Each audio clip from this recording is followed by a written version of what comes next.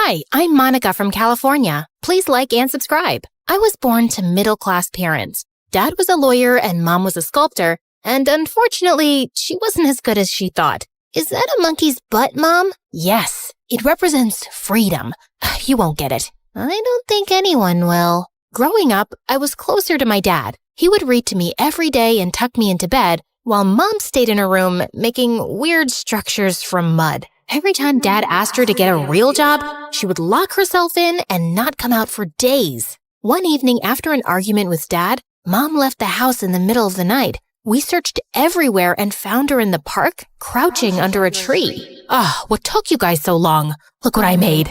Mom, we were going crazy looking for you. Oh, but I was right here, darling. Things changed after that. Mom and Dad started avoiding each other even more, and Dad got busier with work. I started reading to keep myself distracted, and by 17, I'd read almost all the books in Dad's library. One night, I was studying for a test when I heard Mom and Dad arguing again. I work hard all day and night, and you go behind my back to get these useless things?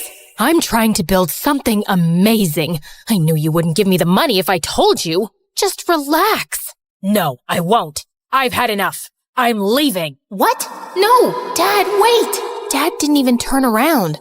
I was so mad at Mom for driving him away that I didn't talk to her for days. After Dad left, things went downhill quickly in terms of money. I was a straight-A student, so we got an extension on the fees, and somehow I convinced my mom to get a job in the diner so we wouldn't go completely broke.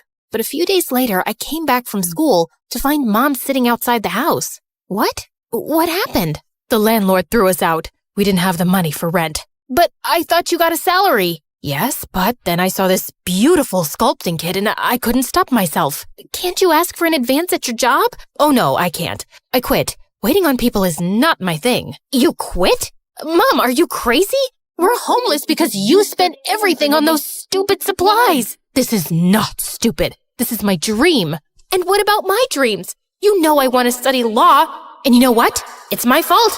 I should have known better. The look on Mom's face broke my heart, but I was too mad to think straight. We took our luggage and moved to a motel nearby, and I spent the whole night applying to every part-time job on the internet. That's when I came across an ad asking for a babysitter for 10-year-old twin girls. The money was good, so I applied, and luckily I got a call back almost immediately, along with an address. The place was in the middle of nowhere, and as I stepped inside, a can of juice went flying past me, almost hitting me in the head. This is cranberry. I'm allergic to this. You want me to die, don't you? Hello? I'm talking to you. Sis? I think she's finally gone crazy. What do you think? Should we kick her out too? The poor maid stood still like a rock, staring at the floor as the two brats screamed at her. I could see tears rolling down her face, but her expression remained cold as ice. Hi. I think they're talking to you. And you two, can you stop flinging things like that? You might end up hurting someone. Then don't stand in the way, ugly face. Who are you anyway? A trespasser from the media? Oh my God, a kidnapper?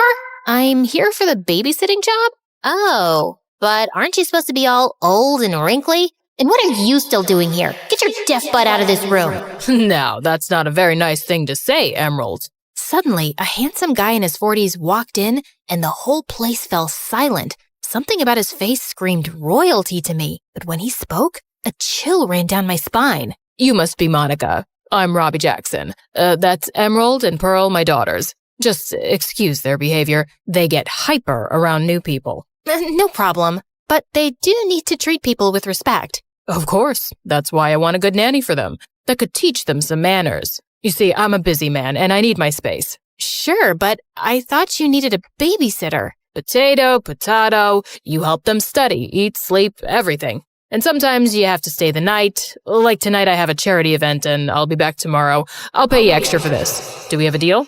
I thought about it for a moment before agreeing, and Mr. Jackson immediately gave me $5,000 as a salary advance. This was huge. Don't get too happy. We won't make it easy on you. Consider this as our warning. Dad's soft, but we're not. Try me. I'm tougher than you think. As I lay on my bed that night, I couldn't shake an uneasy feeling about the house and those creepy brats. God, those girls needed some discipline. I went downstairs to get some water and found the maid from the morning. So I thought of having a little chat. Hey there, so How long have you been working here? Silence. Could you tell me your name at least? Why? Please don't talk to me. Before I could say anything else, this maid turned around and left. Well, that was awkward. I was just getting over this weird moment when suddenly I heard someone howling downstairs. I got freaked out and rushed to check up on the twins when I realized one of them was missing. What the freaking Funyuns? Diamond? Sorry, Pearl? Pearl? What? Stop screaming. Where's your sister? She's not here. Shh, stop freaking out. She went to her special place. She'll come back. Chill. What special place? How would I know? She just calls it her special place. She goes there every night and comes back later. Just try to shut up. I'm trying to get some sleep. Pearl simply pulled the blanket and turned around. Helpless, I tried looking for Emerald everywhere, but it was like she disappeared into thin air. The next morning before leaving for school, I went straight to Mr. Jackson to talk about it. Don't think about it too much. Just be careful around the girls. They've taken a hit after their mom got into a coma. If you take good care of them, you'll never have to look for another job. Mr. Jackson looked desperate, and in some ways it reminded me of my own dad around Mom trying to get her to work. Over the next few days, I tried everything to warm up to the girls, but they were just horrible. They burned my assignments, superglued my chair, and one time they filled my bag with broken eggs. It took me hours to clean that. One day at work, Mr. Jackson informed me that it was the twins' 11th birthday, and he wanted to throw the biggest party ever. But an hour before guests started pouring in, he left for an urgent business meeting, leaving me in charge. When I told the girls, they went ballistic. He always gets away with it. Not this time. He's gonna regret missing out on our birthday. Emerald pulled a lighter out of her pocket and rushed to the library. I chased her all the way up in this maze of a house and found her with a lighter under a massive painting. I wonder how he'll feel when we burn his favorite painting down. You can't! You won't!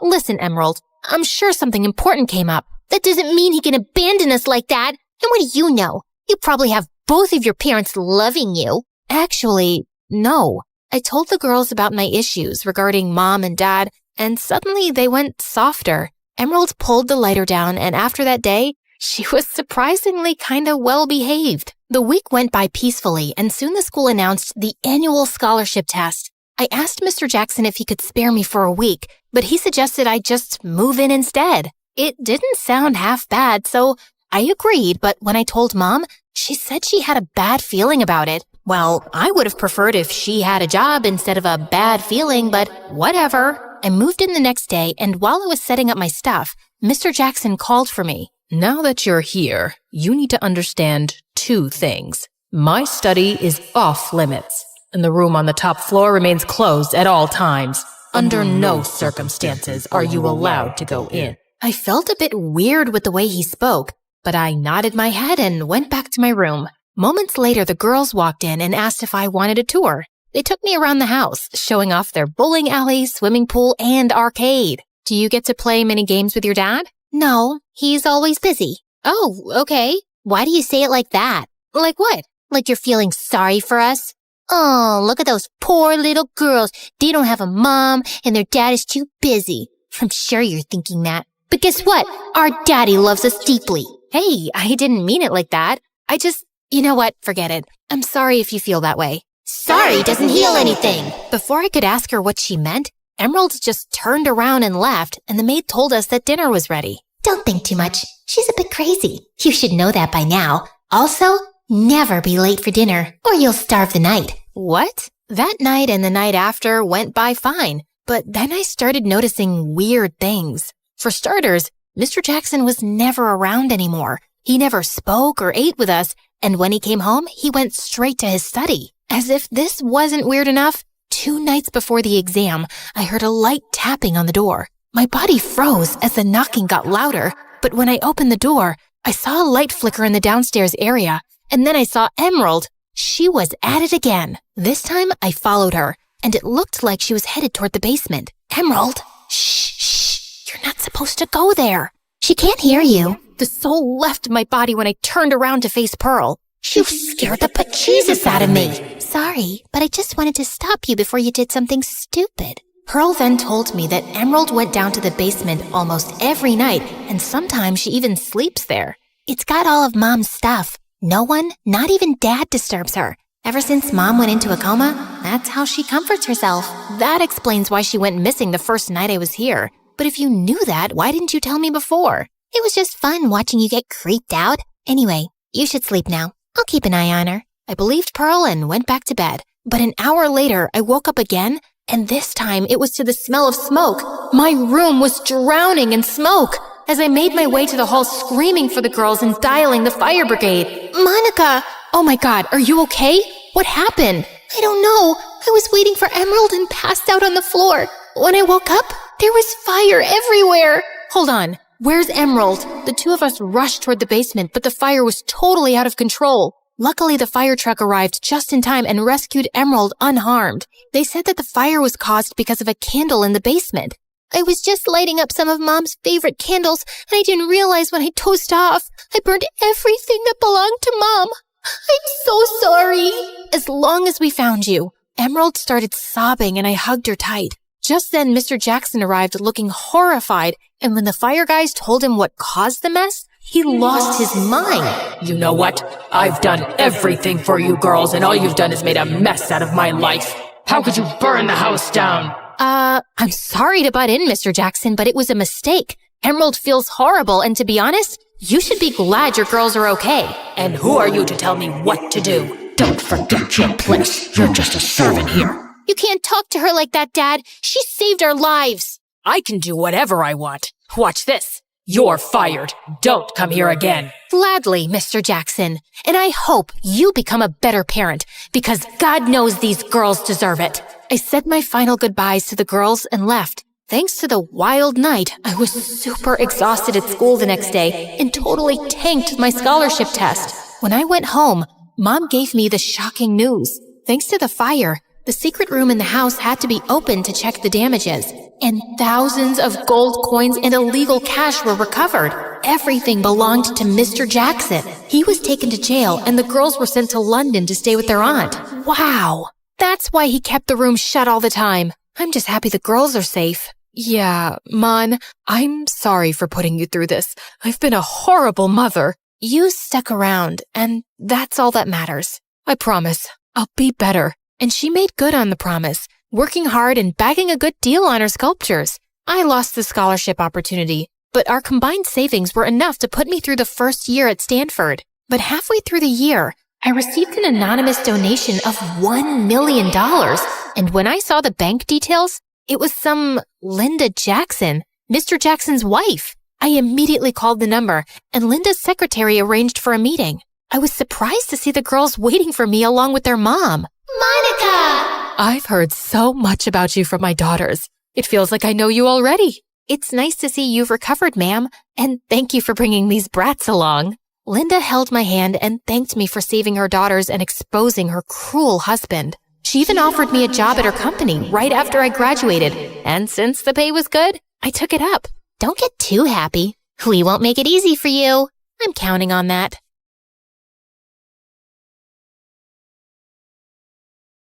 Hi, I'm Leah from Indiana. Before I continue, please hit like and subscribe. Since I was a baby, I was meant to be a dancer. I could dance before I could even walk. I would do the cha-cha while cleaning my room and bust a move while brushing my teeth. And of course, I was shaking it all the way to and from school. People smiled and laughed when they saw me, but I never cared. When I was 10, I would watch my friends head off to dance class after school. It would tear me up inside to see them living my dream. I came home one day as my mom was finishing her makeup. Mom, can I please go to dance class? All my friends are going. You're not going. You have no idea how much that class costs. There was no other parent to ask at that time. Just me and Mom and whoever she was dating that week. But Mommy, please. I swear, I'll do your laundry and chores, and when I make money from ballet, you'll get makeup from Sephora. I'll take you shopping, whatever you want. Pretty please. This means everything in the world to me. We'll see if that ever happens. Right now, I don't have time for this. I'm going to be late. The answer is no, and that's final. She left me alone in the cold house while she sped off in Ted or Fred's Ferrari to some fancy dinner. For me, another night of instant noodles. I felt devastated with how my life was going, just dreaming about my dream of dancing. But then I turned 12. I was alone, like always, and before I could blow out my candle on my plain cupcake, it flickered out. Oh no, there's still so much to wish for. I was about to leave for school when Mom barged in. Hold on, Leah. You have mail. My mom handed me a card with my name and address on it. Who's it from, Mommy? To Leah from Aunt Lucy. Who's Aunt Lucy? I haven't spoken to her in years. I don't talk to that side of the family. She gave me a ticket. Mom snatched it immediately from my hand. That's not a ticket. It's a check for $10 million. My mom went crazy. It was like she stepped into a Louis Vuitton fever dream. I didn't even know she was that loaded. I could do so much with this. I could buy a Gucci dress, an MK bag, and a diamond set. And I can't wait to see the look on Mary's face. She'll be fuming. And oh, that Tony who dumped me, he'll come crawling back like a puppy, begging me to take him back. I didn't remember the last time my mom looked so happy. She showered me with hugs and kisses, even making me twirl around like a ballerina. I had so much to ask Aunt Lucy, but Mom said she didn't have her number or anything. And when I turned 14, Mom decided to move. So we packed up everything and headed to New York City. That's right, the Big Apple, the city that never sleeps. We were ready to start a new life. I finally signed up for dance lessons at an art school. Me, the girl who used to have holes in her shoes, had ballet slippers. I practiced every day until my legs cramped, but I was ecstatic. My mom also had new friends, like Tiffany, Chanel, and Fendi. I had always wanted to be close to Mom, so I joined her shopping sprees, and it worked out great. I guess that's what I was always missing. We would spend our time stalking the malls for the best clothes, handbags, and of course, shoes. Oh, Leah, we have to get these too. I was covered with shopping bags and balancing shoe boxes while scooting through the aisles. I could barely see in front of me through Mom's haul. Hurry up! We don't want to miss the first drop of Balenciaga's new collection. I'm right behind you. But honestly, when we were in these very posh stores, I felt like a princess. I was offered fancy drinks, tried on expensive dresses, and best of all, I felt so close to my mom. I walked out of the dressing room in a sparkling dress. Now spin around. Oh, beautiful, so beautiful.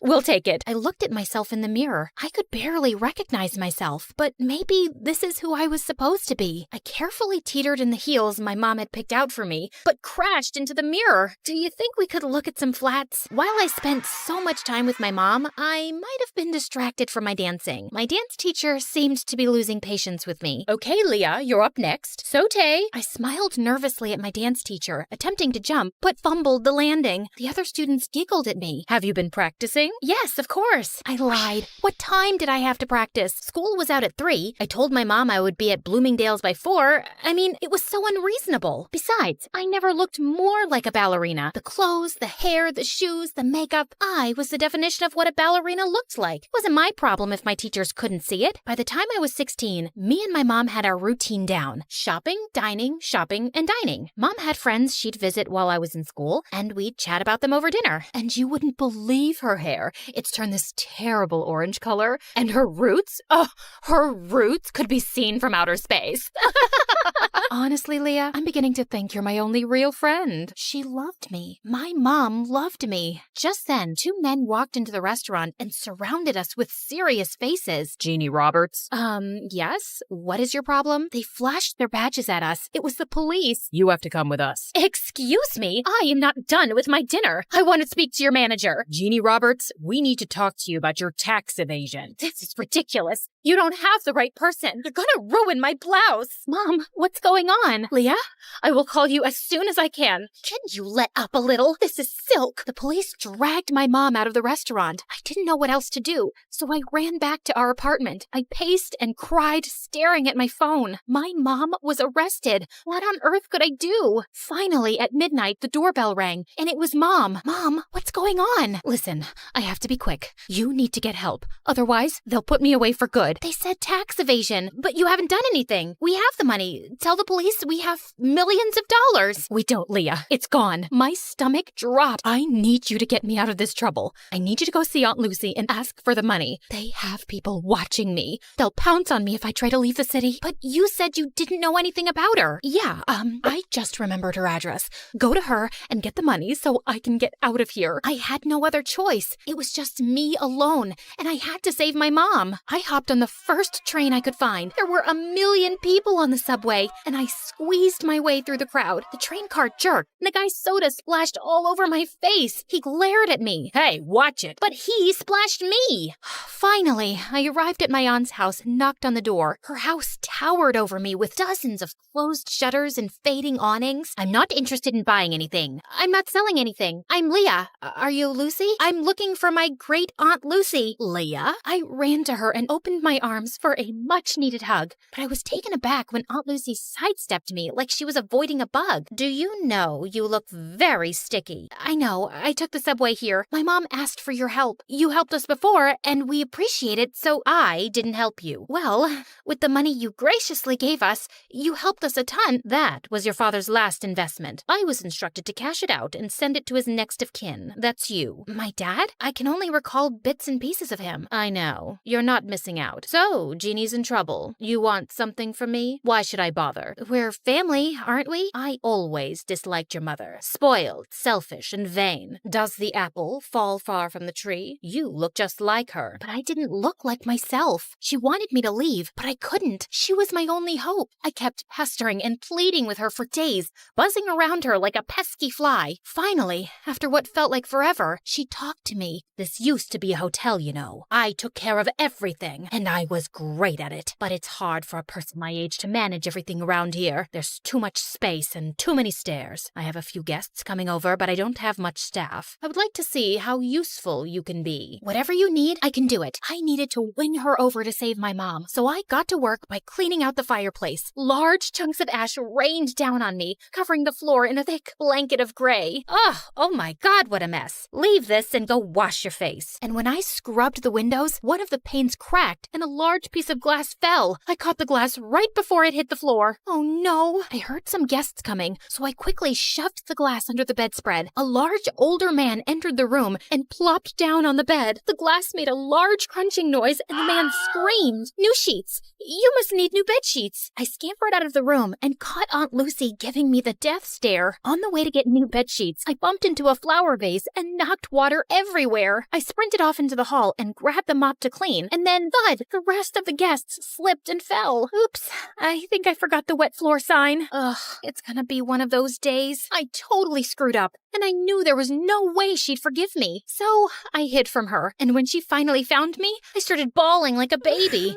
She couldn't be mad at a sobbing girl, right? I could see her face soften, and I figured I had a chance to get on her good side. I tried to make up for all the mistakes I had made. I gave my aunt a foot massage, made her fresh juices and warm soup, and in my final efforts, I polished her dresser and found a music box. Don't break it. Oh, I wouldn't. I love it. I'm a ballerina too. Well, maybe. I used to be. You're a little young for used to be anything. For me, this ballet feels like Aunt Lucy and I were finally talking, and it felt like the ice was melting. She told me how she used to be a dancer. When I was a baby, my dad would tell her all about how much I loved dancing. I finally got through to my aunt, but I still needed her help. I brought up how desperate I was to save my mom. I was wrong. You're not like your mother at all. Okay, enough of all this. Let's go. We took a car downtown and met my mom. What on earth happened, Jeannie? You are still as disappointing as ever. Ugh, here we go. Why did you even bother to come here? You could have sent the money with Leah, but I guess belittling an innocent woman is more your speed. Aunt Lucy asked Mom for her tax forms, but all she got was silence. Mom, just give her the paperwork. She'll help us. What's wrong with you? Okay, fine. I'll just leave. And then Mom spilled the beans. She had conned us. The cops were fake. The tax problem was fake. All a scheme to get money from Aunt Lucy. I can't believe this, Mom. How could you do this? I had to. The bank was going to take the apartment, so I had no choice. I was in debt and knew only you could convince your aunt. I'm sorry. I know I spent a little, but I spent on you too, and it was for us, right, Leah? It made you happy, right? You were happy, and that's what made me happy. But I'm behind on all of my classes. We're out of money, and we don't even have the apartment. And now you're definitely not happy anymore, so I'm not happy. And I don't see how I could ever become a dancer. Enough. Leah, you need to go to school and work on your studies. You want to be a ballerina? Yes, of course. Then you are coming with me. And Jeannie, you need to pay all of this off. You'll need a source of income to dig your way out of this. This is an impossible situation. I know I made a mistake, but I want to change, and I can't live without you, Leah. I had doubts, and I was furious too. I even stepped outside with my aunt to leave, but then I realized I couldn't abandon my mom, not even after all the things she did. Okay, Mom, I think we should try to be a family, all of us together. I believed that this time it was gonna work out. The three of us went back to the hotel and were ready to start our new lives together. But the next morning, Mom, I ran around the hotel but couldn't find my mom. Her clothes and purse were gone. I searched up and down until I got to the front desk. The cashier's box was completely empty. She left and took my Aunt Lucy's money. I was devastated. I brought her here, and it all happened because of me. What should I do? I had brought on enough trouble, and I had to earn and return every penny back to my aunt. Leah, are you leaving too? I'm so sorry, Aunt Lucy. I just wanted us to be a family. I don't want to cause you any more trouble. I thought it would be better if I just left. I'm so sorry about my mom. I wanted to believe that she would be different, but she wasn't. Just the same horrible, selfish woman. Leah, you don't have to go. It's not your fault. We're family. Sometimes the family you're given isn't the family you end up with, and that is okay. Really? Really. I love you. And I do have some good news. I made a few phone calls, and you have an audition next week. Oh, thank you. I love you too, Aunt Lucy. At the audition, I danced my heart out, and for the first time ever, I was supported and loved by my Aunt Lucy, and that sounds like the perfect kind of family to me.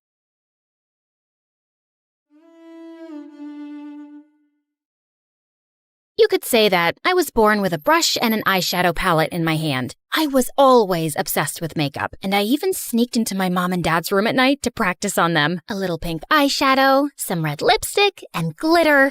Perfect. Hi guys, I'm Regina from Seattle, Washington. Before I continue, please hit like and subscribe. I had a happy family. My dad was in the army and was as big as a bear and as strong as a lion. When I was little, I used to daydream about all the exciting missions he went on. Daddy is defeating tigers today. He's building a hospital for children in Africa. Despite how proud I was of my dad, I couldn't help but miss him. Luckily, my mom was amazing too. She worked at a cosmetic store, so she was like my personal shopping assistant and taught me everything about fashion and makeup. But everything changed when I turned 7. Mom fell madly in love with an accountant, and Dad let her go. Will Mom ever come back? I don't like to see her only through video calls. My baby girl, I know you're sad. But see, your mom is happy and will be happy too. I'll get a desk job and I'll take care of you from now on. But even though Dad was so sweet, he was an army man and he didn't know any better. So he would wake me up at 5 every morning with a trumpet to go for a run. He could only cook beans and sausage. And when it came to my hair, the brush is stuck. Ouch! Let's watch a tutorial, okay? Before I end up completely bald. After a good dose of online tutorials and MSA videos later, Dad finally evolved into a normal parent. Here's your packed lunch and your PE bag. Ready for school? Thank you, Daddy. You're the best. Except when it came to boys. When I was in middle school, one of my classmates gave me a chocolate heart for Valentine's Day, and I showed it to him. Dad, look! A boy asked me out. My dad snatched the chocolate and ate it in one enormous bite. No boyfriend until you turn 21. You'll have time once you're grown up, but right now, you need to focus on your studies. Okay, Dad. And the day after, the boy who had given me the gift transferred to another school. What if Dad scared him off? I felt furious about Dad and told Mom everything when she video called me. But suddenly, she hung up, and I realized it was because of her new husband, who didn't really like her talking to me. And gradually, she ended up only calling on birthdays and Christmas. I learned to live with it and got busy watching makeup tutorials and trying makeovers. But then, in my junior year, I met Simon, and he was so perfect. It was no wonder I forgot everything else, even my passion. I'm sure Dad'll change his mind when he sees him. Hey, Dad, I'm bringing a friend for lunch today, okay? Sure, bring her over. It's a boy. I expected Dad to explode, but he said nothing. Ooh, did he change his mind? But I was wrong. So wrong. When we got back from school, Dad opened the door without a smile and stared at Simon before turning back towards the kitchen. Your dad's kinda scary. Him? No, he's sweet. Fluffy! I dragged Simon into the kitchen. See? He made fried chicken. He likes you. Sit down. Sit down. But after he'd filled our plates, Dad grabbed a piece of chicken tight and, looking Simon in the eyes, he snapped it in half. Simon literally squeaked and shot to his feet. I suddenly remembered I have to water my fish. I mean, iron my plant. Bye. After that, Simon dumped me, and everyone started whispering that my dad was a crazy, dangerous dude. I thought all the guys would stay away from me now, but I was stunned when they all asked me out to prove they were daring and not scared. Ha! See, Dad? Your strategy backfired. It felt like being on The Bachelorette, with everyone trying to win my heart. Too short, too tall. Lame joke. Smells bad. Ew. Yeah, you'll do. But like a dragon guarding a princess, my dad made them all run away. That was until the next year when James transferred to our school. As soon as he walked in, I knew he was the one. Tall, with abs like a washboard, and hair that looked straight out of a conditioner commercial. He was the captain of all the school teams, top of the class, and richer than Elon Musk. Well, a little poorer than Elon Musk. Oh boy, is it even legal to be this hot? I was pretty, but for someone in James's league, I had to up my game. The next day, I woke up at 3 a.m., and after literally hours of careful styling, I was ready. That day at lunch break, I gathered my courage and went straight to sit beside James. Hi, I'm Regina. And I'm amazed. Haven't I seen you on TikTok? You look like a celebrity. Then he kissed my hands like a gentleman. Played cool. Breathe. James asked me out a few weeks later, so I brought him home. There's no point in dating him if he can't get past Dad. Just so you know, my dad can be a bit hyperprotective. Don't worry, he can't resist me. Dad pulled the same tough guy routine, but James was unflappable. When Dad told James to carry super heavy stuff, James did it whistling. Then they got into an eye-staring contest, and James didn't back down. Okay, I'm going to bed. Have fun, you two.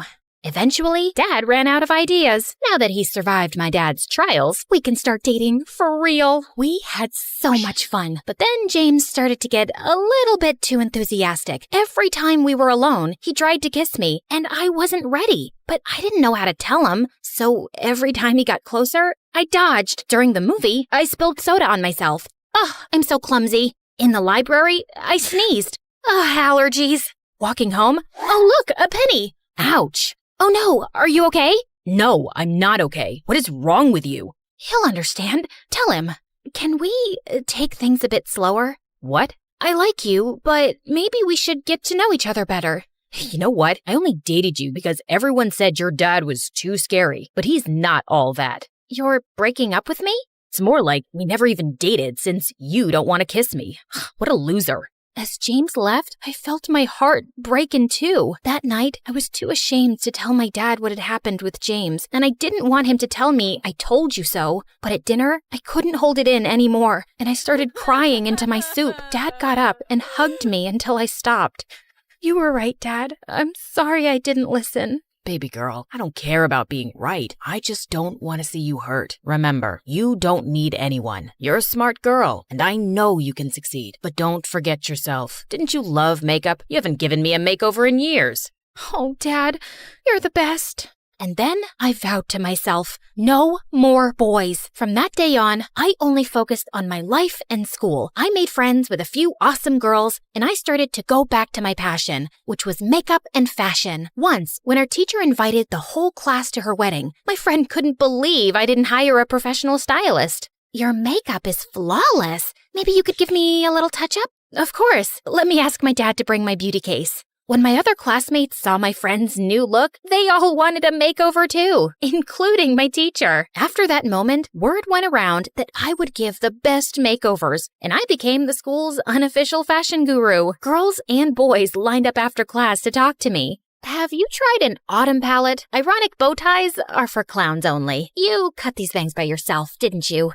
I liked how makeup positively affected my friend's self-esteem, and I spent all my pocket money on it. I wielded my brush like a Japanese samurai's sword. But then one day, a girl came to me with a problem I couldn't solve. I want to go blonde, but the bleach ruins my hair. Is there an alternative? After Googling for a day, I realized that the only way to go blonde was to damage the hair. But what if I can find an alternative solution? Imagine how many people I could help. And so I went down the rabbit hole of research. And when I thought I had found a solution, I got permission from my teacher to use the chemistry lab, even though chemistry was the only class I had failed. Okay, hair sample, check. Dye sample, check. Now, if I put this here, and then a drip of that there, OMG, it's on fire! My hair sample is on fire! A boy in the lab came to help me. Oh, thank you. You saved me. I'm Regina, the girl who has a scary dad. I'm Tyrell, and I'd love to know why you were setting fire to my lab. Your lab? Let's say I'm the resident chemistry nerd. I looked at him. Pimples, thick glasses, bad haircut, and oh my god, are those khaki pants? Gosh, this guy really needs a makeover. But I wasn't in the business of giving unrequested advice, so I told Tyrell about my research instead. He gave me suggestions, and I realized that my love for all things beautiful was totally rooted in chemistry. Who knew science could be so glamorous? But no matter how much I wanted to learn, I kept messing up with chemicals. How did you do that? Instead of getting mad, he helped me fix it. In exchange for all his help, I offered to tutor him in English. Spanish was his first language, so he needed it. And I invited him to my house to do homework. Don't worry, Dad, he's just a friend. He's still a boy. Door open at all times. Yeah.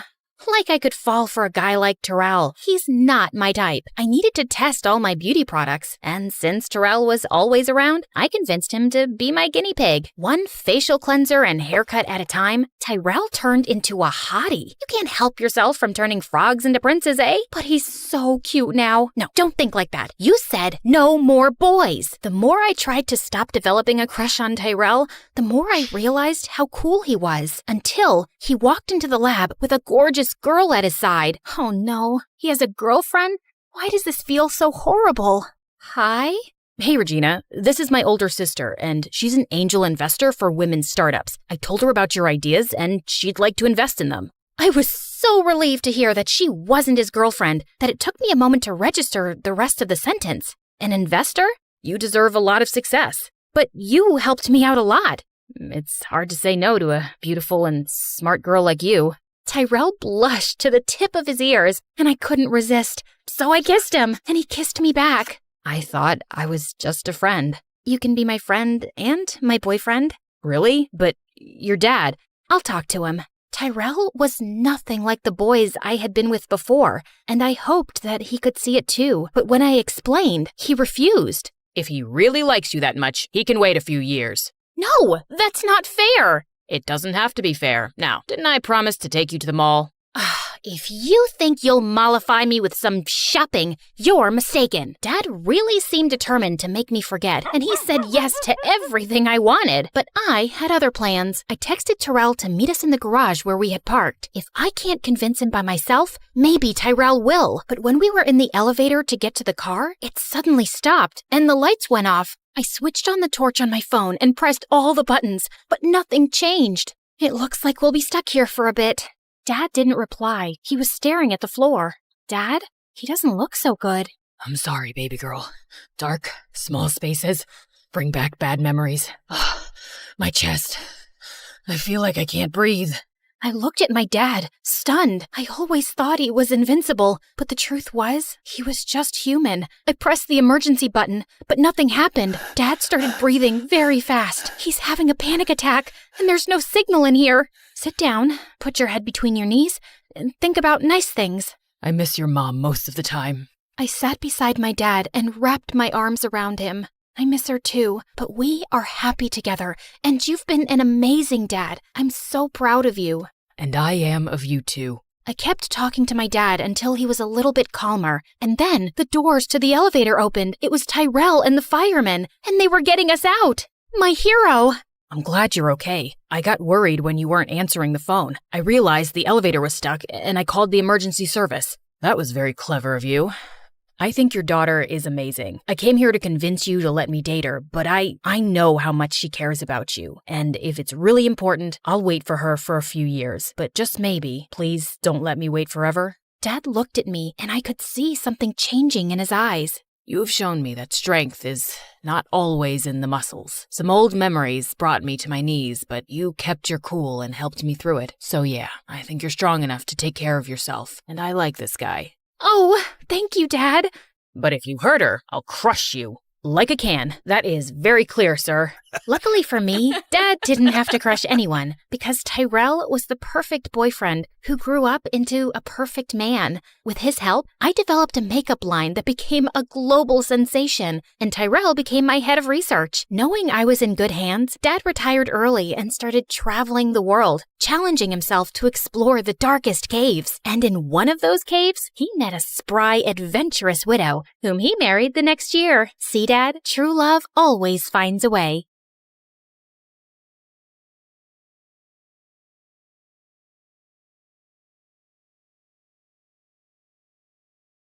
You ever get that feeling like you're destined for bigger and better things? That feeling hit me like lightning. I decided it was time for me to become cool. My name is Abby. Hit that like and subscribe button to hear all about my journey from geek to chic.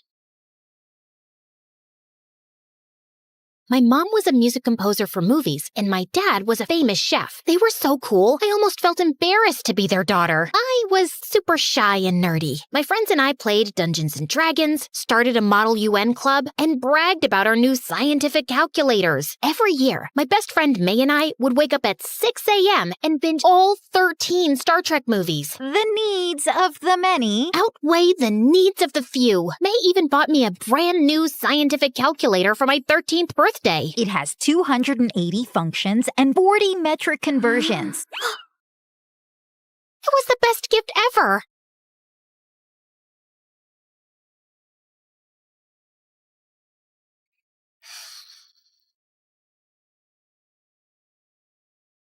How would you feel about, going to the mall? Wait, you're serious? Yeah, I'm just kind of over it right now. Let's go shopping. Weird. You don't feel sick. What? I'm fine. Oh my gosh, the new issue of Galactic Man is here.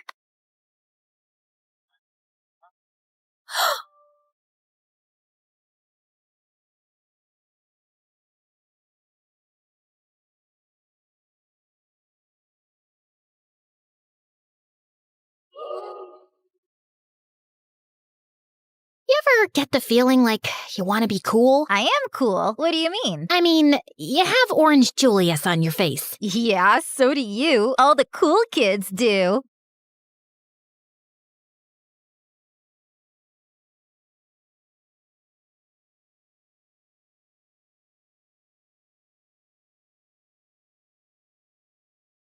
That party is just full of empty gossip and offensive cologne. Why would you want to go? Curiosity, I guess. But it's the night of my big debate. You can be curious another time. But don't worry, I can do both. Okay. Rose, can you please tell me the square root of 16? 32? I saw her struggling with her homework after class, and I had an idea. I offered to do her homework in exchange for a party invite. Yeah, my party is pretty exclusive. And you're... who are you? Abby. I guess you've got okay features behind your pimply skin. You can come if I get an A+. Deal. You bribed her? No, it was a trade-off. Well, whatever. Just don't miss my debate.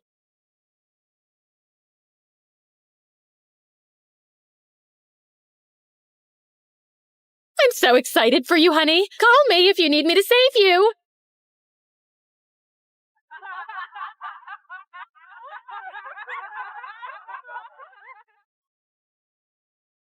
What am I doing? I'm not cut out for this. Come out! Come out! It's time to spin the bottle!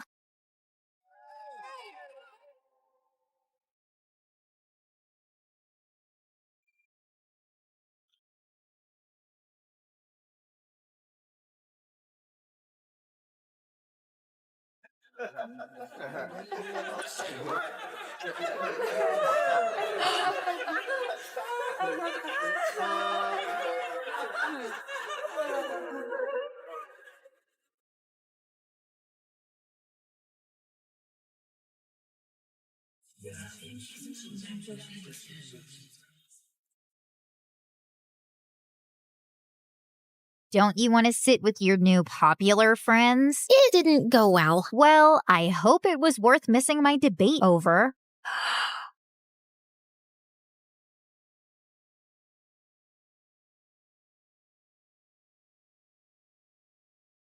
I needed a fresh start. I needed to be popular. I needed to transfer schools. I begged my parents to let me go to private school, arguing that it would offer me the best education possible. It somehow worked.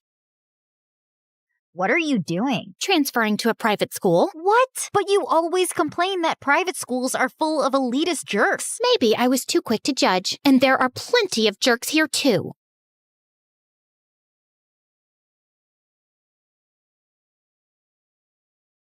I wanted to look classy, sassy, and confident, but I didn't expect the popular girls in my new school to be edgy and dark. They rode motorcycles, had piercings, dyed hair, and tattoos. They wore baggy pants and tiny little shirts. I stood out like a sore thumb with my blonde hair and white tennis dress. It was time for me to rebrand. What is that? It's fake. Don't worry. I was talking about your hair.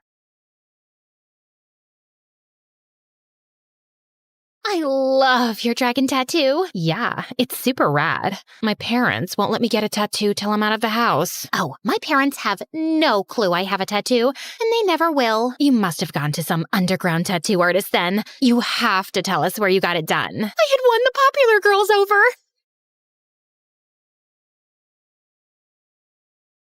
Moment I plopped my butt on the chair at their table, I knew my rebrand was complete. Here's one for the lonely hearts, for the ones that fear the dark. You better run out of here. Bet you can't look the other way. Yeah. I was kissing the punk prom king. I was finally cool. But in order to protect my new status, I had to become the coolest. So when Sarah arrived at school, flaunting her new moped, I showed them photos of my brand new motorcycle. They didn't have to know it was my dad's. And when Sammy showed up at school with an eyebrow ring, I got two. Fake, of course. I was slowly rising up the ranks, but Sarah was still the ringleader. So I did something desperate. When Sarah started dating the hottest guy in school, I told them I was dating a celebrity. Who? Oh, it's a secret. Wouldn't want the press swarming the school, right? I needed to make this lie a reality before I was exposed. What is in your eyebrows? And on your wrist? Relax. It's all fake. Well, take them out and try to look decent. I don't want everyone at the movie premiere to think I'm raising a Wednesday Addams. Movie premiere? Dead sick. So I thought I could take you with me to the premiere of the movie I just scored. I couldn't believe who I was next to. Up-and-coming star Walker Robinson. He was beautiful. He was chiseled. He was getting whispers screamed at by his dad. Apparently, he needed to get his grades up or his dad would pull him out of his gig. But I'm not book smart, Dad. That's why I'm an actor. But his dad insisted. Okay, this may sound crazy, but I heard what your dad said. I could tutor you in exchange for a favor. Who are you? I introduced myself and told him how I could tutor him in exchange for a photo shoot posing as my boyfriend. I promise, I won't show anyone but my friends, okay? It won't get out. It better not, because I'm about to propose to my actress girlfriend. You have my word. We shook on it.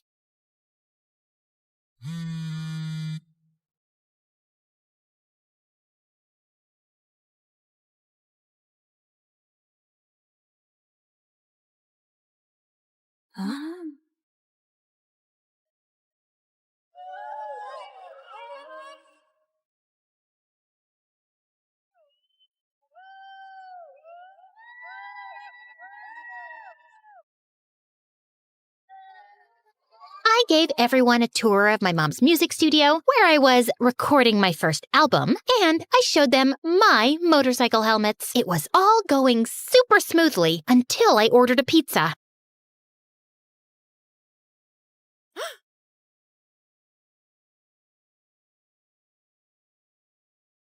May? May you what? She was totally pretending not to know me. Can we talk? About what? It was like we were in a Western standoff. Oh my gosh, your little outfit. Guys, come look at this girl's getup. It's so chic.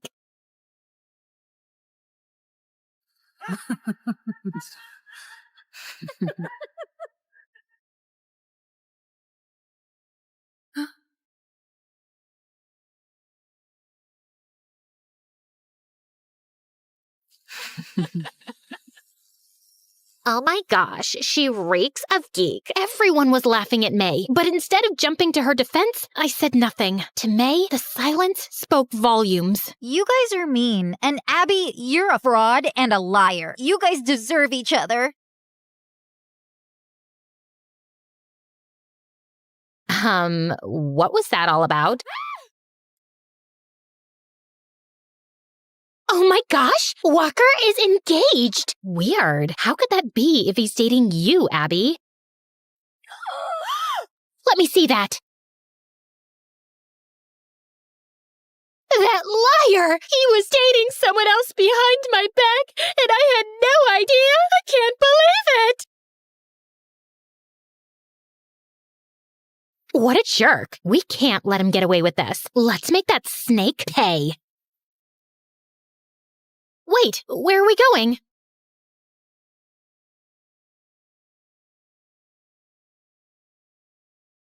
Go ahead, expose him.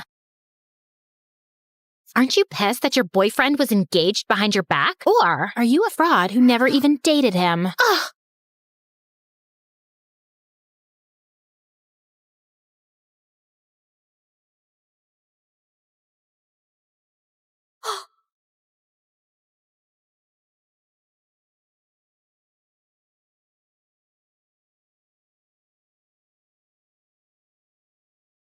Abby, what are you doing?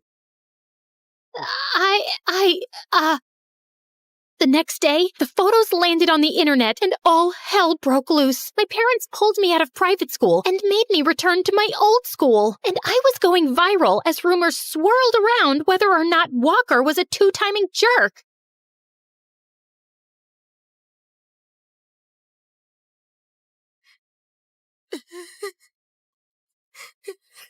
Honey, I found this lying by the front door.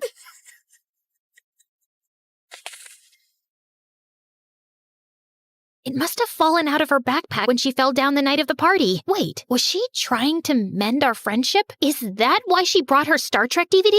Ugh, how did I not see that? I went on my phone to see that Walker and his fiancée had ended their engagement. My quest for popularity had seriously blinded me and ruined everything. I had to make amends. I visited Walker on the set of his show. Who let you in? I told them I was your girlfriend. Haven't you done enough damage? That's kind of why I'm here. I can help you get your fiancé back, but I need a tiny favor in exchange.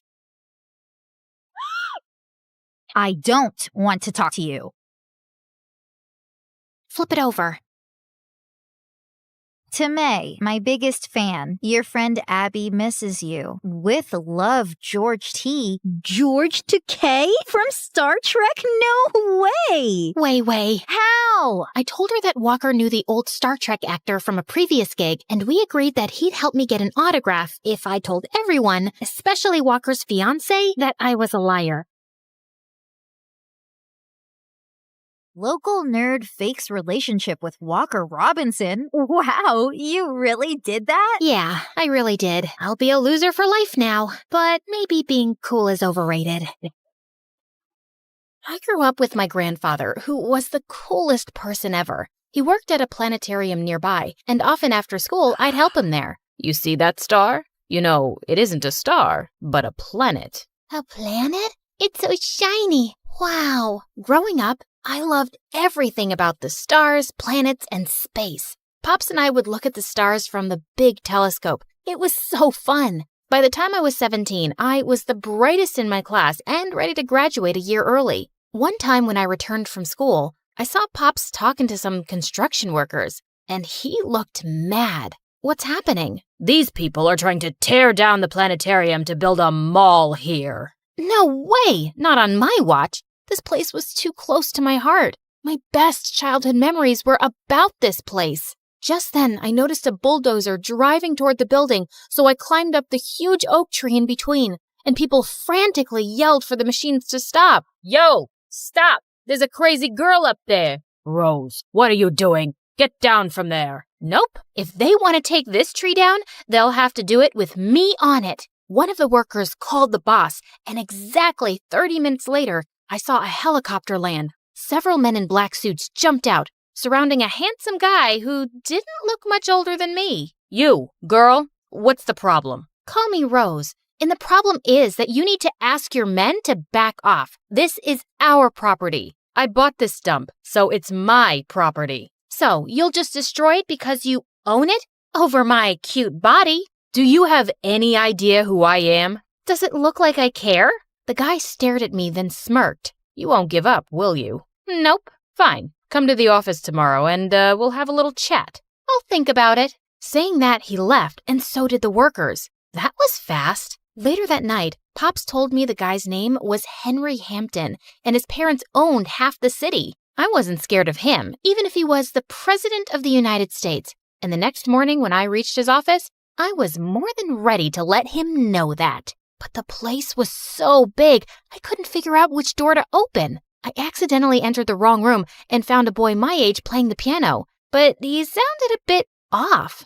Try working with an F minor. It's much smoother. Excuse me? I wanted to apologize for butting in, but before I could, a security guard came and escorted me to another office where Henry was waiting for me, and he looked so intimidating. Our meeting yesterday had me rethink the mall project, but on one condition. I want you to work as my assistant. What? Why?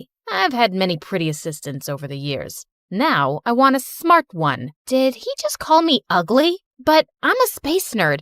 There really isn't much I can do here. Why don't we start you off at $4,000 a day and leave the rest to me? Okay, that was a lot. Henry stared at me, waiting for an answer. My gut screamed no, but what choice did I have? It was either this or lose the planetarium, and no way I was going to let that happen. Ugh, fine. The entire next week, I regretted my decision every second. Henry was mean, rude, and a total brat. He made me skip classes and called me at the oddest hours for work. If I refused, he made me number all the empty white sheets in the printer. What a nightmare. To top it all off, I was asked to help with all the new transfer students at school. And one of them caught my attention instantly. The piano guy. When he entered the class that day, girls couldn't stop staring at how handsome he was. I'm Rose. Noah, you work for my brother, right? You're Junior Hampton? Ding ding. And you're the brave girl I've heard so much about.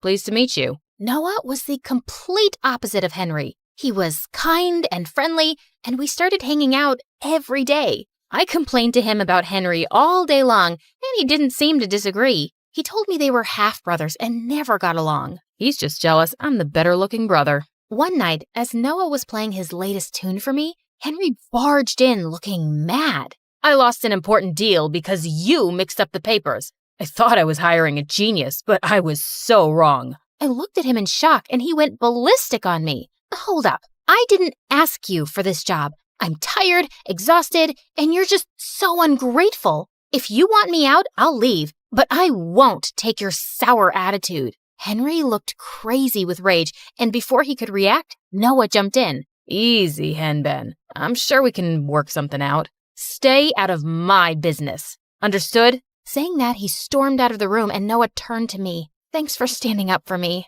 I won't let him bully you, as he bullies me. Such a bozo. Just then, Noah came a bit closer, and my tummy did a wild spin. Do you want to maybe get dinner sometime? Like a date? Yeah. How does 8 p.m. tomorrow sound? Sounds perfect. I wanted my first date ever to be amazing. I bought a cute dress and did a little makeup too. But just an hour before I had to leave, Henry texted me to get his dry cleaning. Can it wait? Unless you want to fly to Korea to deliver it, I suggest you get going. Did he have a tracker on me that rang every time I was unhappy? I texted Noah that I'd be late and hurried to the shop. But on my way back, it started raining heavily and I got completely soaked. I slid my way into the house and saw Henry glaring at me. I missed my meeting thanks to you. I missed a date thanks to you.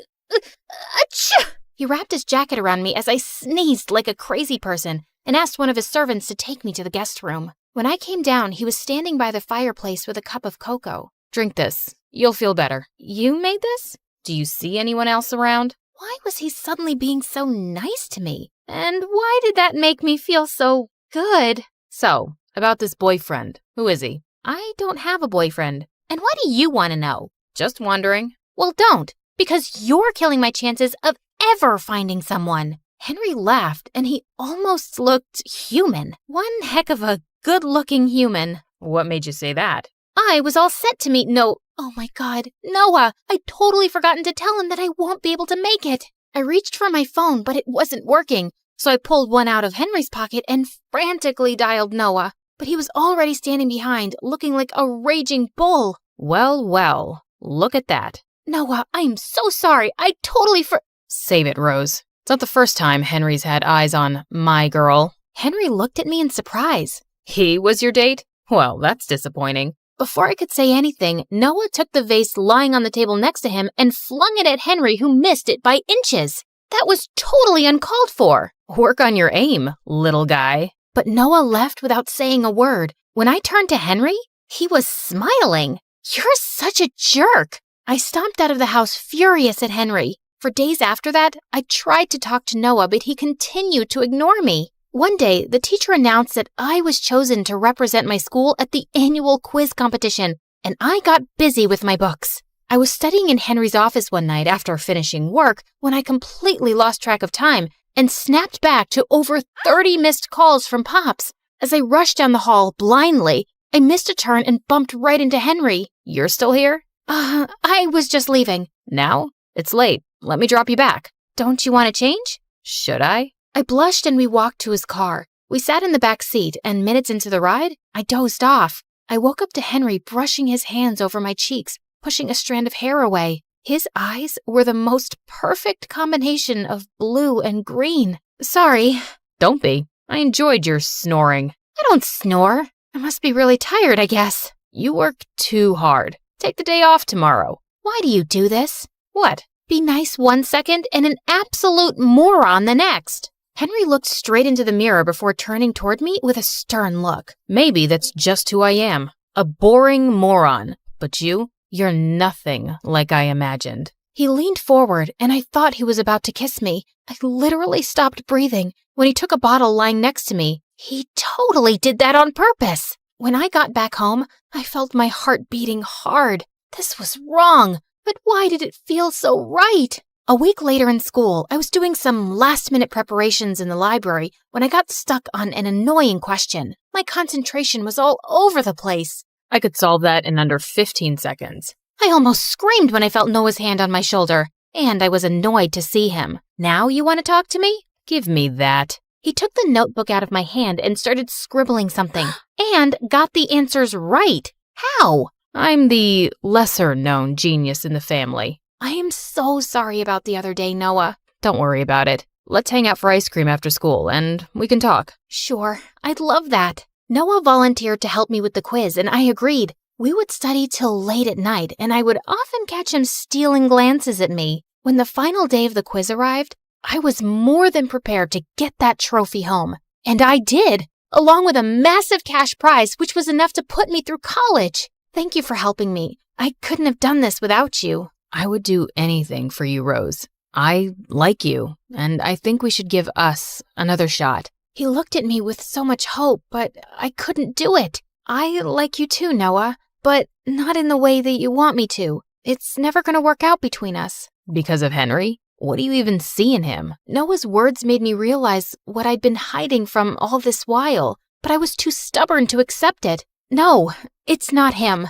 I have to work hard for my future, and I can't afford distractions. Noah looked at me heartbreakingly and left. After that day, I realized the whole thing was getting messier by the day. I decided on talking to Henry about it, but when I met him a few days later, he had something waiting for me. I'm leaving for Korea. You are coming. What? No. Listen, Henry, I have to talk to you. Just think of it as this one last thing before you leave. I'll let you go as soon as we're back. He was nothing but a pain in my butt, and I should be happy this was finally getting over with. Only I wasn't. If anything, it broke my heart. We flew the next day early in the morning in Henry's private jet, and he took me to a house in the city. I entered to see an old lady lying on the bed, and she lit up when she saw him. Henry sat next to her holding her hand while I watched him from a distance. He looked so tender, and it made me fall for him even more. When I found him alone, I asked him who she was. My grandmother. I lost my dad when I was a kid, and she's all I have. What about your stepdad and Noah? They're my mom's family, not mine. He looked so vulnerable, and I don't know why, but I felt like hugging him. I know how you feel. My granddad is my only family too. Looks like we have more in common than we thought. He placed his hands on mine, and I suddenly felt so close to him. I was in love.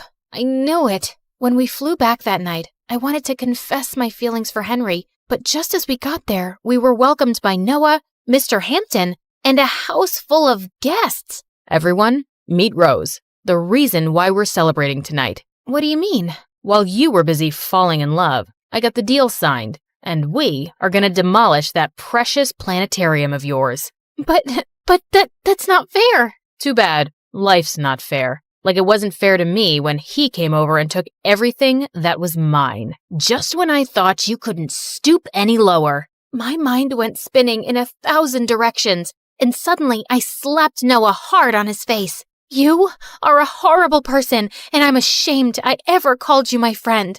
I ran out of that place feeling crushed, but I had no time to sulk. Pops, I, and a few other people collected as much money as possible to hire a lawyer to file a motion. A few weeks later, Pops came to me with shocking news. I just got a call that the Hamptons are ready to give the planetarium back, along with $1 million. What? That's amazing! But how? He handed me an anonymous letter that had all the details about exactly what had happened and how Noah had manipulated the situation. It was easy to guess who it was when I saw the handwriting. Henry. I called his office and his assistant told me that he'd left for Korea a week back. I'd lost him. When Pop saw me sulking later that night, he walked over and I told him everything. Go. Tell him how you feel. I hugged him and left for the airport. I reached Henry's grandmother's house and found him sitting on a bench in the grass. This view is so much better than your fancy office. Rose, what are you doing here?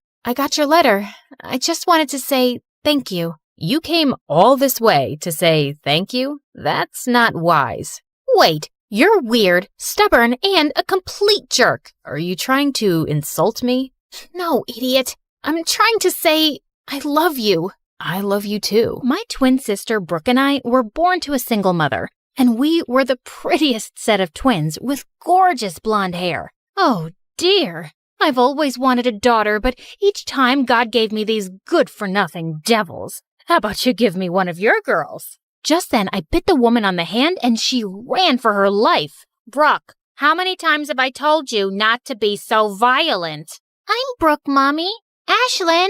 Mom was shocked because usually Brooke was the one with the nasty temper, and I was the well-behaved child, but I just couldn't help it. People always tried to take us away because of our super long hair, which even Mom thought was going to make us super famous one day. But I wasn't very fond of the whole famous thing. I was a studious kid and I loved books, and Brooke was the polar opposite of me. Everyone at school was her friend, and she was head of the drama club with a huge fan following. In the 6th grade, I topped my grades, and Mom took us to a fun fair as a treat. But on our way, she bumped into a friend, and while I checked out the stalls, Brooke went on to buy some ice cream. But minutes later, I heard her scream. I ran to check, and some guy was fighting with her over the last piece of ice cream flavor they both wanted. I was here first. Let go, you crazy witch. Hey, leave my sister alone. Give it to me now, or both of you will go home crying. Suddenly, Brooke took the ice cream and shoved it into his face,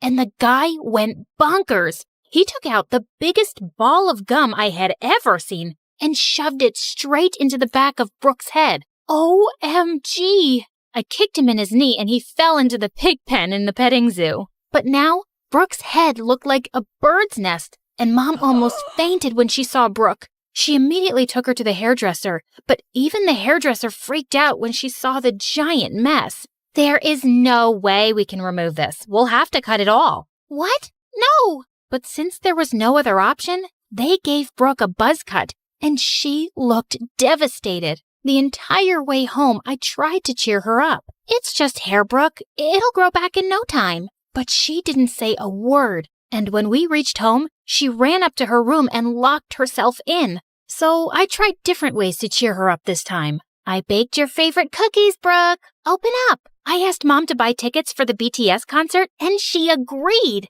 I'm gonna be a mom, Brooke. And that's when she finally opened up. God, you're so dramatic. So are you. Could it be we're related?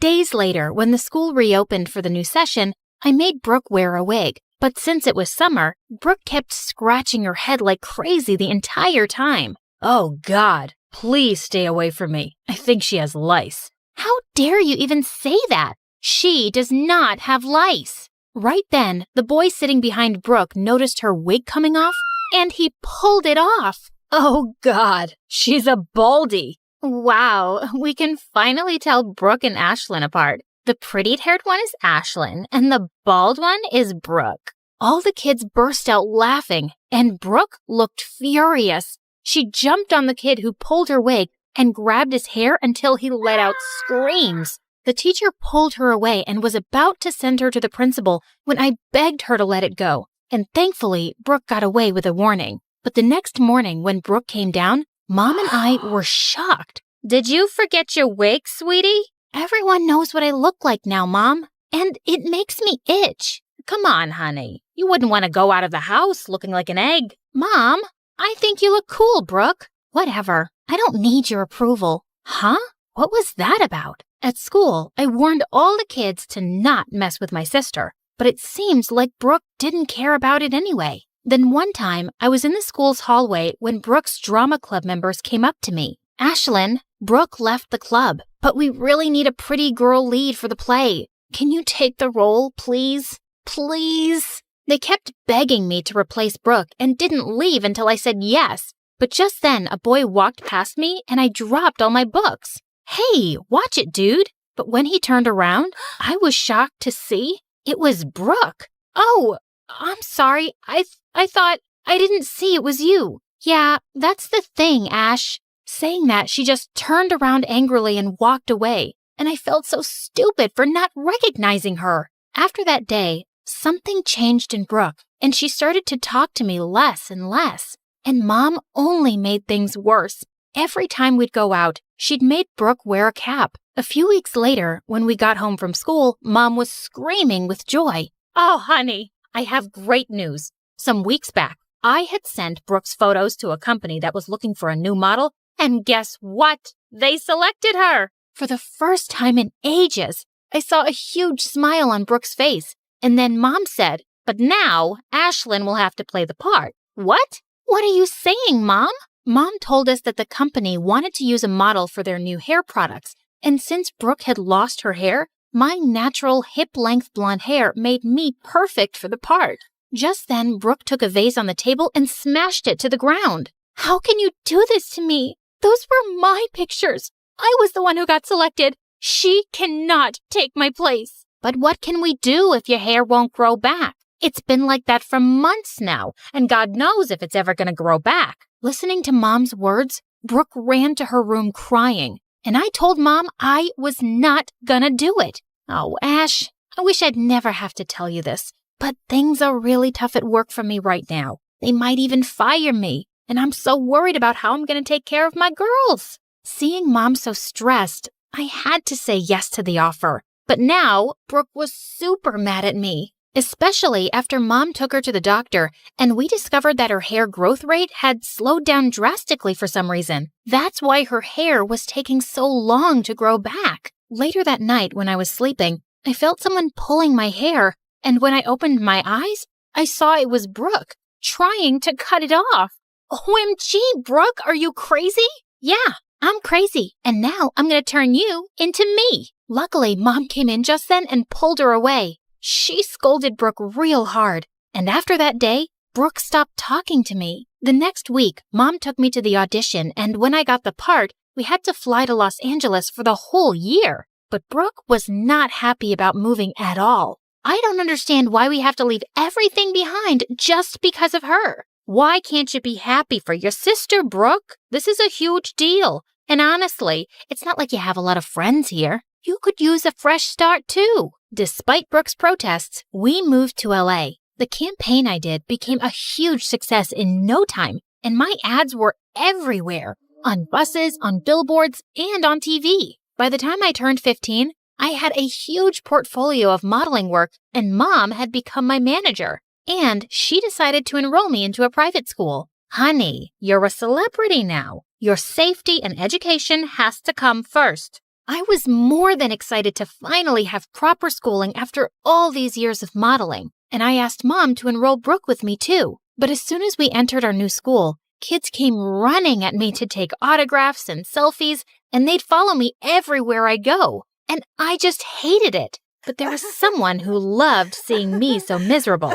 Brooke. Over the years, I tried to include her in everything I did. I would even get designer dresses for her to join me on the red carpet, but she'd just toss them away in the trash. What is wrong with you, Brooke? I got the dress specially made for you.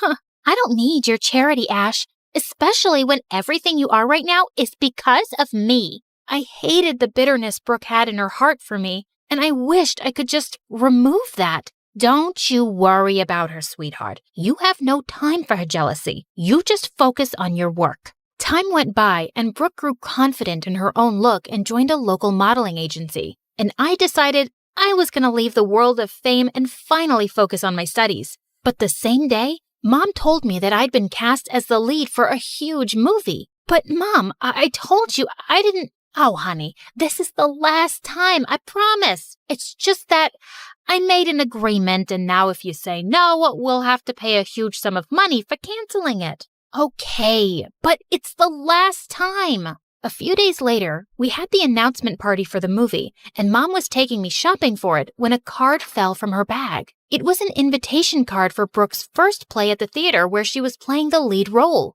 Mom, we should definitely go to cheer Brooke on. This will mean so much to her. It's the same day as the announcement party of your movie, and that's more important. But I totally disagreed. I left Mom at the movie party and slipped off to see Brooke's performance, and she was awesome.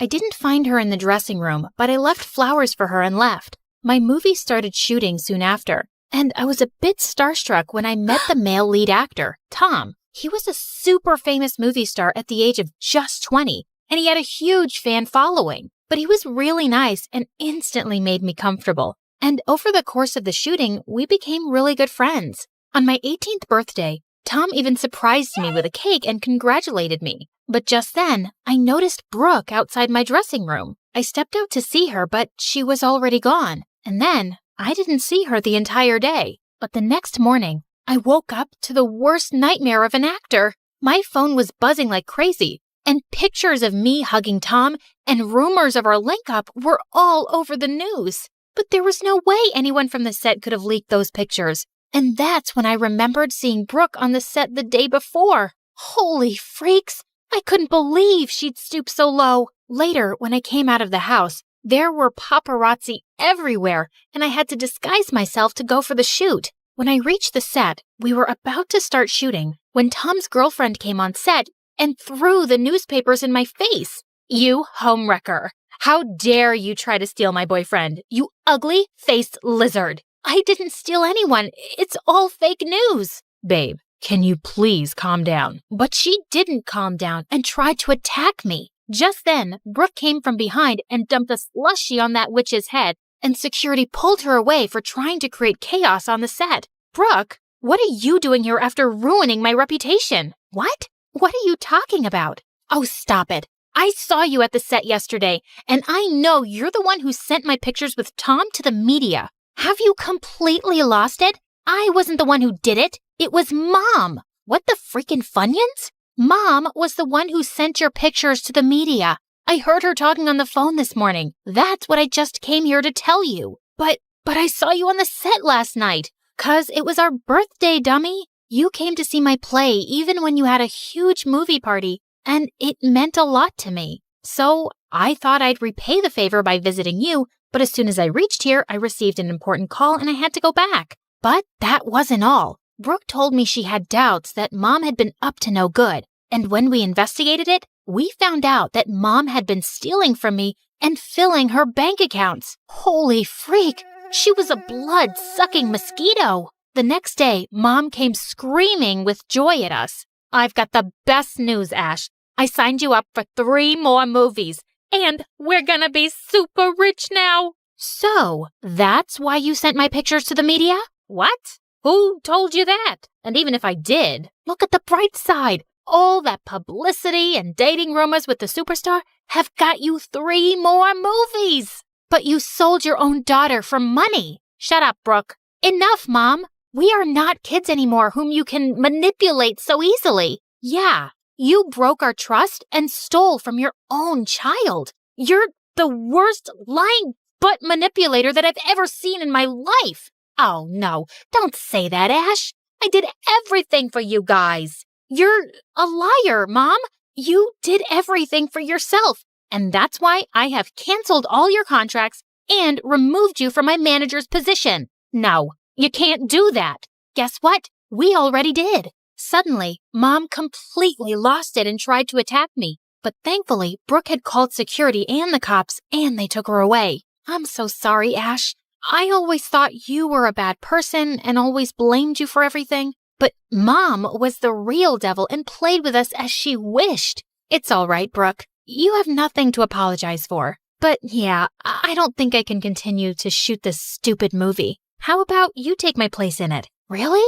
You mean it? Of course. I was only a newborn when my adoptive dad found me outside a Shaolin temple in China one night. He was a martial arts teacher and the owner of the Shaolin temple. He tried to find out who my parents were, but when nothing turned up, he decided to take me in and raise me like his own daughter. I knew nothing of my real family, but the only clue I had was a very unique-looking necklace they'd left with me. Growing up, I was weaker than the other kids, but Dad was always there to look after me and trained me hard so I'd become stronger. But the kids at the temple were the worst, and they always made fun of me. Their nasty comments would make me really upset. What happened, Gina? What's wrong? Everyone says you're not my father and I should go back to where I came from, Dad. Oh, honey, you should not let their words get to your heart. You are my daughter, and you're super strong. But I'm so small. No, you're not. Look at that ant. It may seem small, but see how she's lifting a sugar cube? The same way, your strength should come from your mind and not your body alone. Dad's words always encouraged me, and I started focusing on myself. By the time I turned 8,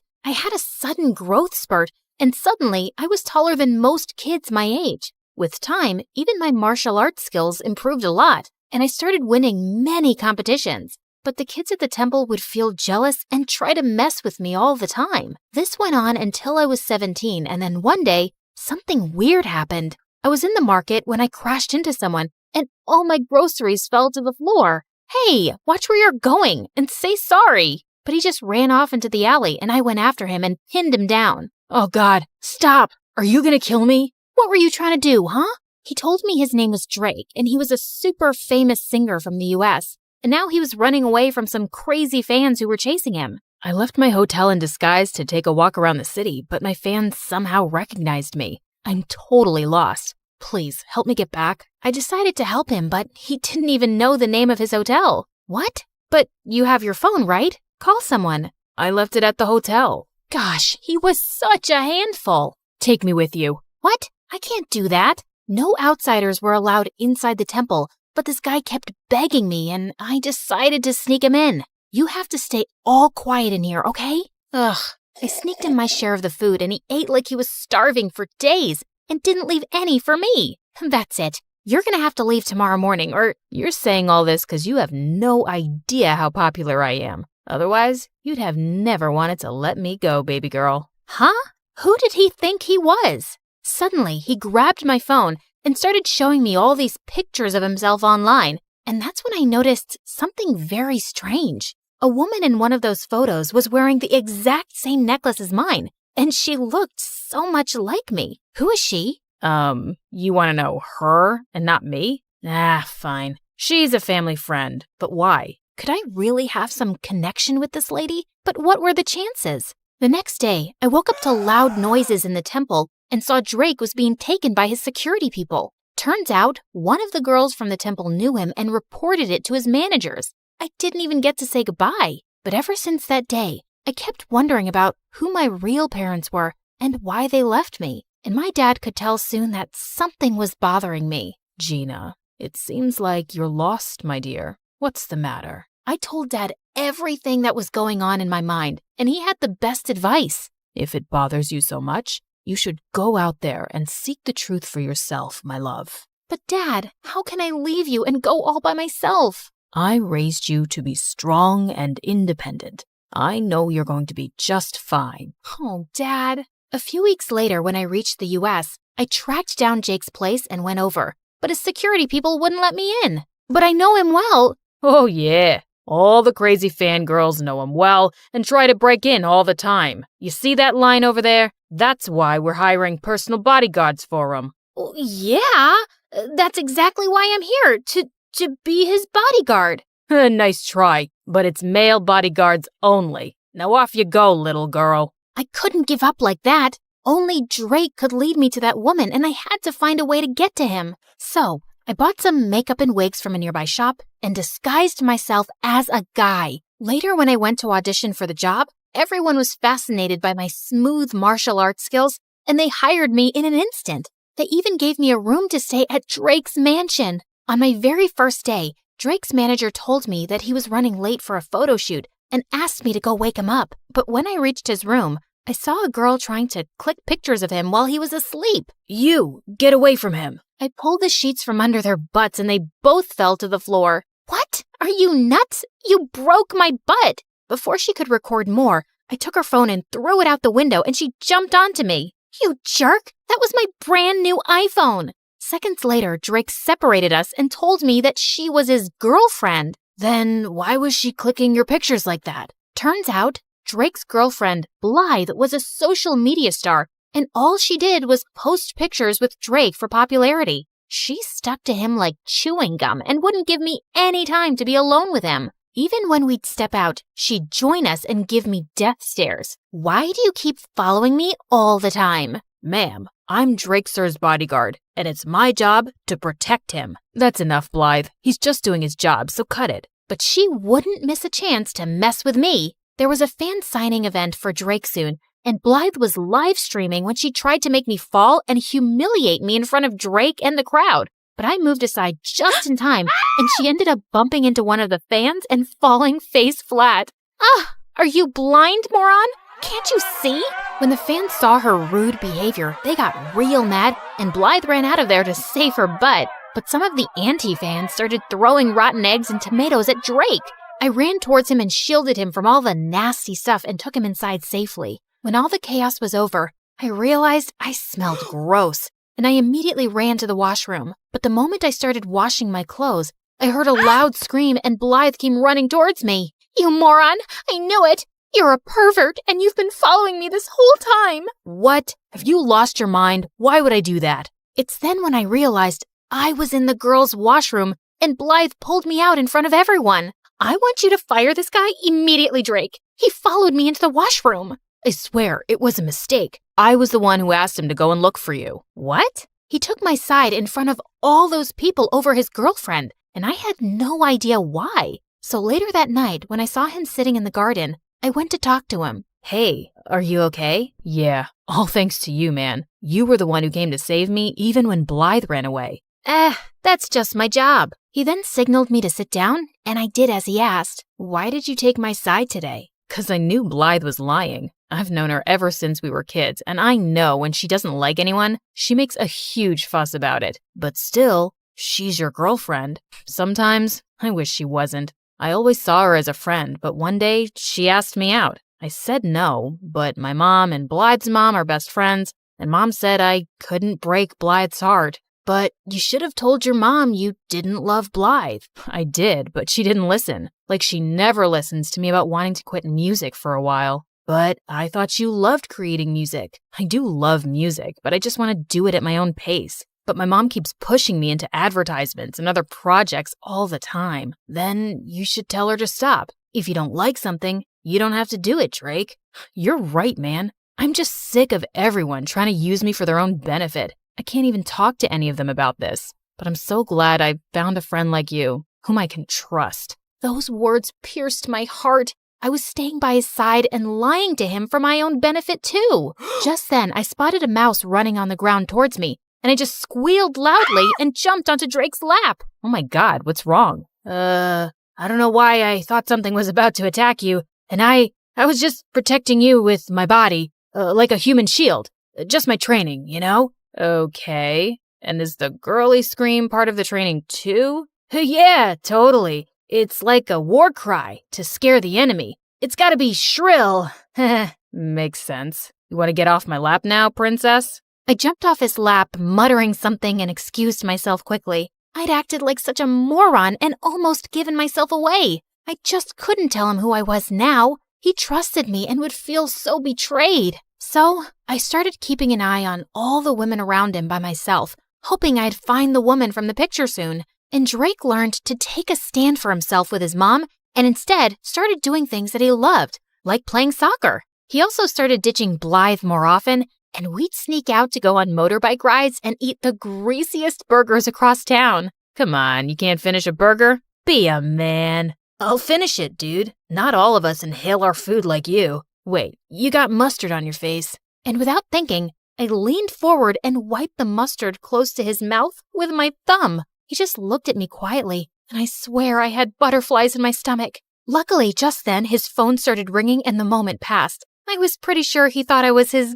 gay bodyguard now. A few days later, Blythe followed us to the match and offered to take everyone out for drinks. I quickly sneaked into the shower room first so no one would know my real identity. But just as I was done taking off my makeup and wig, I turned around and saw Drake standing there, and I let out a loud scream. Suddenly, I could hear some footsteps approaching, and Drake pulled me into one of the shower stalls. What the? Stay quiet, or someone's gonna see you. He was so close to me, and my heart was racing. But seeing how Drake didn't look shocked one bit, I could tell he already knew who I was. How long have you known? Almost since the start. What do you think I am, an idiot? Why didn't you say something then? I wanted to see what you were really up to, or how long you'd keep up the act. It's been fun, liar. Drake, I'm sorry. I never wanted to lie to you. I was just trying to find the woman with the same necklace as mine. Huh? What necklace? I told him everything, and when I noticed that the person outside had left, I stepped out to show him the necklace.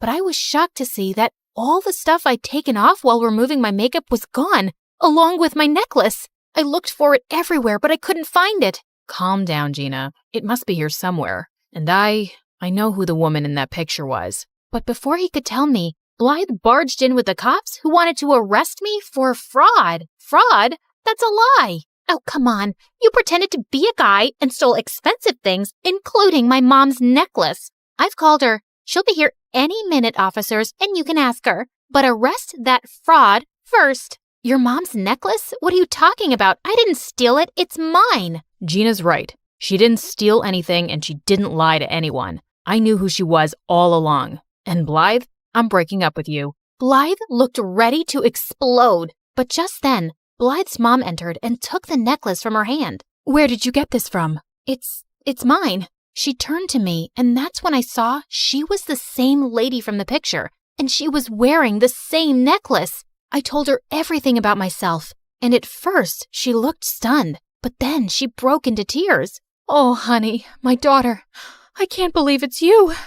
You're alive. She then told me how she got pregnant before marriage, but her super rich family was against her giving birth here and ruining their reputation, so she fled to China. Soon after I gave birth to you, my parents found me, and the doctors told me you had passed away because you were too weak. But now I know. They lied to me. So you didn't abandon me? Ugh, stop with your act. She's a liar, Mom, and this necklace must be a fake. Blythe, I know it's a lot to take in, but it's not a lie. She's indeed your sister. I can tell just by looking at her. Ugh! Blythe stormed out of there in anger, and the lady turned towards me. I'm so sorry that you had to live like this for all these years, but I'm so glad that you found your way to me. Please, Give me a chance to make up for all these years. I can't do that. What? All my life? I wanted to know the truth about who I was, and now that I've discovered it, my heart is at peace. But this isn't where I belong.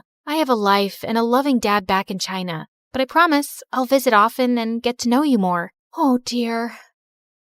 Does this mean I'm losing my favorite bodyguard? Pretty much. But you've got a friend for life. Just a friend? No chance you'd say yes if I asked you out?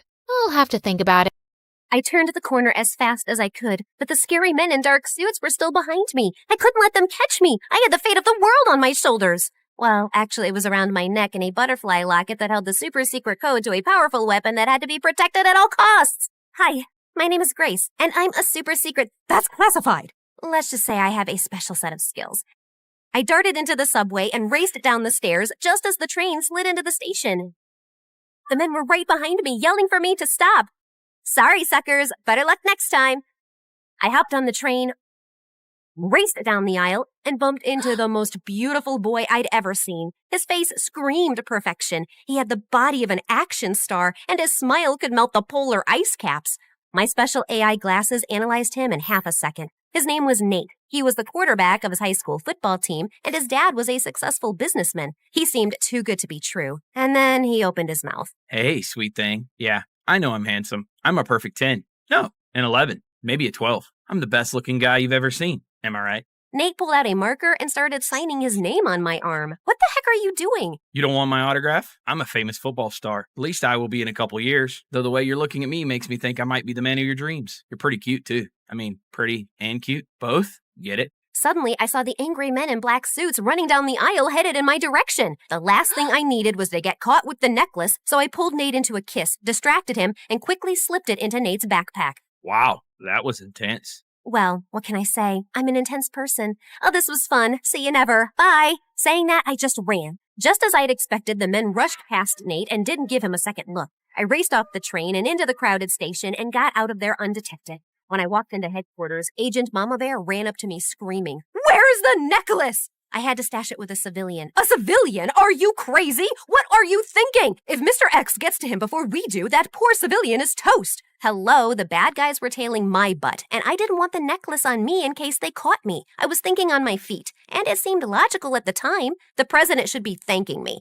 Actually, he should put my name in the super secret agent handbook. I knew you were too young for this mission. I can fix this. I'll just get the locket back. Fine, this is your last chance. Hold on, I can see you guys are confused. Mr. X is actually a criminal mastermind who stole a super secret government weapon, but he can't use it because it works on a code that's hidden in a butterfly locket that I stole from a secret underground bunker. And now Mr. X wants to catch me, take the code, and sell the weapon to a group of evil men that are up to no good. You get the drill, right? After getting my butt kicked at the headquarters, I went straight to Nate's house to scope things out. But his mansion was like Fort Knox. There were guards everywhere. I couldn't risk the mission, so I decided that the only way to get closer to Nate and his backpack was to go undercover. I'd pose as a high school student, find Nate, snatch his backpack, and grab the necklace. The whole thing would be a piece of cake. The next morning, Agent Mama Bear enrolled me into Nate's school. The moment I stepped on campus, I was on a hunt to find Nate. But every time I tried to get near him, he was surrounded by an army of lovesick girls. Nate, you're so strong and your muscles are so big. I know. I go to the gym every day. Your eyes are so perfect, Nate. Thanks. I use a special kind of eye drops that Robert Pattinson used in his vampire movie. That's why his eyes were shining so much. He winked. A couple of girls cheered and some begged him to take a selfie. I wanted to barf. A couple of hours later, I saw Nate alone at his locker. He had his backpack on, but it was zipped shut. So I crept over like a cat burglar and reached for the zipper. Just as I was about to open it, Nate turned around. Our faces were inches apart. He looked at me with his dreamy brown eyes, and I swear I heard angels singing. Then some kid ran by and bumped into me. I lost my balance, fell forward, and suddenly my lips were on Nate's, and then we were kissing. You really can't seem to get enough of me, do you? That was a mistake. I have to run. Not so soon. I'm not letting you get away this time. How about you be my girlfriend? We can kiss all the time, and you can stop playing this game. I don't have time for games. You have something of mine and I need it back. Did I steal your heart? Well, baby, you stole mine too. Enough of this. You're wasting my time. Just as I was about to snatch his backpack and grab the locket, this rich girl named Pam walked up with her minions and 2 burly bodyguards. She was the spoiled daughter of a rich politician. Pam shoved past me so hard I almost lost my balance. Hey, jerk, you pushed me. That's what I mostly do with garbage. Is this street rat bothering you, Nate? If she is, I can tell my guards to send her away. She's not a street rat. She's a nice girl. We met on the subway. The subway? Yeah, it's this thing underground. People use it for transportation. It's been around for over 100 years. Duh, I know that. It's just disgusting. How many times must I tell you, Nate? You shouldn't hang out with peasants. You could get cooties. Cooties aren't real. Yes, they are. My cousin got them, and she was in the hospital for a week. Nate, let's go. I'm allergic to poor people. If I stay near that girl any longer, I'll get a rash. Pam grabbed Nate's arm and whisked him away. Nate looked back at me and winked. After that, every time I tried to talk to Nate, Pam showed up and acted like a maniac. I saw Nate outside at lunch, but when I approached him, Pam started screaming and threw herself on the ground to get his attention. Nate, help! Monster ants are eating me alive! Of course, Nate fell for her act. He rushed to her side, picked her up, and held her in his arms like she was an overgrown baby. She was beyond annoying. Later, Pam and her band of minions ambushed me in the bathroom. Hey, subway girl, I'm getting really sick of you chasing after Nate. He's mine. Back off or else. You're the one chasing him like a lovesick puppy, and honestly, it's pretty pathetic. Get some self-esteem, girl. Oh, you're gonna regret that. Pam started jumping around like she was a boxer. I really don't think you want to do this. Ha! You're ugly and stupid. Can't you count? It's 3 against 1. Pam charged at me like a raging bull. I stepped to the side, and she ran straight into her friend. The third minion ran up to me, and I threw water in her face. She slipped on her shoelace and fell on top of Pam. Pam and her minions ran to the principal's office and told the principal that I'd attacked them. But my AI glasses caught the whole thing on camera and sent the principal a video of the incident from an anonymous email account. Pam, your behavior is unacceptable, and I have no choice but to suspend you and your friends. Out of nowhere, one of Pam's bodyguards walked into the room, whispered in the principal's ear, erased the email, and left. On second thought, sorry, Pam. You and your friends did nothing wrong. Please enjoy the rest of your day. What the fudge? Then the principal sent me to detention. And by the time I got out, the school day was over and I couldn't find Nate anywhere. God, I needed that necklace desperately. I checked his social media and saw that he was out partying at Pam's mansion, at a nightclub, and raced around the city in a limousine. Pam's bodyguards were stuck to them like glue, and her driver was guarding Nate's backpack like a hawk. I couldn't go near it without raising an alarm. It was almost 3 o'clock in the morning when Pam's driver dropped Nate off at home. I was so tired from following them around all night that I could barely keep my eyes open. I parked my car to rest my eyes, but I must have drifted off to sleep because when I woke up it was morning and Agent Mama Bear was glaring at me from the passenger seat. I thought you were working. Ah! Here you go. As fresh as a daisy. I was working. I just dozed off. We don't have time for naps. You can't let Mr. X get that locket before you do. Anyway, I've got some fresh information. Agent Mama Bear told me that Nate's dad was holding a fundraiser at his house tonight. The mission was for me to enter Nate's house dressed as a maid, grab the locket, and leave. And Agent Mama Bear was my backup. We changed into our disguises and walked right up to Nate's front door. The guards let us in without a hitch. When the time was right, I went around the house looking for Nate's room and finally found it. I slid inside like a fast ninja and immediately spotted Nate's backpack. I opened it, searched for the locket, but it was gone. I panicked. How could this moron lose the locket? I turned the room upside down but couldn't find it anywhere. I glanced out the window. Nate was lounging near the pool, sunbathing his six-pack with a stupid smile on his face. Gosh, he's so cute. Nope.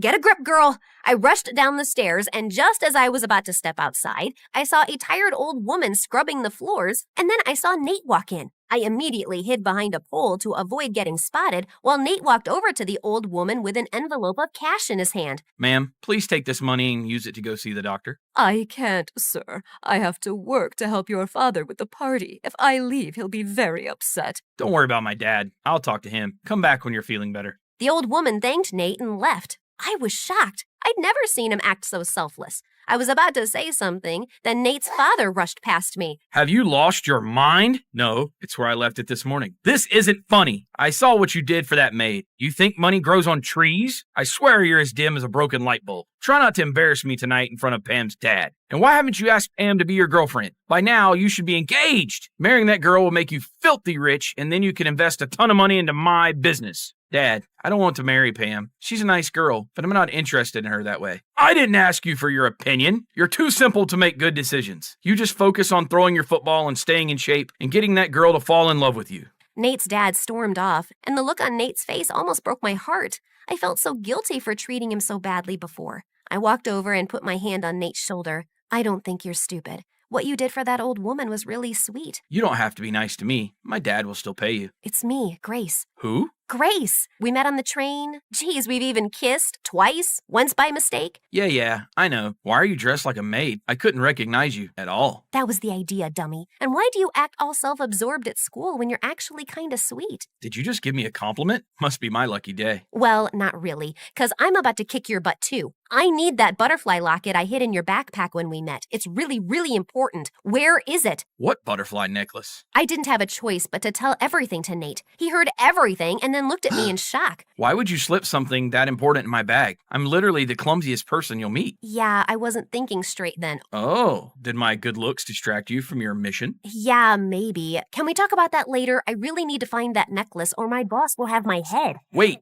I think I saw Pam wear something like that a few days back. Nate showed me Pam's Instagram account, and I immediately spotted the picture where she was wearing that butterfly necklace. I asked Nate to call Pam and ask her to come for the fundraiser wearing that necklace. She should be here soon. Pam and her dad are the guests of honor. What do we do next? We get ready to pull off the heist of the century. Okay, that might be an exaggeration, but you know what I mean. Pam was really late, and we were beginning to think she wouldn't even come, but she finally arrived along with her dad and an entourage of guards. And thankfully, she was wearing the necklace. She immediately walked up to Nate, gave him a peck on his cheek, and my insides felt on fire. What the heck was this feeling? Nate, this necklace is divine. I found it in your backpack when I was going through your things. I just had a feeling you might have a present for me. Yeah, about that. That necklace is, dangerous. No, it's poisonous. It will make you break out in hives. You'll get pimples on your face. It will be totally disgusting and gross. You'll give nightmares to small children. Pam yanked off the necklace and threw it on the ground. Before I could get to it, Pam's dad sprang into action, but Agent Mama Bear got in his way. Not so soon, Mr. X. You're busted. Grace, quick, grab the necklace and run. I did exactly that, but a bunch of guards got in my way. I grabbed a vase and hurled it at a guard and then burst out my martial arts moves. I threw 5 spinning back kicks, an open fist punch, and a couple of elbows that laid the guards out cold. Agent Mama Bear called for reinforcements to haul Pam's dad off to jail. I had no idea what happened to Pam and her mom, except that they moved somewhere very far away. The president thanked me, Nate, and Agent Mama Bear for our spectacular service and even named a special holiday after us. Nate's dad cried at the ceremony and apologized to Nate for underestimating him. I was promoted to a first-class agent, and Nate was invited to join the super secret agent training program. I delivered his invitation myself. So now that you've been a hero, what's next? I think I want to finish high school here. I knew it. You love me. You can't resist my pecs. Or is it that my brave heart or fearless spirit? If I was a 10 before, what does that make me now? 20? I'd give you a solid 4. What? I'm kidding. Sheesh, you had me worried. Then I pulled Nate close and kissed him. I was born in the Shoshone tribe. My father was the chief. The day I was born, a big eagle flew by near my mom. She had thought the eagle would hurt her, but it didn't. The people of the tribe saw it as an omen of me being special and gave me a name that meant bird woman. But in my tribe, I was called Sacagawea. Since I was born a little before I was meant to, the entire tribe was pretty disappointed seeing how small and fragile I was. Your child, she is destined to reach great heights, go places, be invincible. You really think so? But she is small and weak. Don't underestimate her, for when she is older, she will move mountains. Well, she was right. I don't know about moving mountains, but as I grew up, I wasn't weak and fragile anymore. Actually, I was kind of a wild child. I would spend hours playing in the forest, riding horses, and just exploring the outdoors. I was fearless and brave, and I knew one day I'd make my tribe proud of me. But there was one tiny problem. I was afraid of heights. All my friends would be climbing trees and rocks, and it would always scare me. I didn't really mind. I knew I could do so many other things. But a girl, Redfeather, who was from another tribe, always made it a point to tease me about it. I knew why. It was because she had a big fat crush on my best friend, Miko, and hated that he cared so much for me. What kind of bird woman are you if you can't even climb a tree? Look, Miko, I can climb so high. So what? Sacagawea can ride a horse. backwards. She can catch a fish with just her hands, and she's not a show-off like you, Redfeather. What do you even see in her? He just told you. Strength, ability, class. Now shoo off before I whoop your butt. You wouldn't dare. Oh, but I dared. In seconds, Redfeather and I were tangled like two wrestlers, but I instantly let her go when I saw my dad coming. He had told me so many times not to argue with Redfeather. Her tribe was always looking to get into a fight with ours. Once I was home, I got the lecture of a lifetime, and even though I tried to tell Dad how that witch had started it, he just wouldn't listen. Frustrated, I left the tent and sat near the river. Angry at Dad? No, not at all. I'm angry at myself for not being brave enough to climb a tree. If I could, I would have proved, hey, you don't need to prove anything to anyone. Got it? And who said you aren't brave? My love, you are the bravest girl I know. You can definitely do anything you set your mind to. Here, it's time for you to have this. Mom, why are you giving this to me? It's the most precious thing you have. No, you are my most precious thing. Saying that, she hugged me tight. After that day, I tried to steer clear of Redfeather. The girl was nothing but trouble. But one day, as Miko and I were hanging out near the big waterfall, the witch came and yanked my necklace. Give it back, now. Redfeather, I swear I'll... But before I could even finish my sentence, the witch gave me a smirk and dropped Mom's necklace down into the waterfall. I felt my blood run cold, and even though I was scared of heights, I did the unthinkable. I jumped. I felt like I was flying, and in the water, I managed to reach the necklace. When I got back up, Redfeather, Miko, and everyone else were in awe. Redfeather's dad came and made her apologize to me. From that day forward, I was known as the brave bird woman who could do anything. I had made my mark, and I was so proud of myself. A few years later, my dad announced Miko and my wedding, and I couldn't be happier. Our wedding was going to be the biggest event in the tribe, and everyone was preparing for it. Even Redfeather, who had been surprisingly friendly since the necklace incident, was helping out with the decorations. One night, Redfeather asked me to meet her by the waterfall. I was a little hesitant, but I thought maybe she wanted to apologize for her past behavior. I was wrong. As I approached the waterfall, I saw several men standing in the shadows. Redfeather stepped out of the darkness and smiled at me. What's happening? Who are these people? I can't let you marry Miko. Take her away. Before I could say anything else, the men dragged me away and everything went dark. When I finally opened my eyes, I was in a carriage. Where am I? Where are you taking me? I am the daughter of the Shoshone chief. When my dad finds out about you, he'll have you punished. And who's gonna tell him, princess? You are far away from home. You'll never get back home. Hearing his words made my heart sink, and I clutched onto Mom's necklace. It was the only thing I had from home. We had been on the road for 7 days when one night I heard noises. There were so many people fighting. The caravan was being attacked. I was so scared. I had no idea what was happening. But then I heard a voice that spoke in a different language. It was a Frenchman. He and his soldiers had attacked the caravan and freed me. They kept talking, but I didn't understand a word. And when I spoke, they didn't understand my language either. But even with the language barrier, I knew they meant well. I didn't know how to get back home. So one of the soldiers found a nice family who adopted me and taught me their language. I was so thankful to them and all the help they gave me. Years passed, and I missed home terribly. Unfortunately, we had traveled too far in an unknown direction, so I didn't know my way back. When I turned 18, I got married to a Frenchman, and just when I had my son, my husband left me. I was disappointed. As a little girl, I had thought I would go places, have a life filled with adventure, make my tribe proud. But everything had gone so wrong. But things changed when one day, 2 men, Lewis and Clark, came to my town. They had heard about me and wanted to know if I could help them find a new route to the Pacific Ocean. Sacagawea, we heard you used to be from the Shoshone tribe. We need your help to find a new route to the Pacific Ocean. I'm not sure I can help you. I've been away from my home for many years. You don't need to worry. We have maps and guides to help you. We just need your help to navigate the terrain and communicate with the locals. That sounds like a lot of work. Why should I take up the offer? Because we're headed west. This might be your chance to get home. What? All right, I'll do it. I was so excited to be joining the expedition in April of 1805 with my newborn son tied to my back on a sling, ready to set off on the adventure of a lifetime. As we made our way along the river, I helped out in any way I could. I showed the men how to find edible roots and plants, and how to identify which ones were not safe to eat. Everyone was amazed at how much I knew, and some even joked about me being the team's official hunter. It was everything my mom had taught me. We had been traveling for months, and Lewis and Clark were always friendly to me. I realized how important the mission was for them. One day, as we were crossing a river, our boat capsized. Oh my God! Our documents and supplies! All our hard work will be gone! Quickly, I jumped into action and was able to save most of the supplies and important documents. Sacagawea! That was amazing!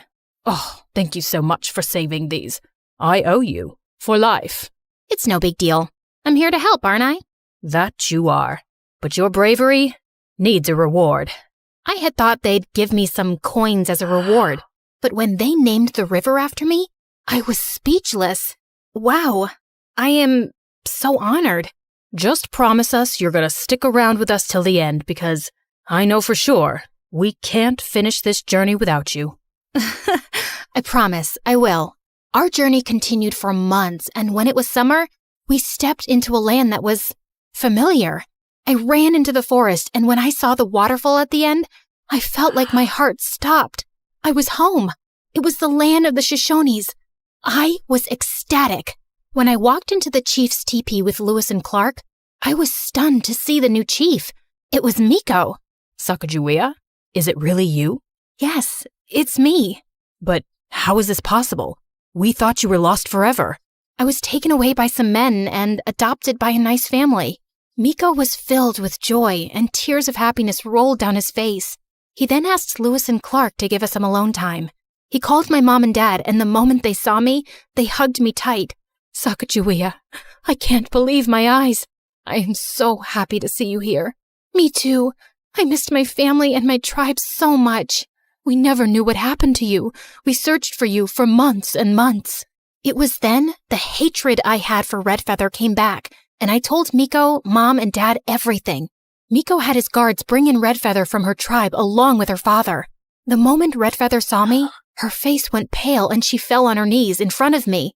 You witch! I knew you were jealous of me, but how could you stoop so low? Sacagawea, I am so sorry for all the wrong I have done to you. I am sorry. Please forgive me. I wanted to tell her no, and how could she even ask for me to forgive her?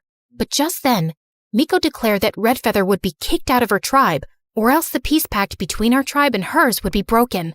To my surprise, Redfeather's father didn't hesitate a bit and agreed. I apologize for what my daughter did to you. I'm ashamed of her.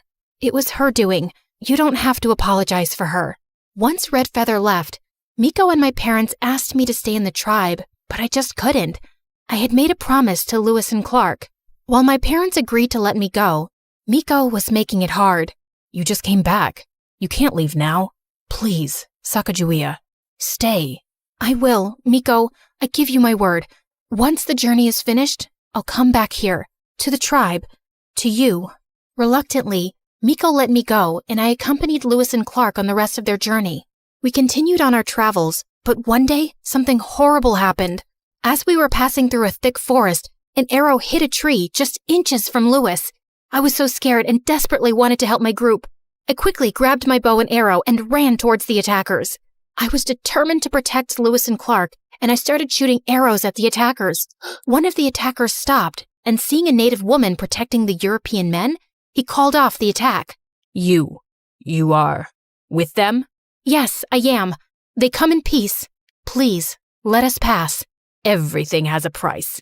Give us something. Perhaps the necklace around your neck. Will you let us pass if I give it to you? Yes.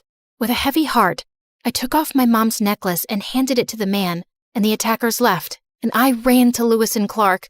I was so relieved that no one got seriously hurt. Sacagawea, Why did you give your necklace? I know what it means to you. It was precious to you. For me, my friends are more precious. Your safety means everything to me. I just did what I had to do. No, you did more than that. You saved us all. I felt so proud of myself. Finally, I had done something that my parents and the tribe could be proud of. We continued our journey and finally made it. After months of traveling, here I was, standing by the Pacific Ocean. I felt like I was in a dream.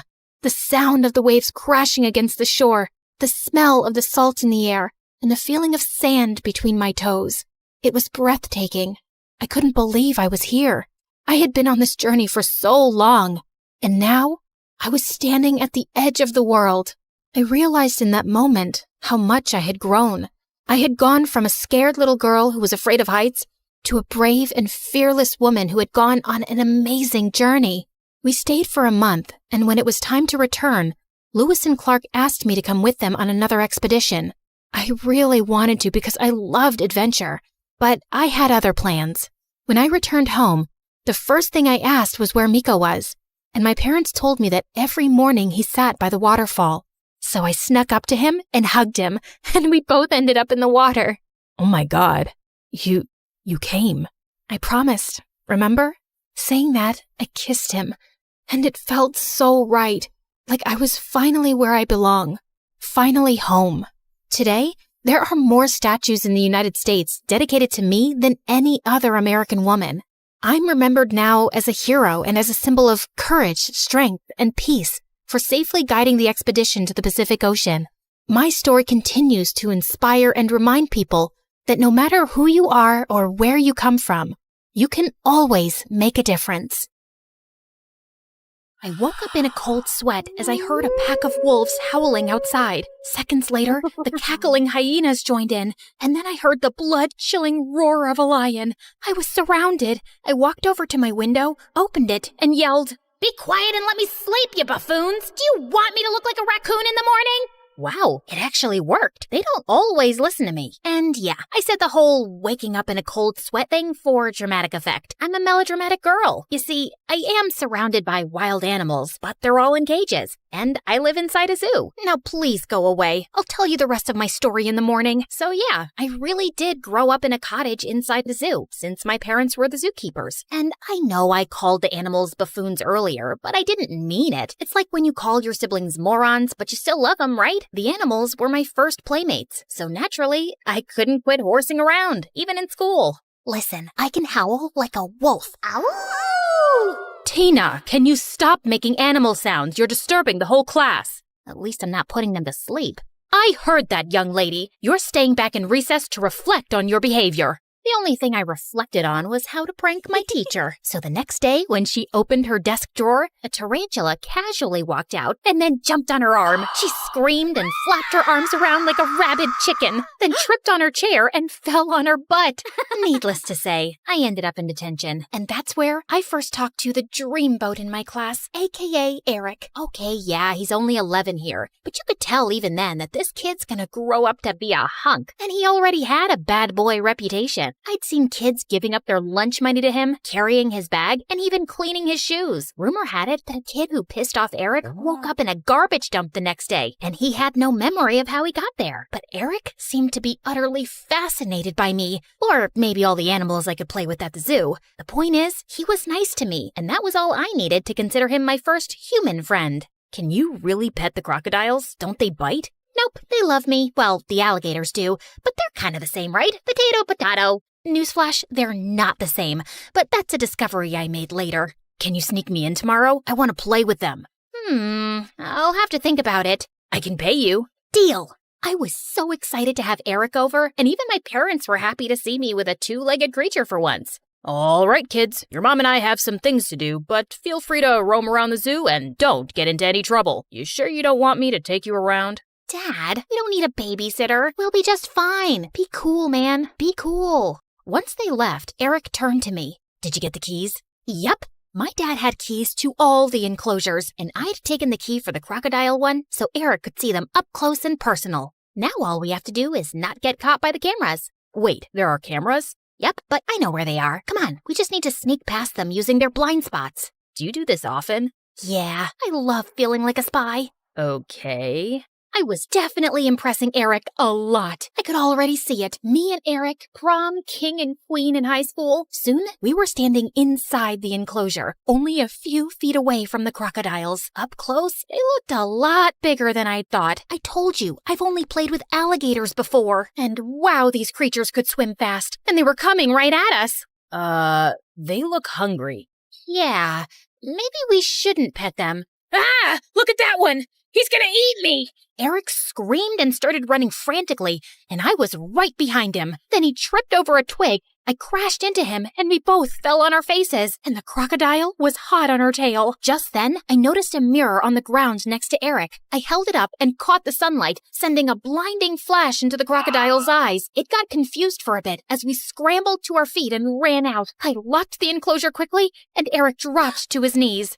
Oh God. That was the worst day of my life. It wasn't that bad. I mean, think of how I saved your life with my quick wit and fearless spirit. Why do you carry a mirror around, though? To see my beautiful face, which that crocodile would have destroyed in a second.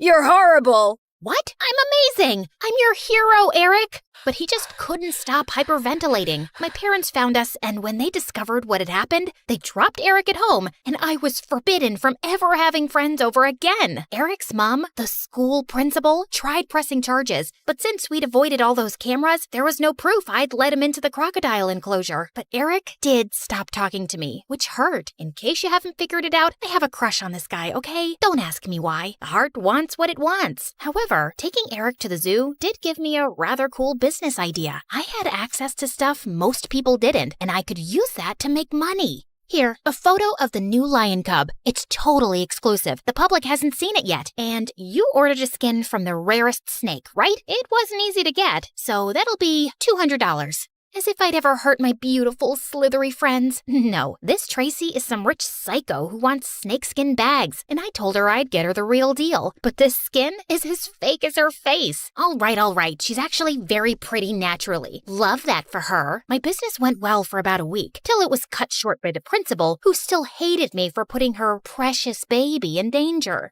You cannot bring anything like that to sell in the school from now on. You better start acting like other normal girls your age. Do you understand what I'm saying? The other normal girls were the ones asking me for pictures and snakeskins. You only sell something if there's a demand for it. Economics 101, people. But the worst part was that my parents agreed with her and grounded me. You really should start acting less like a wild child, Tina. No going out to play with the animals until you cool down a little. Seriously? Watch your tongue, young lady. Okay, gotcha. And I stuck up my tongue and watched it. Mom was not amused. As time passed, we all slowly forgot about my reckless past. With my 16th birthday coming up, I wanted to do something fun that my class would remember. Okay, I don't really care about the rest of the class. It's just that my prediction had come true, and Eric had become hot. He was now your typical bad boy. Hair slicked back with gel? Check. Top shirt buttons always open? Check. Look super cool chewing gum? Check. Flirting with every girl? Except me, of course. Check. I couldn't invite him alone, obviously, so I had to invite the rest too, and maybe he'd accept. But first, I had to get him to stop hating me. I Googled some tips on how to attract a bad boy. I swear, the internet is a wonderful place. Number 1, make sure you stand out. Bad boys like girls who don't blend in. Well, that one was already covered. I stuck out like a sore thumb. No one else dressed in tiger-striped t-shirts or giraffe print leggings or laughed like a hyena. Number 2, say something brief that would catch the guy's attention, then smile mysteriously and walk away to keep him wondering what you were talking about. So one day, I joined Eric and his friends for lunch and sat right opposite him. Hi, Eric. Hi, Tina. I had a dream about you last night.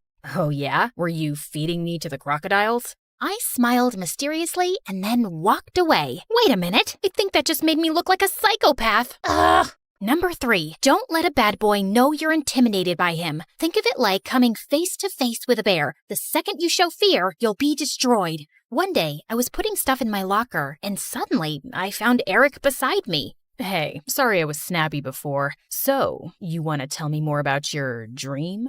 Well, you're not the boss of me. I'm not afraid of you. I'll dream about you if I like, and I'll tell you if I want to. Then I stomped on his foot and walked off. What the heck was I even doing? He was showing interest in you, you buffoon. The stupid internet has messed up my judgment. Okay, at least he'd tried talking to me himself. Maybe I'd just give him the birthday invitation and he'd accept it now. But the next day, as I was taking the invitations out of my locker, I dropped a few and turned around to find Tracy picking one up. Yeah, that's Snakeskin Tracy. And yeah, she's even prettier now and has a huge Instagram following thanks to her pretty face. So happy for her. Oh, what's this? A birthday party at the zoo? Yeah, it's gonna be a banger. I know the zoo like the back of my hand, and I can show everyone the exclusive spots. And why would we hang out with you? You're the girl who nearly got my boyfriend killed. Huh? Who's your boyfriend? Eric, you dummy. How many boys have you nearly killed in the zoo? Ugh, I couldn't believe Tracy was dating Eric. I couldn't stand her. You know, a little birdie told me that you're obsessed with wolves, and one of them just had the cutest, fluffiest baby. Wouldn't you like to pet a wolf puppy, Tracy? Take a picture for Insta, maybe? Now we're talking, girl. Okay, deal. I'll come to your party, and you arrange the baby wolf meeting. Nuh-uh, not so fast. I'll make it happen if you break up with Eric and you pay me $100. What? But I love him. Can't help you then. Bye. Okay, fine. Consider it done. Here's the money, too. Yeah, I wasn't the nicest back then, but seriously, how sincere could her love be if she broke up with him for a picture? I gave Eric the invitation the next day, and we even started hanging out. At this rate, we'd be girlfriend and boyfriend by my birthday. However, there was just one teeny tiny issue. I might have forgotten to ask my parents' permission for the party. No way. You can't have 20 people over at the zoo. Not after last time. But that was 5 years ago. I know, but I still worry. If something happened, it could cost me my job. But I won't do anything stupid, I promise. It took my parents 5 whole days to give in, but finally they did, and I made sure everyone was familiar with the rules beforehand. No interaction with the animals without my supervision, and of course, they had to bring me presents. Before I knew it, the day of the party had arrived. I had a balloon arch and a huge cake smack in the middle of the zoo, and everyone turned up. Of course, I only wanted Eric, but I wasn't complaining about the pile of presents. I'm so happy you guys could all make it. Because of what happened many years ago, we can't go inside any enclosures, but I'll be giving you a tour of the zoo once everyone's done eating. Now dig in! I was cutting up the biggest slice of cake for Eric when Tracy suddenly pinched my arm. When will I get my pictures with the wolf pup, Tina?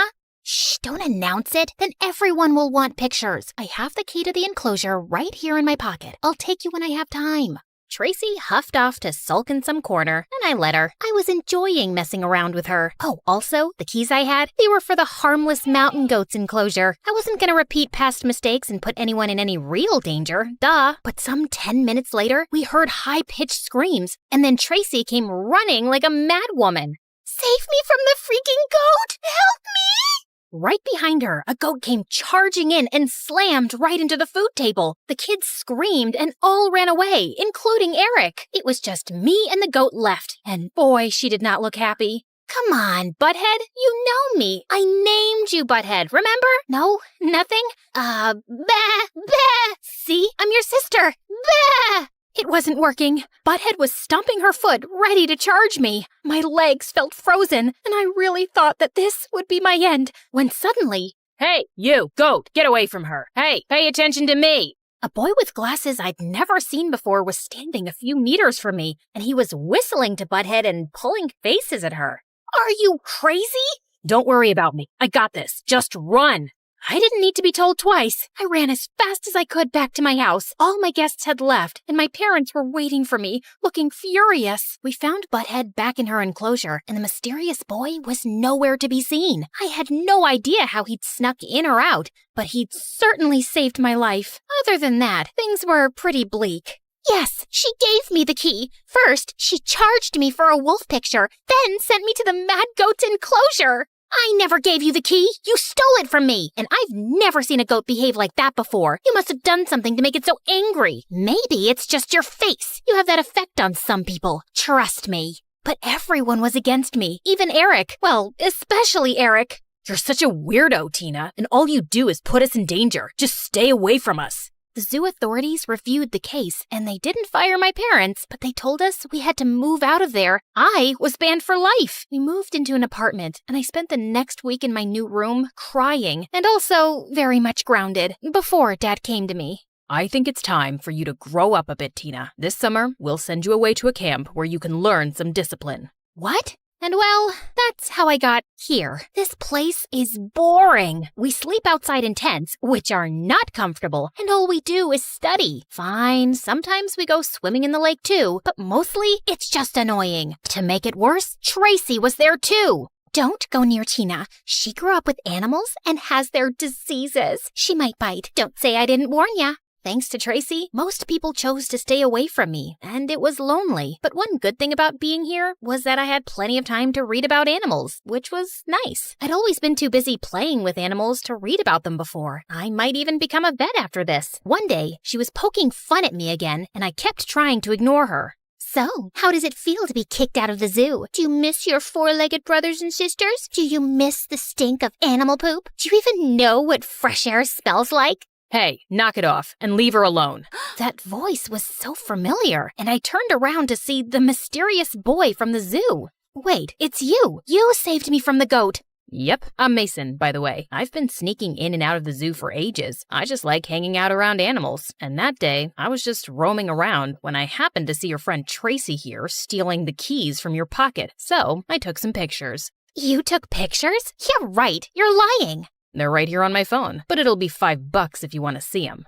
Why would I want to see them? How will you know if I'm lying or not? Ugh! Tracy paid up, and Mason really wasn't lying. I spoke to the camp leaders about how her lies had caused so much trouble for my family, and how she was harassing me even now, and Mason backed me up, and Tracy got kicked out. Mason and I became quick friends, and spent the summer together for the most part. He was really nice, and we could talk about animals all day. At the end of camp, I was kinda sad to know I wouldn't be seeing him every day. You see, I developed a small crush on Mason, even though he was a very good boy. I really have grown up. Promise to write to me every week? I will. And when I went back home, I also showed the pictures to my parents, and they apologized for not believing me before. Even my zoo privileges were reinstated, and I could visit anytime I wanted. Mom, Dad, I want to be a vet, and I think I want to change schools. I've looked up a few where they start vet courses in high school. That sounds like a good idea, and it's a very fitting job for you, sweetheart. Things were going well, except that Mason didn't really stay in touch, which made me kind of sad. I was both excited and nervous on my first day in my new school. I didn't know anyone, and I wasn't the best at making friends. Just then, someone came and sat next to me. Hi, Tina. Mason, hi! You're in my class? Or you're in mine. Either way, we're both here. Listen, I meant to stay in touch, and things have just been crazy. I'll tell you all about it, but first, I really missed you. I missed you too. Guess I didn't have to start from scratch after all.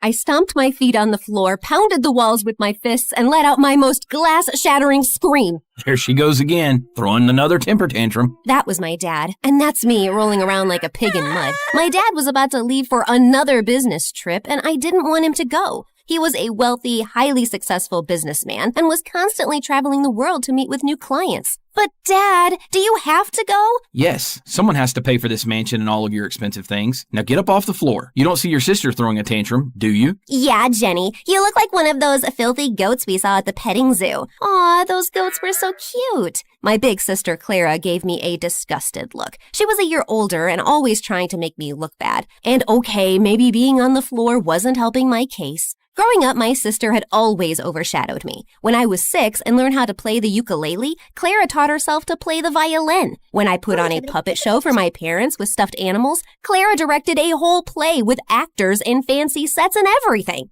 One time when I was 12, the president and the first lady came to visit our house for dinner. It was a big deal. There were a bunch of reporters, and the staff prepared the house for weeks. My dad was so nervous that he started yelling at a servant. This is gold cutlery. I told you to use silver. The first lady hates gold. Fix it now. Yeah, everybody knows that. Are you stupid? When they walked away, I sneaked over to the servant, who was in tears. You're doing a great job. And then I slipped her a huge tip. I put on my best dress for dinner. I thought I looked cute, at least until I saw Clara. She looked like an absolute princess. At first, it made me feel invisible, but then I decided to be brave. When it came time to serve the soup, I jumped up. I got this. I was thrilled. Finally, a chance to make Mom and Dad proud. I walked gingerly to the First Lady, being extra careful, when suddenly a foot stuck out and tripped me. The soup went flying all over the First Lady and the President. Then a bunch of Secret Service guys tackled me like I was an assassin or something.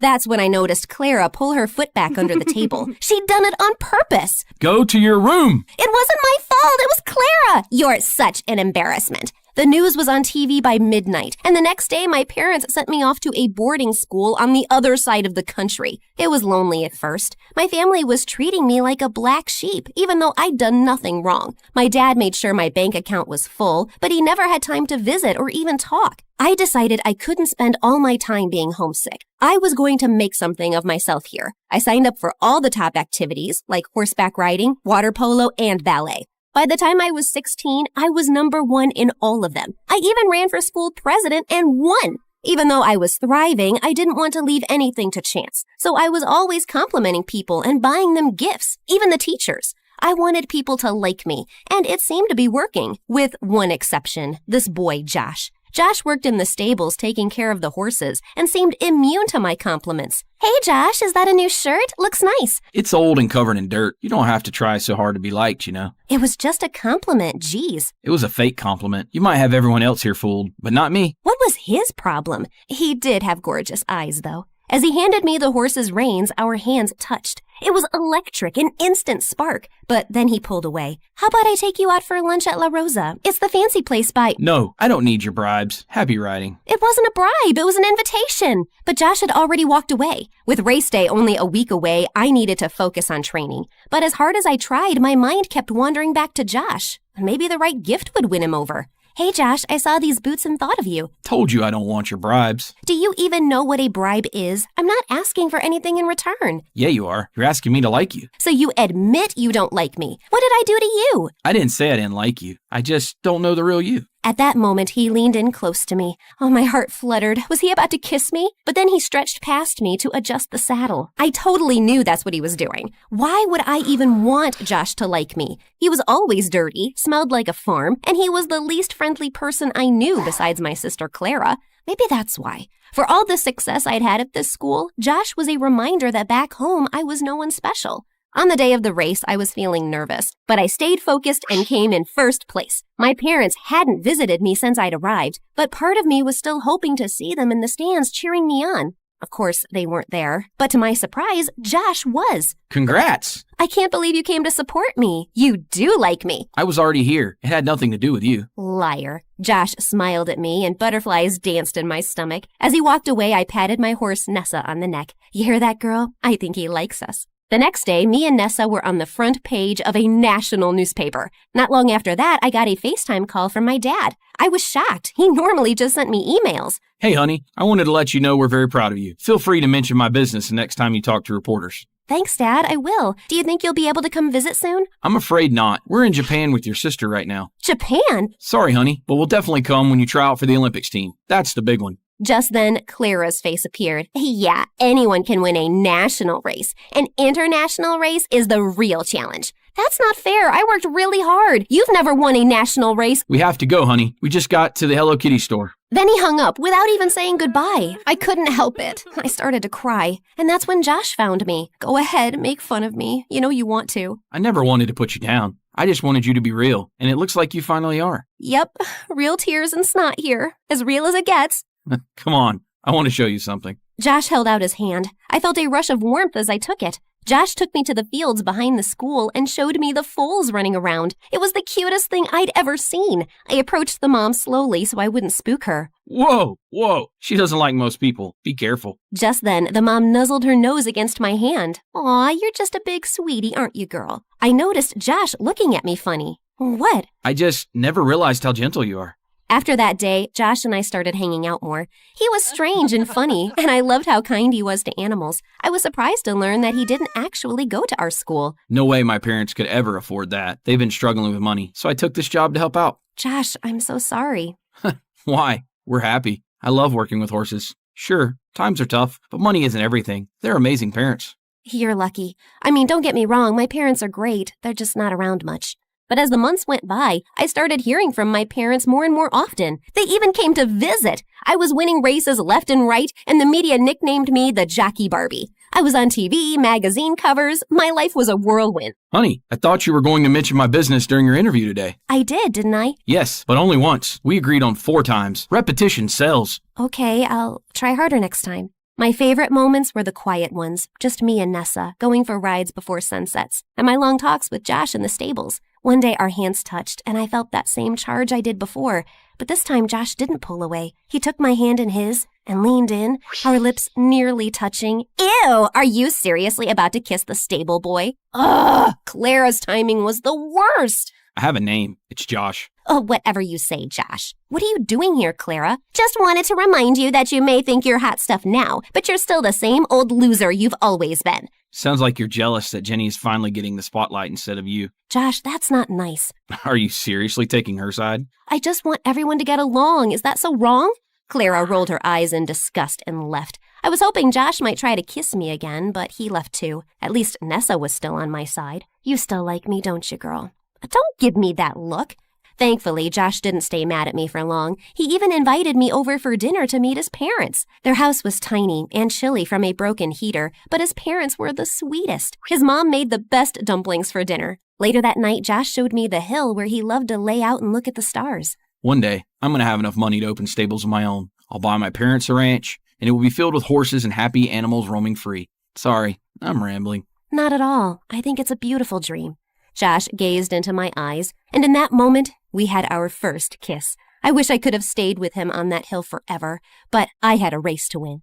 Unfortunately, Nessa wasn't feeling well, and we only came in third. Third place? You won't get into the Olympics with a record like that. Winning isn't everything, Dad. I'll have to take a break for a little while so Nessa can recover. A break? Nonsense. She's just a dumb horse. You can replace her. This one looks healthy. My dad patted another horse on the rump, and the horse neighed angrily and kicked her stall. My dad was so startled that he fell back into a pile of poop. I couldn't stop laughing. Stupid animals. I'm leaving. Honey, we just want what's best for you, and the Olympics are a golden opportunity. I hope you do what's right. I didn't like the idea of riding another horse, but I didn't want to let my parents down either, so I started training again.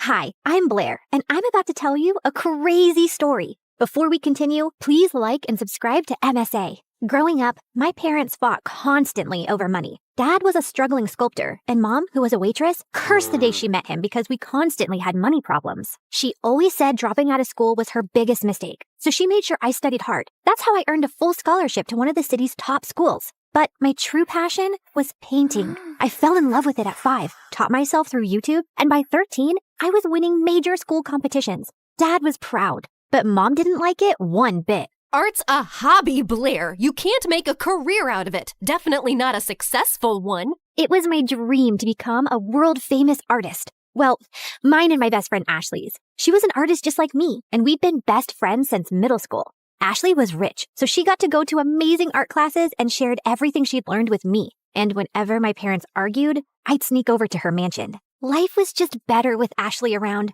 except for her annoying twin brother Dexter. He mocked our art, hid our supplies, and chased us with his paintball gun. Whenever we complained to Ashley's parents, Dexter would just put on his innocent face and get away with it. Even at school, everyone adored him for his sense of humor. Ashley absolutely hated him, and I could see why. Like on their 15th birthday, Ashley spent hours getting ready, and she looked beautiful. But the moment Dexter walked in, everyone gathered around him, completely ignoring Ashley. Look at him, smiling like he owns the world. I will never understand what people see in him. Probably his athletic body. I mean, if you look at it from an artistic point of view, Dexter's pretty much perfect for a portrait. What? I mean, so what if he's good looking? You've got a great personality.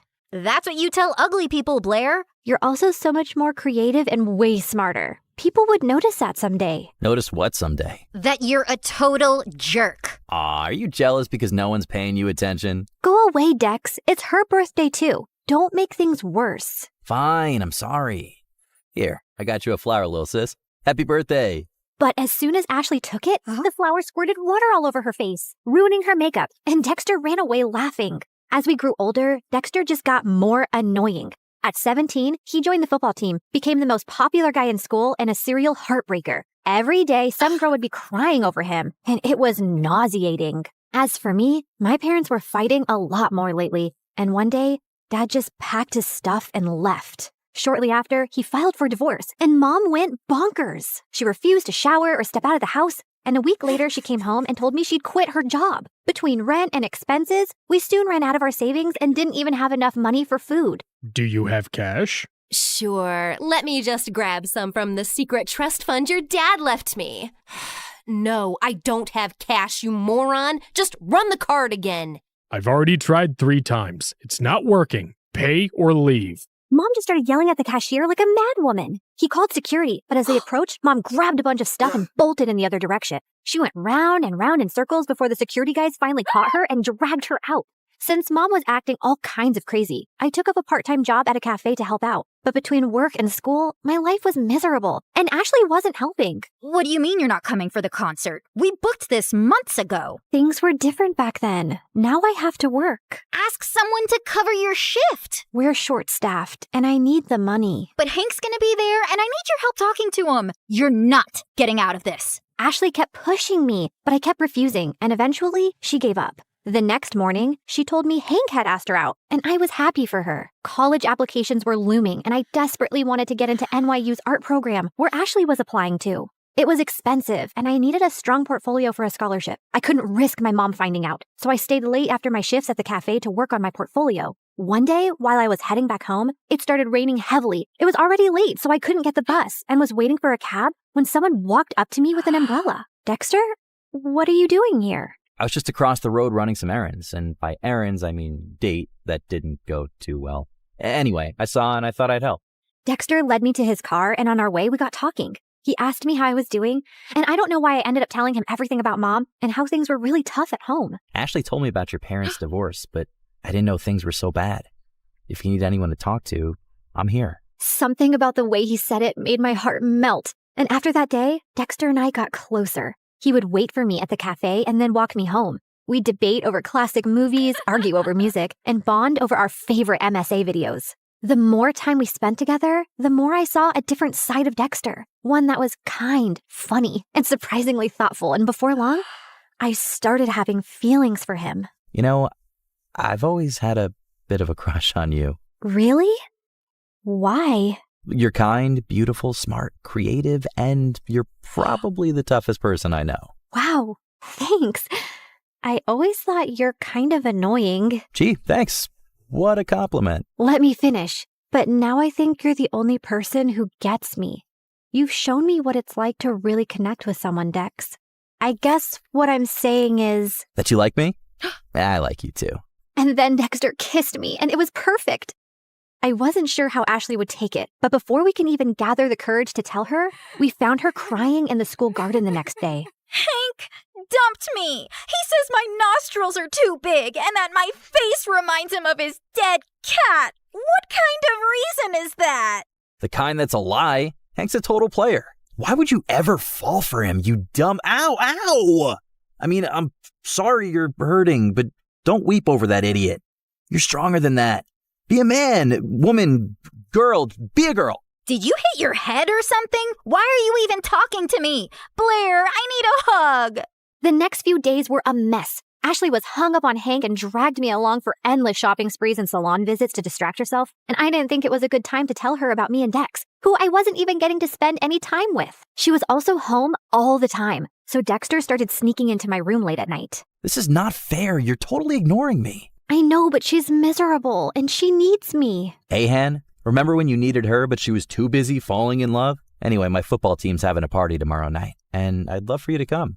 It's low-key, just close friends. How close are we talking? Close enough to do this. Dexter leaned in to kiss me, but before he could, someone knocked on my door. Ashley! He hid under the bed as I opened the door. Who are you talking to? No one. I was just humming to myself. La la la. See? You tell me, what's up? No time long see. You're being weird. Anywho, I need your help. I've heard the football team is having a party tomorrow and Hank's gonna be there. I need him to know that I've moved on and this party is perfect for that. I have the invites. You're coming with me. No excuses. But I have to work on my portfolio. I promise I'll help you after the party. Please say yes. Ashley looked desperate that I couldn't refuse. Dexter was furious, though. He didn't answer my calls or reply to my texts. Even at the party, he ignored me. But I could see he kept looking my way. Ashley had hired some guy to be her fake boyfriend, so she left for the dance floor with him while I waited for Dexter. I was near the pool when I almost slipped, but someone held on to me. Careful there, sweet cakes. You'll hurt yourself. Blair, right? I'm Hank. I know. Great. Then let's skip the introductions and dance. I don't want to. Come on. She said no. I turned around and saw Dexter looking furious. And who are you? Her boyfriend? Yes, now back off. Or what? You'll hit me, pretty boy? You bet I will. Dexter punched Hank right in his face and he stumbled backward. Hank charged at Dexter and the two got into a fight. Everyone gathered around and I caught sight of Ashley's face in the crowd. She looked furious. I ran over to her, but I slipped and fell in the pool. I don't remember much after that, but when I opened my eyes, I was in a room with Dexter and Ashley staring at me. What happened? You passed out. You don't know how to swim? I didn't exactly grow up with a pool in my backyard, so no, I don't. You're bleeding. That's no big deal. Yeah, no big deal. Just like it's not a big deal to hide from your best friend that you're dating her idiot brother. How could you not tell me? I don't know, okay? I freaked out. You've always hated Dexter, and then you'd just broken up with Hank, so I didn't want to rub my relationship in your face. You don't have to treat me like I'm a child who doesn't have a handle on her emotions. Anyway, you've chosen Dexter. Although I can't understand why him out of all the boys on the planet. But you did, and you're my best friend. So I'll accept it on one condition. Never, never make out in front of me, or I'll projectile vomit all over you. Deal? Deal. After that, things went smoothly. Dexter and I could now date openly, which made me really popular. One of his friends asked me to create a portrait for her dad. He loved it so much that he gave me a lot of commissioned work. Soon, I was making enough to quit my job at the cafe, and life became a lot easier. I even finished my art portfolio and was working on some last-minute changes one night when Mom barged in. You're applying to an art college? Why didn't you tell me? Who told you? Doesn't matter. Have you forgotten how much we've struggled because of Dad? And who will even pay for this college? I don't have that kind of money. I'll get a scholarship, Mom. I made a portfolio. Look. No, art school is too expensive and not worth it. You'll join a community college and stay close to me. Now give me that. Mom snatched the portfolio from me and left. I followed her, but she locked herself in her room. No matter how much I begged, she wouldn't open the door. Mom didn't get out of her room the whole day, and since submission was only 2 days away, I had no choice but to give up on my dream. I was talking to Ashley and Dexter about it when he came up with a brilliant idea. Dad knows the dean personally. How about I talk to him and get you a personal interview? And we can ask my friend whose dad bought paintings from you to let us borrow those. It could be your portfolio. That'll work. It should. I'm not letting you give up on your dreams, Blair. What about Mom? She just has to make peace with it. I know you love her, but what she's asking of you is not fair. She's acting like the kid in this relationship. The interview was scheduled for 2 days later, and I spent every second preparing. On the big day, I felt really confident. But as I was on my way, I got a call from the admissions office saying that my interview was canceled. Apparently, I had called and canceled my interview, claiming my mom was unwell, even sending medical reports as proof and withdrawing my application because I needed to take care of her. I tried telling them so many times that it wasn't me, but they just cut the call. I had no idea how Mom had found out about my interview, but I was furious that she'd done this. I went back home to confront her, but to my shock, I found her passed out on the floor. I called 911 and immediately rushed her to the hospital. On my way, I messaged Dad, and by the time we reached, he was already there. And what he told me next shocked me. A month ago, your mom fainted at work and was diagnosed with a rare heart disease. She needs a transplant, but since she couldn't afford it, she turned to me for help. But why didn't you tell me? We're trying to arrange money, and we wanted to wait till then to tell you. She didn't want to worry you. And here I thought she was lying when she submitted those documents. What documents? I explained about NYU and my interview with the dean. I don't think your mom's behind this. She was skeptical, but after seeing your portfolio, she was impressed. She told me she was changing her mind about you pursuing an art degree. I thought she threw my portfolio away. No, sweetie. She was proud of you. But Dad, if Mom didn't call them, then who did? Does anyone else know that she's sick? Yeah, Ashley's dad knows. We needed money for tests, so I asked him for a loan and sent pictures of your mom's report to prove it. I told him to keep it a secret so you wouldn't find out. I immediately understood who might have done this. But just to be sure, I called the admissions office and asked them for the number they received the call and reports from. And when I saw who it was, my mind exploded with anger. I took a cab, reached Ashley's place, and barged into her house. You called the admission office and told them that my mom was sick and I won't be attending the interview? Don't even try to lie to me. I have proof. My mom was sick, Ashley. You could have told me that at least. Instead, you used that against me. Hold on, I think there's some confusion. Why would Ashley do that? Ask her. And suddenly, Ashley's face twisted into rage. Yes, ask me. Ask me why I'd go out of my way to make your life miserable, Blair. It's 'cause I hate you. There, I said it. I hate you. First, you were my best friend, and you chose to date the person I hate most, my doofus brother. It was bad enough my parents always chose him over me, but even you? Also, I couldn't stand how perfect your life was. You have a football jock boyfriend. Everybody loves your art. Everybody loves everything about you. Heck, even the boy I likes you more. I didn't want to go to college and be second to you again. So I told your mom about your art school plans, hoping she'd stop you. And when she failed, I used the pictures and did what I had to. I can't believe I trusted you. I thought you were my best friend. How can you do this to me? You've shattered everything we had. I never want to see you again. We're done. Don't think I'll cry over it. I'm going to NYU, Blair. I'll make new friends. You disgust me. Whatever. I never saw Ashley's face again, and Dexter told me that his parents heard her entire confession and ended up grounding her big time. She didn't even get through NYU, but I did, thanks to Dexter's dad who got me a second interview.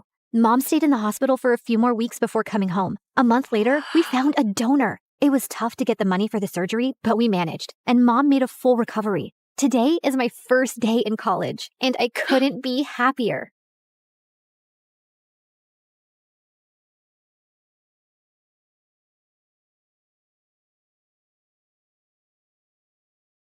Hi, my name is Ashley, and I live next to the worst family on earth. They're the biggest snobs ever. They drive around in the fanciest cars and clothes and look down on everyone else. And they have a son named Jack, who's an absolute troll.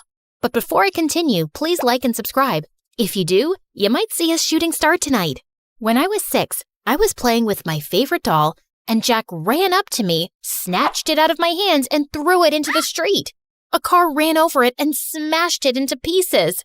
Another day at school, Jack stole a bunch of cookies out of the cookie jar and blamed it on me. Ashley took the cookies. No, I didn't. She hid them in her desk. The teacher opened my desk and found a cookie inside. I got in huge trouble, and after school, I saw Jack on the playground stuffing his face with the stolen cookies.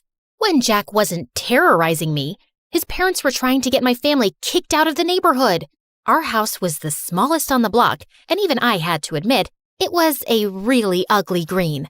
And my parents were a little weird sometimes. My dad loved to sunbathe on the front lawn, and every morning, my mom made this strange sound to call all the stray cats in the neighborhood to feed them. She'd also sing to the birds and make birdhouses all day. Our house looked like a zoo, and the neighbors hated it. Their yard is unacceptable. It looks like an overgrown swamp. Their house gives me a migraine every time I look at it. Mommy, my eyes hurt. You have to do something, officer. And can someone please tell that man to put a shirt on? Jack's parents threw fancy parties every week, but me and my family were never invited. We only lived in the neighborhood because we inherited the house from my grandfather, who used to be a famous investigative reporter. I wanted to grow up and be just like my grandfather. When I was 12, I joined the school newspaper, and when my teacher's cat, Mr. Whiskers, went missing, it took me less than 2 days to find him on the roof of the school auditorium. Though I suspected Jack had something to do with it.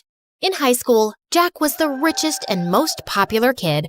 I, on the other hand, only had one friend, my cousin Bethany. Bethany moved into town a week before we started 10th grade. But Bethany was obsessed with being popular and would do anything to get Jack and his rich friends to like her. Jack's friend Sadie was the ringleader of the rich kids, and she made Jack look like a saint. Bethany adored Sadie. She'd carry Sadie and her minions' books, do their homework, and follow them around. She'd even let them copy her answers during tests. They'd smile in Bethany's face and laugh at her behind her back. Why do you let them treat you like that? They're just joking around. Those girls aren't your friends, Bethany. They're jerks. Bethany never listened. She wanted to be popular so bad she couldn't see the truth. One day, my mother dragged me out of bed at 5 a.m. on a Saturday morning to volunteer at a soup kitchen. It's important to give back to those less fortunate. But do we have to do it so early? As I was serving food, I looked up to see a familiar face. Jack?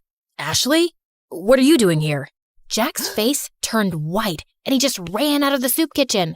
The next day, I saw Jack at school in science class. The teacher partnered us up for a big project, and we met in the library after school. Why were you getting soup at the soup kitchen? Did you fall on your head or something? Why would I ever go to a place like that? You don't have to lie to me. I'm not lying. I'm just trying to help. No one asked you for help. The next day, Bethany and I were walking to class, and we ran into Jack in the hallway, and Jack gave me the meanest, coldest stare ever. What's up with you and Jack? I saw you two whispering in the library. Are you guys dating? Is it a secret romance? Oh, Jack's so cute and so rich. I'm so mad you didn't tell me. Jack and I aren't dating. Then what's going on? Can you keep a secret? Of course. I told Bethany about how I saw Jack at the soup kitchen and his weird behavior afterwards. But all Bethany cared about was that I had the attention of such a rich, popular boy. But I had an itch to investigate. So later that afternoon, I stopped by Jack's house to check things out. But I heard Jack's parents yelling inside. I heard someone coming, so I hid in the bushes. Then the door swung open and Jack rushed out. He darted down the street before I could say a word. Jack missed our study session the next day. Then he started missing all his classes.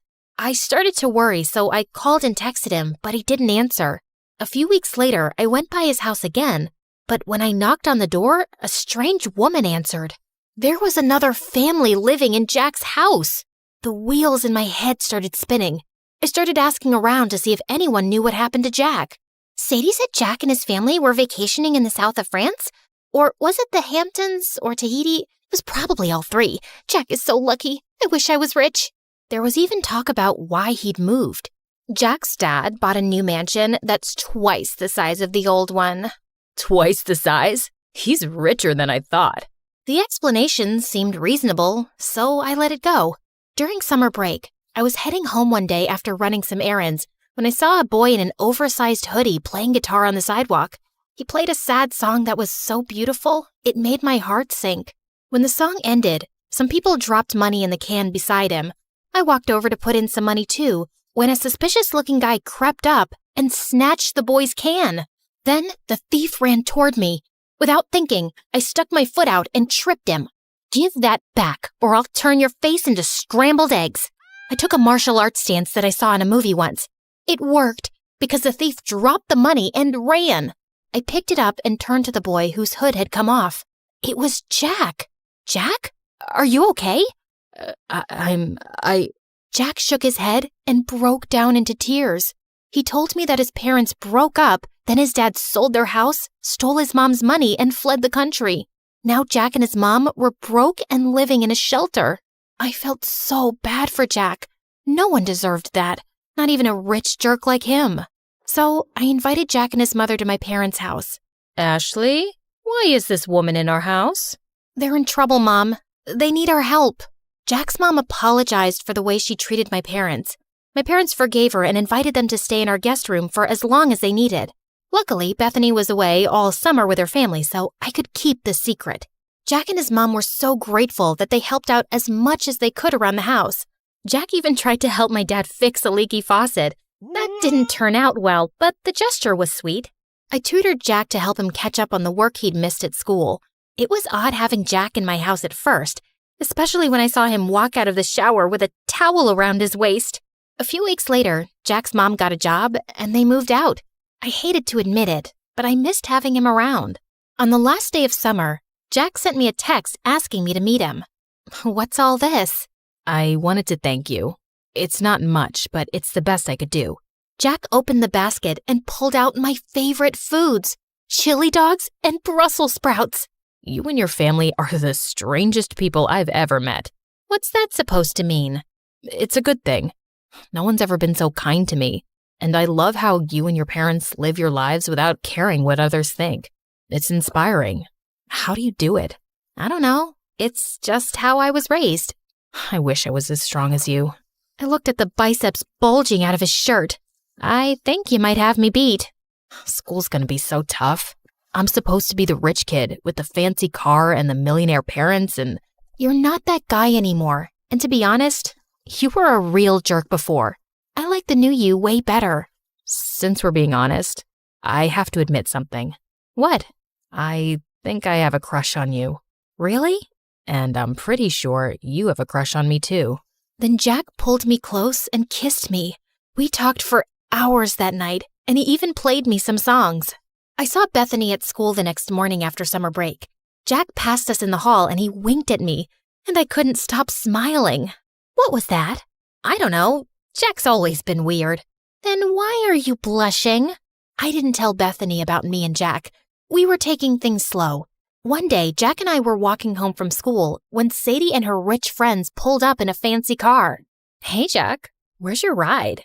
You're trading it in for a new one, huh? Always trying to one-up me, Jack. We all get it. You're the richest, but I'm a close second.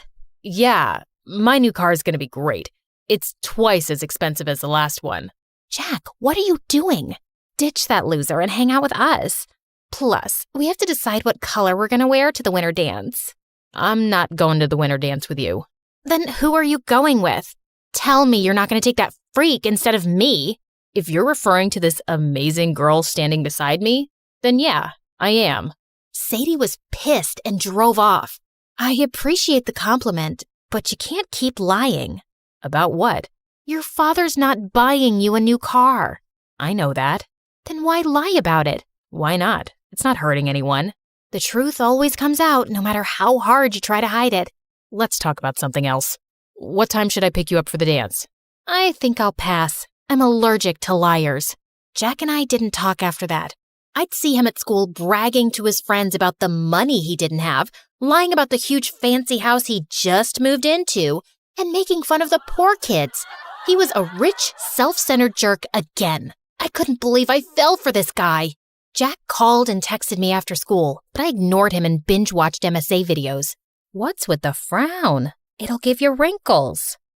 I don't get why Jack has to lie about being rich. Some people will do anything to keep up appearances. Lie, cheat, sometimes even steal. But it's not right. Of course it's not right. Doing the right thing isn't always easy. I decided to go to the dance alone. Bethany and I were supposed to go together, but she wasn't returning my calls. When I arrived at the dance, I saw Bethany hanging out with Sadie and her crew, following them around, holding their drinks. Hey, Bethany, I've been trying to reach you. Sorry, I gotta go. Bethany was acting strange. She could barely look me in the eye. Then Jack walked up to me, and before he could say a word, everyone's cell phone started going off. I looked at my phone and saw a video of Jack's mom working as a maid. You're not rich, Jack. You're a poor loser. Then all of Jack's rich friends laughed at him. And don't try to deny it. Bethany told us everything. She even made this video. It's true. Ashley told me that she saw Jack begging for food at the soup kitchen. Shut up, Bethany. No one asked you to speak. Be a good little puppy and stand over there. I felt furious at Bethany. I'm so sorry, Jack. I never meant... It's okay. It's not your fault. I should have stopped pretending a long time ago. Sadie, you're right. I'm poor, but I don't care what you or anyone else thinks of me. You've never been my real friends anyway. All you've ever cared about is my money. Well, now it's gone and it sucks. But I found something way more valuable. Then Jack took my hand. Oh, geez. If you say you've fallen in love with that freak, I'm gonna throw up. I'd had enough. I walked over to her and accidentally spilled my drink all over her dress. Oh, sorry about that. But you know, the punch does bring out your eyes. You want to get out of here? Yes, please. As Jack and I walked out the door, Bethany ran up to us. Ashley, it wasn't personal. We're still friends, right? Maybe I can fix things with you and Sadie. If you did her homework for a week, then you're pathetic, Bethany. And you deserve someone like Sadie. Jack and I left the party and went to the beach. We ate chili dogs and Brussels sprouts and danced the night away. This is nice. You know what the best part is? What? It doesn't cost a thing. Then Jack gave me the most romantic kiss ever.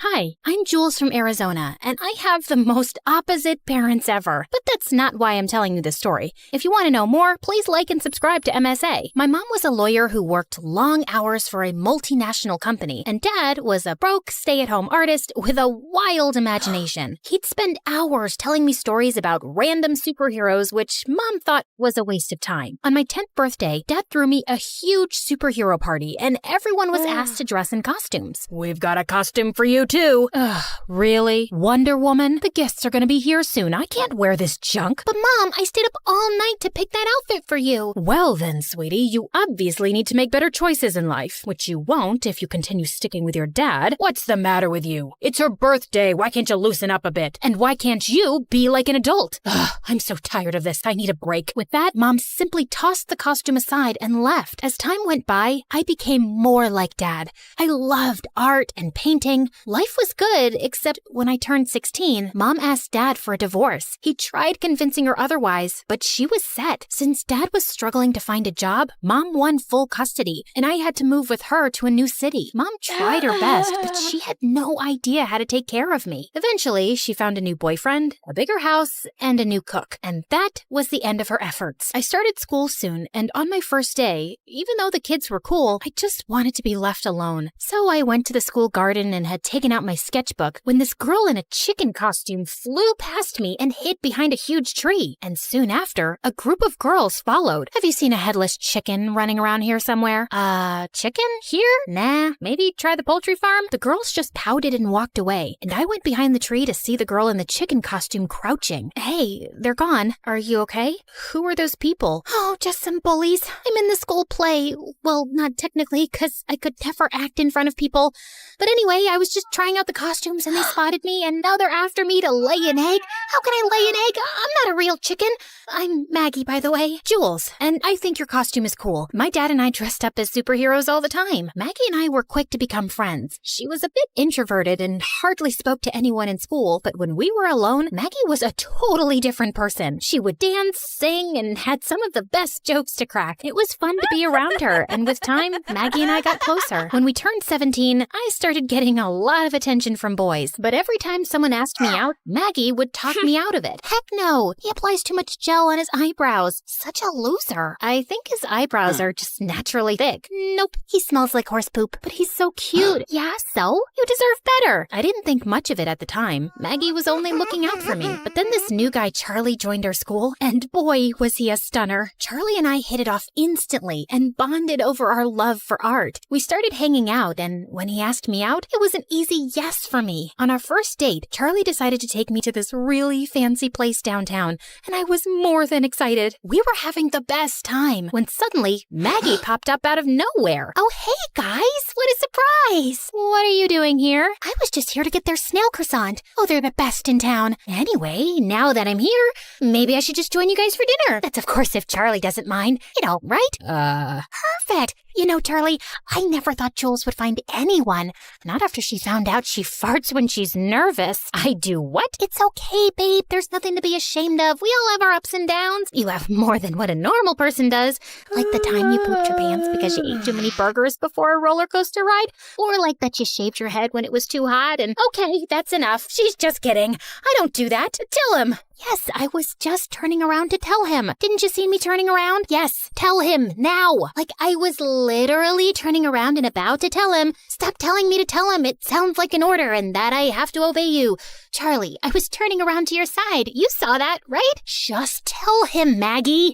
Now you said my name, so it's officially an order. Fine. Yeah, I was totally kidding. I'm not. Oh, look at the time. My croissants must be ready. Enjoy your date. So nice to meet you. Maggie Maggie left soon after, but the damage was done. Charlie looked visibly disgusted, and the next day in school, he told everyone that I was a weirdo with a thing for shaved heads and farts. Everyone looked at me like a crazy person. It was so embarrassing, and I only had one person to blame, Maggie. But where the heck was she anyway? I tried calling her, but she didn't answer, so I searched the school for her and finally found her hiding in one of the bathrooms. What do you think you're doing?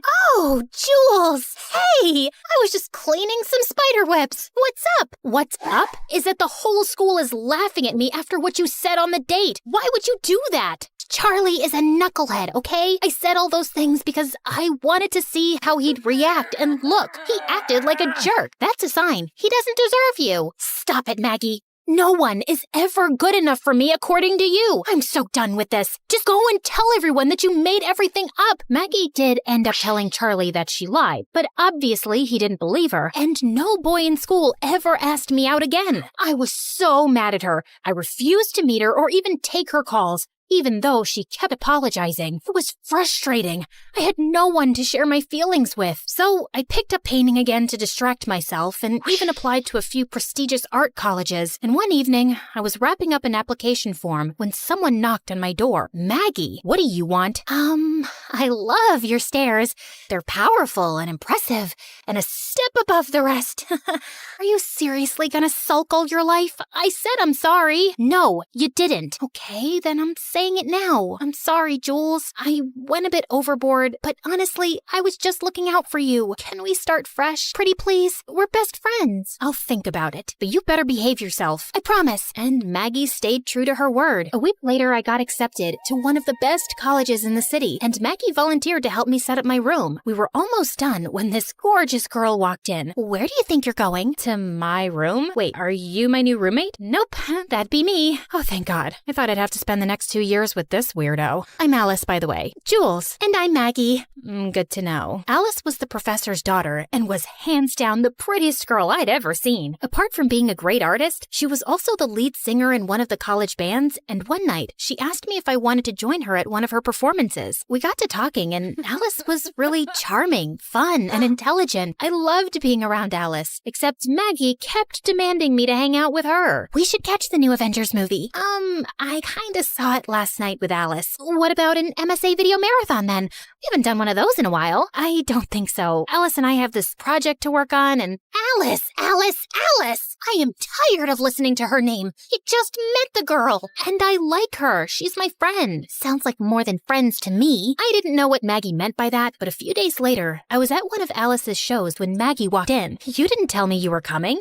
Well, since you won't hang out with me, thought I'd come to you. Why? Are you not happy? Before I could say another word, the performance started, and as always, Alice blew my mind. Watching her on stage was always amazing, but something in my heart jumped when she blew a kiss at me while singing. Ew, that was so cringe. Stop blushing like a moron, Jules. And what's the whole hype about this Alice? She literally sings like a pregnant horse. I could do so much better than that. And with that, Maggie went on stage and pulled the plugs, and the crowd went silent. What do you think you're doing? Saving people from your horrible voice? Give that back. Alice tried to snatch the plug from Maggie's hand, but Maggie pushed her. Then Alice got up and she pulled Maggie's hair, and the two of them got into a huge fight. Before I could butt in, Alice shoved Maggie, and she tripped over something and ended up falling off the stage, unconscious. Alice and I took her to the hospital where the doctors told us she had a broken arm. Maggie got discharged the next day, but the doctors said that she needed to rest. Her parents requested if I could help her with her recovery since she was always happy around me. So I tried to drop in whenever I could, but every time I said I couldn't come over, she'd freak out or have a full-on panic attack, making me feel like I had to drop everything and go see her. Even Alice started noticing how stressed I was. Then one day, she told me about this great art exhibition in town, and I really wanted to see it. I told Maggie that I wasn't well, and surprisingly, she understood. Alice and I were having a great time, and the exhibition was out of this world. I've missed that smile, you know. Me too. Thanks for bringing me here. I don't remember the last time I felt so happy. Stick with me, and you'll always be happy. Alice brushed a strand of hair away from my face, and I felt my insides explode. She came closer, like she was about to kiss me. when suddenly someone screamed my name. I turned around to see Maggie staring at us furiously. So that's why you couldn't come over, huh? Because you wanted some time away from your girlfriend? I thought you were sick, so I brought you chicken soup. But then I saw this dumb art fair invite, and I knew you tricked me. You didn't leave me a choice. I'm sick of babysitting you. I have my own life too, and it doesn't revolve around you. So it revolves around Alice? I've seen how you two look at each other, and it's not just friendship. That's none of your business. Stay out of this, you witch. Enough. You can't talk to Alice like that. So you'll take her side over mine? With that, Maggie started crying like a banshee. She picked up expensive art pieces and started smashing them to the ground, one by one. I tried to stop her, but she ran around like a mad person before security finally caught up to her. The police were called, and Maggie and I were immediately taken in for questioning. Our parents were called, and it was a huge mess. Mom dropped me back off at my college, where Alice was already waiting for me. Are you okay? Look, Jules, you need to cut that girl loose. She's clearly obsessed with you. I don't know what's gotten into her. I mean, she's always been weird, but she's not a bad person. Then why did she spread that rumor about you in school? I had a friend who went to the same school as you and did some digging. They told me how she said something about you farting. Wait a minute. You asked around about me? Why? Because I wanted to know more about this stupid friend of yours. Then you should have asked me. Don't go sneaking around like that. I'm sorry. I just wanted to make sure you were okay. You should know better and stay away from someone so toxic. She's not wrong, Jules. Sometimes it's okay to let go in order to stay happy. As painful as my separation with your dad was, it ended up being a blessing because we're so much happier. Just be selfish for once and choose your own happiness. Oh my God. You all need to stop telling me what to do. I'm not some kid, okay? I can make my own decisions and do my own thing too. With that, I stormed off. I knew what Maggie did wasn't right, but I was so tired with everyone trying to make decisions for me. Maggie got out soon after, and she would send me gifts and bouquets to say how sorry she was, but I was done with her. Alice tried talking to me too, but soon after finals started and I got busy with my studies. I just needed some space from everyone. Then one day, I was buying groceries when I spotted Maggie in the line ahead of mine. She saw me too and immediately walked over. You've been avoiding me, but I don't blame you. I pushed your buttons too hard, and I deserve this. But I miss you, Jules. Maggie, you're a great person, but I think it's better if we don't stay in touch anymore. I'm finally happy in my space, and I want to keep it that way. I get it, but at least can we have coffee? One last time, for the sake of our friendship? I wanted to say no, but looking at Maggie's desperate face, I agreed. She led me to her car and started driving, but I noticed soon that we were not headed in the right direction. I asked her, and she told me that it was this new place a little outside the city. I felt uneasy and asked her to stop the car, but Maggie started speeding up. What the heck are you doing? You'll get us killed. You said you were my bestie forever, and then you dumped me for that stupid Alice. I loved you, Jules, you know that? What? Yes, I loved you, but you told me you were into guys. That's why we couldn't be together. I kept begging Maggie to slow down, but she just wouldn't listen. Panicked, I tried to take the wheel from her hand, but the car slid off the road and hit a tree. Within seconds, a crowd gathered around us and helped me and Maggie out. Thankfully, we weren't injured. Jules, I'm so sorry. Are you hurt? Get away from me, you freak! Don't you dare touch me! 15 minutes later, both our parents arrived. Maggie's parents apologized and begged me not to press charges, even though I really wanted to. Mom took me home, and this time, I decided to cut Maggie off for good. I got a restraining order from the court, and after that day, I never saw Maggie again. I went to therapy and started feeling a lot better. A few days later, Alice asked me to meet. We sat on the hood of her car watching the sunset. So, I've been thinking about you, and I feel like we have a spark. No, it was just a firefly. Really? Such a pity. Yeah, I know. These sparks are getting out of hands lately. Maybe we can set them on fire? We grinned at each other, knowing exactly what was going to happen next.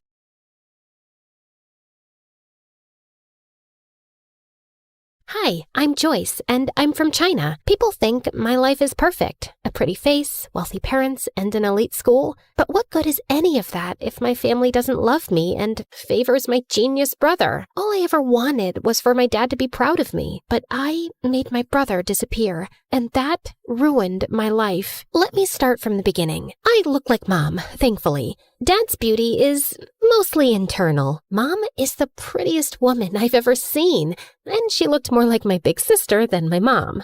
She looks like you, but I hope she doesn't have your brain, or she'll turn out useless like you. Well, I had learning difficulties and barely spoke more than a few words until I was 5. Dad hated me. He spoiled my brother Dustin rotten. I wanted to impress him too, but Dustin, 3 years younger than me, was already a genius. Dustin loved me, no matter how much Dad compared us. He never let it get between us. Like this one time on my 8th birthday, Dad decided to celebrate Dustin instead of me. He invited all his employees and business partners. Dustin was on stage reciting this long old English poem called Beowulf, and people were already yawning and checking their watches. Mom and I were late because we were at the salon, and when we finally walked in halfway through the poem, every single head turned our way. People looked at us like we were movie stars. Dad came rushing over, looking pissed. What are you all staring at, huh? It's just 2 girls who care more about their looks than their brains. Joyce, you're just a disappointment. Go upstairs. Actually, do us all a favor and stay there.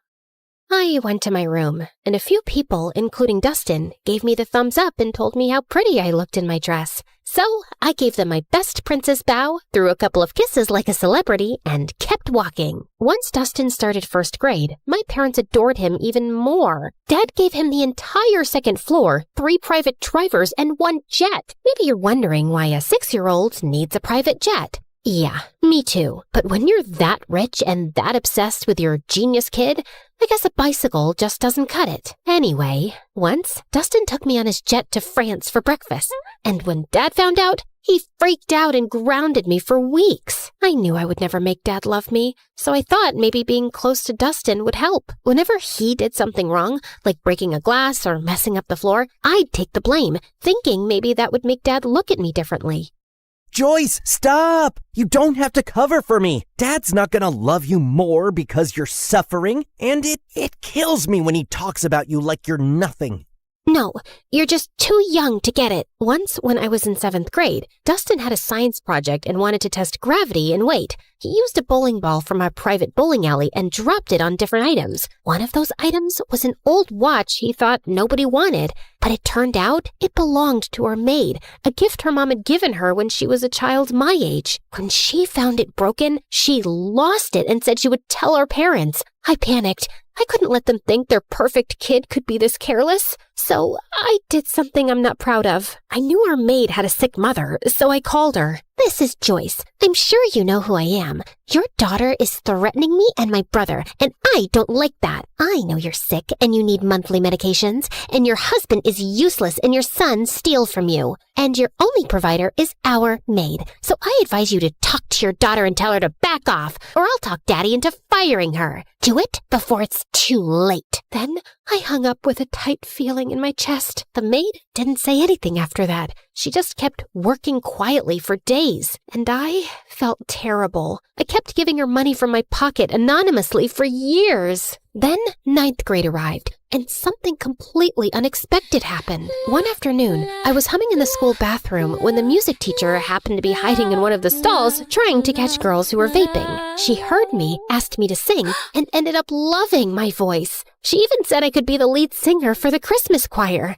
I was over the moon. And no, of course Dad didn't come to the choir. Only Mom came. And she didn't even stay until the end because Dad called her to come home for whatever reason. But everyone else was so impressed by my voice that a few people came up to talk to me afterward, including this kind-looking man who honestly resembled Keanu Reeves, if Keanu had a paunch. I'm Peter Anderson. I'm a music producer. You've probably heard the rumors that I'm a fraud, but this town loves gossip more than the truth. Anyway, I see real talent in you, and if you're interested, I'd love to help you become a singer. Here's my card, and maybe we can talk more in my office. I was so happy that someone finally noticed something in me and wanted to help me shine, even if it was this half-fraud kind of a mess person. Of course I kept his card with me, and I didn't tell anyone except Dustin. So I guess you're the child who'll make our family proud after all. What is that supposed to mean? I mean, Joy, people think the perfect favored child is the lucky one, but it's actually the ugly, stupid, neglected one. Like, how would you discover your voice if you lived in a cage chasing someone else's dream? Okay, wow, this is getting deep. Don't worry, I won't go that deep. I know your IQ. Anyway, I need a favor. I know you're going to that Halloween party this weekend, and Dad would never let me go. So maybe you could sneak me out with you? I really, really want to go. They're bringing Chicago-style pizza. And if Dad finds out I snuck out, at least he'll know I was with you. Which will make things even worse. Come on! I'll do your assignments for the whole next semester. For the next 2 years. Fine. Shake on it. Wait, did you like this video and subscribe to MSA? Obviously. Why do you think I turned out so emotionally intelligent? Guys, interact with our video so this story blows up. What are you waiting for? Comment now! That weekend, I snuck Dustin out and we headed to this huge party 5 blocks away. Dustin was wearing a white ghost costume. Way too simple for a genius, but whatever. I dressed like Amy Winehouse, and honestly, I looked really cool. The party was wild. Everyone was having fun, and a bunch of kids were wearing the same ghost costume as Dustin. I kept an eye on him until this cute guy came up to me and started talking. I liked him, and when I saw Stephanie staring at us with jealousy, I realized she probably liked him too. She was a girl from my school who was always jealous of me, so I decided to annoy her even more. She walked over and started talking to him, and he didn't mind. So, Alan, did you know I have a really good voice? I can sing Can't Help Falling in Love by Elvis Presley, if you want. They have karaoke here. It's Derek. The singer? No, my name. Anyway, I'll show you how it's done. Then she rushed to the karaoke machine and sang in front of everyone. Her voice wasn't bad, and I saw Derek nodding along. When she finished, everyone cheered, and she looked like she owned the world with that smug smile. I don't know what came over me, but I ran up, grabbed the mic, and started singing too.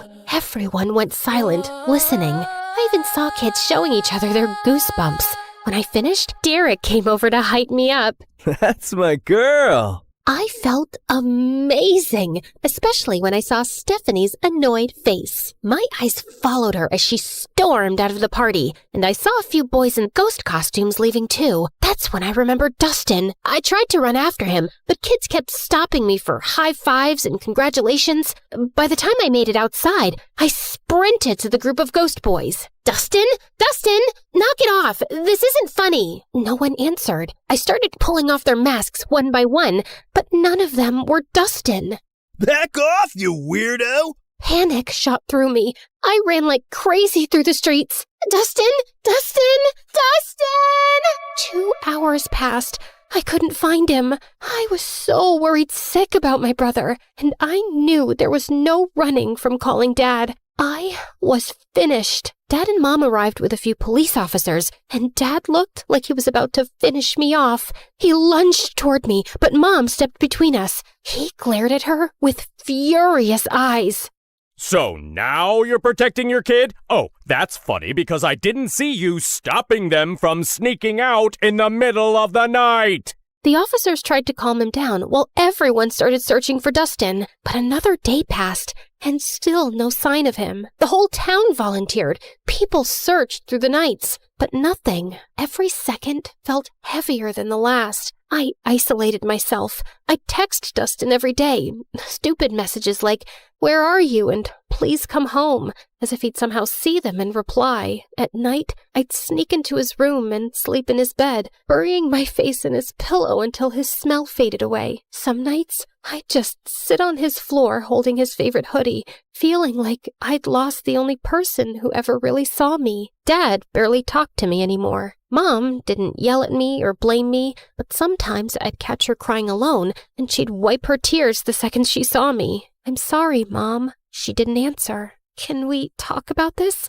I want to hear your voice. I know what happened is my fault, but I just want you to pat my shoulder, let me cry in your lap, tell me it'll be all right. Just say something, anything." But she didn't. She just gave me a sad little smile, nodded, and walked away. And then I completely shut down. A year of guilt and silence later, I couldn't take it anymore. I needed something, anything to distract myself, even if just for a little while. I remembered the card the producer gave me, and I figured, why not call him? It's not like I had much to do being alone all the time. Wise decision. I'm gonna make you a star, way up in the sky, so bright, your dad's gonna regret not loving you enough. Well, that's definitely a dream to live up to. He started helping me get small singing gigs at local cafes, and I loved it. The attention, the clapping, the feeling that I mattered to someone. One day, someone recorded me singing and posted it on TikTok, and it went viral. People loved my voice and kept commenting that they wanted more. So, Peter created a small YouTube channel for me and uploaded my videos there. He was so proud. It felt nice having a father figure in my life who actually cared. But when my dad found out, he completely lost it. Oh, look at you! Enjoying your little fame with that fraud producer. He's not a fraud. He helps me a lot. He even made me a YouTube channel, and it's growing. Aw, and who gets paid from YouTube? Did he even give you a single cent? Or does he just toss you a few pennies you get from those miserable cafes? I'm not doing this for money. I do it because I love singing. Just like you loved your brother, right? For the first time, I felt real anger toward him. Why couldn't he see any goodness in me? But before I could say anything, he pushed his chair back and walked out. Later that night, he started having chest pains. Mom and I rushed him to the hospital. The doctor said it was stress and that he needed rest. I didn't visit him much while he was there.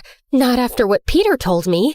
Summer vacation's coming up. I was thinking we could go on a little tour around the country. Grow your audience. See where this takes us. I believe in you, kid. I went on that tour in a heartbeat, and I had the best time of my life. For once, I felt like a child again. No guilt, no pressure, just music and freedom. But even then, I worried about Mom. I always felt like she needed rescuing from Dad. That became my motive.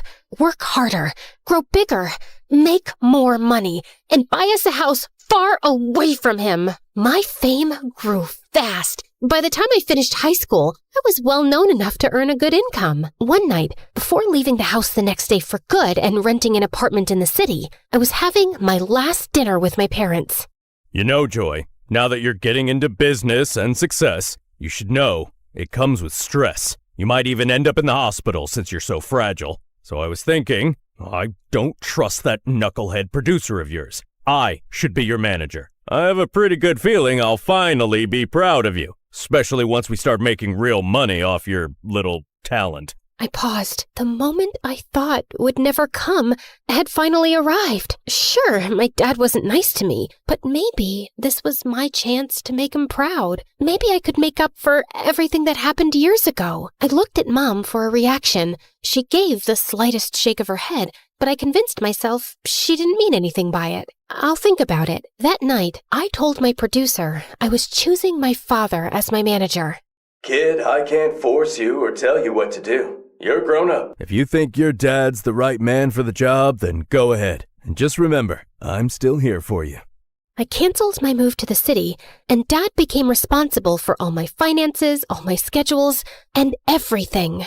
Everything was fine for the first few months, but then I started noticing that my finances didn't make sense. I was earning more back when Peter managed me, and I was working twice as hard now. Still, I gave my dad the benefit of the doubt until one day I checked my bank account and it was at zero, completely empty. I freaked out and went to confront him in his office, but he wasn't there. That's when Mom walked in, pale and shaking. She turned on the TV. William Clark, the billionaire owner of Clark Investment Companies, has been exposed as the center of a massive Ponzi scheme. Authorities estimate he conned thousands of people out of nearly $300 million. Records show the fraud began in the early 2000s, and officials confirm he fled the country this morning. The FBI is now searching for him. Back to you, James. I stared at the screen, frozen. My dad, the man who made me feel small, unworthy, and desperate to impress him, built his entire empire by scamming people. It was my biggest regret, choosing the wrong man to trust. I ran to my mom and hugged her. He stole from me, Mom. He hurt me, and he always made me feel incomplete. All I ever wanted was for him to be proud of me. Where did I go wrong? Mom wrapped her arms around me. You were focused on the wrong parent, honey. Every time I tried to hold you, I could feel myself breaking. And I didn't want you to see that. I didn't want you to carry my pain on top of your own. Words were never my thing, but I always loved having you around. After Dustin, everything fell apart. You shut yourself away, and I didn't know how to reach you. But your father's gone now. Good riddance. It's just us. I've saved some money. Let's start over. I hugged her tighter. Her words came late, and in the hardest moment of my life, but somehow I felt happy. I never knew you could feel so happy and so sad at the same time. After that, everything happened in a blur. The FBI seized our mansion, our cars, and everything inside. Mom and I moved into a tiny apartment and hardly left it. Then one day, someone knocked on the door. It was Peter. Didn't I tell you? I'll always be here when you need me. But who's gonna listen to my music after what my dad did? Joyce, what defines Joyce is what Joyce does, not her father. It's time to rock again. Remember your YouTube channel? I've been saving everything we earned from it for something big, and today's the day. No, I can't. I just want a quiet life with Mom. I'm sorry. Actually, I gave an interview this morning. I told everyone what your father did, including how he stole from you. People are sympathetic. I've read the comments. They love you, Joyce. They want you back. Wait, you did an actual interview? For me? Wow. Peter helped me restart my career, and people were happy to have me back. And soon enough, I was a huge success and making good money too. One day, before one of my biggest concerts, Mom told me that Dad had been arrested and was facing decades in prison. She said he wasn't feeling well and wanted to see me. I decided to see him one last time before closing his chapter for good. I know you probably think I was stupid, Joyce. No, you committed every sin in the book, but stupidity wasn't one of them. You know what? I actually feel sorry for you. You spent your whole life putting down an innocent little girl without a shred of guilt. Well, you weren't like Dustin. For Christ's sake, he was the only one who made me proud, and you had to take that away from me. I guess it was for his own good. Otherwise, he would have grown up to be a miserable little fraud like his father. I finally get it. You were never capable of being proud of me. Not because of who I am, but because of who you are. A fraud, in business and as a father. Now, if you'll excuse me, I have a crowd of 200,000 proud people waiting for me. And with that, I spit on him and left. The moment I stepped on stage, the entire arena erupted. I looked out at all those excited faces, at Mom's proud smile, at Peter beaming at me like his daughter had made it. And then I closed my eyes, and I saw him, Dustin, with that same cute, confident little smile he always had when he believed in me more than anyone else. I keep running, like I'm trying to outrun time. I can't stop, I can't slow down with these ghosts still in my mind. And it hits me when it's quiet, nowhere left for me to hide. So I keep on moving, just to feel alive. But as I sang, the crowd grew louder than I'd ever heard. I opened my eyes. There was a guy being lifted by the crowd, riding toward the stage, and for a second, I stepped back in fear. But then, my heart stopped. Dustin? I signaled for my security to let him through. He climbed onto the stage, and I swear the world went silent around us. I looked at him like I had just seen a ghost. The hostess rushed forward, tears in her eyes. After your mother's interview about your missing brother, the internet made it their mission to find him. He's been missing for 10 years. We interviewed him and confirmed with your mom. He is your long-lost brother. My knees almost buckled. I couldn't breathe. But Dustin spoke first. I was taken by some shady people. They asked Dad for ransom, but he ignored them. They took me to Mexico. We got into a car accident. I lost my memory. A kind Mexican couple adopted me. I didn't know who I was, but I always felt like someone out there loved me. I just didn't know it was you. My heart shattered and healed all at once. I dreamt about this moment every day, always imagining myself as the stupid, reckless sister who failed you. I never pictured meeting you like this, as a woman with a life and strength and dreams of her own. Welcome home, brother. I threw my arms around him, and he broke too. And when I looked up, the whole arena was crying with us. I turned back to the microphone, wiping my tears. Thank you, everyone. I learned something I wish someone told me sooner. You can't buy love. You can't chase approval. Not even from the people you want it from the most. The greatest person you can learn to love is yourself. And once you do that, everything else falls into place. Thank you again. And now, if you'll excuse me, my brother and I have a lot to catch up on. And with that, we walked off the stage together for the first time in years, and the first time all over again. Because sometimes the people who make you feel the smallest are just trying to make themselves feel big.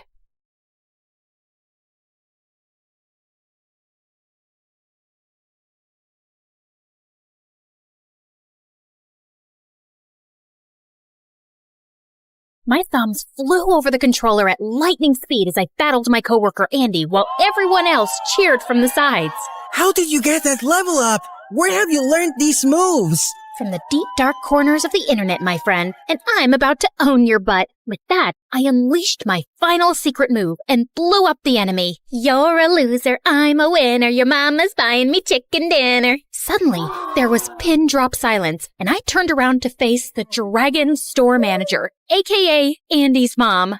You have 10 seconds to clear up this mess and get back to your jobs, or you're on fire!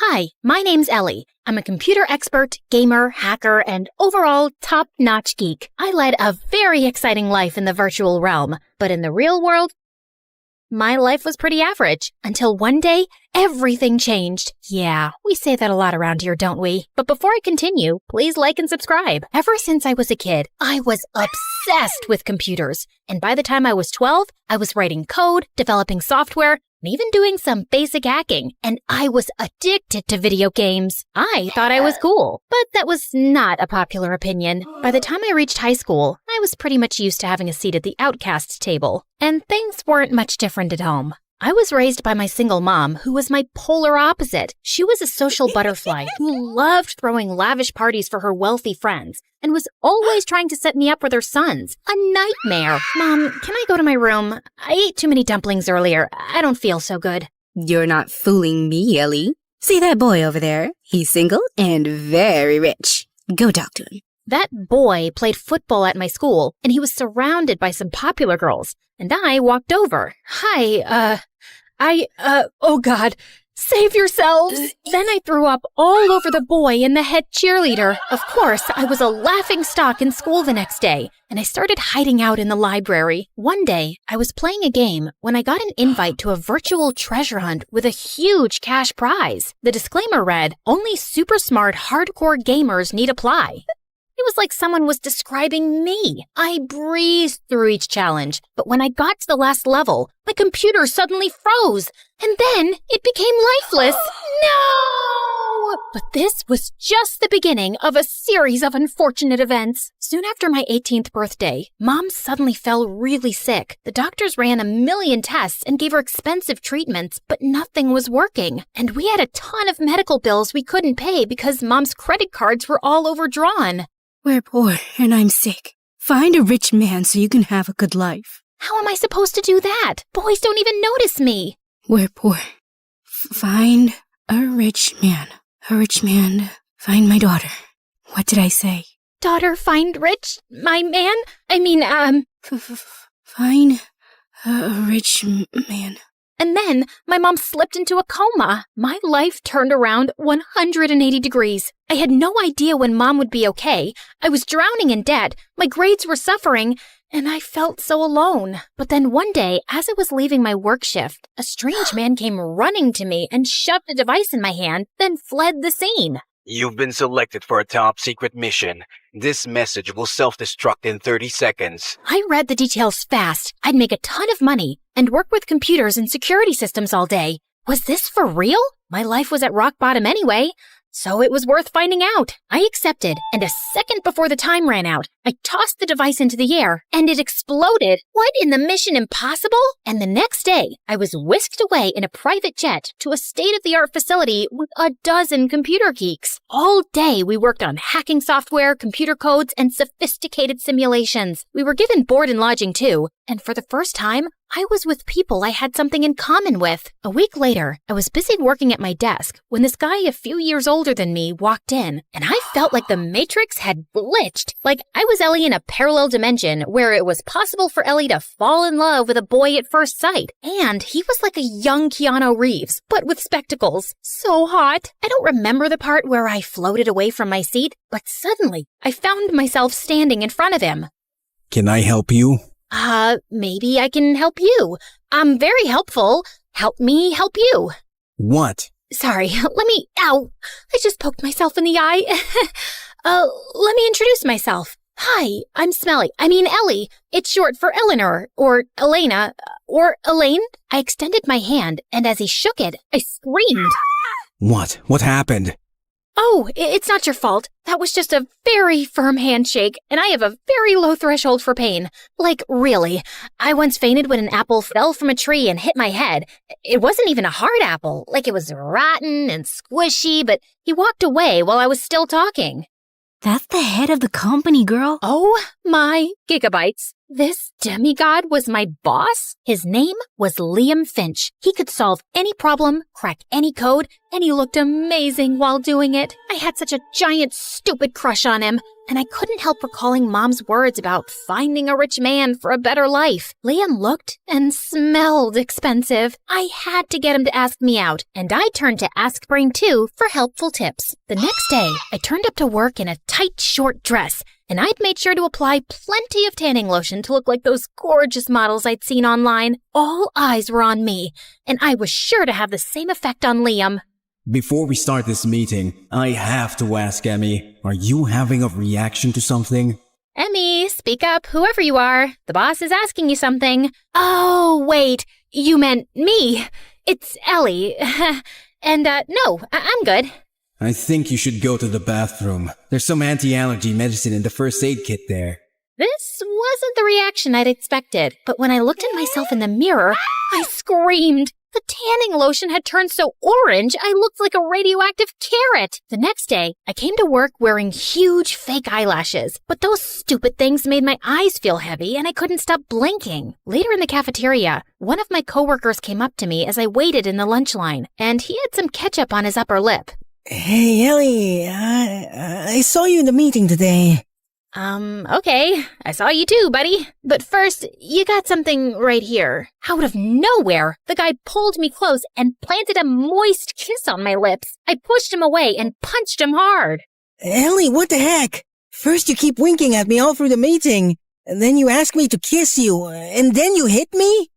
Excuse me, what? He kicked up a huge fuss to Liam about being assaulted, and then he quit. That was one of our best coders, and you've made him leave! Well, he hit me first.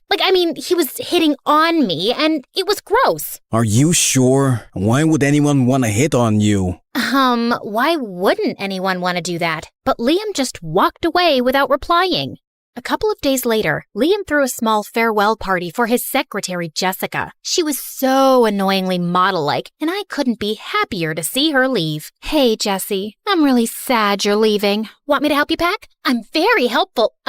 Wait, isn't that a company paperweight? No, it's mine. I brought it from home. I'm pretty sure it belongs to the office. But hey, it's just a paperweight. Are you calling me a thief? Why don't I just take that from you? We won't mention this to anyone. Give it back to me, you witch! It's not yours, Jessie. You're robbing the boss blind. As we both pulled at the paperweight, I suddenly lost my balance and let go, and it went flying straight into Jessica's perfect fake nose. Emmy, what's the matter with you? Do you think I care if my secretary takes a useless paperweight from the office? I was just trying to do the right thing, sir. The right thing would be to stop injuring my employees. The next morning, I gave myself a pep talk in the staff room before work. Okay, the last few days have been bad, Ellie. But today's a new day to show everyone what a cool, brilliant chick you are. You got this, girl. Now show yourself some self-love. I kissed my reflection, but when I opened my eyes, I was horrified to see Liam standing behind me. Can you please keep things professional and practice your makeout skills in private? Which, I might add, need a substantial amount of work. Jeez. What? No, that's not what it was. Oh, God. This was almost as bad as the day Mom went into a coma. The next day, while I was busy coding, I couldn't help thinking about my makeout skills. I turned to my trusty advisor, Google, but when I opened up the first link, some kind of virus popped up on everyone's screens. Your system is under attack and will be immediately destroyed. Goodbye. And then every screen went blank. There was a wave of shocked silence across the room. Who the heck opened an insecure link? I felt about as small as an ant. I am so sorry, Liam. It was a small error of judgment. Small error? Your small error may have catastrophic consequences for our national security. Sorry, what? I thought this was a private security company. I recruited people I believed I could train to be the very best. Because every code we write and every firewall we construct has massive importance. But you've caused a major breach, and now I have to fix your mess. And I was clearly wrong about you. You don't belong here. Pack your things. You're going home tomorrow morning. And it's not Liam. It's Mr. Finch. I felt like I'd been punched in the stomach. This place was the most at home I'd ever felt, and I'd really screwed things up. The next morning, I was going to the office to turn in my employee card. When I stopped short, the building had been sealed and was surrounded by police officers, and my coworkers were being arrested. I slipped away quickly, my heart racing. What the heck was going on? The only thing I could think of was finding Liam, if he hadn't been arrested already too. I made my way to his place and rang the buzzer a few times, but no one answered. Then I overwrote the code of the security lock and the door clicked open. I'd just taken a few steps in when someone leapt at me and pushed me to the ground. And I found Liam on top of me with a chopstick. Emmy, how did you get in? And why do you know where I live? It's a top secret location. We sell that lock at the store where I worked at before, so I'm very familiar with the software. And I, hacked your smartwatch to track your whereabouts a few weeks ago.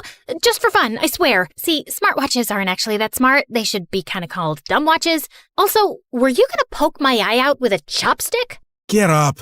Why are you even here? Because I went to the office and everyone was getting arrested. Well, it's all your fault. What?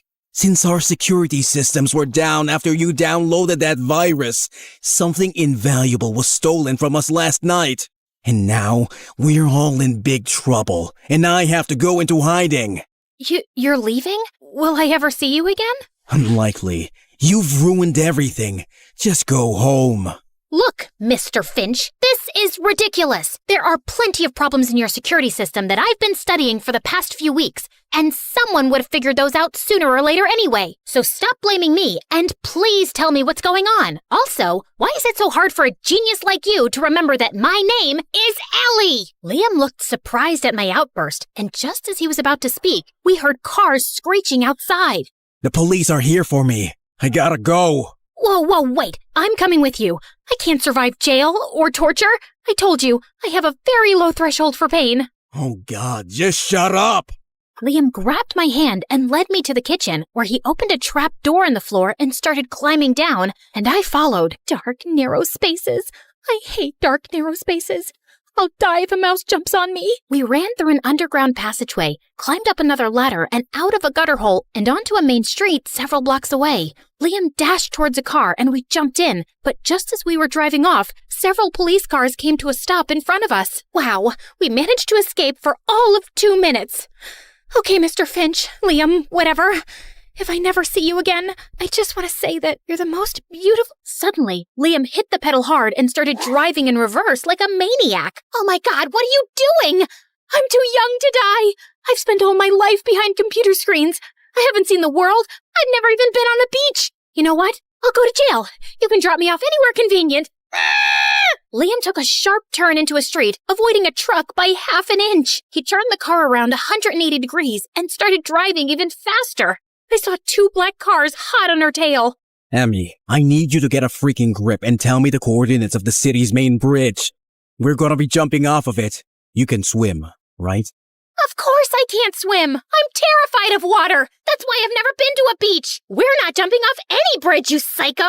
Can you please do what I'm saying and just trust me? There's a life jacket under the seat. Strap that on and find me the bridge. Now! With shaking fingers, I located the bridge and fed the coordinates into the car's GPS. Undo your seatbelt, and when I say go, open the car door. Your seat will automatically eject, and you'll land in the water. Don't panic. You're wearing a life vest, and I'll get to you quickly. You ready? I've never been less ready for anything in my life. Okay then, go! Liam swerved the car off the bridge and into the air. My seat ejected immediately, and I landed head first into the water. Before I could panic completely, Liam swam over to me swiftly, grabbed me by the waist, and pulled me onto the shore. We ran down some docks where Liam found an unlocked car, and we sped away in it. I was too shocked to even speak anymore. Liam drove us out of the city to some abandoned warehouse, where we were let in by an elegant older woman. Hello, Agent Skywalker. I was expecting you to be alone. So was I. Agatha, trust me, this wasn't part of the plan. All right, I've had enough. Can you tell me what's going on, Agent Skywalker? Liam finally told me that he was a CIA agent who had been assigned the task of recruiting a special security team to protect the government databases and national secrets. But there's another CIA agent who has gone rogue, and yesterday, she broke into our facility and stole the key to a new weapon the government's developing. And she's framed me for the theft. Now everyone thinks I'm a traitor. Luckily, the key's heavily encrypted, but someone will break the code soon, and I have to get it back before they do. It's the only way to clear my name. That's why I couldn't let myself get arrested. And Agatha here's an old friend. She's the only one I can trust right now. So, what's the next plan of action? I have a fairly good idea where the rogue agent took that key, so I'm going there, and you will stay here.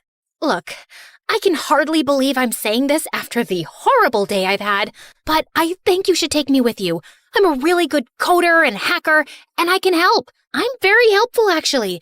I just haven't had a chance to... Okay then, let's go. What, now? I thought you'd offer me some food first, and I wouldn't mind a nap. Now! Wait, Agent Skywalker, aren't you forgetting something? What? You know, the thing. Agatha, I really don't have time for riddles, so just say it. Okay, you're forgetting your lucky underwear from your Star Wars collection, the one you always wear before an important mission. I looked at Liam's face and burst out laughing. Lucky underwear? Oh my God. Oh geez, I think I peed my pants.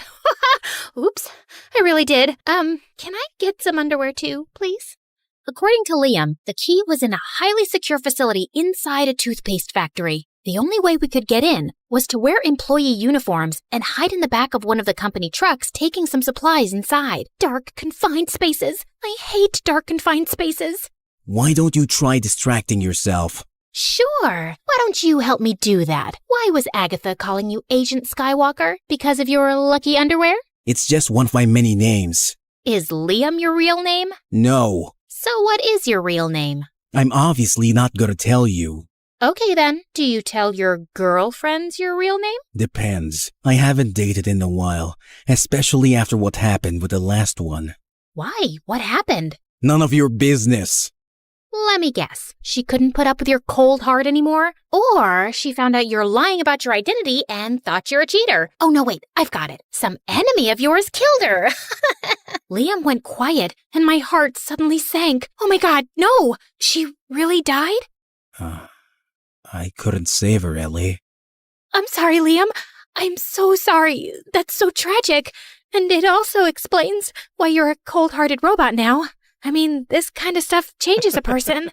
Jeez, why are you so gullible? I'm a CIA agent. I'm trained to convincingly lie about anything. That was a joke? Dude, that's just mean. Well, if you still want a sob story, she did betray me. My ex is the rogue agent, and she's the one who's stolen the key and framed me. Are you happy now? Oh, wow, that's a lot. So, how do you feel about it? Like, I just want you to be quiet now. I silently processed everything I'd just heard, but after a few minutes, I started feeling anxious again.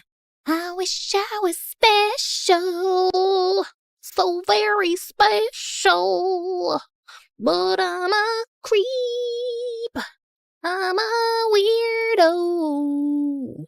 What am I doing here?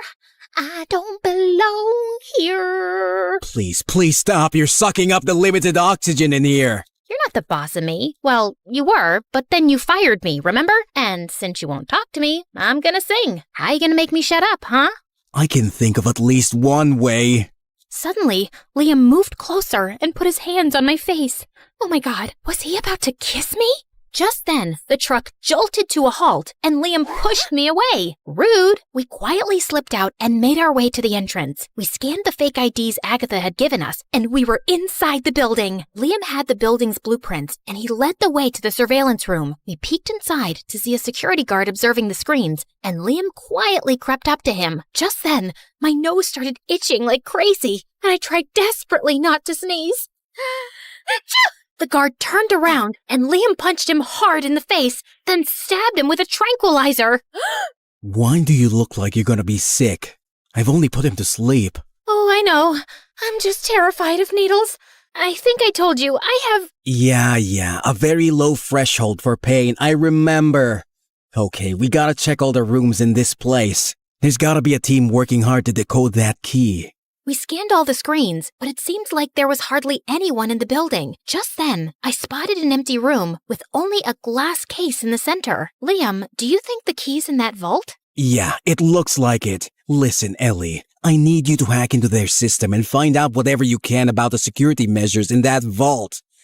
I'm gonna be by the door to keep an eye out. You got it. I was totally lost in my work when suddenly my eyes flitted to one of the screens. Liam, what did you say your ex-girlfriend looked like? I don't think I said anything. Would you say she's a skinny supermodel type with lovely blonde hair, a perfect jawline, and very, very long legs? Yeah? Why? Well, if we don't scram out of here in the next 3 minutes, I think you're about to be reunited with your ex. She's coming this way. Liam grabbed my hand and we ran out and down the corridor like crazy. Suddenly, security alarms started blaring all over the building. I guess she found the unconscious guard in the surveillance room. Ellie, why have you stopped running? I'm so out of breath. I'm a computer person on my butt all day. Not used to running. Suddenly, Liam swept me up like a sack of potatoes, flung me over his shoulder, and started running again. All the entrances were being sealed, and Liam managed to get through the last one seconds before it slammed shut. We went rolling onto the ground, then got up quickly and sprinted as some guards chased us. As soon as we got outside the gates, a car screeched to a stop in front of us. Get in! Hurry! Yet another narrow escape. Was the mission successful? Far from it. We didn't manage to get the information we needed to break into the vault where the key's being kept. What are you talking about? I downloaded every single piece of information on their system in this flash drive. This one. No, wait. Not this one either. It's the neon green one. It's my favorite. Aha! Here you go. What?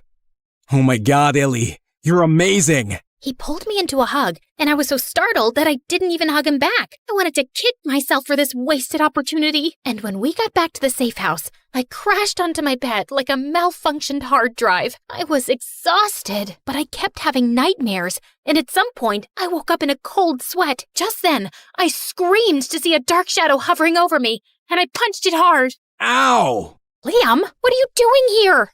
You were shouting in your sleep. I was just checking on you. Aw, you came to see if I was okay?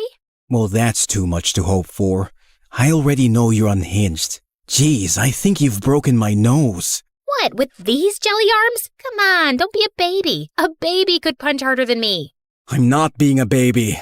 Ugh. Since you're finally up, let me show you what we found from that information you got. Agatha and Liam then proceeded to tell me that we didn't need to break into the vault. Apparently, they'd discovered a foreign delegation was visiting the embassy in 2 days for a big event, and the stolen key would be exchanged there. The rogue agent, Princess Leia, will be disguised as a journalist.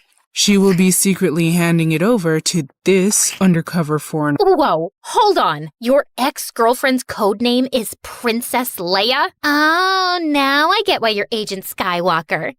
That's really cheesy. Can you focus on what's actually important?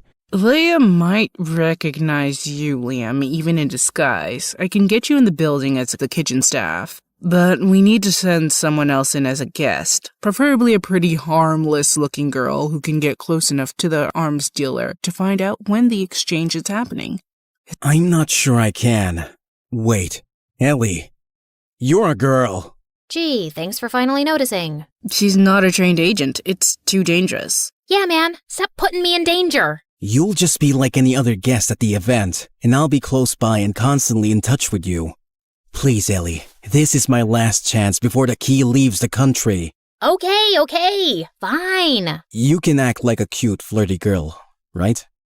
I'm used to my mother throwing me at rich guys, so yeah, I have some practice. You should be prepared for anything. You know, once I was working the field, I had to kiss a mafia boss to distract him. It brought down his whole operation. She's not very good in that department, Agatha. I've seen her practicing in a mirror. That's not what I was doing. Look, I'm a pretty good kisser, okay? Well, it's an important skill any undercover agent should have. So, prove it. Prove it? How? You could just kiss me. Duh. What, like right now? Is that really necessary? Maybe she just finds you ugly, Agent Skywalker. I didn't say that. I mean, who would find him ugly? He's very good looking. That's just a fact. Like, I'm sure even a lesbian would find him attractive. Then it's just your bad kissing skills stopping you, I guess. Let's hope you don't need to use them. You know what, man? Just shut up. I suddenly grabbed Liam and kissed him hard. He kissed me back, and my brain exploded with fireworks. Well, that was not half bad. It was good. Great, even. Yeah, she'll be fine. I'm gonna get some more coffee. I'm proud of you, kid. 2 days later, as I was getting ready for the event, I felt sick with anxiety. Just then, someone knocked gently, and Liam walked in. Wow, you clean up nice. I mean, your dress is pretty. I think I'm gonna barf all over it soon.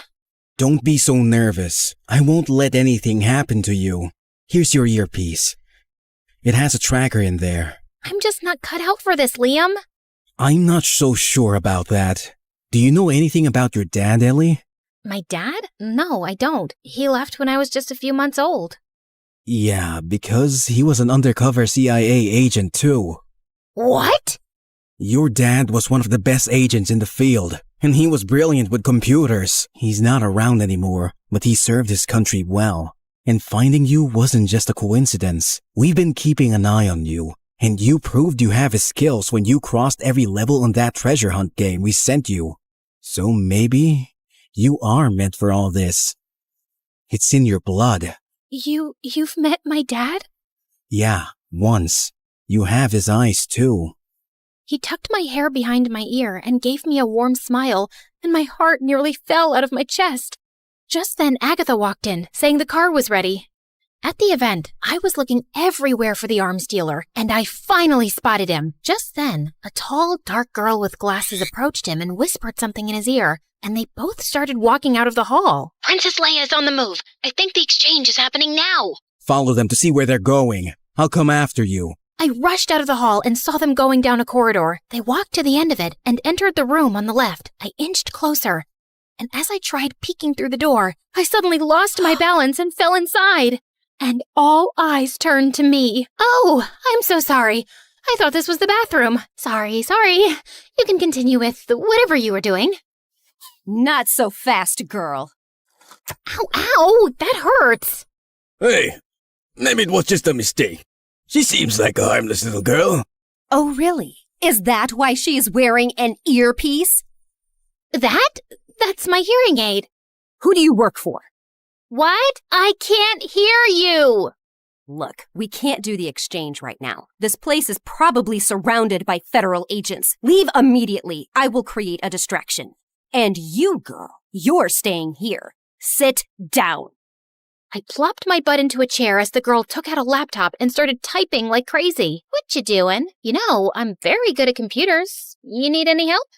Oh, I'm just activating an explosive device linked to this laptop that will go off in 5 minutes and blow up half of this place. So that should create a nice distraction. What? I gotta run, babe. It was nice meeting you. Ciao. She then ran out of the room and locked it from outside. Oh my God! I stood frozen in panic, staring at the screen, seeing my life flash before my eyes. But then somehow, I managed to muster some courage. Okay. Calm down, Ellie. It's just a laptop. Any software can be overwritten. Anything can be decoded. You can do this. You got this, girl. I tried everything I knew, but nothing was working. And then I had a brainwave. I opened Google and typed in the website from where I downloaded the virus at work. I clicked on it and the screen turned red. Your system is under attack and will be immediately destroyed now. Goodbye. And then the laptop went blank. I'd actually done it. Oh my God. I collapsed to the floor. And just then the door burst open and Liam pulled me into his arms. Ellie, are you okay? Leia took your earpiece and I ended up following her instead. Did you manage to stop her? Did you get the key? Yeah, I did. Agatha hadn't told me before, but she'd call in the other agents to help. And I'm really glad. We needed it. Leia's under arrest, and so's the arms dealer.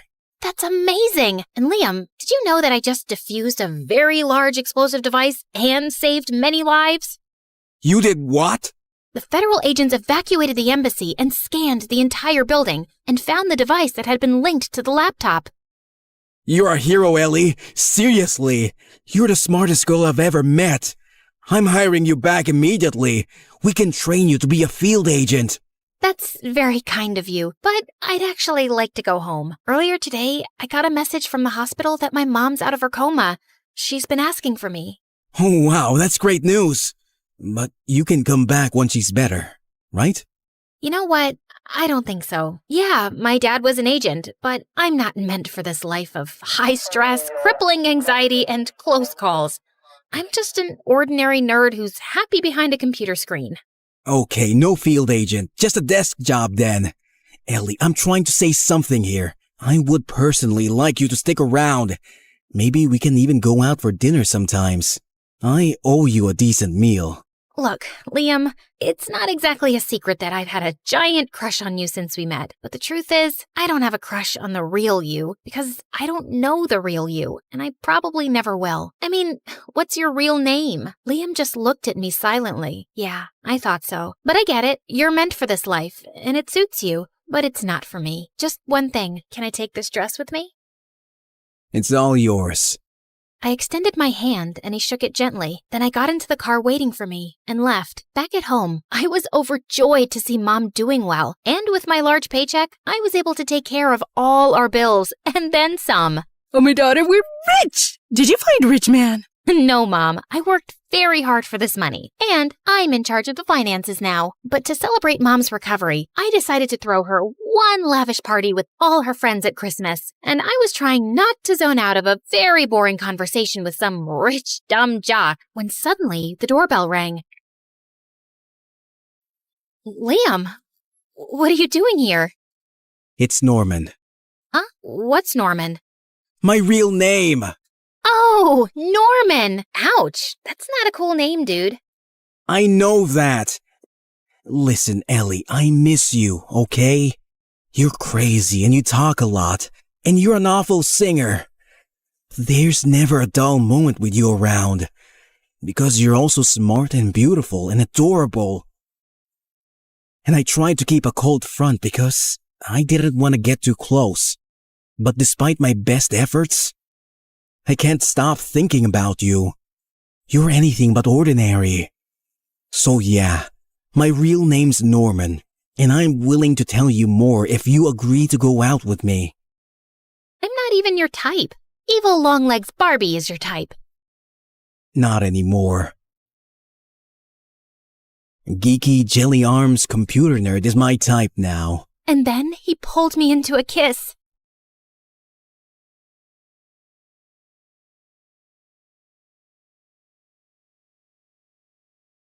Does this mean you're like my boyfriend now? I like the sound of that. Can I tell my mom you're rich? I am rich. Like, really rich. Perfect. Mom, I found a rich man.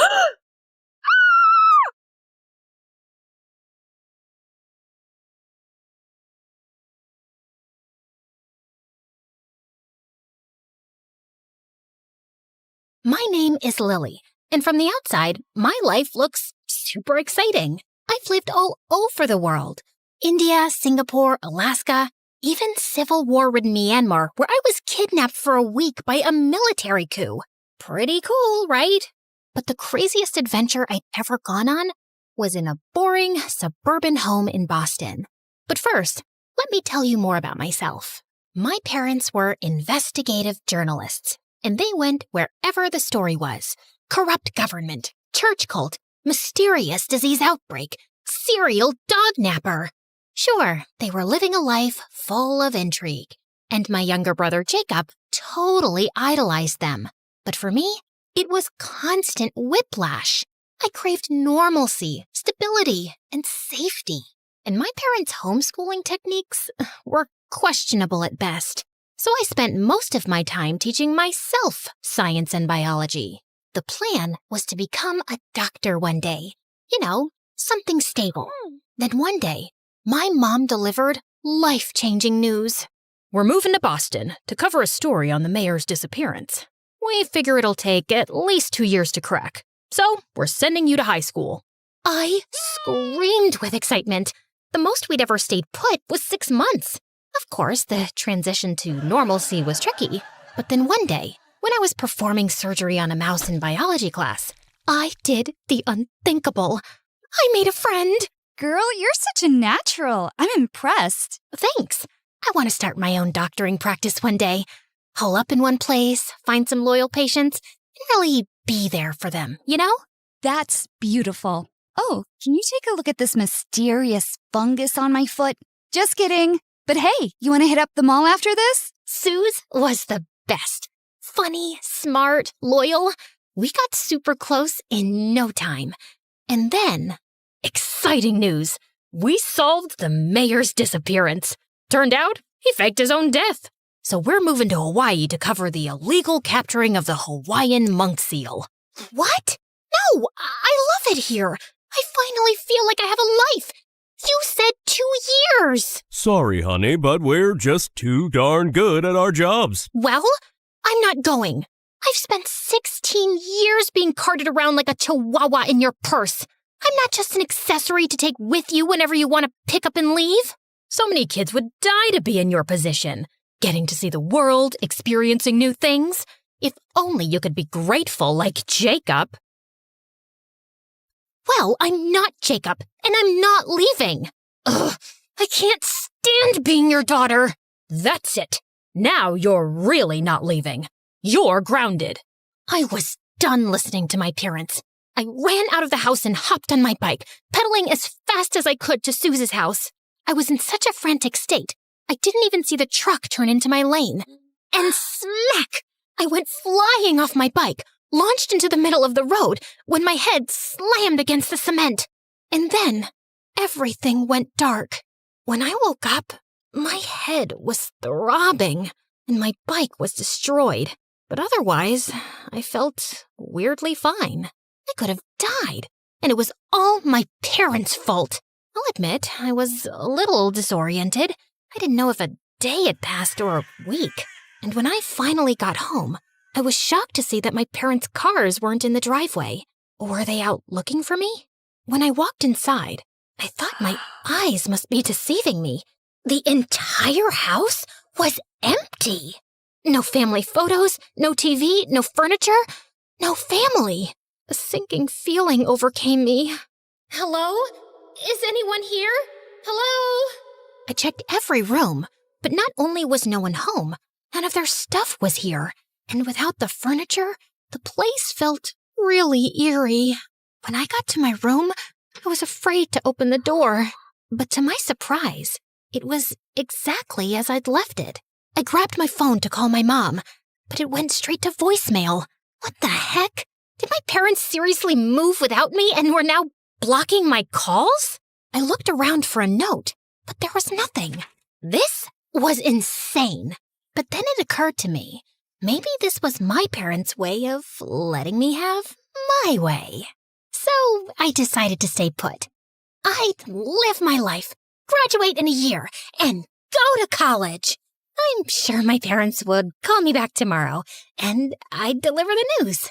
But that night, as I was falling asleep, I heard footsteps. I ran downstairs to see who it was. Hello? Mom? Dad? Jacob? Guys? I tried to turn the lights on, but they didn't work. Then something brushed past my foot. Ah! It was just a mouse. Okay. I was just freaking myself out. Everything would be fine. And then a strange, cold breeze swept over me and disappeared. Maybe I'd sleep at Suze's house, just for the night. I grabbed a backpack and opened the front door, but it was jammed or something. I pulled and pulled, but it was stuck. I tried the back door, but it wouldn't budge. What was happening? Something felt off. I decided to sneak out through the window, but when I went to lift it, it slammed shut, right on my hand. Ow! I frantically tried calling Suze, but it also went to voicemail. What was happening? Okay, I had to calm myself down. I bandaged my wound and tried calling my dad. As the phone rang, there was a pit in my stomach. It went to voicemail. Dad, it's me. I just got home and no one's here. And for some reason, I can't leave. Where are you guys? I got into an accident. Sorry I didn't come home sooner. I'm okay, just call me back, please. I spent the night shivering in bed. It took me hours to fall asleep, and I had the craziest dreams. As I was sliding on an iceberg in the middle of Antarctica, surrounded by killer orca whales, the sound of the doorknob turning jolted me awake. Oh my gosh, I was so relieved. My parents had finally come home. And then I heard something strange, a voice I didn't recognize, of a teenage girl laughing. I peeked over the staircase, and the door was cracked, but no one was there. Hello? I ran down the stairs, desperate to escape the house. But as soon as I arrived at the front door, it slammed shut. I pulled frantically on the knob, but it was like someone was holding it from the other side or something. Let me out! Help!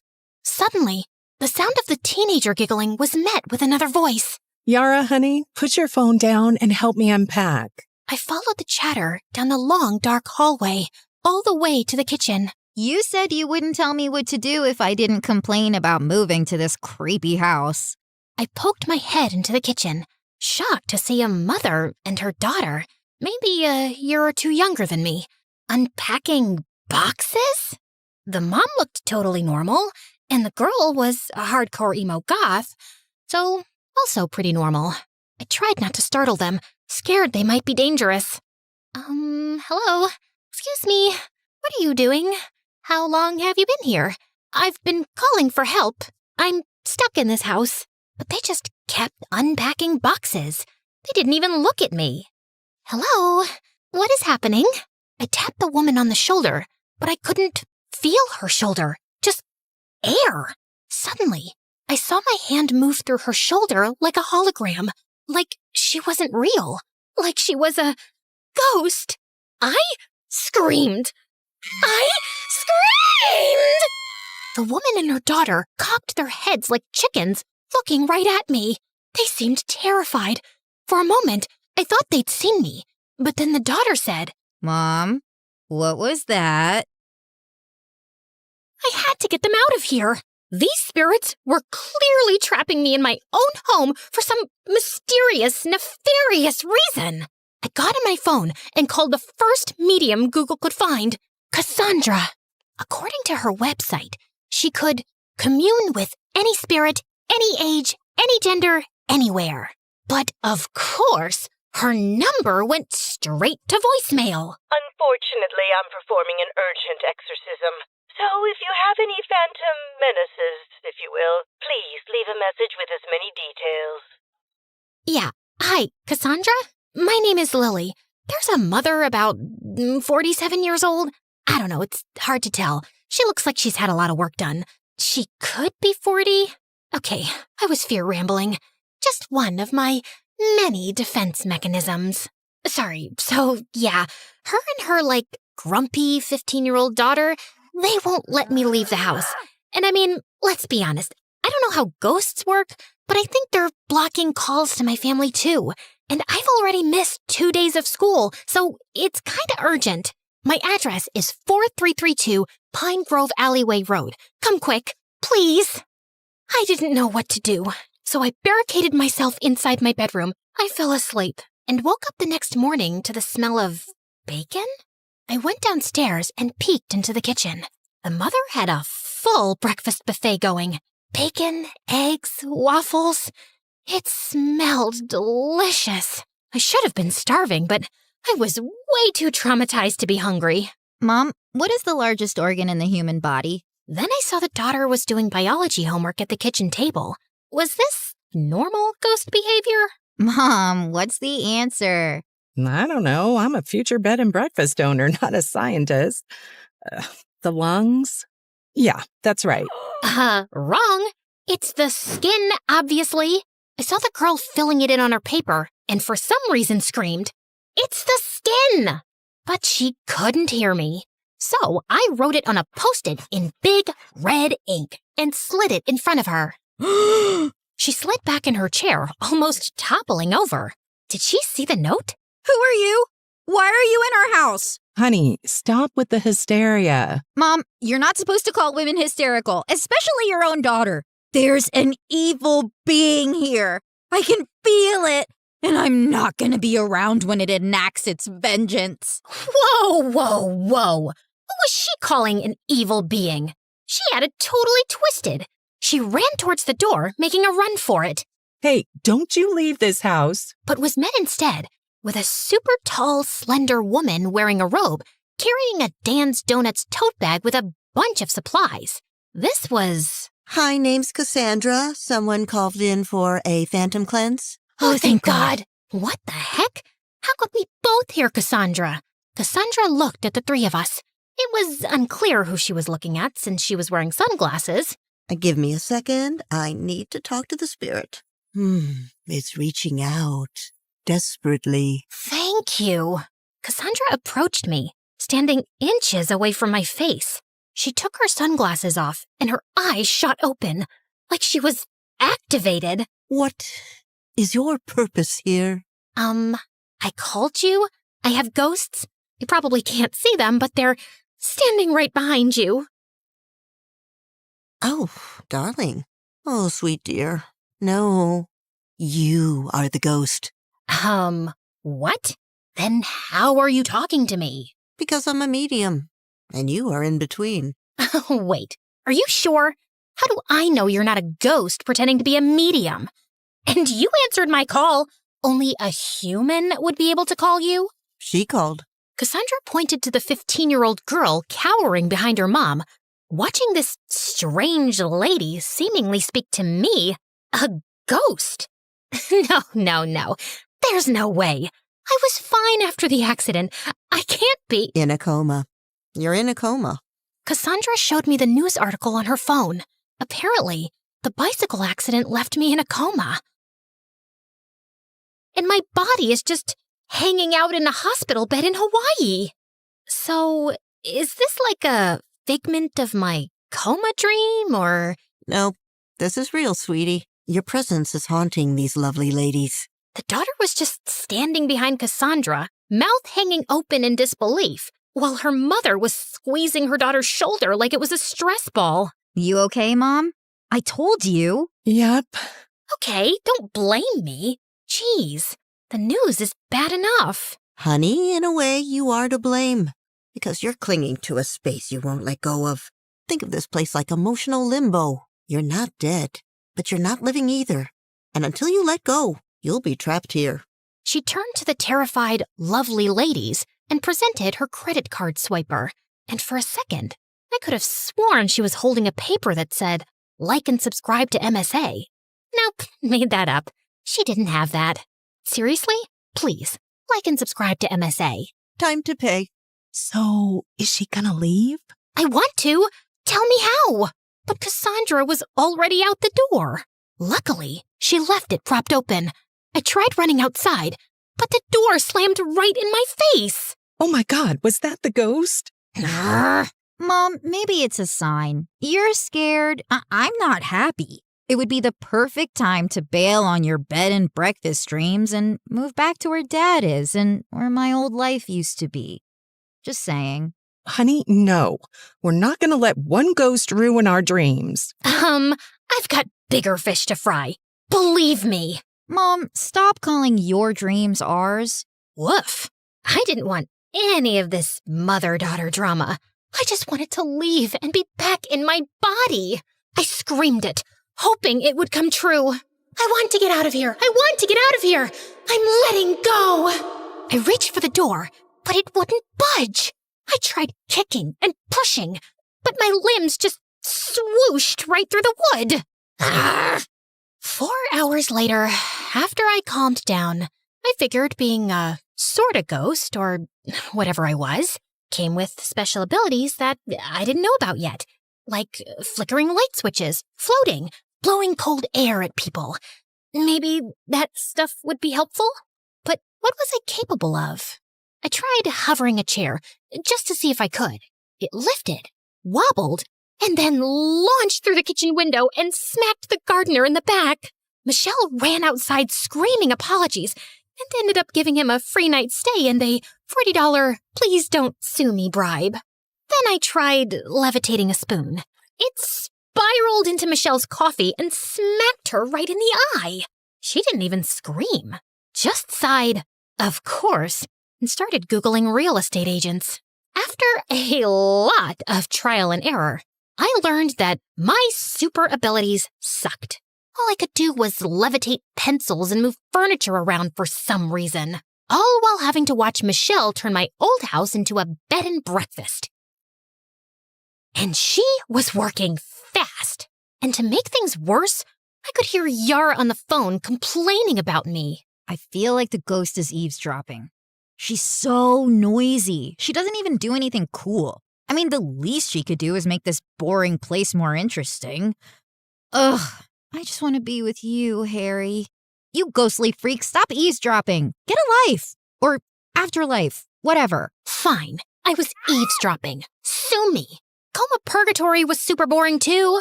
Soon, I learned that Yara had a boyfriend back home that she was obsessed with. And her dad divorced her mom a year ago and married another woman. So I didn't take her hostility too personally. A few days later, on the opening day of the bed and breakfast, I found all my bedroom furniture was gone. Vanished. And everything I ever owned. Photos, clothes, all of it. My room had been turned into a guest room. I was being erased. Hey, I'm still here. I was so scared that leaving my room would be the end of me that I stayed. I put up with an endless stream of disgusting, smelly, nose-picking, farting guests. Just when I thought things couldn't get more uncomfortable, they did. Yara invited her boyfriend over, Harry, the one she'd been sobbing about into her hoodie since day one. Apparently, he needed a break from his toxic stepmom, and for some reason, Michelle said yes. From the second he walked in, the house started smelling like Axe body spray and microwave bacon. He flopped right onto my bed, kicked off his sneakers, and yelled, "Yo, babe, this Airbnb is fire! You guys got snacks or what?" Then he opened a soda, chugged half of it, and let out a fart so long it had segments. I wish I was exaggerating. Michelle passed by the door with this forced, hostage-level smile and said, Let me know if you need anything. Yeah, a TV in here would be clutch. I swear, she blinked twice like it was Morse code for help me. Later, I tried to spook him out. Just a gentle ghost nudge. I floated a cereal box off the counter and dropped it right into his lap. He didn't flinch, just went, Yo, Yara, your ghost is hella chill. Wanna help me make a TikTok? and she actually giggled. You're so dumb. They released the video with the caption, Me vibin' with the ghost girl. It got 3,000 likes. I've never felt more personally attacked in the afterlife. That night, after he clogged the downstairs toilet for the second time, Michelle snapped. She stood at the bottom of the stairs and called up, Yara, this is not a frat house. If Harry isn't gone by tomorrow, I'm calling his stepmother myself. Don't you dare! He's the only thing that feels normal in this stupid place. I swear, Mom, you better not do it. 2 days later, with Harry still around, the air in the house was tense. Neither Yara and Michelle would talk to each other, or if they did, they would end up screaming and slamming doors. I was ready to full-on poltergeist this boy out of the house.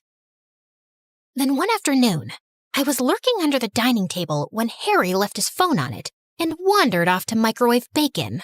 Again. The phone buzzed and a text lit up the screen. Kelsey, still thinking about our kiss last week? Miss your lips, babe? Excuse me? I stared at the phone like it had personally insulted me. Yara had to know what a fart bag Harry was. Okay, she already knew that. But if farting wasn't a deal breaker, maybe the cheating would be. Just then, I saw Yara walk into the room, and I rattled the table leg hard. The phone slid to the edge. One more rattle, and yes! It hit the floor, screen side up. Yara looked startled, then bent down to pick it up, and as soon as she saw the screen, she froze. Our kiss? Last week? Just then, Harry returned with his plate of bacon. Yo, babe, you seen the hot sauce? Who is Kelsey? Wait, what? Miss your lips, babe? It's not what it looks like. Oh, really? Because it looks like you were swapping spit with someone named Kelsey while I was crying into my hoodie in this cursed house. I didn't think we were, like, exclusive since you moved. As the two argued, I took the opportunity to rush upstairs and kick Harry's crusty backpack down the stairs and into the dining room, where Michelle was now standing too. All of this is your fault, Mom. Are you seriously saying it's my fault that your good-for-nothing boyfriend is a two-timer? Yeah! If you hadn't made us leave, he wouldn't be sneaking around kissing other people behind my back. She's not wrong, you know. Get out! As Harry picked up his backpack and left, Yara started to run out too. But Michelle threw her body against the front door, blocking Yara from leaving. Everyone in the bed and breakfast had gathered at the noise and were staring. I know you're upset, but you deserve so much better than that useless, toilet-clogging piece of garbage. You're a beautiful, brave, and resilient girl. You could have... Ugh! Just stop. This is so embarrassing. Just leave me alone. Yara shoved past her mom and darted toward the bathroom, locking herself inside. The guest seemed super confused. Suddenly, I was reminded of the fight with my mom. But instead of running after me or stopping me from leaving, my mom just let me go. And then wasted no time before moving to Hawaii. She didn't care about me at all. I had to fight for myself and find my way out of here. And then, the next day, some super old guy left his laptop open in my room. I had an idea. I focused on levitating a pencil over the keyboard, typing my name into the search bar, key by key. Maybe I could at least find out what the status of my body was. But just as I was pressing the last button with my mind, I heard a shriek. There's something here! My keyboard! It's moving! I jolted, startled, and fell out of the swivel chair, launching it to the other side of the room. The chair just tried to attack me!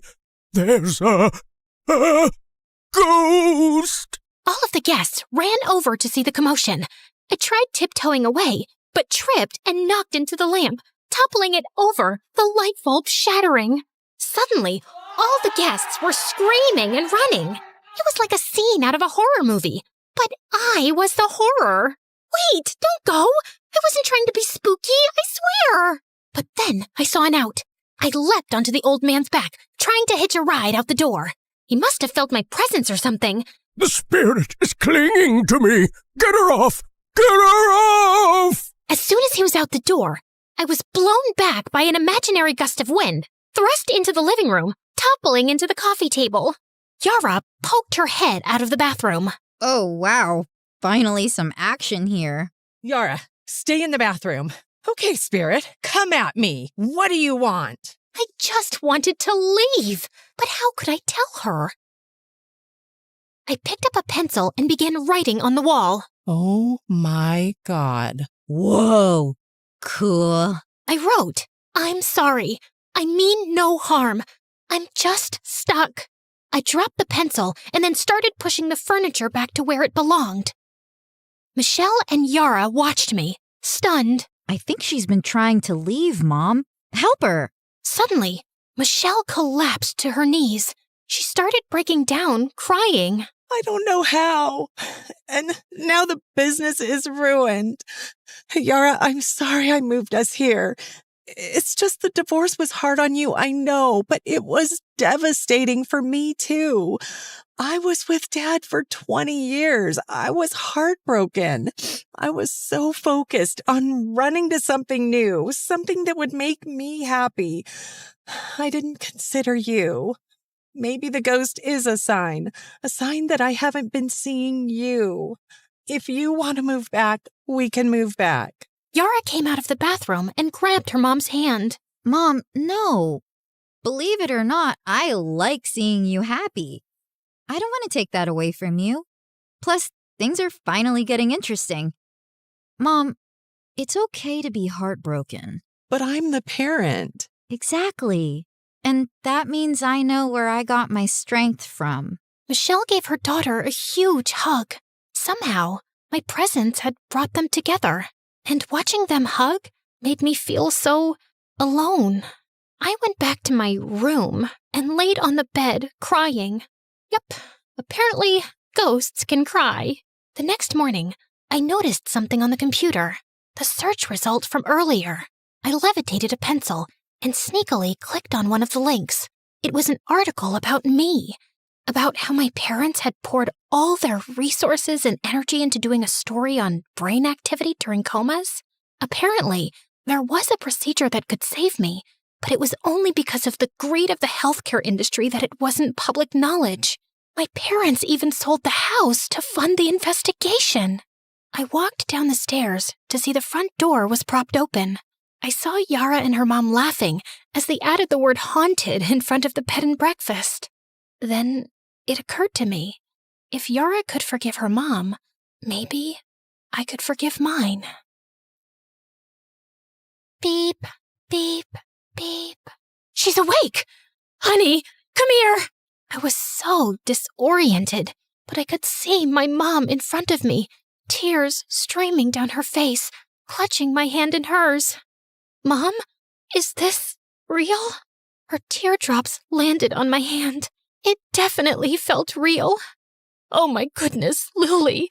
I am so sorry we put ourselves before you. You and Jacob are everything. It's my fault for driving you away. I'll never forgive myself. Mom, it's not your fault. You're great at what you do. And if you weren't, I'd never have woken up. But we didn't even do the operation. You just woke up all on your own. Maybe Cassandra was onto something. It wasn't the house I had to leave behind. It was my anger. Mom, Dad, you were just chasing your own happiness. You deserve that too. I'd rather have parents with a passion for life, especially after witnessing just how easily it can be taken away. I love you guys. Your forgiveness means everything. And I promise you'll like Hawaii. We can stay as long as you want. Actually, I have another idea. My parents agreed to pay for me to stay at the bed and breakfast until I graduated high school. Suze was over the moon to have me back. And when I confessed to Yara that I was the spirit, we became fast friends. I told her she could probably take down the haunted sign now. But she said, "No way! Business is booming because of it. Turns out a lot of people are obsessed with ghosts." Turns out I didn't need to leave the house to finally be seen. I just had to stop running from it. And yeah, my craziest adventure? Not Myanmar, not the monk seal. It was becoming the ghost in my own house and finding my way back to life.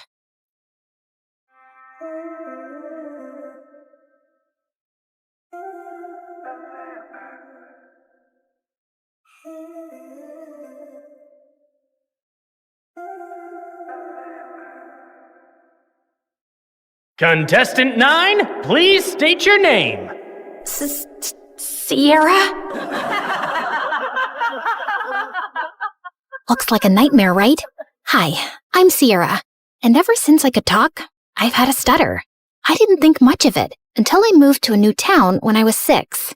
Welcome to the neighborhood. I'm Dean. This is my daughter, Kelsey. What's your name, sweetheart? Sierra. Why do you talk like that? It was the first time anyone had asked me that. It wouldn't be the last. My stutter happened frequently, but it got worse when I was nervous. My mom barely noticed or cared that I had a stutter, or that I really existed. She was always working. And my dad? Well, he left the picture a while ago. Most days, Mr. Dean would watch me after school, and Kelsey and I became fast friends. We did everything together. Played at the park, put on fashion shows, grabbed ice cream at Scoopy's.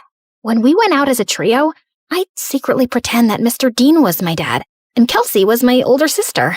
In those moments, it felt like the family I'd always wanted. But things started to change when Kelsey's mom announced she wanted a divorce and moved out of state. After that, Kelsey started to change. She wasn't just upset. She was furious. She yelled at everyone, and once even smashed the living room furniture in a fit of rage. She lashed out in class and got held back a grade. And if her dad hadn't been the superintendent, she probably would have been expelled.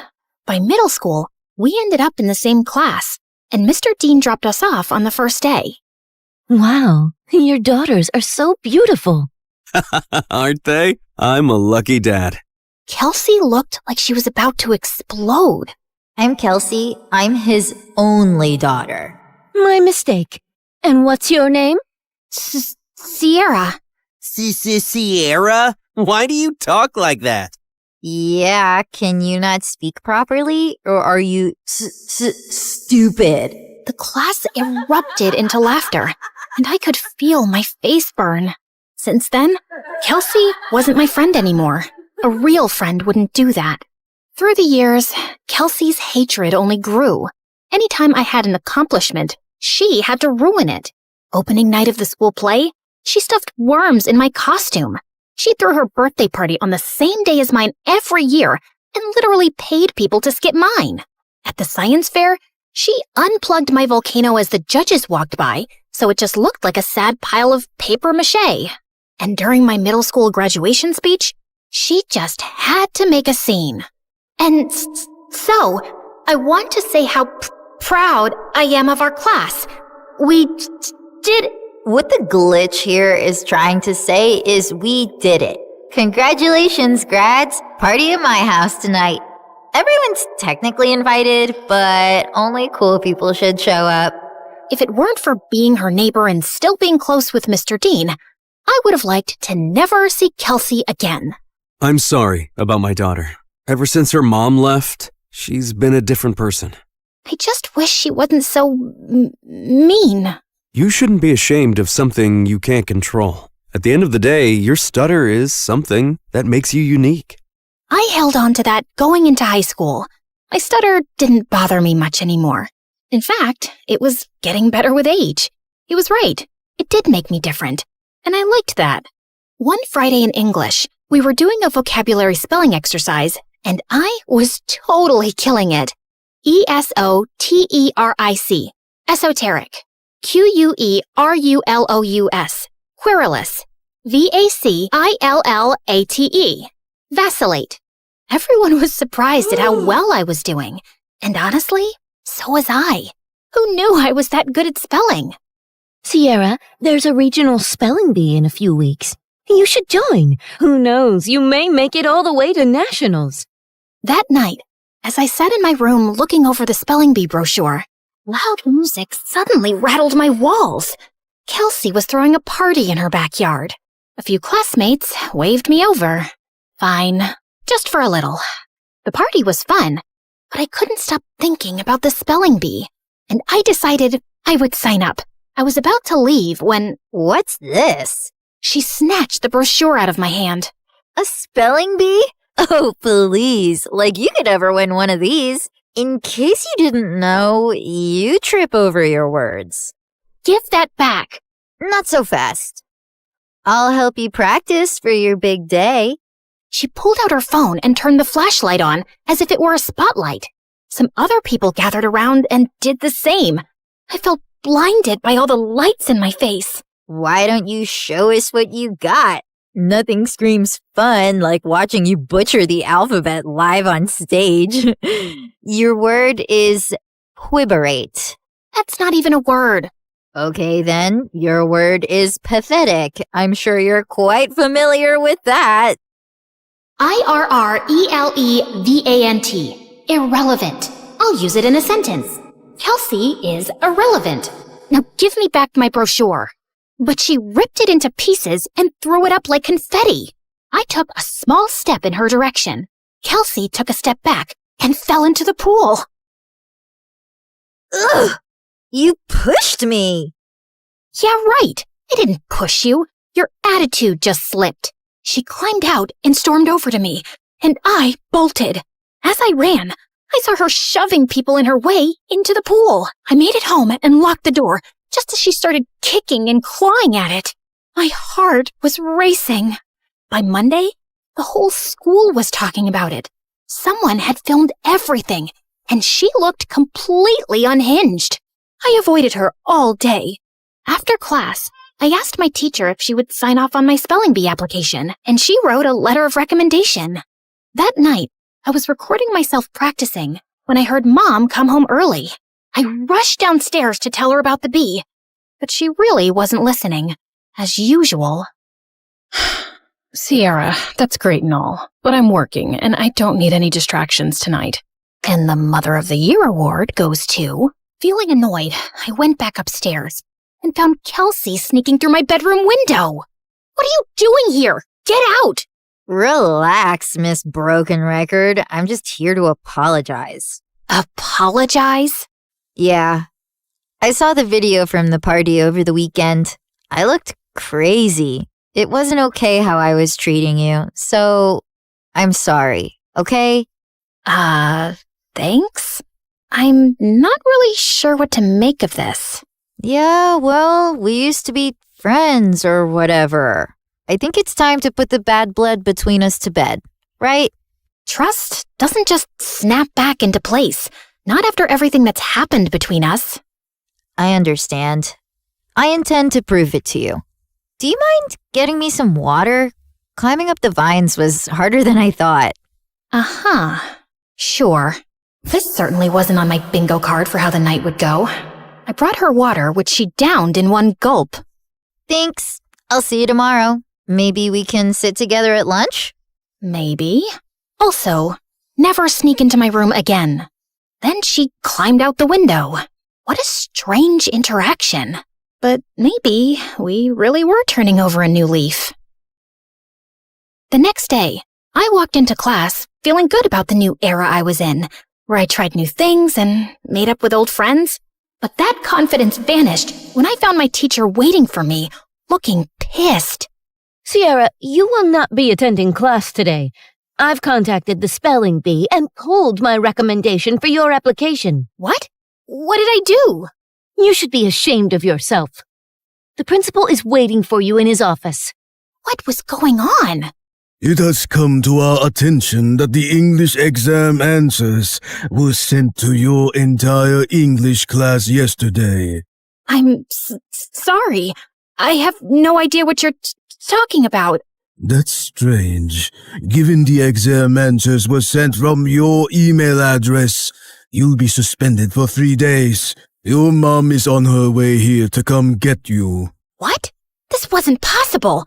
I didn't do it. When Mom showed up, the veins in her forehead were practically bursting. I begged her to believe me the whole way home, but she didn't say a thing. When we pulled up to the front of the house, she told me to get out of the car. I can't believe I missed an hour of work for this. You're grounded. Then she just drove off, and I burst into tears. I was wrongly accused, suspended, banned from the spelling bee, and all my mom cared about was missing work. Over the next few days, I stayed home and studied, and I kept practicing spelling words anyway. Failure. Failure. Dismay. Dismay. Okay, maybe I was leaning into the drama a little. When I finally got back to school, everyone basically hated me. A bunch of students had used the answers sent from my email, so the teacher failed the entire class, and now everyone was blaming me. Next few weeks were so lonely. I walked straight out of school one day and went to get an ice cream cone from Scoopy's, and Mr. Dean happened to be passing by. I told him everything that happened. Let's go talk to the principal right now. It was nice to have one person who actually listened and seemed to care. Back in the office, Mr. Dean demanded answers. It was sent from her email account. My hands were tied. Steve, you're talking like you weren't the biggest troublemaker back in school. Honestly, I'm shocked you became a principal. Mr. Dean insisted on seeing the email with the timestamp. It was around the time I was practicing spelling. Wait, I had recorded myself doing that. I pulled out my phone to prove it. We watched me spelling, then leaving when Mom got home. Then Kelsey climbed through my window and went for the laptop, but I walked in. Once she sent me away for water, she sat down and typed out the email. She did this. They called her into the office. Dad, what are you doing here? You framed Sierra for stealing exam answers when she's completely innocent. I did not. He showed her the video. Of course you go to defend her. She's never been completely innocent, Dad. What had I ever done to her?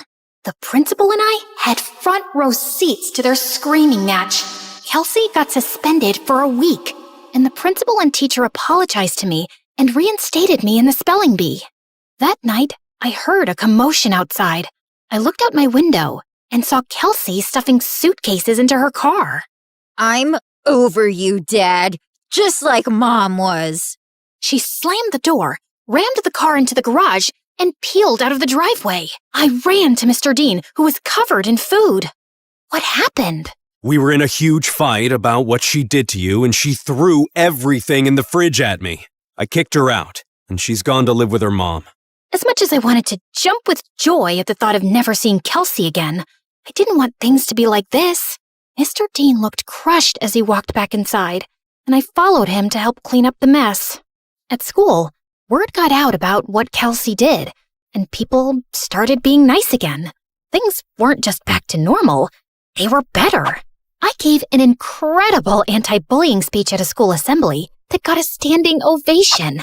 I started a support club where victims of bullying could share their stories. And at every free moment, I was practicing for the spelling bee, often with Mr. Dean's help. He still seemed down about being alone, but when I was around, he cheered up. He drilled practice words with me every day until regionals. And on that day, he was there in the audience. My mom wasn't.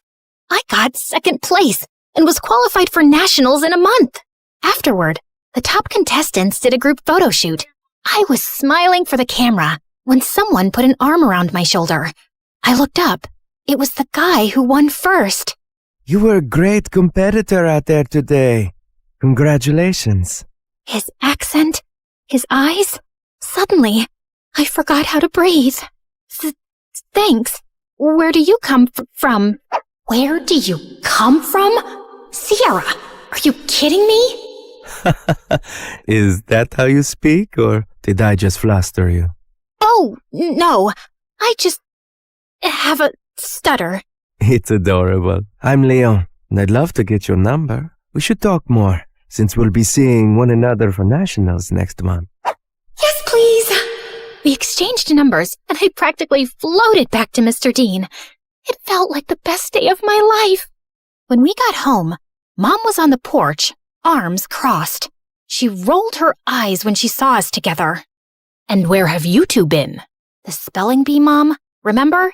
I won second place. She did amazing. You should have seen her. I'm sure, but I was too busy with the logistics of moving. Moving? Work wants me to relocate to California within the next couple of weeks. Mom, no! I have nationals next month. Well, that's too bad. Work comes first. You know that. Work always comes first for you, Mom. It's never me. Oh, stop being so dramatic. What if she stays with me until the end of the school year? What? I have Kelsey's empty bedroom. She can compete in nationals, finish out the year, and then move out to California. Please, Mom. Fine. Within a week, Mom was gone, and I had moved into Kelsey's old room.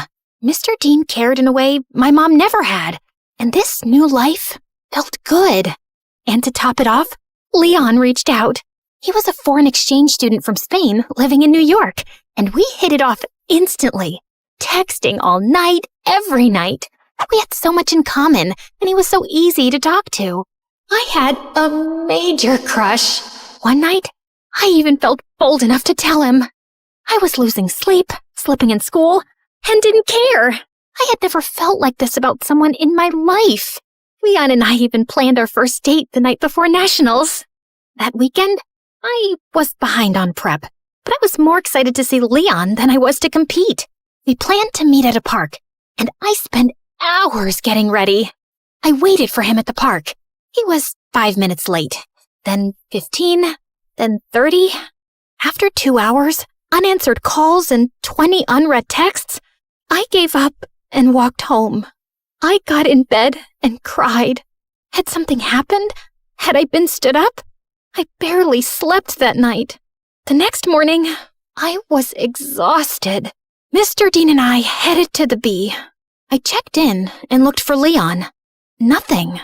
When it was time to go on stage, I scanned the crowd. No Leon. But then backstage, I heard whispered voices. I turned and saw Leon talking to someone behind him. No, I can't keep doing this. Leon, come on. It's not that hard. He pulled away, and I gasped. Their heads snapped towards me. Kelsey laughed, while Leon froze like a deer in headlights. Was this all just a setup to mess with me? Sierra, wait! My ears started ringing, and I don't remember anything else that happened until... Contestant 9? Contestant 9, please step forward! A contestant sitting next to me tapped on my shoulder, and I walked up to the mic, trying to steady myself. Sierra, why do you talk like that? Yeah, can you not speak? Are you stupid? You should be ashamed of yourself.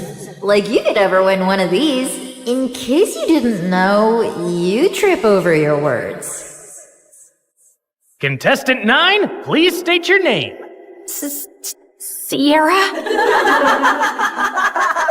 Your word is vicissitude.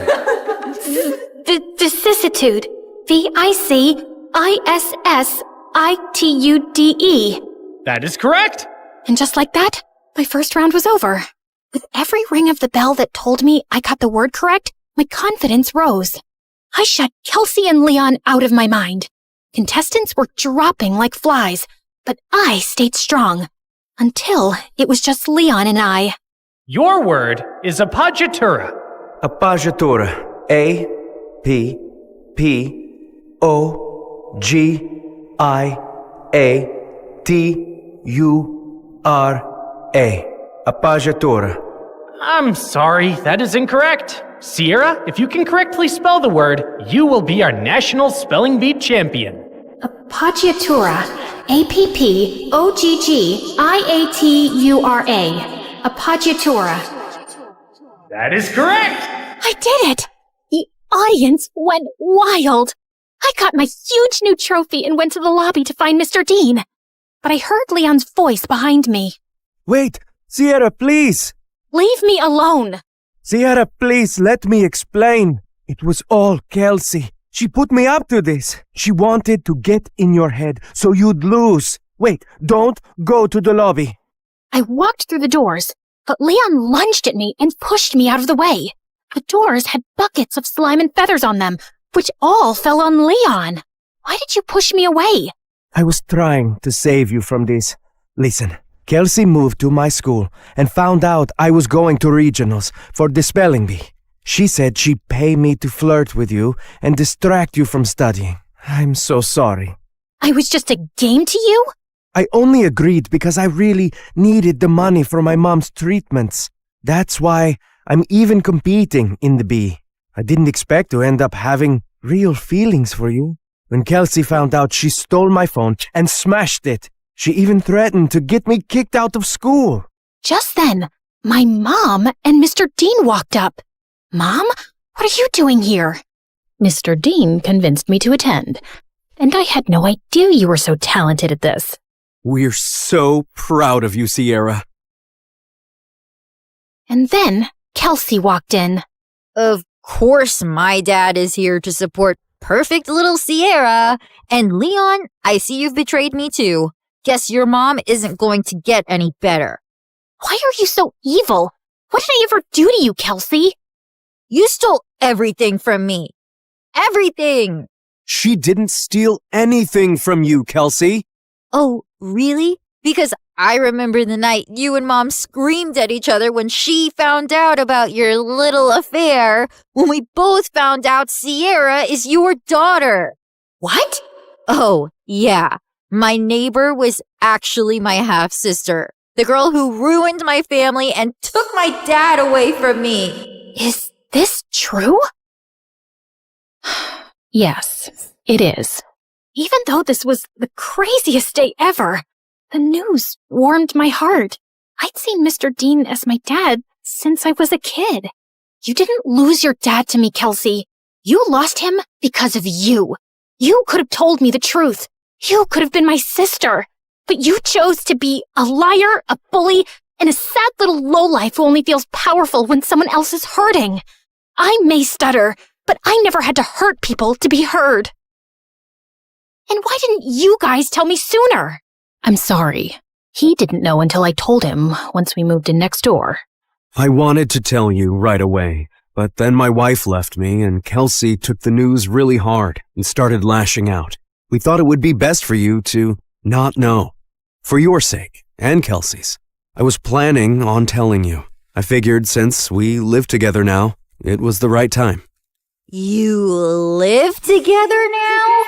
She screamed, grabbed my trophy, and hurled it through the convention center's windows. She got arrested for property damage and spent some time in juvie before going to live with her mom. I told my mom I wanted to stay with Mr. Dean for the rest of high school, and thankfully, she allowed it. I gave the prize money to Leon to help his sick mom, but I refused to date him even after all his apologies. My self-worth wouldn't allow me to be with someone who thought it was okay to play with my feelings for any reason. I'm so proud of you, Sierra. Thanks, Dad.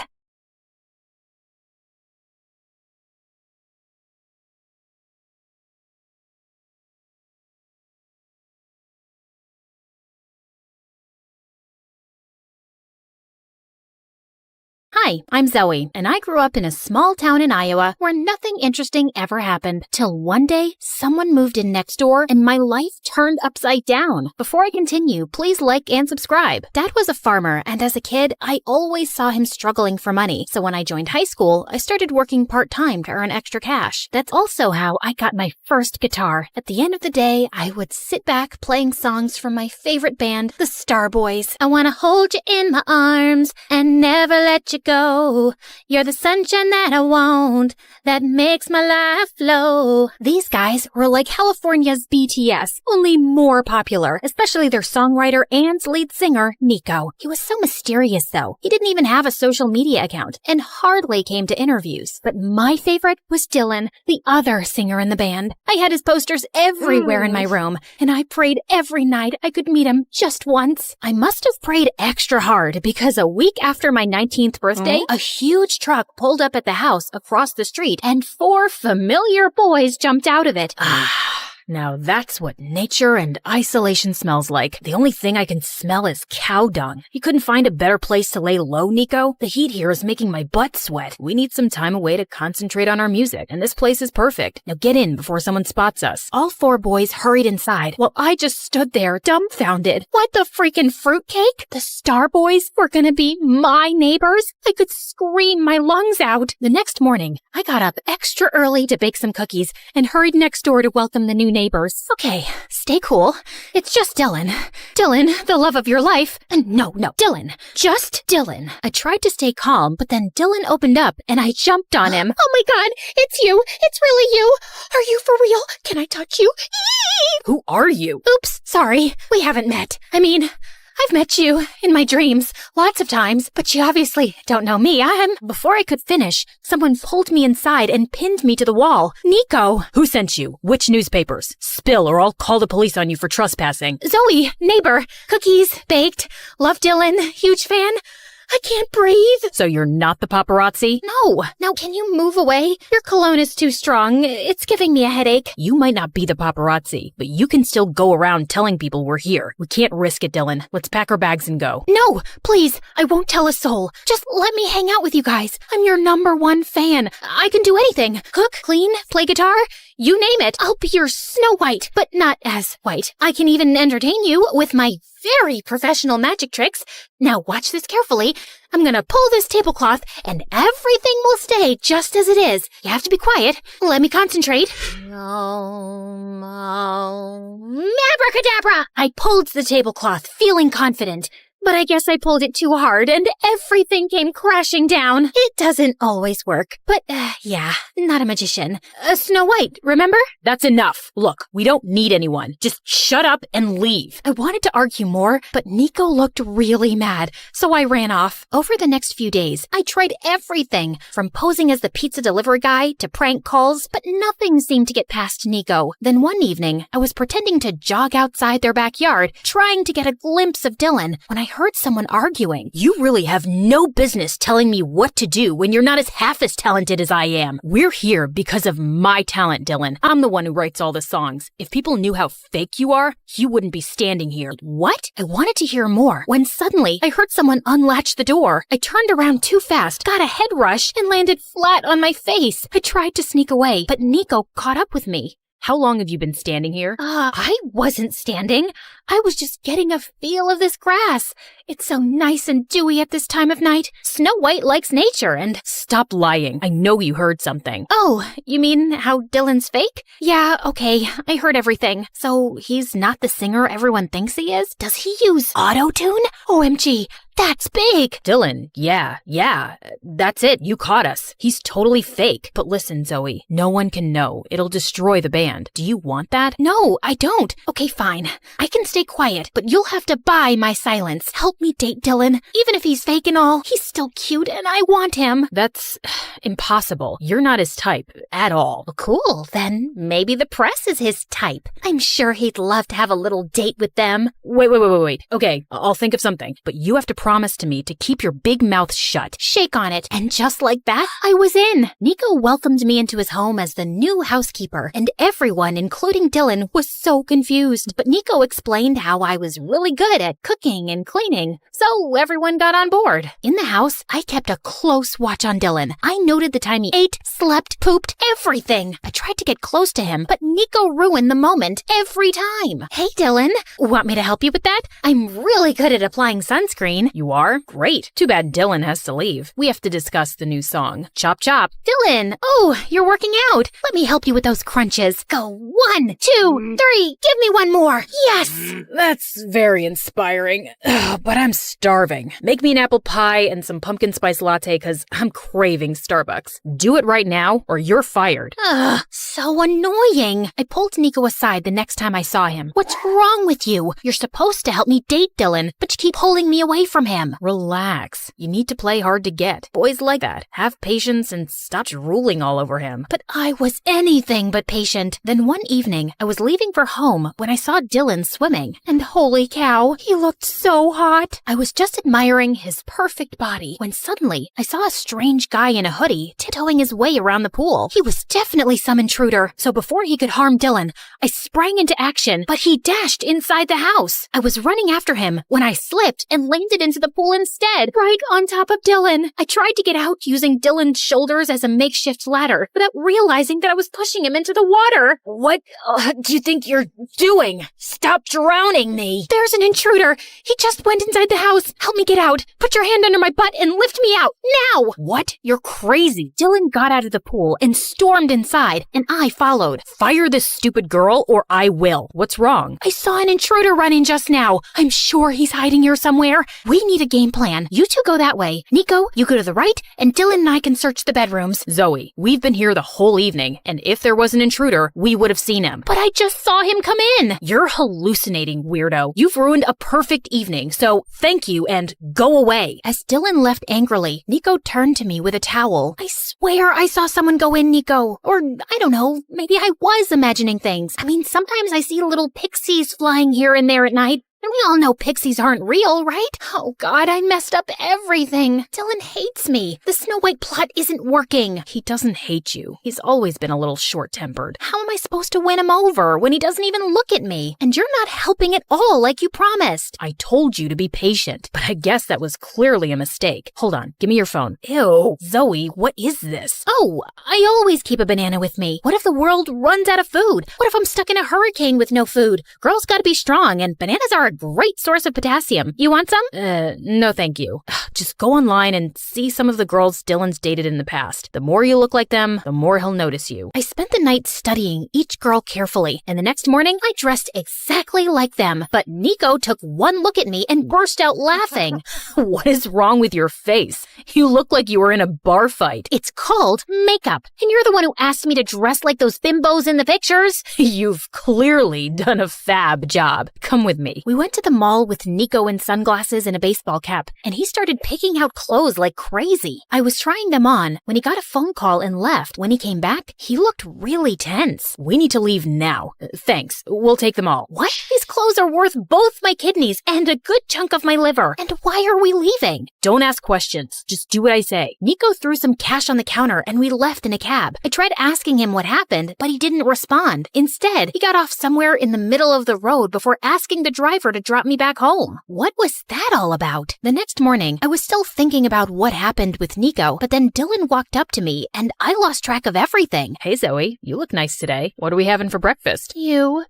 A few eggs and some bread. Sounds great, babe. Dylan winked at me and I felt my knees go weak. He called me babe. I wanted to update Nico on the progress, but he was nowhere to be seen. Then later that evening, I was leaving when finally Nico came home. Where were you? I've been waiting for you all day. Why? Relax, Snappy. Just wanted to tell you that Dylan noticed me today. Finally. Like Snow White's prince and all. And why are you so tense all the time? You know you can tell me all your secrets, Nico. I'm a very good secret keeper. Okay then, here's one. I think you're very annoying.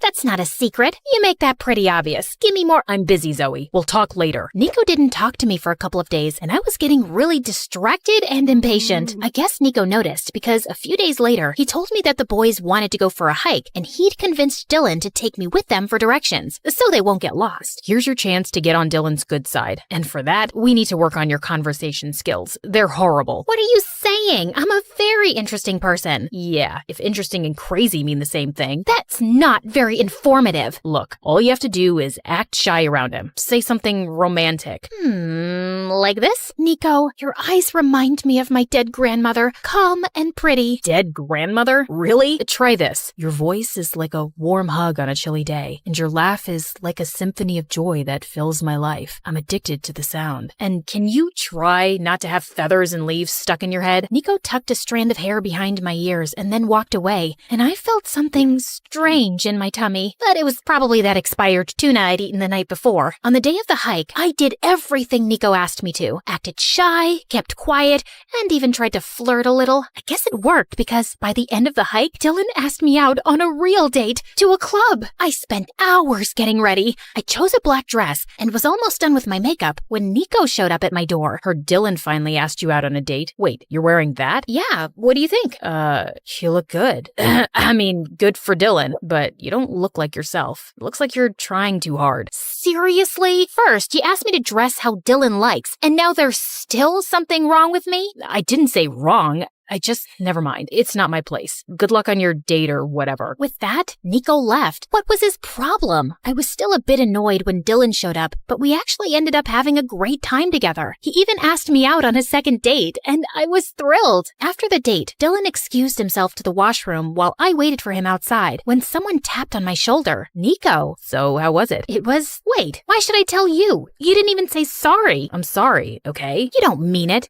Hold on. Have you been waiting here all this time? I had to make sure you didn't end up making a fool of yourself, and it looks like you didn't. One sec. Nico came closer and opened my hair, setting them loose, and I felt something turn in my belly. I really needed to stop eating tuna. Just as he left, Dylan walked up to me and we left, but I couldn't shake Nico off my mind. It was so difficult to figure him out, and I was failing miserably at it. Dylan and I started dating officially. The first few days were great, but as time went by, I realized that we had nothing in common. He was totally self-obsessed and didn't give a hoot about anyone else. What do you think about my hair? How about my shirt? This is vintage Prada, by the way. I'm pretty sure you've never seen a shirt like this before, right? Well, you will now, because you're my girl. Have you seen my shoes? By the third date, I was practically yawning on Dylan's face, and I thought he felt the same, except at the end of the night, he kissed me. Before I could react, a bunch of photographers jumped out of nowhere and started taking our pictures. I thought Dylan would tell them off, but instead he started posing. I panicked and hid behind a tree. Who is that? The paparazzi, obviously. They've tracked me down. Look, just come out. You can't hide like this. They'll make a joke out of me. Dylan pulled me out and introduced me as his girlfriend. At one time, this would have been my dream, dating Dylan, but now I just wanted to run away. Soon, Dylan and I were the hot topic, and everyone wanted to know about the poor girl he was dating. We were constantly getting interviewed, and it was exhausting. Does Dylan snore while sleeping? Do I look like his mother? How am I supposed to know? Are you dating him because he's rich or because he's very rich? Are you talking like this because you're dumb or because you're really dumb? Calm down, babe. We fell in love. Although I must say, Nico tried his best to sway her. She's so pretty, I wouldn't blame him. And he always wants what I have. Obviously, I'm better, and that's why we're together. That's not true. Nico... Oh, look at the time. I'm late for practice. Before I could say more, Dylan rushed us out of the interview. Why did you lie about Nico and me? He'd be so upset. You think I care? And you're supposed to be my girlfriend, so you should be on my side. I didn't know we were choosing sides. I thought you guys were a team. Team? Nico's anything but a team player. He's nothing like what he seems. You aren't either. With that, I slammed the car door and left. I was furious at the way Dylan was behaving, and I knew in my heart that I didn't want to be with him. I wanted to talk to Nico about it, but for the next few days, every time I tried, he'd make up excuses about being busy with his songwriting and just walk away. Then one day, I was coming out of the grocery store when I noticed Nico sitting in the coffee shop across the street. I was on my way to him when suddenly,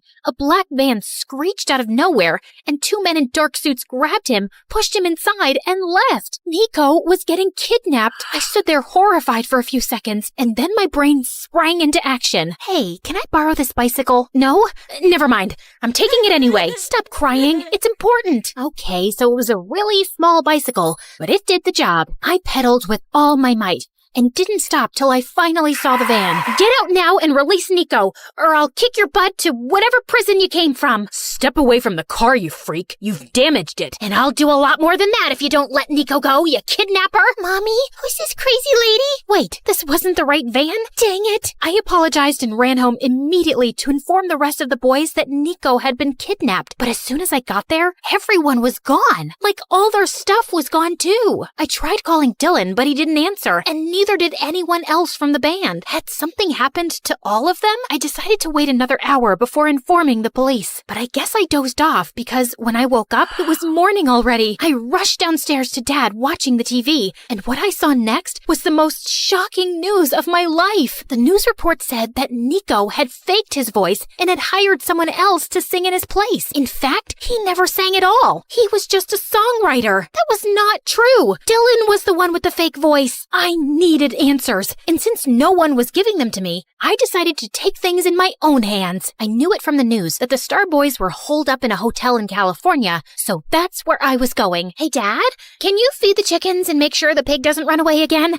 I need to be somewhere. It's important. Okay, thanks, bye. I reached the hotel, but the place was bustling with media. Somehow, I made my way to the reception. Luckily, the staff recognized me as Dylan's girlfriend from all the useless interviews I gave with him and led me to their room. What are you doing here? First, I'm here to dump your sorry butt. And second, how dare you frame Nico and spread false news about him? It's you who's fake. You hired someone to sing in your place. You're the liar here. Calm down, you walking carnival. The only liar here is your beloved Nico, and you're about to find out why. I turned around to see Nico on TV with the same intruder guy I'd spotted in the boys' house. The news you've all been hearing is true. Everyone knows my dad's a big music producer who gave us our first break, and I wanted to take the top spot as the lead singer for myself. But I can't sing a note, so I hired this guy to do it for me. I'm ashamed of lying to my audience and my fans for so long, and I have no excuse except saying that I was young, naive, and stupid. I ask you all to forgive me, and also, I'm quitting the band. He's quitting the band? He can't. He writes all our songs. Aw, you're scared you'll have to actually prove you're better than Nico now? Dylan glared at me angrily, but I ignored him and left. But I was still reeling with shock at the truth. All of social media exploded with Nico's news. People were calling him a liar and a cheat. Even his dad was facing backlash. It was a huge mess. I was still shaken as I left for home that evening. When I got there, I saw Nico waiting on the porch for me. Nico, what are you doing here? And how are you? What do you think? I messed up big time. At least you're okay. First, I thought you were kidnapped. Then I thought Dylan had framed you. Then I found out you're a big fat liar. It's been a lot to process, man. About that day at the coffee shop, those guys you saw, they were my dad's bodyguards. I messaged Dad that I wanted to come clean, and he came down here immediately to talk me out of it. And that's all. I wasn't getting kidnapped. But yeah, you're right. I am a big fat liar. But Nico, why did you lie? Because I was stupid and spoiled and wanted popularity. And then I got addicted to it. But over time, it can become a huge burden living a lie. You feel like you've lost yourself. And then I met you, and you're the most original person I've ever seen. You inspired me to be more myself. And I should have never asked you to change for Dylan. Yeah, I'm an inspirational person.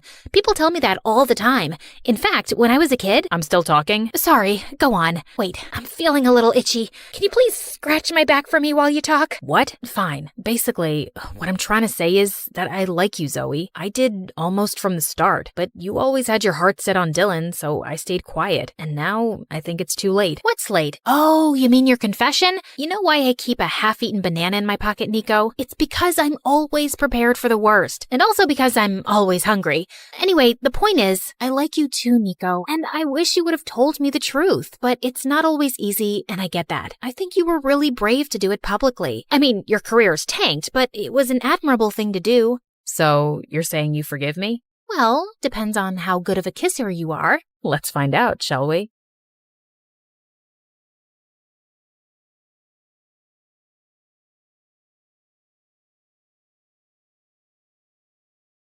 Hi, I'm Marie. Growing up, I liked all things geeky.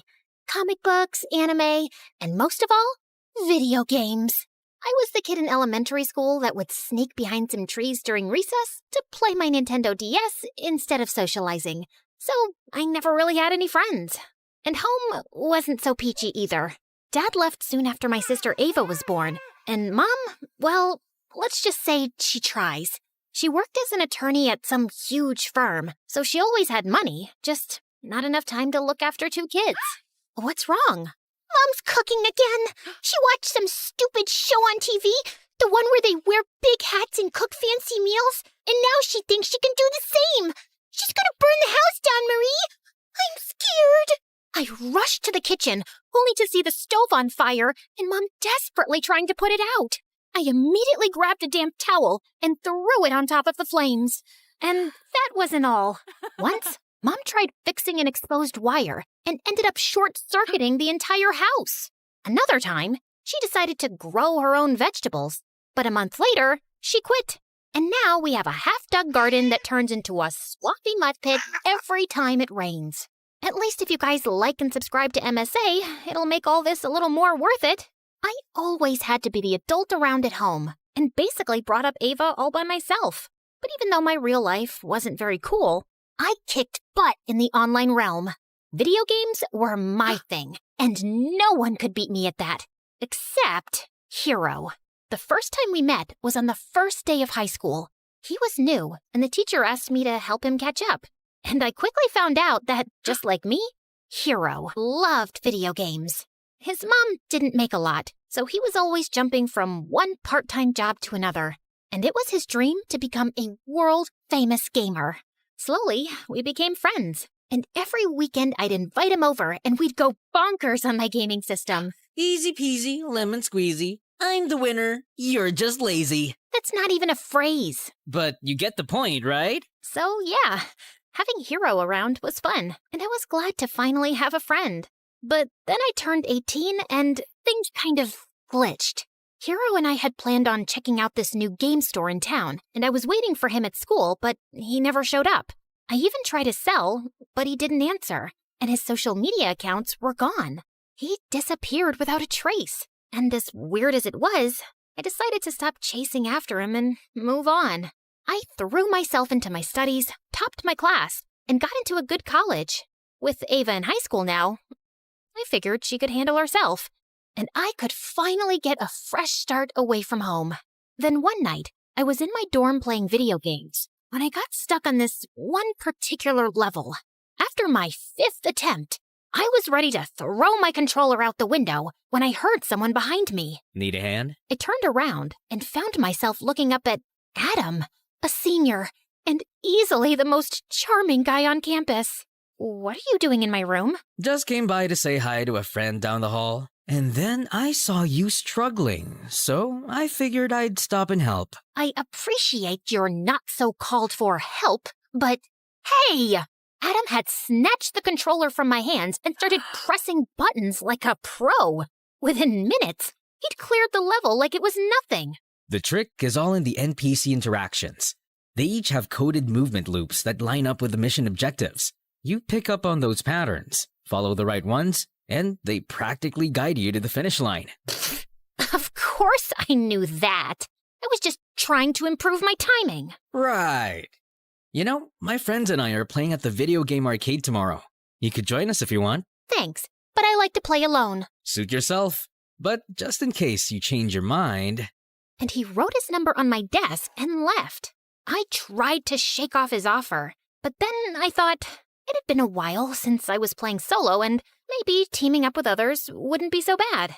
So, the next day I called him and he sent me the address.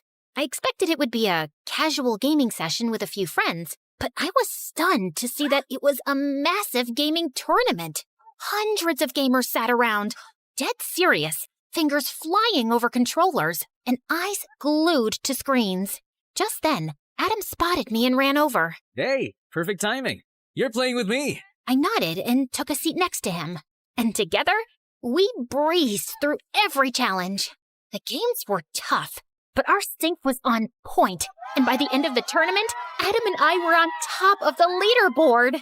That was incredible. I knew you had skills, but this is next level. I couldn't even tell it was our first time playing together. You know what?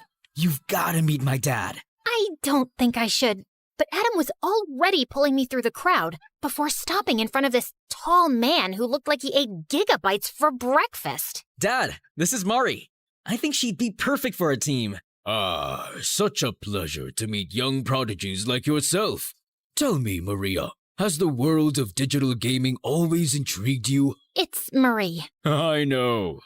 But I prefer Maria. It has a certain melody to it, like the soft patter of keys under one's finger in the heat of play. Sorry, what? He just means you have a nice name. Anyway, Dad's a game developer and a professional gamer himself. He's the reason I picked up gaming. He's my hero, the legend, the person I look up to the most. Also, he'll be coaching us. For what? The tournaments, of course. Adam told me he played for an international esports team. They traveled the world, competed in the biggest tournaments, and now they wanted me to join them. Playing international esports had always been my dream, so it didn't take me long to say yes, and the next few months turned into a wild roller coaster. We traveled from one tournament to the next, diving headfirst into the tense, fast-paced life of esports. And while I loved competing, Adam's dad made things really complicated. Our primary objective is to establish dominance in the early stages by monopolizing resource nodes and obstructing adversarial progression. What is he saying? He wants us to capture as many resource points as we can at the start and block the other team. Why doesn't he just say that? That's just how he talks. You'll get used to it. But Adam's dad's constant hovering and descriptive plans made every practice session feel like a mental marathon, and I just couldn't keep up. Then one day, after a grueling practice, I was scrolling through my phone when I came across an invite to the closed beta test of Infinity Nikki, a game that had been making waves as the coziest open-world experience out there. I was tired of playing endless battles and high-stake combat games with Adam, and I was looking for something that felt more comforting and fun. And the game seemed like the perfect escape. So I enrolled for access to the closed beta, got in, and boy, was that the best decision ever. The game took me into the magical world of Mirrorland, where Nikki, the main character, went on amazing quests with her cute companion Momo. The coolest part of the game were the ability outfits that helped Nikki navigate Mirrorland, gather resources, and complete quests. I got to explore dungeons, tackle boss battles, ride vehicles, and even capture beautiful moments with the photo feature. It was so much more than a dress-up game. It was pure magic.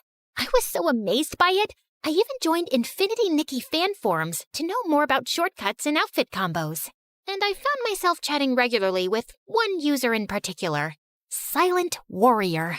Oh my god, Momo camera is so cute. I could pose in front of that forever. Oh, but here's something that makes it even better.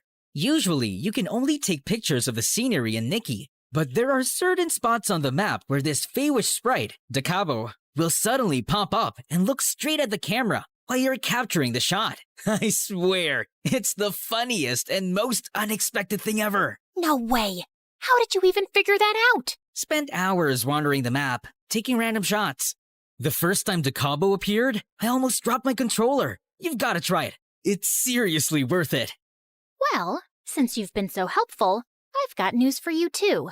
December 6th is actually Nikki's birthday, and to celebrate that special day, all Infinity Nikki players will be getting this stunning new dress called Starlit Celebration, absolutely free of charge. I mean, talk about a sweet deal. But you have to log into the game before December 19th to redeem it, so tell all your friends to download it now. I've already told mine. It felt like I'd found someone who spoke my gaming language, and I really wanted to meet him. So, naturally, a week later, I was one of the top players invited to play Infinity Nikki live at an exclusive arena. I walked in feeling excited, and I was at the snack bar getting a soda when another hand reached for the same can. I looked up and froze as I saw Hero smiling at me. Didn't realize this one was yours. Well, it certainly doesn't have your name on it. Just then, the announcer called all gamers to the stage for a quick face-off, and I hurried to the stage. I was settling down in my seat when Hero pulled up the chair next to mine. He opened his mouth to say something, but I shushed him and focused on my game. I entered the breezy meadow, collected a bunch of daisies, was just enjoying my walk through the vibrant flowers when Momo told me that there was a Whimstar nearby. So I hurried through the meadow, collected the Whimstar, and upgraded to a new outfit. Wow, you're still as good as I remember. Oh, so you do remember me. I thought the way you vanished, you probably forgot all about me. Okay, yes, I deserve that. But I had a reason for leaving so suddenly, Mari. That's when Hiro told me that his mom had lost her job, and since they lived in her employer's house, they had to pack up and move to a new town, almost overnight. You could have dropped a text, at least. I just couldn't find the time to. I had to pick up jobs to help Mom out, until I figured out a way to make money through gaming. You have no idea how many times I thought about calling you, but I just didn't know what to say. So when I saw your name on the Infinity Nikki forum, I decided to send you a message as Silent_Warrior. Wait, you're Silent Warrior? So you took me for a fool not once, but twice? That feels good. I'm sorry, I just didn't know if you'd talk to me.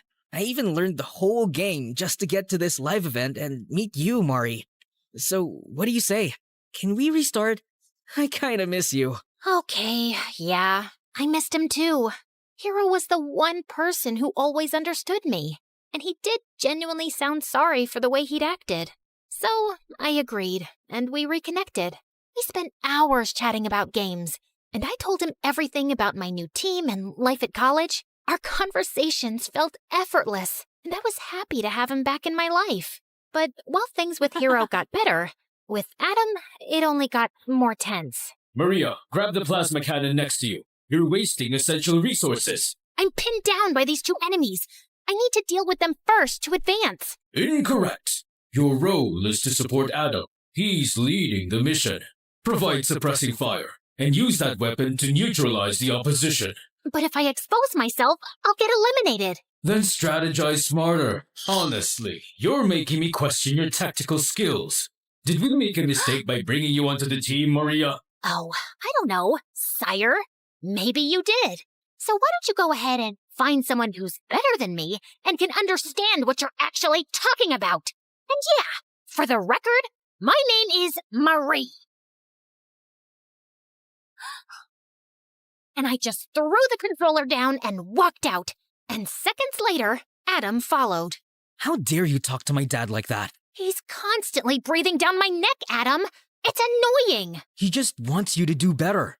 And honestly, Mari, you could use a little extra practice. Dad doesn't think you're ready for the tournament, and he might be right. Your dad thinks no one is ever ready. And every time I talk to him, I feel like I'm in the middle of a test I didn't prepare for. I don't think I can play like this. And before Adam could get out another word, I flung my bag over my shoulder and left. I was so distracted that evening, I could barely focus on my game with Hiro. I had to jump through some glowing hoops in a sequence before the time ended, and I just couldn't keep up. Hiro immediately understood something was off and asked me what happened. And I told him everything. Why are you even with them if they don't value your skills? It's not all bad. The rest of the guys on the team are great, and Adam's a bit edgy, but he's a good player.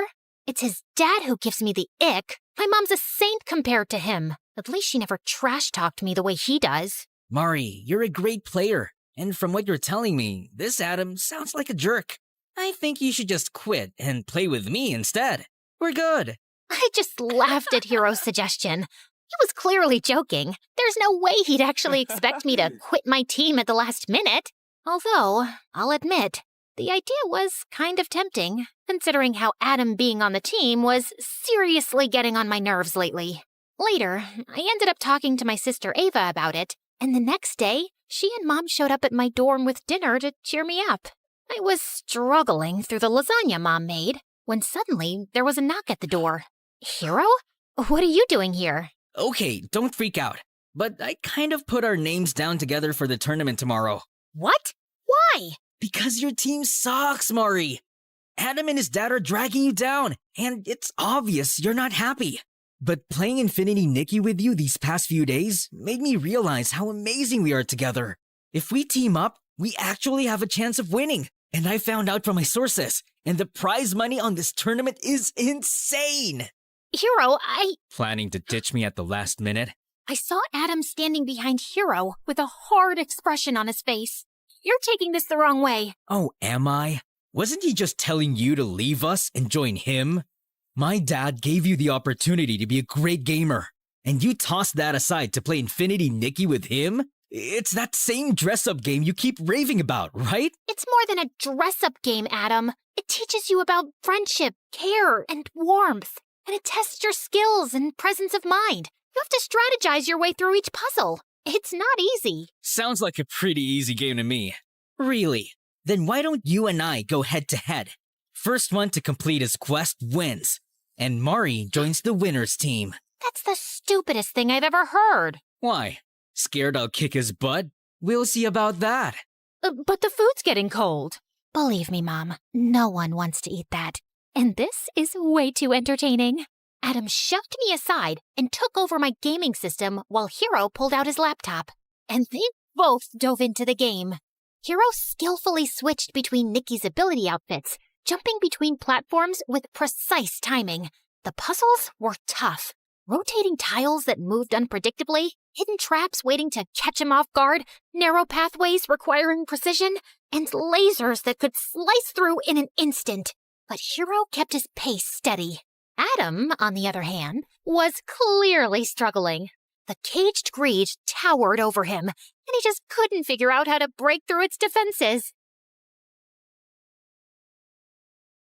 While Hero completed his challenges with absolute ease.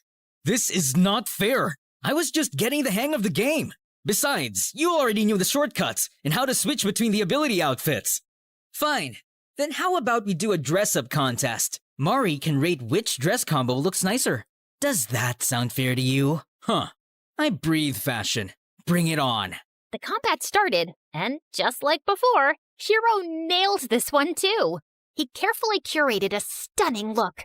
A bright yellow playsuit called the Sunny Agenda, paired with a set of elegant stockings and white high-top sneakers. He finished the outfit with a sleek ponytail and the sweetest headband, creating a perfectly coordinated ensemble. I was just watching him work in awe when Adam jumped up. That's how you do it, baby! Adam, why have you paired the red shimmery gown with the green shimmer jacket?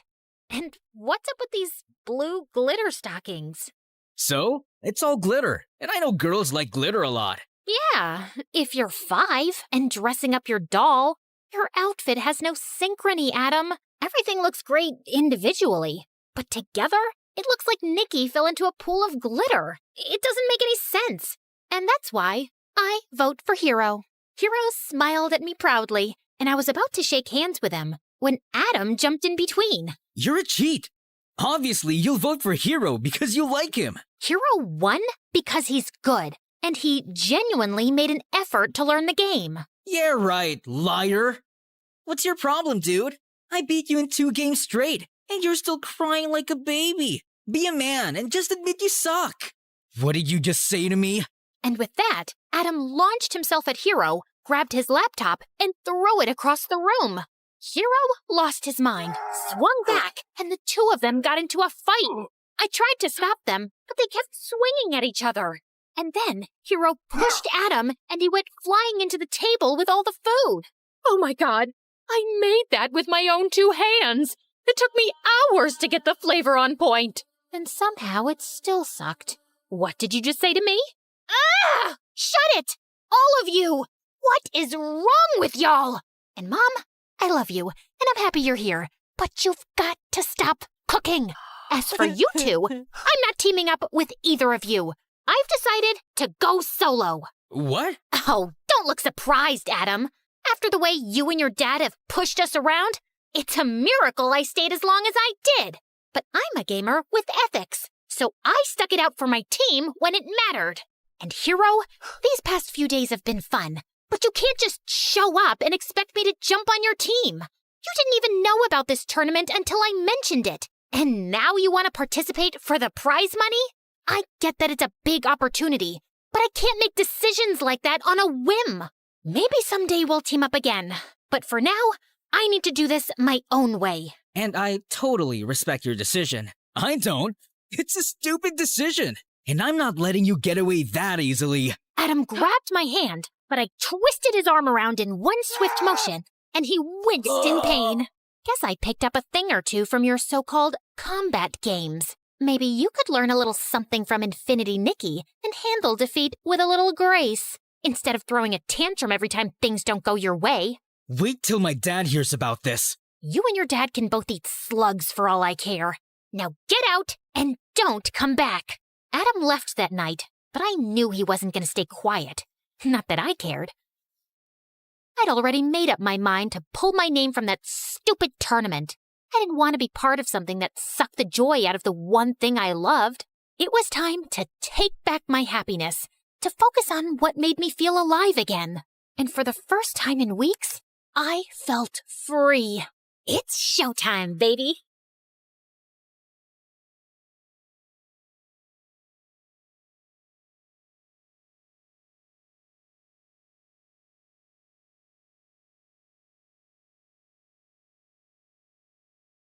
Hi, I'm Clara, and I'm a story hunter. I see a story in everything, and I won't stop until I find it. But before we get into it, please like and subscribe to MSA. My parents thought they'd never have kids, but 10 years after their marriage, they had me. While Mom was over the moon, Dad always seemed annoyed when I tried getting his attention. Daddy, look! I found a ladybug in the park. Isn't she cute?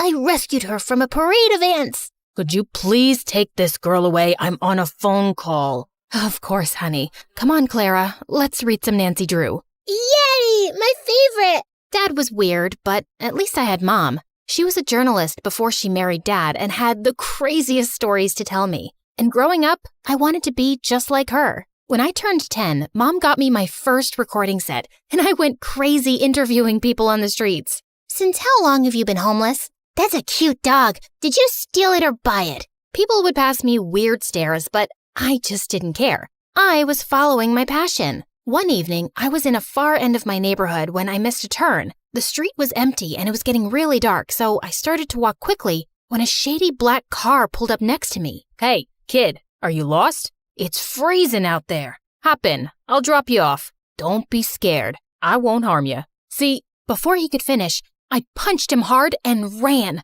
I thought I was successful, but seconds later the car stopped again and the guy got out, and I was shocked to see he was the frickin' mayor. He wasn't hurt, but this was so embarrassing. I apologized and he dropped me back home, but someone on the street had made a video of me punching the mayor and it went viral. I was the joke of the town, and Dad was furious. You've crossed all limits. You hit the mayor. It was a reflex, Dad. I was scared, and I've read so much about these kidnappers in a black car. All this investigation and these stupid stories are ruining you. What if he wants to take action and drag us to court? I'm a really private person. I don't want this. Jeez, relax, Dad. He won't. He knows it was just a mistake. Why are you getting so worked up? That's it. You're grounded. And no more story hunting. But why? Mom, say something. But as always, Mom said nothing, and I was done for. Growing up, Dad and I drifted further apart. He stayed cooped up in his office while I got busy with school and perfecting my investigation skills. On my 15th birthday, I begged Mom to get me a professional recording set with a mic, but she simply refused. We just don't have the money for it. I decided to try my luck with Dad and ask him for some money. I wouldn't tell him what it was for exactly, but he wasn't in his office. As I was leaving, suddenly my foot got caught in the carpet and I landed on some boxes full of money. Oh my God, Clara, what are you doing in here? Mom, you said we don't have any money. What is all this? It belongs to your dad and it's not your concern. But it's a lot of money, Mom. It has to come from somewhere. Is Dad a mafia guy?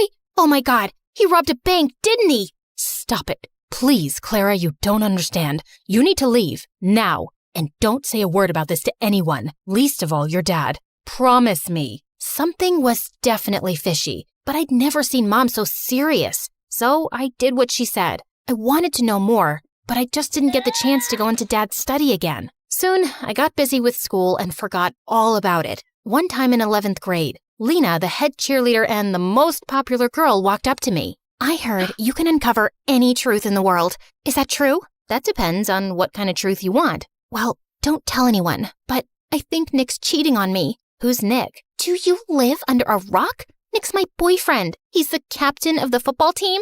Got it. What about him? I just told you. He's cheating on me, and I want you to find out the truth. Oh, yeah. Leave this to me. Be careful. He's a very good liar. No liar can ever hide the truth from the world's greatest investigator. Go and chill, kid. I got this. I started following Nick around everywhere, but I couldn't find any dirt on him until one day I saw him sneak into the coach's office and saw him making out with another girl. I waited till he left without noticing me, and then, right in the middle of the cafeteria, I made him pay. I dropped an entire carton of milk all over his head. What the heck? What do you want, weirdo? Listen up, everyone. This jerk right here cheated on his girlfriend. No, I didn't. I knew you'd say that. Here's the proof. Nick looked at me in shock as I showed him the video of his makeout session. Lena broke up with him instantly, and he was getting a lot of backlash for cheating on the most popular girl around. Soon after, he left and got transferred to North High, our rival school. After that, Lena and I started hanging out and became besties. As much as I liked having her around, her band of cheerleaders annoyed me. Especially this girl, Wendy. Lena even had a YouTube channel with her where they ran gossip sessions and fashion advice. You know, I was thinking, why don't we add Clara to the channel? Why? So we lose all our followers and our popularity? I don't think having 5 followers makes you popular. But then again, what do I know? Stop it, you two. Clara is a professional. You saw what she did with Nick, and with her brains and cool stories and my beauty tips and styling, we'll be so much more popular. We'll be like Daphne and Velma. Who? Scooby-Doo? Forget it. We should totally do it. I joined the YouTube channel soon after, and we started with collecting scoops on everyone in school. Within a few months, we hit 1 million subscribers. I was happy, but Lena was on cloud 9. Her popularity was through the roof, and she loved the attention. We got invited to every party in town, and she would drag me with her even when I didn't feel like going. One day I was at her house getting ready for a party when Wendy made a snarky comment. Do you always have to dress up like a homeless person? And why's your hair such a mess? There's nothing wrong with my hair or clothes. I don't want to look all dolled up. Detectives are meant to look rugged, right, Lena? Yeah, but it won't hurt you to put on a little makeup now and then. It'll only make you look prettier. No, it'll make me look like a bimbo. So you think I'm a bimbo? I didn't mean it like that. But Lena was already walking in the other direction. Good job, Sherlock. I wanted to apologize to Lena, but she kept ignoring me at the party and at school the next day. I got that she was mad at me, but it wasn't like she supported me in front of Wendy either. I decided to give her some time and continue doing my bit for the channel. The next day after lunch, I was passing by when I saw Wendy terrorizing the school topper and making him do her assignments. But as I took my camera out, Lena walked up to me and knocked it out of my hand. What are you doing? She's our friend. Nope, she's your friend. She doesn't even like me. Why can't you guys just try to get along? For me? I know you think we're bimbos, but that's the least you can do as my best friend. Oh, you're so dramatic. Okay, fine. I'll let this go. Just this once. And I don't think you're a bimbo. I'm sorry. Stop talking and meet me for boba tea later. Deal? Deal. And just like that, we were back to being besties. And I tried to tolerate Wendy better, even though she still got on my nerves. Soon after, the entire school was buzzing over the senior day prank wars with North High, and Lena was determined to crush the rival school, mainly because Nick was their new student body president. We need to ace this. They should never see us coming. How about we break into the school? You can't be serious, Wendy. You guys will get caught. Not with these masks, we won't. And why are you so negative? I'm being practical. It's the dumbest plan on earth. Back me up, Lena. Actually, I like it. No one will ever know. Now, are you in or out? Out. You know my dad. He would ground me for life if I got caught. You know what, Clara? I've been there for all your dumb investigations. I even got you in on the channel. And now, if you can't support me, then you're not a good friend. Hey, that's not fair. It's my channel too. I made it popular. Really? Wow. Tell me why she's here again. Oh my God, I can't deal with you guys right now. I'm going. Lena turned to leave. I didn't want her to be mad again, so I reluctantly tagged along. But just as we reached there, all the cheerleaders took out spray cans and started trashing lockers and vandalizing the walls. I tried to stop them when Lena banged into me and I went flying into a statue, crashing it to pieces. Those statues are like thousands of dollars. I told you this was a dumb idea. Oh my God, what are we supposed to do? We don't have time. Run!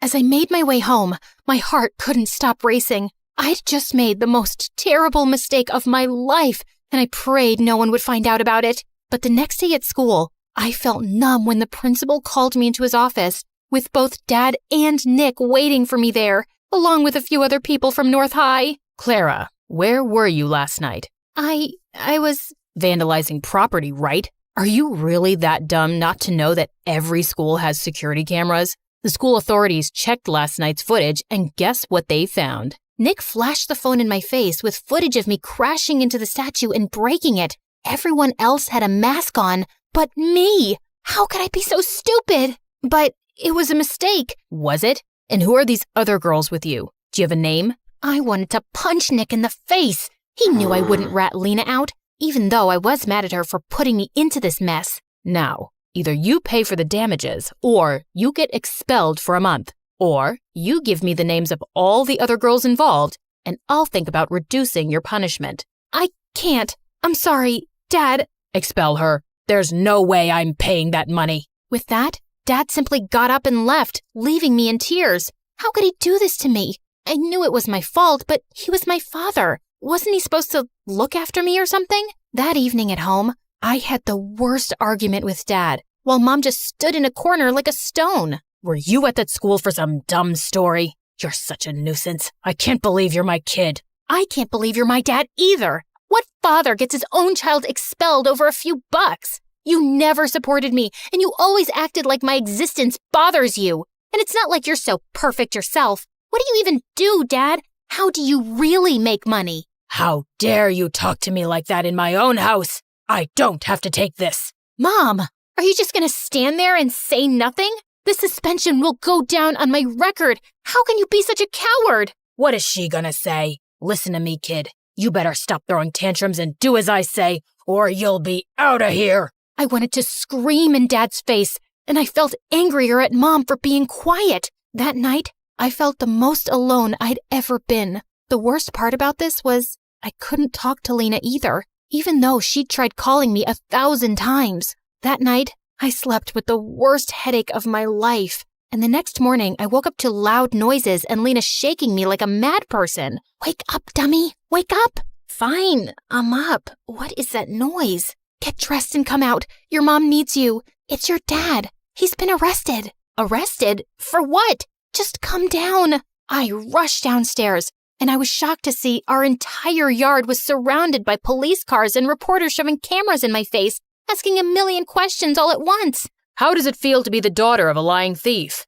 Did you know about your father's crimes this entire time? Oh my God, what was happening? Just then, I spotted Mom talking to one of the reporters. Mom, what's happening? And why is Lena saying that Dad's been arrested? What Mom told me next shook my entire world. Your father is a criminal, Clara. He was laundering money from his company to fake accounts abroad. I just knew it. That's what all the money was for, right? Yes. I didn't say anything because I wanted to protect your dad. But what's the point of saving his sorry butt when he couldn't even stand up and protect his daughter? So I told the police everything. I even gave them evidence. I don't want to live like a coward. Mom, I'm so proud of you. And I'm sorry for calling you that. It's okay. I know it was a lot for you. Now, let's start afresh. Talking about a fresh start, can we be friends again? I miss you, and I'm sorry for dragging you into this mess. Looks like you did me a favor there. If not for you, I wouldn't have been expelled, and Mom would have never taken the step forward.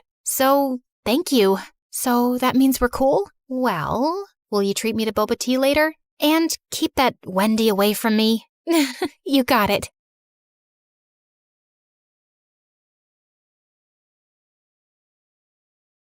Hi, I'm Alvita from Jamaica. Please like and subscribe. My parents were the most successful members of their family. Dad was a lawyer and Mom was a doctor, and they always worked really hard and bought their dream mansion in a posh neighborhood. And then they were blessed with me. Whenever their family and friends met me, they were dazzled by my shiny dark hair and big green eyes. Wow, you guys are so lucky to be blessed with this beauty. Alvida will definitely be a model one day. As I got older, modeling never interested me much, but I did love talking. Whenever my cousin Maya came over to visit, we loved playing newscasters. In today's news, it looks like there's going to be a heavy thunderstorm. Don't forget to take your umbrellas, people. And thank you for watching Maya and Alvida News Time. Maya was the same age as me, and we were pretty close. But in the 4th grade, my parents hired a casting agent for me. And soon, I got a presenter's role for a kids' TV show. Things changed in my life after that, and I didn't have much time for Maya when she came by. You want to go roller skating today? Oh, Maya, I have to go through my script for tomorrow's show, plus homework. I know, you're very busy. Soon after, I became more famous and her family grew richer, which was great. But I couldn't help noticing that people around us started acting so fake. Once in 8th grade, Maya's mom threw her a party, and when I got there, she made a huge fuss over me. Oh, Alvida, darling, thank you for coming. I know how busy you celebrities are. By the way, you looked gorgeous in this week's show. Thank you, Auntie. This is for Maya. Oh, you brought a present. You didn't have to. Your presence is a gift for us. Maya! Alvida got you a present. Come thank her. Oh, Alvida, thank you so much. Whenever Maya hugged me now, I always had this feeling like she was rolling her eyes. Aunt insisted that Maya open my present right away, and they both looked disappointed at the watch inside. It's very nice. Thanks. I don't know why I was expecting a gold bracelet. You know, like the one your mother gave you on your birthday. But the watch is nice too. Could I have the receipt, darling, in case I need to exchange it? Why would you need to do that? Oh, just in case it doesn't fit Maya. We went to the same school and we were in the same class. Once in 9th grade, we had a fun fair in school and we bought raffle tickets. And I won a prize. It was a huge package with really fancy chocolates from Switzerland. How come you're always so lucky, Alvy? I don't know. It just happens. We'll share the chocolate at recess, okay? But at recess, the entire class crowded around me. Apparently, Maya had told everyone that I was sharing the chocolates with the whole class. And now I had no choice. Maya, why did you do that? Oh, come on. It's not like you don't have the money to buy dozens of these packages. Yeah, but this was my prize, and I get to choose who I share it with, no?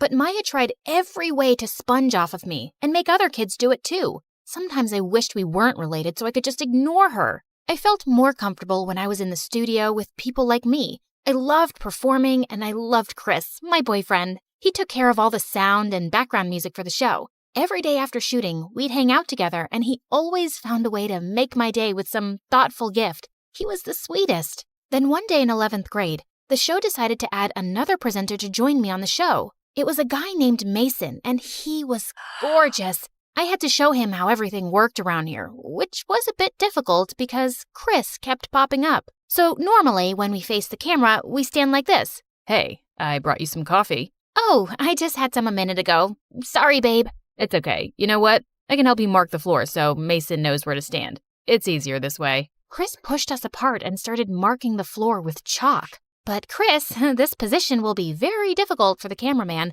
He's too far away from me. Don't worry about that. They'll manage. I'm Mason. And you are? Oh, I'm Chris. I work here too. I'm Alvida's boyfriend. We love each other a lot. Chris just turned into an insecure maniac after Mason joined us, even though Mason showed no signs of liking me. But we had to spend a lot of time rehearsing lines together, which seemed to really bother Chris. One time we were about to go on air when suddenly Chris walked onto the set wearing a ridiculous heart costume and playing the violin. He then bent down on one knee and proposed. Marry me, Alvida. Chris, I'm still a teenager. You can't be serious. Yes, I am. You just have to say yes now. We can get married later. No, can you please stop this? You're really embarrassing me. Chris stormed off and he didn't speak to me for 2 days. But soon after, I decided to talk to him. And when I went to his office, he was trying on a blonde wig. Chris, what are you doing? Just checking if blonde hair will suit me. Is it because Mason is blonde? No, not everything is about him. Chris, I love you because you're sweet and kind, and I won't stop loving you just because there's a new guy on the block. You have to trust me, okay? After our talk, Chris felt a little better, and he started relaxing. When I got home that day, Maya was there, looking like an ostrich egg about to pop. Oh, Alvida, I've been waiting for you. Why? Is something wrong? Yes, I'm in trouble, girl. I watched your show, and I immediately fell in love with your co-host. Please introduce me, please, please, please. I can't do that. It's against studio policy for me to introduce desperate fans to our cast. But I'm your cousin, not some weirdo stalker. Come on, Alvida, please. Can't you do this little thing for me? Alvida wouldn't stop begging, so the next day after school, I took her to the studio. And she was so embarrassing. She was flirting with everyone, even the director. Everyone in school says I'm so beautiful and that I belong in front of a camera. What do you think? Maya, can I speak to you, please? Not now, Alvida. But I grabbed her arm and pulled her aside. Can you please behave? The people here are very busy and you're just making a fool out of yourself. Your director was about to give me a role in the show, but I guess you just want all the fame to yourself. She walked off and sat down on the director's chair, and during the live show, she screamed, "Cut!" Everyone in the room panicked, and bodyguards took Maya out. I managed to improvise so the audience wouldn't notice anything was wrong. After the show, Mason caught up with me. Your cousin played a real number on us today. Yeah, I'm so sorry about that. Don't be. You did really well to cover up. You're actually quite good. As we walked outside together, Maya suddenly came running towards us. Seriously? Your bosses are jerks, Alvida. I've been freezing outside. Hi, Mason. I'm Maya. I'm Alvida's cousin, but everyone says we look like twins. Maya couldn't stop talking, and just then Chris came out. What are you guys up to? Oh, Chris. Mason just asked me out on a date. Wait, I did? Really? That's amazing. Why don't we all get dinner now? We can make it a double date. I don't think that's a good idea. Why, babe? Come on, it'll be so much fun. I felt bad for Mason, who was too polite to turn down Maya. We went to a nearby pizza joint I visited all the time, and Maya excused herself for the bathroom. But she came back just in time for our food, and moments after I took my first bite, I started choking. Alvida, what's wrong? Something in the pizza. My face was blowing up like a balloon, and Chris quickly called the ambulance. There was red pepper in the pizza, and everyone in that pizza joint knew I was allergic to it. My parents threatened to sue the chefs, but they insisted that they hadn't used any pepper. Meanwhile, the doctor advised me to take 2 weeks off from work while my swelling went down. So Mason took care of the show on his own. I felt really upset, and when Maya came to see me, I lashed out at her. You know what, Maya? Just drop the act already. I'm tired of you pretending to care about me when you actually hate me. What are you talking about? Why did you take so long in the bathroom during dinner? How do I know you didn't leave the table to put pepper on the pizza? You really think I'd do something like that? Yes, you've been jealous of me ever since I got the presenter role. But I would never hurt you. Maya left my room crying, but I was too mad to care. I was convinced she'd tried to harm me. While I was at home recovering, Chris visited me every day. This one time he came with candles and Chinese food and set up the table, and it was so romantic. Aw, Chris, you didn't have to do all this. You mean the world to me, and I would do anything for you. He turned on the music, and as we slow danced, Maya came barging in. Alvida, I have to tell you something. I don't want to see you or talk to you ever again, Maya. Please, hear me out. Hey, we're having a romantic moment here, so please, get out. But Maya glared at Chris and just switched off the music. Alvida, you have to see this. There aren't any security cameras in the kitchen, but there is one in the restaurant's back alley. I tracked this video down from the city police's office. The video on Maya's phone showed a customer entering the kitchen from the back. Chris, why does this person have the same jacket as you? I don't know. And what are you saying? I was with you the whole time. Yeah, but I also remember you had a phone call and you went outside. Chris's expression changed, and suddenly he knocked over our table and the candles, and food landed on the floor. A rug caught on fire, and Maya rushed to throw a blanket over it. Chris, it was you! Oh my gosh! You were getting so close to Mason, so I had to do something. Aren't things so much better between us since you've been away from the show? You just needed to see how much I love you, Alvida. No! You made me so sick you could have killed me. That's not love. Well, if I can't have you, then no one can. But before Chris could do more damage, we heard police sirens. Too late. I already called the police. Chris tried to run out, but the police caught him and he was taken away. Maya, I owe you an apology. Maybe you were right, Alvida. Sometimes I have been jealous of you, but I swear I'd never hurt you. I know, and you have every reason to hate me. I don't hate you, but do you really have something going on with Mason? No, and there never will be. I know you like him. A few days after, I went back to school and my job, but a lot of things had changed in such a short period. Mason was now showing me what to do. The director really likes all my ideas. We've decided that now you only need to come in to introduce the next program. But that's just 10 seconds on the screen. Yeah, but that's what the show wants. I was so disappointed, but I went with the flow. One day after the show, I was leaving when Mason caught up with me and took my hand. Mason, what are you doing? I see the way you look at me, and I think I like you too. What? Are you... Alvita? What are you doing? I turned around to see Maya behind us, and Mason was still holding my hand. Maya, this is not what you think. But Maya ran off angrily, and I stomped hard on Mason's foot and went after her. Maya, there's nothing going on between us. Yeah, right. So you were just holding his hand because it's part of the show? No, he took my hand and... Just save it, Alvita. She refused to talk to me for days and ignored me in school too. And I just hated being on the show with Mason. So one day at the studio, I made a big live announcement. Hey guys, today is my last day on the show, but you'll definitely see me on screen again. Maybe with my talented cousin Maya, who was my first co-host. See you around, folks. The director was furious with me, but I didn't care. If he wanted Mason to run the show, he was welcome to have him. I was out. Later that evening, Maya came by. Hey, you want to play a newscaster?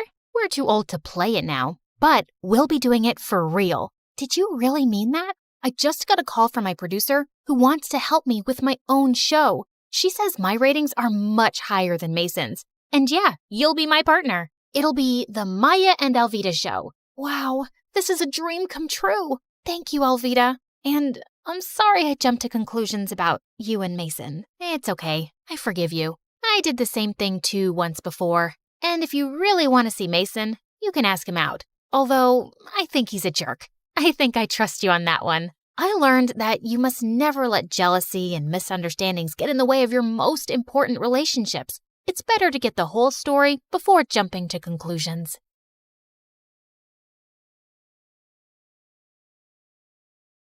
Hey, it's Juniper, the rhyming whiz. Ever since I was a kid, I've loved poems. It all started with my amazing grandma and her incredible library. People would line up just to catch a glimpse. But when I turned 13, something really bad happened. My grandma left us, and because of a big business loss, my parents had to close down the library she loved so much. It was heartbreaking to see her special books being sold off. I felt so sad and lost without her and the library. Life went on, but one day, I spotted a real gem. My grandma's collector's edition book of Emily Dickinson's poems. I knew I had to get it to honor her memory. OMG, OMG. Mom, Dad, I need to have this. Please, please.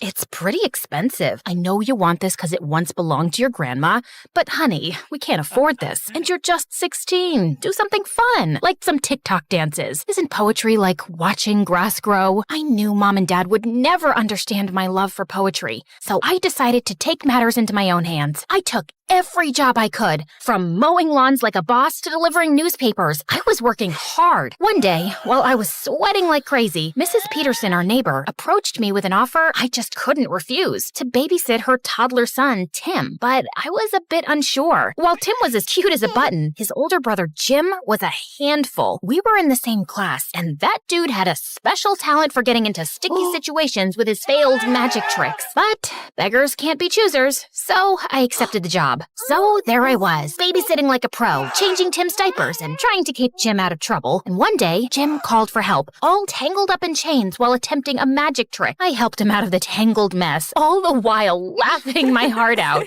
You really need to be careful with your magic, Mr. Magician. Oh, I'm so sorry. But you know, it's all part of the magic charm. How about being my assistant? Every magician needs one. One day in the library, I was reading a poem, and Jim looked over. What's so fascinating about those words? Poetry is like a secret language of feelings and thoughts. It's like life in a nutshell, bro. You should try it. And he did. For the first time, I had a friend who showed showed interest in poetry, and I appreciated it. One day, Jim and I were hanging out at the bowling alley, and he went to get me some water. Right then, something totally unexpected happened. Aaron, of all people, came over to me. I'm not gonna lie, my heart was literally racing with excitement, but what he said next shocked me. What are you doing here with Jim the Dim? Shouldn't you be with someone like me? Did he really have to? No way I was gonna just stand there and listen to him diss my bestie. Hey, don't call my friend that.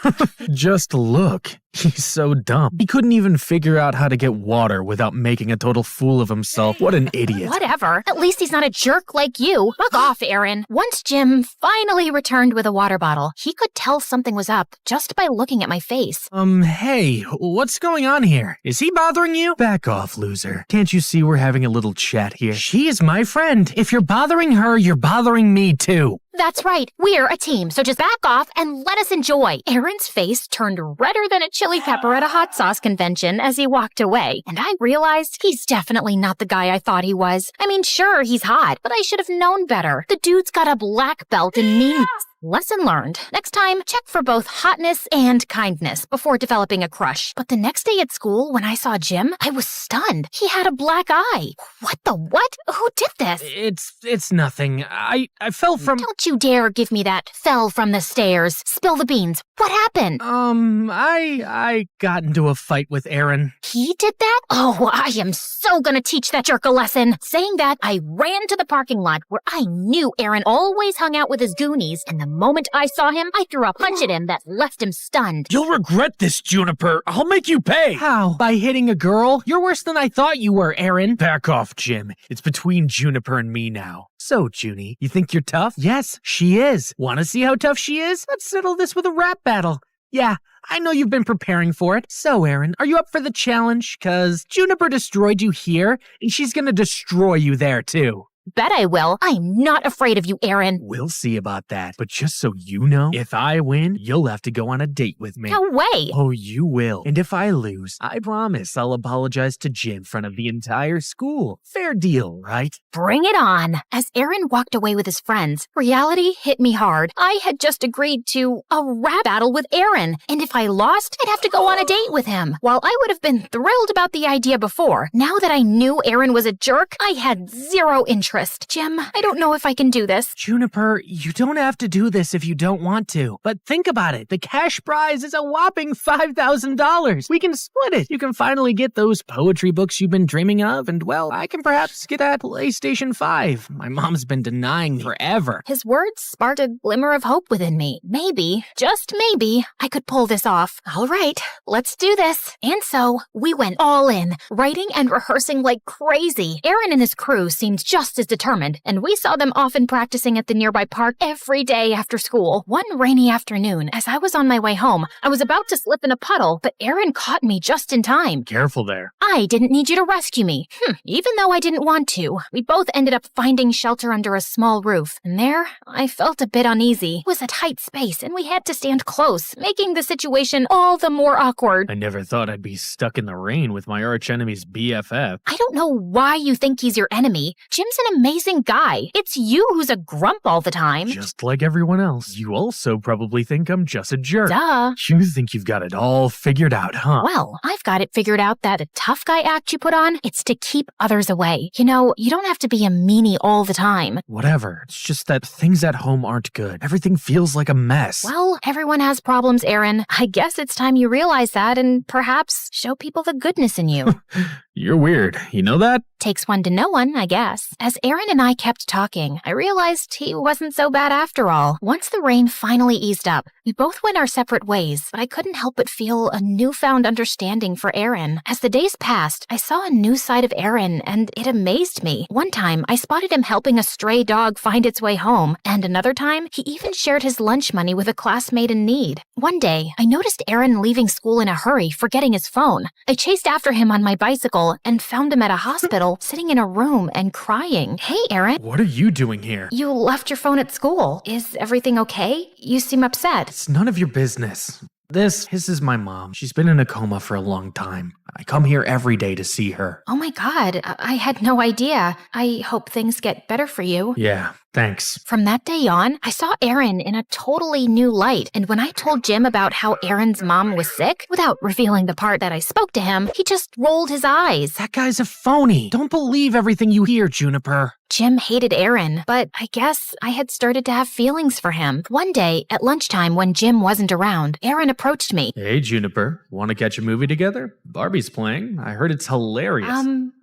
Sure. Why not? But just as friends, right? But Barbie? Are you sure? Absolutely. I know you'll love it. If you love it, I'm sure I'll love it. I'm talking too much. See ya. Day of the movie arrived, and I had come up with a plan to watch Barbie with Aaron without Jim knowing. I told Jim I was feeling sick and needed to rest, which wasn't entirely a lie because I felt butterflies in my stomach at the thought of spending time with Aaron. At the cinema, Aaron and I laughed our hearts out at the silly scenes in Barbie.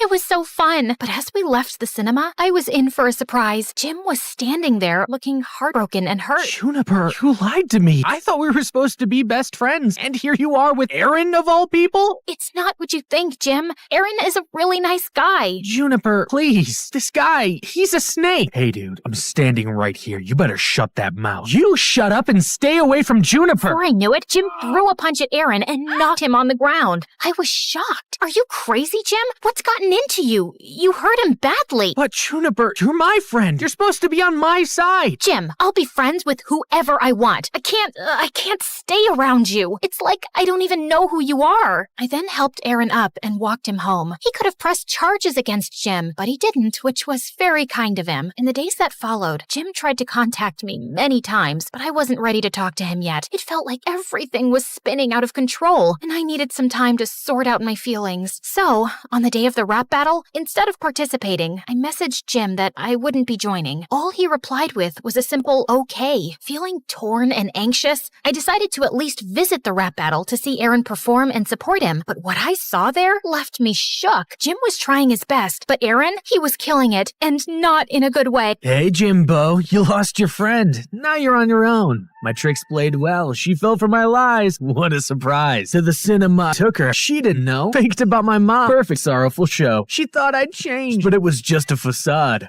Remember that call? I tipped you off. So odd. To gain her sympathy, I took a punch so tough. Now she's on my hook. My power to show it's enough. My emotions went wild as I heard Aaron's hurtful words. Seeing Jim's pained expression, it hit me hard. He was right about Aaron's tricks. It all clicked. He had done the whole nice guy act to distract me from the rap battle. He messed with the wrong girl. Without even thinking, I jumped on the stage next to Jim. Jim, my buddy, you know I got your back through thick and thin. We never lack. Fake friends leave, but we stand tall. Bonds unbreakable, never gonna fall. They're just haters, but we're the real deal, and that's all. As for you, Aaron, you're a fake, always playing games. Lies, manipulation, it's all the same. Emily Dickinson said, tell the truth, but tell it slant. But your lies won't fool me. They won't enchant. With Jim, I stand firm. Your tricks won't grant. Hearing this, Jim jumped up and down and hugged me tight. I knew you'd come. I had to. Now come on, let's win this thing. Jim and I were doing amazing.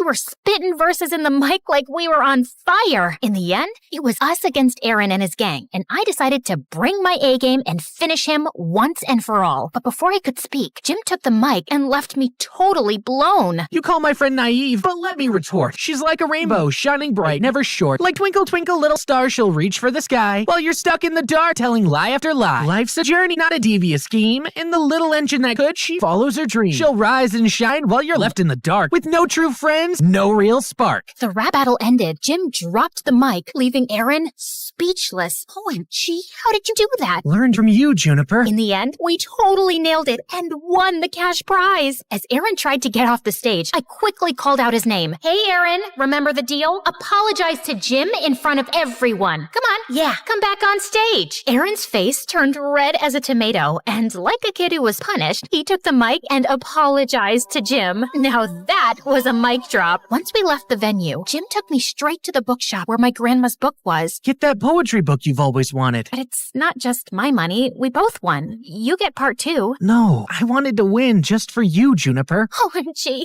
you're the best friend ever, Jim. Remember, true friends got your back, no matter what. Fake people and lies can't break real friendship. Trust your buddies.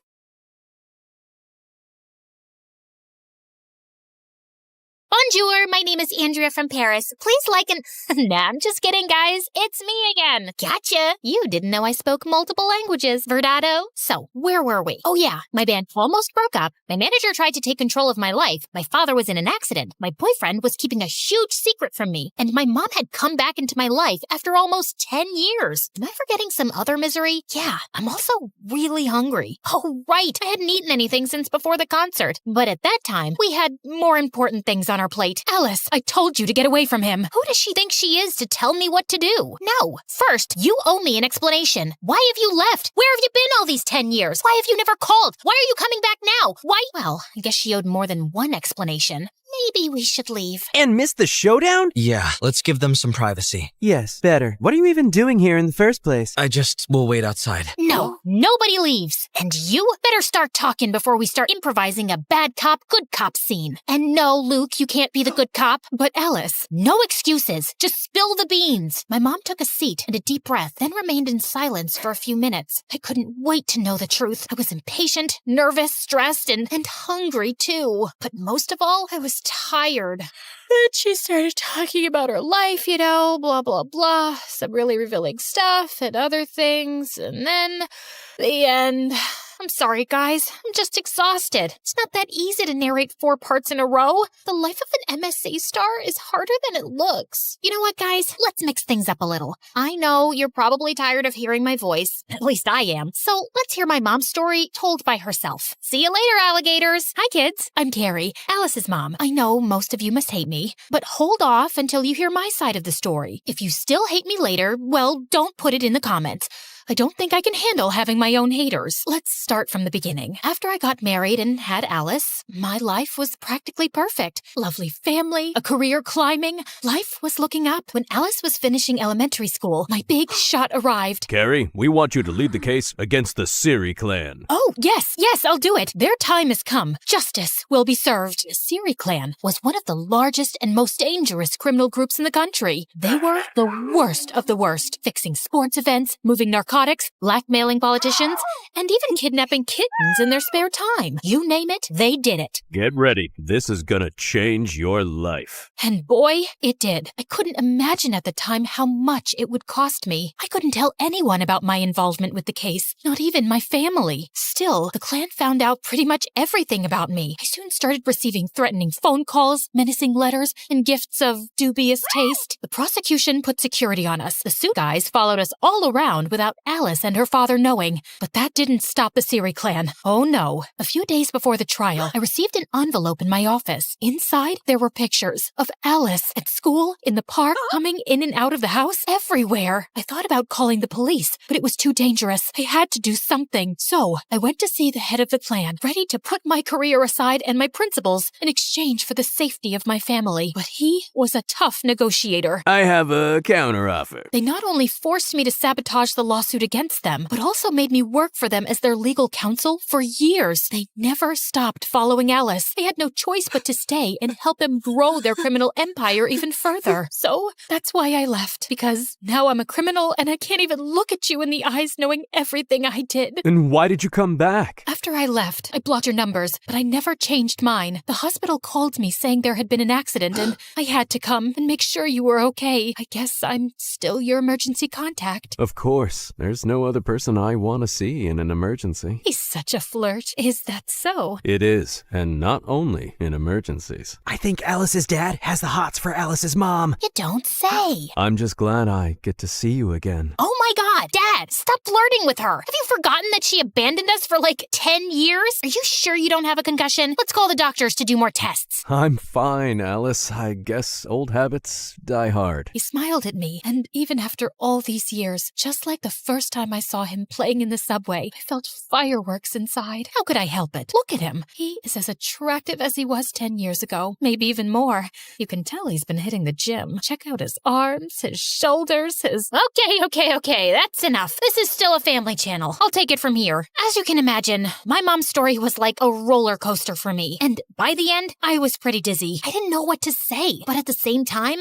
I had hundreds of questions to ask. At first, I needed some air. Like, a lot of air. And something to eat. So I walked out of the hospital. And then I saw it. That was really love at first sight. Thank God. I ran to it, and I ordered 6 hot dogs. What? Lady has to eat too, you know. Besides, can't think with an empty stomach, right? Bon appetit. Note from the MSA producers. Due to the disgusting nature of the following images, we have decided to censor the next part. Ugh, I so needed that. Now I can think straight. Let's get this over with. I walked back to the hospital, but stopped dead in my tracks when I saw Mom and Camillo talking at the entrance. We should try to be friends. After all, we are family. You don't scare me. And why should he? Oh, let me guess. He probably is the son of the boss of that clan, and he's just dating me because he has a secret agenda, right? No, not at all. So why should I get away from him? Maybe I got carried away. To be honest, I don't think you guys are really a match. I mean, you are a Cancer and he is a Capricorn.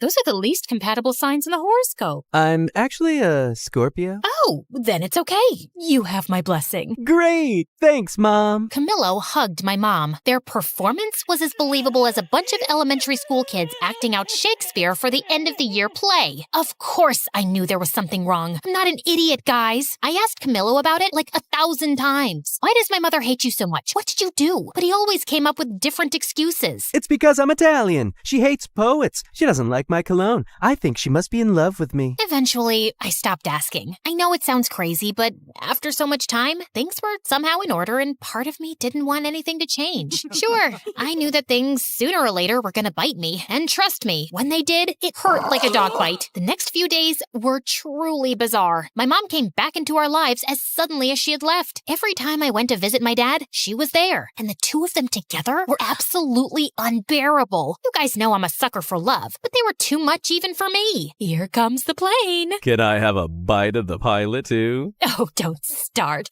Last time things got out of hand. Yikes! When my dad was discharged, she took care of him at home. They even urged me to come back and live with them so we could be a happy family. Before saying no, I actually considered it. For like half a millisecond. But Mom was determined to get back into my life, by hook or by crook. Like some regular mom and her teenage daughter, we spent all of our time together fighting. The thing was that I was not a teenager anymore, and she wasn't like a regular mom, which made things really weird. Where are you going? With whom? What time will you be back? I want my lawyer here. I am your lawyer. Talk. To a club with Moon and Luke around 2. That's too late. You can go till 12. But Mom! No buts, Missy. It was kind of fun to make up for lost time. You're so mean. I hate you. I always wanted to yell at my mom that I hate her for some stupid thing, like a normal teenager. Although I would never admit it then, having Mom back was amazing. But still, she really had it in for Camillo. And it wasn't, of course, just because of our zodiac signs. She started playing detective, attempting to sabotage our relationship. She tailed us in secret to our dates. Remind you of anyone? I guess the apple doesn't fall that far from the tree. Of course, she didn't know about my successful career as a matchmaker. Table 5 said you would take care of their check. Since when is bread so expensive? After that, she sent me flowers and gifts from a mysterious secret admirer. Free chocolate. But that was nothing. It got to the point where she tried to kill Camillo. I didn't know he was allergic to nuts. I told you like yesterday.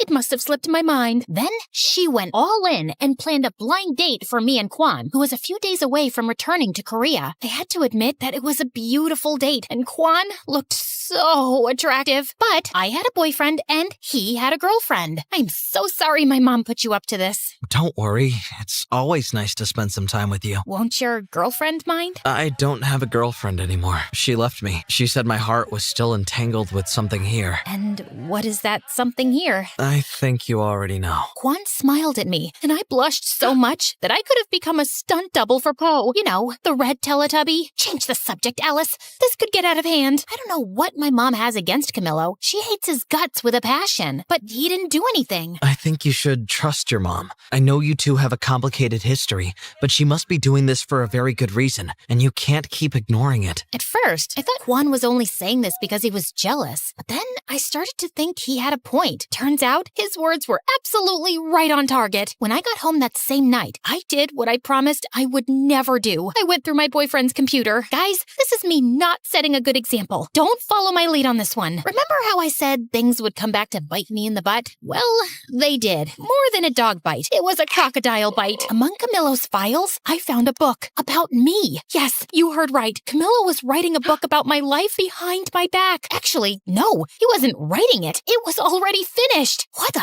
To no one's surprise, surprise, it turns out that behind it all was Trevor. He had signed over my image rights from our contract to Camillo to write a bestseller airing all my dirty laundry. For the next few hours, I read the entire book. Not only did it expose my deepest fears and desires, those I had confided in him, but it also detailed my mother's criminal history with the Siri clan. If this gets out, she will go to jail. And the worst part of it all, the book was due out in 2 days. Just as my world was collapsing, the collapser opened the door. Hi, honey. I was more than ready to use my drumsticks to turn him into a human skewer, but I didn't. I understood that my only advantage at that moment was that he didn't know that I knew. So I pretended that everything was fine and took the first opportunity to get the hell out of there. We're out of milk. I'm gonna go buy some. We have milk. But not almond milk. Since when do you like almond milk? Since forever? You don't know every single detail about me. Well, maybe I lost it for a moment. Once I escaped from there, I met with my mother. She confessed to me that she knew about Camillo's book. A few weeks ago, my boss told me that someone was snooping about my past and the trial. They thought they were the prosecutors, but when I saw the photo, I recognized Camillo immediately. I'd seen him in every photo and interview of you two. You follow my career? Of course I do. I'm your biggest fan. My mom found out he was writing a book, but when she tried to warn me, he threatened to reveal another big secret. My mother was betraying the clan. She was preparing a case with the prosecution, taking advantage of her inside knowledge to bring down the Siri clan once and for all. If that came out, not only would the case collapse, but we would be in grave danger. The release of the book would have the same result. So we soon regrouped with my dad, Moon, Luke, and Quan to shut down the release of my unauthorized biography. That's a sentence I never thought I'd say. We split up and went to different districts to buy all the copies of the book that were ready to circulate. Yeah, we spent a lot of money on books. In the meantime, my mom managed to get a legal order to stop the printing of new copies, arguing that they did not have my authorization. Amazingly, we managed to stop the book from coming out. We gathered all the copies and made a huge campfire. Not great for the environment, I know. Again, don't follow my lead on this one, guys. Anyone want a marshmallow? You're still leaving tomorrow? Maybe you can stick around for a bit. I'd love to, but I have to go home. But you should visit me. Maybe I will. Sadly, our victory was short-lived. Feeling defeated, Trevor and Camillo leaked the book virtually, and it soon went viral. What ensued was absolute chaos. My name became a trending topic, and the news went crazy with my mother's criminal story. Soon, reporters were swarming my house and my parents' house looking for a comment. My phone literally exploded from the number of calls and messages it received. To make matters worse, Camillo went on TV to present the book, badmouth me, and reveal that my mom was a double agent for the government.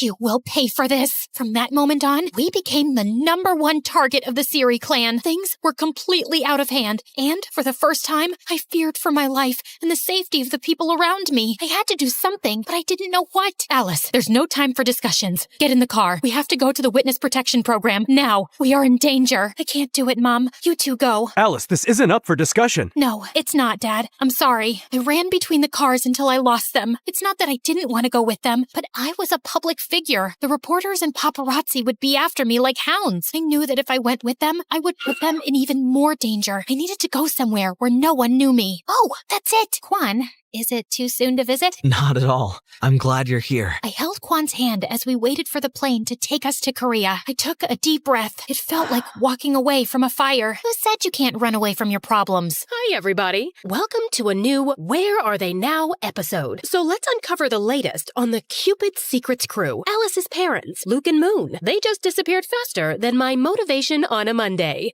But what everybody really wants to know is where is Alice herself, the villain of her own story. Some say she became a Buddhist monk, others that she had facial surgery to look unrecognizable, but something went wrong and she became a circus freak. Some even claim that she was seen living in the middle of the snowy forest, like the Yeti. But still, the mystery remains unsolved. Where is Alice? I'll give you a where are they now, you gossip-mongering, face-twisting, snitch-ditch-twitch character hack. This villain is right here, crafting a comeback that'll knock your ratings into the next ice age. And talk about facial surgery? You should check yourself first. Wicked witch of the bargain bin Botox, duck lips meeting frog eyes, and a meme gone wrong disaster. No surgeon could fix that. Calm down. She's not even here. No, don't shut it off. I want to hear more of her nonsense.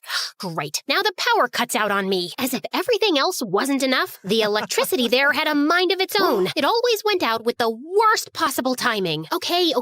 You know, I'm not usually the nagging type. More like a silent ninja. Until someone turns on that spotlight of lies. listeners, you might think we stepped out of a time machine into the past. Well, almost. So this is where Alice is, in the middle of nowhere, picking up cow dung. I know, gross. I should give you a recap of the last year, but I don't really feel like it. Okay, don't leave. I will. But just because you've been putting up with me since episode 1. Before I start, like and subscribe, and don't forget to never watch MSA on TikTok. Real ones know that YouTube is way cooler. So, after Camillo's book, Kwan and I escaped to a small rural town in South Korea where no one knew or cared who I was. This is nice. It was not. At least no one will find us here. Yeah, because no one knows this place exists. Seriously, I tried searching it on Google Maps, and it just showed a shrugging emoji. Still, Kwan absolutely fell in love with our new rural life. He put together his own farm, and it was like he had found his place on Earth. For me, it wasn't that easy. Alice, collect the cow dung so we could use this for fire. Not this again. That day, I shouldn't have worn red because it made the bull crazy mad, and he chased me all over the farm until I fell headfirst into the cow poop pile. Ugh, I hate this. Look on the bright side. It's good for your skin. Oh, really? Then come here. I'll make you a good hydrating mask. Stop running! Living with Kwan was awesome, but it never felt like my real life. I just wasn't myself there. To make me feel better, Kwan once took me to a nice restaurant in the city. I felt so paranoid that I went with a full disguise. Maybe that wasn't the best option to keep the attention away from me. Everybody kept looking at me, especially one strange guy with a big ginger afro and sunglasses. That guy keeps staring at us. Can you blame him with those drumsticks in your hair? And this dress looks like you committed a fashion crime. Duh, I can't leave them out. And this outfit took hours of careful consideration and about 5 outfit changes. As Kwan went to pay the bill, I turned to that creep, but he vanished into thin air. After that, I decided to stay in the village and never return to the city. Eventually, I kind of got used to living there. But then, a letter arrived and changed everything. It was an invitation to Moon and Luke's wedding. I hadn't talked to anyone from home since I left. I thought they'd eventually forget about me. But turns out, Kwan used to drive out of town to call Moon, and she wanted me to be her maid of honor. Still, I wasn't ready to come back yet. Sooner or later, you'll have to face your fears. I'll do it later then. I have to go. She's my baby sister. Of course. We said our goodbyes and Kwan left. So I had some alone time. After a few days, I started to get really worried. Kwan wasn't answering my calls or responding to any of my texts. I waited and waited, but no news. Finally, I called Moon, but she didn't know anything about him either. Nobody did. Before I could think about it, I was already on a plane crossing the world to save my boyfriend. As soon as I landed, I did a complete makeover to avoid being recognized. I had more important things to do than deal with the paparazzi. After that, I went straight to the police station. I knew who was behind it all. The Siri clan kidnapped my boyfriend. Do you have any proof? I have a strong feeling. Does that count as proof? Maybe he just ran away from you after reading the book. The whole police station laughed at me. I wanted to throw all their donuts into the garbage, but I didn't. I just stole a few for later. Besides, we already captured Siri Clan's leader. What? After I left the police station, I had so many questions in my head. Just then, I saw Trevor drive by in a cool Porsche and stop not too far away. My heart was beating super fast, and I decided to follow him. I hid in an alley where it was kind of dark. I couldn't see much, but then I heard him talking on the phone. Keep a low profile. We can't afford any slip-ups right now. I had planned this all along. I even made that foolish Camillo reveal the clan's secrets in his book to have the leader in prison so I could take over the empty throne of the Siri clan. I did a lot for him, and that thankless man never recognized me. Now, see who the boss is? Me. Trevor. Only Trevor. The terror. He went inside, and I crept closer to the building's window and peeked inside. There he was, stood before a group of exhausted kids. Kids, if you don't do it my way, you'll be swimming with the fish. Yes, you heard me right. You'll be forced to clean my aquarium again. Get ready. 1, 2, 3, go! Come on! Don't make me get the snorkel gear. Trevor not only carried on with the clan's illegal affairs, but also used his power to create an academy for young talents to build his own musical empire. The police weren't helpful, so it was up to me to stop him and save Kwan. Time to bring down his criminal empire. Still, I needed help with that. I needed my friends back. I'm sorry for leaving and ghosting you guys, but I really need you. It's okay. We understand. And we've got to find Kwan. And destroy Trevor. Don't forget about that. They told me that over the last year, Trevor blocked all their contracts and concerts, sending his army of little singing robots to replace them. He kidnapped my boyfriend and all also ruined my band? This time, it's personal. Yeah, I know. That sounded so cool. Like an action movie star. So, I told Moon and Luke about my master plan. So, your plan is to just break into the headquarters of a criminal group and steal illegal stuff? Yeah, pretty much it. Great, sounds bulletproof. That night, we snuck over to their lair. At the entrance, there were 2 security guards. Okay, we made it pretty far. Call it a night?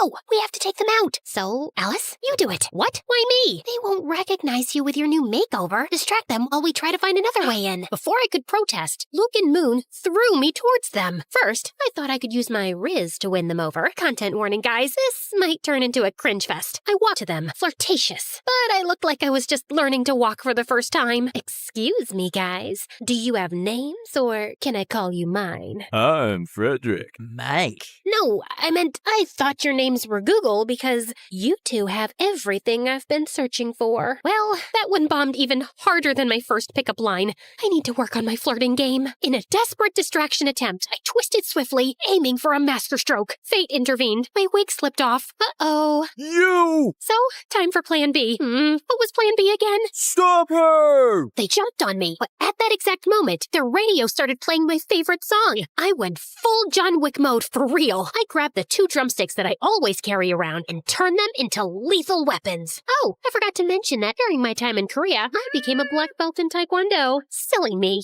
After beating up those 2, I tried to find Moon and Luke, but I got to Trevor's office. I turned it inside out, but found nothing about Quan. I was about to give up when I came across something mind-blowing. A manuscript from Camillo, Cupid's Secrets Part 2. A sequel to my story. Yeah, my head exploded. Quite literally. It detailed with amazing precision my life in that little town in Korea. Every little part of it. How the heck did he know all this? Then, as James Bond's villains, they appeared. Oh, look who's here. So good to see you, babe. I love your new style, but ew, you smell like cow poop. Trevor and Camillo were at the door of the studio. I lunged at them. You fuck! But an army of guards appeared out of nowhere and held me. No, dear. This is not a kung fu movie. Guards, just take this little rat away. Trevor, wait. Don't be so hard. She is my ex, after all. Alice, I know what you must be thinking. How did I know all that? Just take a look at the notes. I looked at the notes. It was some kind of daily report. A really complete one. Then my heart stopped. The name that signed all the notes was Quan. It isn't true. Quan would never betray me like that. You're lying. Tell me where he is. Well, you thought the same about Camillo, and look where that got you. You see, Alice, everyone's playing their own game. Quan, in this case, is playing hide and seek. Hide until the book is out and seeking a fortune. He's gonna be rich, and he just had to sell us his relationship with you. A bargain, if you ask me. Tears began to roll down my cheeks. Once again, my boyfriend stabbed me in the back. I told you it was a mistake to fire me, kid. Now leave with your dumb friends. And Luke, just a piece of advice. Next time, don't yell when trying to sneak in somewhere. Oh yeah? I was caught in a half-open window. What should I have done? Probably not screaming like a maniac. Push my butt up! Push my butt up! I was completely defeated. I didn't even fight back when his goons kicked us out. Don't go too far this time.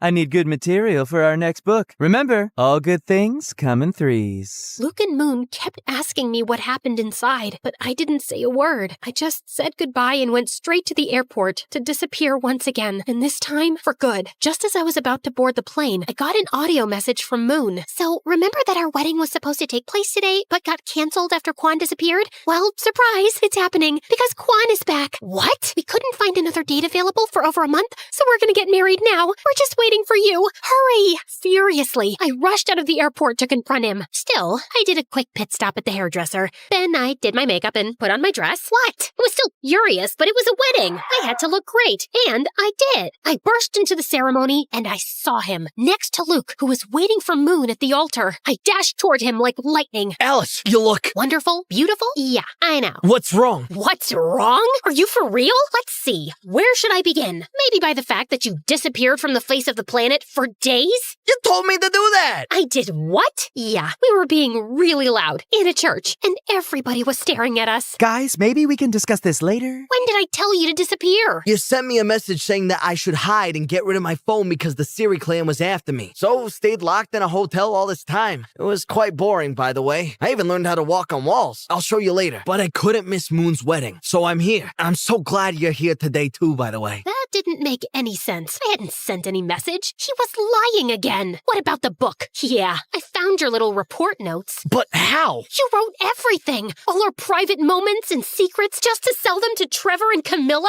Wait, what? I did write all of that, but I didn't sell anything. I lost them at the airport. Like I'm gonna believe that. I would never sell that. I just took notes of everything because, well, it's quite embarrassing. More embarrassing than getting your butt kicked in a church by the bridesmaid? Okay. The truth is I wanted to write my own book about you.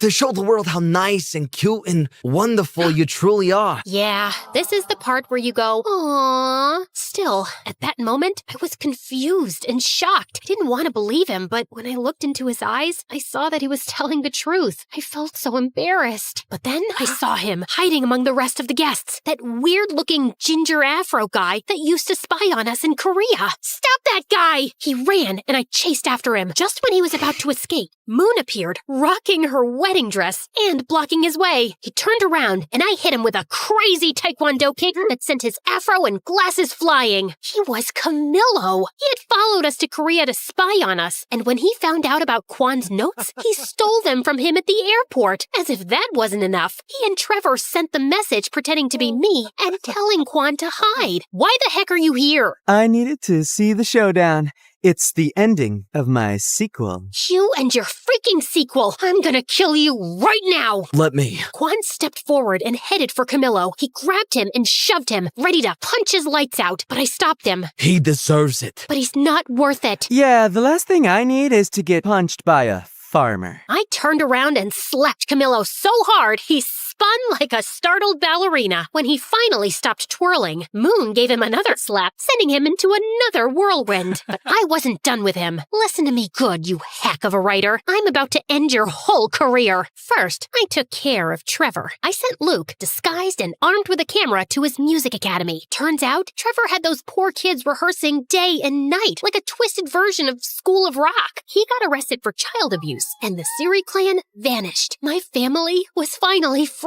So I went to get them out of the witness protection program. When my dad opened the door, he had the longest beard ever. Gandalf, is that you? Alice! Dad hugged me tightly. Soon Mom joined in. I can't breathe, guys! My parents moved back to Rochester and got re-engaged. Another wedding on the way. With my mother's help, I sued Camillo for the rights to my own story. During the trial, it came to light that he had plagiarized other writers. Camillo lost all profits from the book, sequel rights, and his reputation. Last I heard, he was working as a waiter again. I said cappuccino, not macchiato, you spaghetti brain. Finally, I was free. I had my voice back. Eventually, I found the perfect place to tell my story. So, thanks MSA. They don't pay as much as Hollywood, but they are way cooler. Oh, and the rest of Luke and Moon's wedding was awesome. Our band even got together for a quick reunion show. Then we partied like there was no tomorrow. But there was. I could have never done this without you. Of course you could have. So, what now? My real life is here. My family, my friends, my music. But mine isn't. We both started crying because we knew that despite that we loved each other, we had to follow our own path. Sometimes love is about letting the other one go. Don't worry, guys. I'm not going to end this 5-part story with such a downer. You know your girl Alice better than that. So, Kwan returned to that little town life that he loved so much. As for me, the band got back together and we traveled the world playing our music. Many years later, my music took me to a familiar country. I took a trip to the countryside and reached a lovely farm. Then I saw him. Kwan looked so handsome. I remember the first time we met. He was acting like a tough guy and I was dressed as a goth. Safe to say, we've both had quite the glow up since then. When he saw me, he smiled. And then everything. Silence. Time stood still. Electricity. Heart racing. And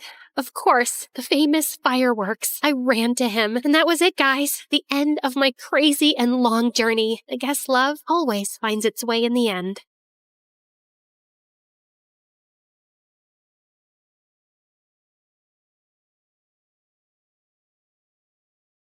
Hi, I'm Sasha from Florida. Please don't forget to like and subscribe. My mom always told me that when I was born, I came like a ray of sunshine in their lives. My parents were struggling financially and were the poorest in their families, but I was a special kid. They could tell from the start that I was super bright and I could read and count when I was only 3. This made them so proud, especially since my brother Damien, who was 2 years older than me, was just a troublemaker. Once when I was 5, Damien and I were playing baseball in our small yard, and I told him not to throw so far, but he wouldn't listen. Relax, Sasha. Don't be such a nagging baby. But Damien, the neighbors...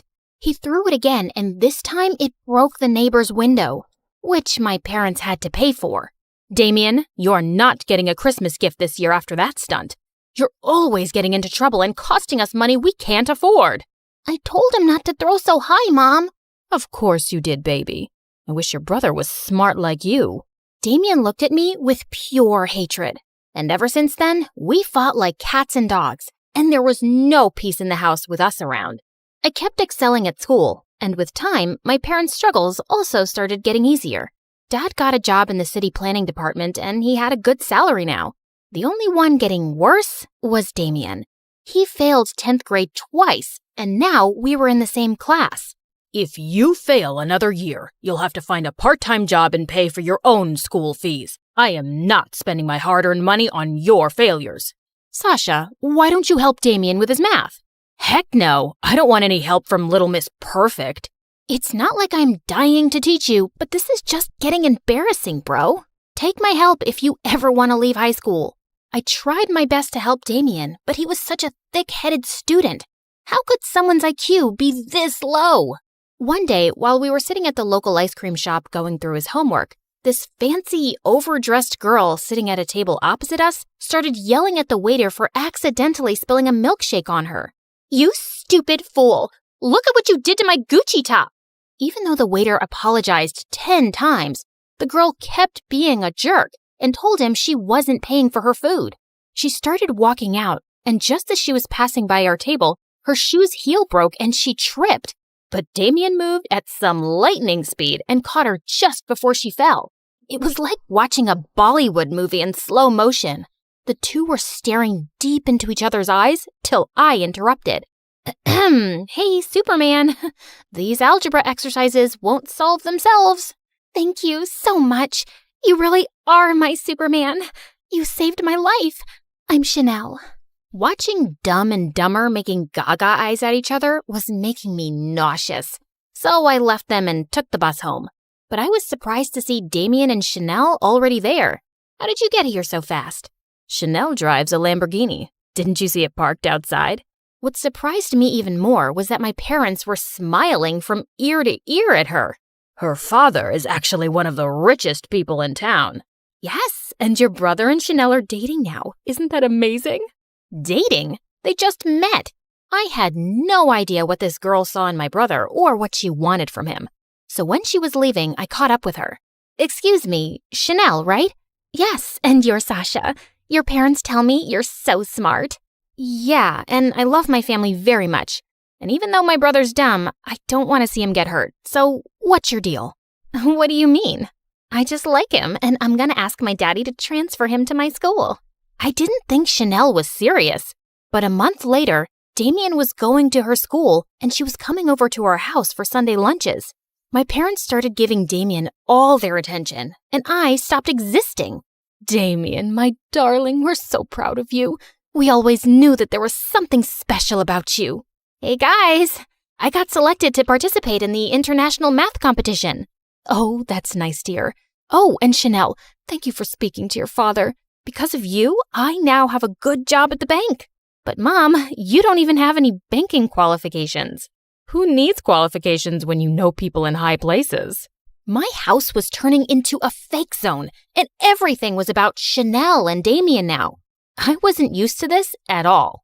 When I was in 11th grade, Chanel invited us to her mansion for her birthday party. We were welcomed warmly by her mother, but her father was forever on a phone call. While my family were busy mingling with the rich, I found a quiet place on a balcony. Just then, this tall Superman-type guy appeared beside me, and I immediately felt nervous. The view is beautiful from here. I'm Clinton, by the way. I haven't seen you at any of Chanel's parties before. I'm her boyfriend's sister, not really a close friend.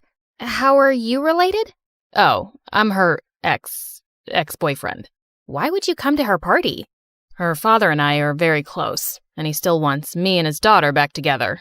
What? But she's with my brother. Chanel's father has helped me and my family a lot, so I'd do anything to help him out. Like, break up my brother and Chanel? Is that what her dad wants? And you'd do it? That's just crazy. They've been together for a year now, and they're in love. That's what you think. Sasha, what are you doing here with this jerk? He's obsessed with Chanel and keeps asking me to break up with her because he wants her back. You are such a fool. I'm just trying to help you, dude. Damien lunged forward to punch Clinton, who pushed him away roughly to defend himself. Just then, Damien tripped on a rug and landed hard on the floor. Damien! He was unconscious, and we quickly called an ambulance. While my parents and I sat in the hospital waiting room, I went to get some water when I found Chanel in Clinton's arms. You lying, cheating snake! My brother's seriously hurt, and you're here playing makeup with your stupid ex. You can't talk to me like that, Sasha. Oh, drop the act, you witch. Sasha, why are you making such a commotion? Because your son is in the hospital, and it's all because of this stupid girl you adore. Just then, I spotted Grandma's pearl necklace around Chanel's neck. Hey, what are you doing with that necklace? It was a gift from your mother. Mom, why would you give her that? You always said it was mine. Sasha, please calm down. Chanel has done so much for our family since she came into our lives. You need to be more thankful. Chanel is fooling all of you. She is not who she seems. Enough of your jealousy. Not everything is about you, Sasha. After my dad said that, I suddenly lost it and pulled the pearls off Chanel's neck, sending them flying everywhere. I ran away before my blind, foolish family could say more. When I went to see Damien later, he did not look great. You bruised like a peach, bro. But I'm glad you're awake. Where's Chanel?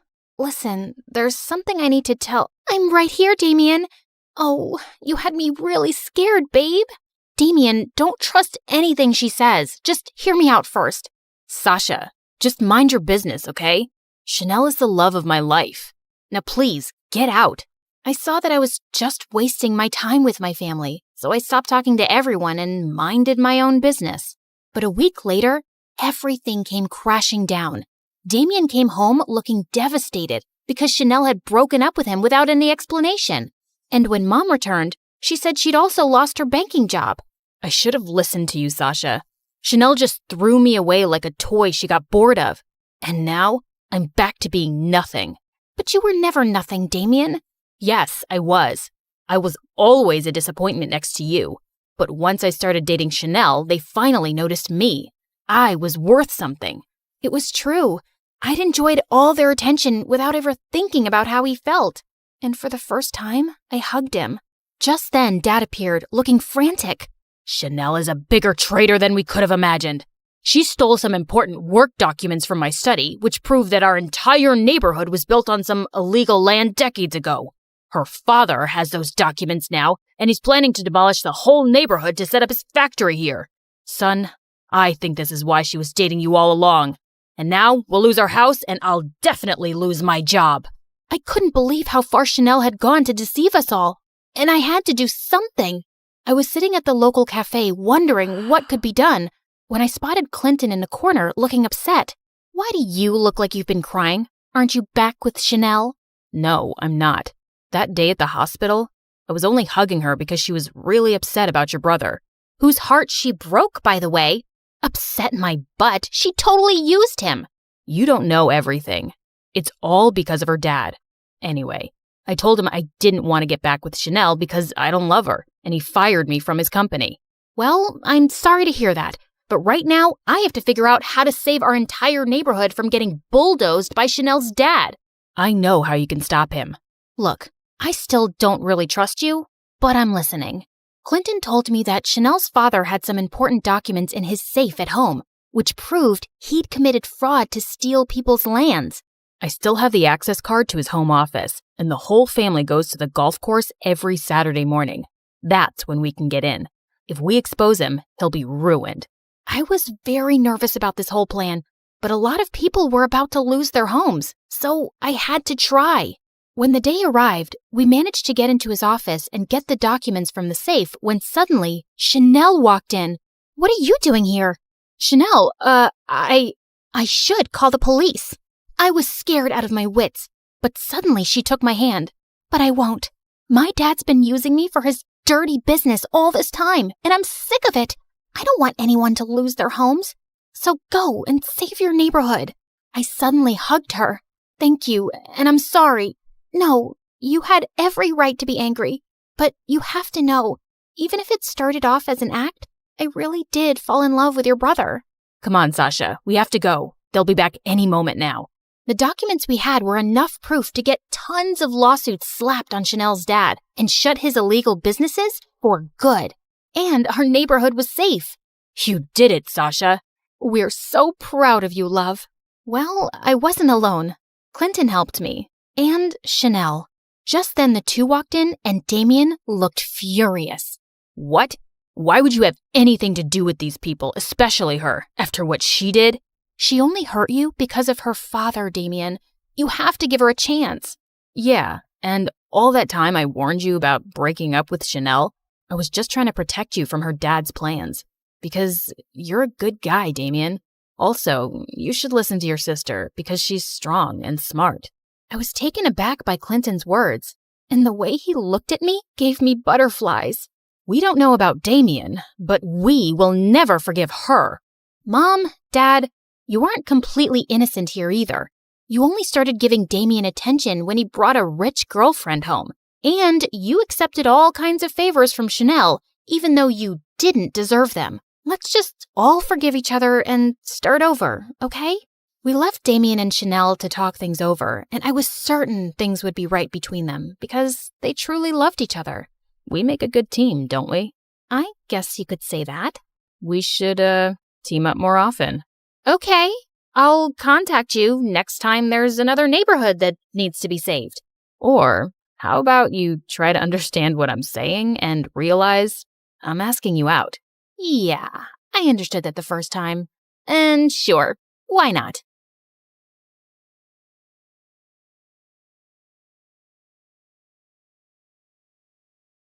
Just as I got up, I found myself facing Eric. What are you doing here? Isn't the meeting going on? Nope, that's just what I told you.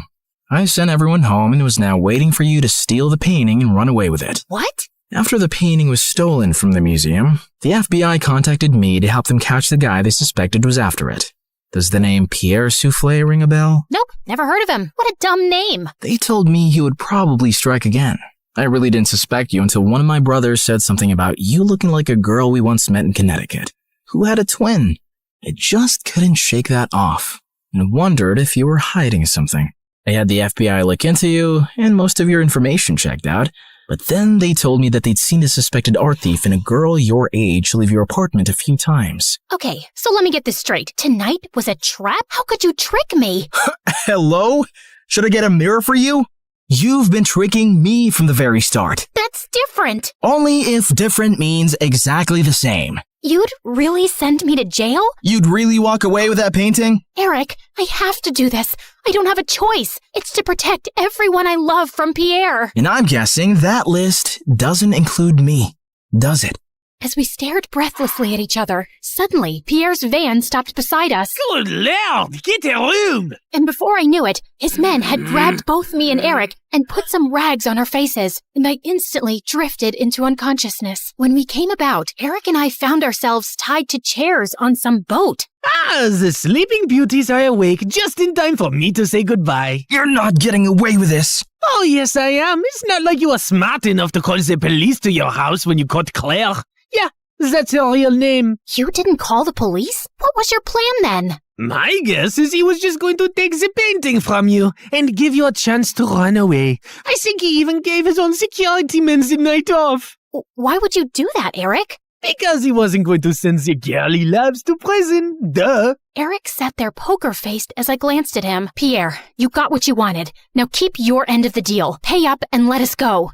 Your sister double-crossed me first, which landed you in this mess, remember?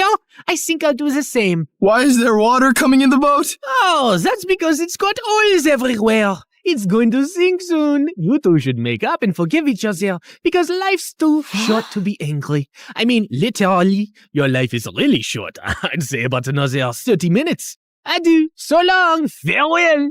And with that, Pierre and his goons left. There has to be some way out. Don't you know how to get out of such situations after all your years as a criminal?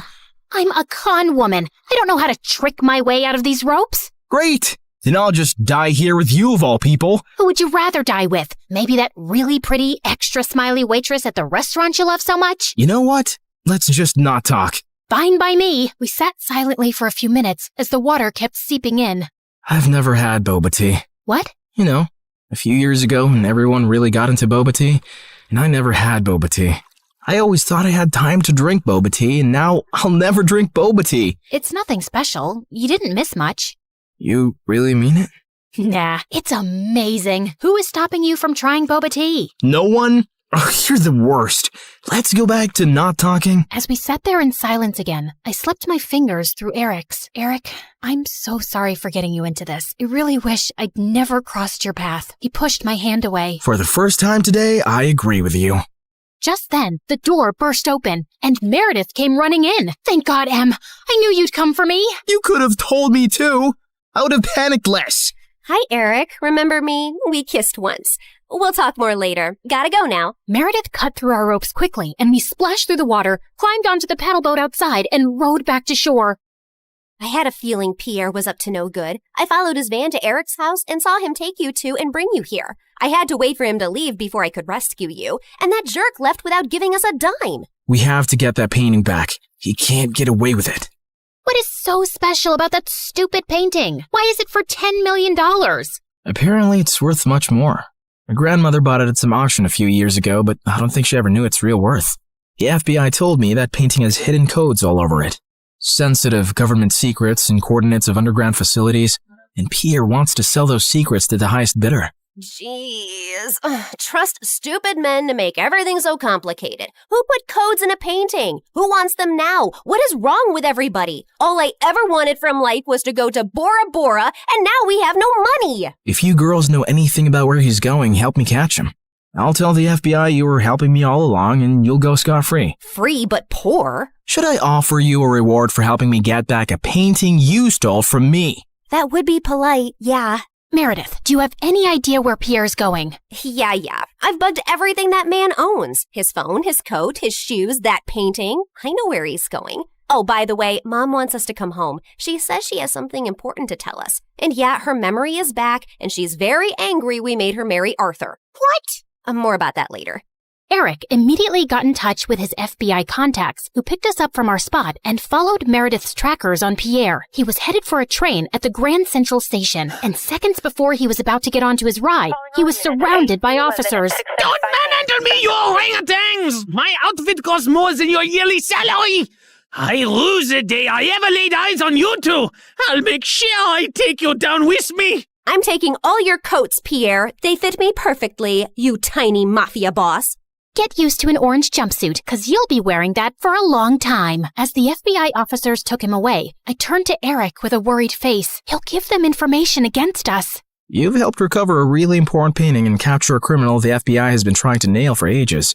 I promise, I won't let you get into any trouble. Thank you. We stood there in awkward silence.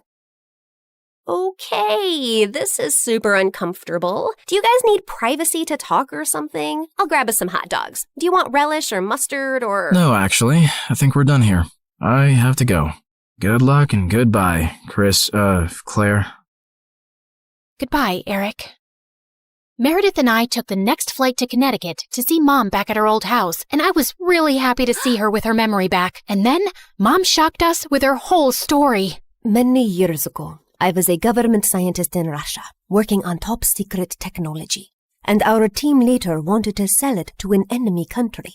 I refused to do that, and destroyed the technology. And after that I had to go on the run, because I knew those traitors would come after me. I had a boyfriend, and he recently found out I was pregnant. So I never told him about you girls and just escaped. I settled in America and took on the identity of a helpless mom living in the suburbs. Before I left Russia, I set up this laptop as a way to communicate with my father, who sent me a little money every few months to get by. I was even afraid of working in any place for too long, as being part of any system by which I could be tracked down. Whoa! Mom, that's insane and so cool! I'm sorry we never had much, but I was glad you grew up independent and resourceful. When I finally recovered my memory a week ago, I was able to access the laptop and get in touch with my father. He hadn't heard from me in so long, he thought I wasn't even alive anymore. He told me that the traitors working on the project are all behind bars now. It's safe for me to go home. So we're going to Russia? Man, it's so cold there. I always wanted to go to... Bora Bora, I know. That's all you said growing up. We'll visit Russia to see my family, and then we'll go anywhere you girls want. Mom, we're kinda poor, especially since you've left Arthur too. Oh, but my family isn't poor at all. I come from old money. We've been rich forever. There is a God out there. Thank you. Claire, we're finally going to Bora Bora. Yeah, it's everything we ever wanted. I tried to be as excited about the trip as Mom and Meredith, but my heart felt heavy. I wish things had ended with Eric on a better note. On the bright side, I got to meet Freddie, and I was so pleased when he introduced me to his lovely girlfriend. I'm so happy for you, Freddie, and I don't know if I can ever thank you for everything. You're amazing. I know. Just don't forget about me and come to visit, okay? On the day of our flight to Russia, we just reached the airport when Mom and Meredith turned to me with strange smiles on their faces. What's going on? Here's your ticket. That's a ticket for New York. Why, are we going there? No, Mom and I are going to Russia, then Bora Bora. You're going to New York. What? Why would I do that? Come on, Claire. You've been so mopey lately. I can't stand your face anymore. Just go talk to Eric, okay? You're in love with him. And even though he's way out of your league, he loves you too. And that's something you shouldn't give up on so easily. Pretty sure he hates me now. Claire, go meet him once. You'll regret not trying. And in case it doesn't work out, you know where to find us, love. Go get him, loser.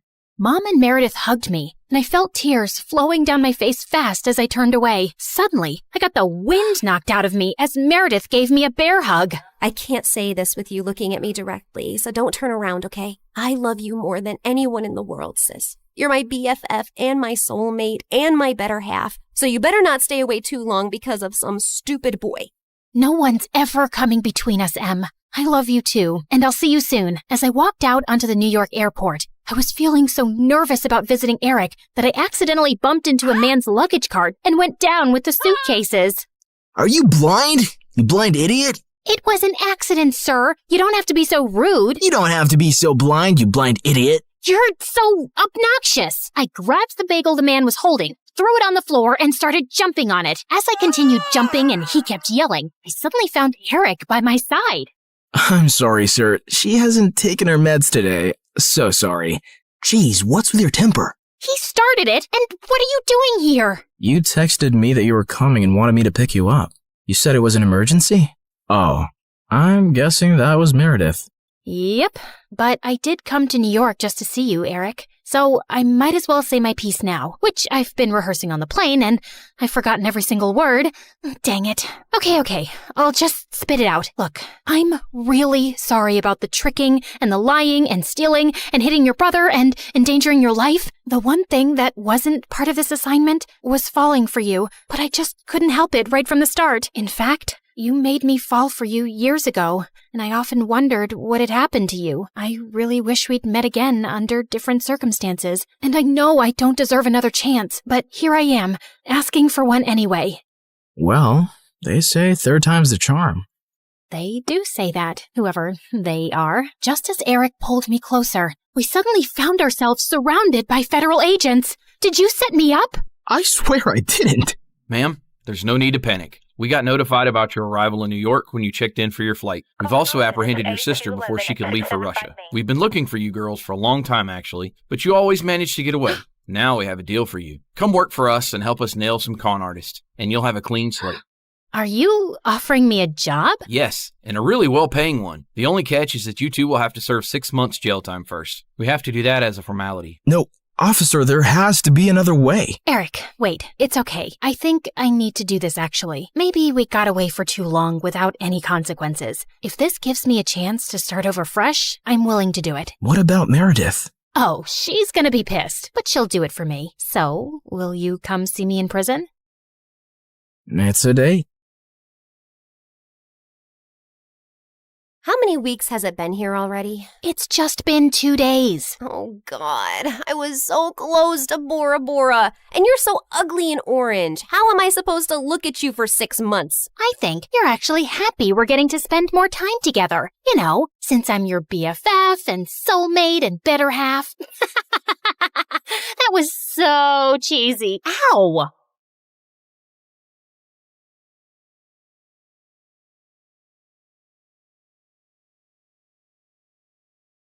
Hi, my name is Gigi, and I'm from Illinois. Before I continue, please like and subscribe. Ever since I can remember, I have loved cars. I guess it's because my dad is a professional racer. I grew up hanging out with him at the racetrack, and his pit crew always treated me like one of their own. Don't get me wrong, I'm totally a girly girl. I love to do makeup, get my nails done, shop for the latest trends, and post selfies on Instagram. But given the choice between a hairbrush and a socket wrench, well, you can't fix a car with a hairbrush. The year I turned 16, my dad was in a terrible accident while racing. It was so hard for my mom to see him in the hospital, but I did the best I could to help by keeping my little brother and sister in line while she was visiting him. I cooked and cleaned, and sure, I hated it, but I had been raised with a pit crew mentality. Everyone pitches in. I missed my dad, and I couldn't wait for things to get back to normal. At night, I would watch NASCAR videos on my phone under the covers, dreaming of the day that it would be me driving. One day at school, our mechanics teacher said he was offering extra credit for anyone who wanted to work on fixing up an old car after class. My arm practically came out of my socket as I raised it to volunteer. The boy sitting next to me sneered.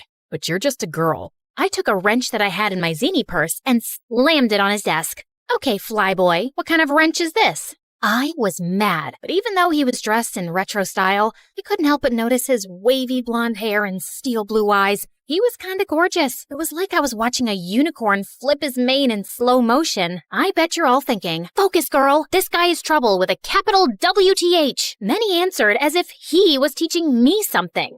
Torque wrench. I can show you how to use it if you need a lesson.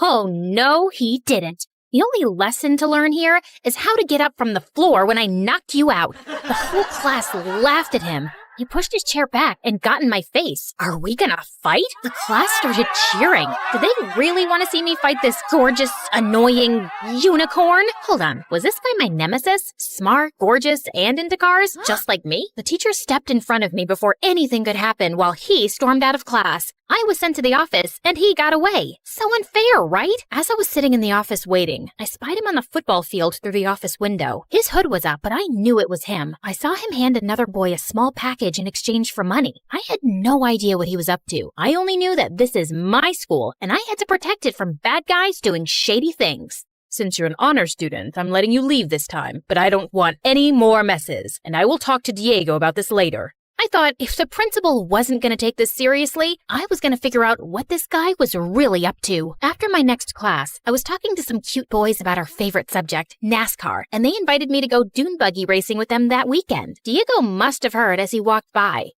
Dune buggy? I guess you can't drive a real car. I followed him to confront him about his rude comment and saw him walk off alone to a lunchroom table. He took a half-eaten apple out of his pocket and started eating it. I stopped myself from gagging at the thought of eating what looked like something you would find in the trash. Gross! I needed to let him know that I was watching his every move, so I walked by him and gave him a dirty look. What's the matter? Couldn't afford a whole apple? He stood up, and I thought, this is it. I'm gonna wrestle him to the ground and search his pockets for evidence. Just then, my friends walked up to me, congratulating me for standing up to this bully earlier. But before they even noticed he was there, he put his hood over his head and darted away. We heard what you did, girl. Chalk one up for girl power. Girls can do anything. I was loving all the positive attention. I was, after all, the hero of this story. But I couldn't believe he didn't challenge me. I expected more of a fight from my mortal enemy. I was thinking that was the end of it. But the next day, I saw him leaning on a locker and talking to another boy and whispering. As soon as they saw me, they stopped and walked in the opposite direction. My spidey senses were tingling. After school, I waited, hiding under the bleachers to follow him home. I had to see for myself what the deal was. My phone rang, startling me, and I nearly jumped out of my skin. It was my mom. I whispered so that I wouldn't give away my hiding spot. Hi, Mom. I'm kind of busy right now. She asked me to pick up groceries on my way home. I wanted to go to the library. Can I do it after? I felt bad lying to my mom, but I needed to have time to confront this worm, Diego. He came out the back door of the school, walked across the field to a hole in the fence, and slipped through. Gotta go. Love you. I followed him, and as I hid from sight, I saw him walk up to this small, broken-down house. 3 little boys came running out to hug him. It was the first time he smiled all day.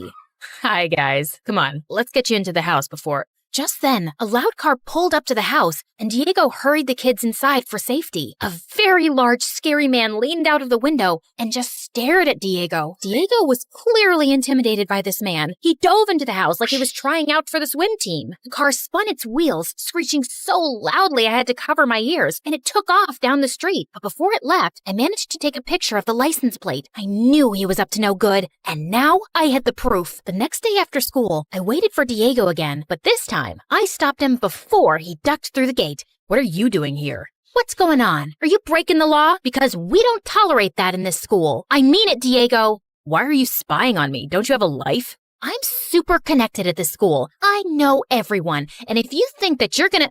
Okay, fine. I'll tell you, but just to get you off my back. That's Leo. He keeps asking me to work for his chop shop where they steal and sell illegal car parts. I knew it. You're a criminal. Suddenly, he got really calm and touched my arm. We locked eyes, and for a second, I couldn't explain it, but I wanted to kiss him so badly. I know what you guys are thinking. Love him or hate him, girl, but pick a lane. No, my dad worked for him as a mechanic, but when he found out that Leo was a criminal, he quit. And now he harasses my family all the time because he knows we're poor, but I always say no. My dad raised me better than that. My mouth fell open like the Grand Canyon. I guess I never thought about him having good parents. I felt like the crumbs in the bottom of a toaster. I wish I could take back all the mean things I said, but instead, I kissed him. Yeah, I was as shocked as you were, and I was the one doing it. Are you crazy? First you embarrass me in class, then you follow me around like TMZ, and now you want to be my girlfriend? A girlfriend? Slow down there, Flash. It was just a kiss. No, this is a kiss. He kissed me back, and after a second, he shot me a shy smile. But then I remembered why I was there. Hey, you're trying to distract me.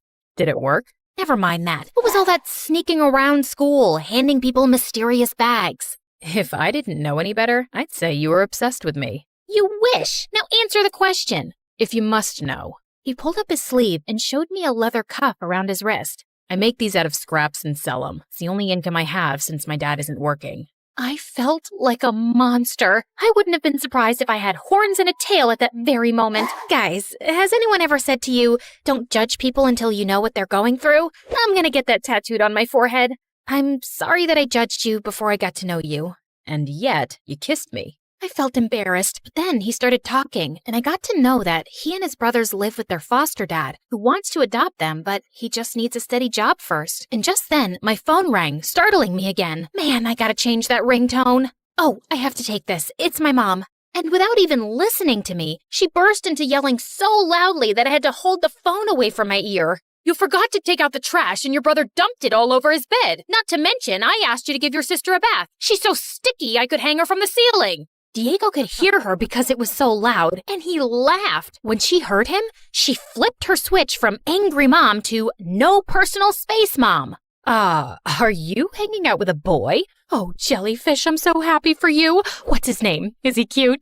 I was mortified. Didn't she know he might hear her? Mom, I'll be home soon, okay?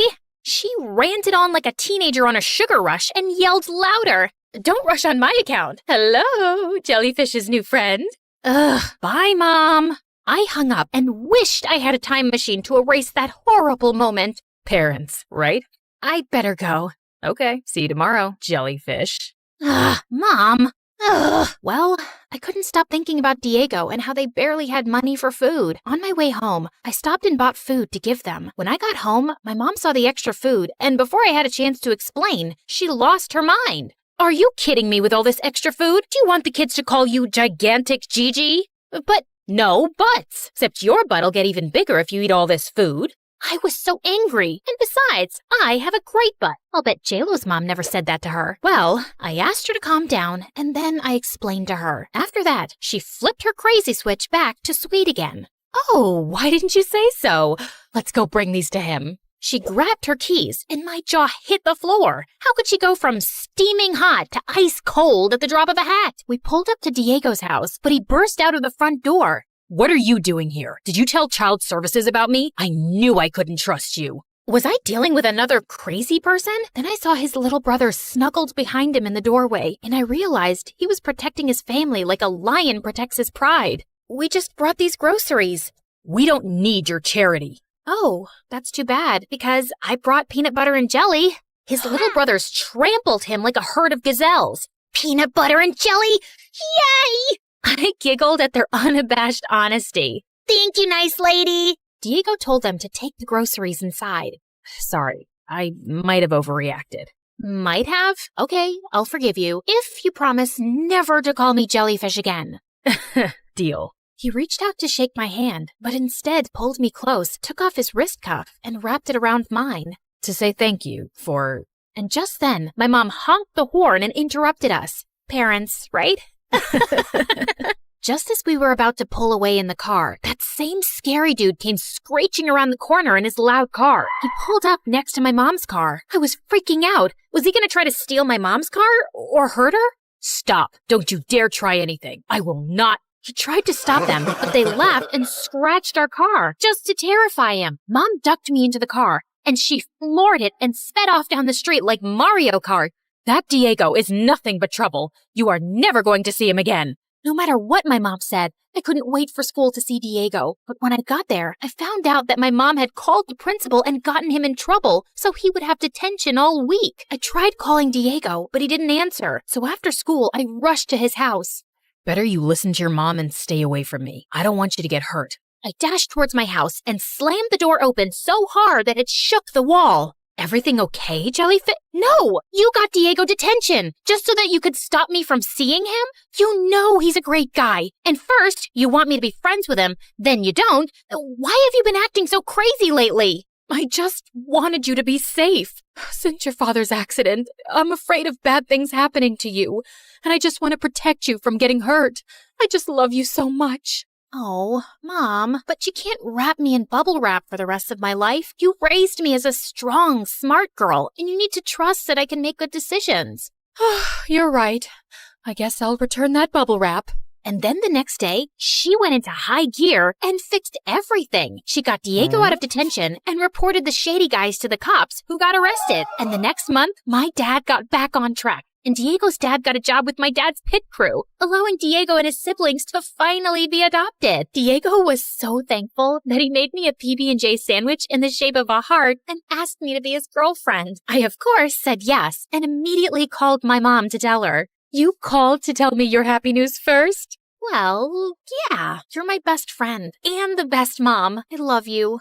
I love you too, Jellyfish. I couldn't help but be so grateful that Diego taught me not to be so quick to judge someone. You never know, they could wind up being family.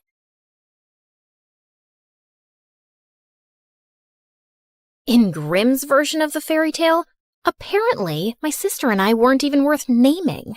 But at least we were rightly described as beautiful. In Disney's version, our names are mentioned, but can you recall them? No.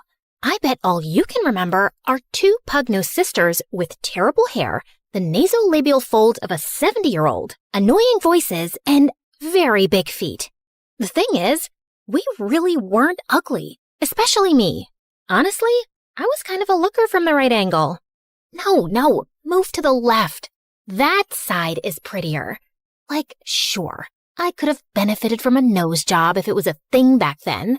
But I've got great hair, a bangin' body, and deep eyes that look like dark pools you could drown in. Or so I've been told. No, the problem wasn't us. The problem was her. Because next to her, anyone would look like a gnarly potato. You know how one day you feel you're looking really good? The skin is skinning, the hair is hairing, the outfit's outfitting. And then you see some celebrity on Instagram and feel like you two can't even be creatures from the same planet? Yeah, that's what the Cinderella effect was, making everyone around her look like E.T. And you know what the biggest joke is? She was never a victim or forced to be our maid. She was very OCD, so scrubbing everything like a maniac all the time is entirely on her. No one asked her to do that. I guess she didn't love being a nobody, because slowly, very slowly, she started spinning her story. And before we knew it, we were the villains. She was the poor, mistreated servant girl, and I was the bitter hag trying to steal her man. But he was my man first. My name is Drizella, and I'm here from the dead to tell you the true story of how Cinderella pulled off one of the greatest cons in history.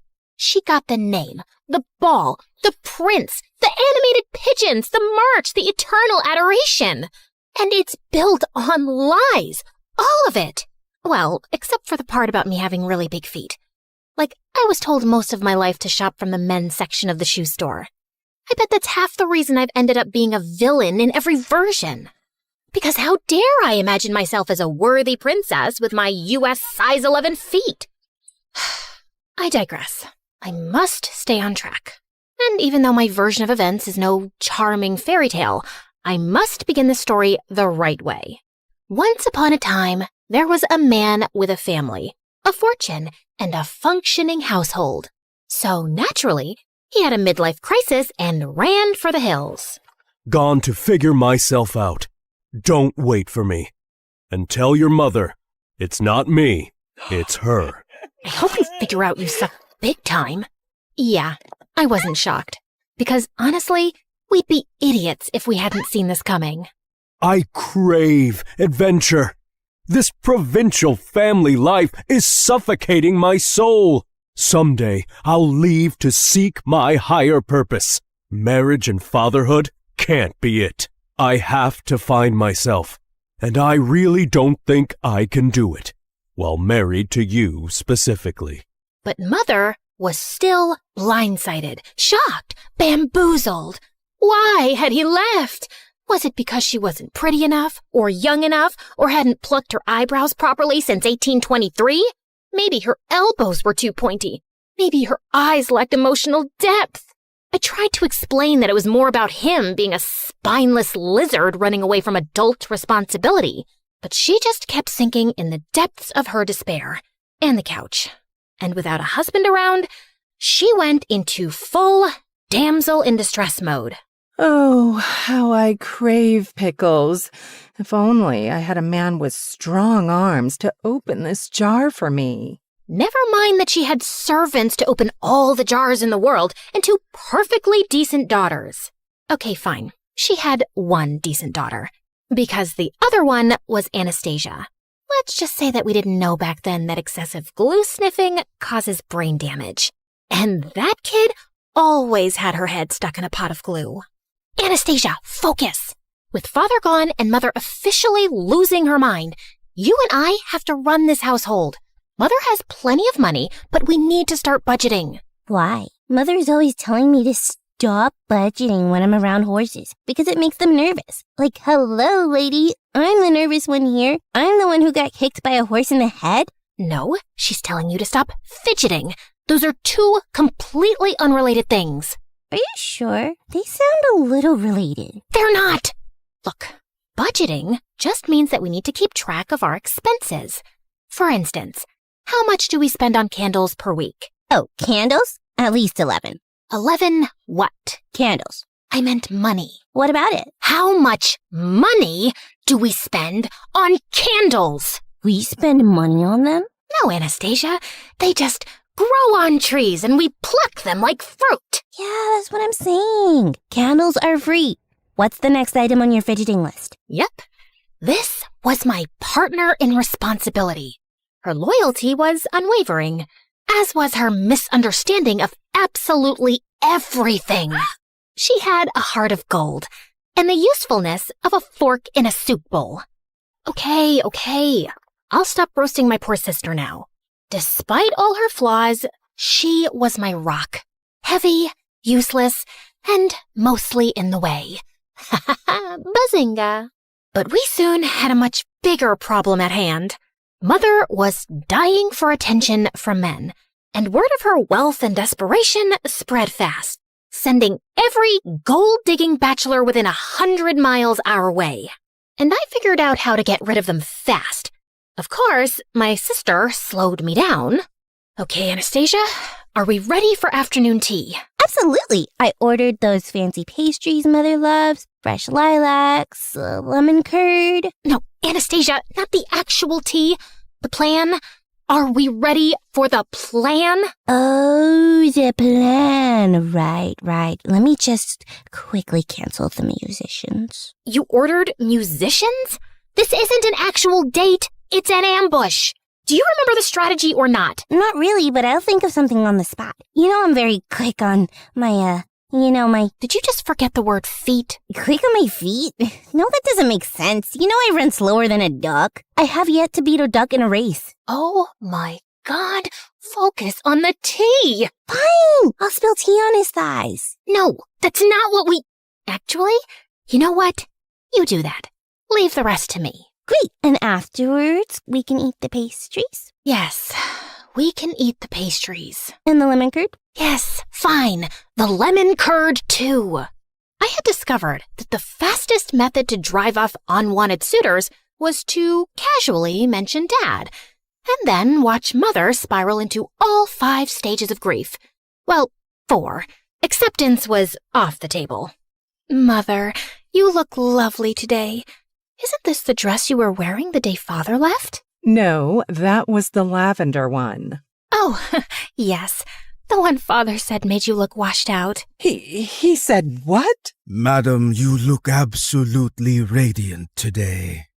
I cannot understand why any man would leave you. Of course he didn't leave me. He just relocated temporarily. I'm sure at this very moment he's thinking about how much he misses me, and he's making his way back home. Oh, I didn't think this was something temporary. You're right. I'm such a fool. Because honestly, what is there to miss? Just the woman who gave him the best years of her life. I held this family together. I cooked. I cleaned. When? You ironed a napkin. Once. And I'm the one who holds anything together. But if he'd just communicated properly, I could have changed. I could have sent my daughters to finishing school and gone with him to find himself and slept under the stars.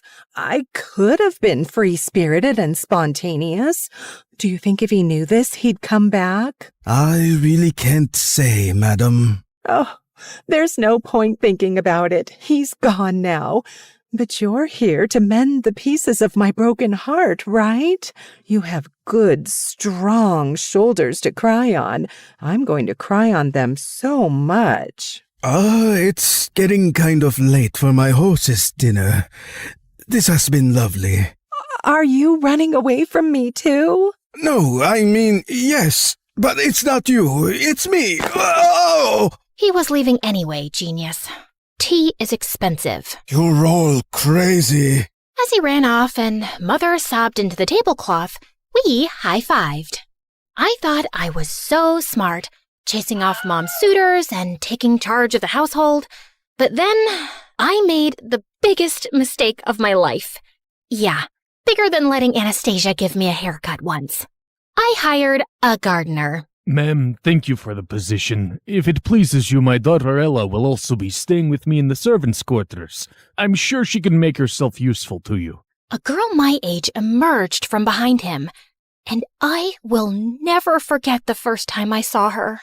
Her hair was like honey catching sunlight, her skin like porcelain, and her patched-up linen dress looked better than any silk I owned.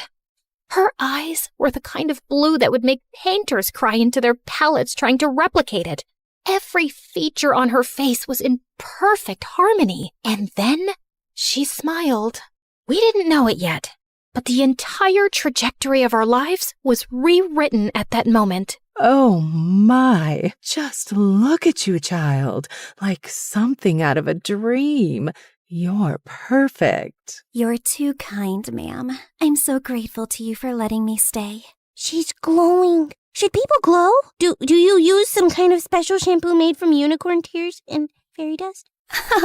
You're funny. I like you. Did you hear that, Gisela? She likes me. As Mother led her father away to show him their living quarters, and, I don't know, Anastasia went after a butterfly, Cinderella stayed back and looked directly at me. Drizella, isn't it? Yes. And you're Ella? Yes, but my late mother nicknamed me Cinderella because I'd always sleep by the fireplace and get covered in ashes. You know how nicknames stick. You don't have one? No, but you can call me Miss. You hired my father, Miss. That means you changed my life, and I will be sure to return the favor. I felt a chill down my spine that had nothing to do with the weather. As she walked away, I just knew I disliked her intensely. Part of me thought it was because I was jealous, and yeah, of course I was. But I just had a feeling that beneath that flawless facade was someone calculating and dangerous. And oh, how I wish I wasn't right for once. At first, she just helped. She polished the silver, dusted the bookshelves, organized the pantry, but then she started having ideas for everything. She rearranged the furniture, suggested new colors for the curtains, and started embroidering tablecloths and crocheting bedspreads. It's like watching angels knit. Even I couldn't deny her taste was impeccable. And soon, Mother wanted her opinion on everything. And then she was suddenly instructing all the maids, the butlers, and even the cook. The cook! That toad never listened to anything I said. The house sparkled, the cutlery gleamed, the food actually had flavor, and I could see my reflection in the floors now. How could I complain about that? But I couldn't help being bothered by how she had Mother and Anastasia wrapped around her little finger. She would make them face masks and hair oils, play the piano for them like she was Mozart's daughter, and sing like a nightingale. And then there was the dancing. There was a celebration, as always, at the end of the harvest season. And as the servants gathered to dance, Cinderella joined them. She didn't dance like a girl raised in servant quarters. She danced like the air was conspiring to hold her up, like the music was written just for her, like she'd spent her whole life rehearsing her steps to perfection. Everyone was mesmerized. She's so graceful. Not like my girls. That was the first time I heard her say it. Not like my girls. But it wasn't the last. Soon, Mother was drawing comparisons between her and us all the time, telling us how we could try to be more like her. And I swear I would have given up and accepted her perfection and superiority if it wasn't for the bird incident. Come here, Gisela, look! A robin's nest right outside Ella's window. Isn't it sweet? It's going to have babies soon. Yes, lovely. But I bet it won't be so sweet when they're all screeching at dawn. The two of them continued to look utterly enchanted, and I lost interest soon and left. But the next morning, I ran outside to Anastasia screaming. I found her standing under the tree, and the nest lay on the ground, completely destroyed. The eggs and the robin were gone.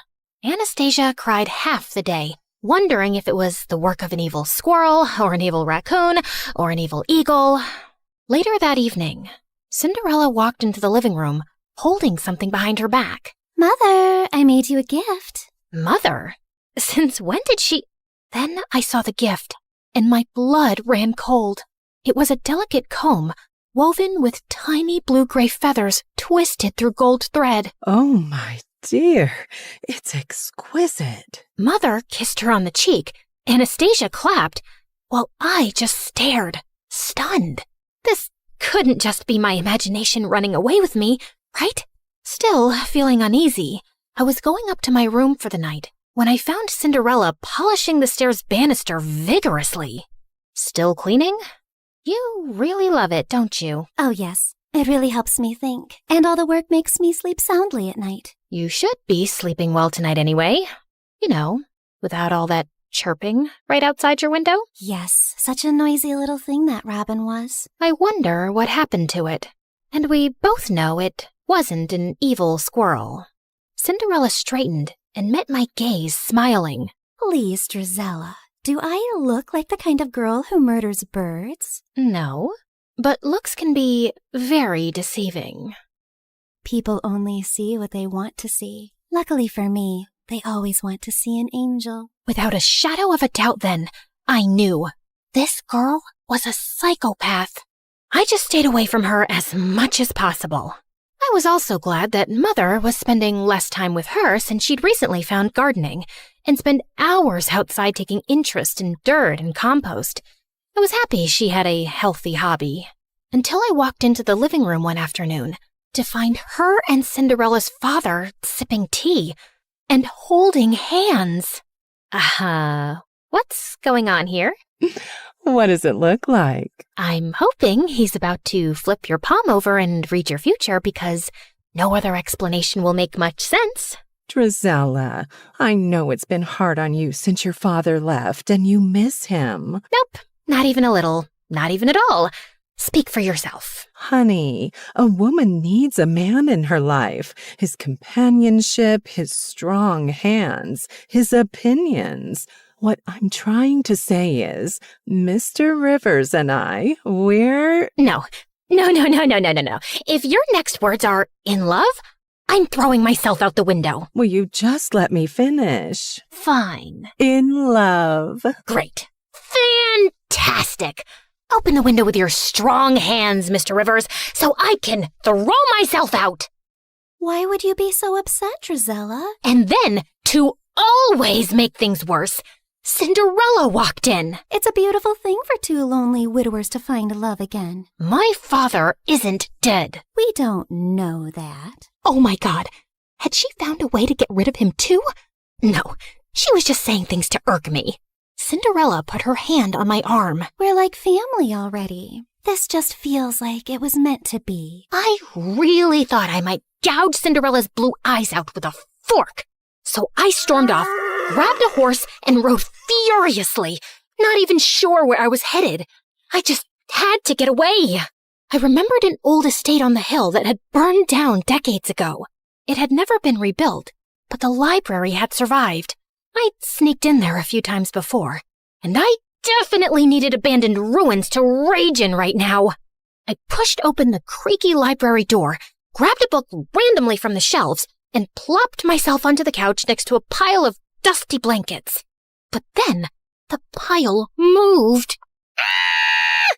I turned around, terrified, to see a boy emerge from under the blankets. Oh, wow, it's just one girl. I thought an army of banshees had descended upon me. Are you a ghost? No, but that scream should have woken all dead people within a 5-mile radius. Ow! What was that for? If it had passed through you, it would have meant you're a ghost. I was just checking. Did you miss the part where I specifically said no to that question? Why would I expect a ghost to tell the truth? Then why even ask? Okay, fair point. What are you doing here, blending into the furniture? Exactly that. I just wanted to disappear for a while. What about yourself? This isn't the most obvious hangout spot for a girl like you. A girl like me? Well, you don't look homeless in your silk gown. You're not exactly some local goat farmer yourself. How dare you? I'll have you know I milked a goat. Once. It ran away crying, but still. My name's Henry. Henry what? Just Henry. First name Just. Okay then. Just Henry? Countess Dracula. Charmed to make your acquaintance. Now, is there any chance we could both disappear here together for a while? We don't have to talk about what we're running away from. I like the sound of that. And somehow, after that, Henry and I started meeting at the old estate. Not often, maybe once every week. We didn't ask why the other was there. We didn't even ask real names. Of course, a part of me was growing curious, but not knowing also felt weirdly nice. Like we were two fugitives, hiding out here and talking about books, ideas, the world, anything but ourselves. But one afternoon, as I rode back home after meeting him, I came upon a scene of chaos. Mother was wailing like someone had died, Anastasia was blocking out the sound with pastries, and Cinderella was on the floor at Mother's feet, a picture of despair. It turned out that Mr. Rivers was a greasy rat who had run off with Mother's jewels, and he'd left Cinderella behind. Man, I would have given him the jewels myself if he'd just taken her. He took advantage of me. He played with my heart and threw dirt in my eyes. I will never forgive him. I will tear out every flower he planted with my bare hands. For a moment, I felt hope. Surely Mother would toss Cinderella out after this.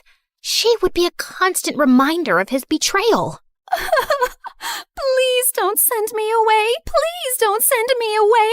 This is the only place I've ever felt safe. I will do whatever you ask of me. Please, I love you. I love our home, Mother. Ugh.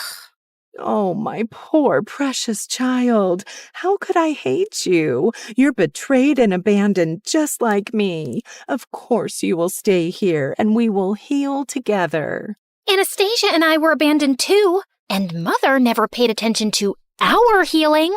As Cinderella sobbed into Mother's lap, she shot me a sideways glance that clearly said, "Checkmate."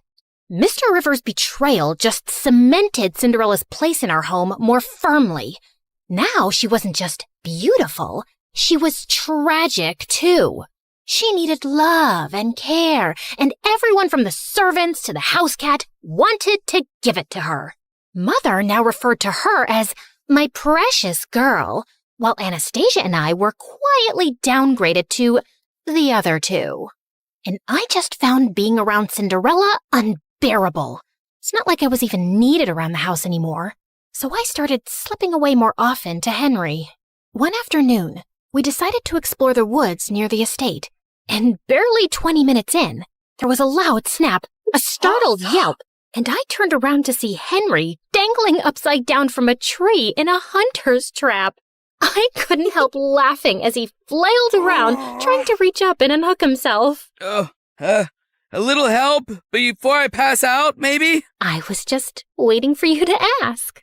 I started tugging at the trap rope, but Henry kept giving me instructions nonstop. You're doing it wrong. Step to your left. Pull tighter. Then twist. No, not like that. Oh, you'll break it. Do you think I'm a helpless little girl who can't possibly figure out a rope trap for herself? Have you ever seen a rope trap before in your life? Of course not, because all I do is embroider cushions and sigh dramatically. I bet you don't even know how to embroider. You're right. I hate it. My threads get so tangled up that I want to poke someone in the eye with my needle. Violent and unladylike. You're a real catch. I yanked hard at the rope, and his face swung towards mine. Suddenly, we were too close, and his lashes were longer than any boy's had a right to be. Ooh, your eyes are really pretty. Flattery isn't going to make me help you faster. No, really. They're dark and deep, like pools one could drown in. That's just the blood rushing to your head. I quickly moved to brace the rope again, when suddenly I noticed his shirt had slipped to reveal his belt, which had a silver crest. The royal crest. Wait, are you from the palace? Define from. Define it before I drop you straight on your head. Technically, yes. Are you the court jester? The guy who polishes the king's shoes? Something like that. Yeah, I'm gonna need better answers before I help you. I pushed him hard and sent him swinging like a pendulum. Oh, come on, Lady Dracula, just let me down. That's when I heard boots thundering through the woods. And before I could react, a pair of soldiers in armor grabbed me roughly by the arms. Another two swooped in, expertly cutting Henry down and catching him before he face-planted into the dirt. Endangering the crown prince is a punishable offense, girl. Endangering the who now? Stand down, and she's harmless, unless she has a needle and thread in her hands. I just gaped at him. You're the crowned prince? Yes, first name, Crown, second name, Prince. You told me just Henry. Well, I am just Henry sometimes. You never asked follow-up questions. You will say nothing of this to anyone, men. Same as you. Keep quiet about my visits here. Is that understood? Yes, Your Highness. Your Highness? Your Highness? You look like you're both spiraling and want to murder me. No, that's just my normal expression. Now, since we're being honest and going for full disclosure... You're a liar who got forced into telling the truth. How about you tell me your real name, too? Drizella. That's pretty. Dracula suits you better. Lots of names are coming to my mind for you, but I shall refrain from using them since I know who you are now. Good day, Your Highness. Hey, don't let this change things between us. But I kept walking without turning to reply. How could it not change things between us? The boy I'd been sneaking off to meet, regularly insulted, hit a couple of times, and maybe, possibly, definitely liked, was the freaking crown prince. I didn't go back to the estate for days, still finding the truth about him too overwhelming. But eventually, I cracked, so I rode back to the old estate one afternoon, and my heart skipped a beat to find him already there, throwing pebbles into a broken fountain. Well, look what the cat dragged in. I was beginning to think you died. Or got married. Sorry to disappoint you, but still alive and unwed. You know, I was this close to going around town and knocking on random doors to inquire after a girl with violent tendencies and great hair. I just rolled my eyes, but inside, I was smiling stupidly. We just sat in silence for a while. I come here sometimes because it's all just too much. The title, the expectations, the spotlight. I don't even get along with my father mostly. I know I'm going to sound like an ungrateful brat, but sometimes I just don't want to be the prince. I come here for quite the opposite reason, I suppose.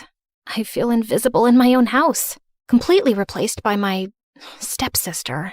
My pride wouldn't let me say the gardener's daughter. She's perfect. Everyone admires and adores her. It's not hard to see why. Come on, no one's perfect. Oh no, she really is. I'm sure this sounds like some petty sister jealousy, and it doesn't compare to your royal problems. But honestly, they don't sound so bad. No one expects anything from me. Well, except maybe being more ladylike so I can marry some stuffy lord one day. But you could do so much with your life, Henry. And people expect things from you because you're important, because you matter. Henry reached across the space between us and slipped his fingers through mine. You matter to me. As my heart tripped over itself, he leaned in and kissed me. It was clumsy at first. Our noses bumped, my hair got stuck in his stupid jacket, and we started laughing. But it was so sweet and real.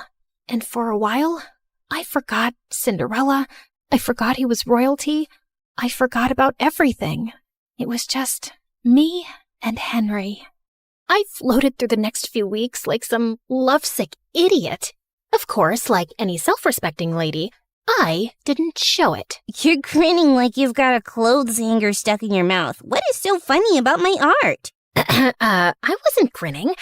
And what art? The one you're staring at, my masterpiece. I made this cat sculpture from old socks and glue. Ah, that art. The one cleverly disguised as garbage. It's the loveliest duck I've ever seen. Cat. It's a cat. Yes, that's what I said. It was the happiest I'd ever felt in my entire stupid life, which naturally meant the universe had to kick me in the teeth soon. One afternoon at the estate, Henry sat me down with a serious look I didn't like one bit. I have to leave for a while. What, running away to join the circus? No. Father's sending me across the sea for an official royal delegation. It could be months, even a year, maybe. I forgot how to breathe for a few seconds. Drizella, you made me realize that I need to take my position and privilege more seriously instead of whining about it. So, yeah, I'm really trying. I'm really proud of you, Henry, and I just know you're gonna be brilliant. But a small, selfish part of me wanted to scream, "Don't go. Just stay." We promised to write regularly, no matter what, and for a while, his letters were the only thing keeping me sane. Of course, I always picked them up from the post office. I didn't want to draw anyone's attention to our correspondence. Dearest Countess Dracula, you will be thrilled to know that the local delicacy here is fermented fish eyeballs. Guess who had to eat 3? Smiling all the while. I cannot sleep at night because I keep imagining those eyeballs swimming around my gut, winking at each other. Send help. Dearest one-time goat milker, I regret to inform you that my life is way more exciting than yours. Just today, Cinderella invented chamomile soap and taught her cat to fetch her ribbons. Anastasia lost an intense staring match to a goat. Mother tried flirting with the milkman, and he fled on the aforementioned goat. I am so close to faking my own death. P.S. I miss your face and your insults. Mostly your insults. Fine, also your face. P.S. I miss insulting you too. I'm forced to practice my skills on vendors at the market, but it's not the same. They cry too easily.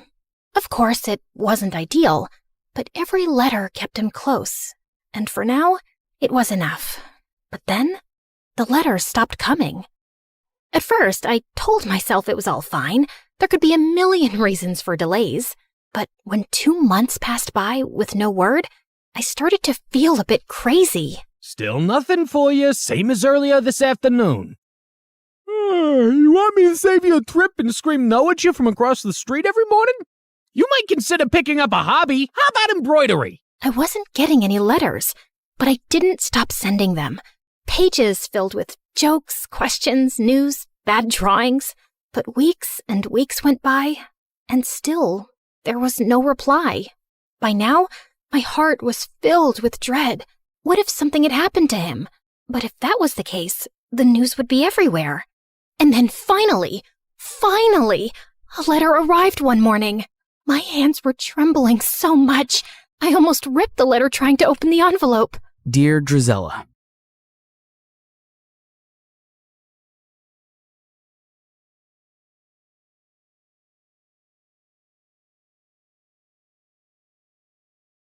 Hi, I'm Nova, and my life sucks. I used to think I was just unlucky, but thank God I later discovered it was a full-blown family curse. No, seriously. I grew up with a twin brother, Dorian, who was 2 steps ahead in everything. For starters, everyone thought he was the much better-looking twin. He'd play video games all the time and ace his tests, while I'd stay up all night studying, and my grades were still average. He was good at sports, I was just clumsy. Even our parents favored Dorian, especially Dad, who dreamt of making him a football legend. In 8th grade, I tried out for this small school talent showcase, just a silly cheer routine I made up on my own. I asked everyone to come, but that same day, Dorian had his big football practice match, and guess where everyone went? Yep, including my parents.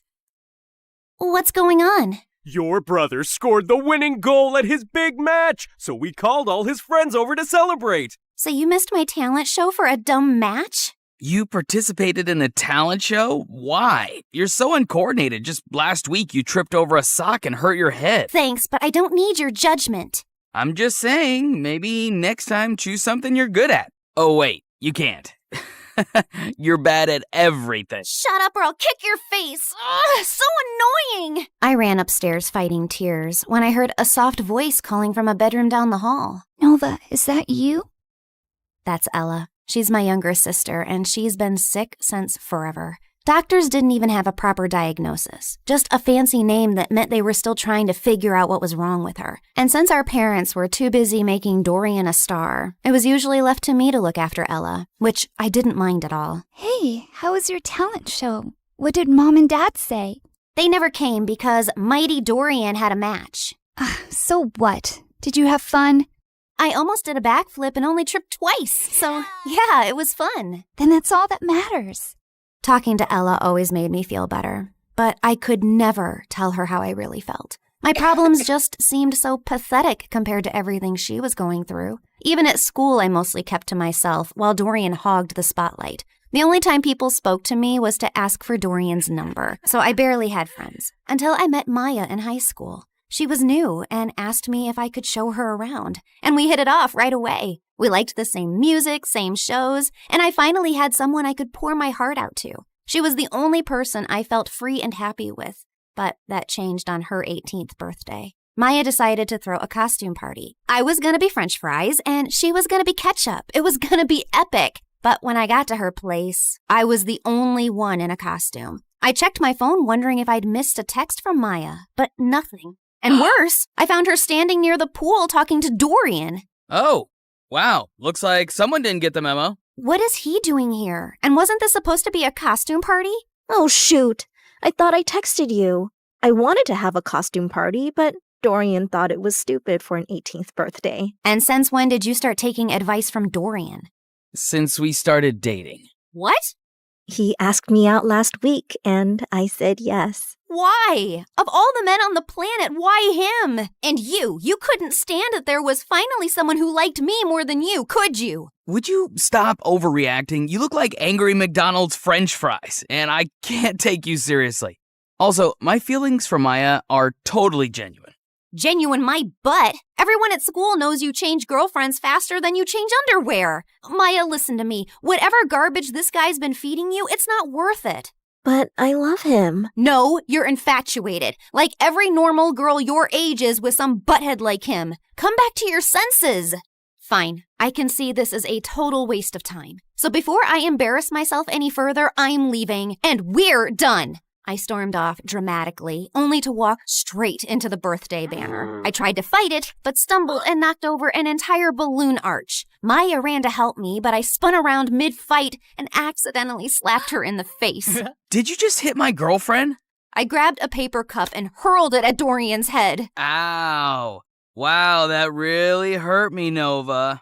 How will I ever recover from this concussion? Everyone laughed as I ripped the last streamer off my leg and stormed out, and went straight to Ella. She was the only person who'd understand me. Oh, wow. You look tasty. I don't know about tasty, but I am definitely tragic. Mom never let me have fries. Said they're too oily. Here, take a bite. It might cheer you up. You're weird. And you're stuck with me. And I put my head down, and we dozed off. The next morning, I woke up to a bunch of missed calls from Maya, but I ignored them. So she sent me a bouquet with my favorite ice cream scoops, flew drones past my window with "I'm sorry" banners. At one point, she actually climbed up to my window to talk to me, but I just drew the curtains and ran into the attic so she wouldn't find me.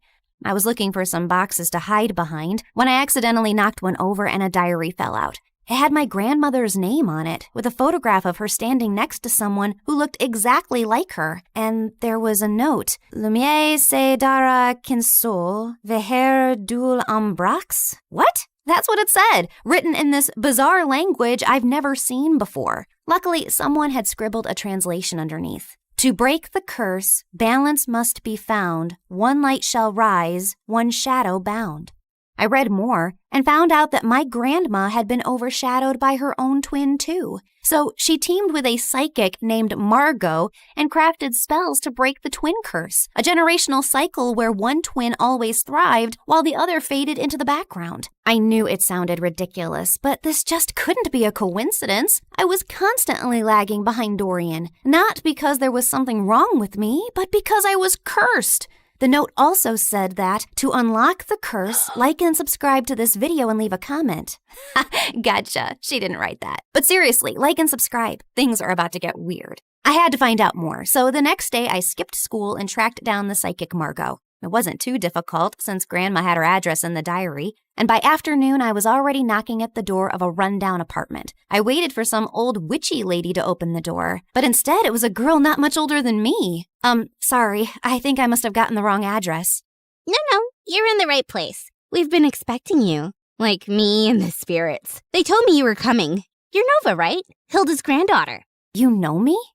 I know a lot of things. Like it's gonna rain in about 5 seconds and you should come in. And right on cue, it actually started raining. Freaky. Anyway, I walked in and the girl told me she was Margot's granddaughter and her name was Coco Lin. My dad's Chinese and my mom's American. They couldn't decide whether to give me a Chinese name or an English one, so they mashed them together. Kinda has a ring to it if you say it on repeat. Coco Lin, Coco Lin, Coco Lin. Cool, right? I think it's very cool. Like, it's also pretty cool that I'm my grandma's reincarnation. I've retained some of her memories and her power to see the future, talk to ghosts, and read your star chart, yada yada. In fact, before I was my grandma, I was this super rich woman who went on a ship, met this cute artist. He was poor. I was loaded. We fell in love, but then the ship crashed and he died. Like the movie Titanic? What? Never mind. Can we just get to work, please?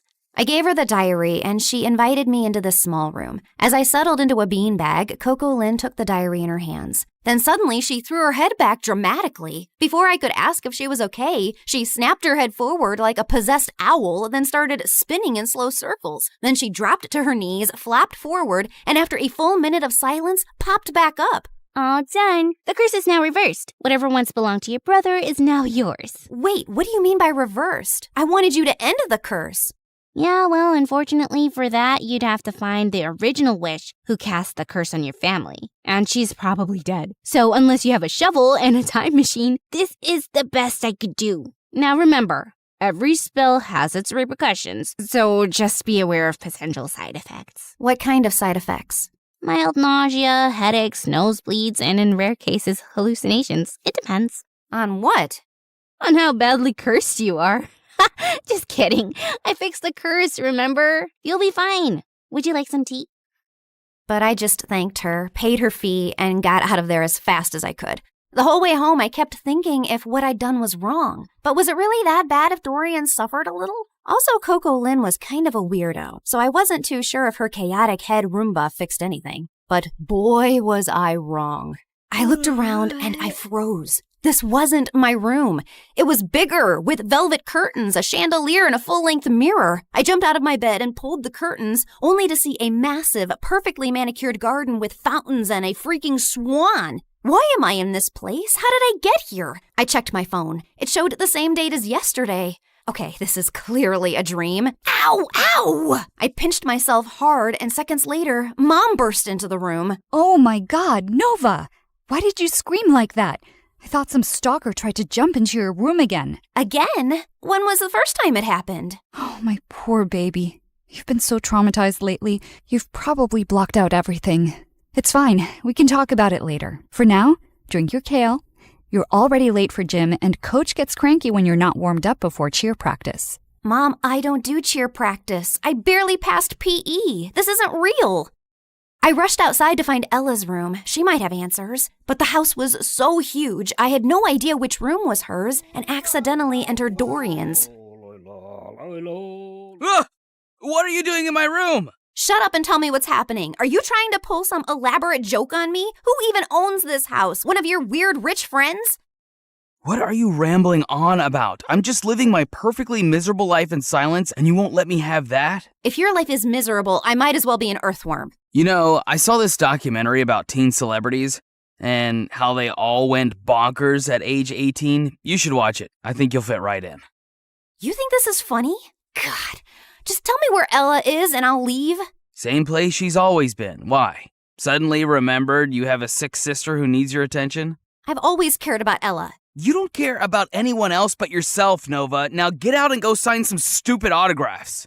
I was shocked. The way Dorian was talking and everything Mom said could only mean one of two things. Either everyone in my family had lost their minds, or the spell actually worked and transported me to my new reality where I was the golden child. I ran back to my room and opened my closet to find shoes and clothes that I could never afford. Downstairs, Mom was smiling like I was the best thing that ever happened to her, while Dorian sat quietly on the side scowling. Then I went to school, and the moment I got out of the car, people flocked around me. Hi, Nova. Love your outfit. Can we get a selfie? Are you coming to my birthday next week? You can cut the cake if you want to. It was like stepping into a dream where I finally mattered and wasn't invisible next to Dorian. I was still processing everything when Stacy walked over and linked her arm through mine. There you are, bestie. I've been trying to call you. Really? I didn't get any calls. I said I was trying, but then I got busy with these new cheer uniforms. Everyone's obsessed with pink, but what do you think? I actually kind of like blue. But clearly everyone else wants pink, so let's go with pink. Oh, I knew you'd say that. We're so in sync. If you were a boy, I'd totally date you. I mean, you'd have competition, obviously, but I'd cheat on my boyfriend with you. Okay, wow. I was best friends with Stacy? This girl who once insulted me in front of the whole school was now asking for my opinions? And over the next few days, it only got better. I had a personal stylist, a manager, and spa appointments booked every other morning. My closet had its own air conditioning, and Dorian had to ask my permission to even borrow a charger. My parents transformed into my biggest fans overnight, hovering at every photo shoot, attending even the smallest events, and proudly displaying an entire wall of my trophies and awards. At school, I never stood in line. I had my own table in the cafeteria stocked with fresh smoothies and sushi rolls. Teachers gave me extra credit just for showing up. And one afternoon, I got a letter from a college I hadn't even applied to offering me a full scholarship because they liked my vibe. My life was perfect, and it was everything I ever wanted. Until it wasn't. Because Stacy was as obnoxious as ever and was getting on my nerves. Oh my God. Who died and left you that hideous skirt? And why are you carrying a Prada purse when I don't have one? You need to pay fashion tax. What? You know, do my homework, pack my lunch, clean my sneakers, that kind of thing. Now hurry up, I'm hungry. The girl ran off in tears, and I turned to Stacy. Was that necessary? No, but it's fun. And why are you being all judgy today? Did you forget the time you bullied that new girl, Maya? She was so terrified of you, she literally transferred schools. I bullied her? Every day. You made fun of how she dressed, the way she spoke, and then when your loser brother started dating her, you totally snapped. My God, I'll never forget the tantrum Dorian threw when she left. I even have a video. Stacy shoved her phone in my face, and I watched in shock. Dorian was having a full-on meltdown while I stood there laughing like a maniac. Seriously? What? And that wasn't even the worst part. The girls on my cheer team laughed and joked until I walked in. Everyone on my modeling team walked on eggshells around me. I even overheard this girl say that I should get an exorcism because I had a devil living inside of me. This one time during a shoot, my makeup artist accidentally dropped a brush. I reached down to pick it up and she recoiled like I was gonna hit her.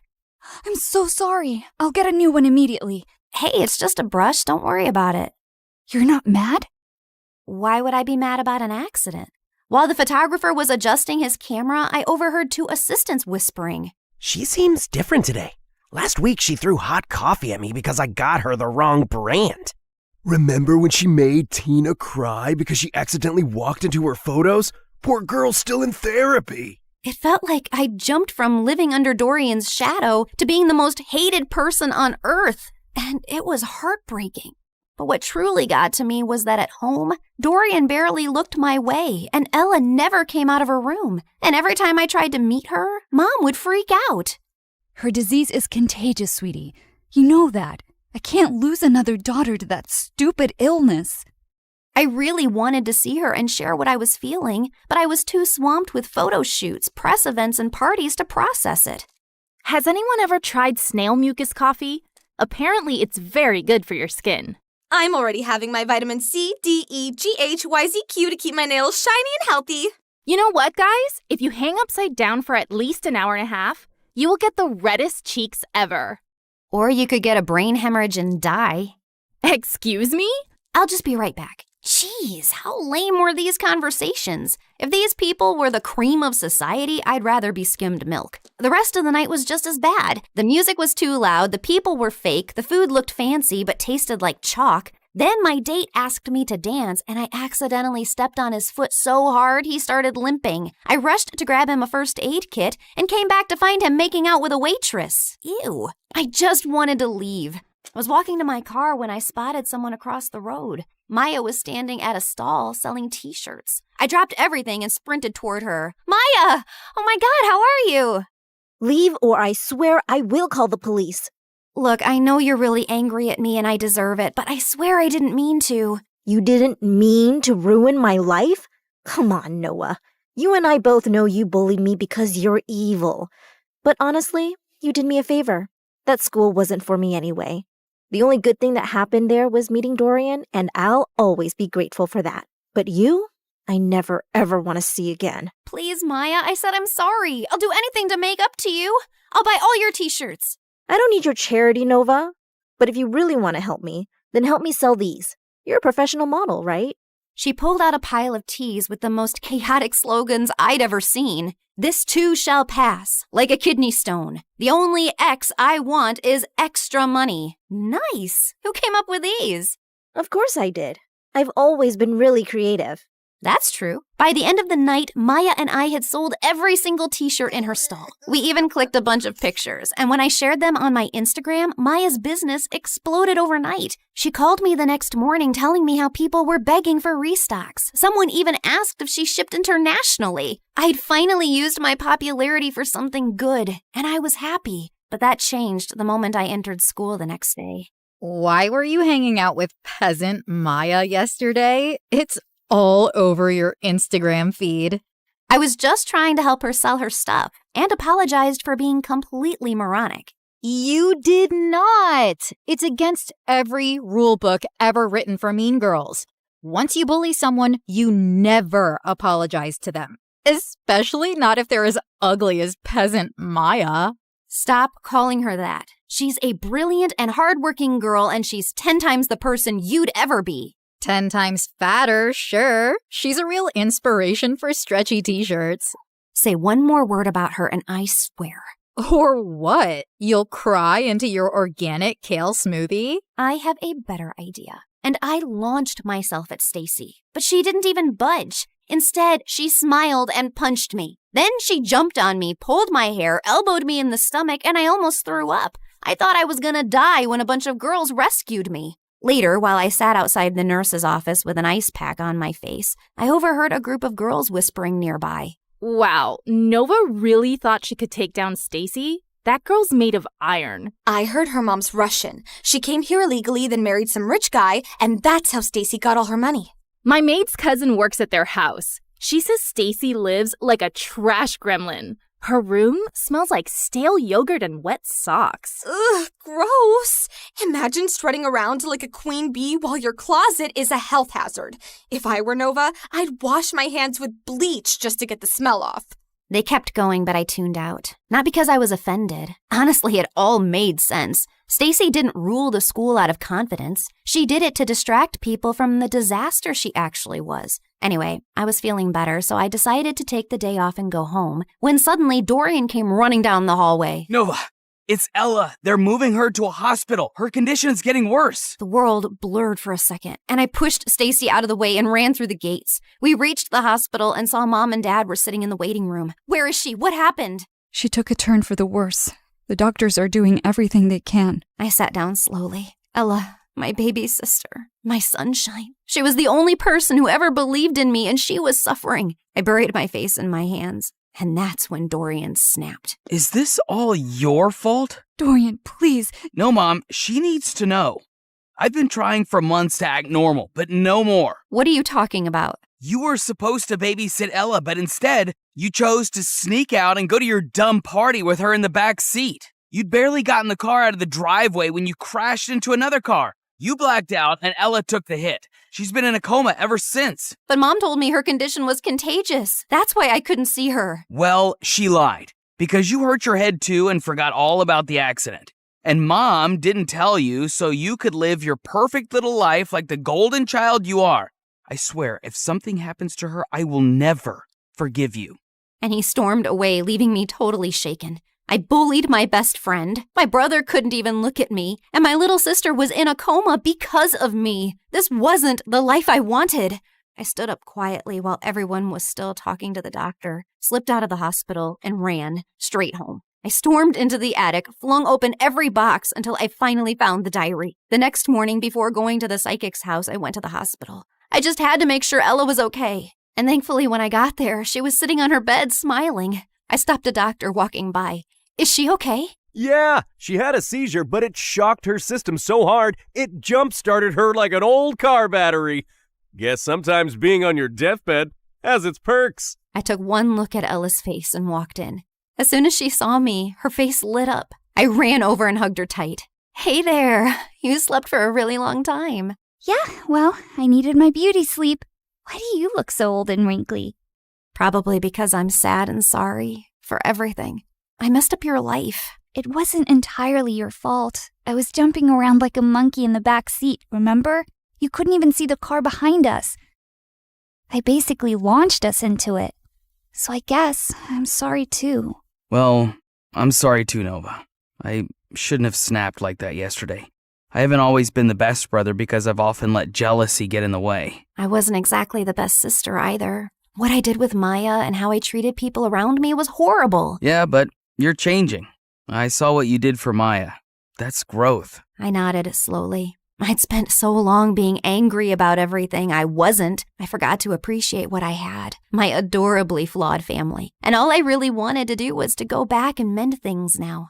Namaste, fellow seeker. What brings you here today? Oh, it's you. Welcome back. You recognize me?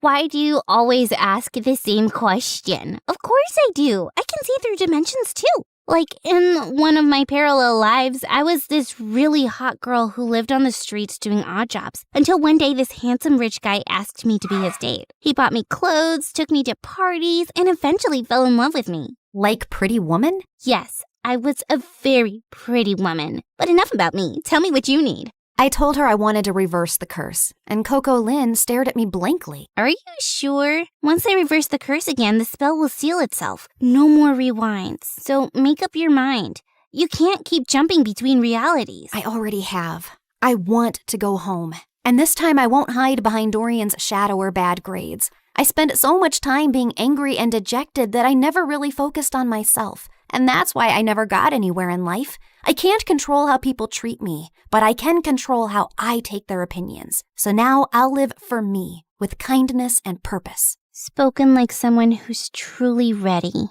She stood, cracked her knuckles, and started chanting. The candles flickered, the walls shimmered, and then everything went blank. I woke up to the smell of burnt toast and the sound of birds. I sat up slowly and looked around.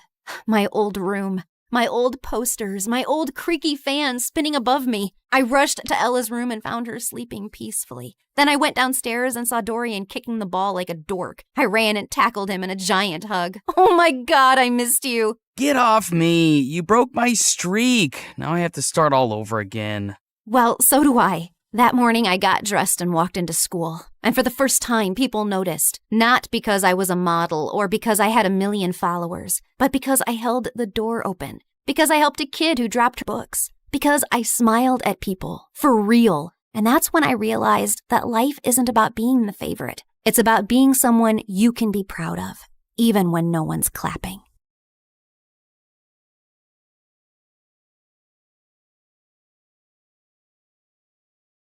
Okay, listen.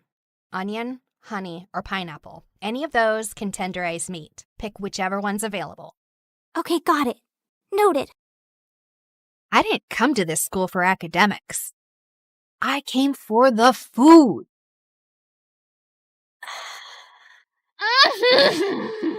The texture. Oh, the crunch. The glaze. The magic. Ah! There she freaking goes again. Her freaking scream makes me want to freaking lose my freaking appetite. Freaking... And that's exactly why you don't have friends. You treat food like it's your boyfriend. So what? I've got you. They're reopening the Culinary Society for freshmen, and they're choosing 10 new members. The announcement's tomorrow at the auditorium. I'm joining that club. You in a cooking club? Babe, you're way too lazy for that. But I have a golden tongue. What was he doing here? Don't tell me. He also cooks? Broody boy has kitchen skills? The world doesn't revolve around you and your stupid food cravings, you annoying brat. We only passed because of you.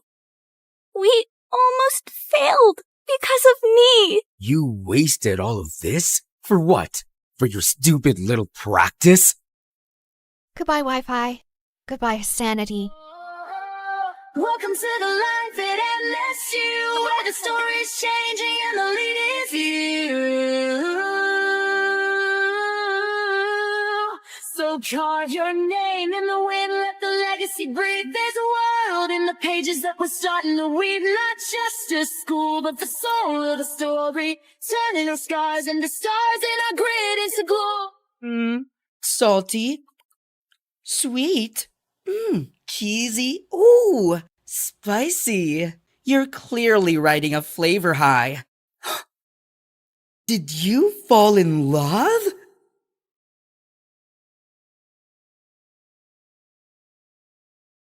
I sat in the audience for the 1,000th time watching my annoying sister Mara's talk show. I was just about to fall asleep when suddenly a spotlight shone on me. There she is, my twin sister Brooke. Come help us play the game, sis. Wait, what? Before I could say a word, the audience started chanting my name and my parents nodded at me encouragingly. Mara was waiting on stage with her guest star, who was some famous model. So, Brookie, you and Iris are going to play the card game War, and whoever wins breaks an egg on the other's head. Can I jump off a building first?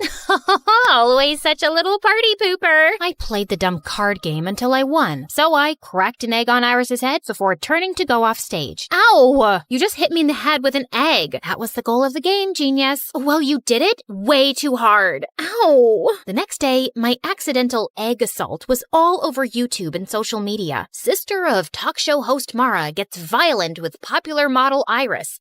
So melodramatic. My life wasn't always like this. I'd never asked to live in the public eye. All of this started when my bimbo sister got her own show a year ago and became a child millionaire. Then here I was, just trying to get through high school without punching or kicking walls. Hi, I'm Brooke from Manhattan, and this is my story. But before I rant about my drama, please like and subscribe. Everyone at school brought up the stupid talk show incident. Look, it's Mara's extra crazy sister Brooke. Should we refer to her as the egg beater? I can beat an egg over your head, but don't worry. I'll avoid smashing your new nose.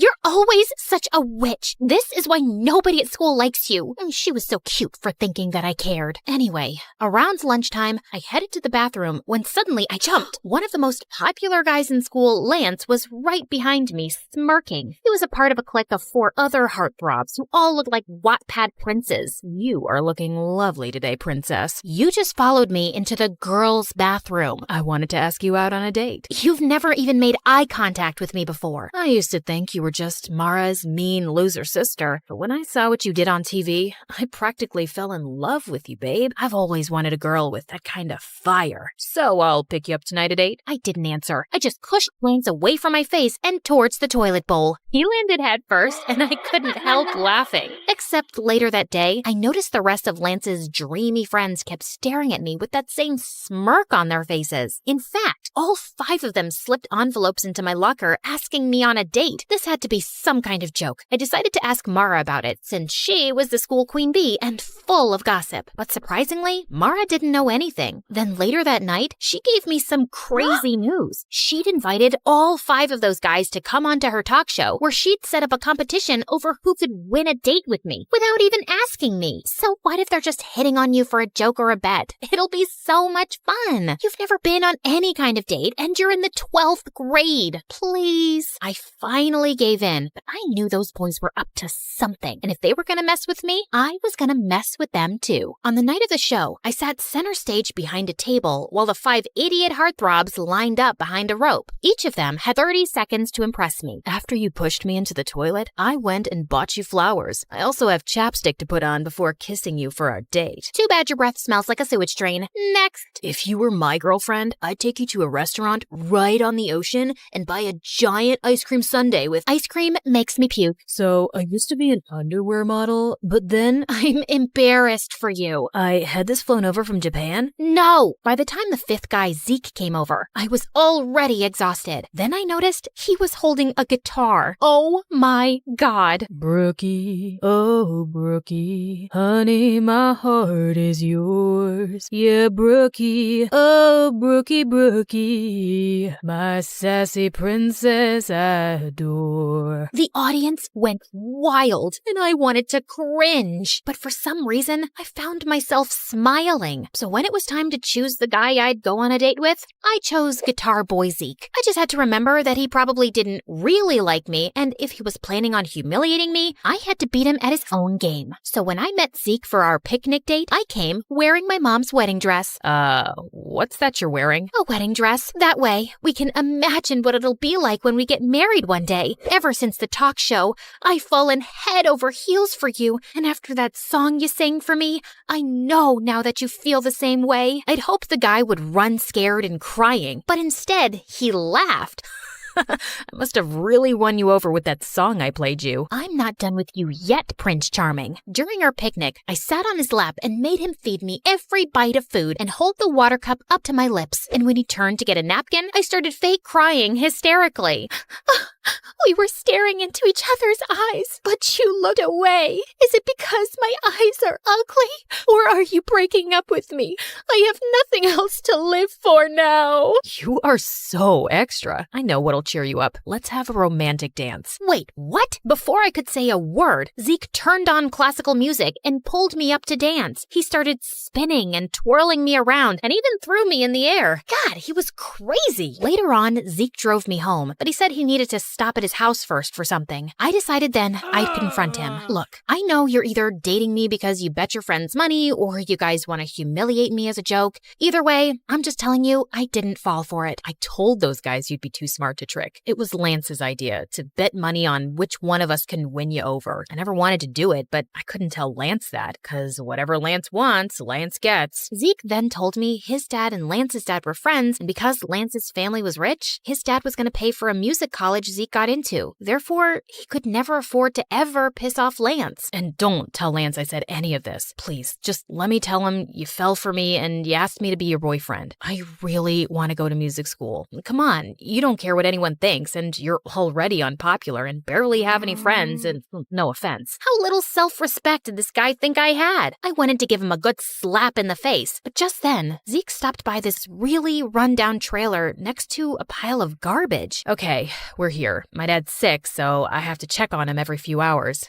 Holy crud, this is where he lived? This place was a single room, and Zeke's dad was in a bed with an oxygen tank. I guessed with his dad's medical bills, he'd never have enough money to even think about music school. So I decided to let Zeke tell Lance he was gonna keep dating me for a bet. The next day at school, I saw Lance and the other 3 heartthrobs looking at me and snickering to themselves. Even other kids seemed to be onto the bet, but I could live through it. I was doing a good deed by humiliating myself. Plus, Zeke was fun to be around, and I didn't mind having him as my fake boyfriend. One night, I decided to invite him to a celebrity party Mara and I were attending. I even bought him a suit and tie, and secretly, I thought he looked super handsome. At one point, I was walking by the entrance when suddenly I saw Zeke standing with Lance and his friends, and Zeke was saying he had to go. What do you mean? This is a huge exclusive party that I invited you to. Listen, cranky face, I came to pick up your boyfriend for some last-minute plans. Surely you two can reschedule. With that, Zeke took off with the boys, and for some reason, I felt really angry about it. Just then, Mara came over to ask if I was okay, and I ended up telling her everything. Look, I know you feel bad for Zeke because of his home situation, but you don't have to sell your dignity for charity. If you think he doesn't genuinely care about you, just dump his sorry butt in front of everyone tomorrow. Or I can talk tomorrow in school, like an actual mature person. But I know maturity is kind of a foreign concept to you and the other kids at school. Okay, listen, sis. You've never had any real friend or boyfriend before, and I'm at the top of our school's social ladder. I know how to deal with these things. I can handle this myself, thanks. Just because I don't date a different guy each week doesn't mean I need boy advice from you. So on Monday at school, I headed to the bleachers at lunch where I knew Zeke practiced guitar, except he spotted me first and immediately came over to hug me. I am so sorry about what happened at the party. Lance decided at the last minute that he wanted to have a betting party. Kids at school are betting on how I'm gonna break your heart and everything. I realize this may be going too far. It's going way too far. I tried to do a nice thing for you, but you're totally taking advantage of me. Also, how long are you going to be Lance's slave for? Can't you get a scholarship to the school or something? No, I'm not talented enough. It's cool. I'll tell Lance the truth and stand up to him. I'll just find something other than music that makes me happy. Zeke turned to walk away, but I just couldn't let him give up his friends, his reputation, and his dreams. So I told Zeke I'd help him apply for a scholarship because even though he didn't didn't believe in himself, I knew he was talented enough to get one. And 2 weeks later, he got accepted. You just made my dreams come true. Brooke, no one has ever believed in me like that before. You're amazing. Zeke suddenly picked me up and spun me around, which made me feel butterflies. After that, Zeke and I became really close and started hanging out all the time. I helped him take care of his dad, and he helped me make some friends at school. Except there were a couple of issues. One, I started to develop real romantic feelings for Zeke. And two, was Zeke still hadn't told Lance the truth, even though it was part of our agreement. So finally, Zeke decided to confront Lance one day after school as I hid behind a tree to listen in. Look, man, I told Brooke about the bet. It's not right the way we're manipulating her. Plus, I've been hanging out with her, and I think I want to date her for real. You know, she helped me get a scholarship to the music school you were going to pay for. Now, you don't have to. Are you kidding me? What am I going to tell all the kids who've been giving us money, betting the different ways you can dump her? You're one of us, Zeke, and she's an unpopular loser. It'll make the whole squad look bad. If you date her, then you're dead to us. Well, fine then. You guys are jerks anyway. I'm gonna get myself an awesome girlfriend. I held my breath as I watched Zeke ditch his friends for me. And just like that, Zeke and I became an item. He held my hand, kissed me in public at school, and didn't even seem to care that he'd lost all his friends in popularity. Everything seemed to be going well, at least for a couple of weeks. Then one weekend, I went away with my family for a camping trip with no Wi-Fi or cell reception. But when I arrived back at school on Monday, something horrible happened. I was sitting in the cafeteria when suddenly Zeke stood up on one of the tables with a microphone and speakers. Can I have everyone's attention? I have something to say to my girlfriend, Brooke. I'm sorry, babe, but I just can't date you anymore. I've realized that I don't want to be with a stuck-up sourpuss who's way below my league. It's also really lame that you've never dated anyone before. So for all of you out there who bet money how I dump Brooke, the ones who selected public humiliation win. I stood with shock as I watched a bunch of kids run over to Zeke, Lance, and the other guys with cash. None of this made any sense. Had it just all been a setup? I ran out of the room and into the hallway to collect myself when I saw Zeke behind me. Brooke, I am so sorry I had to do that, but I had a good reason. What good reason could you possibly have for humiliating me like that? Please, just listen to me. My dad had to have an emergency medical procedure over the weekend that I couldn't pay for, and since there was no way to reach you, I had to ask Lance for help. He said he'd only pay for it on the condition that I publicly dump you. I'm so sorry. I still want to be with you, though. It just might have to be in secret. You know what? No, I don't care what your reasons are. I am so freaking sick of all of your excuses to manipulate and humiliate me. We're done, Zeke. That night, I refused to let myself cry. Zeke didn't deserve my tears. I didn't need any cowardly idiots in my life anyway. The next afternoon, I was studying in the library when I decided to take a break for some coffee and MSA videos. But while I was relaxing, Lance suddenly sat down next to me. Ooh, MSA. I watch them on TikTok all the time. Let me help you pick an episode. If you come anywhere near me or my computer, I'll squeeze your head until your brain pops out. Oh wait, I forgot. You don't have a brain. Probably why you watch MSA on TikTok instead of YouTube. You know, YouTube, the site for smart people.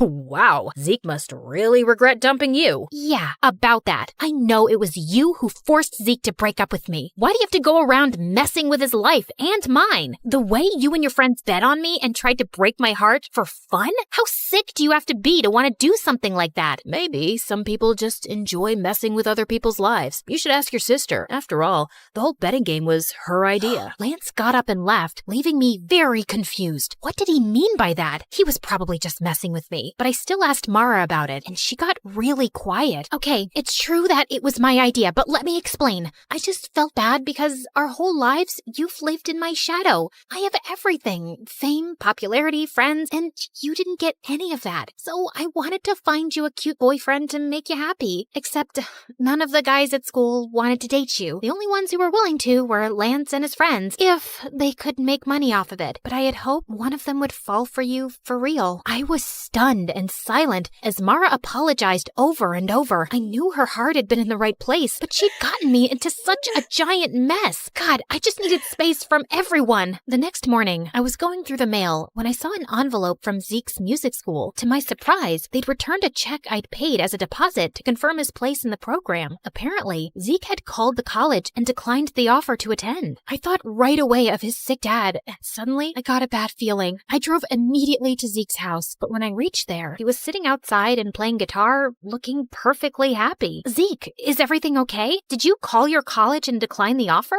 Yeah, I just didn't feel right taking your money to attend there, not after the way I treated you. So I'm just gonna save up and reapply next year. In the meantime, I got a job and my dad's doing better. Thank you for believing in me, Brooke. You have no idea how much it means to me. Zeke came over to hug me, and I felt those stupid, happy butterflies again. Hey, listen, are you still friends with Lance?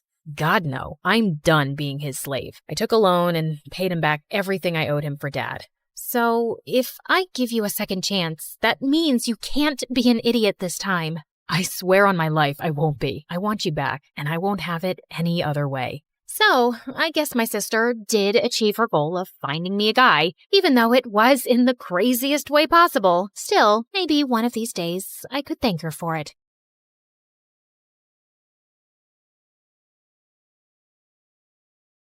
As I sat in my sports car preparing for the race of a lifetime, my manager Ruth shot me a nervous look. If your dad finds out, we're dead meat.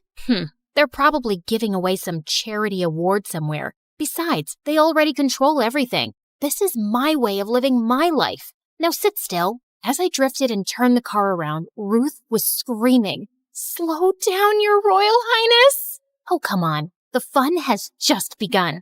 I pumped up the gas, and my brand new Ferrari was whooshing past the rest of the cars, putting me ahead in the race. Told you I'd win. Just then, a big van came out of nowhere and started clicking my pictures. Time to run. Hi, I'm Penelope, a real-life princess from Belgium. Please like and subscribe. I grew up with really controlling parents. They planned my daily schedule and made me go to boring meetings and dinners so I'd be ready for my duties one day. I wasn't even allowed to go to school or parties with people my age. My life was miserable. After what had happened at the race that day, everyone in the kingdom called me the crazy princess. The media is having a ball. This is so harmful to our reputation. Your reputation? I aced that race, and they're saying I came in second. If anyone's reputation is hurt, it's mine. Enough. You are next in line to the throne, Penny. Mend your ways or I'll get you married. I'm 17. You can't get me married. I must be at least 18 according to the rules. I am the king and I set the laws. Dad received a call and left before I had a chance to argue any further. Surely he wasn't serious, right? The next morning, I was swimming in my private pool when Ruth walked in with William, Prince of Denmark, and my childhood best friend. I got out and hugged him tight. Wow, you've become prettier over the years. I wish I could say the same for you. We laughed and decided to catch up over dinner. But when I got to the table, I saw him talking to my parents, and they looked serious. What's going on? Penny, darling, we were just discussing the venue for the marriage. Oh, wow. Who's getting married? Us. William looked at me, grinning, and I felt my mind numb. Suddenly, I found myself dragging William outside. What the heck was that? I want to get married to you. I've always liked you, and your parents don't seem to have a problem. But I do. I don't want to get married to you or anybody. I'm 17, for the love of God. Is that why you're here? Did my parents put you up to this? Wait, don't answer that. I already know. I turned around and walked off, leaving William alone. And after that day, things just weren't the same. I avoided William all day long, and it came to a point where I couldn't step out of the house. It was insane. Just as I was trying to figure out a way out of this, Ruth told me she was leaving for New York on official duty for a year. You can't leave me. You're the only one on my side. Then join me. Nobody knows you there. You'd be free to do what you like. That did sound like a brilliant idea, but I knew Mom and Dad would never allow that. That didn't mean I couldn't try. So the next day, I went to their chambers to have a one-on-one. I want to finish my last year of school in New York. No one, least of all William, should know where I am. And why should we listen to you? You have to if you want me to get married. If this is the last year of my single life, I'd rather spend it away from all this drama. After hours of arguing, they finally caved and agreed to enroll me in one of the best schools in New York under a different name, Mia. Within a week, I was on a plane to my new life. But New York was busier than I'd imagined. If not for Ruth, I would have totally lost my way. Tired and exhausted, I hit the shower as soon as I reached the hotel. But just as I entered the bathroom, I saw someone under the sink. If you're a thief, let me warn you, I know karate. Really? I'd love to see that, Jackie Chan. Don't come up. I will legit punch you. I quickly left and grabbed myself a robe. Come out. The guy slowly dragged himself out, and when I saw his face, I almost passed out. He had to be the most handsome guy I'd ever seen. If you're done staring, can I leave? I have another job to get to. Not so soon, mister. Do you know what would have happened if I didn't see you? This is a strict violation of human rights. I'm late. Call a protest, light a candle, I don't care. My job's done. And he turned around and left. What a jerk. That night, I couldn't get a wink of sleep and woke up feeling annoyed and exhausted. I would have skipped my first day if Ruth hadn't boosted my confidence. As I entered the classroom, I immediately noticed a familiar face, the hot plumber guy. And unfortunately, he was the only one with an empty seat next to his. I'm Asher. What? If you're stalking me, you might as well know my name. You wish. I joined recently. It's my first day. Explains why you're wearing your skirt inside out. I looked down and he was right. How embarrassing. As if that wasn't awkward enough, Asher was also my lab partner and just the weirdest guy ever. I'd never seen him talk to anyone, and he was always either with his books or playing football. If I tried talking to him, he would awkwardly turn in the other direction. What was up with this guy? A few days later after school, I was happily relaxing in my hotel when someone knocked on my door. Asher. You forgot your list of lab supplies. Thanks. You could have given these to me tomorrow in school. I don't know about you, but this class is really important to me, so don't screw up on these. It's important for me too. Clearly. Anyway, I'd love to stop and chat, but I'm late for my night job. Unlike you, I have work to do. Did he just call me useless? Asher turned to leave, but I ran behind him. Hey, jerk. I know you think all the world's weight is on your shoulders, but it's not. Everyone has their battles, so don't you dare talk down to me again. I turned around and left, slamming the door in anger. What an absolute piece of work this guy was. When I told Ruth about him, she had the weirdest thing to say. Maybe he has a crush on you. What? No. The guy hates me for some reason, and he's such a prude. Gosh, he gets on my nerves. And yet, somehow all we've done is speak about him. Whatever. A few days later, we had a surprise literature test, and I aced it. But I saw Asher sulking in the corner. And later, during an experiment, he screwed up badly and spilled everything on the counter. His mind was clearly somewhere else. Are you okay? Yeah, I'm fine. Just do your thing. Fine, dude. I was just asking. I'm sorry. I didn't mean that. It's just that I've scored miserably on my literature paper. If I don't get this right, I'll lose my chances of ever getting a scholarship. What's a scholarship? Asher gave me a confused look before explaining it to me. I had no idea that people struggled so much to get a good education. For the first time ever, I felt lucky to be born rich. Fine, I'll help you. You will? Yeah, but you'll owe me one, and you'll stop pissing me off. Deal? Deal. Soon after, Asher and I started with his classes in my hotel room, and he was worse than I thought. My love is like a red, red rose. It blooms in June. Who talks like that? Now take my hand, look into my eyes, and say it again. And try not to sound like a robot. Asher took a deep breath and did exactly what I asked. But just when he took my hand, I felt a weird rush in my body. My love is like a red, red rose that's newly sprung in June, that's sweetly played in tune. How was that? Wow, that was brilliant. Yeah, cool. That was, good. Pretty awesome, actually. My heart was racing faster than ever. What was this heart-pounding rush? I'd never felt anything like that before. Asher and I were still holding hands when the door flung open and I saw William standing there. I leave you for a month and I already have competition? But why this peasant? William, what the heck are you doing here? I came to check up on my girl. Oh, shut up. I thought we were over this. Just leave me alone. I won't let you go this easy, love. William tried to take my hand, but Asher interrupted him. I don't think Mia needs you here. Now, if you don't want your butt kicked, I suggest you leave. Her name's Penelope. If you like a girl, at least get her name right. I'm leaving now, but this isn't over. After William left, Asher turned to me, confused. What was he talking about? Asher looked at me confused as I told him the whole story. Whoa, that's insane. You're an actual princess? Yeah, I'm sorry. I just wanted to live like a normal person for once. Suddenly, I felt my hand on his, and my stomach erupted with butterflies. I hope you won't throw me in the dungeons for being a jerk to you before. I just might, if you annoy me again. After that day, Asher and I got a lot closer. He promised not to tell anyone about me, and I promised to help him with acing his literature tests. Once we got talking, I learned that we had a lot in common. My parents are too busy in their own world. I was always ambitious, and they had no money, so I figured out a way to make it on my own. Now, I love being independent. I wish I could make my life the way I wanted. You can.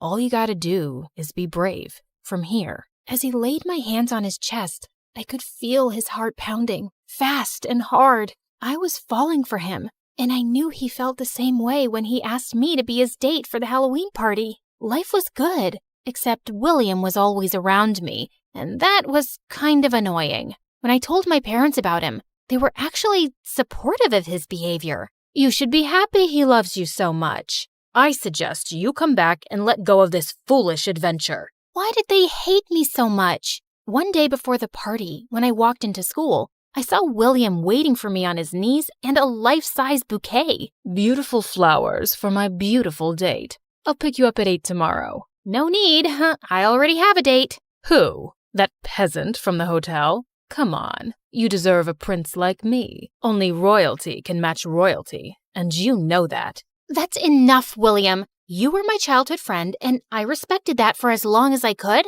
but I'm done. Teach your lessons on royalty to my parents who love you so much, but leave me out of it. You'll regret this. Yeah, whatever. That evening, as I got dressed, I got a text from William that he was leaving, and I couldn't be happier. Good riddance. When Asher came to pick me up, I was shocked to see him stepping out of his car, looking like an absolute dream. We entered the party dressed as Cinderella and Prince Charming, and people couldn't stop gushing over how amazing we looked together. The mood became better when the song shifted to a slow number. You look beautiful tonight. Just tonight?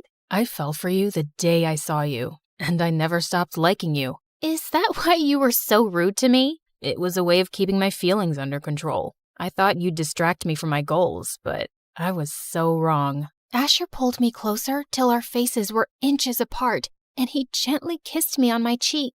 And suddenly the song changed again, and we lost our moment. Let's get out of here. I'd like that. Asher took my hand and took me to the school rooftop, overlooking the entire city of New York. It was beautiful. Penny, I know you're a princess, and I would never be able to match your status. But will you date me and make me the happiest person on earth? It was a dream come true to meet a guy like Asher, and I was the happiest I'd been in a long time. But just as I was about to say yes, the door of the roof crashed open, and suddenly I had people taking my pictures left, right, and center. Is he your new boyfriend, Penelope? Will you leave the crown to get married to him? Show us the ring! I wanted to leave, but there was no way out. Just then, I caught a hold of one of the guys with the camera. Who sent you? Tell me now or I'll destroy your career. The guy got scared and told me he got an anonymous tip from someone named Asher. No way! I immediately started looking for Asher when I saw him taking money from one of the media people.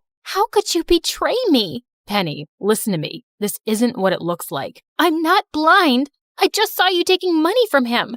If you needed money, you could have just asked. You're worse than William. At least he didn't lie. Asher tried to stop me, but I was too heartbroken to stop. Soon after, I called Ruth and asked her to get me on a private plane back to Belgium. I wanted her to come along, but her work in the States wasn't over yet. As soon as I landed, the driver took me to the hospital and not the palace. What's happening? Where are we going? You'll find out soon enough, Your Royal Highness. My heart was beating nervously as the security led me to a private room and saw Dad with 1,000 machines beeping over his head. Dad! Oh my God, what happened? Penny, you're a sight for sore eyes. I turned to Mom, and she told me that Dad had been unwell for quite some time. When he learned that I was dating someone out of royalty, he just couldn't take it. I'm sorry, Dad. I let you down, but I've learned my lesson.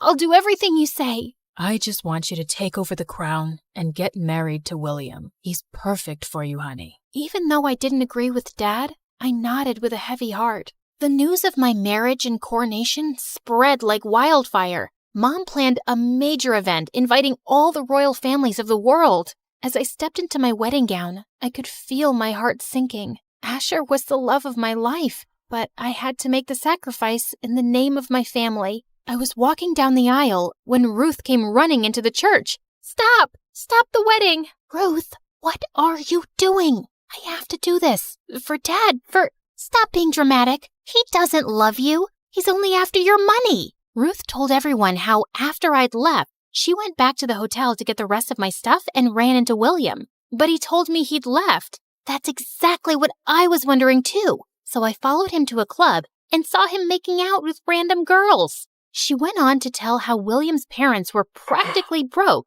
and they wanted to marry their son off to recover money. That's not true. She's lying. He was the one who tipped off the media about you. For money. I looked at William, who had turned pale as paper. Spill the truth. Now. Fine. I did it. And I'm not sorry. How could you choose that peasant over me? I'm royalty. I slapped his face hard. I swear to God, if you say royalty one more time, I will have your sorry butt arrested. Now, if you have an ounce of shame, take your parents and get out. When I reached the palace that night, Mom and Dad were more than apologetic, and it was decided I'll take the throne with or without the husband. But before that, there was one more thing I had to do. Ruth, I already know. Here's your ticket. Go get him. I hugged her and left immediately for New York and booked the same hotel. When I reached the room, I loosened the sink and asked specifically for Asher. Excuse me? Anyone home?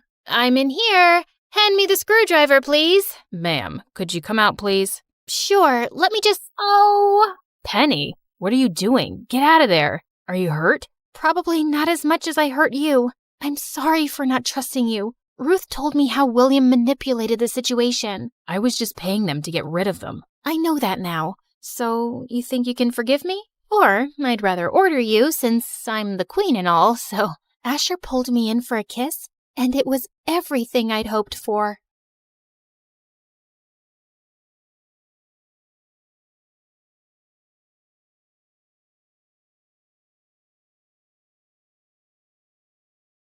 Hi everyone, I'm Hayden from California. Before I continue, please hit like and subscribe. I was born into a big, happy family, and growing up with 4 spunky older brothers was always a blast, and we ran into a lot of trouble. Like when we kicked the ball into our neighbor's window, and another time when we all fell into the pond and Mom thought slime monsters were invading the house. Yeah, we were all grounded, except for my younger sister Rose, the only odd one out who never joined us and only cared about her looks and her clothes. Ugh, Hayden, I can't believe you dress like that. Why can't you wear a proper dress? I can't believe you like those clothes. Look at this t-shirt. It's large so I can get underarm ventilation. And I can stuff my face without fearing my waist. And these pants, they have pockets. Here, want to see the frog I found? Eee! Well, my brothers became super boring after they started high school. They got girlfriends and hobbies. Ugh, it's not like I need them to have fun. I can find my own friends. One day, when I was on my way home from school, I spotted some meanies hassling a puppy. Not under my watch. I grabbed a stick and rushed over to them screaming, but then I trod on a stone and fell. They all started laughing at me, but I got back on my feet. Let that puppy go. Or what? You'll fall on your face again? Or I'll teach you a lesson. Ooh, we're shaking in our boots. An army of ants is coming our way. That boy was my new neighbor, who was the same age as me, but half their size. And then the puppy bit the bully's hand, and the new boy rushed in and snatched the puppy away. He grabbed my arm, and we started running until we got away. Wow, that was brave. I'm Rashid. And you got there just in time. I'm Hayden. He adopted the puppy, and from that day on, Rashid and I became best friends, and everyone called us the Terrible Duo. But things changed the summer before high school, when Rashid decided to visit his grandparents in India. Can't you stay home? Aw, I'll text you every day, and then we'll be in the same class this year. Finally, we can sit together. Without him, I was so bored that I even tried spending time with Rose. She pulled me out for shopping or a salon, which I never liked. She even dragged me to her ballet class. Ugh. All that pink tulle and that boring music. I was starving, so I searched for a vending machine and almost crashed into a girl doing a backflip. I peeked into the classroom and everyone was doing backflips and handstands, and the splits, they looked free, strong, and flexible. I wanted to be one of them, and that was my true calling. I caved in and trained every day, and by the end of the summer, I had already won 3 trophies at local competitions. I couldn't wait to show them to Rashid. On the first first day of high school, I got in early to save us the best seats. But when I got in, someone was already there. Hey, can you? The guy looked at me, smiled, and... Hey, Hayden, I missed you. OMG, Rashid? Wow, I almost didn't recognize you. He looks tall, and the glasses are gone, and wow, he's so... No, he's the same guy as before. Don't act all weird around him now. Every time Rashid looked at me, I felt myself blushing, and if we bumped into each other, my insides turned into a giant knot. I needed bug spray to kill all the butterflies flying around me, and I felt so jealous when I saw all those girls falling for him and fighting for his attention, though he dodged the swooning like a ninja dodging throwing stars. Ugh, I don't know what to do. What if he decides to date one of those girls? Try to give him some hints and see if he likes you back. So I decided to put Rashid to the test. I left my lunch at home, and he shared his with me, but then he did the same for my classmate the next day. And when it started raining, he also shared his umbrella with me and my sister. Why does he have to be so nice to everyone? Ooh, I smell heart trouble. My sister has a crush on her best friend. How predictable. Unfortunately, he likes girly girls. Girls like me. He sees you as one of his buddies. I was crushed. Not only did he not like me romantically, I wasn't even part of the competition. I liked the person in the mirror. I liked that I was strong enough to walk on my hands, or that I could sleep more in the morning because I wore no makeup. And then I decided that if Rashid liked those girls, I could be one. And like Cinderella, I just needed a fairy godmother to help me with the transformation. Or rather, will you give me a makeover, sis? OMG, I thought you'd never ask. I would love to. And you need to learn that Puma and Adidas are not the same brands. Well, leave it to me. I'll take care of your closet. Suddenly, Rose turned into a whirlwind. She plopped me in front of the mirror, pulled out brushes and paint, stuffed me into tight clothes, and gave me the highest heels to wear. Are you sure about these? Maybe I can still wear my sneakers. Do you want to catch a boy or not? I was shocked. Was that even me? Rose had certainly transformed me, but I wasn't sure it was for the better. It's okay, Hayden. Think of this as an undercover mission. I thought being a girly girl would be a breeze. Boy, was I wrong. I had to do this awkward, clumsy walk because of that dress. And of course, I missed the bus and got to school late. As if that wasn't bad enough, when I walked into the class, my dress tangled on my feet and I stumbled, but thankfully Rashid was there. Oh, Hayden, you look... magnificent, majestic, breathtaking? You've got lipstick on your teeth. I didn't know you were into makeup. Well, you know, of course I'm into makeup. I'm a girl, no?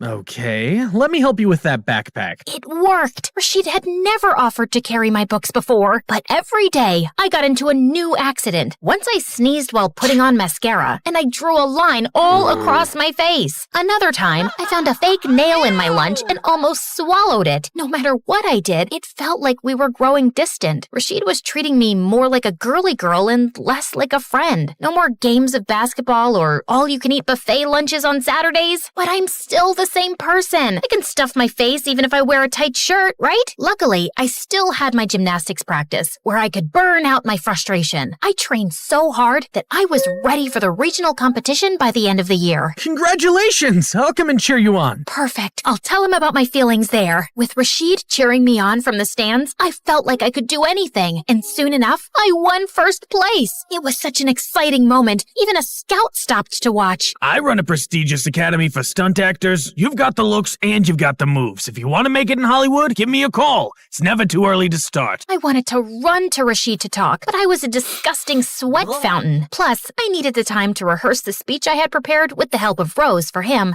so I snuck into the storage room. Hey, I know we started as friends, but since last summer, I started to like you, you know? I won today because you're here. Brian! OMG, you scared me! Brian was one of my teammates, just a couple of years older than me. Sorry. I just needed to put these away. Sure, I was leaving anyway. Oh gosh, what if he heard? This is so embarrassing. Brian had said nothing, so I hurried to get changed and do my makeup perfectly. Wow, look at you. You're really girly now. Just Rashid's type, right? But when I came out of the changing room, Rashid wasn't there. I texted him, and he replied coldly. Sorry, something came up. I couldn't wait. That's disappointing. Hey, do you need a ride home? I turned. Brian was waving at me, and for the first time, I noticed how cute he was. He was leaning against a nice sports car. I could wait for the bus, but I was sad and I didn't want to go home alone. Well, thank you. We spent the ride home talking about gymnastics, and by the end of the trip, Brian had asked for my number. I like this new style, by the way. You look even even better with long hair. Ugh, long hair is such a chore, but I guess that's what guys like. From that day on, Brian started texting me, and soon he asked me out on a date. I still liked Rashid best, but he had barely spoken to me since the gymnastics competition. It was clear he wasn't interested. I might as well go out with someone who appreciates me. Brian had booked a super fancy restaurant. I wore my high heels, and I even borrowed a wig from Rose to complete the look. When I walked into the room, I felt everyone looking at me with awe. You look stunning. All the boys here are jealous that you're my date. Wow,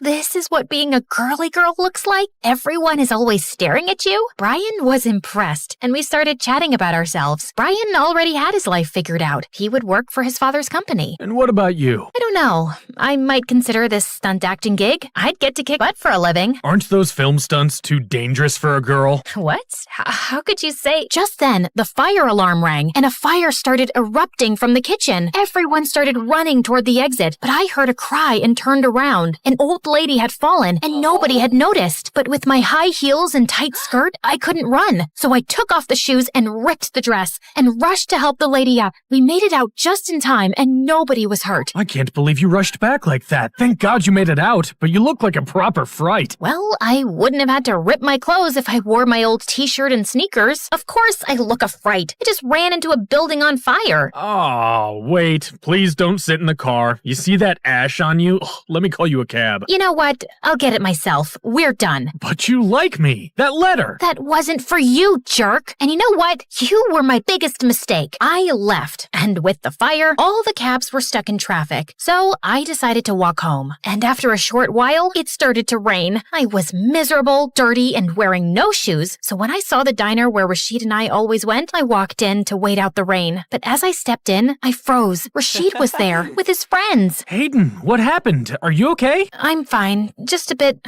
Well, I was going home, but I couldn't get a cab. I'll take you. But I'm all dirty. What about your car? He didn't care about his car, and he drove me home. Around him, my heart fluttered, and my feelings for him rushed back like they'd never gone. And I couldn't hold it in anymore. Hey, so that day at the competition, I wanted to tell you that since last summer, I started to like you. Wow, you really have changed. I didn't think you were the type of girl who jumps from one boy to the next. What? You mean Brian? I only went out with him because you kept ignoring me. You're the one I've liked for a long time. Sure, well I don't. Bye, Hayden. Rashid drove away, and I felt devastated and humiliated. When I walked in, I saw Rose. I hugged her and told her everything. I'm sorry. I feel like this is partially my fault. I actually don't know what kind of girl Rashid likes, but I lied so we could spend more time together and share everything like sisters do. You're the only sister I have, but you were always hanging out with our brothers. I was stunned that my sister lied to me, but I understand her. It wasn't all her fault. That same night, I called the Stunt Academy director. I'd like to accept your offer, but I want to move in immediately. Rashid texted me after I started going to the academy, but I ignored him and even blocked him. One rejection is enough, thank you. The classes at the academy were intense. I was learning the most amazing moves and killing it as a stunt girl on big sets. Who needed Rashid when I had my passion and talent to keep me going? I also abandoned the heels and skirt and went back to my style. No one cares what you wear if you can jump from a moving helicopter. Years later, I was at the premiere of my latest film when I saw Rashid as one of the waiters. He was even more handsome than before. Forget him. He rejected you. You're not even friends anymore. But everywhere I turned, he was there. And finally, he cornered me at the buffet table. What are you doing here? And when did you become a waiter? I tried to get into your premiere, but all the tickets were sold out. So I sent flowers, but you weren't interested. So I had to dress up as a waiter and sneak in.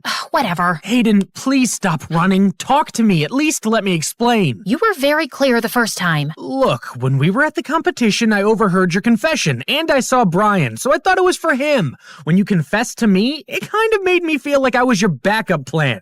It made me pretty mad because I had a crush on you. And later, I got to know the truth from Brian, and I felt too guilty. I tried to reach you, but you blocked me. Wait, you had a crush? Yeah, since we met. After you started dressing more girly, I got really confused because I liked you the way you were. So I didn't need to change for you? Absolutely not. You were perfect, and I never stopped liking you. I couldn't believe it. All these years, I could have been with Rashid, and it was all because of a stupid misunderstanding. Well, it was clear now what I needed to do. I spun on my heels and perfectly landed into Rashid's arms in the perfect position to kiss him. I never stopped liking you either. Let's get the camera rolling.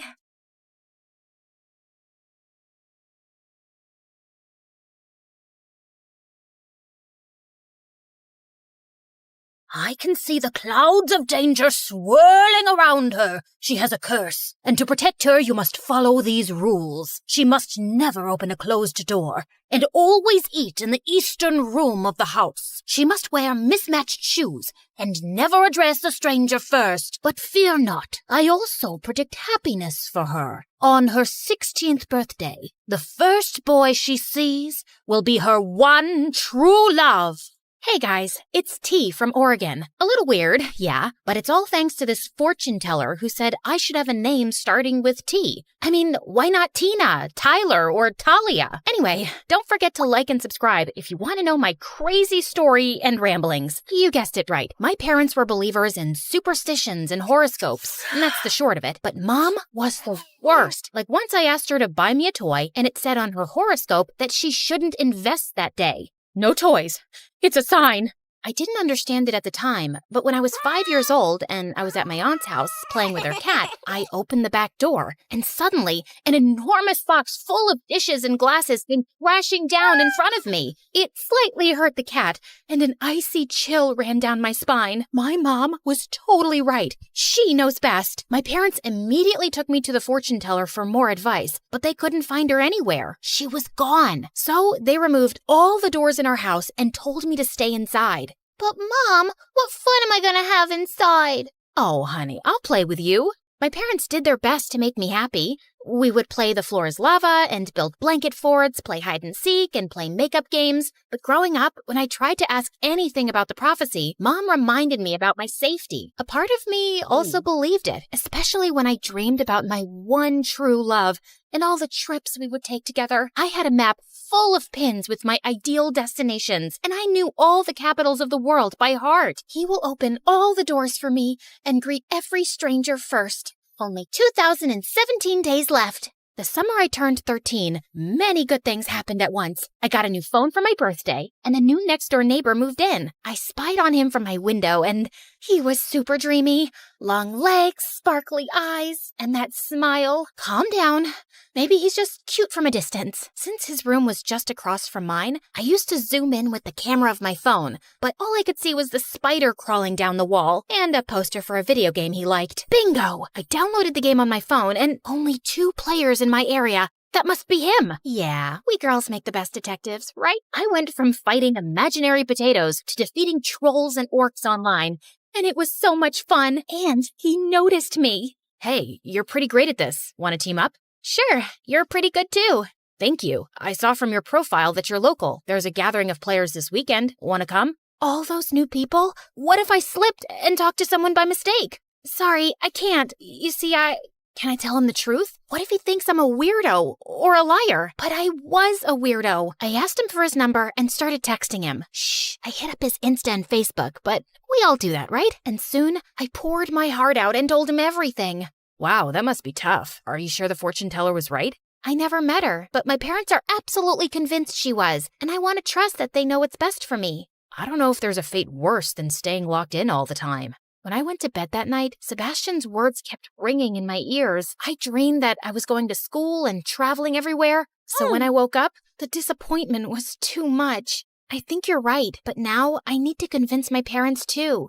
And so, my campaign for free tea began. I stuck my forehead closer to the radiator to fake a high fever, but I just got a red forehead for my trouble. Then, I turned on the water tap in the kitchen to flood the floors and send my parents outside. But my mom just got out the mop, and I ended up having to help her clean. I wrote letters pretending to be a long-lost cousin needing help, and even snuck out at night. But I was caught by the traps my dad had set up. Nothing worked. Oh dear, she's gotten to the rebellious age, right? Nothing I do seems to work. And just then, there was a tap-tap sound. Someone was knocking at my window? Could it be burglars? Should I scream now? I got my hair straightener and my perfume spray. Hi, it's Sebastian. Hi. I'm T. Yeah, I know. My teammate and my friend. I can hear you cheering from my room. You talk to yourself a lot, you know. How embarrassing. Was I that obvious? And I'm about to slip. I opened the window and he climbed in. I was too nervous. I had a boy in my room, and he smelled so good. I thought boys were all smelly, but he smelled like rainbow cake with sprinkles. My brain short-circuited, and I could only look at him like a fish.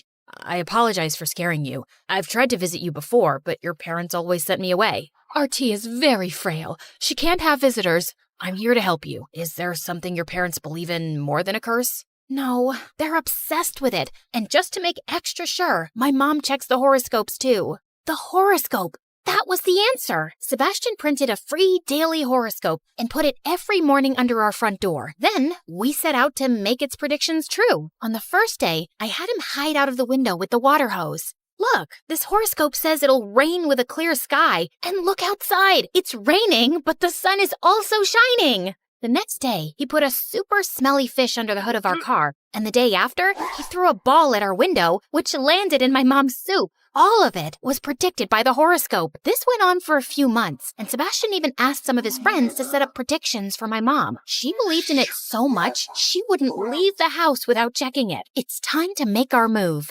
Look, Mom, it says that girls named after a drink will have good fortune all year. I'm sure this counteracts the fortune teller's warning. This horoscope is never wrong. I really want to go to school. I'm not sure. But T's all grown up now. She knows she must not open any doors, right? Yes, of course, Dad. I finally enrolled in school. The evening before my first day, I was super nervous. Am I doing the right thing? What if the fortune teller was right? What if something terrible happens? I tried a million outfits, and Sebastian stood at his window, giving the outfits votes with a pedal like in a fashion competition. It doesn't count if you give me all tens. My first day was fantastic. I asked Sebastian not to tell anyone about my curse because I knew no one would believe me. He agreed and didn't laugh when I opened my backpack, and instead of books, all of the good luck charms my mom had stashed in it fell out. Here, you can read mine. I still had to eat alone in the supply closet because it was the room to the east, and I became a pro at never opening doors. If one was about to close, I'd just throw my books at it to stop it. At once, I couldn't get out of the bathroom because no one was there to open the door for me. And fortunately, Sebastian came to my rescue. Oh, thank you. I was about to climb into the cubicle. You can't really believe this rule about the door, T. There's no such thing as a curse. What if there is? I'm not so sure I can risk it. Or, I don't want to put anyone else at risk. As my 16th birthday approached, I eagerly anticipated meeting my one true love. But I like Sebastian. He's kind and funny, and he wants to travel too. I just needed to make sure I gave fate a little help. Again. So the morning of my birthday, I stared at Sebastian's window, waiting for him to appear, but the blinds never came up. Maybe they're broken. I waited outside his house for him to step out. Come on, T. You'll be late for school. I hoped that he just got out super early and I had missed him, but when I got to school, the first person I saw was the janitor. No, the fortune teller said boy, and he's a man. I still have a chance, so I kept my eyes closed and started inching toward my class. Hey, watch out. OMG, it's Francis. He was the hottest guy in school. He was tall, had the best hair, and was in a band. All the girls in school wanted to date him, but he'd never gone out with anyone. Aren't you the girl who always eats alone in the supply room? Yeah, I know it's weird, but... No, I dig it. Make your own rules, you know? What's your name? T. Wow, that's a cool name. Unique. See you around. He smiled at me, and suddenly, everything was really warm. Oh no, maybe I'm sick. Wait, no, that's what happens when you blush. Does it mean he is my one true love? What about Sebastian? I called Sebastian. Why aren't you at school? I got food poisoning, and I'm sick at home. Sorry, I didn't get to wish you a happy birthday in person. I was super disappointed, but the fortune teller was very clear. The first boy I saw on my 16th birthday was Francis, not Sebastian. It's not like he ever confessed. Maybe he doesn't even like me. Suddenly, Francis was everywhere. Wow, you decorated this supply closet like a restaurant. I'm participating in a door opening competition. Let me help you. Oh, this is your house? Wow, what a coincidence. I was cursed, but I wasn't stupid. Are you following me? I guess I kinda am. Sorry, but you're different, and I like that. Would you like to go out with me? Crash! I turned around and saw Sebastian looking at me from his garden. He seemed super angry, but before I could say anything, he stormed back inside. Remember, T, he's not your one true love. You don't have to feel bad. He's my friend, and he'll understand. I started going out with Francis, and I became super popular. Everyone wanted to be like me, and the supply closet became so crowded that there was a line outside to eat. The only one who avoided me was Sebastian. He even stopped playing our video game. Now he was always angry, and one day he snapped at the teacher and he was told to sit in her office. This is my chance. If I also get detention, we'll be sitting together and he'll have to talk to me. So I stepped on my desk and danced as if I was at a party. Why aren't you talking to me? I thought we were friends. I thought we were more than friends. Can you imagine how crushing it felt to see you going out with Francis? Can't you see he's using you to make himself look better? Like he's a lion tamer at a zoo and you're a weird animal. Wow, you're calling me a weird animal? I'm saying he treats you like one. I think you're great and cute, but I can't stand that you've let the word of a stranger rule your life. But the fortune teller, she's a fraud. Here, look. He showed me his phone and there was a video of a woman in prison. It's not my fault if people are so gullible. I told parents their child was cursed, and to get rid of the curse, I gave them 2 options. Either follow some impossible made-up rule, or buy one of my magic charms. And yeah, most parents went for the charm. But there was this one couple who decided to do both. They named their kid something like soda or latte or cappuccino.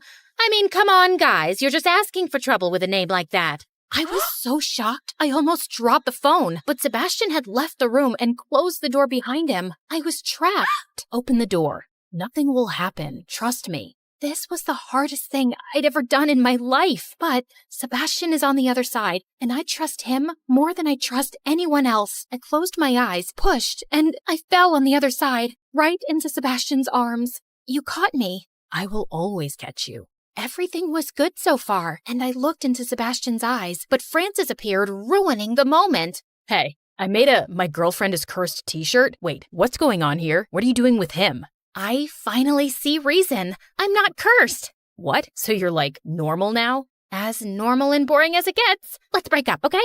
Not even a teeny tiny curse? Bye, Francis. I had done the right thing with Francis, but I still had to talk with my parents. I ran straight home and showed them the video, but they wouldn't believe it was her, especially my mom. I love you guys, and you can believe what you want, but I can no longer follow your rules. I want to be free, and I don't want to believe in some silly superstition.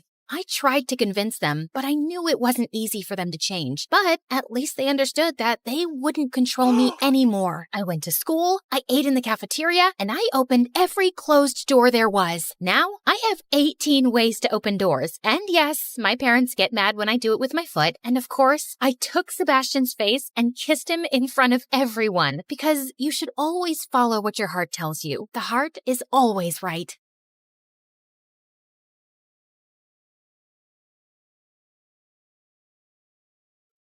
Good day, everyone. My name is Odette, and I'm in the 10th grade. They say you can tell a lot from someone's face. Mine says, please look away. I'm an only child with only child parents, meaning I have no aunts or uncles. My life is boring. My parents are calm and reasonable in that polite, suburban way. I always believed even my face looks boring. You know, Odette, it's time to have some purpose in your life. Well, I'm just waiting for the tragic twist in my life arc, because you guys didn't give me a dramatic backstory to work with. Okay, maybe start with a job? Yeah, Sharon, lead with that next time. Don't make it sound philosophical. You just want another income stream. Whatever. I'm going to my room. Where did we go wrong with our one and only? A few days later, I started babysitting. It was the worst decision of my life. I got an email from a woman saying she had a disabled daughter and needed someone to start immediately.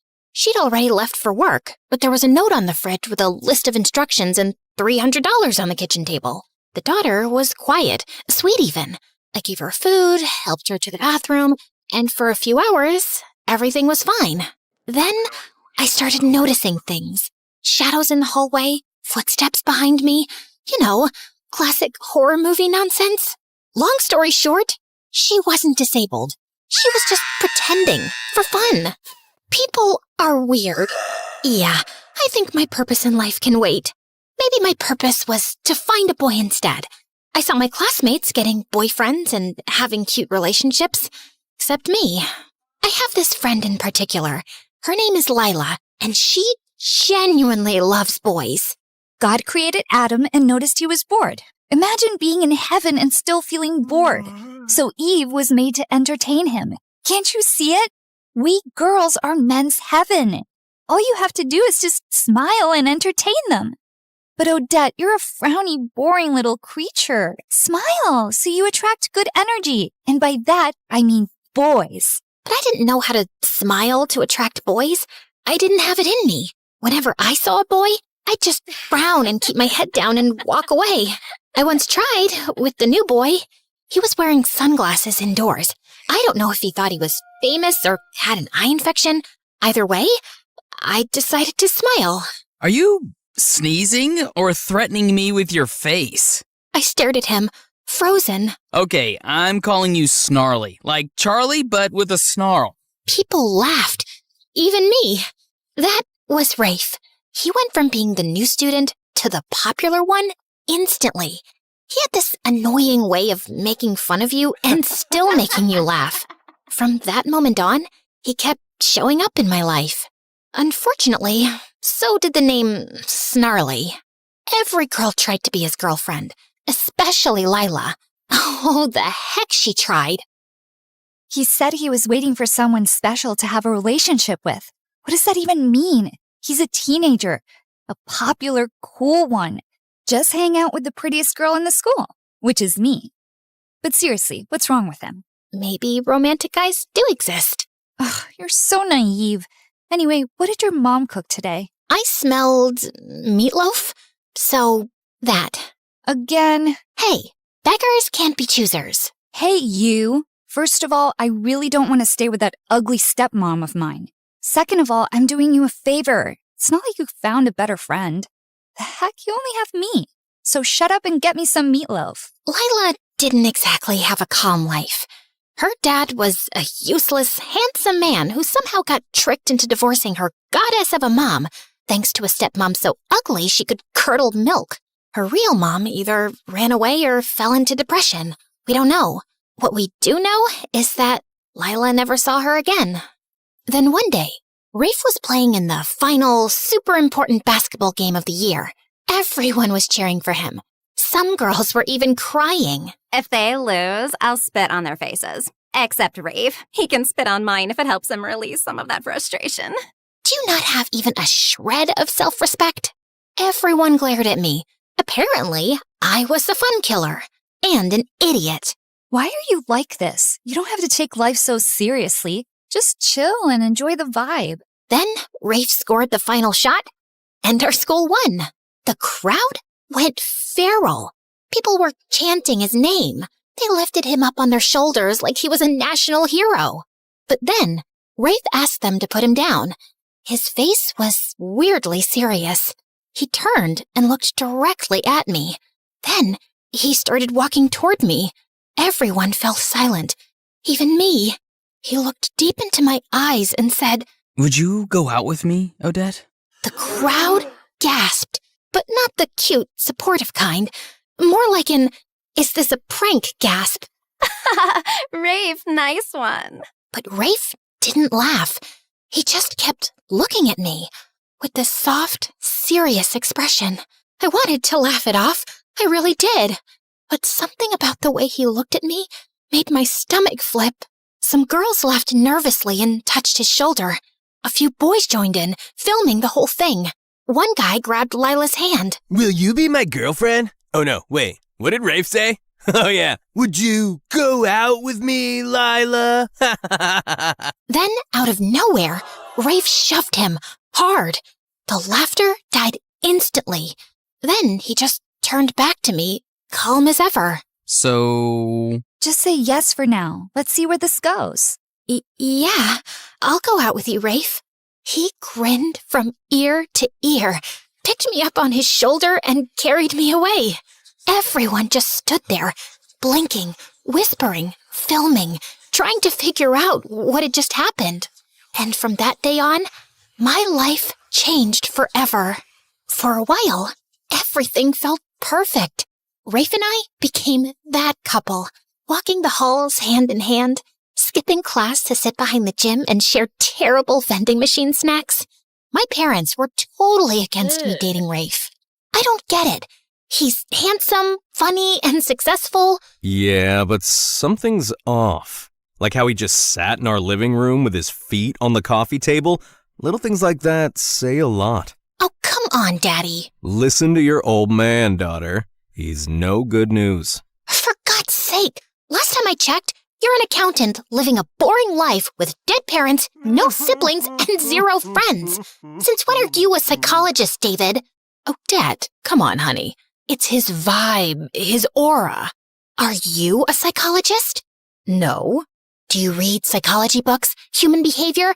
Facebook posts don't count. No. Then please, just let me have this one. Finally someone notices me, and he's not just anyone. He's the most popular boy in the entire school, maybe the whole city. That's what makes it even more fishy. Why would he choose you? Honey, that's not how we agreed to phrase. Aha! So it is because he chose me, not his aura or his feet on the coffee table. Why am I not even surprised? Can we please never talk about this again? Lila was the happiest for me. Look, I know most besties would be super jealous if their average, boring-looking friend got the hottest guy in school, especially when that bestie is as pretty and fun as me. But trust me, I'm proud of you. Thanks. But why are you spraying that pink stuff on your feet? Oh, I've got a date with this rich guy. He's a couple years older than us. Well, maybe a couple years on top of those couple years. He's 5 years older, okay? But love doesn't care about age. I just want everything to be perfect, including my feet. So you're gonna tell him nice to feet you? Ha ha. You're actually so stupid sometimes. I love it. So, how's everything with Rafe? It's fine, I guess. But there's this nagging feeling. Like something's off. I don't know. I know that feeling. It's called insecurity. Just live in the moment, babe. Stop overthinking. Oh, and I just had meatloaf. But brace yourself. It was actually good today. Like, edible. Anyway, I gotta go. Love ya. Mwah. Maybe Lila was right. Maybe it was all in my head. Maybe I just needed to loosen up. Until things took a different turn. I started spending more and more time with Rafe. He was sweet and generous, but he never invited me to his house. I kept asking. Then I started nagging. Finally, he agreed to take me there. I was surprised by how old and worn down the house looked. The front porch creaked under her feet. Just as Rafe opened the door, a glass flew past us and shattered onto the street. Rafe yanked me back. Where did you put the money, you useless witch? I bought food with it. What, you want me to leave money here so you can waste it on more cigarettes, you junkie? Well, welcome to my house. We stepped inside. The place was a mess. Dark, musty, with dishes piled up and clothes tossed over furniture. His mom looked pale and worn out. His dad looked like he hadn't showered in weeks. Mom, Dad, this is Odette, my girlfriend. Oh, so now it's Mom, Dad, and not Dad, Mom. Why is she first, huh? You stinking little disappointment. You can't tell me how to speak. I said what I said. What are you gonna do? Hit me? Burn me? Go ahead. What do you even want from us? Why are you still alive? Oh, trying to show off in front of your girlfriend? Like you're the man of the house? Joke's on you. She's not even pretty. Don't listen to him, sweetheart. Don't talk about her like that. Fine, let's talk about you then. Hey, bimbo, this kid you're dating still wets the bed. His mom dragged him to every doctor in town, but some people are just born failures. How dare you? She grabbed a rolled-up newspaper and smacked him across the head. I stood there, frozen. Rafe took my hand without saying a word, and we walked out. Well, I guess I'll never complain about the boring life my parents gave me again. Yeah, I get it. Now you know why I never wanted you to meet them. I'm sorry you had to see all that. Don't be, Rafe. I'm your girlfriend. I'll accept you no matter what. Cool. I like acceptance. So, not leveling up yet? You know, like love? Because, Odette, I love you. Finally! What took you so long? It's been, like, a few weeks, but yeah, I mean, you're amazing. I'm lucky to have you. And when I become this huge, successful basketball player, I'll give you the best life. He was ambitious. He had dreams, and I liked that about him. Then he leaned in to kiss me, and my stomach flipped. But just then, my phone rang. Ugh, it's my mom. Don't answer, Snarly. Let me kiss you and take you to your favorite diner. Rafe and I were only getting closer, which I didn't want my parents to know about, so I kept lying more and more to them. My grades slipped, but I told myself it was fine. I'd catch up later. I just needed time. Time to be with Rafe, to support him, to listen to his rants, to calm him down when he got angry for no reason and swore he wasn't actually mad. We had a routine. After school, I'd meet him behind the gas station near the edge of town. We'd sit on the curb, share a soda, and talk about how fake everyone else was. He said I was the only real person he knew. He started asking for little favors, borrowing my phone, asking me to cover for him when he missed something, lying to his mom. I did it all. That's what you do when someone loves you, right? Sometimes he disappeared for a day or two, and when he came back, he acted like nothing happened, and so would I. I stopped hanging out with Lila as much. You've been ditching me like you're in a full-time relationship with a ghost. He's just going through stuff. Right, and you're the emotional support animal. You're the one who told me to follow my heart and live in the moment. Yeah, the moment. Not the weeks, not the months. Odette, your parents call me all the time asking where you are. I lie and say you're with me, or studying in the library. It sucks. I hate lying to them. Then don't. If covering for me is such a burden, maybe you weren't a good friend to begin with. Whoa. Since when do you talk to me like that? Oh, wait. Since you started hanging out with Rafe. Open your eyes, Odette. Don't lose yourself. Oh, please. Says the girl dating some guy 5 years older than her just because he's rich? You want to talk about self-respect? You know what? I'm done with this conversation. I'm leaving. No, wait. Stay. You love my parents. They love you. You feel sorry for them, right? You can play the perfect daughter they wish they had. I'm leaving. We have SATs coming up, Odette. Don't you care? You're ruining everything for yourself over that dumb jerk. Surprisingly, Lila got a good score on the SATs. I got an acceptable grade, but not good enough to get into nursing school like I'd always planned. Rafe didn't even take the test. He overslept that day. I can't believe Lila scored higher than me. I mean, yeah, she's not dumb, but I've always been the one with the better grades. Now I can't even apply to nursing school. I should have studied more. I told you we didn't need to go to the movies every single night, Rafe. Oh, so now it's my fault, Snarly? Babe, what's done is done, okay? Don't beat yourself up. Come on, I'll get you some pancakes. That always cheers you up. Rafe, where do you even get all this money from? I mean, yeah, I lend you some sometimes, but it's not enough to cover everything we do. Wow, so you think I can't survive without your little charity coins? First of all, they're not little coins. Oh, come on, I'm joking. You know I don't mind helping. I was just asking. No, you weren't. You were judging me, belittling me. Why do you care where the money comes from? I take care of you, don't I? I feed you, I spoil you. Isn't that enough? I'm sorry, babe. You're right. I didn't mean it like that. I'm sorry, okay? Tell me what I can do to make it up to you. You can come with me on a country tour. I got this RV from my uncle. We'll travel, see the world, hit every state. Just you and me. But what about college? And my parents? What about them? I'm sure your parents don't mind you having fun and taking a break from all the stress. And in college, you said yourself, you're not doing nursing anymore. Take an online course, finance or something. That's a good career too, babe. I told my parents I needed time to think about my future. They begged me to stay, but I'd already made up my mind. 2 weeks later, I was packing my bags and climbing into the RV, ready for my freedom. At least, that's what I thought it was. It was amazing. We went to places I'd only seen on TV. Nevada desert, Hollywood, coastal cities with overpriced ice cream, and strangers who looked at us like we didn't match. People stared, sometimes whispered, like they couldn't believe a guy like Rafe would be with someone like me. Once, a pretty girl asked for his number. He smiled and shook his head. Already got the best girl in the world. She scoffed and walked off. He never saw me watching, but for the rest of the day, I couldn't stop smiling. I once posted a picture of us eating instant noodles on the RV steps. The caption said, "Love in the little things." It got a lot of likes. My parents still called. Sometimes I answered, and sometimes they were just yelling, begging me to come back. Eventually, I stopped picking up.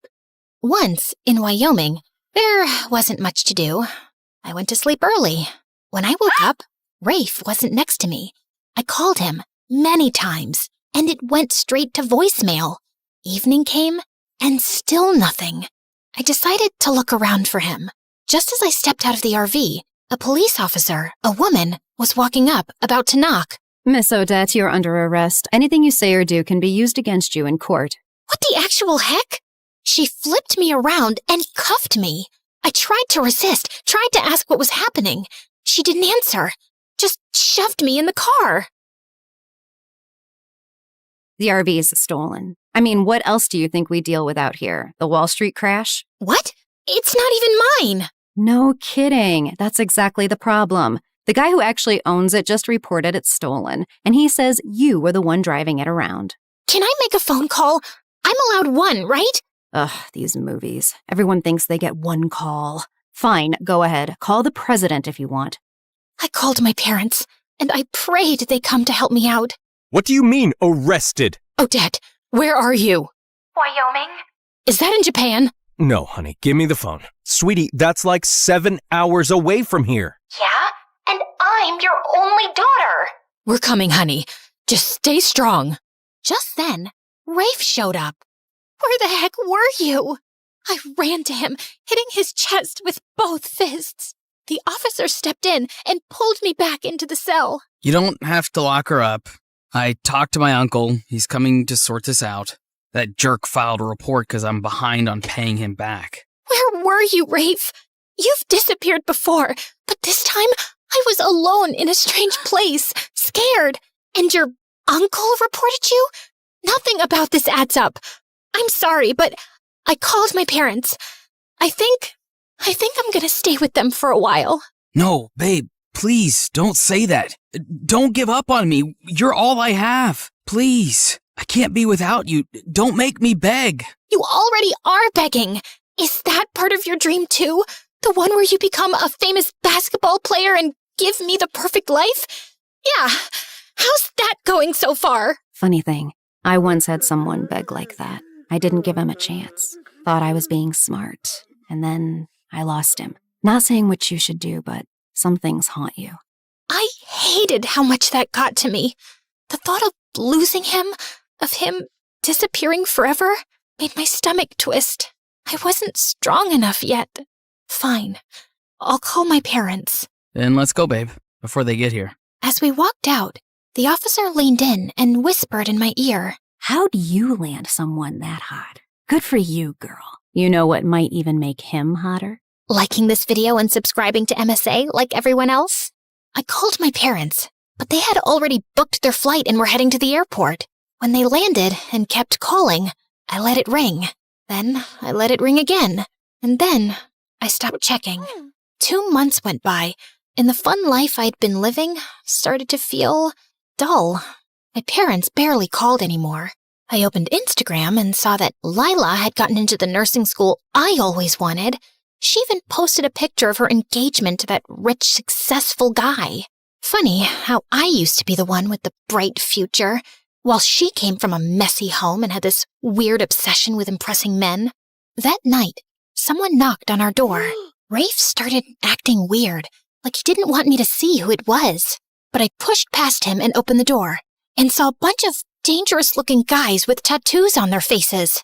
Why am I not even surprised at this point? Babe, it's not what it looks like. I just borrowed some money and they're being dramatic. You're saying it like we just met you yesterday. You've been working for us for years. Now, are you paying up, or can I take a closer look at your pretty little girlfriend?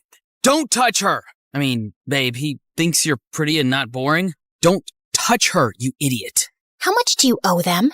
Just $25,000. Add a 0 to that. 250,000 US dollars? And just like that, my stomach flipped. I gagged and nearly threw up on the mafia guy's boots. Whoa! She's so shocked she's about to hurl. I'm pregnant, you idiot. Rafe looked shocked, but also happy. His eyes lit up. Then he turned to the mafia guy and said, So, no baby discount? "Are you seriously negotiating right now?" I started hitting him, and one of the mafia guys actually pulled me away. Relax, miss. It's not good for the baby. For the next few days, Rafe was acting super nice. It was almost humiliating how hard he tried to please me, cutting my toenails, kissing my feet, and deep down, I felt sorry for him. With that dysfunctional family and the belittling jerk dad he had, I was sure it all made him the way he is. But I also believed I had lost so many years with him. I knew what was happening was wrong. It was just too hard to let go. That night, I left while Rafe was asleep. I had contacted Lila on Instagram sometime earlier, and we'd agreed to meet up. When I saw her, she didn't even look happy to see me. She was cold and dry. What, you want money now that you know I'm engaged to that rich guy? Whoa, you've changed a lot in the past 2 years. What the heck, Lila? Okay, fine. That was too much, I know. But still, why did you want to meet up, considering your poor life choices? I know you've had problems ever since that thing happened when we were kids, and you can't carry a baby. So, I'm offering you something. Please don't take it as charity. I'm pregnant, and I thought maybe you'd want to adopt the baby. Lila looked shocked. Then her eyes lit up. She smiled wide and hugged me. Oh my God, my man doesn't even know I can't have kids. I've been too afraid to tell him. He'd probably leave me. But this is perfect. I'll just fake being pregnant, and when you give birth, I'll take the baby as mine. Wait, you don't mean legally? You don't want the papers to show I'm the biological mom? Who cares? You always said your life was boring. Abandoning a baby just fits you. I know this might feel hard because, well, having a baby might be your only achievement in life. But babe, if cats can do it, it's not that deep. Let me get this straight.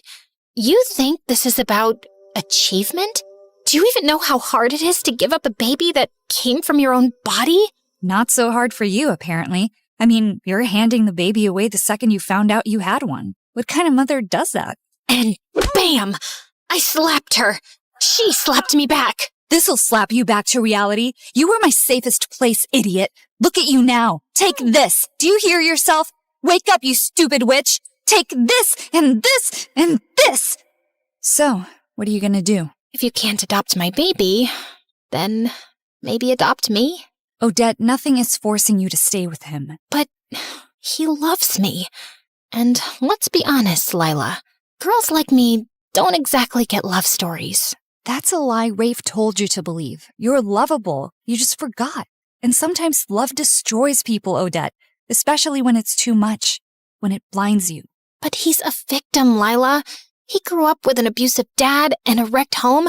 That messed him up. Maybe so, but your support has to stop when it starts destroying you. Don't turn yourself into the victim of your own choices. I don't even know why I gave him another chance.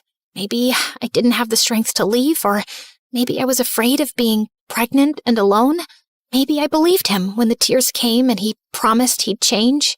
In the next months, Rafe came home bruised, limping, once even from jail. Other times, he just didn't come at all. I spent nights alone at the hospital while he lost track of time. And when he did show up, it was with apologies and bruised knuckles, not flowers. Then one evening, I came home from a long hospital checkup to find him sitting outside the RV, staring into nothing. I have to sell it, the RV. I owe them and they want their money. Wait, what? No, don't sell it. I think I can help. He looked at me like I was a ghost, then grinned. You're gonna borrow money from your parents. Borrow. As if we'd ever pay them back. I didn't answer. What, are you gonna rob a bank or maybe call a friend that hates me? Just wait for tonight. You'll know. I love you, Snarly. What would I do without you? That night, I messaged Lila, asked her to meet me halfway. I told her I needed to go home, and she came and didn't ask me any questions. The drive was mostly silent. I watched the highway lights, She hummed softly. When we reached my parents' house, I braced for anger and shame. Instead, Mom opened the door, saw my swollen face and belly, and pulled me into an embrace so tight it cracked everything I'd been holding in. Oh, sweetie, welcome home. We missed you so much. I thought being loved meant being useful. I mean, why else would a handsome guy love someone like me? Dad draped my old blanket, the one I'd sworn I didn't need, over my shoulders. The next morning, I enrolled in online classes. Nothing grand, just something manageable with a baby coming, and a life to rebuild. Weeks passed. I got bigger, slower, tired, and then the baby came. It was a long night, too long. I was sweaty, shaking, crying, maybe screaming. I don't remember half of it. But when the nurse placed him in my arms, everything went quiet. He was so tiny, red, wrinkly, angry at the world already. His eyes didn't even open yet, but mine did. I looked at him, and I swore, I'm going to give you the life I never had, the love I spent years begging for. You won't have to earn it.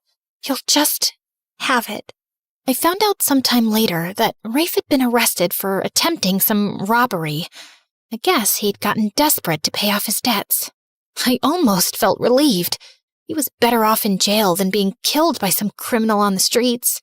And he was no longer my problem, because some people just can't be helped. But my mom was by my side, holding my hand.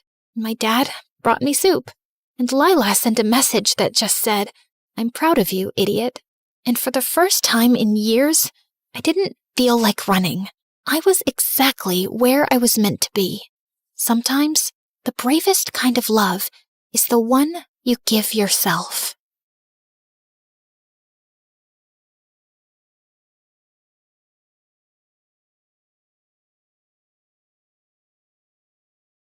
Hi, I'm Jessica from Napa Valley, and I have a weird story to tell you today. But first, please like and subscribe because MSA will give $1,000 to one lucky person in the coming 7 days. I lived in a beautiful house surrounded by trees. I had a good life, but growing up, I didn't get along too well with my family. For starters, my mom was like a 5-year-old trapped in an adult body. All she wanted to do was run around and play. Mom's idea of having fun was a water balloon fight with me and my older brother Dylan, and I found her childish behavior so annoying. I could never study in peace without hearing Mom sing show tunes around the house. Come on, you little bookworm. Let's bake some cupcakes. Don't you know how to have any fun, you nerd? Ugh, see what I mean?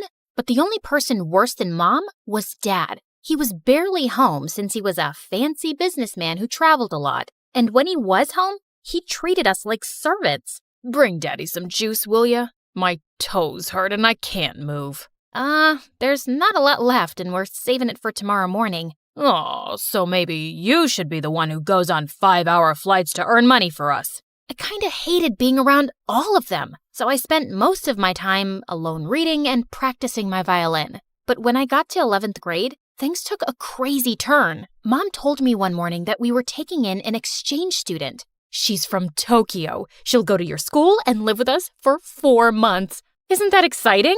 Sure, but we'll have to clean the kitchen first so she doesn't run crying. Be happy, Jessica. Now you'll have a live-in friend to bore to sleep while you play your violin. I sure hoped she wouldn't be a live-in headache like Dylan. That weekend, we all drove to the airport to pick up our Japanese guest. Her name was Queenie, and she looked like a goddess out of a wonderland.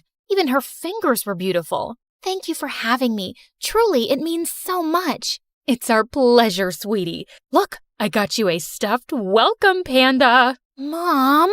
Hi, I'm Jessica, and I'm the normal one in the family. Please, don't judge me based on them. Oh my goodness, this is so sweet. Can one of you help me with my bags? They're heavy because of all the books I brought. Wait, Queenie was into books? I loved this girl already. She and I were talking about our favorite authors on the way home, and after that, we really started to bond. It was nice finally having someone I had stuff in common with. Queenie was also super helpful around the house, so both of my parents adored her, especially Dad. Aren't you amazing? How about I buy a present to thank you for all your hard work? Maybe new shoes or gold earrings? I would have bought some for Jessica, but all she cares about is school and homework. That's very kind, but you guys have already done enough, really. Then one night, Queenie and I decided to go on a walk, and she grabbed a jacket from the coat closet. Oh, that's actually Dylan's. But it's so comfortable, and I don't have any warm jackets. Can't Dylan lend clothes to his guest? You can't just take someone's jacket without permission. Give it back. I don't want you wearing it. Fine, here you go. I'll just freeze to death then. Come on, Jessica. Dylan looked really mad, and suddenly he pulled me aside. What's her deal?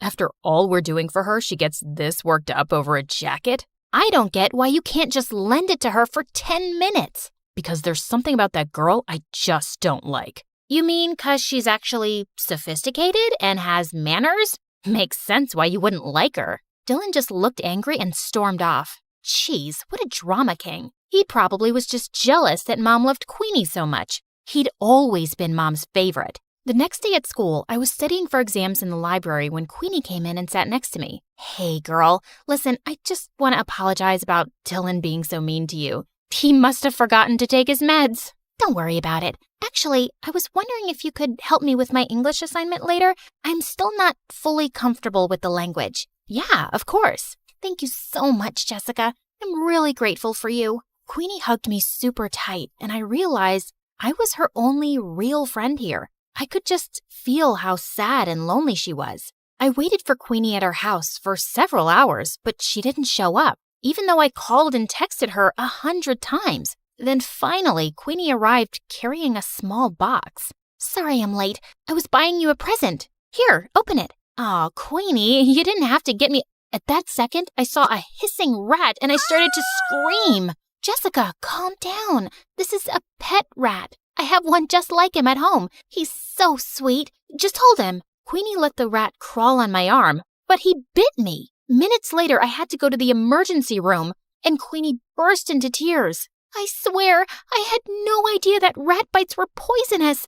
I have the exact same one at home, and he's such good company. It's okay, Queenie. The doctor said I'll be fine. Just don't go around giving people pet rats in the future. Queenie just kept apologizing and hugging me. I felt bad for her, but man, it had been an exhausting day. And for some reason, things kinda went downhill after that. Queenie wanted to be around me 24/7 and do everything together. I was thinking I could come with you to your violin lesson today. I've always wanted to play an instrument. I have a recital tomorrow, Queenie, and don't take this the wrong way, but I need a little space. We already go to school together and live in the same house. Of course, I totally understand. Your mom wants me to make dinner anyway. I was relieved that Queenie wasn't upset, but when I knocked on my violin teacher's door, I saw he looked mad. What is it now, Jessica? Haven't you caused me enough stress today? Caused you stress? What are you talking about? Your mother called in to tell me you wanted to quit the violin for good.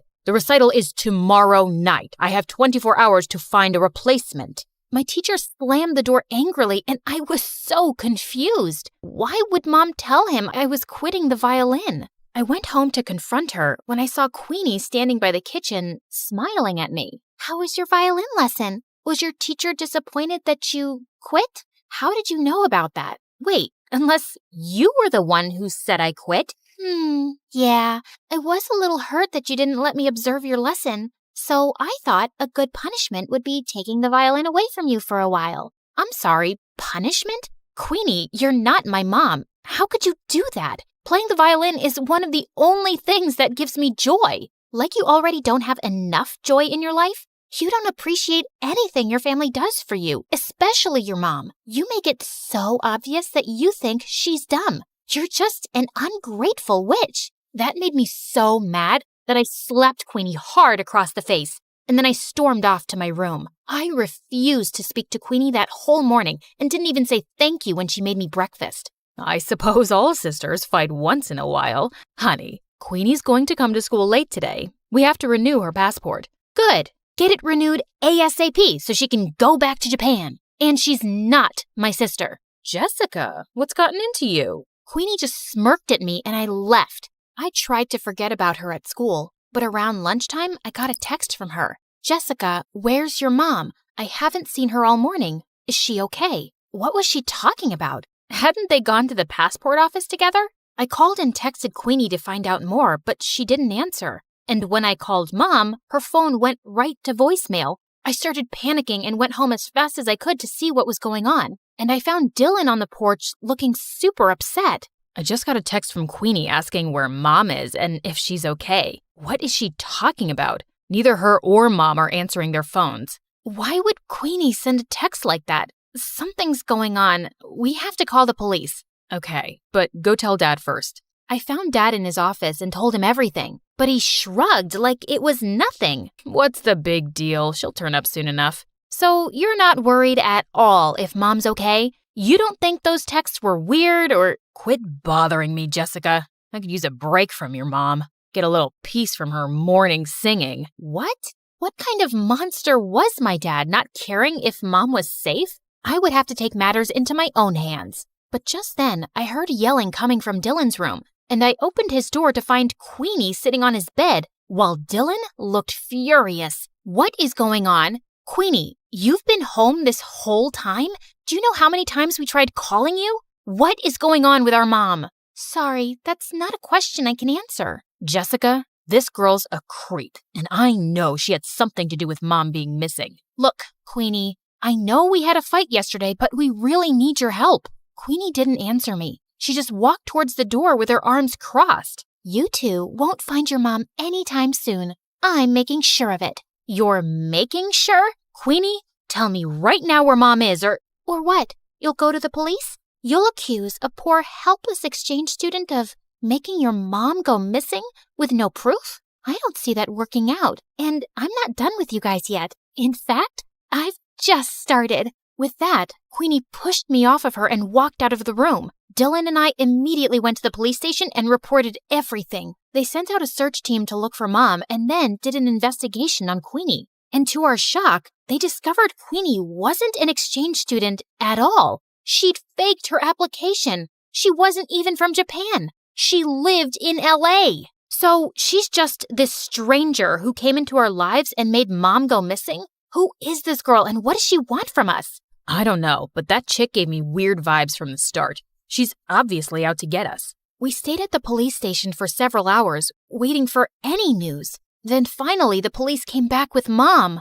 Oh my God, what happened to you? It was Queenie. She said she had to show me something important, then drove me into the middle of the woods and threw me out of the car. She just left me there without my phone. I was just lucky some forest rangers found me. But don't worry, I'm all right now. Just then, some policemen walked in with Queenie. Looks like Mommy made her way out of the woods. You're a monster, Queenie. We know everything. How you kidnapped Mom, how you faked your exchange student application. Who are you and why are you trying to ruin our lives? Because you ruined my life first. When I was 10 years old, your dad conned my parents out of all their money and disappeared, and we ended up having to live on the streets. My mom had a mental breakdown. Your dad is a criminal, and I finally tracked him down because I wanted him and his perfect family to suffer the way I did. I was speechless. I knew Dad had been a jerk, but he was a crook too? Queenie was admitted into juvie, but we insisted that the police look into her family's case. And 2 days later, the police came to us with some news. It turned out that Dad was part of a group of con men that had been going around in disguise all over the country for years, scamming people. And as soon as Dad got home, they arrested him. He kicked and screamed and shouted at us to do something, but we didn't. A part of me almost felt relieved to see him go. I am so sorry, you guys. I never knew much about your father because he always told me to mind my business and kept everything a secret from me, and I stopped asking. That's why I was never happy in our marriage. He was the worst. He never cared much about you or us. You did everything for us, Mom, and I really appreciate you. I'm so sorry if I looked down on you for being messy or childish or whatever. Now come on, let's go talk to the police to get Queenie's family help for their situation. Be grateful for the life you were given. Every day is a gift.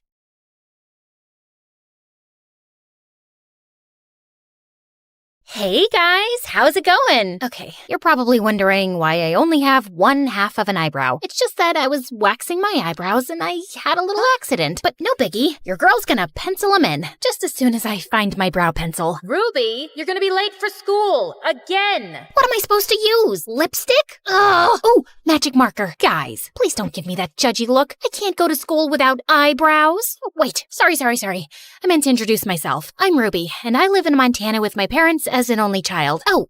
Before I continue, would y'all mind hitting that like and subscribe button? Sorry, my director will fire me if I don't tell you guys that. Anyway, I live with my parents, but I'm not really close to them, and I don't relate to them either. It's not that mom and dad are bad parents, it's just that they're possibly the most boring people on the planet. Oh, let's face it, you won't ever be a normal, responsible adult, you silly thing. You probably wouldn't even notice if your own head fell off. Whoa, rude. Also, I'm only 13, Mom. I don't want to think about marriage. But Mom disagreed. In fact, she wanted to get me engaged right now. Okay, maybe I'm exaggerating. She just wanted me to meet my potential fiancé, hoping he'd fall in love with me and propose after high school. So in 8th grade, she introduced me to her friend's son, Grayson, who was a couple of years older than me, and a triple package. Handsome, smart, and planning on starting his own company one day. So, Gremlin. Grayson. Totally. So, your biceps, they're huge. I've never seen biceps that big before. Not that they look bad. They look very, very fine. Sorry, did that sound creepy? I swear, I'm not a creep. Please kill me. Oh, I can't kill you. Sorry, I really can't go to jail for murder right now. At least not until the new Wednesday series gets canceled. Anyway, this has been a lovely meeting, Mr. Healthy-looking biceps.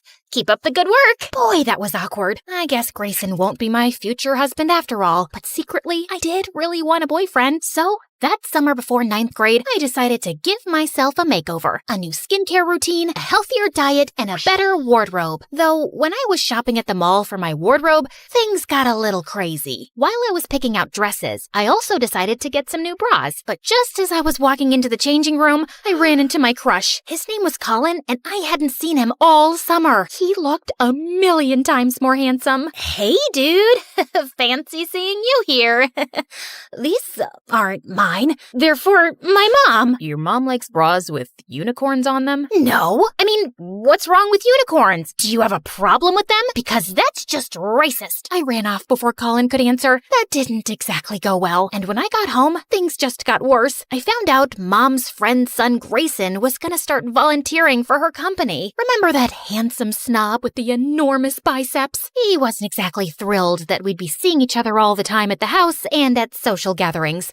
As if I was excited about it. Ignore stupid handsome Grayson. Back to my glow-up makeover. Not to brag, but I looked like a knockout the first week of 9th grade, and everyone showered me with compliments, including Mom and Dad. Finally, you cleaned yourself up a little. Look, sweetie, our ugly duckling has turned into a swan. Mom! She looked beautiful before, and she looks beautiful now. I don't get what the big deal is. She just caked on 10 layers of makeup to make herself look like a Barbie doll and put on flashy clothes. I just rolled my eyes hearing that. Of course the jerk had nothing nice to say about me. Well, his opinion didn't matter, because the following week at school, guess who finally noticed me? My longtime crush, Colin. Even after our embarrassing unicorn bra encounter, he asked me out to a movie, and a couple weeks later, we started dating. Talk about the perfect start to a girl's teenagehood and high school career. Colin writes me good morning texts and takes Instagram selfies with me. I remember the olden days when I was a sad, lonely girl, but now my life is perfect. On the night before winter break, Colin took me to an exclusive cool kids party. But just as I was getting ready to leave, I saw Grayson waiting for me outside. What the frick was he doing here? And how did he even know where I was? Your parents asked me to come check on you and then drive you home. You're at a midnight party with your boyfriend, Ruby. Someone needs to supervise you. Who do you think you are? My dad? You can do whatever you want, but I don't need any supervision. I meant to do that. Anyway, I'm gonna go kiss my boyfriend now, so bye!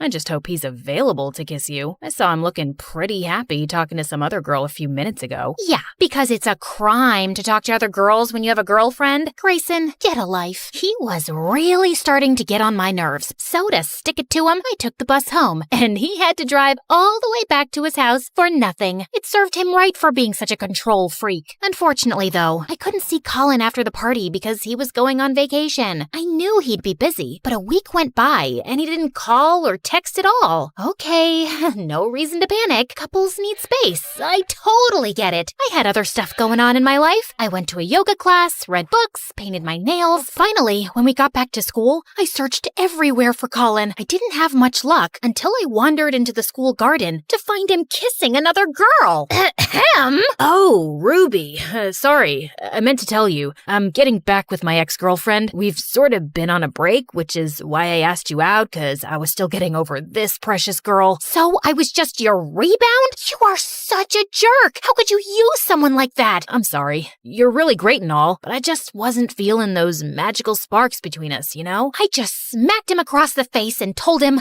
we were done. And then to really stick it to him, I texted Colin, "We're done," 3 more times over text message. The truth was, though, I felt really depressed about my breakup. I mean, yeah, I was mad at Colin for what he did, but I was more mad at myself for believing he'd actually cared about me. I distracted myself the next few days by hanging out at the pet shelter and keeping the kittens company. It was exactly the heartbreak therapy I needed. I was even starting to feel better until Dad called me, begging me to come home and help him prepare for a fancy work dinner. But when I arrived at the house, Grayson was already in the kitchen with his sleeves rolled up. Ugh, I just knew my parents had told him about my breakup, and he was waiting to rub it in my face. I asked Grayson over to help us cook since your mom isn't home yet. Yeah, and also, because your dad told me you don't know how to cook. Did you seriously start a fire trying to deep fry ice cream? First of all, the fried ice cream disaster wasn't my fault. I just happened to forget to watch the tutorial first. And second, I've had a really hard couple of days, and I don't have the energy to handle you right now. So just go away and don't talk to me for the rest of the night. But you can hang out in my room if you want and use my computer if you're bored. May I recommend MSA videos? Watch them on YouTube, though, not TikTok, because TikTok's bad for your attention span. But anyway, see ya. Unfortunately, Dad didn't let me get rid of the idiot that easily. And as expected, Grayson took full advantage of getting to boss me around and talk to me like I was an idiot. Go salt the water. Don't put sugar, put salt. You're not allowed to touch the knife. I don't trust you around a knife. I felt just about ready to punch him until Grayson came up behind me and guided my hands in rolling the dough with his big, strong arms. It even made my heart rate go fast. I guess it was a good form of cardio exercise. Nice job. You know, you actually don't suck at this. Mom was quite late, but when she finally came, she was with her boss, and his arm was around her. What was that about? Then at the dinner table, Mom and Dad's boss made an announcement. Excuse me, may I have everyone's attention? I would like to introduce my new co-owner of the company. Audrey, darling, congratulations. That also brings me to my other news. The two of us have decided to restart our business in Australia, and we'll be moving there in a month. What do you mean? We're gonna be moving in a month? No, I'll be moving. Actually, I'm divorcing you. I'm just not happy with our life here, and I need a change. I hope you'll understand. My heart stopped as I saw Dad's stunned face and all the guests staring at us. Many of them were strangers I barely knew. The whole thing was just this surreal, unexpected mess. And fast forward 2 months later, Mom was gone, Dad was a wreck, and I was still numb with shock. I didn't exactly have time to cry and grieve, though, because I had to take over the house since Dad wouldn't leave his bedroom. 3 guesses how that went. Yeah, I broke our dishwasher, also our oven, and killed all our houseplants because I forgot to water them. Not that I was surprised. It was like Mom said, I was just too dumb to ever be able to take care of myself, let alone Dad too. One day, I just couldn't take the stress anymore and literally fell asleep on the kitchen floor. When I opened my eyes, Grayson was staring down at me, and for some reason, it made me feel relieved. Ruby, are you okay?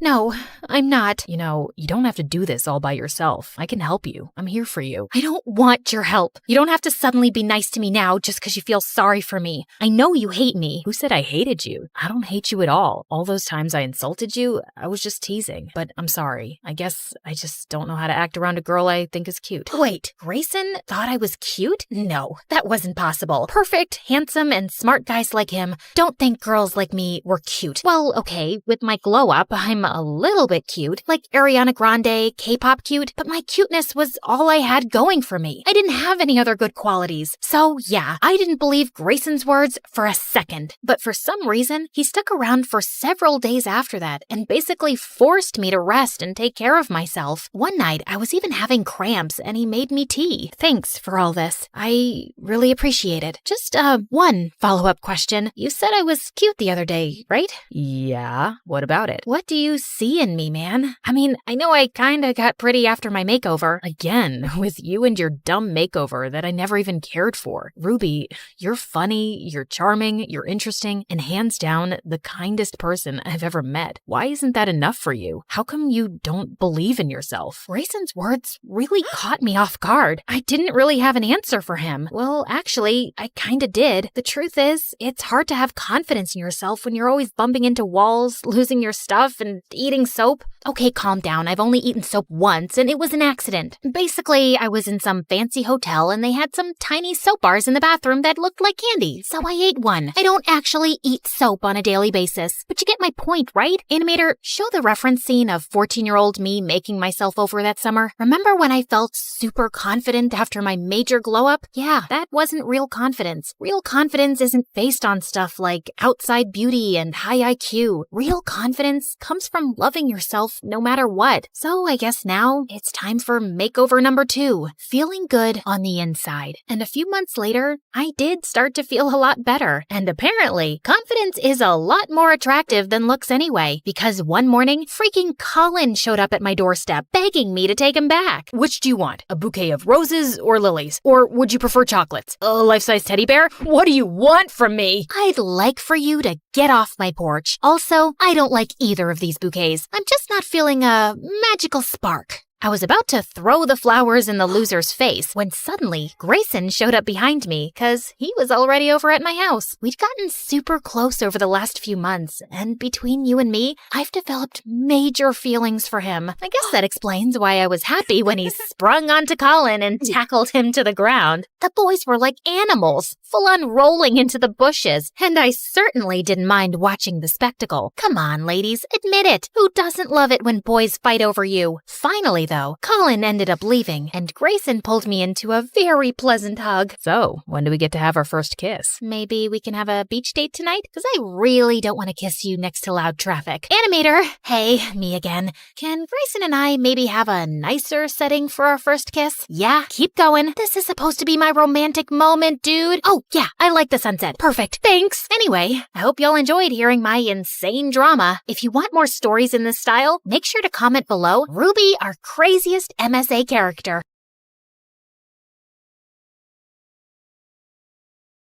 Hi, my name is Alice, and I'm from Rochester, New York. Please like and subscribe. You know how people say that when you meet the love of your life, time stands still and your heart skips a beat? Well, my dad had his own version of it. Love feels like a bunch of fireworks exploding inside your heart. That sounds dangerous. Oh, honey, it's the most beautiful feeling in the world. Dad always tells me about when he met Mom. He was playing on the subway, and when she stepped in, he felt fireworks go off inside of him. And that was it. My life changed forever. Our life changed forever. My mom was a big shot lawyer, and my dad worked as a music teacher at my own school. I inherited my dad's love for music, but wasn't into singing, so I used Mom's lawyer skills on them and convinced them to buy me a drum kit. My life was simply wonderful, but everything changed when I was 12. Mom got stuck on one big case and was working crazy hours, so there was no time for anything else. Not even for me. For months, I kept bugging her to notice me, but the answer was always the same. Not now. I can't, Alice. Of course, this also led to fights between my parents. They used to argue in the kitchen at night when they thought I was asleep. Finally, one night, she just left. There were no explanations, no clues, no goodbye letter. Nothing. It was a rough time, but my dad and I always stayed together. As time went by, we both started feeling a little bit better. Despite everything, I never stopped believing in true love, and I eagerly awaited the sensation my father had described so many times. When I turned 16, I witnessed the fireworks of love up close. I was at home cooking an egg when these bratty kids kept ringing our doorbell and running away. My blood was boiling, so I decided to teach them a lesson at the next bell. I flung open the door door and spattered the egg right onto them. To my surprise, it was Luke, one of my dad's guitar students. He was one of the most popular, truly dreamy, funny, and kind guy in our school. Oh no. This egg. Lucky you. You just won a tuition discount from Dad. I quickly made this up, but he kept staring at me in complete awe. Then it happened. It struck him like lightning, just like my dad described. The whole fireworks and electricity package. Hi, Alice. I love you. But here's the twist. I didn't feel the same way. However, from that moment on, Luke embarked on a mission to win my heart while I tried to refuse his advances without hurting him. Flowers for you, Beaut. Bees. It has bees. I baked brownies for you.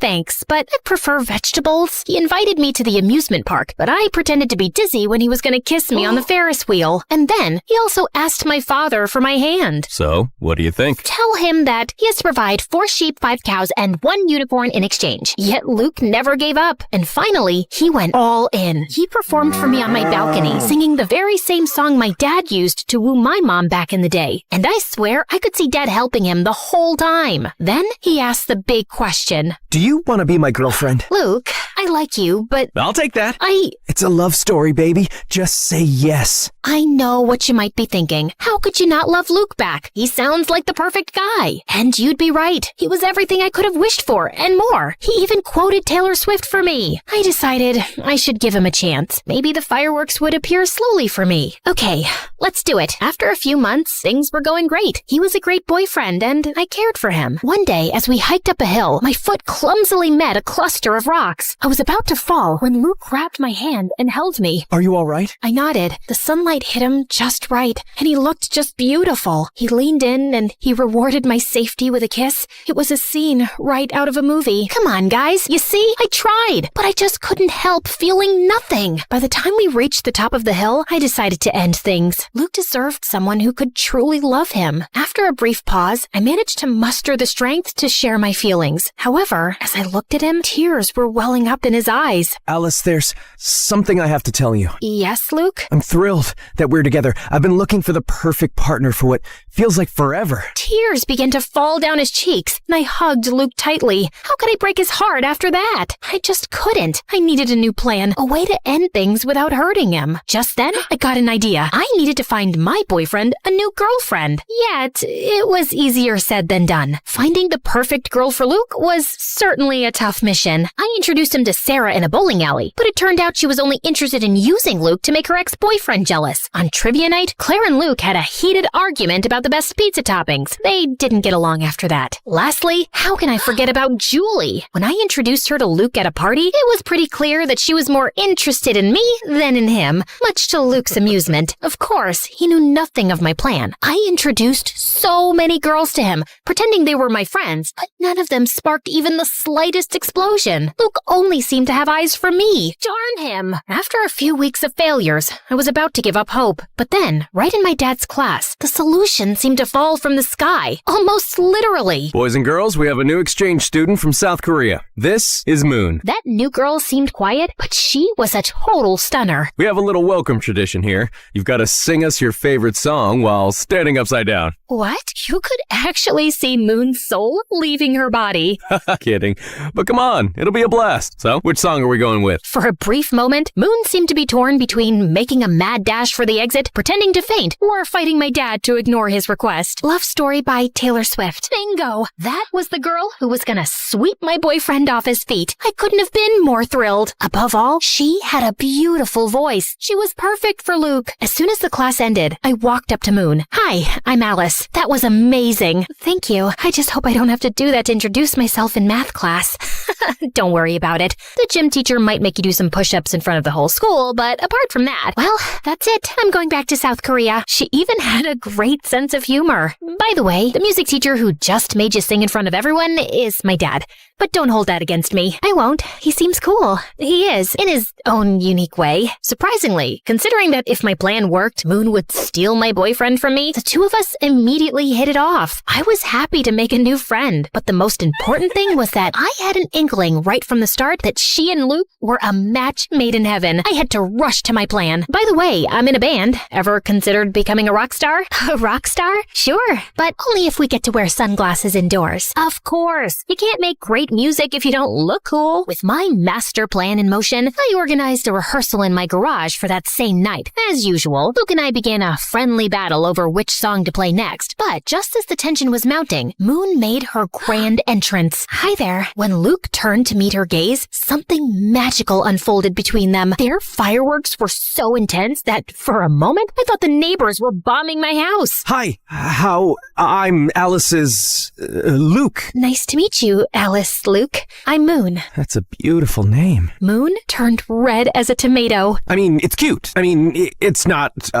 horrible name. They were so awkward and cute that they looked like two penguins trying to dance. The first part of my plan was complete. Over the next few weeks, I did everything to bring my new friend and boyfriend even closer. I planned this adorable picnic for the three of us, but then I faked a stomach pain, so they both got time together. Alice, are you okay? Oh no, not again. What's wrong, Alice? It's my, pigmentitis. Okay, let's go see the doctor. Clearly, my plan failed. Next time, I took them to the movies to watch an old, sappy romantic film. Where's Alice? She told me she wasn't coming because she hates Sandra Bullock. She hates Sandy B? Is that even possible? Right? I said exactly the same thing. They watched the movie together. All the while, I was lurking secretly in the background. In a particularly romantic scene, their shoulders leaned against each other. They locked eyes, and their lips came closer. It seemed that it was the moment, but... Want some more popcorn? Yeah, sure. So close. By the way, I, of course, don't hate Sandra Bullock. Slowly, I was running out of ideas and excuses. I even signed us up for a romantic bread baking class, only to remember right beforehand that I was gluten intolerant. Silly me. Since when? It's very recent. I don't want to talk about it. We can make gluten-free bread. It's not the same. Go on without me. Tragically, I had to keep up that lie and not eat a sandwich in front of them for way too long. Oh, the lengths I went to. But despite all my efforts, nothing was happening. They clearly had feelings for each other, but neither was making the first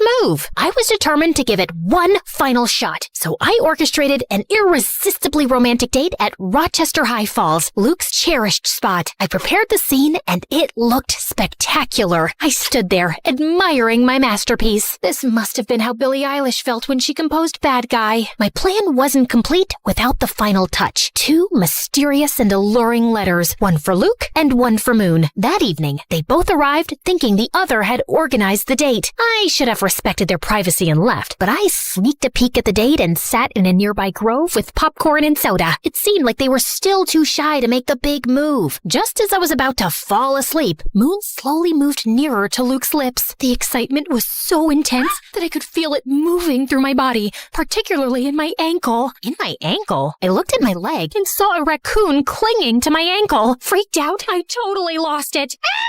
I sprang from the bushes just in time to disrupt their big moment. Alice, what are you doing here? Oh, hi! Just taking a walk. Around the falls? Alone? At night? Well, you know what they say, when nature calls. Don't judge me. That's the best I could come up with. Alice, this isn't what it seems. We were just... Their embarrassment and guilt were clear. I'm sorry. They clearly felt terrible, and I felt even worse. It was entirely my fault. It was time to tell the truth. You don't have to feel guilty. I orchestrated the entire thing. What? You? Yeah. I couldn't help but notice the magic connection between you two.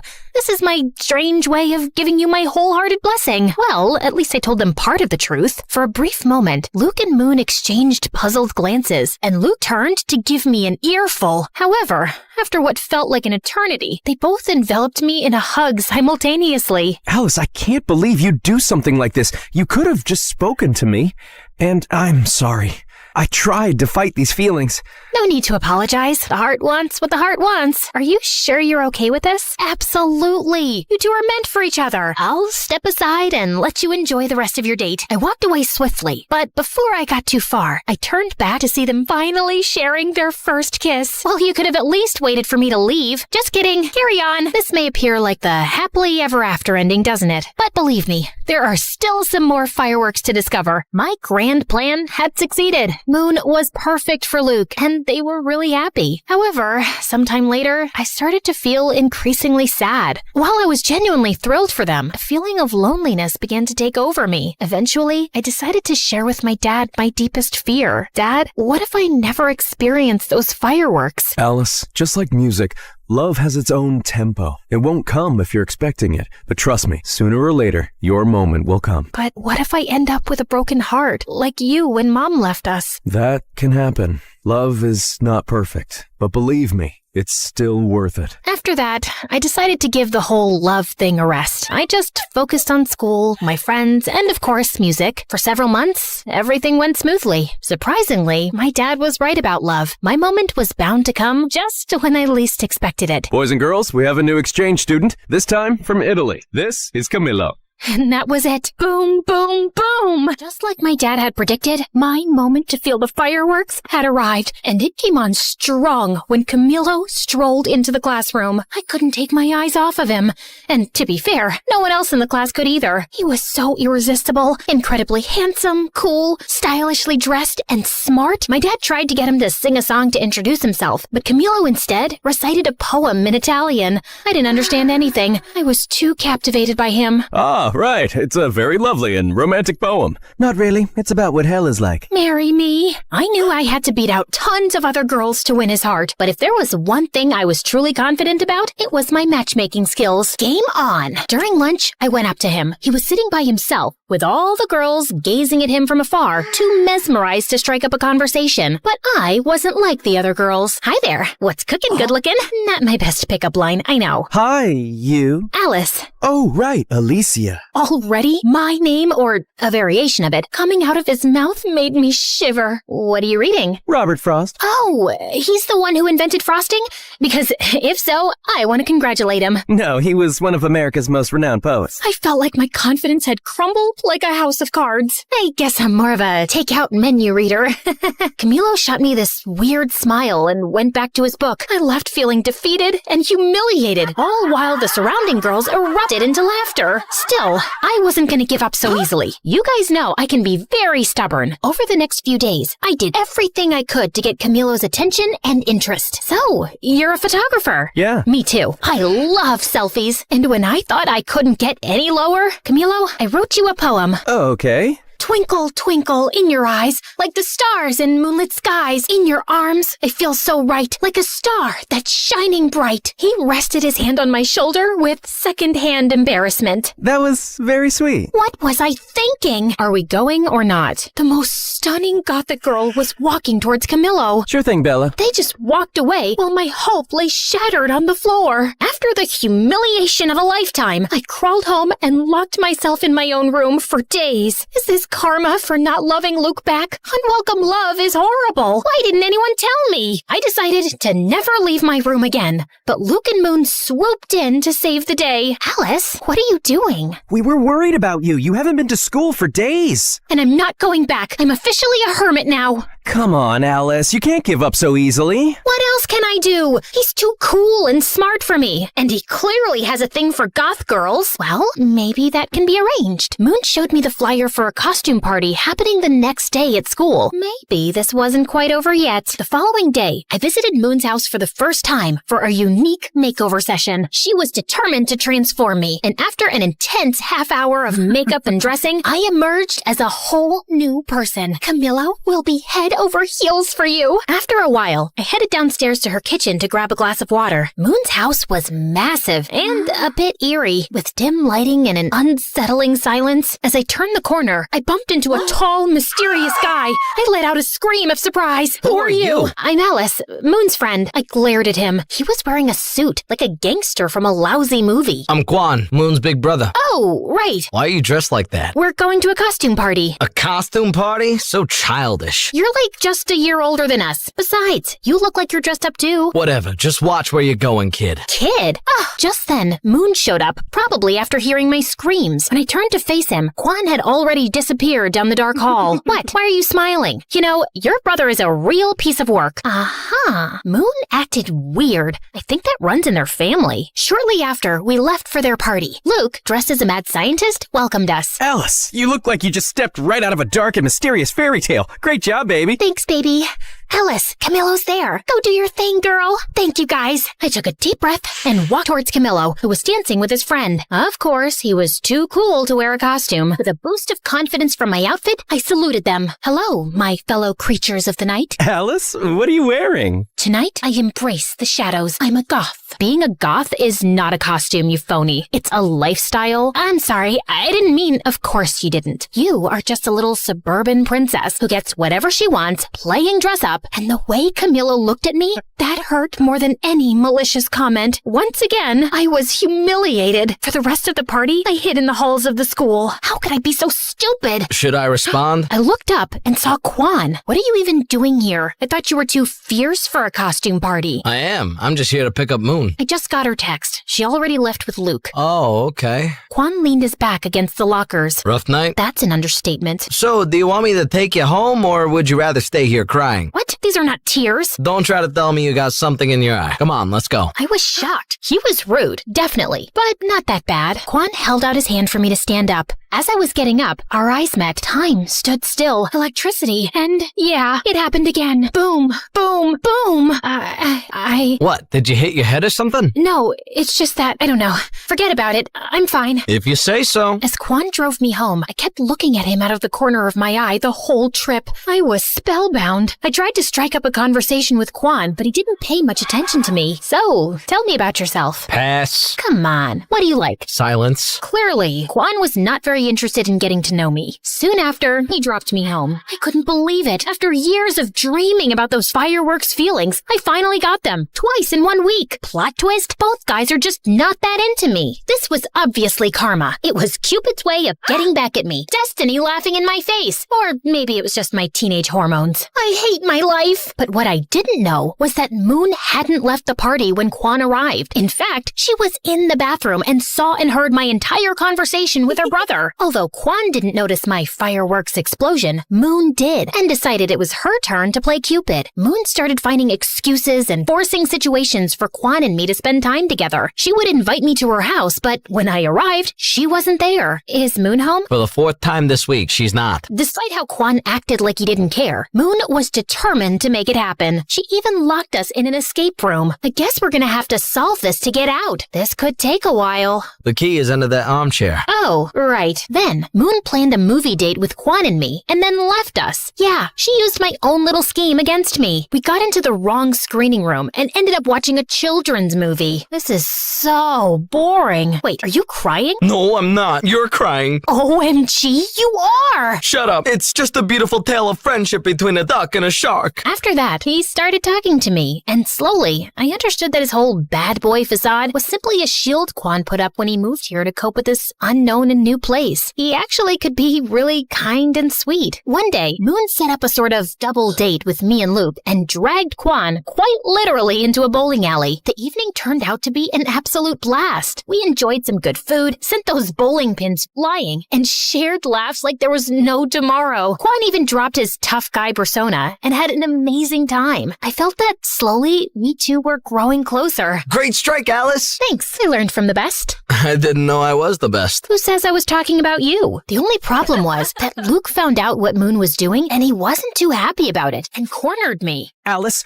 Quan's not right for you. He once told me, if you hurt my sister, I'll turn your hair pink. And he walks around in sunglasses indoors, too. And don't even get me started on his weird spoons collection. Did you see the massive plastic to fancy spoons display in his room? I'm just worried you'll end up hurt. But I wasn't very convinced. And then the next day, as we were preparing for our band rehearsal, Luke arrived with a surprise visitor. Camilo came to rehearsal, if you girls don't mind. If looks could kill, Luke would be dead now. Oh, that's why you said not to bring Quan. We'll talk later, baby. I tell you, man, we have the best drummer in town. So, he has decided to play matchmaker too. Go on, then. During our practice, I was super nervous, way more than usual. But then Camilo did some really nice things that made me feel a lot better. I think I did pretty good in the end. That was great, Alice. I didn't know you were so talented. Thanks. That made me melt, literally, right there on the spot. For the next few weeks, I was caught in a love triangle with Quan and Camilo, and tangled in a dispute between friends. I felt bad, but chose to go with the flow, hoping to solve the puzzle of my heart. But things turned into some kind of competition between between them. And in order to win, they went big. Luke orchestrated a fantastic carnival date for Camilo and me. Amidst the chaos, we laughed, won games, and feasted on cotton candy. I even won him a huge stuffed animal. Thanks! Elephants are my favorite animal. I'm more of a grizzly bear girl, but elephants are pretty cool. Then, Camilo and I rode on an intense roller coaster in an odd moment of calm. Before the car sped off again, Camilo pulled out his camera and took a picture of me. What are you doing? I want to capture this moment forever. That was one of the most magical and romantic nights of my life. For her part, Moon convinced Quan to take me to his favorite spot, a haven he had never taken anyone to before. It was a dark and murky place. Quan led the way, nodding to some guys. All eyes were on me, so I tried my hardest to copy his attitude. Needless to say, I failed. Quan, we are too young to be here. Relax, what is life without a little risk? Right, but maybe this is a little too dangerous. Okay, I admit it. I was scared. But you would be too if you saw those people there. It looked like the whole cast of Pirates of the Caribbean. Don't worry, Alice. I know the owner and most of the guys. They are cool. Quan took my hand, and not only did I feel safer, but I was also ecstatic. The rest of the night turned out to be surprisingly amazing. Everybody was fun and welcoming. Quan revealed his secret technique to cheat in poker, and an energetic punk band put on a spectacular show. Hours later, we watched the sunrise on the hood of his car at the highest point of the city. Hey, okay, I hear you all yelling, pick a lane, girl. But come on, deciding between Camilo and Quan is like choosing between chocolate and vanilla when you love both. It's driving me nuts too. It was impossible. Like Camilo wrote and recited to me in an open reading the most beautiful poem I had ever heard. But then Quan got us the chance to play our first gig in the same place he took me. Clueless of what to do, I turned to the greatest source of wisdom I knew, my dad. Okay, yes, I was truly desperate. Dad, is it possible to be in love with two people at the same time? My dad took a deep breath before answering. Alice, time has taught me not to put any limits on love. Love can be many different things. It constantly mutates, so maybe it is possible. And what should I do? I can't date two people at the same time. No, you have to be mature and thoughtful. Take care of your feelings, but also those of others. But I don't know how to decide this. If you are stuck in this situation, you might not be ready for love. Maybe the best thing to do now is to focus on yourself. And it wasn't very helpful. Maybe my dad wasn't the fountain of wisdom I thought he was. Before you guys go off in the comments, I know this is like the best kind of problem any girl my age could have. For days, I ignored both Camilo and Quan, but finally, the day of the concert arrived. Surprisingly, I was pretty calm. Well, that was until I saw both Quan and Camilo in the audience. At that moment, all my fears surfaced and I completely panicked. I couldn't face it and locked myself in the dressing room's bathroom. Alice, what are you doing? We have to go on stage in 5 minutes. I can't do it. This is all too much pressure. After failing to convince me to go out, Moon and Luke took it out on each other. Why did you invite Camilo? This was Quan's moment. He got us the gig. And Camilo can't be here? He's really supportive of the band too. Why are you doing this? What do you have against my brother? He thinks he's a Yakuza or something like that. And my brother is a great guy. But he's not good enough for Alice. And Camilo is? He's so pretentious. I was listening to their fight behind the bathroom door. It was like I had traveled back in time and they were my parents. I had to put an end to all this chaos. I gathered my strength and opened the door. Stop! This ends now. You can't be fighting over my love life. That doesn't make any sense. But... No buts. We were just trying to help you, like you helped us. I know, but it just doesn't feel right. I was wrong. Love should be spontaneous and free, not something we try to control and mold to fit our convenience. It's my life and I can make my choices. You're right. We're sorry. I'm sorry, Moony Toony. I am too, Lukey Doovie. That's really sweet. But for now, enough with the cheesy stuff. We've got a show to give. The room was silent and expectant when we got on stage. The air was tense, but we were ready. Hello, we are Cupid and his broken arrows. Are you ready to rock? Let's do this! 1, 2, 3, 4. The show was incredible. To be up on stage playing our music was a life-changing moment. There, I felt everything. Electricity, adrenaline, nervousness, and firework. And I can proudly say that it was the first of many shows. As for the guys, I decided to follow the advice of my father, who, as always, was right. I wasn't ready for love, and I didn't want to risk hurting them. I took them aside individually and told them the truth. Luckily, they both understood, or at least I think they did. I decided that I should focus on my first love, music, and that would pay off big time. Cupid! Cupid! Cupid! Ladies and gentlemen, are you ready? Well, it's a good thing you are, because this is Cupid and his broken arrows! Oh, hi guys. Yeah, as you can see, a lot has happened since the last time we chatted. Where were we? Oh yes, after our first show at that shabby place, Luke, Moon, and I promised to do everything we could to get to the top of the music world. First, we decided to go on tour. We rented an old van and set off on the road to our dreams. Well, at first, it was looking more like a nightmare than a dream. Not exactly the Four Seasons. Tell me there's no cockroaches. I can't sleep here if there are cockroaches. Of course not, Moon. Maybe just some 8-legged roommates, but I'm sure they're very friendly. The top bed's mine! Those first few weeks were challenging and scary, but Luke, Moon, and I stuck closer than ever. Sometimes literally. Relax, guys. Nothing bad ever happens to teenagers in horror movies, right? Initially, our gigs were confined to really small and quiet venues. Good night. We are Cupid and his broken arrows. Yeah, there were literally more crickets than people, but slowly, people caught wind of our shows. Our songs started popping up everywhere, and we gathered a group of loyal fans. It wasn't an overnight thing, but somehow we became kind of famous. However, the sudden fame had its downsides. The biggest downside of them all was him. That's Trevor, our manager. He discovered us when we were playing in a tiny, sleazy venue in Los Angeles. Hello, kids. I'm gonna make you stars. Talking about terror? Oh, I mean Trevor? See? It's like his name was meant for a crooked manager role. I'm just spitting straight facts here, guys. Where do you dream of playing? Just name it. In the forum? That's a little too ambitious. I'll make it happen. Sky's the limit for us. Despite Moon and Luke's excitement, something didn't smell right to me, so I decided to keep an eye on Trevor. Follow that car! I always wanted to say that. I tailed him to the forum offices. Oh, tailed is what spies say when they follow someone. Too many spy novels, I guess. So, Trevor got out of his car, but returned as if he'd forgotten something. What could it be, you might ask? His briefcase? His parking permit? Maybe his wallet? Well, not exactly. A gun? Who brings a gun to a business meeting? It's like bringing a gun to a business meeting. I figured he was a little shady, but he was actually dangerous. After a while, he walked out of the meeting with a big smile and put his gun back in his suit. Oh my God! That night, after Trevor gave us the news that he got us a slot at the forum, I revealed what my fierce investigation had unmasked. It's over, Trevor. I saw your gun and how you used it to get us this concert. We can't be involved in something as dark as that. Oh, you mean this? Trevor pulled out his gun and pointed it directly at me. My life flashed before my eyes. Moon, Luke, and I screamed in terror as he pulled the trigger. To find out what happened next, join part 4 of this story.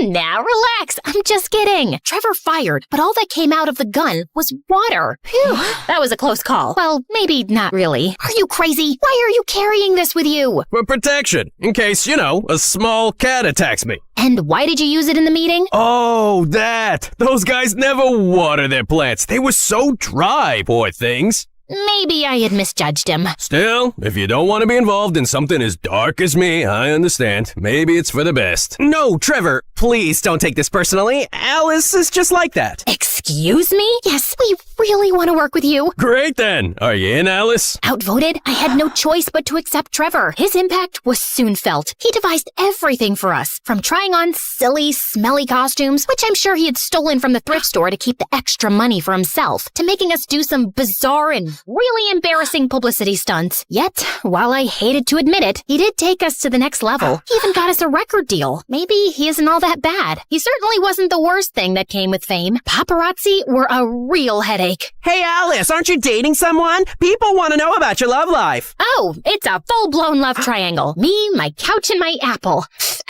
iPhone. Seriously? Can it get any cringier? Well, I know what you must be thinking. What about Quan and Camillo? You guys are so predictable. Okay, after I told him I was not ready for love, our paths simply parted. Camillo moved to the big city to try his luck as a poet, and Juan went back to South Korea. I had accepted that love wasn't my thing, and I was fine with that. Really, I was. But it seems that not everybody was. Alice, people are interested in you and your love life. We must give them something. And before I could say anything, Trevor launched his enormous infamous find Alice a boyfriend operation. When he was choosing from the pictures, from his looks, you'd think he was attempting to assemble an atomic bomb. I wish you people would stop meddling in my love life. You're one to talk. Fair point. Must I suffer all my life for that one time I played Cupid? Besides, you two are practically soulmates. I only intervened in the name of true love. Maybe Trevor will find you your soulmate. If he does, he deserves a Nobel Prize in matchmaking. Haha, very funny. Bingo! We found our man. Get ready, Alice. Trevor orchestrated a date with one of the buzziest actors in town. Naturally, he gave the paparazzi a heads up, turning the dinner into a spectacle that rivaled the Super Bowl coverage. I won't deny that he was good looking. The man could make any Greek god jealous, but he seemed to be already in a committed and very toxic relationship with his phone. It was like they were stuck in a never-ending staring contest. If a UFO landed on the table, he'd probably just assume it was dessert. So, tell me something about yourself. I have 5 million followers. Wow, I'd be concerned if that many people were following me. That's next level stalking. Huh? Alice, when's the wedding? This was beyond ridiculous. I needed a bulletproof escape plan. Something as sophisticated and brilliant as my mastermind can scheme. Hey, isn't that one of the Kardashians? A Kardashian? Where? I took advantage of the commotion to sneak out, but just as I was about to fulfill my genius escape, I bumped into a waiter sending his tray flying in the air. It landed on the head of my date. Oh my god, I'm so... Camillo? Is that you? Alicia, hi. What are you doing here? I was super surprised to see Camillo, but I had to move fast. I'm actually in the midst of an escape. Care to help me? Absolutely. Camillo wheeled over a waiter's cart covered with a tablecloth. Your chariot awaits, Your Majesty. I hopped in the cart, and Camillo carried me unnoticed out of the restaurant. After we were in the clear, we two went for a walk. By the way, I must confess, I'm a massive fan. Oh, thank you so much. People don't believe me when I tell them we used to date. Do you tell people that? Well, I know we didn't exactly date, but I don't know. Maybe I'm just expressing my wishes out loud. Are you flirting with me right now? I am. Who knows when I'll cross paths again with another star, especially with one as strikingly beautiful as you. He was going all in. I tried to play it cool. That's smooth, but I'm not gonna fall for it that easily. I did. I'm not the same girl I was a couple of years ago. I was. Besides, I know you have a way with words. He did.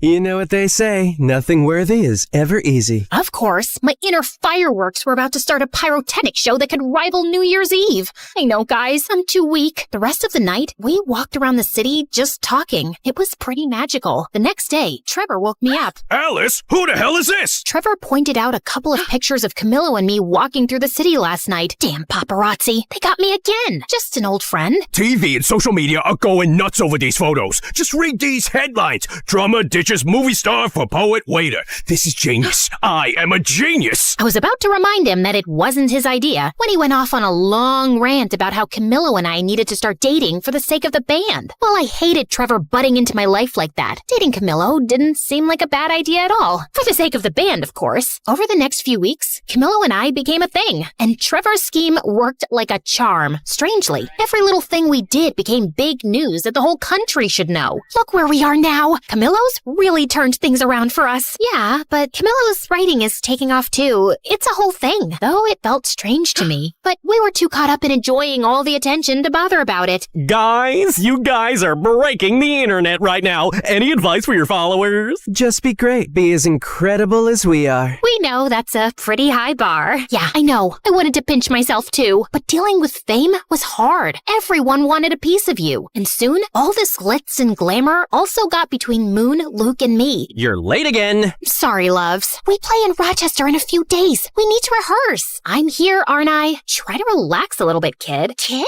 We've done hundreds of shows. It's a walk in the park. It isn't just another show.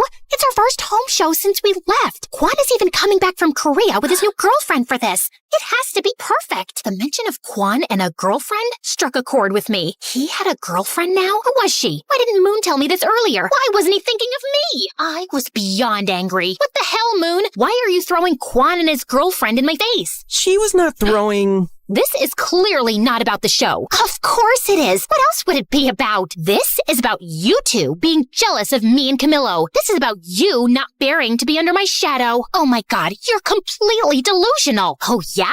You two are completely... I couldn't think of a good enough adjective, so I simply stormed out. What I didn't realize was that Trevor was standing on the side, just watching the drama unfold. Don't stress. You don't need anyone. I think you could even go solo. What? I mean, everybody knows you're the heart of the band. You're gonna do great things by yourself. I just know it. Oh, shut up. I knew Trevor was trying to manipulate me, but he wasn't all wrong. The band thing was not working. We were always fighting, and I had Camillo. What was the point of continuing? Okay, let's do it. We decided it was best to keep it a secret until after the show in Rochester, which would be our last. I had fears, doubts, and a lot of anxiety, but Camillo managed to calm me down. I'll be right there at your side. Finally, the day of the show had arrived. My relationship with Luke and Moon was more strained than ever. To avoid them, I went to the side of the stage. The arena was packed. Everybody we knew was there. Luke's family, Moon's dad, even the goth girl was present. Wait, where's Dad? I tried to locate my father in the VIP and the crowd, but it was like finding Waldo. When even Camillo, who was supposed to bring Dad, didn't answer my calls, I started freaking out. Something felt really off. Soon after, Camillo called me from the hospital and told me there had been an accident. What? How? I was late. Then I saw your dad's accident on the way, so I followed him to the hospital. But your dad is fine. He's resting now. Why did nobody call me? They said they called his emergency contact. I'm on my way. I ran to the dressing room to grab my things. Guys, I have to go. My dad is in the hospital. Your dad? What happened? I explained everything, and despite our fight, Moon and Luke hugged me tightly. Alice, I'll drive you. Due to my shock, I hadn't noticed that Quan was there. He looked even more attractive than before. Quan,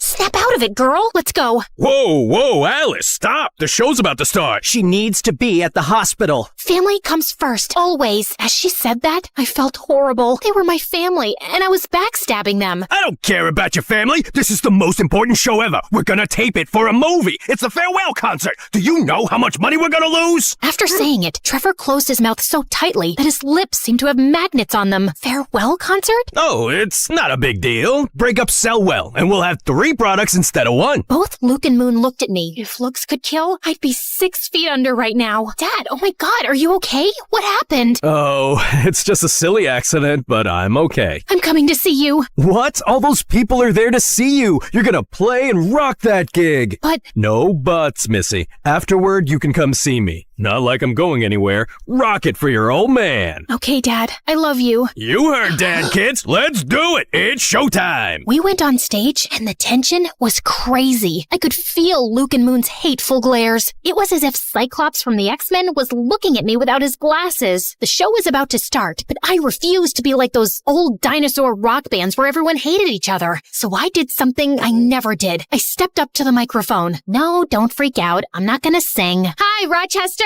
I want to dedicate this show to my family. To my dad, who needs to stop riding his bike at night, and to my siblings, Luke and Moon. No one has taught me as much about love and friendship as you two have. I love you, and I'm sorry, guys. Luke and Moon smiled at me. Now that we got that out of the way, it's time to rock. Then the show finally started, and it was simply incredible. Luke, Moon, and I played like it was the first time in my garage. The show was, without a shadow of a doubt, our best. After that, we 3 reconciled in a big embrace. While they were still angry, at least now it didn't look like they were going to scheme to murder me. Shortly after, Trevor joined us. Oh, Trevor, just the man we were looking for. What? Should we share the honors, guys? At the count of 3. 3, 2, 1. You are fired, kid. Trevor tried to manipulate and scare us with threats, but when we were together, that didn't work. That's why he wanted to split the band. He knew he could control us if we were divided. You're making a huge mistake. This is not over. Can you close the door on your way out? Thanks. We went to see my dad, and apart from a few scratches and a large cast on his leg, he was fine. You'd think I now had everything, and you'd be right. I had my band and friends back, my dad was okay,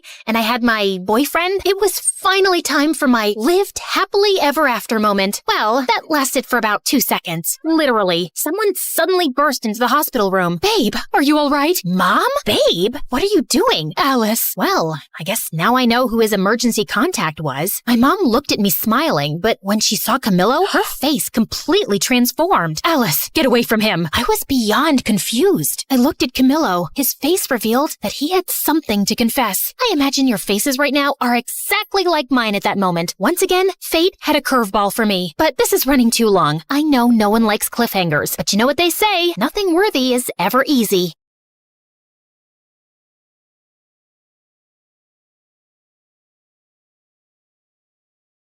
Brianna waited impatiently in the cinema parking lot. Her date was 40 minutes late. Just as she was about to leave, the car door pulled open without warning. Whoa, gotcha! Are you a clumsy dummy, or did you plan this to fall into my arms? How would I plan?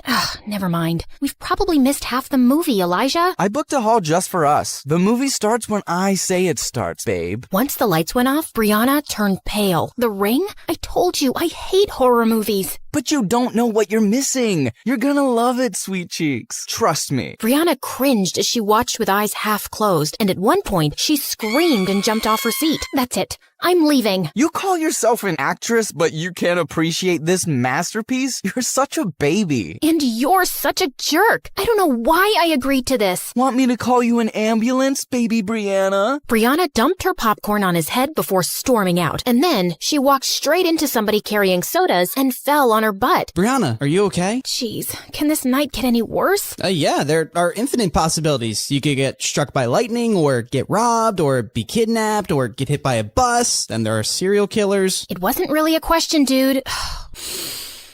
I'm sorry. I wasn't looking. I'll pay for the drinks. I can take care of this. Thanks. What's your name? Wow, you don't even know my name? Why would I? I know your name. Yeah, because I'm, famous. What's your excuse? I'm in your biology class. I joined your school 3 weeks ago. Brianna was embarrassed. The teacher did introduce some new scholarship kid, but I've hardly noticed him since. It's okay. I'm not offended. It's what I'd expect from someone like you. I'm Charlie. I'll see you around. He smiled and walked away, and Brianna felt kind of bothered. What did he mean, someone like me? Charlie knew Brianna wasn't kidding about being famous. He had seen some of her TV show on Stargirl. At school, she was surrounded by girls just like her, and guys who changed sports cars faster than clothes. Of course she hasn't noticed someone like me. The 3 most popular girls in school chilling at a pool party was a sight to behold. Their leader, Madison, was a rich socialite and model, and her childhood bestie Amber was an Instagram influencer who started the weirdest fashion trends. But the most popular right now was Brianna, who'd joined them in 8th grade and shot to fame with her teen TV series. People called them the Barbie Angels because they screamed perfection, but they weren't feeling great lately. Things are starting to get boring. It's not a challenge to get any of these guys around us, and it's even harder to lose them. I made out with a red-haired model last week, and later my boyfriend found a red hair on my sweater. I said I'd hugged a sad clown on my way home, and he actually believed me. I dumped his stupid butt. Seriously. I went on a horrible date with Elijah, and he texted me to say he was going to Korea, and we'd go out again once he returned. What made him think that would happen? Crazy, right? Ugh, even blind guys are drooling over me. I feel you, girl. Remember my blind stalker who tried to climb my bedroom window, but he fell down and was taken to the hospital? Ugh, so clumsy. Yeah, what a dummy. Girls, we need to spice things up. I want to find someone really different. Make him fall in love with me, mess around with him, and then dump him. Wouldn't that be fun for us? OMG, yes. I haven't felt this excited since the 11th Harry Potter book came out. Just then, something caught Brianna's eye, and she left. I wasn't even done talking. Amber, do you feel sometimes that she isn't as nice as before and her fame's gone to her head? Her head does look a bit smaller than usual. Anyway, who cares, Maddie? You've got me. I'm your favorite girl, right? You know you are, babe. Brianna had spotted the DJ at the party, and it was Charlie, looking much cuter. Wow, you're full of surprises, DJ Charlie. What? I said, you're full of surprises, DJ Charlie. Brianna, I heard you the first time. Then why did you say what? I just meant, what's the surprise? Oh, well, you're a scholarship student, so I thought you'd be a nerd. Didn't imagine you as a DJ. Guess you have a limited imagination then. My imagination's just fine, thanks. In case you didn't know, I co-wrote the series I acted in, the one that's really famous. That reality show with a bunch of rich girls doing rich things? Yeah, my coworker made me watch a few episodes. I'll have to get your autograph for her sometime. She's a huge fan. And with that, Charlie switched up the music louder. Every time I speak to him, why do I end up feeling insulted? So annoying. I have just the guy for Project Plaything, Maddie. See the DJ? His tacky t-shirt. But he's kinda cute. Why him? He's nothing like the guys we date. He's a scholarship student in my bio class, and he seems unimpressed by everyone at our school. school, including us. Well, that's new. I love a good challenge. The question is, will he buy it? The most popular girl in school suddenly notices him? He might think it's a prank. We'll just have to make it believable then. Plus, no guy is immune to my charms, Brie Brie. He'll be eating out of my hands in no time. Like a baby shark. I don't think it'll be so easy, but I'm looking forward to it. The girl's first move was to get Madison on Charlie's radar and paint her as an angel. So 2 days later, Charlie found Madison walking into the cinema, who he instantly recognized as Brianna's friend, and she had a line of kids behind her. Hi, could I please have 30 tickets for the new Minion movie and whatever snacks the kids want? Are these kids from an orphanage? Yeah, I volunteer there, and I thought I'd treat them. It's not often that they get to go out, so I want them to have a really good time. Wow, she doesn't even have a PR team taking pictures. Charlie led the excited kids into the theater, and as he was leaving, Madison touched his arm. Wait, you were the DJ at a pool party recently, right? Right. I also go to your school. How did I not know that? Oh, don't beat yourself up. I'm super easy to miss. I'm like a pigeon in a school of peacocks, but I prefer my own company anyway. It's the best. I'm sure it is. Well, thanks for your help today. Madison kissed him on the cheek, and Charlie smiled awkwardly before running off. Was the most popular girl in school just flirting with me? Nah, she probably flirts with everybody. Later, Maddie called the others to update them. Do you think he bought your act? Of course. I'm beginning to think I'm a better actress than you are, and this is going to be a lot easier than I thought. The next day, when Madison walked into the cafeteria, she spotted Charlie in a corner, and his eyes were already on her. She helped a kid with crutches get his lunch and tipped a janitor generously before making her way to Charlie's table. Hi, do you mind if I sit here? Of course not. Yes, please sit. I am sitting. Oh, righto. You want half my sandwich? My grandma made it. The filling is probably this week's leftovers mixed together, and the bread is a bit stale, but it's not bad. I think the gravy she put inside is making it, what's the word I'm looking for? Moist. Yeah, it's moist. Tempting, but I haven't had bread in years. Just then, Charlie noticed that half the cafeteria was staring at them. They're thinking what I'm thinking. What is a beautiful, rich model doing with me? This is clearly a prank. You know, I just remembered. The librarian asked me to feed her fish, and they'll die if I don't do it right now. Really? Well, I can come with you. No!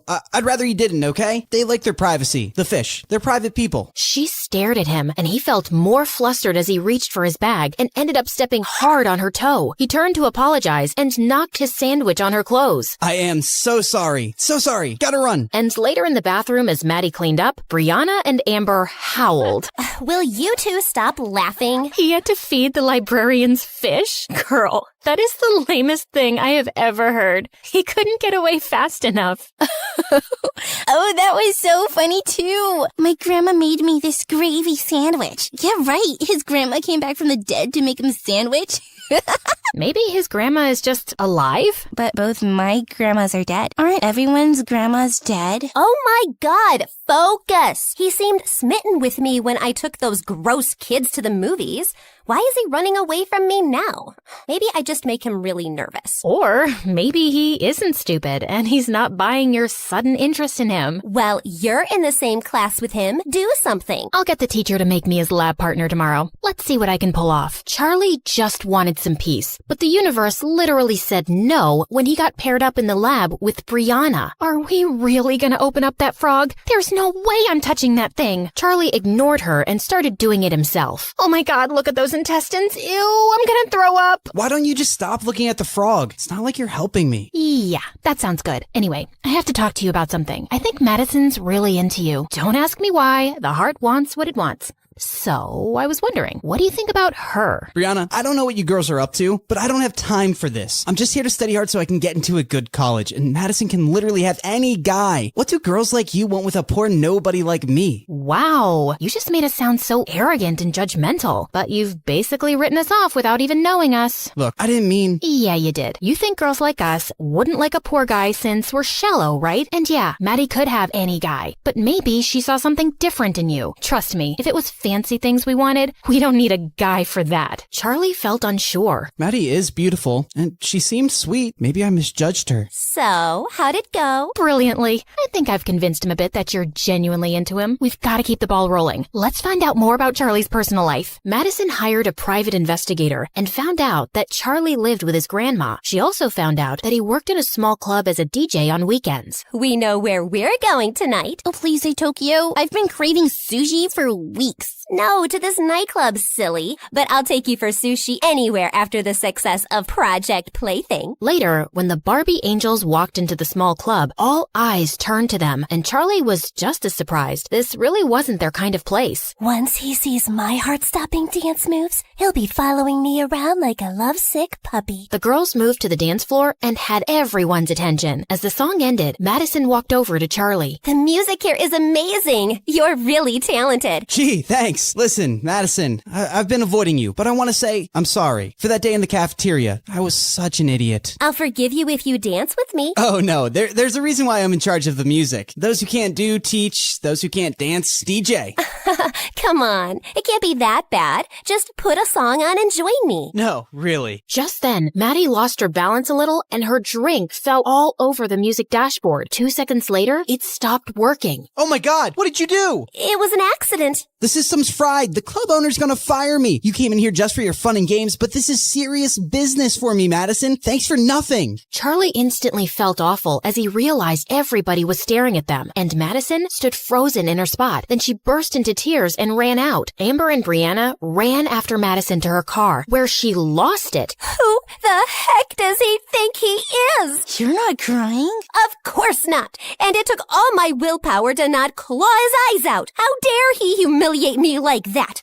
Oh, once he falls in love with me, I'm gonna squish him like a bug. That was brilliant. Now he's gonna feel terrible because you didn't even lash out at him. And he'll think you're the sweetest angel on earth. Oh, I underestimated you, Maddie. You're the worst. I am the worst. And when I'm done with him, he's gonna wish he was dead. Charlie just couldn't face Madison in school the next day. And after a lot of begging, he finally managed to get her number from Brianna. Little did he know, the girls had decided that Brianna would be the one to talk to him, pretending to be Maddie, because she was the smoothest talker. Charlie felt super nervous as he called her that night. Hello? Hello? Hi. Hello.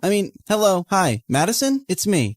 Charlie. What do you want? Listen, before you hang up, please don't hang up. I'm really, really sorry. I just lost it and you didn't deserve that. And you didn't even scream at me or hit me, which you should have. You still can. Charlie, I get it. You freaked out. I hope you didn't get fired. I did. But it's okay. I'll find another gig. I'm sorry. Are you for real? Don't say sorry to me. Do you think we could just start over? Yeah, I'd like that. Hi, I'm Charlie. Nerd by day, DJ by night, and I get free popcorn once a month at the cinema. You go. I'm Madison, and I'm a famous model. Also, I've been on a diet since forever, so I don't remember what popcorn tastes like anymore. That's the saddest thing I've ever heard. The two ended up talking and laughing for hours, and she kept surprising him. She was funny, well-read, and had great taste in music. It was 4 a.m. when they finally said goodnight. I can't remember the last time I had such a good conversation with someone. The next day, Brianna updated Maddie on everything they'd talked about, but she didn't see Charlie in her biology class. The girls hadn't seen him at recess either. So Brianna sent him a text as Maddie, and he replied, Grandma broke her hip this morning. I'm at the hospital. If you really want to seal the deal with Charlie, you should go see his grandma. Ew, I hate old people with their wrinkly skins and their weird smell. Come on, they're cute. Just be nice to her. Charlie will love it. Should I really interact with her? I don't think I could be nice to an old woman. Brianna then thought of a better idea. After 3 days, Charlie's grandma was discharged, but he had one problem, the hospital bill. He decided to talk to the hospital staff about paying in installments, but then they told him that someone had already settled it. What? Who? The person had chosen to be anonymous, but Charlie insisted so much that the staff revealed the sender's identity, Madison. Why did you do it, Madison? What do you mean? You paid my grandmom's hospital bill and tried to hide it. Why? Because I knew you wouldn't accept the money if I offered it to you, and I made you lose your gig. It's the least I could do. I care about you, Charlie. You can have any guy you want, Maddie. Why me? Well, I've dated enough guys from my circle to know they're not very nice people. They're mostly after my money or fame or my parents' influence, and you don't care about any of that. You're like a breath of fresh air. But if you don't feel the same way, I won't hold it against you. Charlie was about to reply when his grandma called called him, but he couldn't stop thinking about Maddie. What she did for me is amazing, but I feel scared about falling for someone like her. Charlie hadn't come back to school for a week, but he and Brianna had been exchanging texts, as Maddie, of course. She was laughing at a meme he'd just sent when she found Elijah by her locker. Ugh, why is he back? Just read something funny? Tell me, babe. I love a good joke. Excuse me? You were just laughing at your phone? I hope it's a joke and not a boy whose butt I have to kick. What are you, my dad? Because you're definitely not my boyfriend. Stay out of my business and don't call me babe again. I've forgiven you for the last tantrum, Bree. Now tell me where you'd like to have our next date. How do I spell this out for you? There won't be a next... Brianna, is this guy bothering you? Charlie, you're back. No. We're done here. Who's this loser? Did you wander here by mistake from some homeless shelter? Just leave him alone, Elijah. Charlie turned around to see Maddie, and his heart skipped a beat. What happened while I was gone? Since when did you girls start mingling with nobodies like him? Suddenly, Charlie walked over to Maddie, and he pulled her close. There you are. I've been looking for you everywhere. I've missed you. And then he kissed her on the lips, and Brianna was even more surprised than Maddie at Charlie's move. Elijah gritted his teeth and walked away. Wow. What was that about?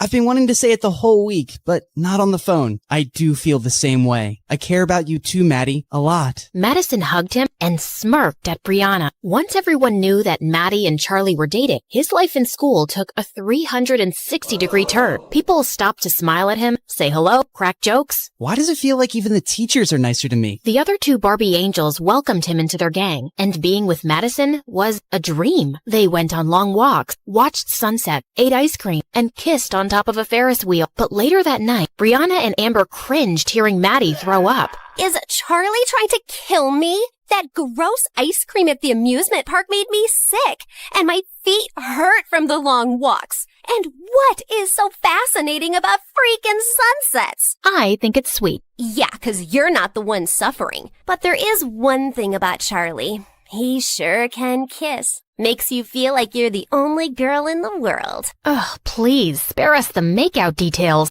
Okay. Listen, Brianna, try giving him a hint about planning fancier dates for me. I know he's poor, but come on, he's dating me. The next day, while Charlie was watching football practice, the ball suddenly came in his direction, and he gave it a strong kick back. Hey, kid. You play football? I used to, but I don't have time now. Come on, grab some shoes and join for a game. Just then, Charlie caught Elijah looking at him like he was a buck, and that motivated him. Elijah was coming at him aggressively, but Charlie dodged him and kicked the ball straight into the goalpost. Charlie, you're a natural. You have to join the team. Sir, I really don't think I can commit to practice. Kid, just try it out for a month and see if it works, okay? Elijah, you better watch out. He's gonna give you a run for your money. Charlie ran off to the locker room to put back the cleat, but when he walked out, someone had pushed him to the ground. What the heck, dude? I just don't understand why a low-class idiot like you is in this school. I'm here on scholarship, which means I earned my spot here. But that doesn't mean you belong here. Well, Maddie doesn't think so, and the coach. Don't let the coach's stupid words get to your head. And as for Maddie, gosh, you're a moron. Do you really think? Just then, someone pushed Elijah away hard. Dude, seriously, what is wrong with you? Why are you jumping to his defense? Because he's my friend. And what, are you threatened by a little competition on the field?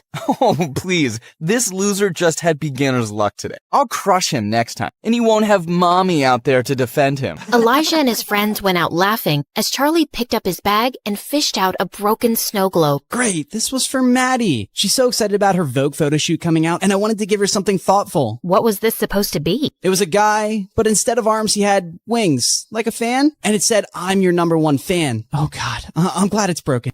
It's so lame. No, it's cute. Yeah, maybe you could do something a little extra. Rent a car, get some flowers, go out for a nice dinner. Girls like being pampered. Wow, yeah, that sounds nice. Thanks, Brianna. Also for saving my butt. Also for calling me your friend. You're welcome. This is the place you were raving about? And why don't you have a reservation? It's walk-ins only, but it's so worth the wait. After 30 minutes, when they finally got a table, the place was dirty and loud. Isn't the energy of this place something else? Yeah, it's something. Oh my God, I just felt something on my foot. Maybe it was my foot. But just then, a mouse jumped onto Maddie's lap. She screamed and started jumping around like a maniac. Then she tripped on her dress and went crashing straight into another table.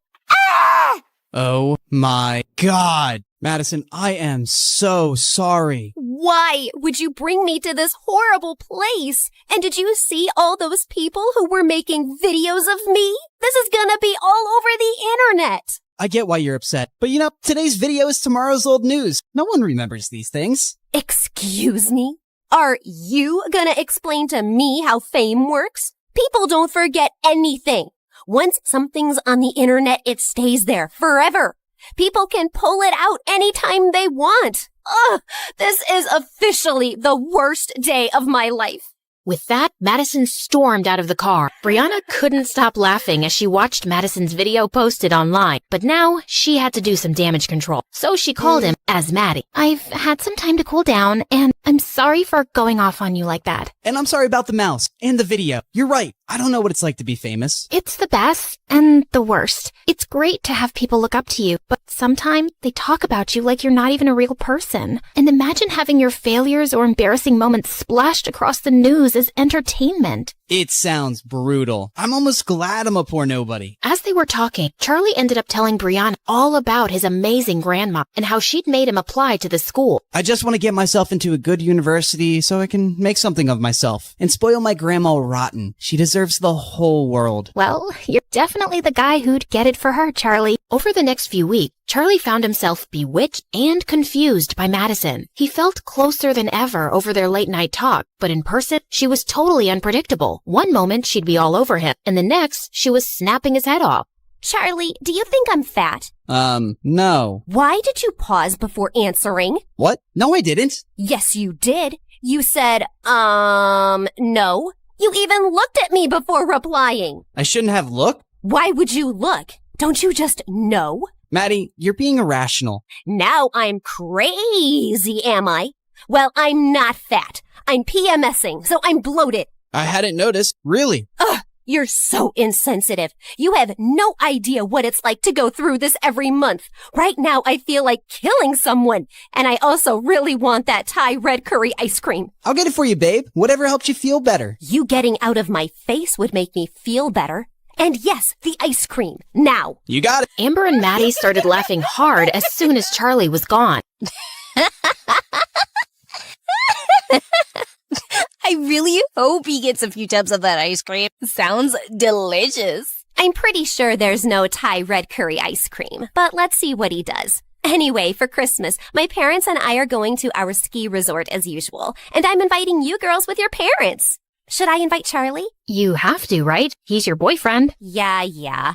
And at least 3 of my exes will be there. And I'd rather not show up single, but I'm gonna have to give Charlie a makeover before I take him. On his first day at the resort, Charlie slipped out of his room at 5 a.m. and found Brianna waiting in the kitchen. Oh, you're here. I almost thought you wouldn't come. I almost thought that too. I don't know why I agreed to the early morning skiing lesson. Because you're a good person and you like me? I'm just saving Maddie some embarrassment, because you'll definitely make a fool of yourself without my help. Couldn't agree more. They headed out to one of the smaller slopes, and she explained skiing techniques to him. I think you're ready. Well, as ready as you'll ever be. If I die, please break the news gently to Grandma. You play football against Elijah. You'll survive this too. Now don't be a wuss. Time to go! Brianna whizzed down the slope, and the cold wind in her face made her feel alive. She turned around to look at Charlie, who looked like a baby goat learning to walk. Charlie, just loosen up. Come on, I'm racing you down to the end. Charlie took deep breath and relaxed. He was gaining momentum and actually starting to enjoy it. Brianna was flying ahead effortlessly, but he was catching up. But then suddenly, he was going too fast. He tried to slow down, but he just couldn't. And moments later, he felt himself crashing straight into Brianna and they went tumbling into the snow. Oh my God, Brianna, are you alive? Is your neck broken? Please don't die. Say something. Oh,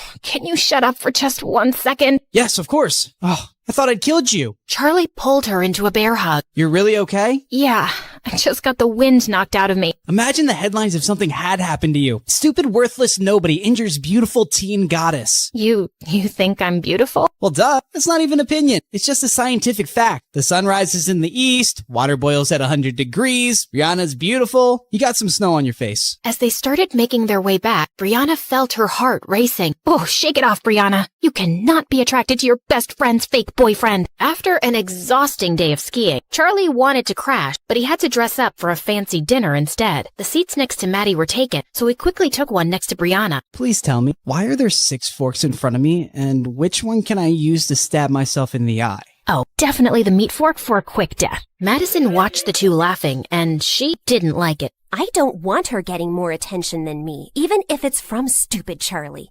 Hey, Charlie, could you sit next to Amber, please? Her parents couldn't come, and she, broke up with her boyfriend. She could use some cheering up. Charlie nodded reluctantly and took the seat next to Amber. So, Amber, you want to talk about your breakup? Okay, sure. Why not? It happened 3 years ago, and his name was Leo. And that's what you're sad about today? That's a bit offensive. I'm not sad. Do I look sad to you? Charlie was relieved as they were served their first fish course, but Amber was staring down at her plate in tears. I'm so sorry. Please forgive me.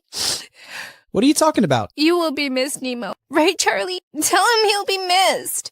Yeah, you will be missed, Nemo. Just then, Brianna's mom, who was sitting opposite him, spoke. So, Charlie, where were you studying before? Well, I was in public school in another town. I got a scholarship here, so I moved with my grandma, who raised me. And what does your grandma do? She's an amazing healer. She cures people with herbal medicines and different techniques. So she's not a real doctor? No, not in the typical sense. And this healer thing, it makes her enough money? Mom, stop! It's okay. Yeah, she earns enough. And I work at the cinema. And I also DJ on the weekends. We manage to take care of each other. There was an uncomfortable silence, and Charlie felt his face turning hot. Then, Maddie's mom spoke with her country accent. That's sweet, honey. You seem like a brat kid, and I'm sure you'll go places one day. It's funny how life turns around. I mean, look at me. I was raising little Maddie as a single teenage mom in a trailer park with nothing. And then, boom, one day I won the frickin' lottery, and we were rich. Soon after, I met my husband, and life's amazing now. Let's raise a toast. Our blessings. Brianna looked over at Madison, who looked like she was gonna crush her glass. She always felt ashamed of her past and that she wasn't born rich like everyone else. Just then, Amber said she wasn't feeling well, and as she was leaving, she tripped over the carpet and fell down. Amber, are you okay? Did you hit your head? No, didn't. But it hurts so bad lately. And even my eyes. Like, sometimes I wake up and it takes me like 2 seconds to see the light. And I swear the lights are on. You know, I'm a scared cute mouse, right? I don't sleep in the dark. Okay, I'm gonna take her to her room to rest. When Madison returned later to the main hall, she suddenly overheard Brianna's mom and another woman talking. That woman sure loves to tell her trailer park story. She's been rich for years now, but she still sounds so trashy. Money can't buy class. And now look at Madison's choice of boyfriend. I mean, he's sweet, but no amount of designer clothes can hide where you really come from. Madison's ear burned as she stormed off and ran straight into Charlie in the hallway. Hey, I was looking for you. How's Amber? Why did you say all that nonsense at dinner? What? Oh, I'm on scholarship, and I work at the cinema, and my granny does voodoo. It's not voodoo. And why would I hide all that? It doesn't embarrass me. And even your mom was poor, and she's not ashamed of it. Well, she should be. I don't know why she keeps telling that story so proudly. No one respects her for it, and I don't want to be reminded of the cheap start of my life. She said all that stuff because of you. I've been trying to please you all day, Maddie, but I'm really tired now. I hate skiing, these clothes are pretentious, and I don't like talking about my grandma like that. Charlie stormed off to his room, packed his thing, and called a cab. Charlie didn't speak to Maddie for a few days, but he gave in after all her apologies. I'm really sorry, okay? I just wanted my stepdad to like you, and he's a bit difficult. But I shouldn't have asked you to act differently. I like you, just as you are. Well, if you really want to make it up, you'll have to spend more time with my family now. Of course. I volunteer at the community center for old people and take grandma there every Saturday. You should come. Can't wait. Madison had begged Brianna and Amber to accompany her. Eek. Oh, this place smells like disease and something rotten. Shut up, Maddie, and just act normal. After they'd all met, Charlie asked Maddie to help him set up a game of musical chairs while Brianna joined his grandma. I'm so glad to meet you, girl. Charlie was certain he wouldn't make any friends at his new school. You've raised a pretty nice guy. Oh, trust me, I didn't do much. That kid was born with a heart of gold. Once when he was 8, He came home saying he'd lost his bicycle somewhere, and I was so mad. Well, a week later, I found him 3 streets down, teaching a little girl how to ride the bicycle. He told me that she'd lost her brother recently, and the cycle made her happy. She needed it more than he did. That's what he said. Hey, he's always been special. Later that night, Brianna's heart felt heavy when she got Charlie's text. Thanks for today, Maddie. It meant the world to me, and I love you. I love you too, Charlie. The next day, when Brianna showed Maddie the text, she was ecstatic. Finally! The 3 golden words! It's time for phase 3 of Project Plaything. Dump his sorry butt. Yay! Then sushi in Tokyo. But Maddie, he really cares about you, and dumping him out of the blue feels cruel. Can't we think of an easier way to let him down? But this was always the plan. Are we supposed to care about his feelings now? Well, yeah, we've gotten to know him, and I just think he would take this really hard. You know what? You're right. He is a bit oversensitive. Maybe I can be really difficult the next few weeks, and then he'll just get sick of me and be happy to break up. That sounds better. Thanks. After Brianna walked away, Madison turned to Amber. Who does she suddenly think she is, Mother Teresa? I'm tired of Charlie, and I want to pay him back for the times he was rude to me. I have the perfect plan to dump that loser. But don't say anything to Brianna, okay? Oh, I love it when we have secrets. Just the 2 of us. 3 days later, it was Madison's birthday, and she was having a big party in a dance club with Charlie as DJ. Then suddenly, she climbed onto a table with a mic. May I have everyone's attention, please? I have something to say to our resident DJ. Everyone fell silent, and Brianna suddenly had a horrible feeling. As you all know, I've turned 17 today, and I just want to start this year fresh. So Charlie, I'll start with you, 'cause I just can't fake things anymore. You are just a game to me, okay? To us. I got bored, so my girls and I decided to make you fall in love with me as a challenge. Actually, Brianna was the one who brought you to my attention. It's been fun messing around with you, but it's just made me realize that dating below my league isn't for me. I don't relate to you and your third world problems, dude. But thanks for a few fun weeks. And I'm sure you'll find a nice average girl soon. Ciao. Charlie just stared at her, frozen in his place. Joke, right? This doesn't make any sense. He suddenly looked over at Brianna, who looked pale. His head started spinning. Need to get out of here. He threw his headphones aside and started running, but then tripped and crashed to the floor. Suddenly, Brianna was by his side, helping him up, but he pushed her away. Madison and Amber were laughing like hyenas, and then someone put on a song, and they all started dancing again. Brianna marched over Madison and pulled her aside. How could you do this, Maddie? You said you'd let him down easy. No, Bree. I said I'd crush him like a bug once he fell for me. And you thought I was brilliant then. What changed? What changed is that we found out he's a really nice guy. He didn't deserve that. Not my problem. I wasn't gonna keep dating him just because you suddenly decided to become a humanitarian. Now, please don't create a scene at my party. Tears stung Brianna's eyes. She remembered Charlie's heartbroken face, and she left immediately. Brianna didn't know how she was going to face Charlie in school the next day, but he didn't show up. He wouldn't reply to any text or call, and he didn't come the entire week. Yes! I checked, and my private plane is free this weekend. We're going to Tokyo, ladies. What? Why? Well, Project Plaything is successfully over, and I promised Anne I'd take her for sushi. Remember? Right. Well, consider me out of this plan. Brianna walked off, and a smirk spread across Madison's face. You thinking what I'm thinking, Amber? If you're thinking about what being by a butterfly feels like, then yeah. No, I mean about Brianna. Why do you think she isn't in any mood to celebrate with us? Maybe she's racist and doesn't like sushi. Or maybe she's in love with that trashy Charlie. Ew. Who likes trash? Looks like our Bree does. Imagine crushing on someone with that social status. You know, maybe you're right. When we were at the resort, I saw those 2 sneaking out at 5 morning. I had a headache and I went down to love some gummy bears. They always make me feel better. Maybe Charlie loves her too. Of course he doesn't. He fell for me, not her. She's pathetic for wanting him.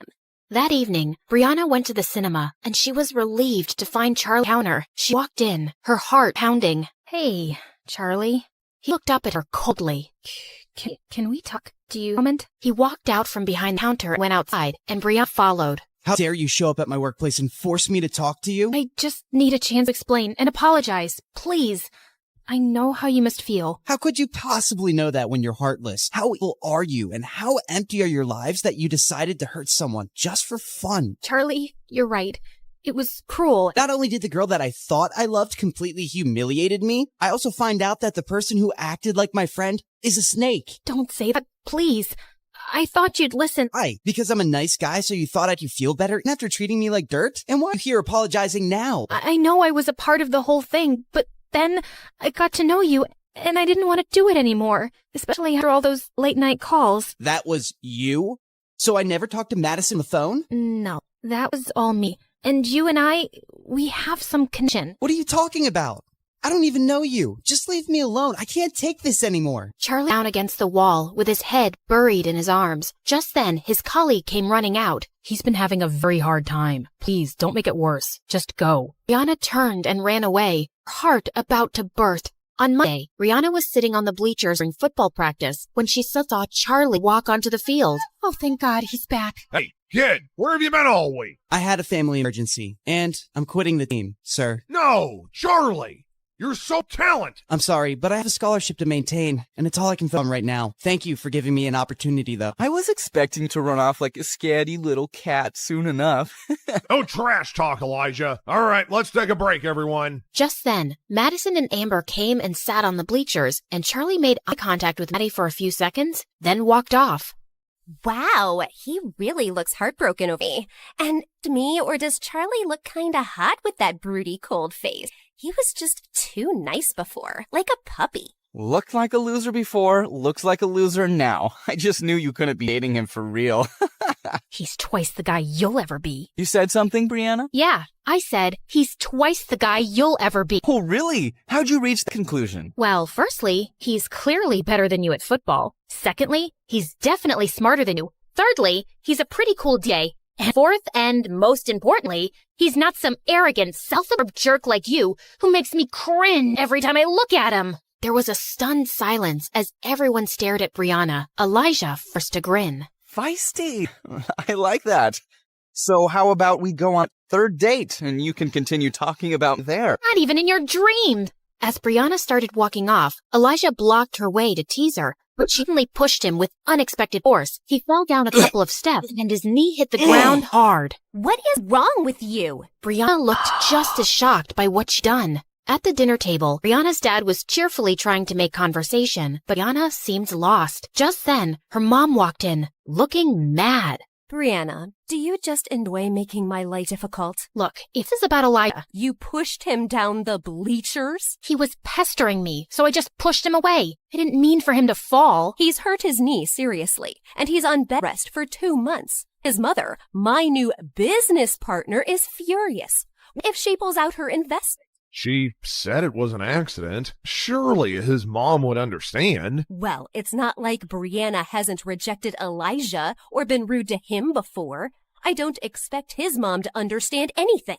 I don't care what his mom thinks. Because you don't care about me. I've built everything for you. But no, you'd rather be an actress. And now you're upon ruining. Oh, God, I can't have this conversation again. Just because I don't want your company doesn't mean I don't care about you. And stop trying to make me feel bad. If it's any consolation, I feel terrible already. Brianna stormed off with her mom staring after her. She's always been difficult, but something extra's been going on with her lately. I never thought she'd be violent. That's an exaggeration. And you never try to actually talk to her. She doesn't talk to me. I'm going to ask her friends what's up with her. Charlie had returned to school, but he just kept his head down, talked to no one, and pretended Brianna didn't exist. She kept her distance from him, but she also found excuses to stay away from Amber and Maddie. One day, she was reading in the empty gym during recess when Madison snatched her book. Come on, Bree, this is getting ridiculous. It's time for an intervention. What? We know you're going through something. Even your mom is so worried. I told her you've been avoiding us too. And well, I think I know what the problem is. You lied to me about your breakup with Charlie, and I'm mad. But it's not just that, right?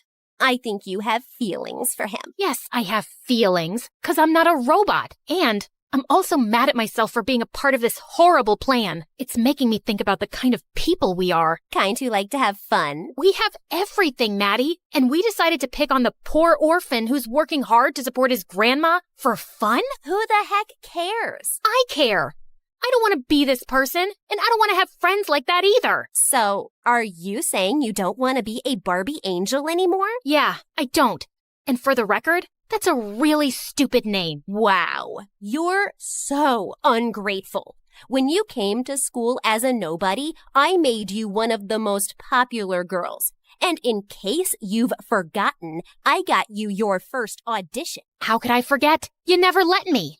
Yes, you got me the audition, but I got the role because of my talent. And it's not a good enough reason for me to follow you and do whatever you say anymore. We're done. Oh, if you think. Just then, Amber fell to the floor with a thud. Amber, get up! That's not funny. But Amber was unresponsive. She'd actually fainted. They immediately rushed her to the hospital, where she regained consciousness, and the doctors ordered some tests. Oh, my head. It feels like there are 1,000 cactuses inside. You're gonna be okay. Just go, Brianna. It's not like you care. You made her faint by stressing her out. You were the one shouting at me. Please, both of you, shut up. All of Amber's tests turned out clear. Her parents even sent her reports to the best doctors around the world, but no one could figure out her problem. Meanwhile, her headaches and fainting spells continued. But one day, Brianna's mom brought up something unexpected while visiting Amber. Someone at work had a back problem, and she swears this healer fixed her after the doctors gave up. I know it sounds a bit ridiculous, but maybe you could try it? At this point, we'll try anything. Who's this healer? Well, these girls know her grandson. It's Charlie's grandma. Amber's parents went over to Charlie's house, and they were told she can't see them. What did you expect? She hates us, of course. Why is she making this personal? Why won't she help someone if she can? Look, maybe if we go in there and convince her how sorry we are, she might listen. Fine. The three girls went over to Charlie's place one evening, and to their dismay, Charlie opened the door. What are you doing here? Don't flatter yourself. We're not here for you. We want to talk to your grandma. She doesn't have time for people like you. I made that clear before. Charlie, please, I need your grandma to take a look at me. Something's really wrong with my head. You got that right. We're not messing around, really. Amber is suffering, and the doctors can't figure out what's wrong. Not my problem. You people are rich enough to find someone else. Just leave me and my grandma alone. Wait, I'll see her. No, you don't have to do that, Grandma. Step aside, Charlie. Charlie stormed off angrily, while Grandma led the girls to her healing room. After Amber described all her symptoms, Grandma made her lie down and prepared her healing herbs, then started a strange ritual on her as the others watched. When she was done, Grandma made Amber drink some tea. How do you feel, dear? I feel good. My head feels lighter, like there was a whale sitting on it before and now it's jumped off. I haven't felt like this in weeks.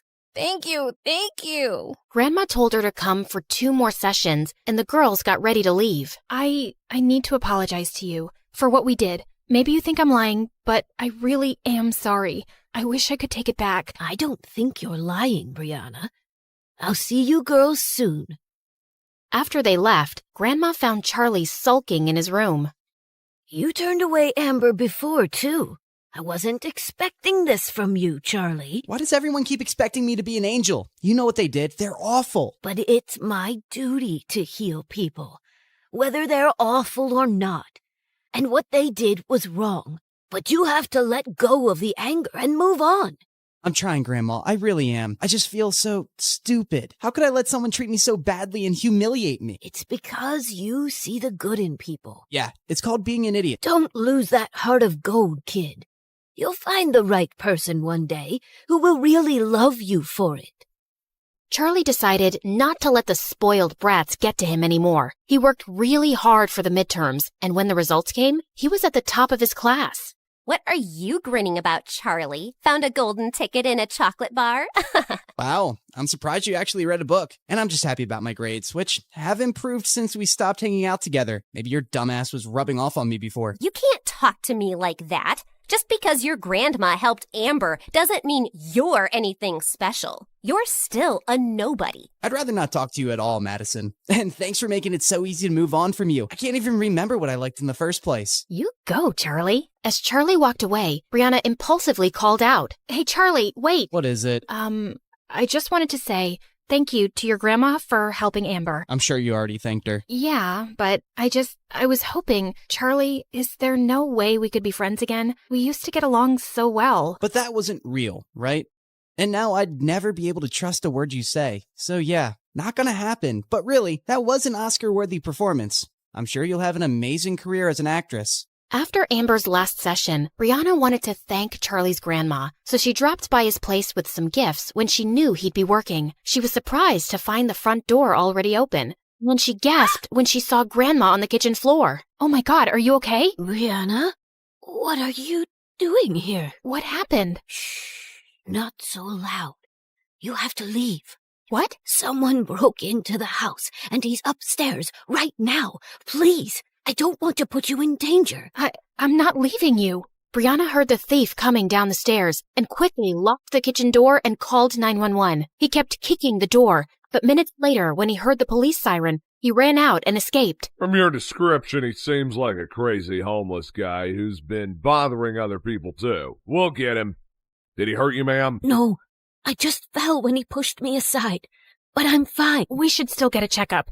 I should call Charlie. Sweetie, he's out of town for a day. Please don't tell him right now. Well, you can't be here alone for the night. I'll be just fine. But Brianna was so persistent that Grandma had to give in. Brianna took her home and made her comfortable in one of the guest rooms. You should have asked me before inviting your guest. Maybe I would have liked to say no. Mom, she cured Amber. Letting her stay for one night is a pretty small thing to do. Charlie hurried over to Brianna's house as soon as he was back. Hey, is Grandma okay? She wasn't hurt, right? She's completely fine, but she's asleep right now. You can come in and wait. I'm fine right here. Charlie sat down on the porch seat, and Brianna turned to go back in. Wait, I'm sorry. I just want to thank you. Grandma told me on the phone how brave you were, and you didn't leave her, and then you brought her here, and you didn't have to, but I'm so grateful. What? Why are you smiling at me like that? You sound like the old Charlie today, the one who talks too much. I missed him. Brianna, this doesn't fix everything. I appreciate what you did, but I'm wondering even now why you helped Grandma. Why do you want to be friends with me? Why are you trying all the time to make up for what you did? Brianna gulped and walked closer to him. There's something I need to get off my chest, so just hear me out, okay? Somehow, getting to know you has changed me, Charlie. You're the sweetest, kindest guy I've ever met, and nothing has ever hurt me more than hurting you. But you know what? It started feeling really bad even when you were still dating Maddie, because I realized that I was falling for you. I know I don't have the right to say that, but I just had to, or I'd explode. And I know you don't feel the same way, and it's okay, but I'm in love with you. That's all. Brianna turned to leave, but suddenly, Charlie took her hand. And then, to her shock, he kissed her. Brianna's mom spotted the two kissing on the porch and stormed off angrily. I knew these beggars were going to be a nuisance. Everyone in school was shocked to see Brianna and Charlie walking into the hallway holding hands, and all anyone could talk about at recess was the brand new couple, and Madison and Elijah were pissed. I always knew Brianna wasn't really one of us, and she's proved how low class she is. To think that she had a chance with someone like me, and she chose that gutter rat. Trash likes garbage. But later in the hallway, Amber caught up with Charlie and Brianna and gave them a hug. You guys are so cute together, and I'm so happy for you. Really? I'm pretty sure I heard you call us trash and garbage. That's just an act from Maddie. You know how she gets? But I always knew you'd end up together. I have an eighth sense about these things, like an octopus. Just then, Elijah and Maddie walked into the hallway, and Amber jumped back. Ew, it hurts my face to look at you two. When I become president one day, I will ban scholarships for poor people in rich schools. She winked at them as she walked off, and Charlie and Brianna couldn't help laughing. A few days later, Brianna and Charlie were hanging out in their favorite park, and Charlie could see Brianna seemed distracted. Brianna, don't freak out, but there's a giant tarantula next to your head. Yeah, sounds cool. Wait, what did you say? I was kidding. Where are you lost today? It's nothing. Well, it's not nothing. Ugh. Here, read this critic's review on the latest Stargirl episodes. It's awful. You can't be taking this seriously. You don't sound like you have a half a brain, and your acting isn't underwhelming. Come on, this guy doesn't know what he's talking about. Yes, he does. And I know the show isn't the best, but I had to start somewhere, right? Of course. And people love it. Except that the show's ratings are tanking, and the next season might be canceled. Maybe Mom was right all along, and I'm just kidding myself with this acting business. No, you're brave to pursue your dream, and you're lucky you get to do that without worrying about money. Don't give up on it. Well, there is something I've been thinking about to boost ratings. Don't judge me, okay? I have this doctor who I could pay to make fake medical records and say I have a serious disease. People would feel a lot of sympathy for a young, suffering actress, and it would jump up the views. It's a reality show, so you'd act like you're sick? Yeah, just to spice things up. All reality shows do stuff like that. How much would this cost? Like $200,000? Wow, okay, so you'd really just spend so much money on that? You're judging me, aren't you? I didn't say anything. He lay back down and fell quiet, and Brianna looked over at him. If you had $200,000 right now, what would you do with it? You know when I was away some weeks ago, I went back to my hometown to meet an old friend? Well, we've been working on an app together. I think we have a really good idea, so yeah, I'd invest in that. Then that's what I'll be doing with my $200,000. What? No, I wasn't asking for money, Brianna. I don't want charity. It's a loan. You said the app is promising. I'm sure you'll be able to pay me back. Do you really mean that? Please, you're saving me from spending it on something stupid. I really mean it. Charlie stared at her, then let out an excited whoop and hugged her as she laughed. A few days later, Charlie walked into the boys' locker room to find the coach and Elijah sitting on a bench looking pale. Coach, you called me? Charlie, I know this is a lot to ask, but we have the season's biggest game next week, and Elijah still can't play. He's hurt himself in practice, and we need a captain. It'd be a huge favor to the team. Otherwise, we're out. Elijah was seething with rage, but Charlie just couldn't turn down the coach. Of course, sir. I'll see you at practice. On the day of the match, Charlie played his heart out as team captain, and when he scored the winning goal against the school's biggest rivals, the whole crowd erupted into cheers. He ran over to Brianna in the stands and kissed her in front of everybody. Then his teammates carried him away on their shoulders while he waved the trophy happily. After celebrating with the team, Charlie headed out of school. He was just a couple of blocks away when someone pushed him into an alley. He looked up to see a couple of thugs, and behind them was Elijah. What are you doing? No, Charlie, what are you doing? You've really picked the wrong guy to mess with, haven't you? I'm not messing with you, man. I helped your team because you couldn't play. Now you want to beat me up for that? I couldn't play because your girlfriend caused my injury, and you're to blame. She rejected me and insulted me because of you. She rejected you before she even met me, because you're a jerk. You little weasel. You might be flying high right now, but I've been trying to warn you, you don't belong here. What makes you think Brianna is so different suddenly? How can you be sure she isn't making a fool of you again? I'm sure. Now back off. I'm the school's hero right now. I don't think you want to mess with me. Elijah looked ready to punch him, but some kids passed by the alley just then, and he stepped away. This isn't over. 2 days later, the school was holding its annual spring dance, and Brianna walked into the gym looking for Charlie, who had said he'd meet her there. She saw Maddie, Amber, and Elijah glaring at her from a corner, then turned away to spot Charlie talking to someone. Hey, there you are. You look good. She leaned in to kiss him, but he gently pushed her away. We need to talk. I can't delay it any longer. Okay, you sound serious. What is it? Brianna, I'm breaking up with you. What? Haha, very funny. Do I look like I'm joking? Charlie, come on, what are you doing? I said I'm breaking up with you. I don't understand. Can we please? Are you really as dumb as everyone says? I thought you were the smartest of the Barbie angels. Did you really think I was in love with you? No, Brianna, I was just playing your game. When you told me how you were desperately in love with me, I saw it as the perfect chance to take revenge. I decided to make you believe I loved you too, and then dump you publicly just like you girls did. Brianna stared at him speechlessly as everyone stared at them. Then Charlie walked closer and leaned in. How does that feel? Being fooled and humiliated. I thought you should experience it. Oh, also one more thing. I won't be returning the $200,000 I borrowed from you. I've spent it already, treating myself to some nice things. I figured it's fair compensation for everything you've put me through. With that, Charlie left while Brianna stood frozen in her spot. Suddenly, she found Amber by her side. Come on, let's get out of here. As they walked out into the hallway, they heard Madison cackling loudly behind them. Wow, that was epic! I've never respected Charlie more in my life. He really played a number on you, Bree. And Amber, get away from her. She's not your friend anymore. Brianna didn't respond and continued walking away. We really broke him, didn't we, Brianna? Turned a perfectly nice guy into a heartless jerk. Now that's a high school project I'll always remember. Suddenly, Brianna turned around and lunged at her. Madison screamed as she tried to fight Brianna off. A few kids, including Amber, finally managed to pull them apart. God knows I've been wanting to hit you since the day I met you, and that's a memory I will cherish for years.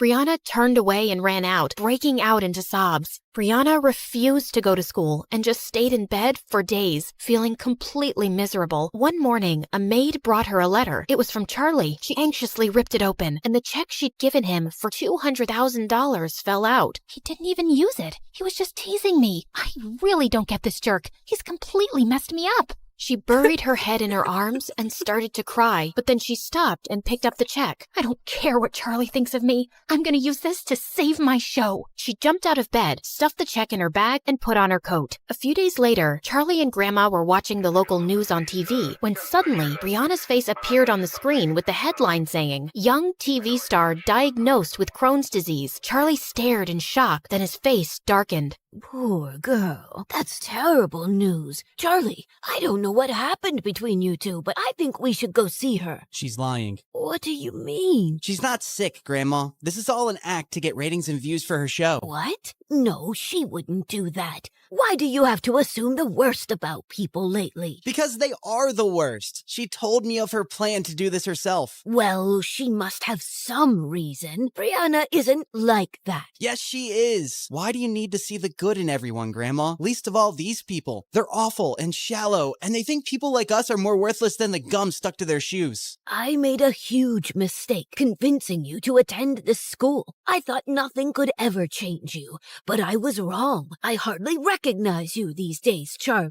Grandma walked out before Charlie could say another word. A few days later, Brianna was told someone had come to see her downstairs. She made sure she looked pale and walked weakly into the lounge to find Elijah sitting next to her mom. What are you doing here? Mom, I told you I feel too sick to have visitors. Brianna, please sit down. This is important. Brianna, we both know you haven't been very nice to me, but I've always cared about you. It just crushed me the way that poor scumbag humiliated you. What do you want, Elijah? Oh, I don't want anything, but I brought you something that will really teach Charlie the lesson he deserves. That day at the spring dance, one of the kids standing close to you made a video. Elijah handed her his phone, and Brianna stared at it in shock to see Charlie caught on camera saying, "How does that feel? Being fooled and humiliated. I thought you should experience it. Oh, also one more thing. I won't be returning the $200,000 I borrowed from you. I've spent it already, treating myself to some nice things. I figured it's fair compensation for everything you've put me through." Brianna, when were you going to tell me about this? If Elijah hadn't shown me this video,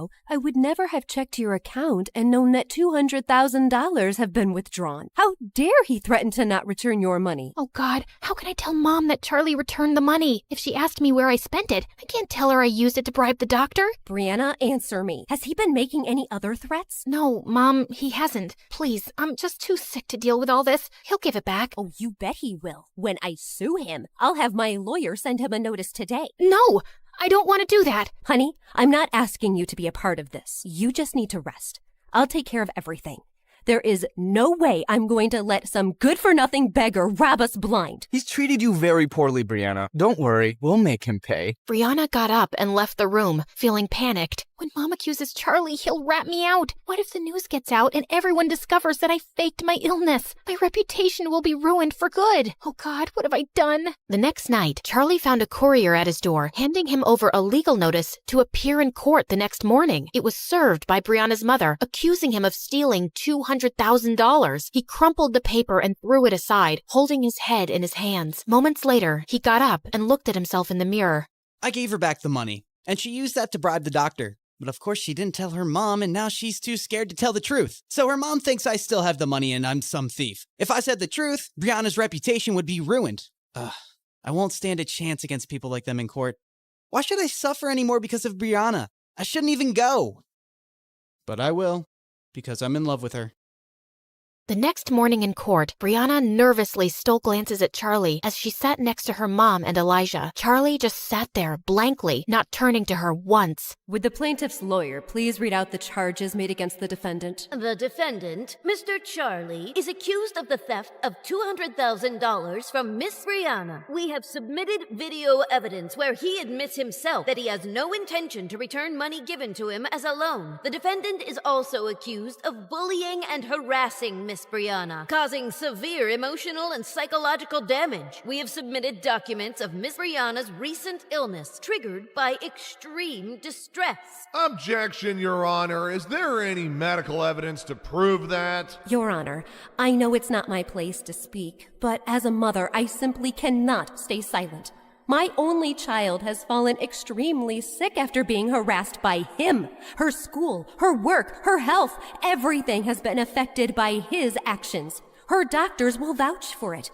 And people like Charlie are predators who prey on the feelings of rich young women to get money out of them. He must be made to pay for it. Brianna's mom burst into tears as she took her place, while Brianna stared at her in shock. She's a better actress than I am. Would the defendant like to say something in response to that? Charlie rose from his seat, slowly. No, Your Honor. Did you intend to return the $200,000? No, Your Honor. And do you believe your actions have caused Miss Brianna psychological and emotional damage? Yes, Your Honor. Young man, do you understand that the charges against you are very serious? If you are unable to return the loaned money as well as damages, you could land for 2 years in prison. Charlie looked up and hung his head. I understand, Your Honor. Very well. Since you have pleaded guilty on all counts, the court gives you a day to arrange $500,000 or face prison. No, this is enough. Brianna, what are you doing? What I should have done before. Your Honor, I want to immediately withdraw this case. There is no case against Charlie. He returned the money,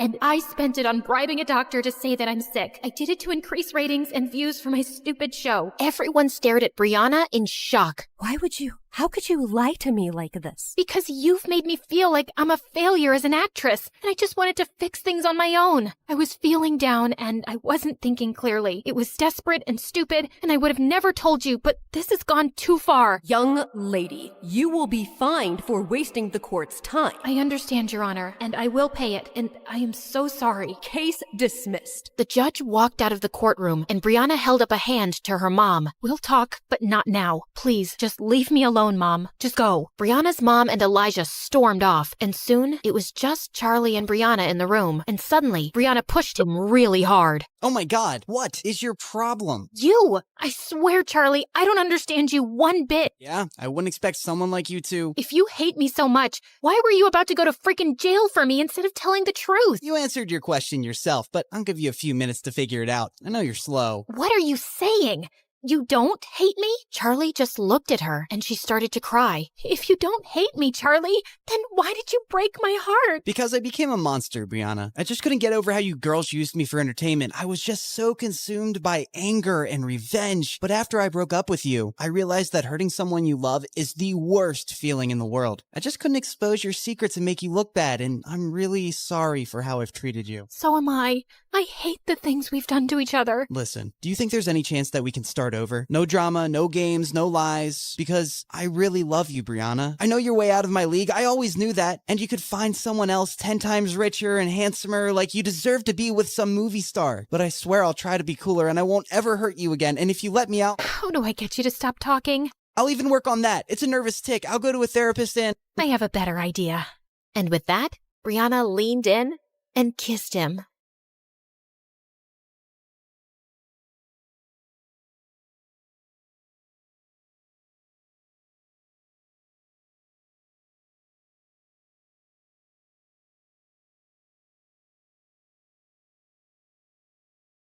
Hey friends, I'm Jessica from Pennsylvania. Please like and subscribe. I was born 2 minutes after my triplet sisters, Zoe and Dana. And even though we look alike, Zoe and Dana always made me feel different. They stuck together, wore the same outfits, and even had their own language, just so they could talk about me behind my back. Hosaka Galago. Kosaka Galaga Mene. What is the deal with you two? You sound so dumb when you talk like a duck. No, we don't. You're just jealous because you're not part of our cool club. Whatever. They were right. I hated being the odd one out. I think my sisters were jealous because I was prettier, taller, and smarter. And when I turned 13, I landed my first modeling gig for an international teen magazine, and we just grew more distant. They begged Mom and Dad to get them into modeling too, and my parents went out on a limb to get Zoe to walk a fashion show, but she kept throwing tantrums. OMG. This color makes my eyes look small. Is this Diet Coke? No? Get lost then and get me one. This makeup artist looks like a homeless person. Get me a prettier one. It was so bad, they kicked her out and she never got a call back. I don't get it. We're dressed up better, obviously prettier, and yet somehow you'll get all these great gigs. Ugh, don't whine if you can't get what's mine. And I'll let you in on my secret, but you have to promise me never to tell Mom. I walk on my arms 3 times a day, every day, for at least 50 minutes. That's ridiculous. We've never seen you do that. I won't do it in front of you, dummy. It's called a secret for a reason. Walking on hands helps me with my posture, and I walk better on the ramp. It was a lie, of course, but my sisters were so dumb. They tried doing everything, but couldn't even land a handstand. And one time, Zoe ended up falling and crashing right into Mom's $1,000 vase, smashing it into pieces. Mom was furious, and they both ended up getting their butts grounded, while I had the TV all to myself for a good 2 weeks.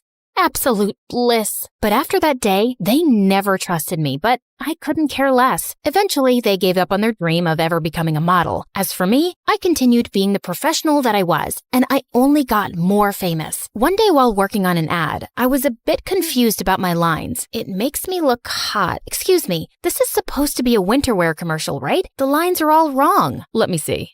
I turned around and saw Peyton walking in my direction. He was modeling royalty with over 10 million followers on Instagram. I was doing this commercial with him?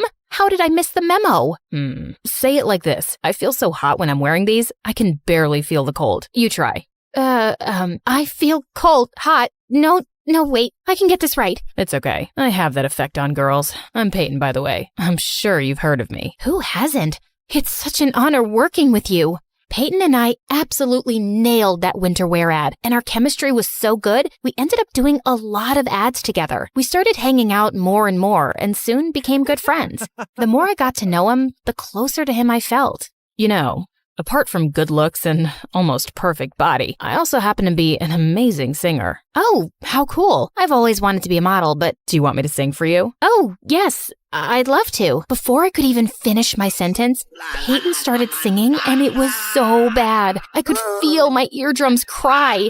But despite that horrible singing, when Peyton asked me out that evening, I happily said yes. And when my sisters found out, they burned with rage.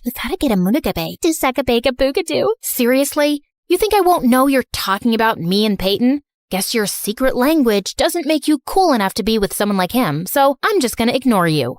Ignore us all you want, but you can't ignore the fact that Peyton is too good for you, and you'll never be able to keep him happy. Say what you want. I'm late for my meeting with my super hot boyfriend. It felt so good to rub it in their faces. The next few weeks were bliss. The news about me and Peyton being an item skyrocketed our reputation, and everyone wanted to sign us up. Life was perfect until my agent booked us for a Christmas ad, and this time they wanted to use my whole family, including Zoe and Dana.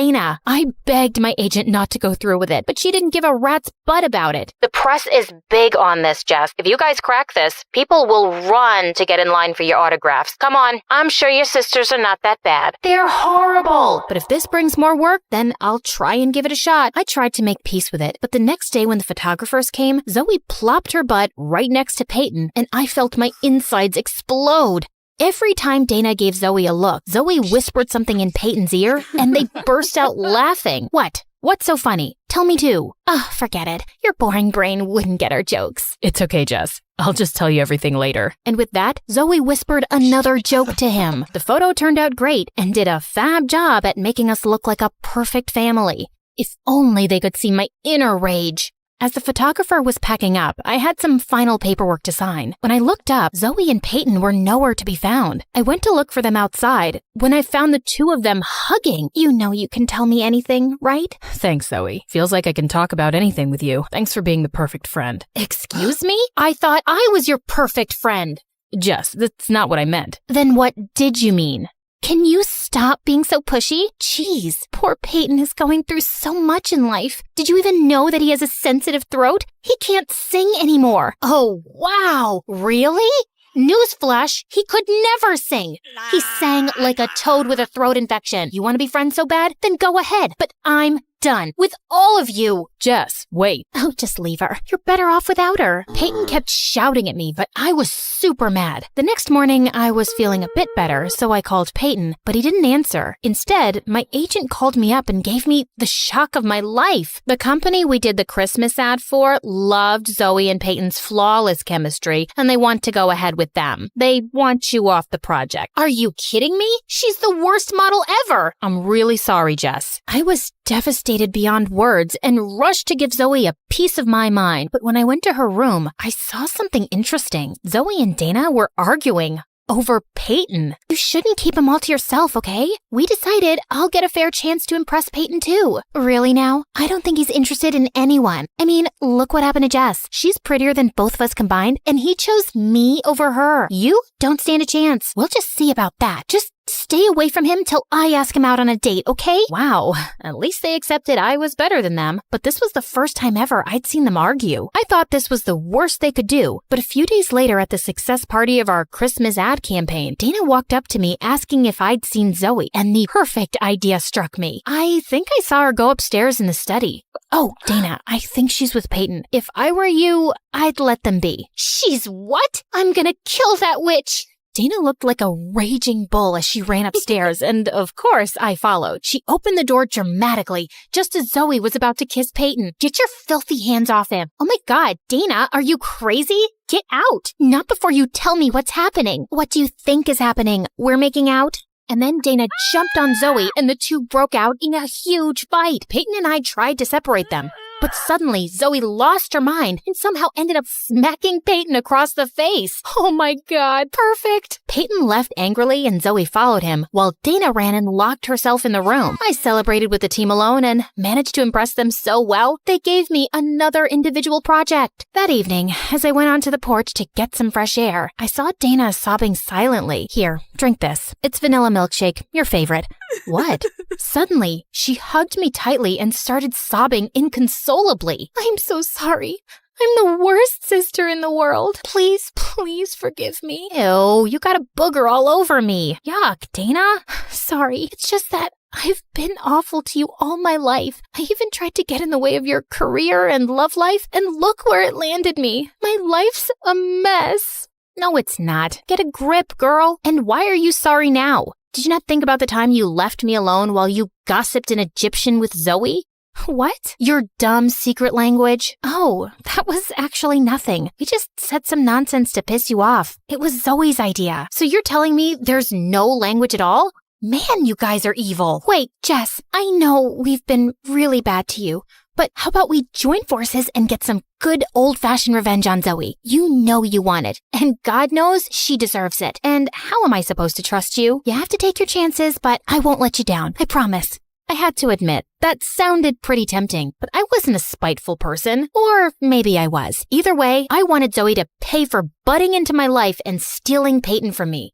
So I agreed. The plan was simple. Every time Peyton and Zoe went out on a date, Dana and I would follow them and tip off the paparazzi to take the weirdest pictures, till one of them eventually got annoyed. It went on for days, till one day Peyton got so fed up that he turned to one of the photographers with a snarl. Come on, Peyton, how about a smile for the camera? How about this instead? Peyton punching the reporter and Zoe's smirking face was all over the papers and tabloids. He lost most of his contracts, and so did Zoe, since she only worked on his recommendation. Once their professional relationship was over, their personal one soon followed. Dana and I watched as Peyton came over to see Zoe. I can't get any work since that terrible night.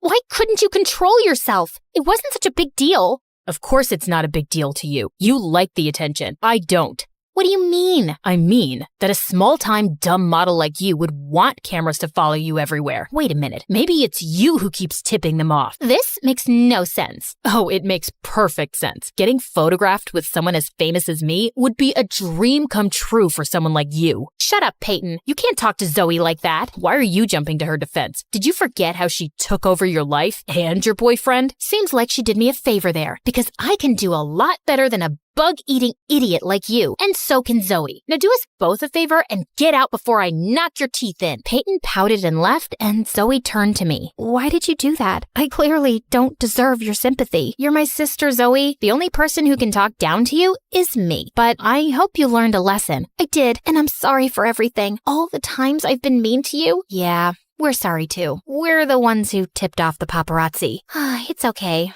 I kinda deserved it, so we're good? Might take me a little while, but I'll get there. Even if it takes us years, we're gonna prove to you that we've always got your back. Triplets. To the end. A few days later, my agent told me that due to bad publicity, Peyton got dropped from his modeling agency. Zoe and Dana worked non-stop to get back into business, and I helped my sisters in every way I could, till they were eventually good enough to land their own gigs. Working together brought us closer. But I think the best part was when we got to go on vacation and just relax and do little things together like chatting and even learning new languages. Agana bina gutge, amunka chukadu.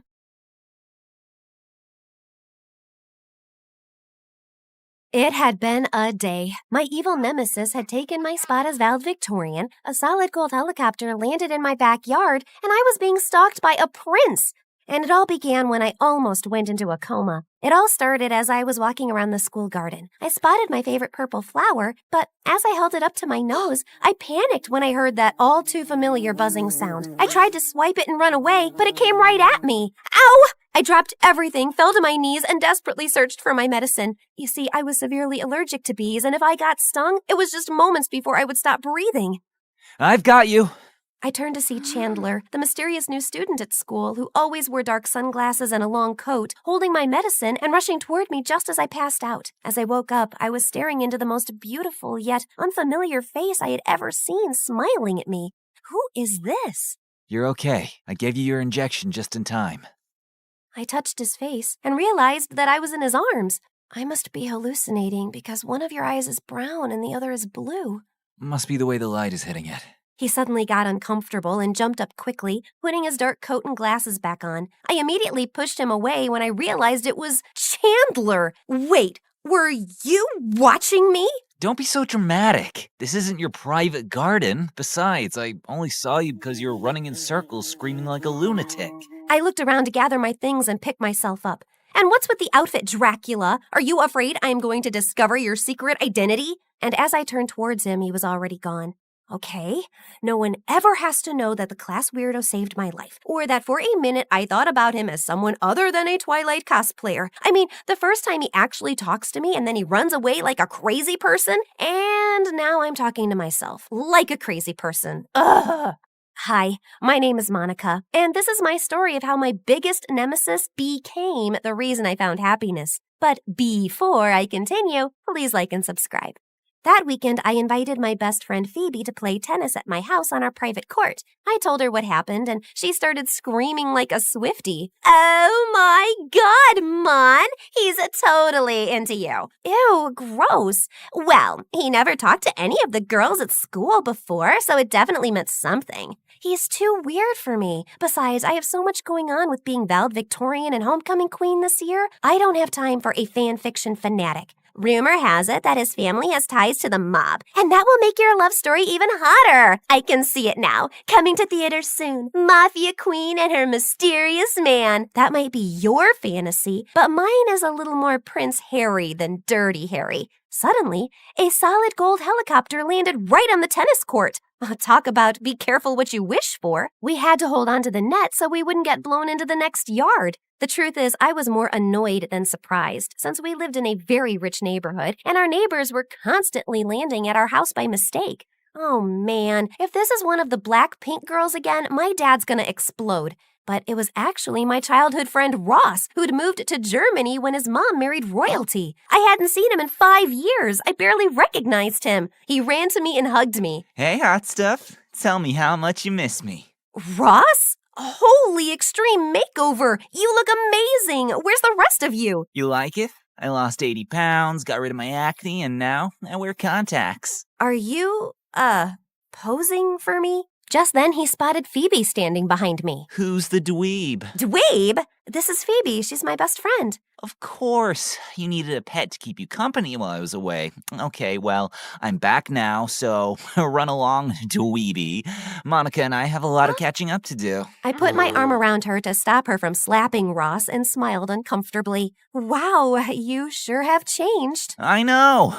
The new and improved 3.0 Ross-O-Rama. He flexed and winked at me. Why don't you go say hi to my parents? I'll meet you inside. Just as Phoebe was about to say something to him, I put my hand over her mouth. I know he seems like a jerk, but growing up he was the sweetest guy. Please, just give him a chance. What?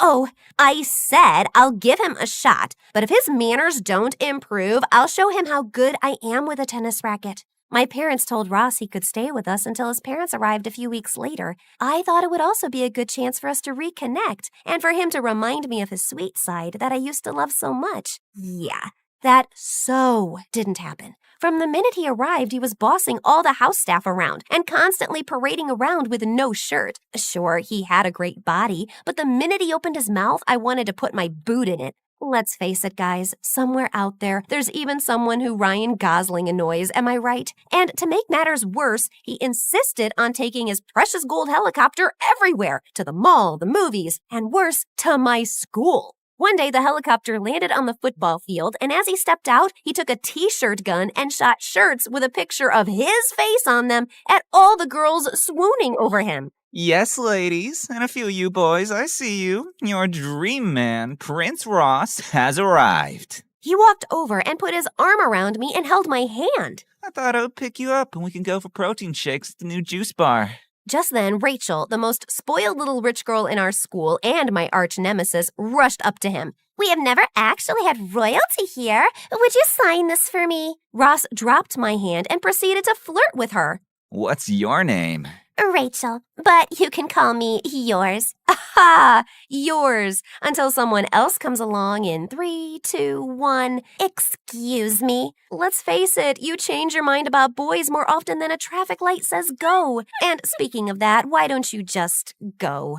Rachel went to charge at me, but Ross got in between us both. Aw, ladies, I know it's hard, but don't fight over me. I was so disgusted that he was acting this way. You know what? You can have him. Later that day, he came up to me at the house. Can we talk? If it's about how amazing you are, no thanks. I think I've had enough of the Royal Ross reality show to last me a lifetime. Actually, I wanted to tell you I'm sorry about how I acted, and I brought you these.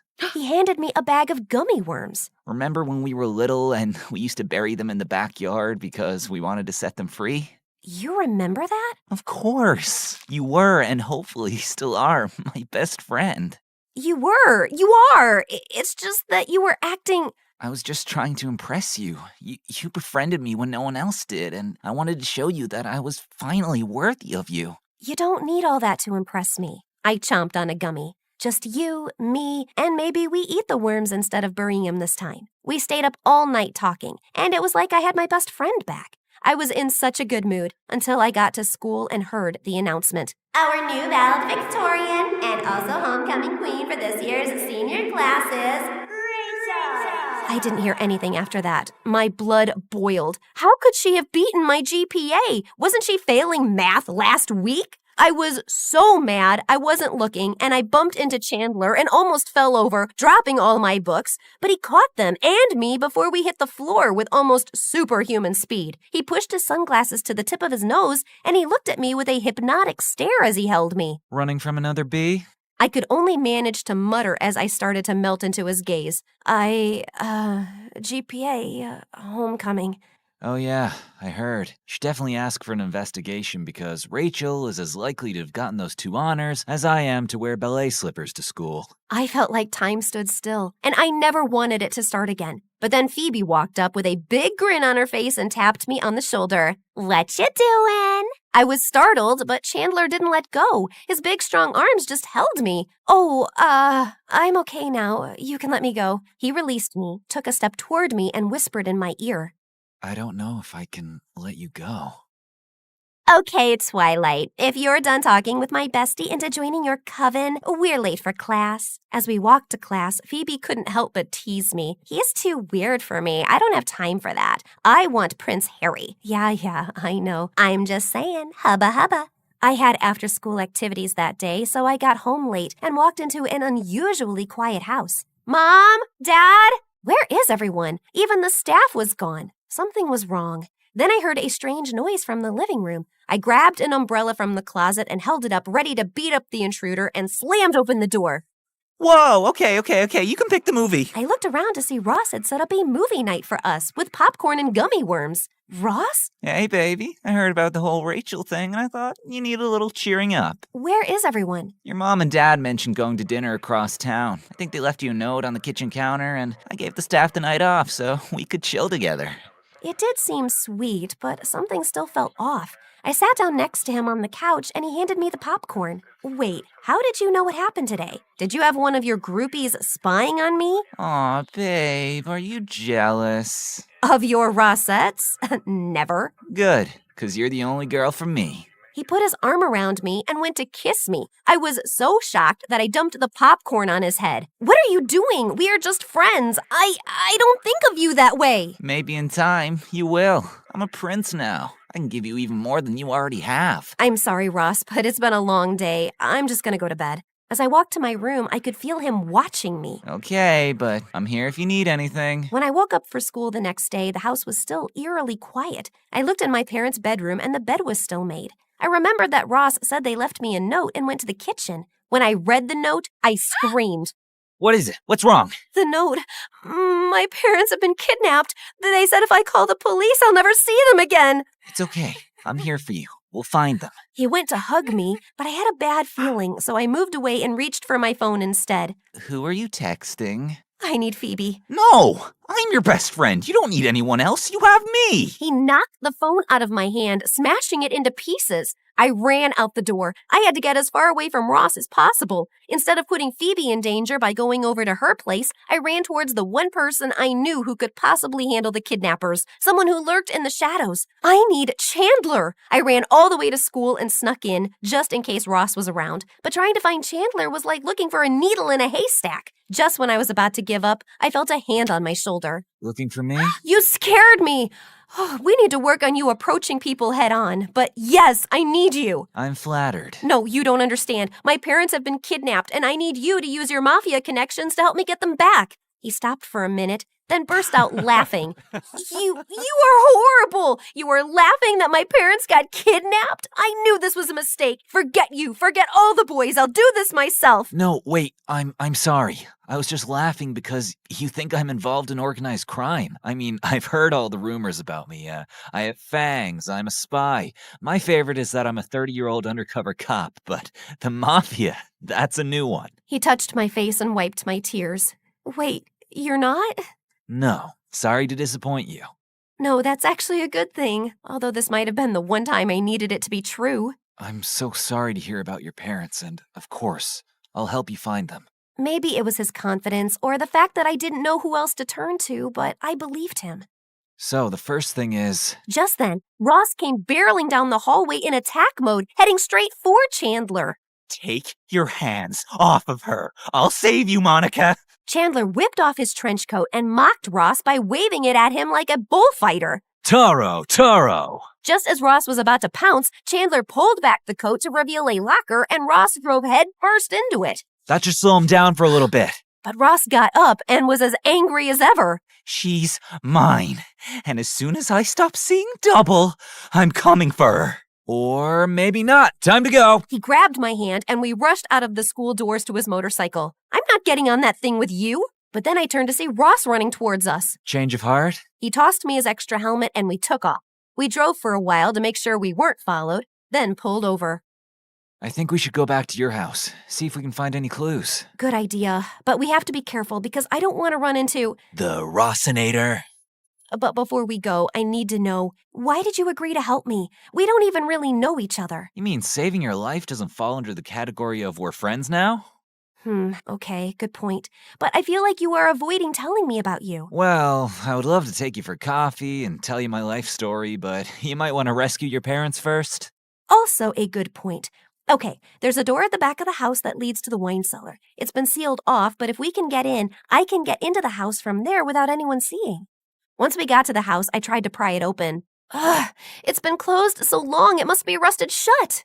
Here, let me try. He handed me his coat. If it's easier, you can take off your shirt too. He paused for a moment and gave me a flirty smile. I mean, so it doesn't get dirty. Oh, I think you would like me if I was dirty. Then he tore off his shirt, and it was like I had won the hot guy lottery. Yet when he tried to open the door, he only got it to move a little. Maybe if we both try. You grab the handle first, and I'll wrap my arms around you and we'll pull together. The one time I don't have my phone to post this on Instagram. As he put his huge muscular arms around mine, I could feel his heart beating. And once again, I wish I could have made this time stand still in that moment forever. Then suddenly the door gave way and we both went tumbling backward. I landed on top of him with our faces so close that our lips were practically touching. Your eyes are so beautiful. Were you born that way? No. He looked embarrassed. What is it? You can trust me.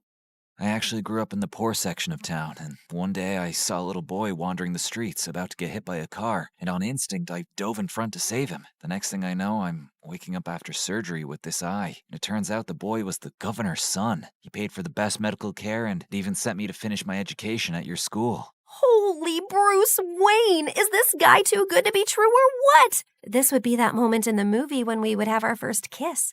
Just then, I paused because I heard quiet yelling, except I didn't imagine hearing my parents yelling my name in the background. Then I realized it actually was my parents. I jumped up and rushed into the wine cellar, and there were my parents tied up and blindfolded. I ran to set them free and hugged them. Who did this to you? We don't know. Last thing we remember, we were on our way to dinner, then we heard a helicopter and everything went dark. Then we woke up here. Helicopter? Obviously, Ross. But we can't prove it because we didn't see him. We only heard a female voice. I think I might have an idea, but we would need your mom and dad to stay out of sight, so Ross continues to believe that he controls the situation.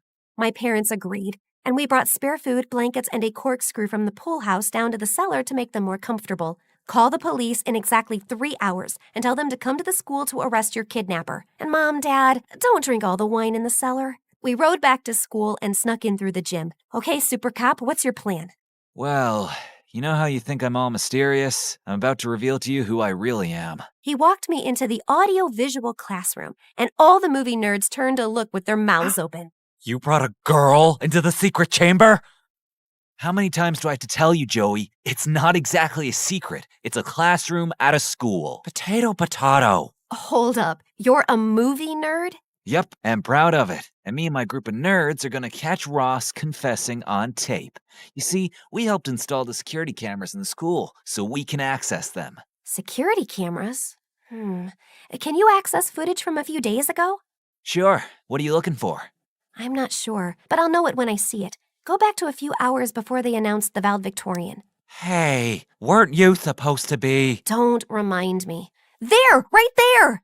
Is that Ross sneaking into the office and changing the winner to Rachel? I knew that jerk wasn't working alone. I bet he did that for her, so she would help him kidnap my parents. That must have been the female voice they heard. Now to put our plan into action. I borrowed one of the nerds' phones and called Ross to meet me at school. Once he saw me, he ran and hugged me. It was all I could do not to vomit, so I played it cool. Oh, Ross, thank God you're here. I was so worried for you. The police arrested Rachel for tampering with the school votes, and she said she was going to blame you for kidnapping my parents. What? That's crazy. I had nothing to do with any of that. She must be saying that because she has a super crush on me. But you know, my heart and my helicopter belong to you. Just then, Rachel came out of the AV classroom where she had been watching on camera as Ross blamed her. You liar! You are the one who wanted to kidnap her parents so you could save them and make her fall in love with you. Oh, Ross, you did that for me? Oh, that's so romantic. Well, in that case, yes, it was all my idea. I would do anything for you. That's a wrap. The police arrived, and even as they carted him and Rachel off in the police car, he was still patting himself on the back. Can't believe you're choosing him over me. I'm a catch. Phoebe came running up to me and gave me a great big bear hug. Mon, I've been so worried. You weren't answering your phone, but I finally talked to your parents and they explained everything to me. I knew that jerk was no good. Maybe next time you listen to your best friend. 100% from here on out. Best friends forever. Later that night, Chandler and I finally had that cup of coffee and learned a lot about each other. Monica, I've liked you since the first time I laid eyes on you fleeing from a bee. I knew then you were my movie queen, and I just hoped that you'd be okay with dating a poor movie nerd on a scholarship. So, is this the part in the movie when the hero finally kisses the heroine? Nope. This is the part when she kisses him.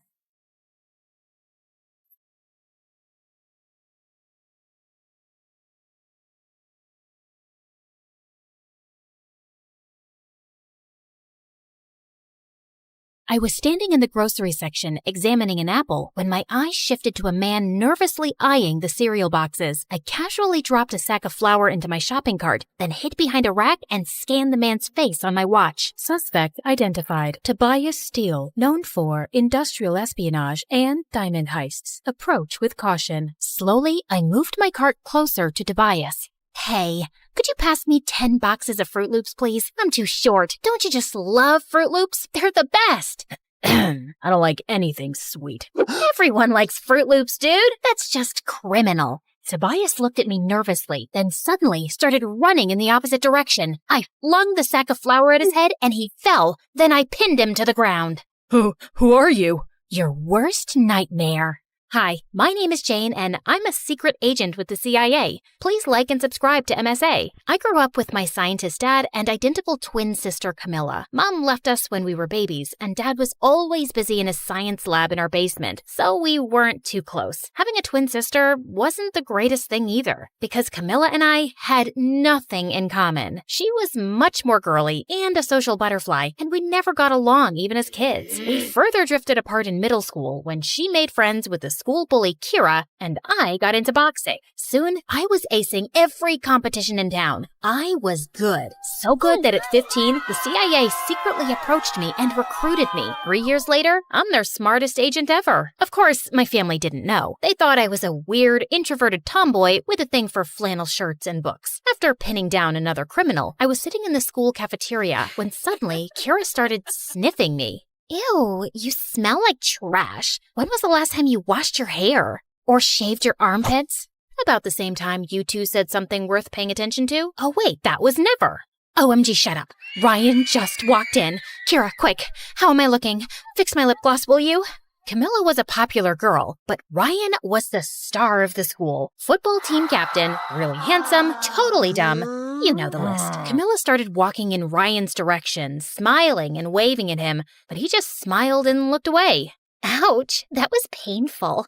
Anyway, just get my milkshake, Cammy, and stop wasting time on these dumb boys. You look desperate. Kira walked away, and Camilla was leaving too, but I stopped her. Why do you do everything she says? She's not the boss of you. And you are? Just keep your nose in your books and out of my business. Got it? Loud and clear. Just then, my phone started buzzing like crazy. My secret phone. And I knew it was time for another mission. This time, it was about someone named Belinda Holland, who was running a secret lab on her private island. My mission was to locate that lab, gather intel, and report back. And Belinda's son, Ryan, happened to be the same guy Camilla was head over heels for. For the next few days, I noted every little detail about Ryan. When he practiced football, what he had for breakfast, even the girls he flirted with, just to find that one golden opportunity to strike up a conversation with him, and then get closer. But every time I tried to make a move, something or someone would interrupt us. I was starting to think luck wasn't on my side when one night I caught Camilla sneaking out. Ow, ow, ow! My arm! You're freaking strong for a girl! Gee, thank you. Where are you going in the middle of the night? To a party, obviously. Ryan's mom has this cool resort on a private island, and he's taking me and Kira there tonight. It's kind of a big deal because no one's ever been on it before, and I really want to go. You know how much I like him. Private island. Bingo! It had to be the same island where the lab was located. I mean, how many islands can one person own? I know it's MSA, but let's be realistic, guys. I just had to get to this party. Fine, but are you sure you want to wear that? That dress looks a bit dated. You think? Wait, what do you know about fashion? I know what suits my sister, and this isn't working. Tell you what, you change and I will hold the door for you. Camilla looked at me suspiciously, but then left to change. Once she was inside the washroom, I quickly closed the door and locked it. Dad wasn't going to hear her anytime soon in his basement. I'm sorry, I'll explain everything later. I fixed my hair, did some makeup, and when I was done, I looked exactly like Camilla. Yeah, we were identical, but this was the first time I actually saw it. I took a cab to the dock and got there just in time. I was just getting my bag out when this guy tapped on my shoulder. Are you excited? I've never been to one of Ryan's exclusive parties before. Does this mean I'm famous now? I'm Patrick, by the way, Ryan's cousin. I'm Cam. Before I could introduce myself, the boy screamed and then jumped on me. It's a frog! Oh no, it senses my fear. Please save me. I've never even had a girlfriend or a kiss. Will you kiss me? Please. It's my last wish before I die. Or no, wait. Kiss the frog and maybe it'll turn into a prince or something. What? It doesn't work like that, and it's gone so you can get down. You're awfully heavy. Patrick let me go, and soon after, we boarded the sailboat along with Kira and Ryan and headed for the island. As soon as we got there, I started scanning the place, but it just looked like a regular beach. And I noticed that we had no signals on our phones. I know you guys are wondering where we are, but trust me, this will be the best experience of your life. I just have a feeling. Before Ryan could finish, a huge coconut fell on his head and knocked him out. Is he dead? It's a coconut, Kira, not a meteor. He'll be fine. Only he wasn't. We waited for Ryan to wake up on his own. Since it was too dark and none of us knew the way to the resort except Ryan, we decided to camp on the beach. And the next morning, I woke up to Ryan screaming his lungs out. Oh my god, what am I doing here? Who are you? And why are you sunbathing next to me? Ha ha, very funny. Stop the games and let's go to this resort. I really need to pee. What? I don't know you, okay? Or do I? My head is hurting. God. Ryan, what year is it? 2015? That's when I realized that the coconut probably hit him too hard and Ryan was suffering from amnesia. I quickly woke up the rest and we decided to go back to the city to get Ryan checked. But when we turned around to leave, we saw the boat had drifted into the ocean because Patrick forgot to anchor it properly. You've got to be kidding me. I was still recovering from the whole frog thing. Are we gonna die here? Wait, did you guys kidnap me? I might not remember everything, but I know for a fact that I'm rich. Oh, I know what we can do to save our lives. My aunt taught me this ritual. Suddenly, Kira got down on her knees and started chanting something. Oh, my Lord, Kumbaya, please save us. Don't let us get eaten by dolphins. As a sacrifice, I'm giving up my vintage Chanel sunglasses. Please accept this.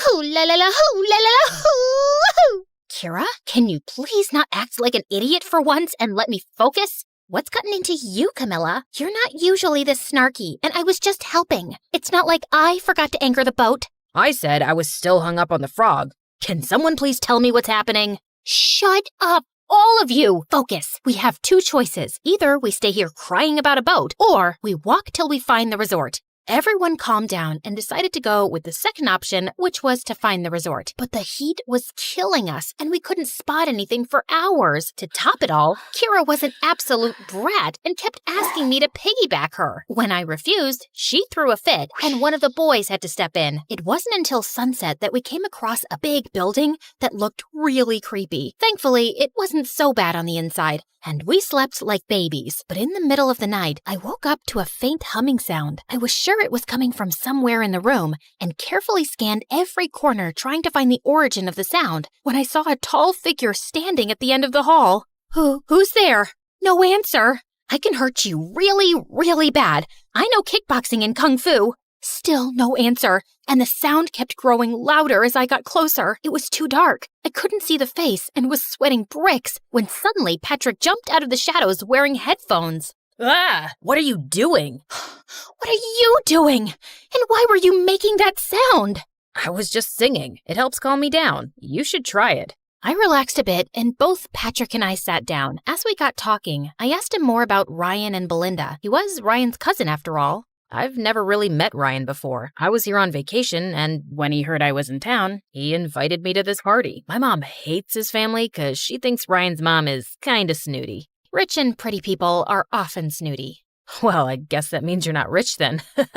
But you are pretty. I'm sorry, I didn't mean to say you looked poor. I meant, watch out! Just then, Patrick pulled me in as a lizard fell from the ceiling.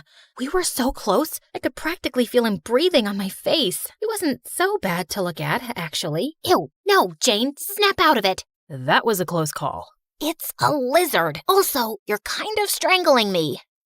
Sorry. Patrick and I left for bed soon after, and the next morning, I woke up extra early to check the places for clues when I noticed that Ryan was missing. I searched for him everywhere in the house, but he was nowhere to be seen. So I rushed outside and walked around till I spotted Ryan standing under a coconut tree. What are you doing? I figured if I stand here long enough, a coconut might fall on my head again and I might get my memory back. I don't think that's how it works, Ryan. Let's go back. We started walking back when I noticed a weird-looking bird following us. I grabbed it to take a closer look when I saw a small camera under its tail. Holy cow, this was a surveillance bird. Just then, the bird started flapping its wings like crazy, making loud beeping sounds, and within seconds, a black van arrived and 2 guards came running in our direction. You're outnumbered, sweetheart. Surrender peacefully, and we might go easy on you. Please, I fought tougher men than you before breakfast. Let's dance. I launched into some of my best boxing moves, knocking one of the guards to the ground, but the other guard pulled me into a tight grip.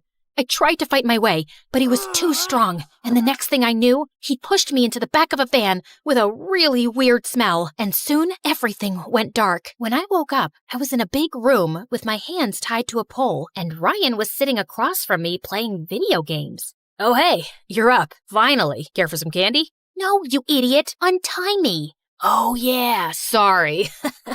I've been a little in and out with my memory since Mom got me here this morning. There, all done. As Ryan untied me, I quickly got up to run, but just as I turned around, a woman walked in, and I immediately recognized her from the photos. Belinda Holland. She saw my hands untied and screamed at Ryan. What have you done, you moron? Guards, catch her! I bolted towards the door and managed to escape the room, but just as I turned the corner, I saw the guards running towards me, blocking the exit. Come on, Jane. You were trained for this. Knock him down.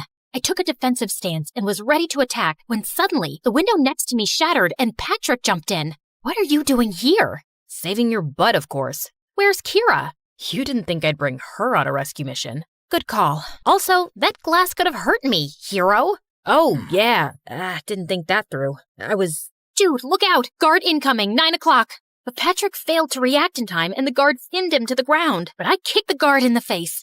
Next time, just say duck or dodge or something. I'm bad with directions. Got it. We started throwing punches and kicks left and right, and we were surprisingly well synchronized. I didn't know Patrick could fight like that, and he looked so hot doing it. After knocking the guards down, Patrick and I ran like crazy up some stairs. We must have climbed over 7 floors before stopping in front of a door with a passcode. Maybe it's Ryan's birthday. It's his mom's place after all. Patrick started punching numbers like crazy. Okay, it didn't work. Maybe it's his parents' anniversary, could be his jersey number or locker combination, his blood report number. Are you in love with Ryan or something? How do you know so much about him? Because I did my homework. Special Agent Patrick Yapper, NSA. You're an agent? So am I. CIA. So you're not Ryan's cousin? I am, but I'm also an agent. It was my mission to stay close to the family and get information about some secret lab. And can you stop talking? I'm trying to concentrate. Yeah, sure. Dude, you're like the clumsiest agent ever. That was just my cover. I'm not that clumsy, okay? Sure, whatever you say. How did you find me? I heard some loud beeping sounds, ran out, saw you get abducted, and followed you here. Also, I maneuvered through a laser maze, fought almost 1,000 guards, and came here to save you. That sounds like an exaggeration. But wait, you came here to save me and not for the mission? Why? What do you mean, why? Because oh God, I can hear footsteps. I have to break this door down. Brace yourself. Before I could react, Patrick took a deep breath and charged at the door, but it was made of metal and he stumbled backwards right into my arms. There now. All good, princess. Happens to the best of us. I looked around and saw a fire extinguisher, which I used to smash open the lock. When the door flew open, we saw something that blew our minds. There was a huge machine in the middle of the room that looked like some kind of weapon. We were inspecting it when Belinda walked in with her guards and Kira. What are you doing here? I told you to stay back in the room. I couldn't stay back when the love of my life was taken away from me. Camilla, I love you. If we survive this, I'd love to take you out sometime. What? I thought it was obvious. I have always loved you. I was just jealous that you liked that idiot Ryan. No offense, ma'am. None taken. Let's get to the point. You will not be leaving till your dad comes here and gives me the key chemical I need to finish my master project. What chemical? And what's my dad got to do with any of this? Belinda went on to tell me how my dad was actually working for the government and he was the only person who could make the chemical she needed. That's why I asked Ryan to invite you here, so I could use you as bait and get your dad to help me. But unfortunately, my son's an idiot and lost his memory. Also, I didn't know you were an agent, so that kind of messed up my plan. A little tip, cooperate, and I might be lenient with you. I have a little tip for you too, ma'am. Don't watch the mouth, watch the hands. With that, I landed a solid blow right on Belinda's face, sending her stumbling backwards. In the meantime, Patrick picked up the weapon and hung it over the railing. One move, and I swear this thing will go over the edge. Patrick, your family, son. Family my butt. You didn't even know I existed till I showed up at your door. Tell your guards to drop their weapons and release Kira. Now. Belinda reluctantly signaled her guards, and when they'd put their weapons down, I took the phone from one of the guards and alerted my team. Within minutes, reinforcements arrived via helicopters and arrested Belinda, seized the lab, and safeguarded the weapon. Ryan, too, was taken in for questioning. When everything was wrapped, Patrick, Kira, and I went back to the mainland, where I saw Dad and Camilla waiting for me. I rushed to them immediately. Why didn't you ever tell me you worked for the government, Dad? You never told me you were a spy either. That's just how things are. But Janie, I am so proud of you. Thanks, Dad. Wait, you're not Camilla? No, I am. Before I could react, Camilla started hitting me like crazy. Who does that to their own sister? You locked me and you took my phone? You know I can't live without my phone. Ow! I'm sorry, but it was important. Ow! I swear to God, if you put yourself in danger again, I will kill you. Are you crying? Aw, I'm glad you're here.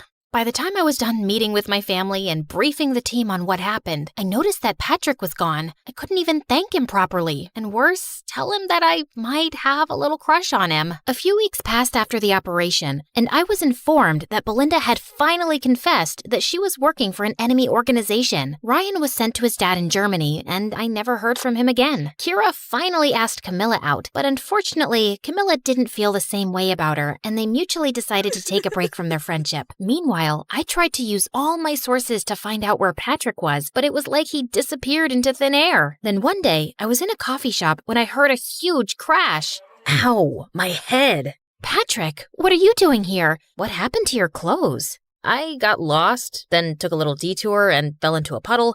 Then 2 minutes later, I walked into a flower shop to get you some flowers, but ended up tripping over something there too. But I know you like to come here often, so I thought of giving it a shot and voila. How did you know I came here? Have you been stalking me?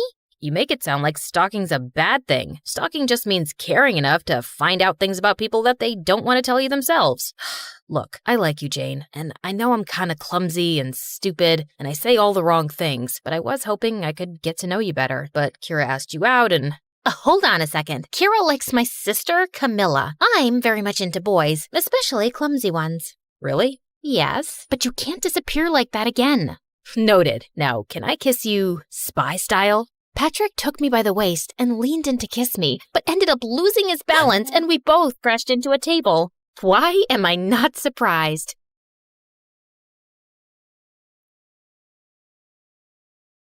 Hi, I'm Lucy. Get some popcorn and settle down because my story is bonkers. Don't forget to like and subscribe to MSA. My childhood was crazy. Mom was super strict and was always breathing down my neck to make sure I followed all her dumb house rules. Lucy, this placemat is 0.5 inches to the left. I'm so disappointed in you. Seriously? I got no dessert because of freaking placemats. And Dad was a complete weirdo. He stayed in his study all day long and only left at night with a suspicious-looking briefcase. But whenever I asked him what was in it, he would always tell me to mind my own business. So rude.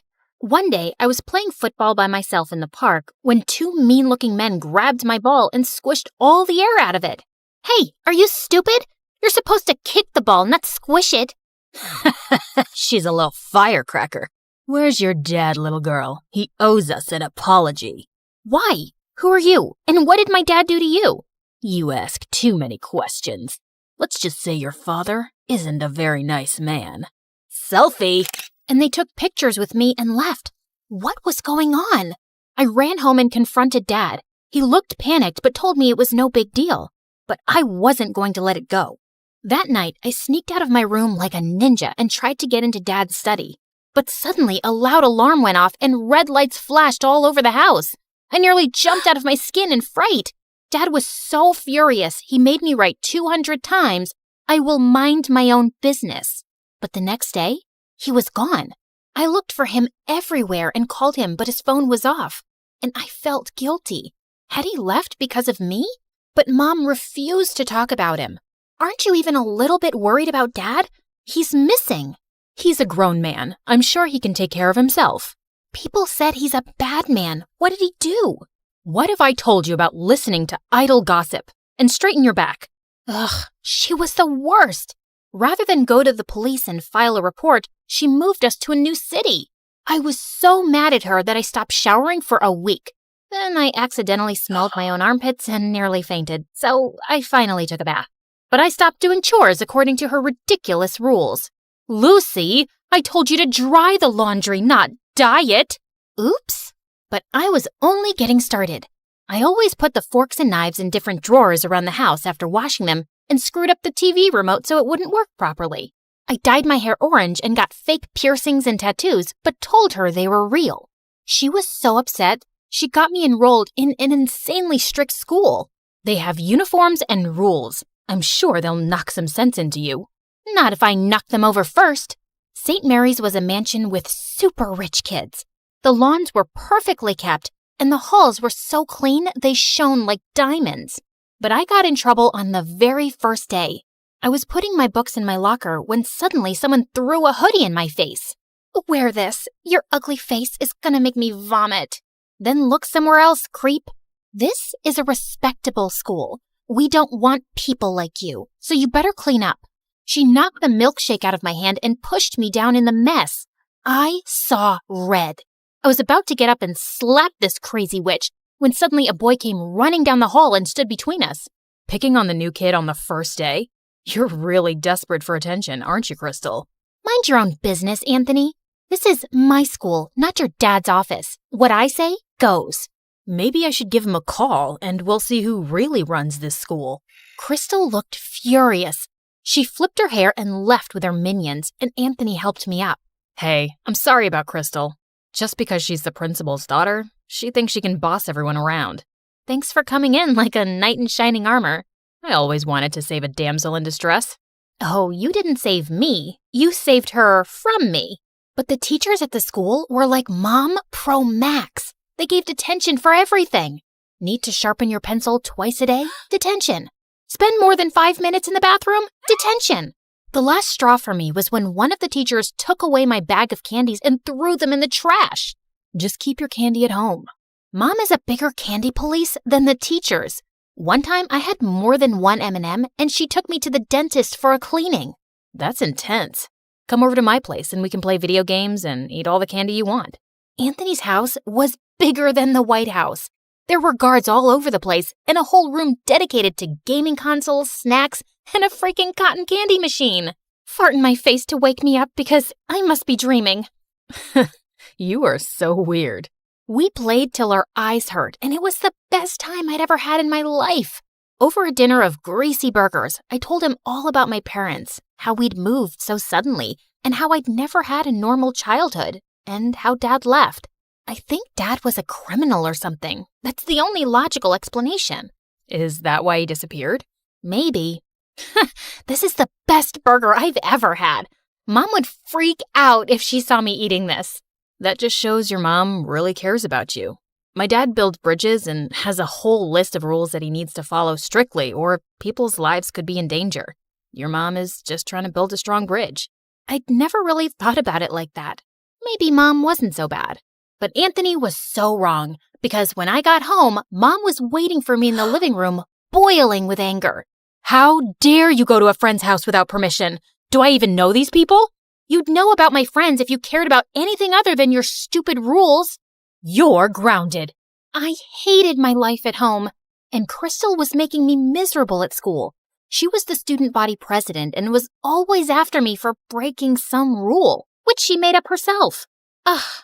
I know you can't fix your ugly face, but at least have the decency not to smile. Your crooked teeth really make everyone cringe. Detention. For smiling? That isn't against the rules. No, but it should be for you. Well, if I'm gonna do the time, I might as well do the crime. I was getting detention so often that kids in school had started calling it getting a Lucy. It was ridiculous. So I decided to get even in the most Lucy way possible. I came in super early one day, did a little dance for the security camera, and drew poop emojis all over Crystal's locker. But why stop there? The whole school was a blank canvas. So I drew the little brown swirls on every whiteboard and bathroom stall. The school went nuts. One of the teachers fainted. The principal called me into her office, and soon after, Mom showed up with Dad's briefcase. She told me angrily to go outside for a few minutes. You're definitely going to get expelled, Lucy. That's what happens when you don't follow the rules. But just then, the principal came out looking pale and sweaty. Well, Lucy, I've decided not to expel you. I can see you don't do well with rules, so maybe we can relax a few and make learning easy for you. What? I was shocked, but Crystal had a full-blown meltdown. This loser drew poop all over my locker.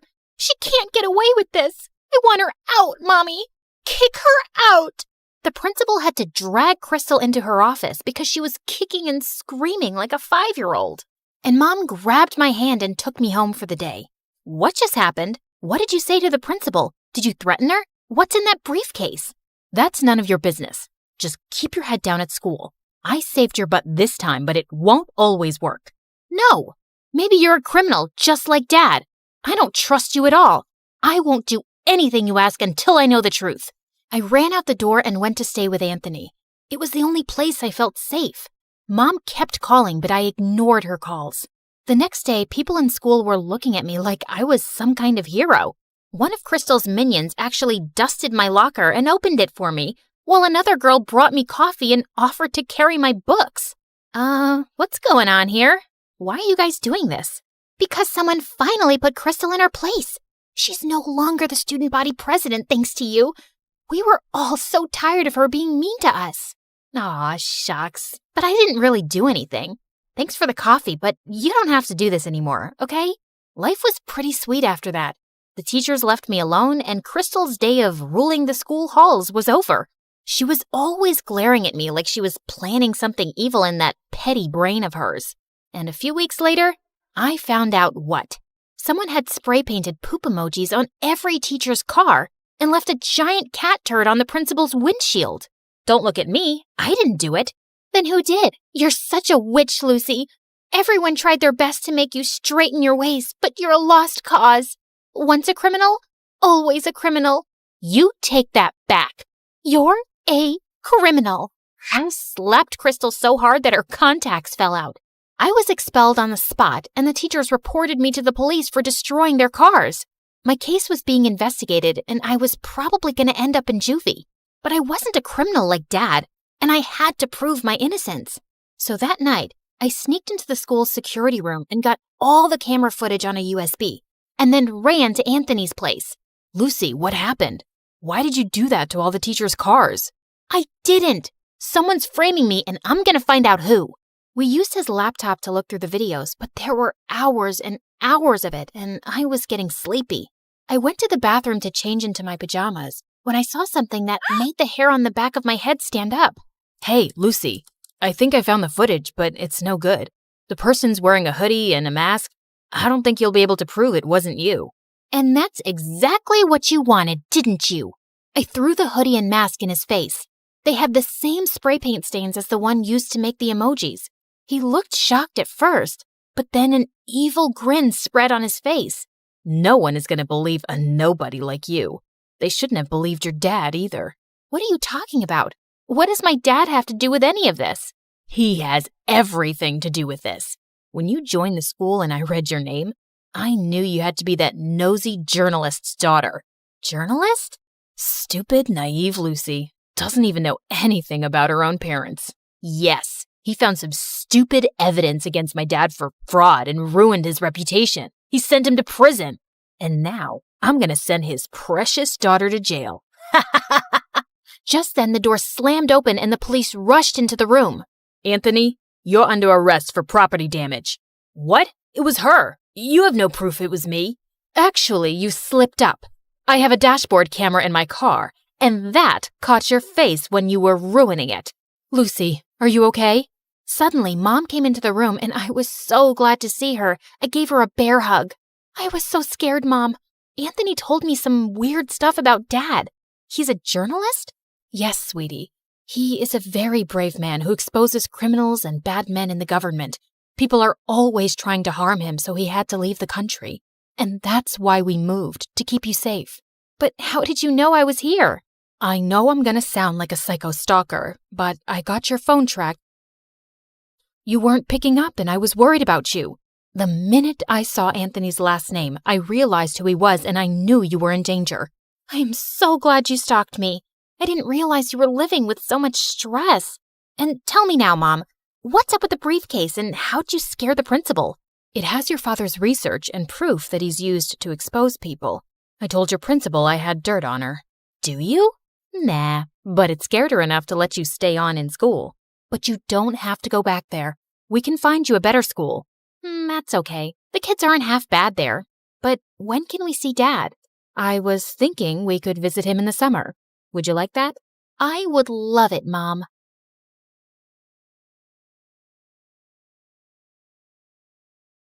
I woke up as the maids drew the curtains and I could hear the sound of birds singing. I slipped into my shimmering gown, just like Elsa's, placed delicate heels on my feet like Cinderella, and styled my hair like Rapunzel's. I looked awesome. Why wouldn't I? It was my 7th birthday after all. Whoa, I want to pinch myself. Is it for real? You look stunning, my princess. Thanks, Dad. But you remember your promise? You will rescue me if I need you to, right? Of course, sweetheart. Hi, I'm Olivia, the princess of a small country in Europe. Dad threw a grand party for my birthday, and everyone was stunned to see how pretty I looked. Oh my God, the princess came straight from heaven. You light up the room with your beauty. The party was great, but then the son of a duke started boring me with how awesome his new school was. He went on, and all I wanted to do was return to my baggy jeans and hoodie and continue playing Minecraft. So I gave Dad a signal, our secret signal. I coughed once and then rubbed my nose, and just like that, Dad came to my rescue. The princess needs her rest, don't you, darling? Yeah, I do need it. Real bad. Yep, my dad was the best. He spoiled me rotten, and for him, my happiness was everything. My aunt asked him why he spoiled me, and he had the best reply. I'm her father, not just her king. Olivia is strong and wise, and her life is her own to decide. I only want her to be happy. Growing up, I felt like I was different from other princesses. I mean, how many princesses do you know who got to go to a normal school, stay up late playing video games, feed their pets, and give them baths? I could go out and play with kids and just be myself. I loved to live a simple life, just like everyone else. I remember one time I begged Dad to take me to the circus in town. Oh, honey, I could bring them to the palace. You don't need to go there. No, Dad. You know I want to go like everyone else, and I want you to come with me. Dad wasn't too sure about it, so I suggested we get a little creative and disguise ourselves to throw off the paparazzi. It was so worth it. Oh, girl, that's really fun. Yeah, I told you so. Okay, now say hooray!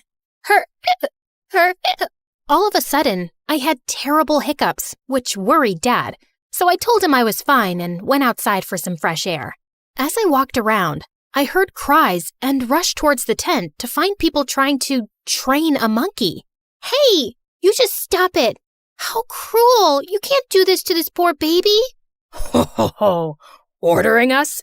Who do you think you are? Some princess? Show off, kid. I ran away not because I was scared, but because I wanted Dad to know about it. And later, he dealt with it. But I remained upset for days, just imagining how that poor animal must have felt. One day, I heard some kids playing in my garden. When I went to check, I learned they were twins, Sophia and Ted. Their parents were friends of Dad's, and he promised to take care of them now that they had lost everything. The twins and I got along great. Ted was so much like me. We had all the same interests, and he was so gentle with animals, which I loved. Sophia was also sweet, and when we first met, we started talking like old friends. But gosh, she had this royal attitude that I just couldn't get with. Guys, I'm going on a tree planting campaign. Would you join me? It's going to be so much fun. No thank you. I don't want to get my hands dirty. I've never done it before, but since you're doing it, it'll be interesting. I'm coming. Ted was the sweetest. My life was perfect, but when I turned 8, my hiccups became awful. And to make things worse, my eyes started to twitch. Dad was worried and took me to a doctor, and it turned out that I had Tourette's syndrome. Even though I tried my best to control the tics, sometimes I just couldn't. One time in class, I was reading a poem that felt like I was on a bumpy road. This poem, seeing how all the kids just stared at me and then some giggled, my ears turned red. It was so awkward, and I ran from the class and just wanted to hide my face. But Ted followed me. Olivia, don't sweat it. Don't let this little thing put you down. Show the world you're not scared to take on whatever comes your way. Nobody's perfect, and that's okay. He was right, and because of him, I never felt bad about myself ever again, even though the paparazzi once made a meme video of me. It did hurt me sometimes, but it's part of life. Being a princess would never be that easy. On the other hand, Ted always tried to make me happy. He gave me cards every day. That's the weirdest thing he always did. That's so cute, Ted. But nowadays, no one makes cards. But I always have time for you. You know I care about you the most. Oh, come on. That's a little overdramatic. Just because I don't make Olivia one card every day means I care less about her? And then the twins started to fight, like always. I immediately came between them and stopped them from bickering because it could easily turn into a war. When we graduated from high school, he asked what I wanted to do. I told him I wanted to go camping and explore the wild. And to my surprise, he agreed. A couple of days later, I set off on a cruise to reach a forest camping site. I went to my room to freshen up, but when I came out after taking a bath, I screamed in horror when I saw a guy lying on my bed. Who are you, and what are you doing in my room? I'm going to call security right now. Actually, that's my line. This is my room, 206. Why don't you check it again? I marched to the door and cringed when I saw that the jerk was actually right. I'm so sorry for that. No problem. Do you need help with that? Yes, thanks a lot, jerk. I grabbed my stuff and walked to my room as everyone stared at me. I went out to the ship's deck to take a couple of pics for Instagram, but I slipped and was about to fall. Thank God someone grabbed me. It was Mark. Oh, you okay? Oh God, you're hurt. It's just a scratch. It's okay. He looked so worried and instantly pulled out his handkerchief to tie it around my arm. That was kinda cute of him. The next day we reached the campsite, and I was totally mesmerized by it. I loved the greenery and the peaceful atmosphere. Everyone had split up into pairs, and guess what? Mark ended up with me. I saw a pond and decided to refill my bottle, but then all of a sudden, Mark snatched the bottle from me. Are you crazy? No, but I'm not sure about you. Didn't you see that water snake? I was stunned. He saved me for a second time, but he kept bossing me around like he was some kind of camping and forest expert or something. It was really annoying. You packed this many clothes for a camping trip? Are you serious? Perfect. You don't have a sleeping bag? Were you thinking we'd get beds here? You can't go out of the tent without a mosquito repellent spray. You know what? I can't wrap my head around how a princess could give up all luxuries and live in the wild.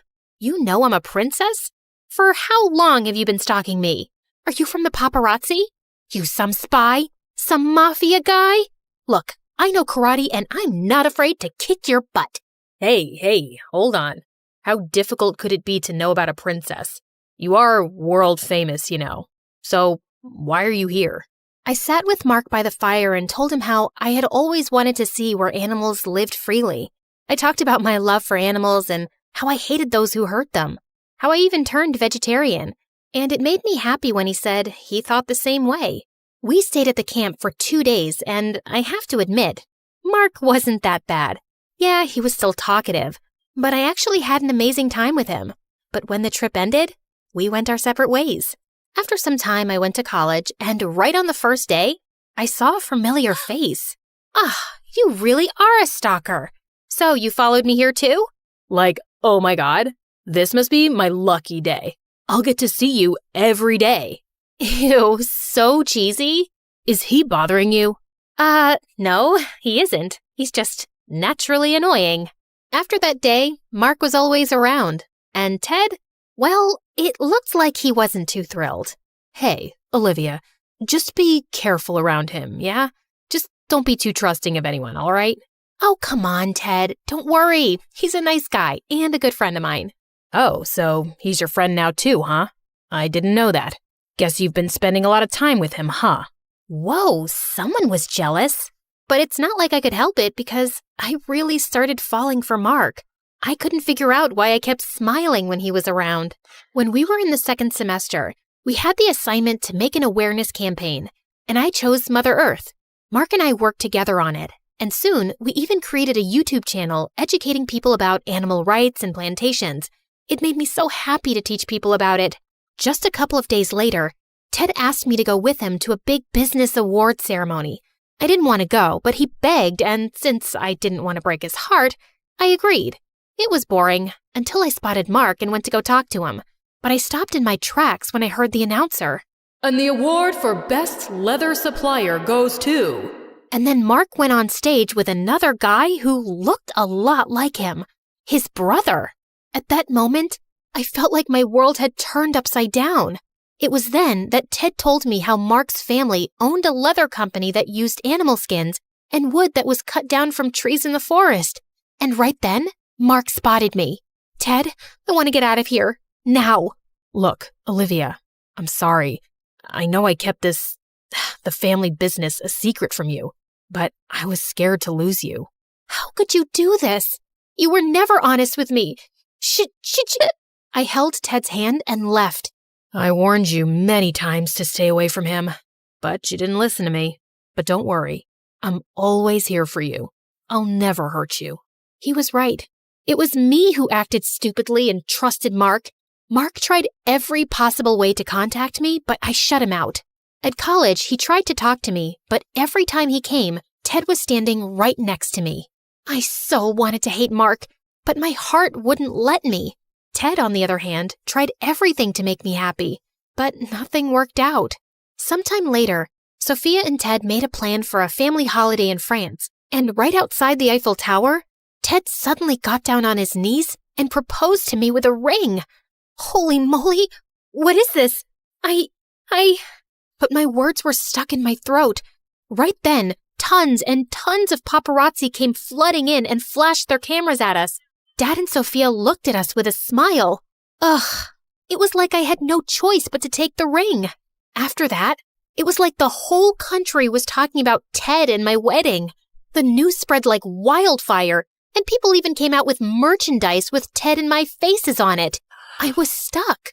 Seeing me look so worried all the time, Sophia asked me what the matter was. I lied and said everything was fine. You were never a good liar. Olivia, it's not Mark, is it? What? No. Maybe. Actually, yes. I can't get him out of my mind. Does it mean that you don't love Ted? Then why did you take the ring? But before I could answer, Ted entered. A couple of days later, we had a Christmas celebration at our palace, and when I went downstairs, I was shocked to see a familiar face. Mark. Apparently, he was Sophia's guest. With Mark and Ted both there, it was getting tense. So I ran to the garden to get some fresh air, and that's when I heard Mark. Olivia, can we talk? Look, I am so sorry. I should have told you everything earlier. But believe me, I left my brother's company a long time ago, when I first met you. You did?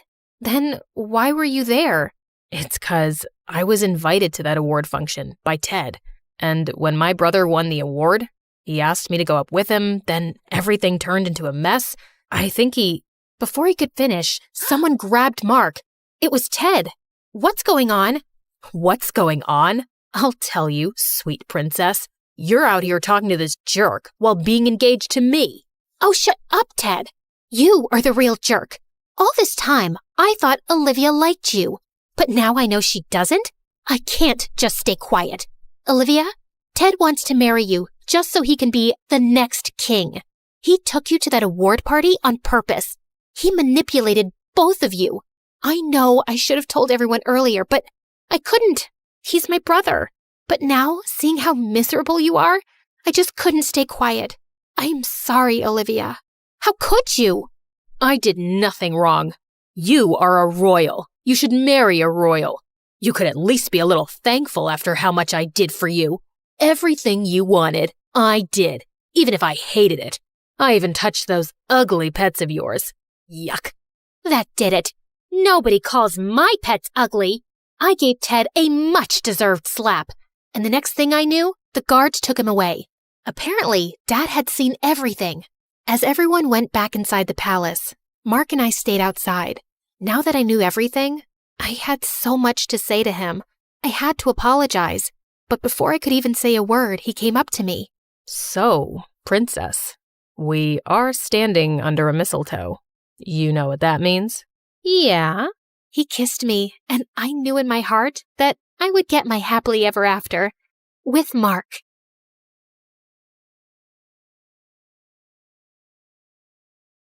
Hey friends, I'm Sabrina from Miami. Please like and subscribe. I was born to two high school sweethearts who loved me to bits. My parents were like each other's best friend, and people called them couple goals. But in reality, they were complete opposites. While Mom was a hardworking, no-nonsense lawyer at a big firm, my dad, well, he was a stay-at-home dad. Polar opposites. Yeah, I know. But still, they were so much in love. As a kid, I wanted to be just like them. I was the best student in class, and I guess that came from my mom, considering what a book nerd she was, and a total goofball. That part I am 100% sure came from my dad. As a kid, I always dreamt of becoming a scientist after a field trip with my school to a science lab. I was mesmerized by the many colorful test tubes. I would read science magazines like they were fairy tales and was able to remember everything. Why is it so hard for you to wake up in the morning? Come on, we're gonna be late. That's because of Newton's first law.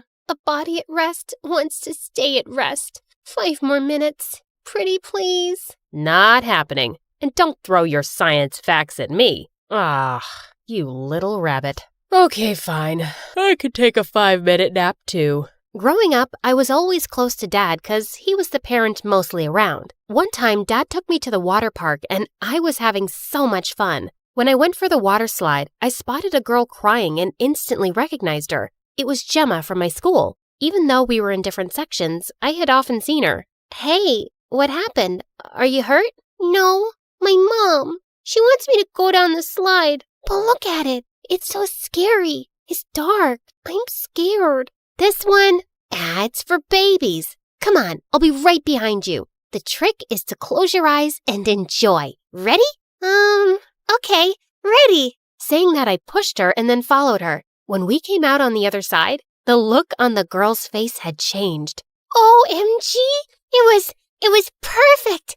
Let's do it again. Yay! We had a blast, but our fun was cut short when we heard some people scream and run out of the pool. I turned around and what I saw made me want to hide my face from the world forever. Dad was in the middle of the pool while the water around him was turning blue and all the kids were running out of it. No. That's your dad, right? I'm not with him. Yeah, I'd say the same thing if my dad did that. You see, my dad was adorable, but he could be pretty annoying at times. I guess that was the reason why Mom was always saying that she had to raise 2 kids instead of 1. Well, Gemma and I became pretty good friends, and the fact that she kept the whole pool thing a secret made me like her even more. While I was happy to finally have an awesome friend, things at home were going south. I started to notice that Mom and Dad were always at odds. One moment they would be smiling at each other, and the next they'd be arguing like kids. They'd bicker over the smallest things, like who would take the trash out, who squeezed the toothpaste from the middle, who left the dishes dirty, and whatnot. One time, they started a huge fight over air conditioning. Yeah, it's frickin' freezing. Where's the remote control? Do you have any idea how much last month's bill was? So, now you're gonna throw the I'm the one who brings the money in thing at me. Mom? Dad? I have homework. Can you help me? How about later, honey? Daddy has to go out with his friends. Friends? Yeah. Run away like a little boy. Ugh, you're always acting like a kid. I always hated their fights, but on my 10th birthday, they crossed all limits and started arguing on my birthday in front of so many guests. I had had enough. Oh, please. For once, I really wish you guys would either stop fighting or just leave each other. Because of Mom and Dad, I officially hated love. As if my wish came true. The next day, Mom left for New York, and when Dad found out, he was heartbroken. I can't believe it. How could she do this? I know we had our differences, but this? How come she didn't ever think about you? The realization stung. Mom didn't just leave Dad, but me too. For many days, my mind was in chaos. Seeing me so quiet at school, Gemma asked me what the matter was, and I told her everything. I am never falling in love. It's stupid. Totally. Friendship is the best ship. With Gemma by my side, I felt like things would be all right. But boy, was I wrong. With Mom gone, Dad was out of control. It was like his life's mission to embarrass me. One time when I had participated in a debate competition, Mom was a no-show and I knew the reason. As for Dad, he was in the audience all excited for me, dressed up like a cheerleader, carrying a huge sign. Oh my God, I might die because of embarrassment. Come on, your dad is so supportive and cute too. After my speech was done, I heard noises from the audience. This idiot has been screaming in my ear for an hour now. It's time he gets taught a lesson. What? If cheering for my daughter is a crime, then I'm a Ah! Before Dad could even finish his sentence, the other guy gave him a black eye. I so hated that my dad got his butt kicked the same day I got an award for the best debate, but he was always acting like a kid on a sugar rush. Once we got home, I was so angry at Dad that I locked myself in my room, even though Dad apologized many times. When I finally came out, Dad was relieved. Honey, I am so sorry. I just wanted to make you laugh. Happy. I thought if I acted like a friend, we'd be... Wait, but why a friend? I want you to be my dad. I can have many friends, but only one dad. I guess my words struck a chord because after that day, I saw how slowly Dad was becoming more responsible. He was managing the house and even started a small business from home, which was going well. He even started to help me with homework, and when I had a science fair at school, he worked with me and we made the best project. On the day of the fair, I stood proud with my project and Gemma was with me. Everything was going fine until I spotted Phoenix, the school's outcast. In grade 1, poor Phoenix had vomited all over a girl, and since then, everyone called him Puke Boy behind his back. For some reason, Phoenix was always smiling at me, and Gemma would often tease me by saying the guy had a crush on me. Looks perfect, just like you. You're in the way. Phoenix, can you maybe move aside with your snacks? Right when Phoenix turned, someone shoved him hard. The jerks from the basketball team were here, and Phoenix happened to be their favorite target. Puke Boy fell on his food. Again. Aw, are those tears in your eyes? Hey, want a hand? Nah. Instead of helping Phoenix up, they shoved him back and started laughing. I couldn't just stand there and watch the poor guy suffer, so I gave him a napkin. What are you doing? Are you all right? Whoa, we got something going on here. Sabrina and Phoenix sitting on a tree. Kissin. Before he could finish, I gave the jerk a much-deserved slap, and that really angered him. But before he could come at me, the principal came and took the whole group away. Good riddance. Oh my God. I want to be you when I grow up. Thank you so much, Sabrina. You're welcome. That was something, Sabrina. Gemma and I spent the day with Phoenix, and it turned out he was a gem. Not only was he good at school, he had a heart of gold. After that day, we started to hang out with Phoenix a lot. As time passed, our friendship grew stronger, and in the final year of high school, all three of us decided to go to the same university. I was doing so well, but then I had a 2-week break before my final exams, and I had to go and visit Mom. I was dreading it because I knew she'd be pissed as I didn't attend her wedding a couple of years ago, but when I reached her place, I was pretty shocked. Wow, Mom had surely married a rich guy, and now she even had 2 kids. meet your brothers. Aren't they adorable? Yeah. So, we're going out. How about you look after the boys? Before I could say anything, Mom and her husband rushed out and I was left to babysit. The entire week went by in a haze, and I realized one thing. Mom had moved on. I knew I should be happy for her, but I felt betrayed. At least I had Dad. But once I was back, I got a surprise at home. Dad was dating again. First, Mom has a new family. Now you're both moving on? Where do I fit in? You are our child. Nothing in the world can ever come between the love we have for you. Yeah, some love. Ugh. But why was I blaming Mom and Dad? I was the one who had wished for them to be apart. The guilt was keeping me awake at night, and to take my mind off it, I poured my heart and soul into my studies and got a scholarship to my favorite university in New York. The best thing was that Gemma and Phoenix were going to be with me, but in different facilities. It was totally worth it considering how we got to meet every single day. Things were going great, and in the third year, I was one of 2 students selected to be part of a research team. That was huge! Finally, my dreams of becoming a scientist seemed so near. While working for a research assistant, I met Jacob. The guy was sure amazing, and every time I'd meet Gemma and Phoenix, I'd be telling them about him. Looks like someone has a crush. A crush? Yuck! Jacob and I, we're just good friends. Yeah, everyone says the same thing when they have a crush. Did I really have a thing for Jacob? No. I needed to focus on my studies and research. So I started avoiding Jacob, even though I felt bad about it. One time, I was late in the lab with my professor when I had a total eureka moment. I created a new material that looks like plastic, but 100 times safer than plastic. Oh my God, this is unbelievable. Professor, you have to come and see what I found. What? Impossible. Look, I tested it again and again. The results are the same. Yeah, she's right. Congratulations, Sabrina. This is fantastic. This will revolutionize science. Well done, Sabrina. I always expected the best from you. I was so happy, but when the research paper was published, I got the shock of a lifetime. It was named after my professor and didn't say anything about my contribution. But I discovered it. And who will believe a science student over a double PhD scientist? I'll tell everyone. You won't get away with this. Oh, really? Well, then be prepared to lose your scholarship and fail epically. What a monster! I had been such a fool trusting him with my research. I needed to tell Gemma and Phoenix about this and ask them what to do next. I ran to Gemma's dorm room, and right when I opened the door, I felt the air knock out of my lungs. Gemma and Phoenix were kissing. What the heck? Sabrina, wow, Finally. I was telling Gemma for so long that we should tell Sabrina about our relationship, but look how well everything fell into place. Fell into place? Are you crazy? This can't be happening. No way! You betrayed me! It was like the walls were closing in on me. I felt like my mind was spinning. It actually was, and when Gemma came to hold me, I slapped her. Accidentally.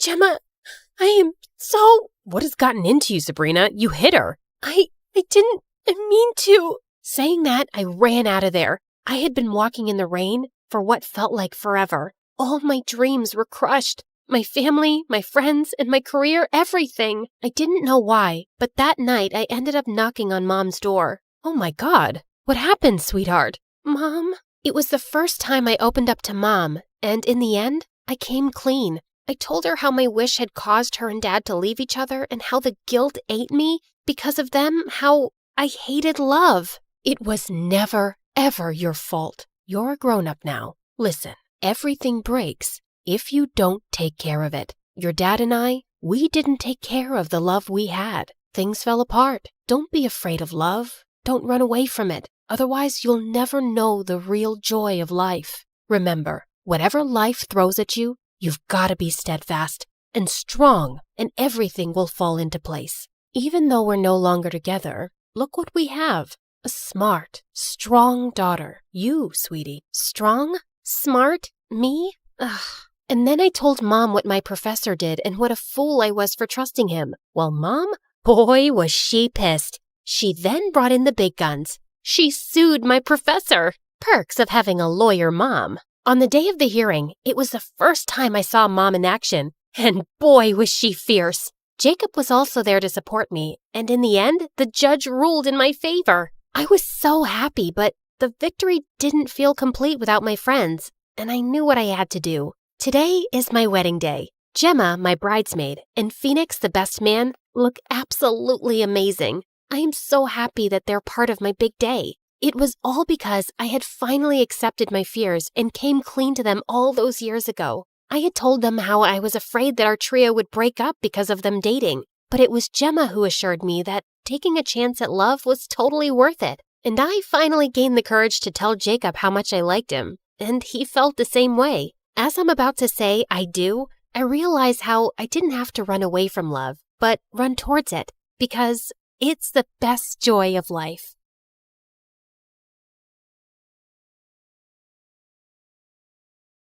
People call me the queen of entertainment, a famous pop icon, a musical superstar. You can take your pick. As for me, I like to be called the queen of hearts. Hi, I'm Ariana Grande. I was born in 1993 in Florida to overachiever parents who were super successful in their careers. Right since I was a toddler, I loved to sing. Mom would sing me lullabies and I'd sing along with her. You have a beautiful voice, my baby, just like an angel. I'm not so sure. I didn't get selected for the school choir. Don't let that dishearten you, sweetheart, and have confidence in your talent. I'm sure you're meant for greater things. Although I loved singing, I was also fascinated by theater and acting. I performed on stage for the first time when I was 8 in a musical named Annie. Are you nervous, Ari?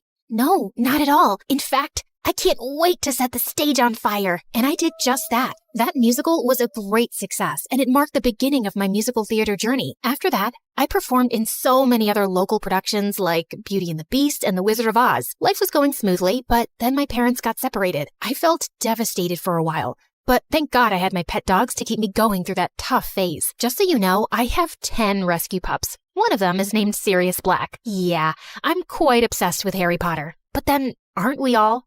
So by the time I turned 14, I decided I'd acted enough and now wanted to make a career in singing. I packed my bags and moved to Los Angeles to meet my managers. Guys, I think I want to make an R&B album. That's a hell of a goal, but who do you think's gonna buy a 14-year-old's R&B album? Well, that kind of made sense. So I went back to Florida and decided to focus on theater for the time being. Then when I was 15, I got chosen from among thousands of girls to play one of the main characters in a Broadway musical called 13, for which I later bagged a prestigious award. By this time, I had moved to New York, so I was missing school a lot. Mom, I want to continue performing, but what about studies? I want to finish high school at least. Don't worry, sweetheart. Your school has agreed to send study materials so you don't miss out on your studies. That was pretty cool. I was studying and focusing on my career, even though I was miles away from home. Then in 2009, I bagged the role of an adorable goofball named Cat Valentine in the famous Nickelodeon TV show named Victorious. Since the show was set in a performing arts school, it gave me an opportunity to showcase my acting as well as my singing abilities on a national platform. Thanks to the show, I was suddenly a teen idol. So, Ariana, what's next? Are you looking at a career in Hollywood? To be honest, acting is fun, but music has always been first and foremost with me. I was determined to give singing a shot, so I kept uploading my videos on YouTube where I sang covers of songs by Adele, Mariah Carey, and Whitney Houston. Meanwhile, the second season of Victorious premiered in 2011 to 6.2 million viewers, becoming the highest rated episode of the show. Victorious ran for 3 seasons until it was finally wrapped up in 2013. Then one day, I got the most unexpected call. Hello, Ariana. I'm Monte Lipman, CEO of Republic Records.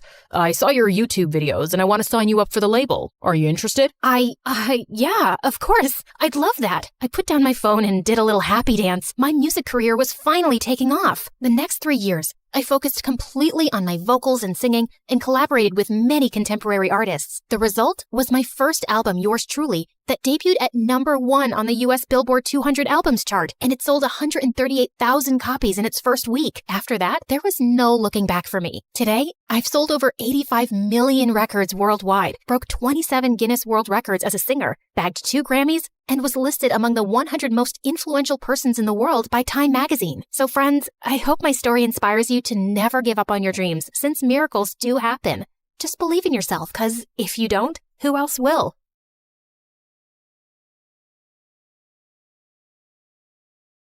Okay, if you hate everything and my car so much, why don't you just get out? This isn't funny. It's freezing, and it's dark out. Is this a joke? Does it look like a joke? Call an Uber. My jaw dropped as he sped off. I was waiting for the driver when I suddenly heard glass shattering and a loud alarm. I looked behind me and saw a man in a dark hood running out of a jewelry store. We both froze. Hi, I'm Layla from New York. Before I tell you the rest, don't forget to like and subscribe. I had a perfect family. I grew up in one of the most expensive penthouses in all of New York City. We had a personal chef, designer clothes, everything. My dad was the president of a huge company, and he loved my mom and I more than anything in the world. We had it all. But when I was 5, my life turned upside down when my mom left, and my dad started spending all his time at work, and a few years later, he married Gwendolyn, who was some random supermodel, and they started jetting off to exotic cities for her work every weekend. At first, I hated how they left all the time. I even tried going with them once. All packed up for the trip, Daddy. Oh, Layla, you didn't really think you were coming with us, did you? Tomorrow's my 7th birthday. Right. The housekeepers will make you the biggest cake you've ever seen. Toodaloo. But as I got older, I got used to them being gone for weeks, and eventually, I totally loved it. Who needed actual parents when you had their credit card? An empty house meant having epic karaoke parties, movie marathons, and makeover parties whenever I wanted. My parents didn't care as long as no one broke anything that cost more than $10,000. Having the best party house in an elite private school was like being royalty among royalty. Oh my God, Layla, your party this weekend was incredible. When's the next one? Don't think I didn't see you break my stepmom's favorite vase. For you, there won't be a next one. Like any queen bee, I had to keep my hive in line. And most importantly, I had to have a super hot king by my side. So I had a boyfriend, Jackson, who was the heir to a massive family fortune. Hey, babe, want to take my dad's helicopter to the Bahamas this weekend? Ooh, the Bahamas. Should we ask our parents? Good one. We even won prom king and queen 2 years in a row. I mean, it's not like it was a surprise. Life was totally perfect. But when I was 17, everything changed. Jackson was driving me home from dinner one night, and we got into the dumbest argument. He was always throwing tantrums. Okay, if you hate everything and my car so much, why don't you just get out? This isn't funny. It's freezing, and it's dark out. Is this a joke? Does it look like a joke? Call an Uber. My jaw dropped as he sped off. I was waiting for the driver when I suddenly heard glass shattering and a loud alarm. I looked behind me and saw a man in a dark hood running out of a jewelry store. We both froze. He was turning to run when a huge gust of wind blew his hood off. I immediately noticed this huge scar on his forehead. Luckily, the alarm must have called the police. The flashing lights and sirens sent him running. I told the officers everything. They dropped me off at home. Jackson didn't take my call, and I had to sleep with all the lights on. The next morning, I woke up to the sound of someone banging on my door. It must be Jackson, begging for forgiveness. Surprise, surprise. You better have a whole bouquet of flowers for me. You're not Jackson. 2 giant men in dark suits with gold badges were standing at my door. FBI, Layla, you need to come with us now. Is this about last night? I told the police everything. The man you saw is some psycho who's connected to robberies all over the city, and he's extremely dangerous. We've already contacted your parents. With your family's high profile, we're putting you in witness protection. Witness protection? Doesn't that only happen in movies? You'll be living with a new family in a discreet location until he's captured. He barely saw me. My dad will never allow this. Dad? Wait, what? Can't you just come home to protect me? Apparently, Gwendolyn signed all the paperwork and sent it to the FBI that morning without even asking me first. You can't do this to me. I wasn't even allowed to say goodbye to my friends or take my phone. And I dozed off in the car until we pulled up to a small house in the desert. A woman and a little girl stood at the door waving and holding up a handmade sign. Eunice? Who is Eunice? Welcome home. Miss Celia will tell you everything you need to know from here. Good luck. Walking into the house felt like the beginning of a nightmare. Everything was so old. Even the floorboards were creaking under my feet. I know this is probably a lot for you, Eunice, but we're here to make you feel like home. Okay, but where's the rest of your house? I can't believe I have a pretty big sister. Don't mind Amy. She's only 5 and she is excited to meet you. I'm sure you're exhausted, but I was instructed to change your hair tonight. You need to be unrecognizable, Eunice. Are you kidding? I just got highlights. And please stop calling me Eunice. My name is Layla. Sorry, sweetheart. But according to your new identity, your name is Eunice. You're my niece who just moved here from a farm, and you have short, green hair. Cool. I love green hair. I'm gonna be sick. Hopefully not too sick. You have to start school tomorrow. After hours of sobbing, I had no choice but to let Celia destroy my hair. Before school the next morning, Celia printed out a schedule and told me about my new identity. Whoa. AP Trigonometry Chess Club? You'll do great. Oh, and I packed you a sandwich for lunch. It's probably nothing as fancy as you're used to, but I think I make a mean PB&J. The best sandwich. Oh, and here's your phone. Don't try to sneak any texting to friends. It's only programmed to call me. A flip phone? Have a great first day. As if that wasn't enough, the students all looked so weird. Not a single person was wearing designer clothes. I guess I wasn't either. I shut the locker and jumped when I saw a tall guy with glasses and a plaid sweater standing right in front of me. Ah, who are you? Hi, I'm Edward. Eunice, right?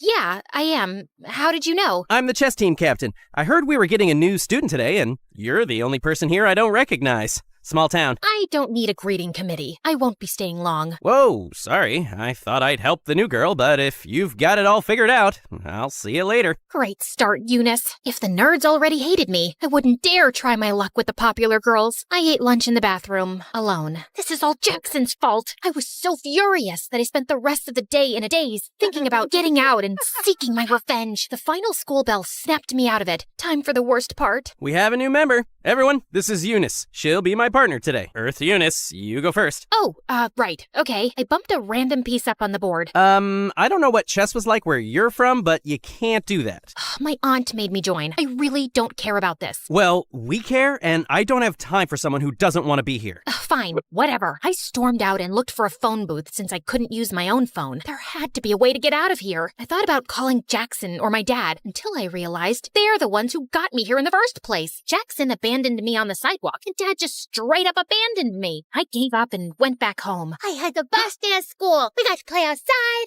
and I saw a rock that was bigger than my head. Okay, what about you? Did you make any new friends? Nope, but maybe a couple of enemies. I told Celia that I didn't want to go to chess anymore. Although, seeing them all play did remind me how fun it was to play with my dad. Did I just call chess fun? One day, I was walking to the bathroom for another sad PB&J, but someone was blocking the door. Edward, you know this is the girls' bathroom, right? I just wanted to make sure you knew that it wasn't the cafeteria, since you eat lunch here every day. Small school, people talk. Well, that was humiliating. What do you want? Surprisingly, he apologized for being so harsh on the first day. He even offered me to join him for lunch, where they play chess as well. I never thought I'd say it, but it was way better than eating alone in a bathroom. Edward even walked me home after school, and I saw Celia spying at us through the window before he dropped me off. Someone's making friends. Does he want to have a play date with me? I'll ask him. Edward and I started spending more time together, and it was fun. And I started to look forward to school, and I had to admit, it was nice not having friends who only looked for status and where I had to dress up like I was going to a fashion show every day. And once, as I prepared to leave for school, I saw Celia braiding Amy's hair, and it reminded me of my mom. I gathered myself and took my bag to leave. Okay, bye, Mom. Bye, Mom. Before I knew it, Celia was hugging me. I'm sorry.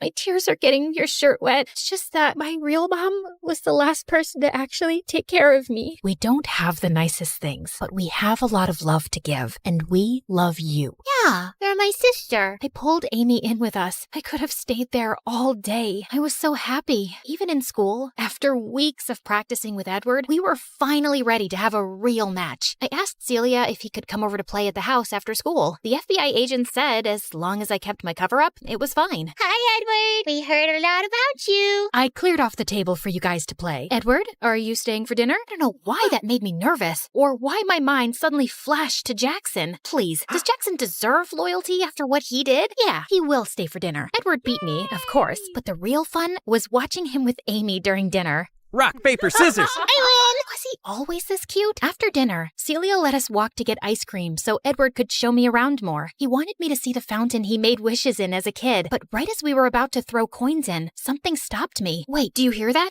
There's a rustling sound. Edward stepped in front of me, and that's when I saw a dark figure, and my heart raced with anticipation of the man with the scar to come out and... Jackson? What are you doing here? Layla, I felt terrible for what I did, so I came to rescue you. You're not safe here. You know this guy? Wait, why is he calling you Layla?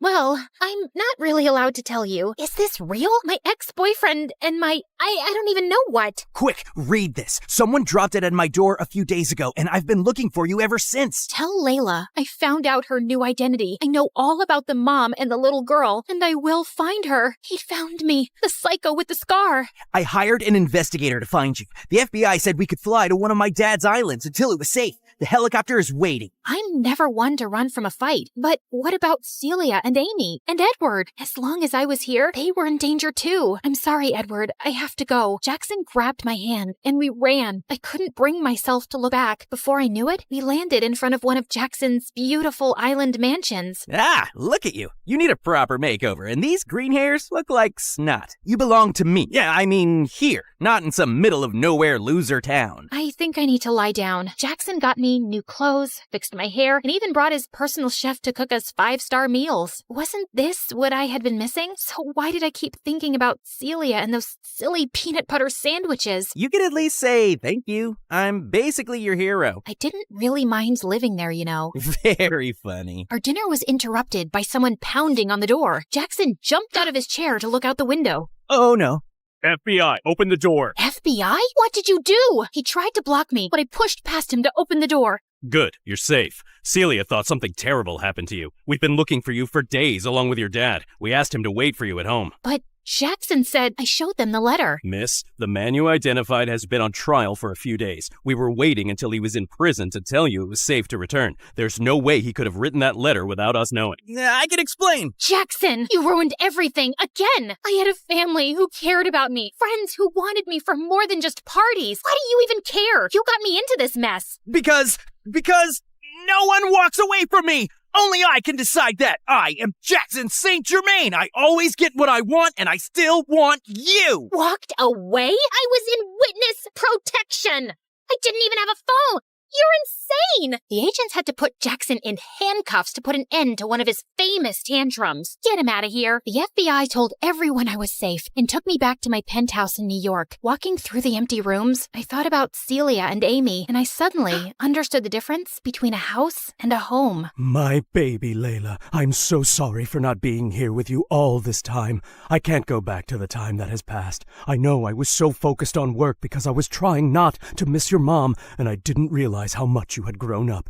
You look just like your beautiful mom, and when I got to know that you were in the witness protection program, I used all my connections to find the scumbag bandit as soon as possible. And when I found out you'd gone missing, I realized what a terrible father I am. Oh, Dad, you'll always be my dad, but I really want to go back to finish high school with Celia. My dad accepted as long as I had a bodyguard for protection. There was just one thing I had to do before going home. Driver, can you please make a stop at the local jail? You better tell them to let me out. Tell them it's a mistake. I cut him off with a well-deserved slap across the face. Clearly, he hadn't learned any lessons yet, but he was super rich. I knew he'd be bailed out in no time, but not by me. Bye, Jackson. It was time to reveal my big plan. Layla, it's beautiful. I took Celia and Amy's blindfolds off and revealed a brand new house by the fountain in the park. My dad wanted to make up for his absence, so he paid to build a big house with everything the three of us could need. And yeah, I did ask for a walk-in closet. A girl can only change so much. Do I have a playroom? You have two. Wow! I still can't believe your name is actually Layla, and you did all this just for some chess-playing nerds in a small town. Don't flatter yourself too much. It was for all you nerds in this beautiful small town. Let's head inside. I'm kind of craving a peanut butter and jelly sandwich.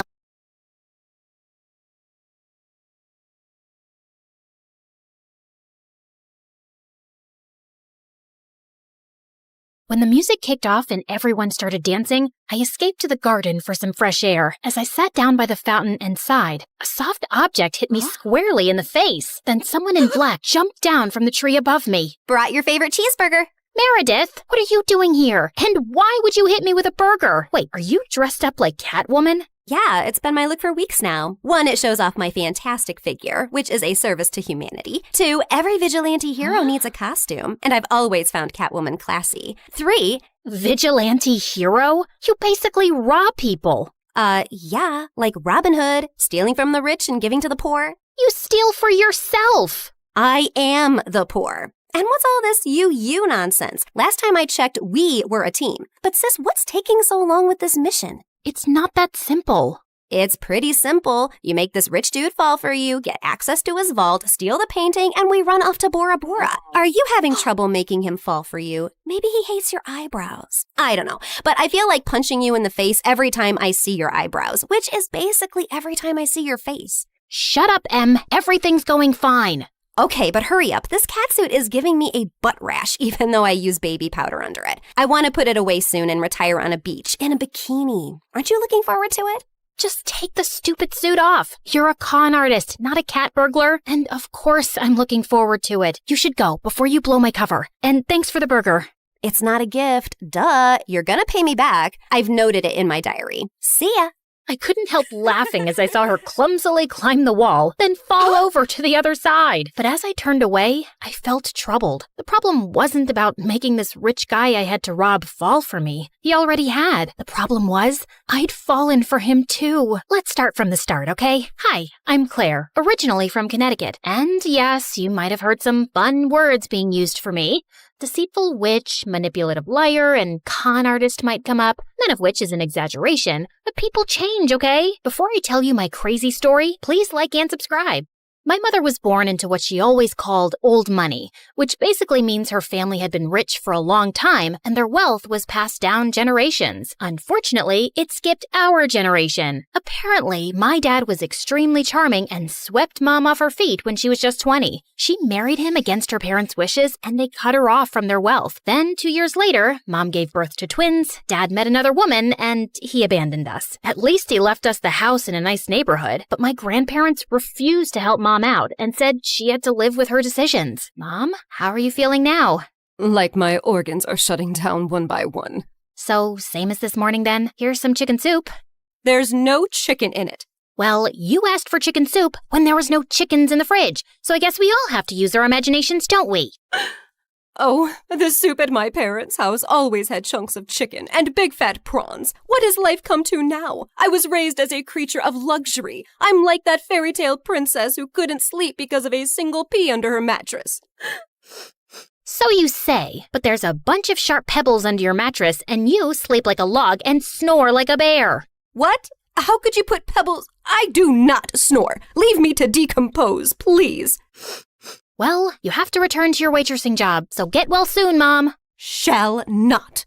I loved Mom, but she was basically a spoiled, selfish child who just couldn't adapt to her changing fortunes and start acting like a freaking parent. My sister Meredith and I were twins, but we looked nothing alike. With her soft blonde hair and big baby blues, she looked like the kind of sweet soul who saved kittens from trees, helped old people across the road, and sang to birds. She didn't look like she had an ounce of evil in her, which wasn't true, like at all. But we'll come back to that later. From an early age, it was clear to me and Meredith that we had to be resourceful for money. I started doing odd jobs for our rich neighbors in the 8th grade, like raking their gardens, walking their dogs, and babysitting their kids. But Meredith was always finding more creative ways, like taking stupid boys in her class on paid exclusive tours to an alien site she'd discovered in the nearby forest. I'd seen her digging up the crater where the spaceship had landed, or selling youth water to high school girls, claiming she'd traveled far to the Fountain of Youth over summer break and had a limited supply. They actually thought she was telling the truth because it tasted different. Yeah, that's because she was filling up bottles from the neighbor's gross jacuzzi. People eventually caught on and stopped buying from her, and that's when she started stealing from me. But whenever I'd confront her, she'd throw a tantrum and deny it like I'd accused her of killing someone. So the next time, I hid money in my diary and made my latest entry. Dear Diary, guess what? What? When Mom took Meredith to the hospital for her sore throat the other day,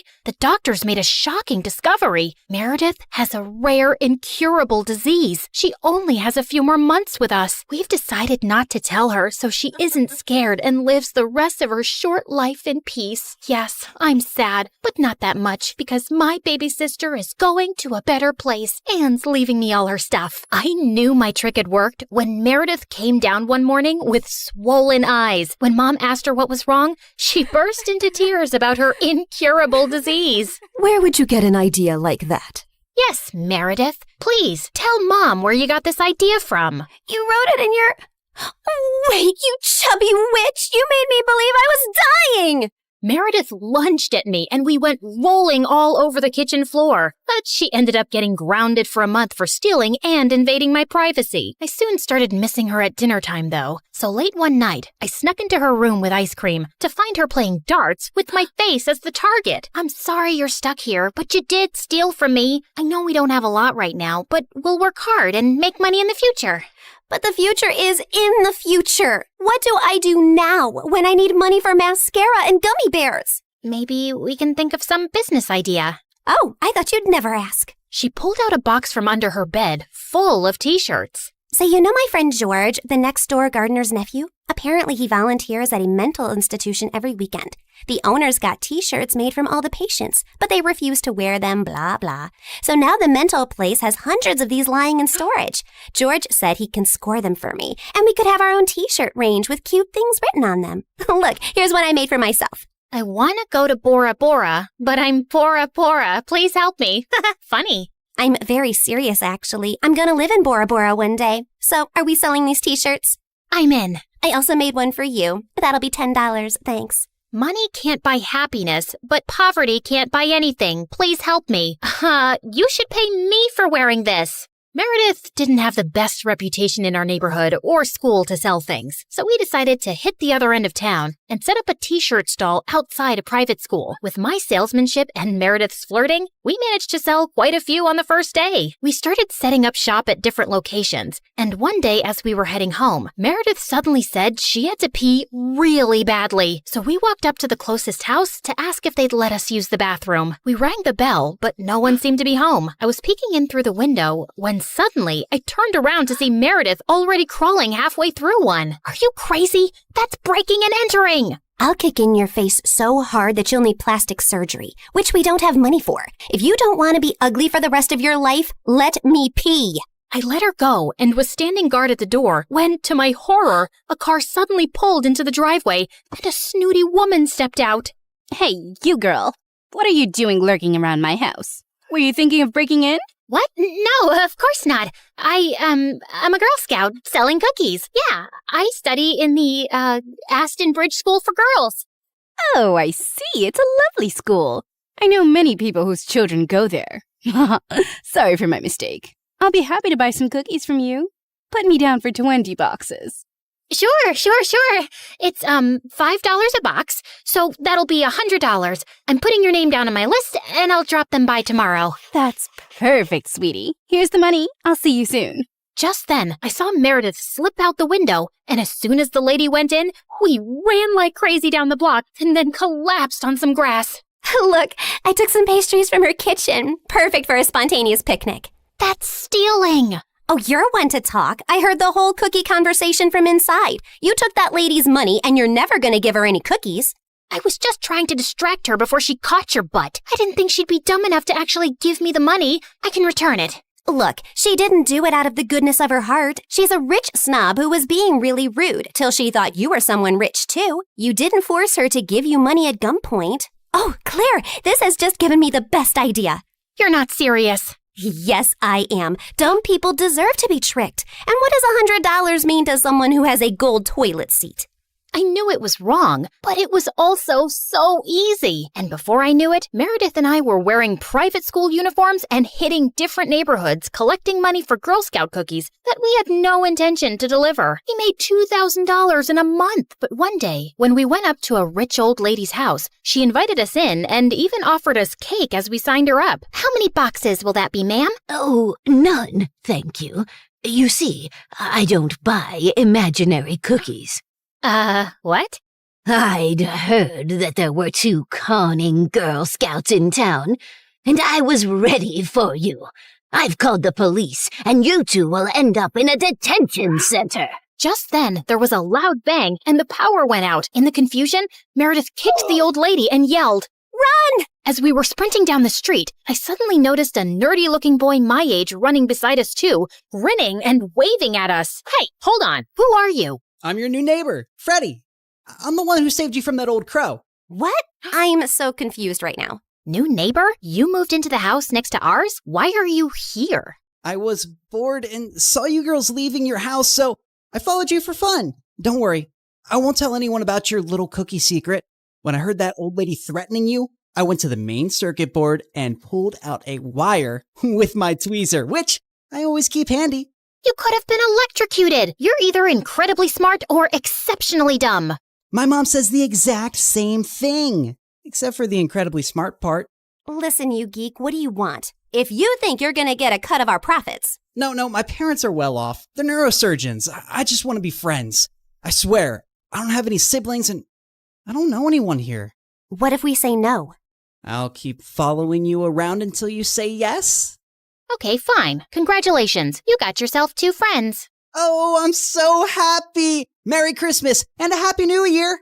And from that day on, that goof really did become our best friend, especially mine. He was like the sibling I never had. I mean, the nice sibling who did my nails and watched the channel I wanted to watch on TV without arguing. He was also really generous. I didn't want to take advantage of it, but Meredith and Mom had no problem keeping all the gifts he was always getting us. We decided to lay low with our conning activities in case the old lady had actually told the police about us. But soon after we joined the 11th grade, a new drama unfolded in our lives. A family moved into the huge white house across the street. Apparently, the couple who'd bought the place was loaded, and they had 5 teenage boys. Finally, some eligible bachelors on our street. Thanks. My feelings aren't hurt at all. Oh, I'm sorry I left you out, sweetie. Maybe you'll find someone too. I mean, they have 5 boys. There's a good chance one of them is gay. What? Why would you think? Okay, girls, here's a basket of goodies for you to take over as a welcome present. Now go, throw yourselves at those boys. Meredith and I rolled our eyes, but we decided there wasn't any harm in checking them out, and we were welcomed by the ugliest quadruplets ever. They were really sweet and really excited to see us, but with their orange hair, acne, and buck teeth, they were not a pretty sight. Man, I feel sorry for those parents. Like, you know, Mom got one average-looking kid, but God made it up by giving her me. But those parents, oof, God decided to use copy-paste on that ugly model. They must have done something terrible to deserve this. Huh? You are so rude. Oh, shut up. I know you're thinking the same. I just have the guts to say it out loud. But then a day later, I'd just woken up when the bell rang, and I opened the door to find the most gorgeous boy ever standing outside. Hello, I'm Eric. We got some of your mail. I came to return it. I just stared at him, dumbstruck, feeling acutely aware of how terrible I looked. Just then, Meredith pushed me out of the way. Hey, thanks. You're such a lifesaver. Haven't seen you around before. I just moved into the house across the street. The big white one with the quadruplets? Yeah, they're my brothers. What? No, they can't be related to you. They're very unattractive. Meredith, can't you ever sugarcoat anything? I am sugarcoating. Did I call them ugly ogres? I am so sorry. It's okay. People have this reaction often. I'll see you girls around. He flashed his beautiful smile at us and then left. Wow, Eric stole his brother's luck, the schoolboy's luck, the neighborhood boy's luck, and his mother's and his father's luck, and the whole town's. I agree. He's beautiful. I hope he's smart and funny and kind too. I'm sure he is. I'd never believed in love at first sight till I met Eric. Okay, maybe love is an exaggeration, but I was crushing on him hard.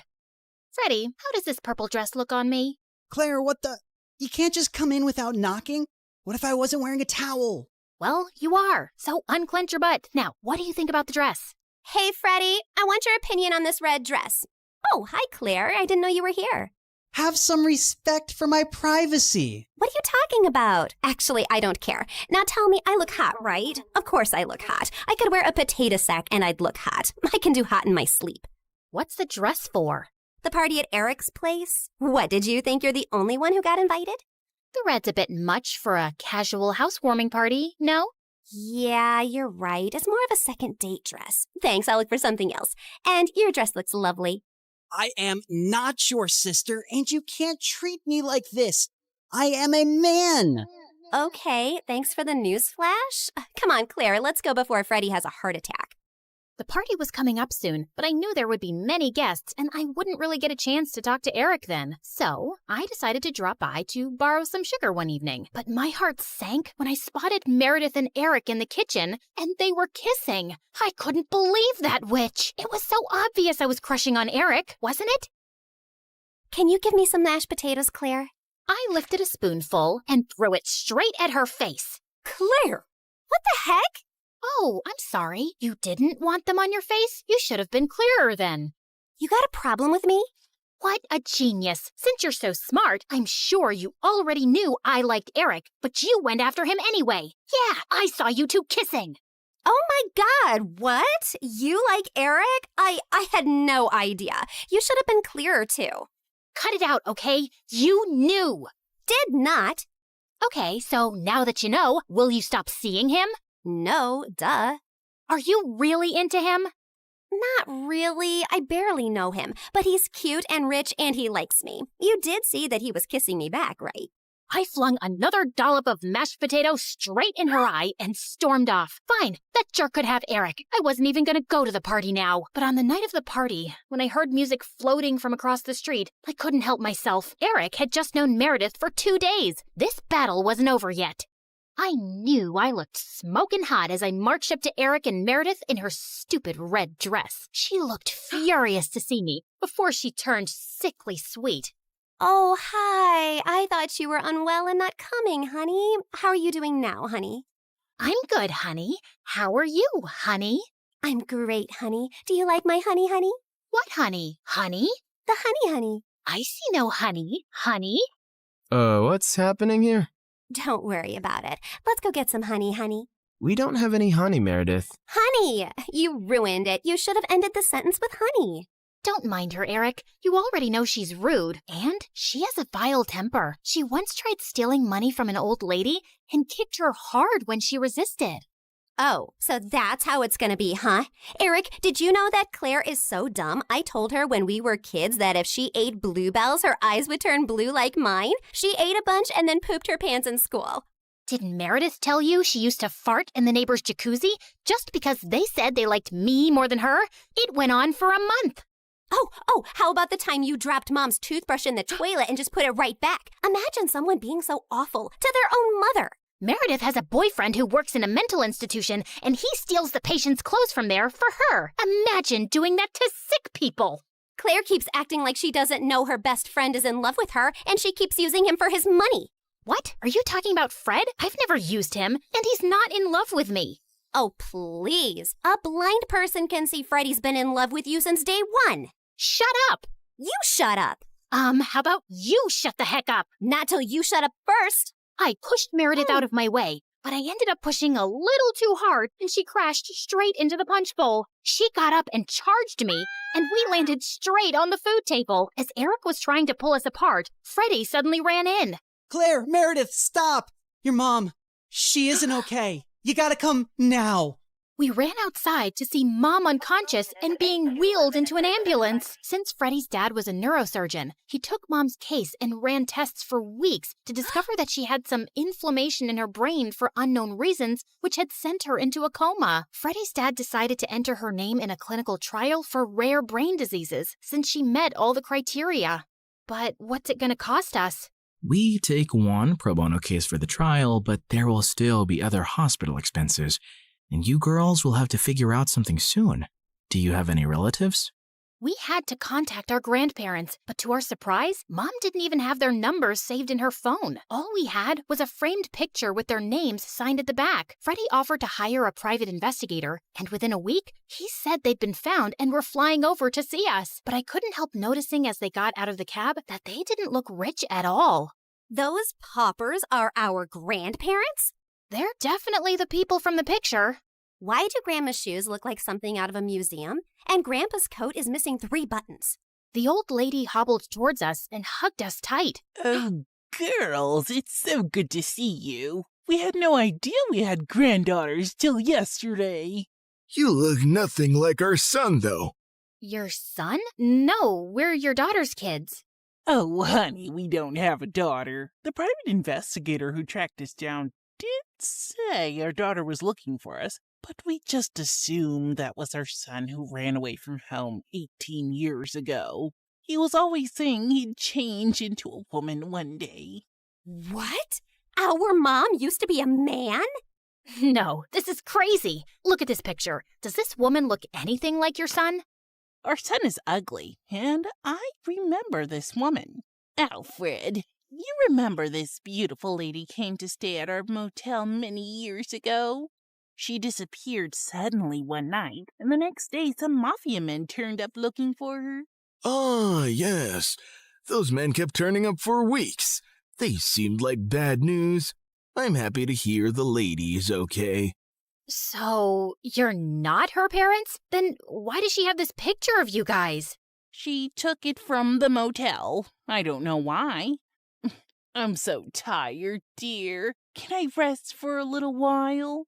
No, if you're not our rich grandparents, you gotta go. Taxi! Meredith sent them packing immediately, and we just stood staring at each other. When was Mom in a motel? And why were there bad men after her? She told us all our lives these random people are our grandparents. What else has she been lying about? Apparently, a lot of things. When we checked out if she had any health insurance, she couldn't be found in the system. I went to the diner where she'd been working for years to see if the manager could help, only to find out that no one there had ever seen her. We had no clue where she'd been going all this time while she was pretending to work, or where she got her salary from. Meredith and I tore up Mom's room looking for more clues. We didn't find anything in the closets or under the bed, but I pulled the rug away and came across a loose floorboard. We pried it open to find a laptop and so many fake IDs and passports, all belonging to Mom. Oh my God. Mom? As a French redhead? Her hair is black here, and she's Swedish. We opened the laptop, but we couldn't get past the security code. We asked Freddie to come over and told him everything. And when he went over the laptop, he let out a low whistle. Whoa, this is heavy encryption and insane firewalls. Is your mom from the CIA or something? Have you ever seen her using this laptop? Yeah, I have once, but she told me she borrowed it from a friend to watch Keeping Up with the Kardashians. Who is this woman? We really had no idea, except that her hair dye started fading soon, and we discovered she was a natural blonde. We still desperately needed the money and contemplated selling the house, but we couldn't even find any documents for it. For the first time in my life, I felt overwhelmed and completely out of ideas. Then one night, as Meredith and I were sitting on the porch, Freddie joined us, looking grim. I need to tell you guys something about the clinical trial. There's only a 50% chance that your mom will get the drug that could make her well. What do you mean? Doesn't everyone get the drug? No, half the patients get a placebo drug. Oh God, I did something really wrong. I checked the files of everyone on the clinical trial, and your mom has been assigned the placebo drug. She's not gonna get the treatment. So that's it? We're just gonna sit back and watch, knowing there's no chance of her getting better? Make your dad give her the drug! I can't. Dad would lose his medical license if anyone thought he interfered with the trial. Then why did you even tell us, Freddie? Freddie looked at me silently. He told us because he and his dad can't do anything, but we can. Whatever you plan, I can't be part of it, but you have to do it soon. The trial starts next week. Thank you, Freddie. You don't know what this means to us. Of course. I'd do anything for you, Claire. For the first time, I saw what had maybe been so obvious all along. Freddie was in love with me, and I was about to use it to my advantage. Can you tell me where the trial patient files are? When we visited Mom next at the hospital, I was able to slip away and retrieve Mom's file and another patient's who was receiving the drug. That night, Meredith and I used every Photoshop skill we had to make duplicate copies, complete with the hospital's seal and everyone's signatures to ensure that Mom was the patient chosen for the treatment. And the next day, I slipped the files back in. I knew what I'd done was wrong, and I'd broken at least 5 different laws. But as I walked away, I didn't feel like a criminal at all.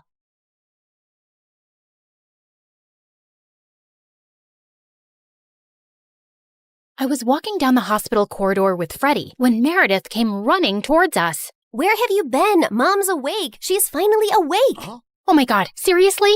This better not be a joke, Meredith. I swear on my beautiful face, it's the truth. The doctors are just checking her vitals. Can you girls stop making so much noise? It's a hospital. Oh, shut it, nurse. We're in the coma ward. Who are we disturbing here? Don't you want these people to wake up? How dare you talk to me like that? This is preposterous. That's not even a real word. Remind me to buy you a dictionary. How did you become a nurse? Jeez. You ran down to Mom's room to find her fighting off the doctors. She jumped onto her bed like an animal and started screaming at them. Where am I? Are you doing a science experiment on me? You will not touch the daughter of Vladimir. I learned how to catch fish with my bare hands when I was 3 and tackled a bear when I was 5. You think you are any match for me? Ma'am, we mean no harm. We're your doctors. How are you old enough to be a doctor? You have pimples like a teenager. I'm fully qualified. Shut up, little boy. Tell me where I am before I take your eyeballs out and play bubbles with them. Mom? Mom turned and stared at me with wild eyes. Let's get out of here before she attacks us. For once, I agree with Meredith. Who are you? And what did you just call me? Hey guys, the last time you saw me, I was walking down a hospital corridor after switching the clinical trial files. That was 2 years ago, so let me get you up to speed on everything that's happened since then. Mom entered the clinical trial, and her tests started showing signs of progress, but she didn't come out of her coma anytime soon. Freddie tried to help us, but Meredith and I had to learn to manage on our own, and it turns out there's a lot you can steal from a hospital. We never had to buy toilet paper or cleaning supplies again, and we always had endless cups of pudding and Jell-O. Meredith, is that diaper cream you're putting on your face? A girl's gotta moisturize. It's very hydrating. My face is as soft as a baby's butt. What did you score today? More useful things like new bed sheets, pads, towels, and batteries for our TV remote. Time for our show and more Jell-O. Woohoo! But we still needed money, and after high school, we went back to our conning ways. I always pushed away the guilt and justified it to myself with things like, we needed the money, we had no other choice. But I have to admit, I also felt a thrill every time we outwitted someone and got away with it. It started out small, like hitting venues of concerts and games in different cities and selling fake tickets to desperate fans, hoping to get in at the last minute for twice the regular price. By the time they figured the tickets were bogus, we were gone. Or going to the American Idol audition venues and convincing hopeful contestants that we were part of the TV show crew, and we'd get them through to the next round if they paid us a little money. Then, we set up an Instagram matchmaking business account with tons of fake success stories. We were getting booked for our services by loads of women. We'd always meet at the client's house in disguise. What is this exquisite dessert? It's like a cloud melting in my mouth. It's a Japanese cheesecake, delivered fresh every day from Japan. You are just the kind of people I like. Ow! Let's get down to business, shall we? Wow, I mean, this cake. Yes, business. This is your daughter?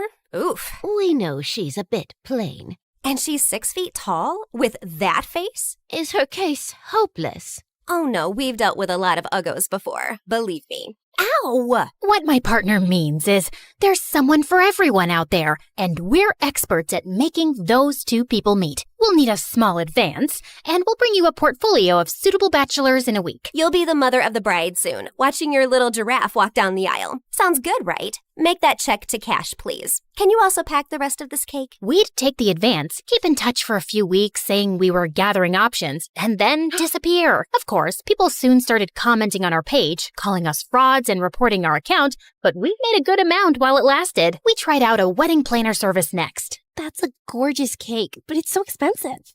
But it goes so perfectly with your pink and white theme. Also, we're planning to order 2,000 pink and white roses. And an ice sculpture for the reception area. How much will all this cost? You can't put a price tag on happiness. Daddy will have a heart attack. He's gonna have one anyway. I just saw him eating a block of cheese. Why should that stop you from having the wedding of your dreams? Really, you deserve the best on your big day. Okay, I'm sold. Let me write you a check. When that went bust, we became travel bloggers and influencers. With our huge number of fake followers, we managed to get into the best hotels for free as long as we wrote a review. When I'm rich, I will buy a hotel and live there. They have the best beds. Room service? Yes, we'll have 2 lobsters, 4 sushi platters, 2 beef burgers with fries, the prawn tempura, the fish tempura. Okay, anything with the word tempura. And why don't you bring up the entire dessert menu? Thanks. Of course, none of these businesses lasted too long, and we were always on our toes, traveling from place to place, changing disguises, trying not to get caught. The only person who had any idea of our activities was Freddie. But whenever we went back home, he was always happy to see us and never asked questions. 2 years had gone by like this, and Mom was finally awake, except she didn't remember being our mom. Now, we had no chance to ask her about the fake IDs and laptop we'd found, because all she seemed to remember was her childhood and frickin' Russia. We showed her pictures of us together, and the doctors explained that she'd lost most of her memory, and they were unsure if she'd regain it. Oh, my girls. I am so sorry I don't remember anything about you, but I feel a connection to you, as strong as the frost on my toes, walking barefoot in snow, and as sweet as the smell of my grandmother's honey cakes, and as deep as the violet skies of Siberia, and— Yeah, we get it, Mom. We love you too. As the three of us sat in a cafe later, I was still trying to process everything when I saw Meredith had a faraway look on her face. I know that face, Em. What are you planning? Oh, nothing. Just thinking how excited Arthur will be when he finds out Mom is awake. You're talking about our neighbor, Arthur? Yeah, he's been visiting Mom every week for 2 years. He's always been in love with her. He'll be happy, but she won't even remember him. That actually works in his favor. Mom always found him irritating. What are you saying exactly? What if we convinced Mom that she was deeply in love with Arthur before she went into a coma? I'm sure he won't have any problem playing along. Maybe we even say that they were engaged before she got sick. If we set them up, Mom will be taken care of for life. Arthur is rich with a capital $sign. Wow, Meredith, you're a frickin' genius. Jeez, why are you girls always scheming? Because our parents are not neurosurgeons. You can't use that excuse forever. Watch me. Like we expected, Arthur immediately agreed, and we got to work. We photoshopped tons of pictures of Mom and him, and soon he even turned up with a giant emerald ring. You chose this Russian emerald ring from an antique shop where I proposed to you. Oh, it is so beautiful. I wish I remembered all of these moments. But I do feel a connection to you, as strong as the smell of lavender on a Russian summer breeze, and as warm as Papa's fur coat, and as comforting as a bowl of kidney pickle soup, and— Kiss her, now! As Arthur and Mom kissed, Meredith and I walked out of the room and burst out laughing. We laughed till we almost peed our pants. Oh God, my tummy hurts. Are we doing the right thing? Fooling Mom? She's no fool. She asked me how rich Arthur is yesterday. Now she feels very connected to him. And within a month, Mom was walking down the aisle in a grand wedding in Arthur's garden. Of course, Meredith and I had made all the arrangements and totally overcharged Arthur. I promise to cherish and to love you forever, and follow you to the ends of the earth.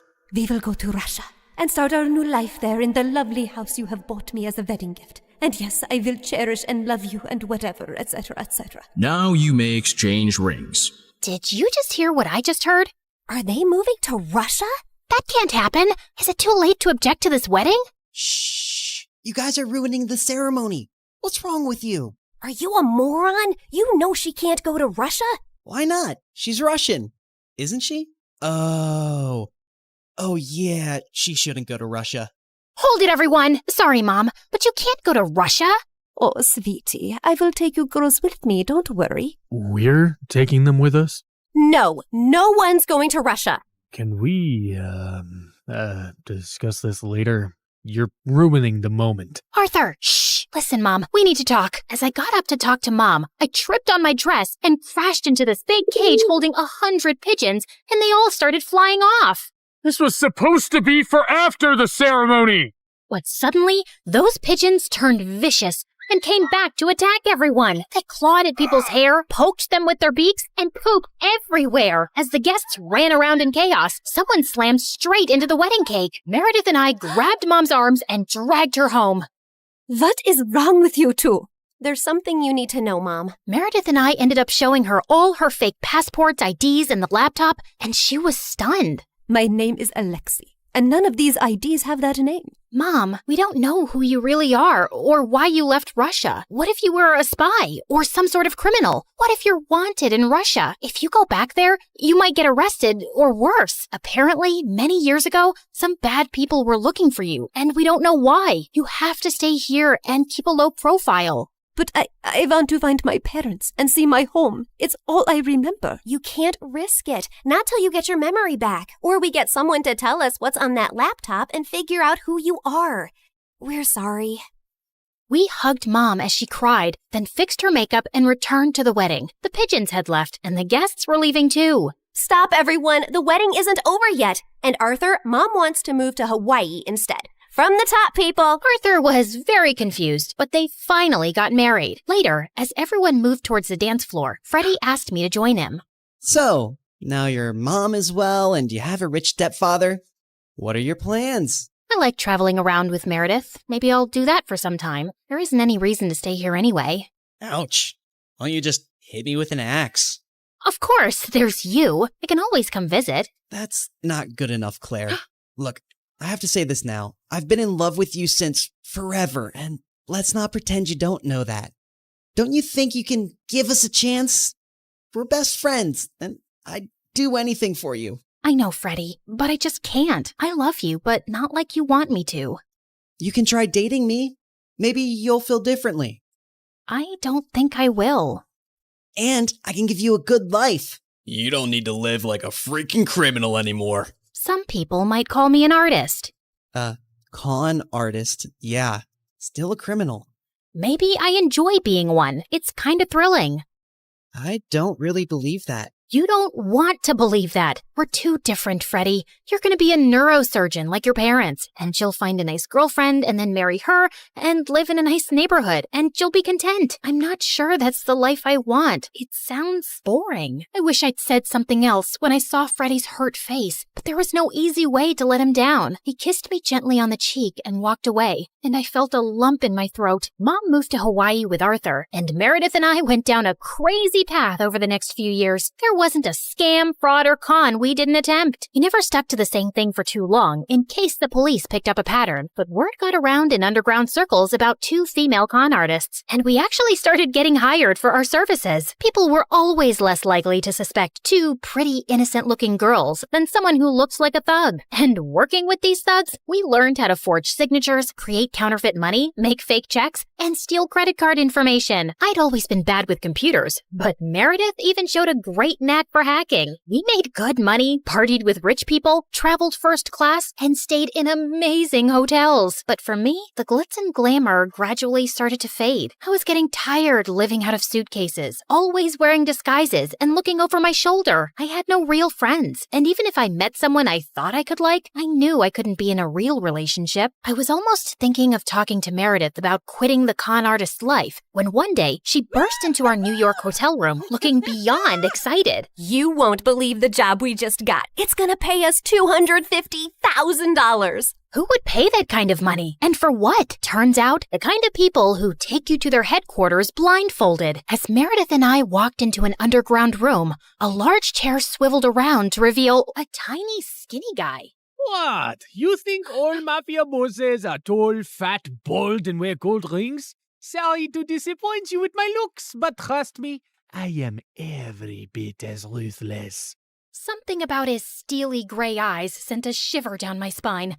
I believed him. His name was Pierre Soufflé, which was obviously a lie, and the job he had for us was to steal a priceless painting from a museum and replace it with a fake. That's the painting? It's, tiny. What's your problem with tiny things and people? It's also kind of stupid. What is that? A raccoon eating a cheeseburger? It's worth $10 million, so the joke's on you, dummy. Now, the owner of the painting has allowed the museum to borrow it for only 3 days, so we don't have a lot of time. Wouldn't it be easier to steal it from the owner's house? Everyone, look at Lady Einstein coming up with brilliant ideas. Why didn't we think of that ourselves? Happy to help. Of course we thought of that ourselves. Trust me, the museum is easier. Why choose us? It's a very stupid security measure, but the museum's floors are activated by pressure sensors at night. Anything above 55 kilograms and they go off.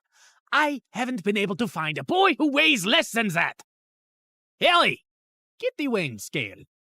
Meredith weighed 52 kgs, while I weighed 55.1. How is this possible? You eat so much more than I do. What can I say? I got all the good genes. Okay, you're out, fatty. Meredith, you're my leading lady. The plan was to enter the museum through its large air ducts, carrying the fake painting with us. We first had to make a stop in the security room and disable all the cameras and alarms. Then we'd crawl back through the ducts till we reached the exhibit area, and I'd lower Meredith down along with the painting so she could switch them out. As Meredith made it to the bottom, I dropped the painting to her, and she missed it. And we heard a loud crack. Oh my God, did you break the frame? Me? It's your fault. Who told you to throw it like that? I was expecting you to catch it. But what was I thinking? You made us lose the frisbee tournament in 8th grade because you're so bad at catching things. Unless it's someone's boyfriend. Seriously? You were so distracted by that hot boy on the bleachers, your throwing skills were completely off. FYI, that boy was totally into me. Why are we even talking about frisbees and boys right now? You started it. No, I didn't. Okay, shut up. Let me think how to fix this. Are you trying to glue it together with your saliva? You got a better idea? Any idea would be a better idea than that. Look, it's a museum. They must fix broken, ancient things here all the time, right? I'm looking at the floor map, and there are some offices in the left wing. I'll go get some glue. It took me an hour to find glue and return to our spot. And I found Meredith eating a bowl of ramen. Where did you get that? I brought a packet of instant ramen with me, and you were taking forever, so I went to make it in the staff kitchen. There was someone's chicken sandwich in the fridge, so I used the meat from that. And there was also some tofu, and I added a dash of oyster sauce. I'm so happy you chose this moment in your life to become a gourmet chef. Just send the painting back up so I can fix it. Tried to fill in the crack as best I could, then sent it back down to Meredith, who took the real one off and put the fake one on the wall. But just as she started walking back, the whole floor lit up suddenly, and a blaring sound went off. Oh my God, what's happening? I don't know. Is the painting heavier than the fake one? Just hurry up. We gotta get out now. They pulled up Meredith and the real painting and closed the opening in the ceiling seconds before security burst in. We crawled down the ducts and out of the building as fast as we could. We ran a few blocks down where Pierre's van was waiting for us, and we sped away. Oh, I would have preferred if you hadn't alerted all of New York about the break-in. Now I'll have to move this painting around with cops crawling all over the city. Never mind. Here's your check, and Claire, try to lose some weight. Au revoir. And without warning, we were dumped on a dark street. We scrambled to our feet, headed for the subway, and made it home. It was all over the news the next morning that someone had broken into the museum and switched off all the security systems. But apparently, nothing had been stolen, except a chicken sandwich and a block of tofu from the staff kitchen. You ate the entire block? Hey, I'm not the one who needs to watch her weight. I do not need to. Whatever. Listen, I've been meaning to talk to you about something. It'll have to wait. I got a hair appointment. We'll talk over dinner? Yeah, sure. I was gonna tell Meredith that I wanted a break from this life, and I wasn't sure how she'd react. As I sat in a cafe later, I suddenly found a cute guy next to my table. Mind if I sit here? There are no other empty seats. I won't disturb you. I promise. We actually ended up talking for over an hour, and I found him sweet and charming. I'd love to meet you again if you're free. I don't live in New York, but I come every weekend. You come here for work? No, actually, I came to visit my mom, who's admitted in the hospital here for a medical trial. She has some rare brain issue that sent her into a coma. Oh, I'm sorry to hear that. How long has she been in a coma? 6 years now.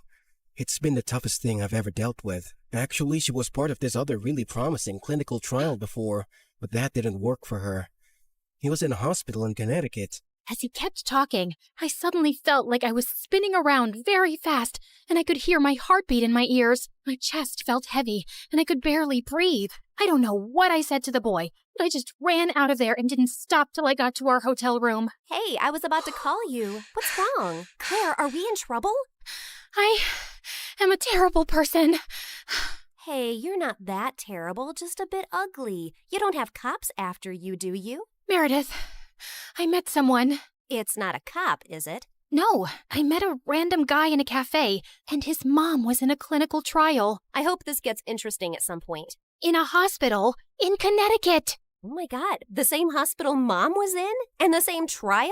What a small world. No, it's not the same trial. It's a different hospital, too. Okay, I'm bored again. The coincidence made me interested for a bit. Meredith, his mom's been in a coma for 6 years. We did that to someone. Didn't you just say it's not the same trial? Yes, but for a few seconds, I thought it was the same trial.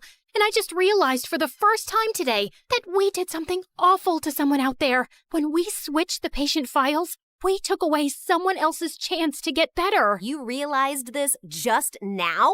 Are you dumb or something? Of course that's what we did. I mean, I never really thought about it like this. It was just a name on a file. But meeting someone who's going through that with their mom for years, it just made it so real. We're really bad people. Not really bad, if you consider all the bad people in the world. Okay, look, we didn't have a choice. If I had to do something like that to save Mom all over again, I'd do it in a heartbeat. Okay, so we did that to save Mom, but what about everything else? We had a choice to not continue living this life, but we didn't stop, and I want to stop. What's the big deal, man? It's not like we're stealing from poor people.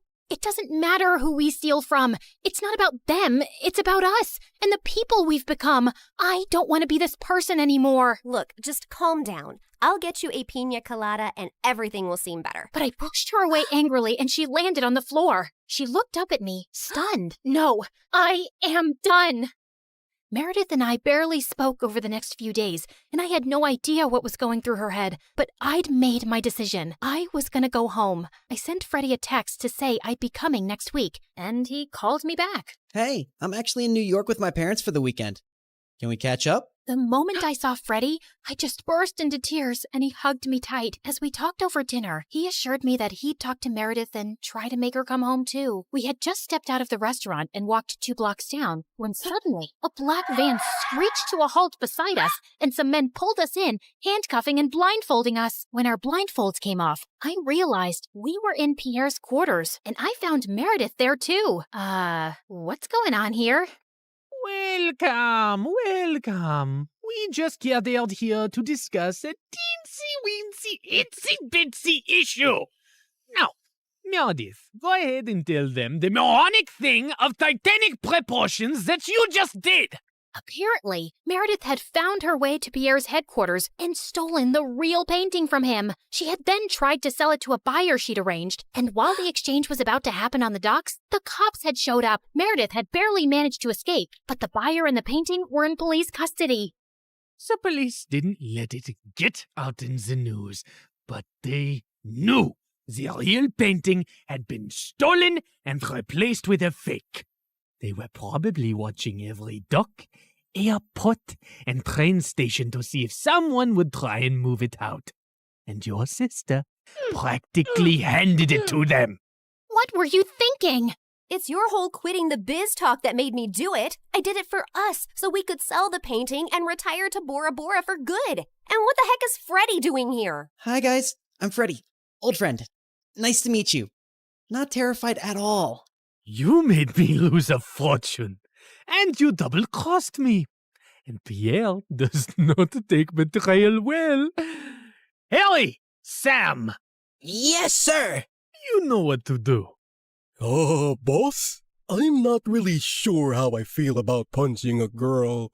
Yeah, boss, I am not really comfortable with this. Maybe we can just punch the boy. I'm not really a boy. I used to be a girl. Ask Claire and Meredith, we practically grew up like sisters. Please don't hurt him. He has nothing to do with this. Silence! You buffoons! I didn't say hurt anyone yet. I just wanted you to threaten them. But of course, you're useless.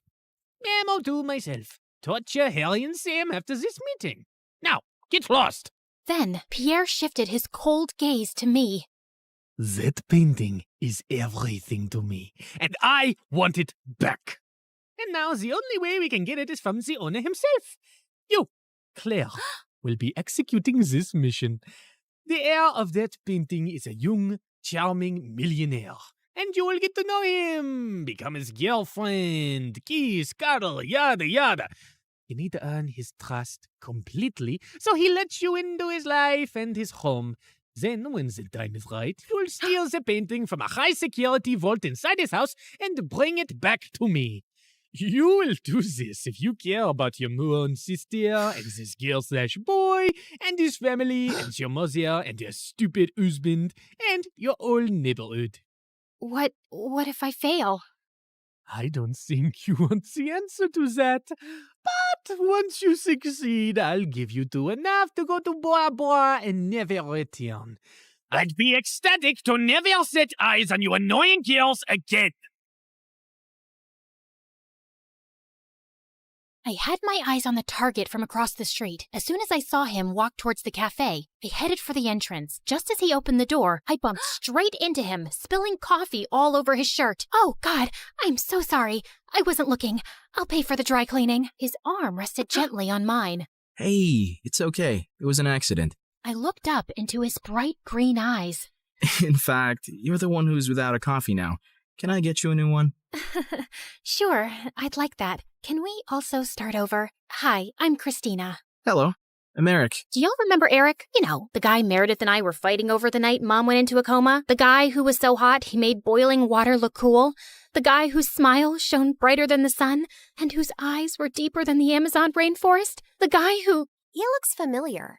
Oh my God, I've kissed this guy once. Yeah, the guy who stole my heart the minute I saw him. And then Meredith kissed him. Do you girls know him? Not super well, but I'd rate him number 8 on my list of good kissers. And I've kissed tons of people, so that's pretty high. Oh, Pierre, you really gotta see his brothers. They look like... Ugly old girls, I know. I know everything about him, but how well does he know you? He and his family lived in our neighborhood only for a month, and that was years ago. I don't think he'd recognize me now. Yeah, she's not that memorable. You're all still going in disguise. We have to convince him that you're just a stranger who has randomly bumped into him with no agenda. Also, he must believe you're very rich, so he doesn't think you're a gold digger. From Pierre, we learned that Eric's mom had passed away at his birth, and his dad had remarried a woman years later who already had children of her own, the quadruplets. The world makes sense again. Thank you. Eric's maternal grandmother recently left the painting to him in her will. His father is a big business tycoon, so they always have security at the mansion. But the painting is even harder to access. The only way you'll make it in and out of there is if you're welcomed into their home. I couldn't believe that of all the millionaires in the world, I had to pretend to like Eric, make him fall for me, and then rob him blind. And how was he even better looking now? Over the next few days, I took on the identity of Christina Delafour, a wealthy socialite with a law degree who lived in a beautiful apartment in a posh area and wore only designer brands. Wow, this Givenchy coat is stunning. It's Givenchy, you moron. Okay, geez. Also, Pierre, can't someone do a background check on me and easily find out that I did not graduate from Harvard and that I don't have parents who made a fortune out of selling toilets in India and now live there? If anyone runs a check, they'll find all this information to be accurate. I've made sure of it, and no one is interested in the law or toilets. So they won't ask you many questions. Now, show me how to walk in heels like a rich lady. Fine. Meredith, pass me the Jackie Chim Chews. Oh my God, they'll know you're fake in a second. I was joking. Relax. I've hung out with enough rich people to pick up a few things. I got this. And then, a week later, I was inserted into Eric's life. We talked over coffee for an hour, and I thought it was going really well. But when it was time to part ways, he didn't ask for my number and just left. Ugh, I'd failed to capture his interest. I'd have to plan another encounter without seeming suspicious. As I was walking away distracted, I ran straight into a garbage can and stuffed my toe hard. Son of a biscuit! Holy mother of fudge! I was still hopping around when I crashed into a woman pushing a stroller, and a doll went flying out of her hand onto the road. Just then, the car ran over the doll and turned it into a pancake. You destroyed my child's precious doll! I'm so sorry. It was an accident. I'll get your little girl a... Wait, your child is a cat? Yes. And that was my childhood doll, which I passed on to my baby. Look, here's some money. Get your baby another doll. She loves that one, and they don't make those anymore. Your baby is a cat. She doesn't love that particular doll. She probably doesn't even love you. She'd eat your face in your sleep if you weren't the one to feed her. Now, please. Just then, someone tugged hard at my purse, and I saw a thief running away with it. You've got to be kidding me! I took my heels off and sprinted after the thief. He jumped over a fence into a park, and I followed. I was gaining on him and sent a flying heel at his head. Just then, someone ran past me, pounced at the thief, and pinned him to the ground. Gotcha! Eric? The park security immediately arrived on the spot and took the thief away. Aren't you glad I followed you and came to your rescue? My rescue? I hit him with my shoe to slow him down and was about to catch him, but then you swooped in at the last minute, and now you want credit? Whoa, easy. I was just flirting with you. Oh, sorry. Wait, you said you followed me? Yeah, I felt stupid that I left without asking for your number. I definitely want it now. You became even more interesting when you stubbed your toe, murdered a doll, yelled at the cat lady, and chased a robber.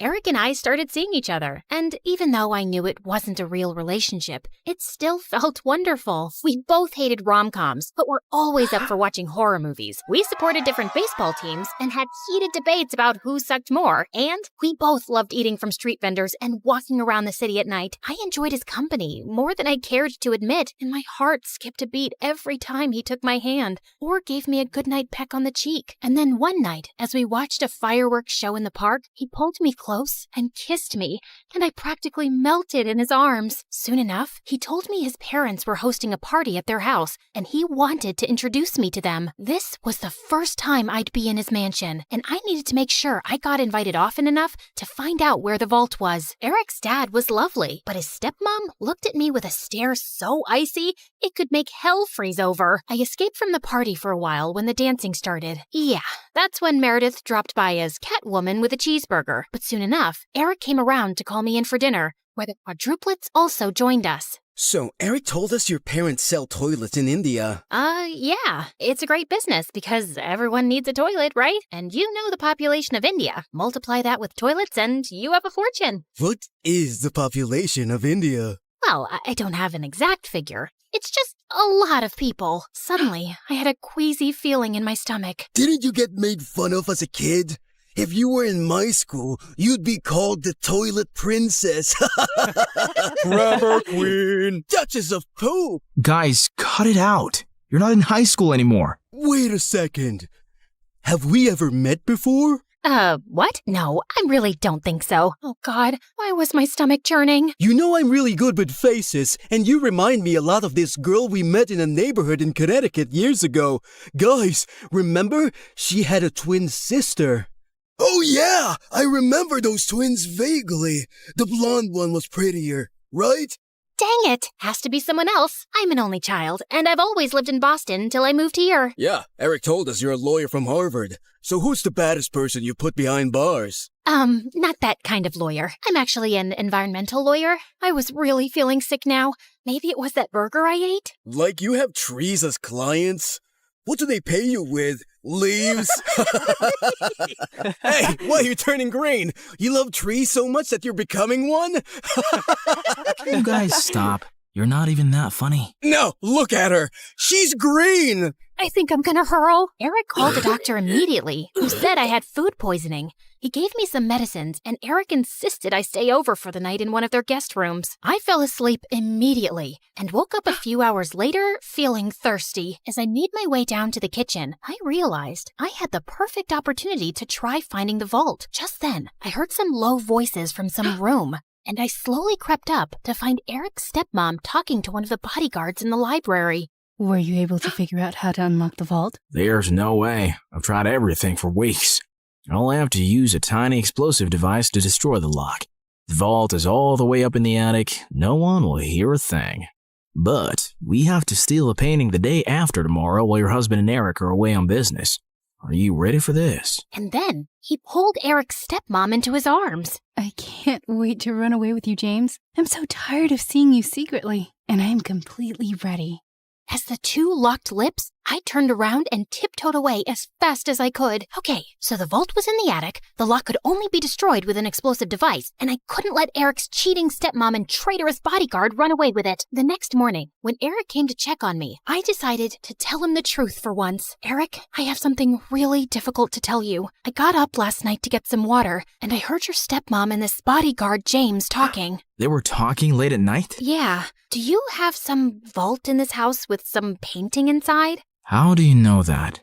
That's what they were talking about, breaking in and stealing the painting. They're planning to do it the day after tomorrow, and your stepmom said something about running away with James. I saw them kiss. I'm so sorry. I wish I hadn't. No, I'm glad you did. This is gonna be a huge blow for Dad. But it would have been much worse if we'd found out everything afterwards. Thank you for telling me. And please, keep all this to yourself. I know I can trust you. Eric kissed me gently before walking away, and 2 days later, when the bodyguard and Eric's stepmom were about to escape with the painting, police officers immediately arrested them. This is fantastic. They might link the museum robbery to the bodyguard and stepmom too, and assume the painting is now safe. So it'll be easier for you to steal. Good job, mon chéri. I knew you was a smart twin. After Pierre left, I sank into my armchair, but then I noticed Meredith staring at me. What? You should be happy, but you don't look happy. What's up? Nothing. I just can't wait for this job to be over. You can steal the painting soon, right? You know exactly what to do, and Eric trusts you. By the way, have you two kissed? I've been dating him for 2 months. Of course we've kissed. We text every day and you never mentioned it. I didn't know I had to. So, how is it? It's fine. It's whatever. It's like kissing anyone. My memory's a bit fuzzy, but you know I've kissed him. You never let me forget. And I definitely wouldn't call it a whatever kind of kiss. Yeah, okay. It's nice. It's good. Nice? Good? Wow, don't make me jealous with all the passion. Okay, you want to know what kissing Eric is like? It's like flying through space, like a meteor that explodes into 1,000 stars, and then jumping into really cold water that makes you feel alive all over, and then feeling warm and tingly down to your toes, like having hot chocolate next to a fireplace on a snowy winter night. So, I'm guessing it's better than kissing the pillow you used to practice on? I did not. Shut up! You're in love with him, aren't you? I was about to snap at her again, but then I just sighed. Yes, I am. The night of the heist arrived, and I felt sick to my stomach, but I just wanted to get it over with. Eric's dad was away, and Eric was holding an important shareholders' dinner, with which most of the household staff was busy. I'd volunteered to host the dinner with them, and got ready to leave before their meeting started. Thanks for your help tonight. You're the best. Oh, it was nothing. Don't thank me. So, I'll see you tomorrow at our coffee shop? It's a date. As Eric walked away, my heart felt like it was breaking into a million pieces. This was the last time I'd ever see him again. I gulped down my tears, and instead of leaving, I sneaked up unnoticed to the attic. Inside, I found a heavy metal door to a vault. I took out the tiny explosive device Pierre had given me, placed it on the lock, and activated it. In a few seconds, there was a tiny pop and a sizzling sound. Then, I heard the lock click open. I walked into a tiny, dark vault and found the painting under a glass case. Praying to every god that no alarms would go off, I lifted the case carefully, put the painting in my bag, and started sprinting down the stairs. But just as I'd reached the second floor landing, one of the Ninja Turtles blocked my way. What are you doing? Hey, bro! You know when I stayed over a few weeks ago? I dropped a necklace, and I was looking for that guest room, and I got lost. But it's fine. I'll just get new earrings. See you later. He suddenly grabbed my bag and pulled out the painting. Do you think I'm a moron? A moron? You? No way! Sorry, which one are you? Michelangelo. Okay, no one has time for that. Now listen, Mike, you're definitely the smartest of your brothers, and just a tiny bit better looking than all of them too. We're identical. That's what they want you to believe, but I know you're better. I think you and I can strike a deal, okay? I'll sell this painting, and you and I can go halvesies on it. Just give me an account number and I'll wire the money to you. No, you're not leaving with it. Okay, look, dude, I'm doing this for your mom. I have to sell this painting so I can pay for her bail and get her a really good lawyer. Don't you want that? No, my mom's in jail because she did something wrong, and she abandoned us all. She shouldn't have stolen Eric's painting. What do you care about Eric? Don't you hate Eric? He's so good looking and smart and perfect and gets all the ladies. It makes you guys look even worse than you really are. You should want to hurt him. So let me take the painting. That'll really hurt him. Eric's the best brother in the world, and I love him. Okay.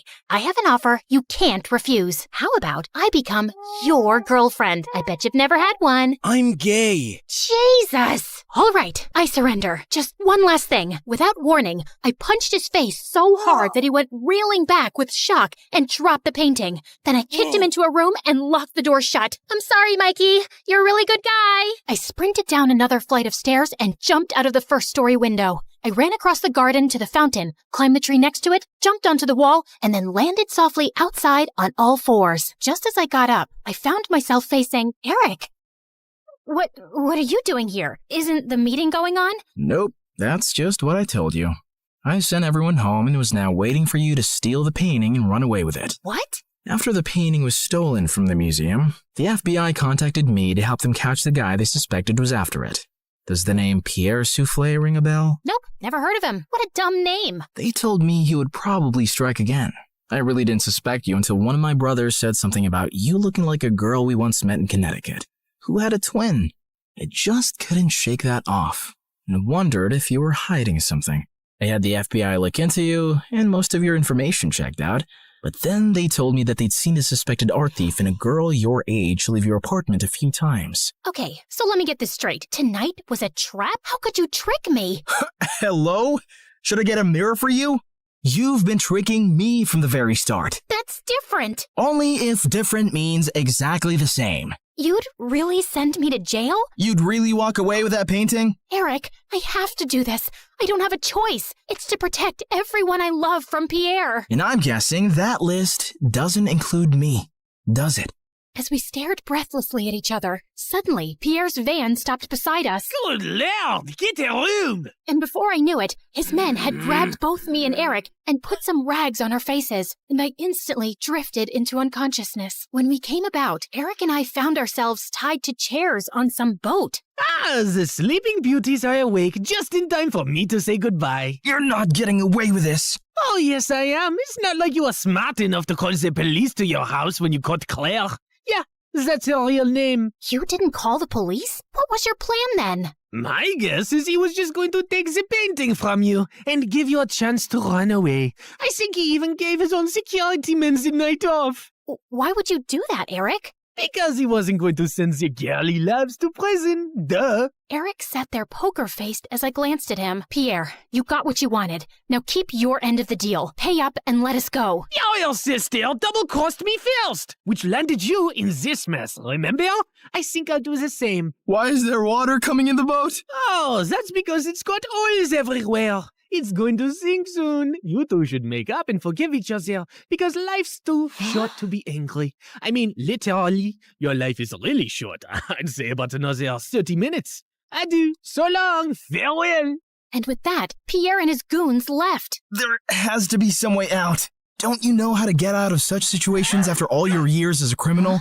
I'm a con woman. I don't know how to trick my way out of these ropes. Great. Then I'll just die here with you of all people. Who would you rather die with? Maybe that really pretty, extra smiley waitress at the restaurant you love so much? You know what? Let's just not talk. Fine by me. We sat silently for a few minutes as the water kept seeping in. I've never had boba tea. What? You know, a few years ago when everyone really got into boba tea, and I never had boba tea. I always thought I had time to drink boba tea, and now I'll never drink boba tea. It's nothing special. You didn't miss much. You really mean it? Nah, it's amazing. Who is stopping you from trying boba tea? No one? Oh, you're the worst. Let's go back to not talking. As we sat there in silence again, I slipped my fingers through Eric's. Eric, I'm so sorry for getting you into this. I really wish I'd never crossed your path. He pushed my hand away. For the first time today, I agree with you. Just then, the door burst open, and Meredith came running in. Thank God, Em. I knew you'd come for me. You could have told me too. I would have panicked less. Hi, Eric. Remember me? We kissed once. We'll talk more later. Gotta go now. Meredith cut through our ropes quickly, and we splashed through the water, climbed onto the paddle boat outside, and rowed back to shore. I had a feeling Pierre was up to no good. I followed his van to Eric's house and saw him take you two and bring you here. I had to wait for him to leave before I could rescue you, and that jerk left without giving us a dime. We have to get that painting back. He can't get away with it. What is so special about that stupid painting? Why is it for $10 million? Apparently, it's worth much more. My grandmother bought it at some auction a few years ago, but I don't think she ever knew its real worth. The FBI told me that painting has hidden codes all over it. Sensitive government secrets and coordinates of underground facilities, and Pierre wants to sell those secrets to the highest bidder. Jeez. Trust stupid men to make everything so complicated. Who put codes in a painting? Who wants them now? What is wrong with everybody? All I ever wanted from life was to go to Bora Bora, and now we have no money. If you girls know anything about where he's going, help me catch him. I'll tell the FBI you were helping me all along, and you'll go scot-free. Free but poor? Should I offer you a reward for helping me get back a painting you stole from me? That would be polite, yeah. Meredith, do you have any idea where Pierre's going? Yeah. I've bugged everything that man owns. His phone, his coat, his shoes, that painting. I know where he's going. Oh, by the way, Mom wants us to come home. She says she has something important to tell us. And yeah, her memory is back, and she's very angry we made her marry Arthur. What? More about that later. Eric immediately got in touch with his FBI contacts, who picked us up from our spot and followed Meredith's trackers on Pierre. He was headed for a train at the Grand Central Station, and seconds before he was about to get onto his ride, he was surrounded by officers. Don't manhandle me, you orangutans! My outfit costs more than your yearly salary! I lose the day I ever laid eyes on you two! I'll make sure I take you down with me! I'm taking all your coats, Pierre. They fit me perfectly, you tiny mafia boss. Get used to an orange jumpsuit, because you'll be wearing that for a long time. As the FBI officers took him away, I turned to Eric with a worried face. He'll give them information against us. You've helped recover a really important painting and capture a criminal the FBI has been trying to nail for ages. I promise, I won't let you get into any trouble. Thank you. We stood there in awkward silence. Okay, this is super uncomfortable. Do you guys need privacy to talk or something? I'll grab us some hot dogs. Do you want relish or mustard or... No, actually, I think we're done here. I have to go. Good luck and goodbye, Claire. Goodbye, Eric. Meredith and I took the next flight to Connecticut to see Mom back at her old house, and I was really happy to see her with her memory back. And then, Mom shocked us with her whole story. Many years ago, I was a government scientist in Russia, working on top secret technology. And our team later wanted to sell it to an enemy country. I refused to do that and destroyed the technology. And after that, I had to go on the run because I knew those traitors would come after me. I had a boyfriend, and he recently found out I was pregnant. So I never told him about you girls and just escaped. I settled in America and took on the identity of a helpless mom living in the suburbs. Before I left Russia, I set up this laptop as a way to communicate with my father, who sent me a little money every few months to get by. I was even afraid of working in any place for too long, as being part of any system by which I could be tracked down. Whoa, Mom, that's insane and so cool. I'm sorry we never had much, but I was glad you grew up independent and resourceful. When I finally recovered my memory a week ago, I was able to access the laptop and get in touch with my father. He hadn't heard from me in so long, he thought I wasn't even alive anymore. He told me that the traitors working on the project are all behind bars now. It's safe for me to go home. So we're going to Russia? Man, it's so cold there. I always wanted to go to... Bora Bora, I know. That's all you said growing up. We'll visit Russia to see my family, and then we'll go anywhere you girls want. Mom, we're kinda poor, especially since you've left Arthur too. Oh, but my family isn't poor at all. I come from old money. We've been rich forever. There is a God out there. Thank you. Claire, we're finally going to Bora Bora. Yeah, it's everything we ever wanted. I tried to be as excited about the trip as Mom and Meredith, but my heart felt heavy. I wish things had ended with Eric on a better note. On the bright side, I got to meet Freddie, and I was so pleased when he introduced me to his lovely girlfriend. I'm so happy for you, Freddie, and I don't know if I can ever thank you for everything. You're amazing. I know. Just don't forget about me and come to visit, okay? On the day of our flight to Russia, we just reached the airport when Mom and Meredith turned to me with strange smiles on their faces. What's going on? Here's your ticket. That's a ticket for New York. Why, are we going there? No, Mom and I are going to Russia, then Bora Bora. You're going to New York. What? Why would I do that? Come on, Claire. You've been so mopey lately. I can't stand your face anymore. Just go talk to Eric, okay? You're in love with him. And even though he's way out of your league, he loves you too. And that's something you shouldn't give up on so easily. Pretty sure he hates me now. Claire, go meet him once. You'll regret not trying. And in case it doesn't work out, you know where to find us, love. Go get him, loser. Mom and Meredith hugged me, and I felt tears flowing down my face fast as I turned away. Suddenly, I got the wind knocked out of me as Meredith gave me a bear hug. I can't say this with you looking at me directly, so don't turn around, okay? I love you more than anyone in the world, sis. You're my BFF and my soulmate and my better half, so you better not stay away too long because of some stupid boy. No one's ever coming between us, Em. I love you too, and I'll see you soon. As I walked out onto the New York airport, I was feeling so nervous about visiting Eric that I accidentally bumped into a man's luggage cart and went down with the suitcases. Are you blind? You blind idiot? It was an accident, sir. You don't have to be so rude. You don't have to be so blind, you blind idiot. You're so obnoxious. I grabbed the bagel the man was holding, threw it on the floor, and started jumping on it. As I continued jumping and he kept yelling, I suddenly found Eric by my side. I'm sorry, sir. She hasn't taken her meds today. So sorry. Jeez, what's with your temper? He started it, and what are you doing here? You texted me that you were coming and wanted me to pick you up. You said it was an emergency? Oh, I'm guessing that was Meredith. Yep, but I did come to New York just to see you, Eric. So I might as well say my piece now, which I've been rehearsing on the plane, and I've forgotten every single word.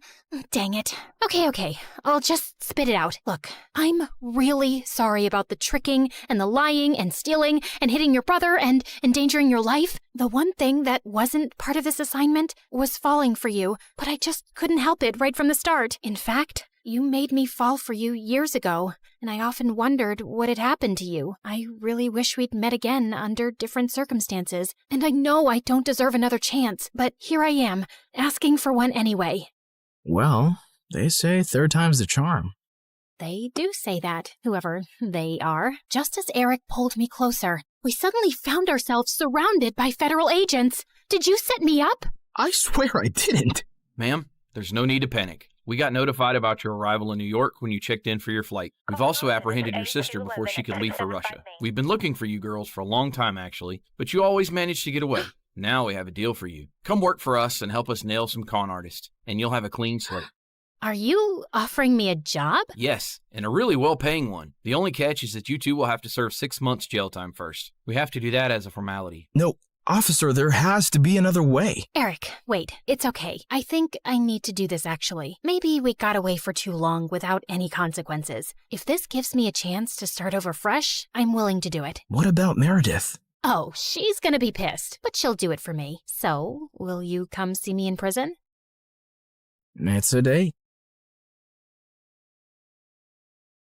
How many weeks has it been here already? It's just been 2 days. Oh, God. I was so close to Bora Bora. And you're so ugly and orange. How am I supposed to look at you for 6 months? I think you're actually happy we're getting to spend more time together. You know, since I'm your BFF and soulmate and better half. That was so cheesy. Ow!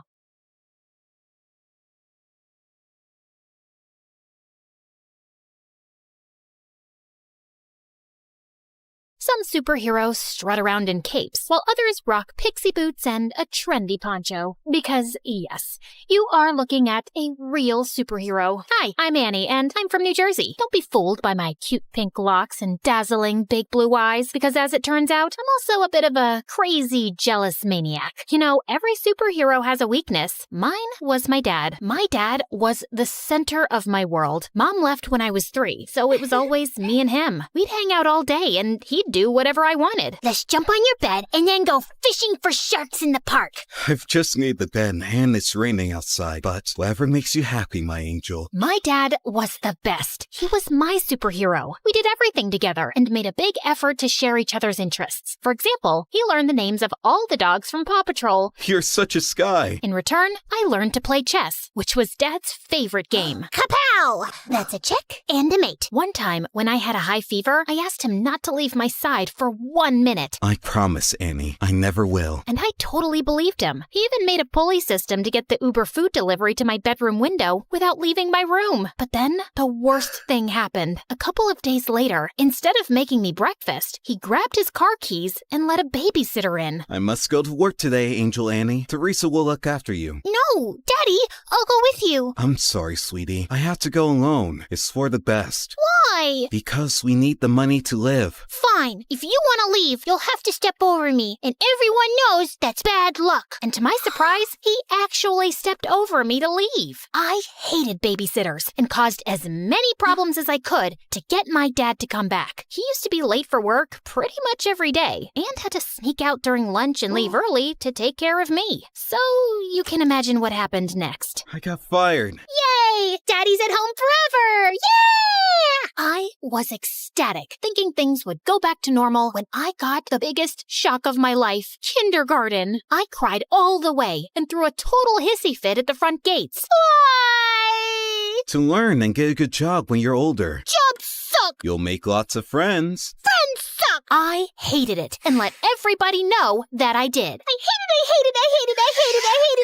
Stop! Dad got more calls from the kindergarten than the principal's secretary. I know what you're thinking. I was a little monster. And yes, I was. I just couldn't help it. I wanted to be with my dad so bad. Soon, kindergarten turned to school, but things didn't improve. I felt so alone and sad without my dad, and I was always getting into trouble. But then one day, I got the best news ever. I know how unhappy you are at school, so I talked with the principal and I'll take a job at your school as a janitor. This way, we can spend all the time you want together, and I can have a job. God knows we need the money. I know it's not glamorous, but would it be too embarrassing for you? What? Just you and me again? This is the best job ever! But there is one condition. You must behave, because if not, I'll get fired. You promise? Oh, I promise. Pinky promise. And for some years, things were amazing. We drove to school and worked together, sat together at lunch, and whenever he'd go past my classroom mopping the floor, he'd give me a goofy wave. For the first time, I focused on my schoolwork because I didn't want to mess up our arrangement. Other kids were even inviting me to parties. You should go. Make some friends. Maybe you could come with me? Annie, you must learn to do things without me. Rely on other people. Really? Maybe you're right. I guess I can go for like half an hour. Nah, let's just hang out here and watch TV. But then it all changed. I was supposed to be meeting some peeps at the movies, but then remembered Dad's favorite TV show was on. So I decided to go back home and watch it with him. But when I opened the door, I found that Dad was having dinner with a woman with candles and flowers on the table. Annie, Angel, I wasn't expecting you. This is Fern, my new friend. Hello, Annie. I've heard so much about you. It's great to meet you at last. Funny, I've heard absolutely nothing about you. I was hoping we'd spend some time with Fern, Annie. Three's a crowd. Suddenly, I felt so jealous. Why would he want to spend time with her and not me? Soon, Fern became a permanent fixture at our place. Despite my grumpy face when she was around, she was always super nice to me. Wanna hit the shops? I have the biggest discount card. Maybe you can use it to buy another book on winning over skeptical teenagers. And at school, Dad was always calling her. She even joined us for lunch some days. I tried to do everything to get his attention when they were together. Like the time in the canteen, she'd made us all sandwiches, and I pretended to choke.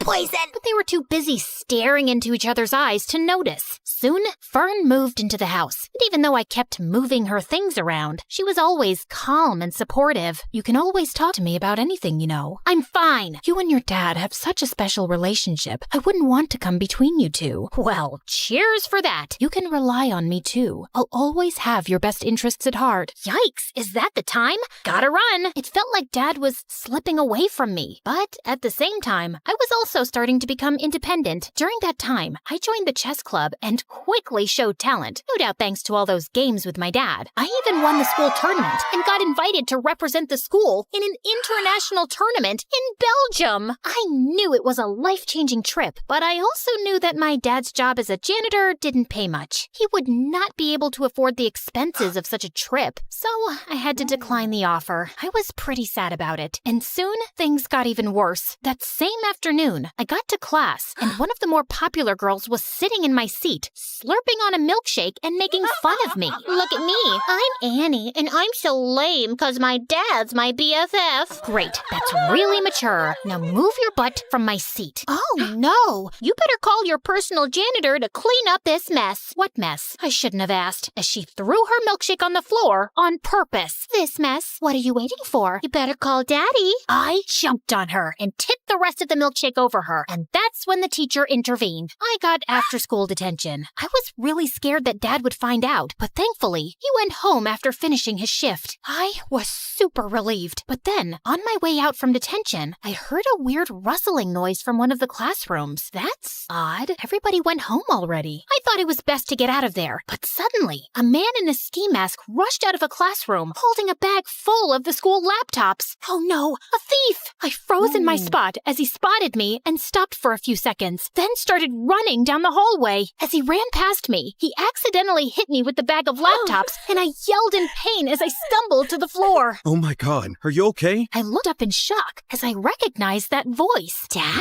Suddenly, he dropped the bag and ran down the hallway and out of the school. I tried to follow him, but he was too fast. So I sprinted home, and there he was, Dad, completely out of breath and with the ski mask in his hand. The first thing he told me was to keep my voice down so Fern wouldn't hear. Dad, seriously? Stealing from the school? Are you crazy?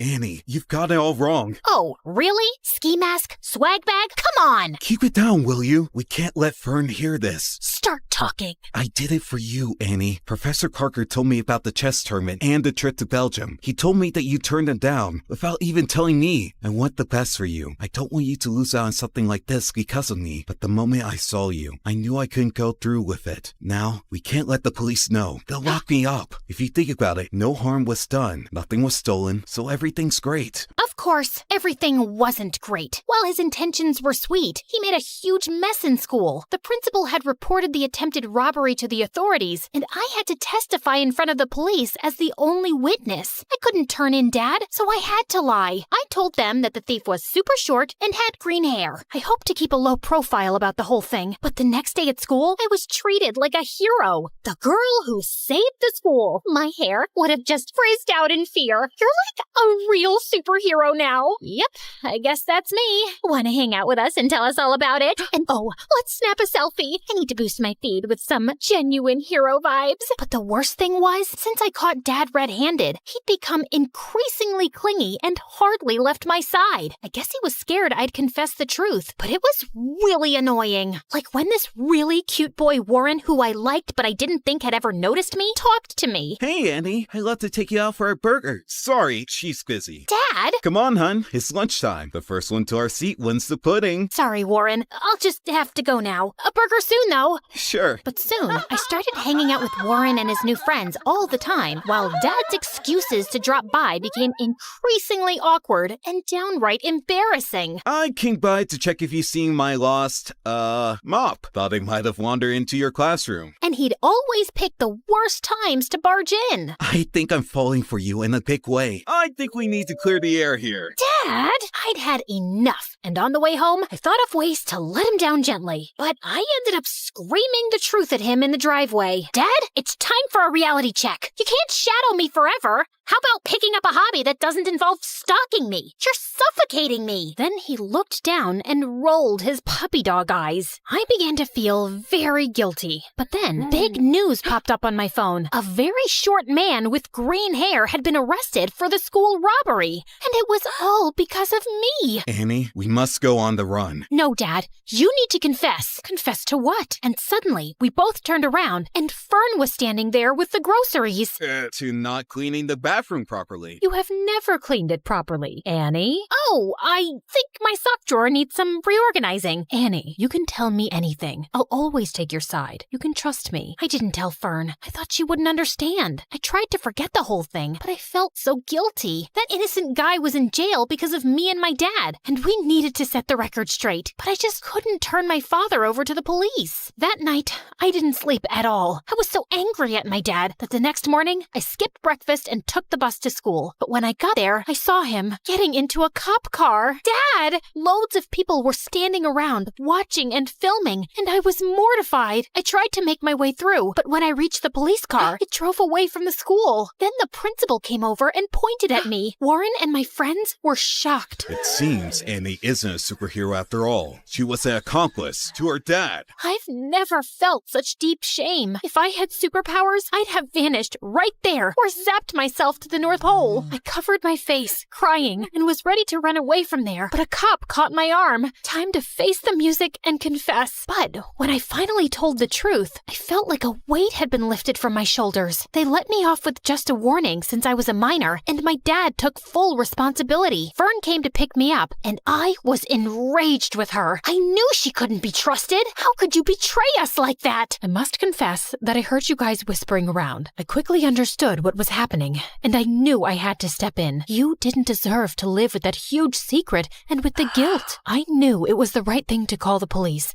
and I was about to do it, but then I just couldn't. Not to save your dad, but because I know how close you guys are and how devastating it would be for you. I just didn't want to hurt you. I started started crying. Thank you, Fern, for everything. And I'm sorry for being a brat with you. Fern hugged me firmly, and I hugged her back. During those hard times, we became really close. She took me home and stood firmly by my side through it all. But if you didn't turn him in, then who did? Some weeks later, they allowed me to visit Dad. I confess everything myself. It was unfair that someone else was arrested, and it felt even worse that you lied for me. I was afraid you'd start hating me for dragging you into my mess, so I gave myself up. I'm so sorry for being such a terrible dad. Dad started crying, and I soon joined in. No, Dad, you've been the best. I'm sorry I've been so difficult, and you don't need to feel like I'm missing out on anything. Promise, you won't ever do anything like this again. Pinky promise. And now, a few months later, Dad has been released, and we're moving with Fern to a new city for a fresh start, and I'm looking forward to making new friends.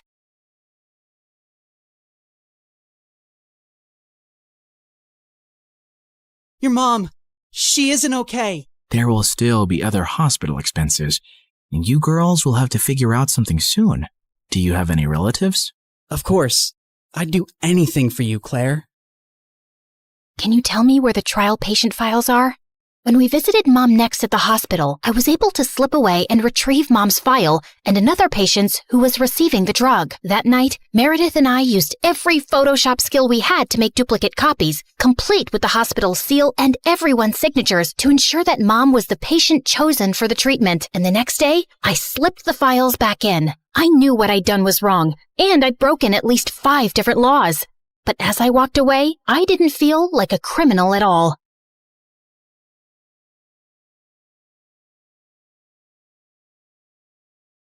I was walking down the hospital corridor with Freddie when Meredith came running towards us. Where have you been? Mom's awake. She's finally awake. Oh my God, seriously? This better not be a joke, Meredith. I swear on my beautiful face, it's the truth. The doctors are just checking her vitals. Can you girls stop making so much noise? It's a hospital. Oh, shut it, nurse. We're in the coma ward. Who are we disturbing here? Don't you want these people to wake up? How dare you talk to me like that? This is preposterous. That's not even a real word. Remind me to buy you a dictionary. How did you become a nurse? Jeez. You ran down to Mom's room to find her fighting off the doctors. She jumped onto her bed like an animal and started screaming at them. Where am I? Are you doing a science experiment on me? You will not touch the Dr. Vladimir. I learned how to catch fish with my bare hands when I was 3 and tackled a bear when I was 5. You think you are any match for me? Ma'am, we mean no harm. We're your doctors. How are you old enough to be a doctor? You have a pimples like a teenager. I'm fully qualified. Shut up, little boy. Tell me where I am before I take your eyeballs out and play bubbles with them. Mom? Mom turned and stared at me with wild eyes. Let's get out of here before she attacks us. For once, I agree with Meredith. Who are you? And what did you just call me? Hey guys, the last time you saw me, I was walking down a hospital corridor after switching the clinical trial files. That was 2 years ago, so let me get you up to speed on everything that's happened since then. Mom entered the clinical trial, and her tests started showing signs of progress, but she didn't come out of her coma anytime soon. Freddie tried to help us, but Meredith and I had to learn to manage on our own. And it turns out, there's a lot you can steal from a hospital. We never had to buy toilet paper or cleaning supplies again. And we always had endless cups of pudding and Jell-O. Meredith, is that diaper cream you're putting on your face? A girl's gotta moisturize. It's very hydrating. My face is as soft as a baby's butt. What did you score today? More useful things like new bed sheets, pads, towels, and batteries for our TV remote. Time for our show and more Jell-O. Woohoo! But we still needed money, and after high school, we went back to our conning ways. I always pushed away the guilt and justified it to myself with things like, we needed the money, we had no other choice. But I have to admit, I also felt a thrill every time we outwitted someone and got away with it. It started out small, like hitting venues of concerts and games in different cities and selling fake tickets to desperate fans, hoping to get in at the last minute for twice the regular price. By the time they figured the tickets were bogus, we were gone. Or going to the American Idol audition venues and convincing hopeful contestants that we were part of the TV show crew, and we'd get them through to the next round if they paid us a little money. Then, we set up an Instagram matchmaking business account with tons of fake success stories. We were getting booked for our services by loads of women. We'd always meet at the client's house in disguise. What is this exquisite dessert? It's like a cloud melting in my mouth. It's a Japanese cheesecake, delivered fresh every day from Japan. You are just the kind of people I like. Ow! Let's get down to business, shall we? Wow, I mean, this cake. Yes, business. This is your daughter? Oof. We know she's a bit plain. And she's 6 feet tall? With that face? Is her case hopeless? Oh no, we've dealt with a lot of uggos before. Believe me. Ow! What my partner means is there's someone for everyone out there, and we're experts at making those two people meet. We'll need a small advance, and we'll bring you a portfolio of suitable bachelors in a week. You'll be the mother of the bride soon, watching your little giraffe walk down the aisle. Sounds good, right? Make that check to cash, please. Can you also pack the rest of this cake? We'd take the advance, keep in touch for a few weeks saying we were gathering options, and then disappear. Of course, people soon started commenting on our page, calling us frauds and reporting our account, but we made a good amount while it lasted. We tried out a wedding planner service next. That's a gorgeous cake, but it's so expensive. But it goes so perfectly with your pink and white theme. Also, we're planning to order 2,000 pink and white roses. And an ice sculpture for the reception area. How much will all this cost? You can't put a price tag on happiness. Daddy will have a heart attack. He's gonna have one anyway. I just saw him eating a block of cheese. Why should that stop you from having the wedding of your dreams? Really, you deserve the best on your big day. Okay, I'm sold. Let me write you a check. When that went bust, we became travel bloggers and influencers. With our huge number of fake followers, we managed to get into the best hotels for free as long as we wrote a review. When I'm rich, I will buy a hotel and live there. They have the best beds. Room service? Yes, we'll have 2 lobsters, 4 sushi platters, 2 beef burgers with fries, the prawn tempura, the fish tempura. Okay, anything with the word tempura. And why don't you bring up the entire dessert menu? Thanks. Of course, none of these businesses lasted too long, and we were always on our toes, traveling from place to place, changing disguises, trying not to get caught. The only person who had any idea of our activities was Freddie. But whenever we went back home, he was always happy to see us and never asked questions. 2 years had gone by like this, and Mom was finally awake, except she didn't remember being our mom. Now, we had no chance to ask her about the fake IDs and laptop we'd found, because all she seemed to remember was her childhood in frickin' Russia. We showed her pictures of us together, and the doctors explained that she'd lost most of her memory, and they were unsure if she'd regain it. Oh, my girls. I am so sorry I don't remember anything about you, but I feel a connection to you, as strong as the frost on my toes, walking barefoot in snow, and as sweet as the smell of my grandmother's honey cakes, and as deep as the violet skies of Siberia, and— Yeah, we get it, Mom. We love you too. As the 3 of us sat in a cafe later, I was still trying to process everything when I saw Meredith had a faraway look on her face. I know that face, Em. What are you planning? Oh, nothing. Just thinking how excited Arthur will be when he finds out Mom is awake. You're talking about our neighbor, Arthur? Yeah, he's been visiting Mom every week for 2 years. He's always been in love with her. He'll be happy, but she won't even remember him. That actually works in his favor. Mom always found him irritating. What are you saying exactly? What if we convinced Mom that she was deeply in love with Arthur before she went into a coma? I'm sure he won't have any problem playing along. Maybe we even say that they were engaged before she got sick. If we set them up, Mom will be taken care of for life. Arthur is rich with a capital $sign. Wow, Meredith, you're a frickin' genius. Jeez, why are you girls always scheming? Because our parents are not neurosurgeons. You can't use that excuse forever. Watch me. Like we expected, Arthur immediately agreed, and we got to work. We photoshopped tons of pictures of Mom and him, and soon he even turned up with a giant emerald ring. You chose this Russian emerald ring from an antique shop where I proposed to you. Oh, it is so beautiful. I wish I remembered all of these moments. But I do feel a connection to you, as strong as the smell of lavender on a Russian summer breeze, and as warm as Papa's fur coat, and as comforting as a bowl of kidney pickle soup, and— Kiss her, now! As Arthur and Mom kissed, Meredith and I walked out of the room and burst out laughing. We laughed till we almost peed our pants. Oh God, my tummy hurts. Are we doing the right thing? Fooling Mom? She's no fool. She asked me how rich Arthur is yesterday. Now she feels very connected to him. And within a month, Mom was walking down the aisle in a grand wedding in Arthur's garden. Of course, Meredith and I had made all the arrangements and totally overcharged Arthur. I promise to cherish and to love you forever, and follow you to the ends of the earth. We will go to Russia and start our new life there in the lovely house you have bought me as a wedding gift. And yes, I will cherish and love you and whatever, etc., etc. Now you may exchange rings. Did you just hear what I just heard? Are they moving to Russia? That can't happen. Is it too late to object to this wedding? Shh! You guys are ruining the ceremony. What's wrong with you? Are you a moron? You know she can't go to Russia? Why not? She's Russian. Isn't she? Oh, yeah, she shouldn't go to Russia. Hold it, everyone. Sorry, Mom, but you can't go to Russia. Oh, sweetie, I will take you girls with me, don't worry. We're taking them with us? No one's going to Russia. Can we, discuss this later? You're ruining the moment. Arthur, shh. Listen, Mom, we need to talk. As I got up to talk to Mom, I tripped on my dress and crashed into this big cage holding 100 pigeons, and they all started flying off. This was supposed to be for after the ceremony! But suddenly, those pigeons turned vicious and came back to attack everyone. They clawed at people's hair, poked them with their beaks, and pooped everywhere. As the guests ran around in chaos, someone slammed straight into the wedding cake. Meredith and I grabbed Mom's arms and dragged her home. What is wrong with you two?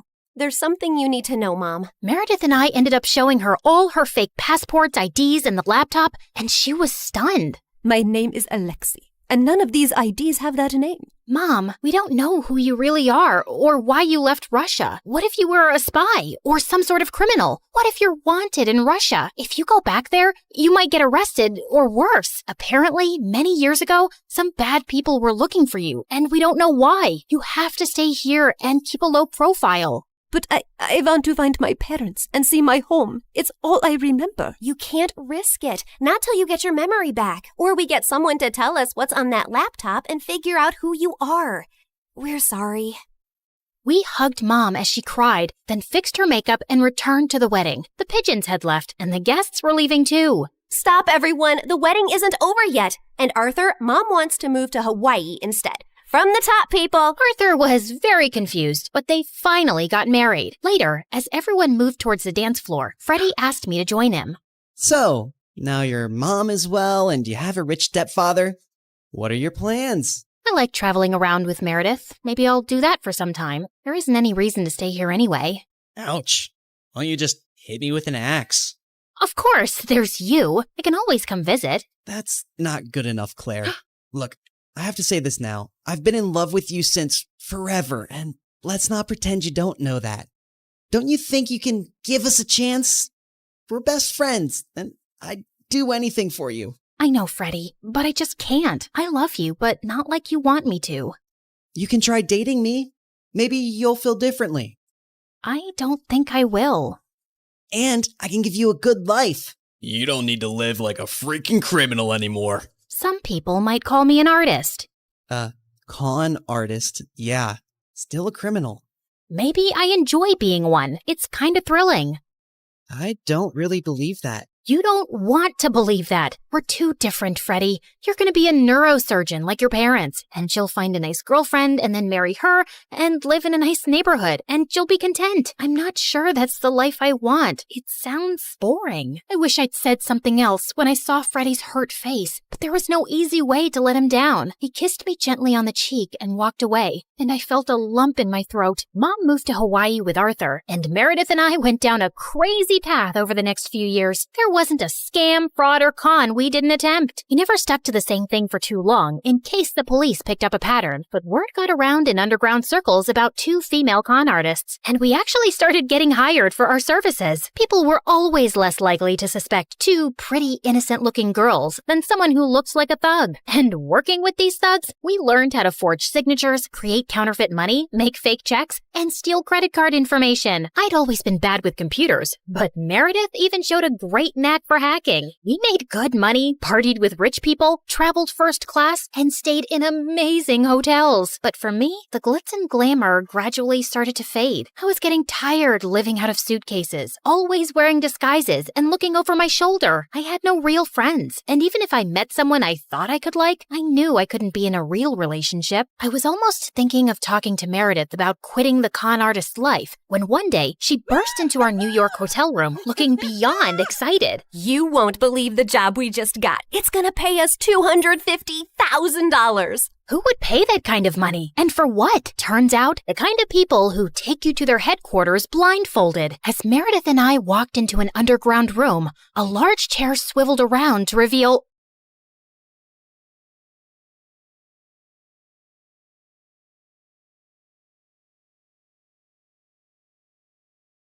And I opened the door to find the most gorgeous boy ever standing outside. Hello, I'm Eric. We got some of your mail. I came to return it.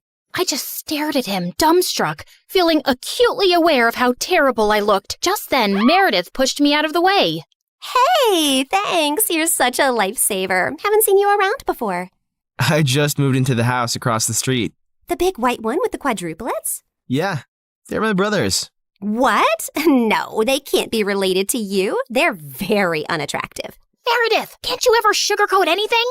I am sugarcoating. Did I call them ugly ogres? I am so sorry.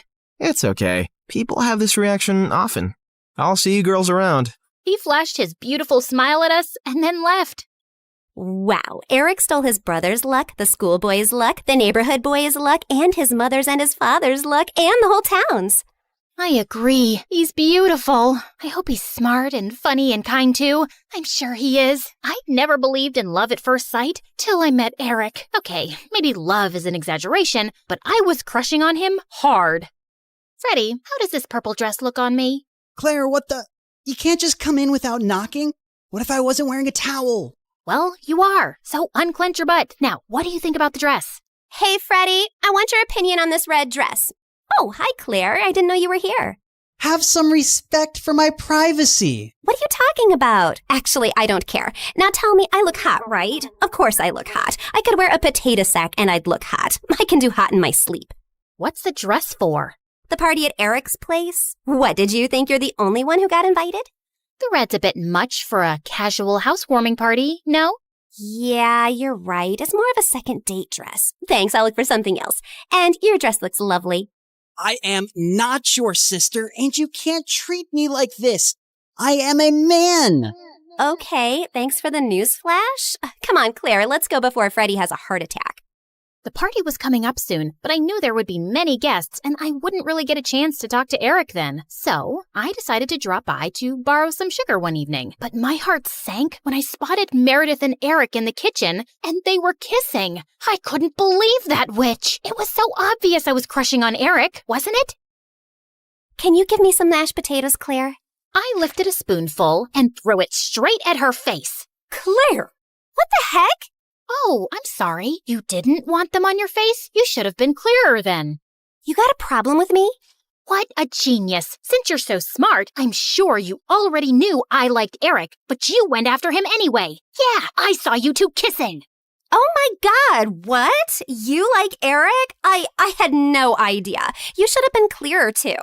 Cut it out, okay? You knew. Did not.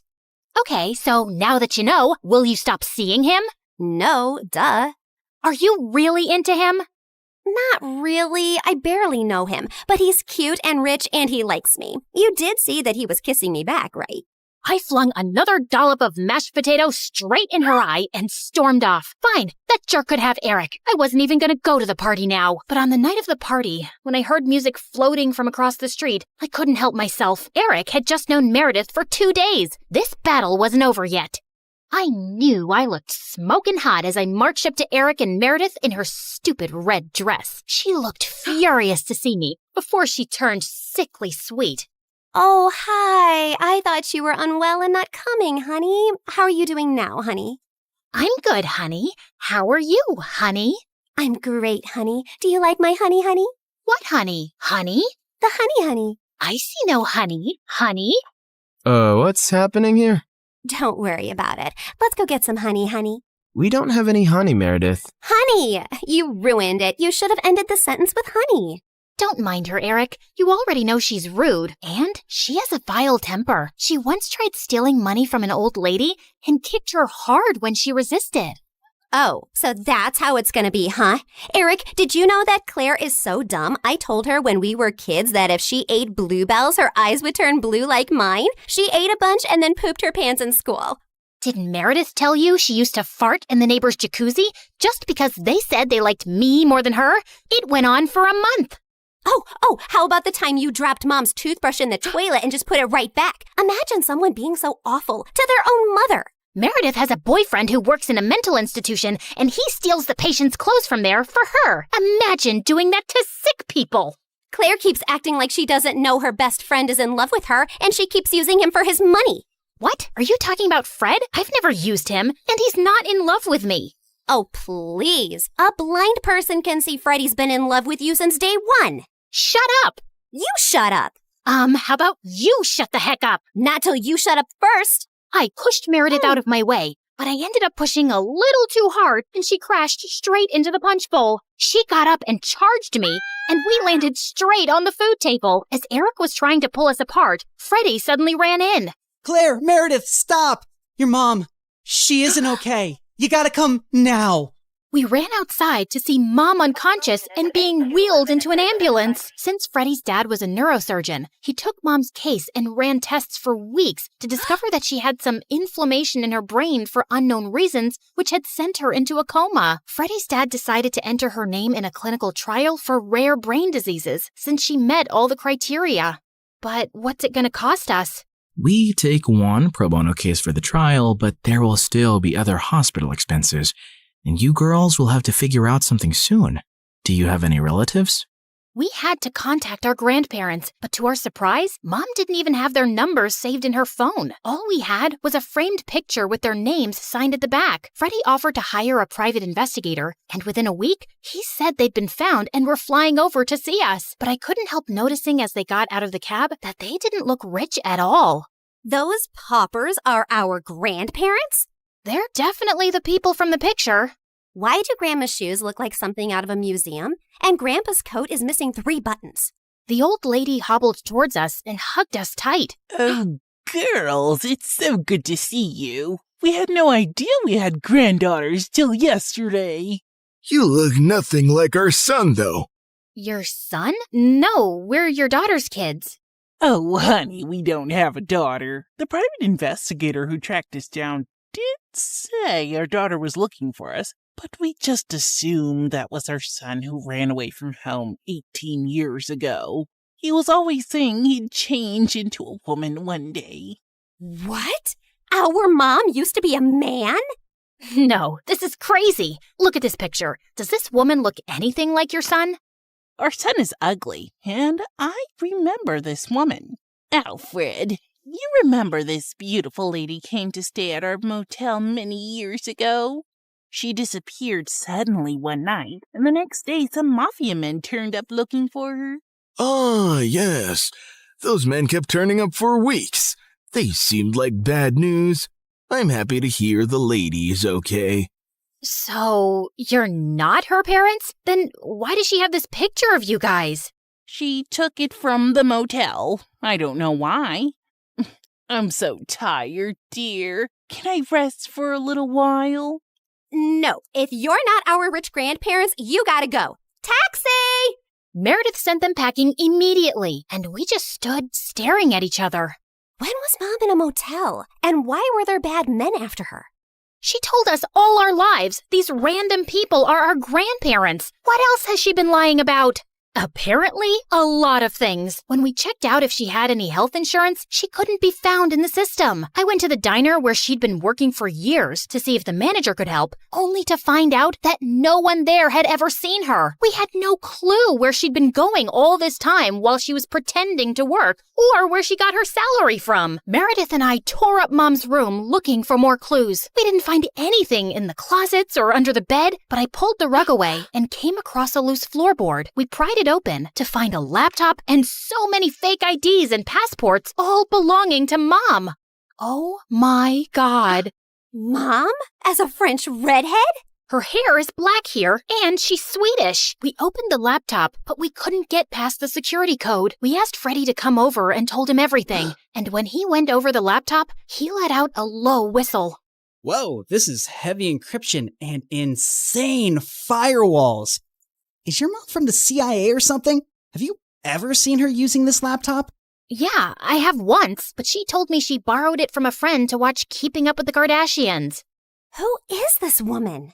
We really had no idea, except that her hair dye started fading soon, and we discovered she was a natural blonde. We still desperately needed the money and contemplated selling the house, but we couldn't even find any documents for it. For the first time in my life, I felt overwhelmed and completely out of ideas. Then one night, as Meredith and I were sitting on the porch, Freddie joined us, looking grim.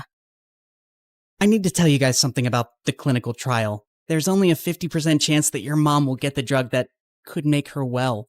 What do you mean? Doesn't everyone get the drug? No, half the patients get a placebo drug. Oh God, I did something really wrong. I checked the files of everyone on the clinical trial, and your mom has been assigned the placebo drug. She's not going to get the treatment. So that's it? We're just gonna sit back and watch, knowing there's no chance of her getting better? Make your dad give her the drug! I can't. Dad would lose his medical license if anyone thought he interfered with the trial. Then why did you even tell us, Freddie? Freddie looked at me silently. He told us because he and his dad can't do anything, but we can. Whatever you plan, I can't be part of it, but you have to do it soon. The trial starts next week. Thank you, Freddie. You don't know what this means to us. Of course. I'd do anything for you, Claire. For the first time, I saw what had maybe been so obvious all along. Freddie was in love with me, and I was about to use it to my advantage.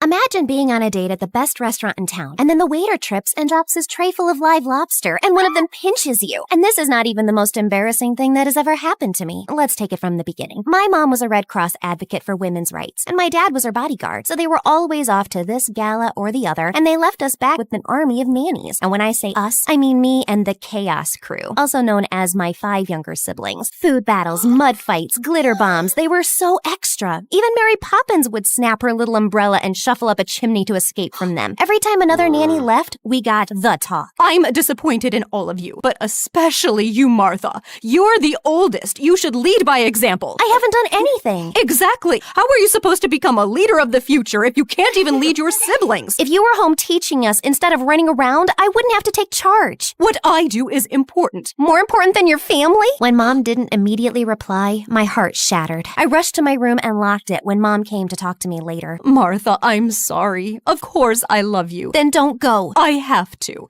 But we'll talk when we come back. I promise. Maybe it's better if you never come back. It was like fate really had a twisted sense of humor and heard me. Mom and Dad did not return from their last trip to the Amazon. I felt like it was my fault that they didn't return. My punishment. The police sent out search parties and even used drones to look at their plane that disappeared, but they couldn't find anything. It's a lot, right? But stay with me. You've already liked and subscribed, haven't you? Don't cry. Mom and Dad will come back. Dad's a tough bodyguard and Mom's faster than a tiger. I'll take care of you in the meantime. I'll be a leader, Mom, just like you wanted. Please come back. But I was only 15 and I knew nothing about adulting. I was suddenly surrounded by lawyers asking me questions and making me sign things. Just pretend you know what you're doing and you'll be fine. Yeah, it wasn't fine. One of my mom's lawyers turned out to be a total snake. He conned his way into getting guardianship over everything, and then he kicked us out and took control of all the assets. You can't do this! Oh, what? I'm sorry. I couldn't hear you over the sound of all the money you just signed off to me. Wait until Mom and Dad are they're back. They'll send you to jail. You mean when they come back from the jungle?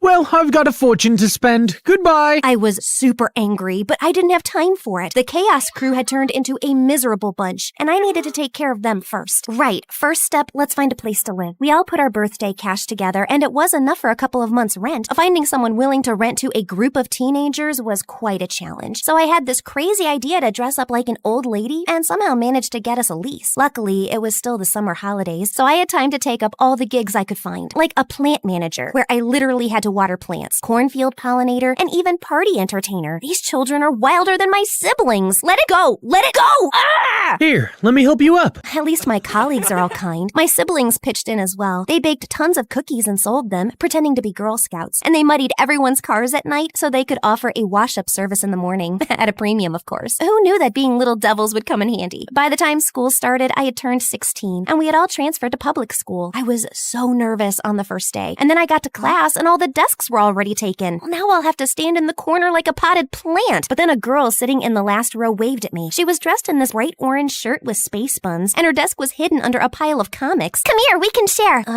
There's a desk under all that? Where can I get a chair? We'll share mine. By the way, I'm Bree. You can call me Brilliant. Bree was a weirdo, but she was also pretty awesome. She gave me all her notes and knew all the juicy gossip. That girl there, her mom works in marketing, so she always knows the latest discount codes. And that one there, don't talk about her nose. We became best friends, and eventually I told her about my story. I want to save up enough cash so I can find my parents. You're so strong. I want to be like you. You're perfect the way you are. I'm not. I'm almost 17, and I've never had a boyfriend. Everyone I confess to just rejects me, and Darius doesn't even know I exist. Darius was Bree's crush and the captain of the school's chess team. Are you sure he's the right guy for you? He is the one. I can feel it. And this time, I'm going to get my confession right. Bree's plan was as crazy as she was. She got dressed up as a chess piece and painted the whole club room as a giant chessboard with a banner that said, "Will you be my checkmate?" But when Darius walked into the door, he freaked out. Where is it? What? My chessboard! There was a game I've been playing since I was a freshman! We just moved it. There? Darius was so furious, he wanted to call the principal. And then one of his friends intervened. I didn't see who he was because I was too busy pulling a crying Bree away. Thank you, mysterious dude. After that, Bree was done with the guys. And honestly, I had my own problems to deal with. Like the time I was getting out of the shower and this gigantic cockroach came out of the drain. I screamed and hit it with the shampoo bottle, but then even more of them started crawling out. Eek! It's an invasion! Oh yeah, it happens. Why do you think the flat was so cheap? We tried spraying them with gas, but the crawlers kept multiplying. We need a new flat ASAP. Martha, wise up and ask for a raise. But when I showed up for my part-time gig at the party entertainer company, the door was sealed off with bright yellow FBI tape and the entire place cleared out. Oh man, I loved this job. At least you get to keep the costume. What costume? These are my normal clothes. That is very creative. I never thought I'd meet someone more colorful than Bree. Hey, wait a second. Cute, smart, and probably colorblind. He's just perfect. Jasper, how would you like to meet a friend of mine? The moment I introduced Bree and Jasper, it was insta-love. They were like two very colorful peas in a super bright pod. And shortly after, they started dating. Martha, you are a lifesaver. I was seriously starting to think I'd be a crazy cat lady forever. It was an easy match. You have so much in common. A couple of months later, it was Jasper's birthday party, and he introduced me to his sister Trinity, who was like a Wednesday to his Enid. Wow, and they came out of the same womb. I can't believe someone like Jasper found such a cute girlfriend, and I'm still single. All the boys care about is looks, and no one cares about brains. As I watched Trinity cut marshmallows into cubes and stack them into perfect columns, I realized there was at least one boy who could appreciate her, so I texted him. Oh, I hope I won't regret this. The party was in full swing when, what's Darius doing here? Actually, I invited him. What? Trust me. Hey, Darius. Hi,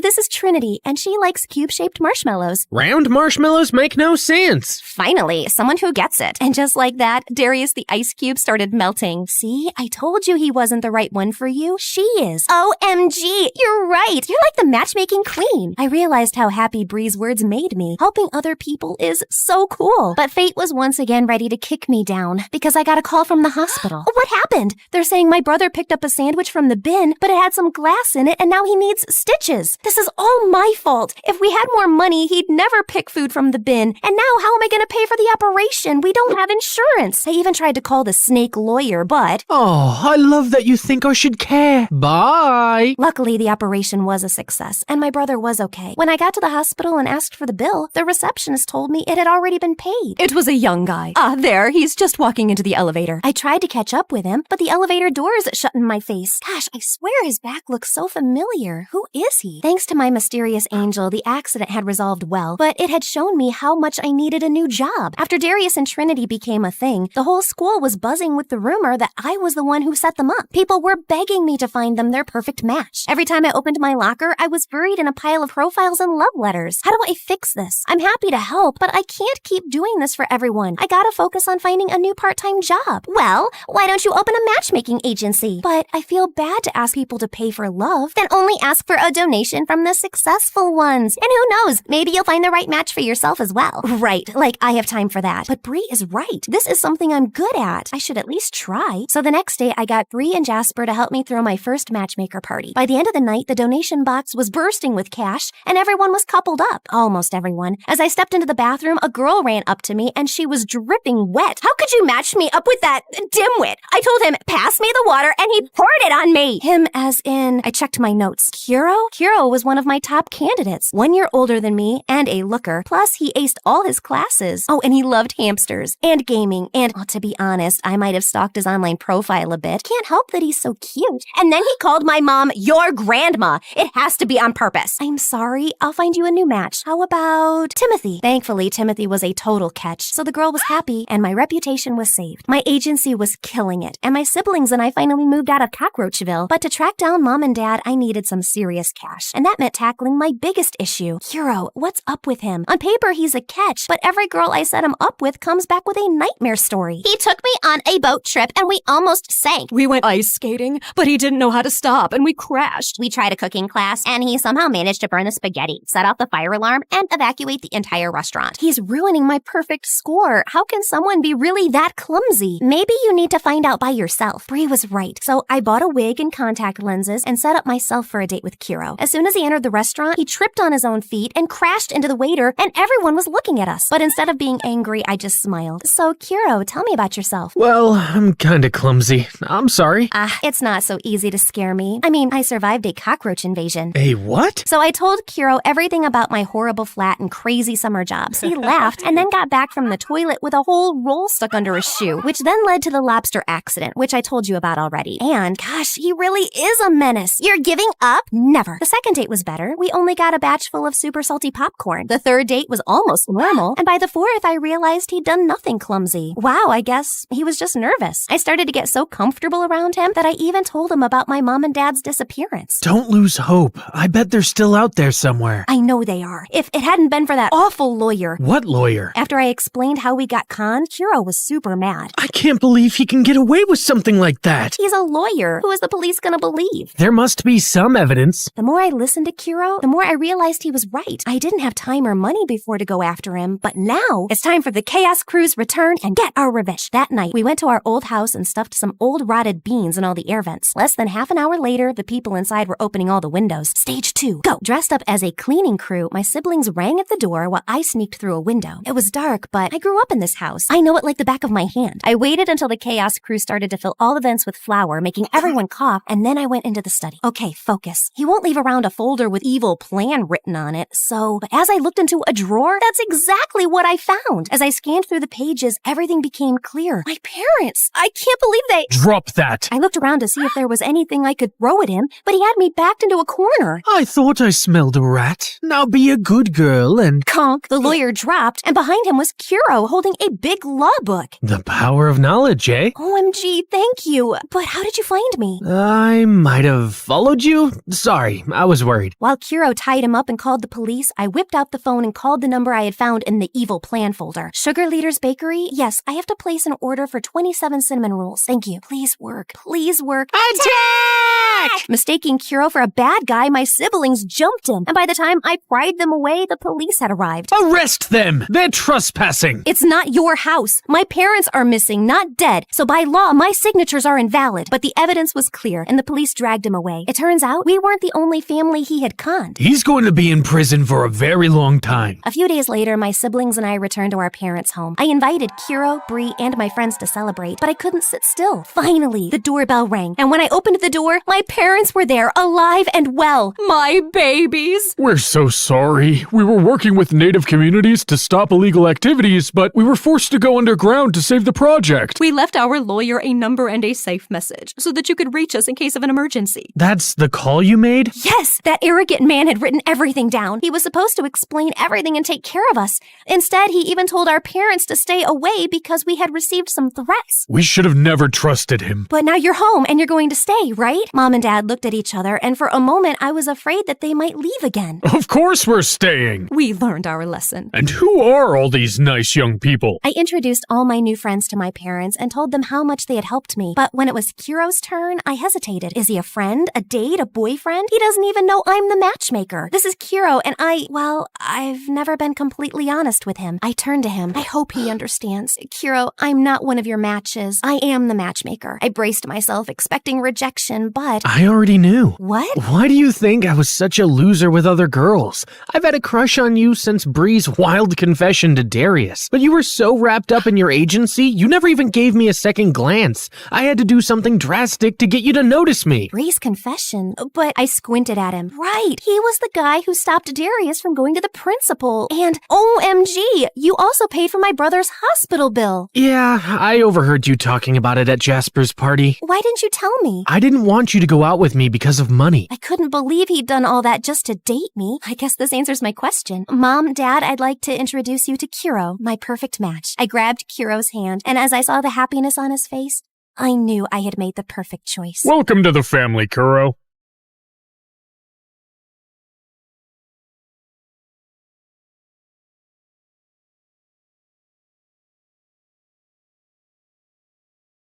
Little Natalie's tummy couldn't stop growling. She had been hungry the whole afternoon, but it was evening now and her mom wasn't home yet. Those rich people should stop making my mom work so much. I wish we'd never moved from France. Mom didn't have to work so hard there like she does here. As she walked outside, she heard loud music coming from the biggest mansion in the whole countryside from afar. Her tummy told her to go there, and she found out there was a large party happening in the garden. Natalie started drooling when she saw the huge feast. She tried to sneak in, but a group of women blocked her. Where do you think you're going, little girl? I'm hungry. Can I have some meat, please? And a glass of juice, too? Just look at her dirty clothes and hands.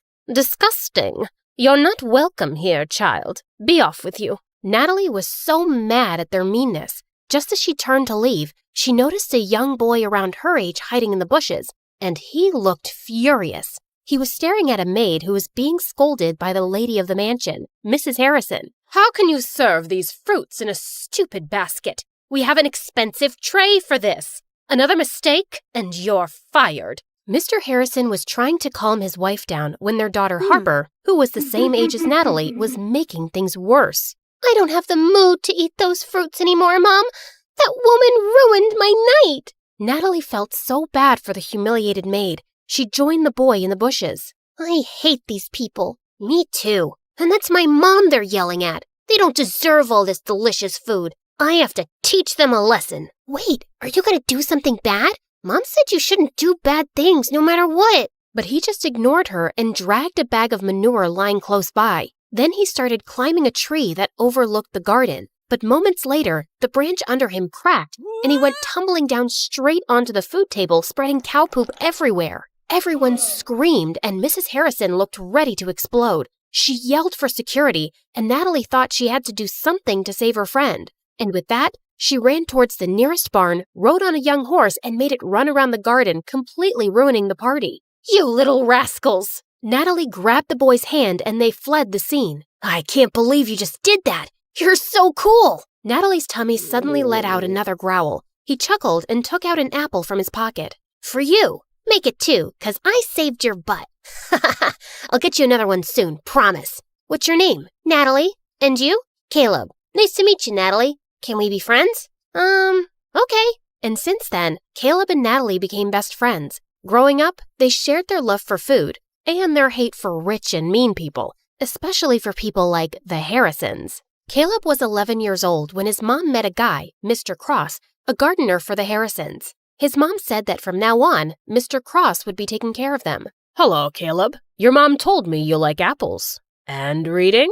Not long after, Mr. Cross and Caleb's mom got married, and he became the hero in Caleb's eyes. He was so amazed by his stepdad, how smart and strong he was, and how good he was to both him and his mom. "When I grow up, I want to be just like you, Dad." "I'm sure you'll be better than me, and every wealthy man in this land, my child." He would help Caleb understand his math homework, give him tips on how to build a dove house, and he also gave him really good life lessons. "My dad told me something. I want to share it with you too, because you're my best friend." "Really? Tell me." "He said, sometimes we need to stand up for ourselves and fight back, whatever it takes." "Yes, we fight back the right way. Mom said we shouldn't do bad things no matter what." "I know, you told me. But is it bad to defend ourselves? Do we just let other people do bad things to us and say nothing? You always speak about how unfair the system is in this town for poor people." "Yeah, I do think that. Like, if someone hurts you, I'll hurt them too." Natalie was surprised by how firmly Caleb said it. Suddenly, as she changed her position, she lost her balance and fell. Caleb laughed and helped her up. "Now, I don't know how to hurt the fence or the ground, but..." Caleb then kicked the fence and stomped his foot on the ground. Natalie found it funny. She liked the thought of Caleb as her protector and felt really lucky to have a best friend like him. And over the years, she grew to like him as much more, but she was too scared to admit it, too scared to ruin their friendship. One day in high school, she decided to cook his favorite food and surprise him at lunch, but her heart ached with jealousy when she saw him laughing with some girls in the canteen. She was leaving when Caleb called her name and walked up to her. "Is that for me?" Before she could reply, the girls jumped in and glared at Natalie. "Why are you friends with that dumbhead, Caleb?" "Same question. Handsome boys like you should hang out with pretty girls like us." Suddenly, Caleb wrapped his arm around Natalie's shoulder. "My girlfriend is not a dumbhead. She's the smartest, coolest, and most beautiful girl I've ever known. So please, stop talking rubbish about her." "Girlfriend?" As the humiliated girls left, Natalie turned to him. "Why did you tell them that nonsense? Those girls are going to hate me forever." "Are you mad?" "Yes, I'm mad because you lied. We're not dating. We're just friends." "Fine, I'm sorry. But what if I wanted to be more than that?" What do you mean?" "Can I hold your hand?" No. "I love you, Natalie. I've loved you since we were kids. Do you love me too?" Caleb's sincere gaze made her melt.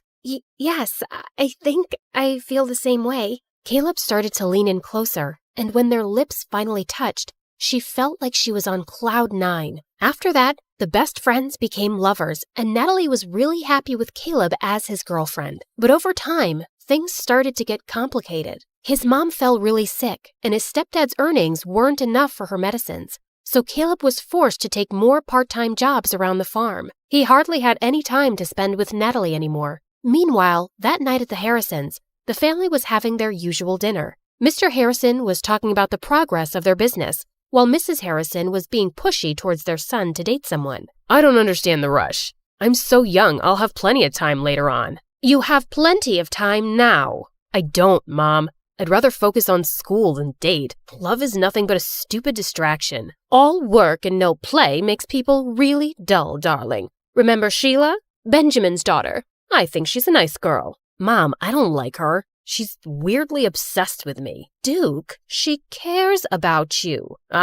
Let him be for now. Don't push him so hard. He'll eventually find someone." "But Sheila might not be around till he decides he's ready. And I think she would be so good for him. She's a smart young woman. They're perfect for each other. I have no interest in wasting my time on girls right now." "Oh, brother, how about boys? Do you want to share something?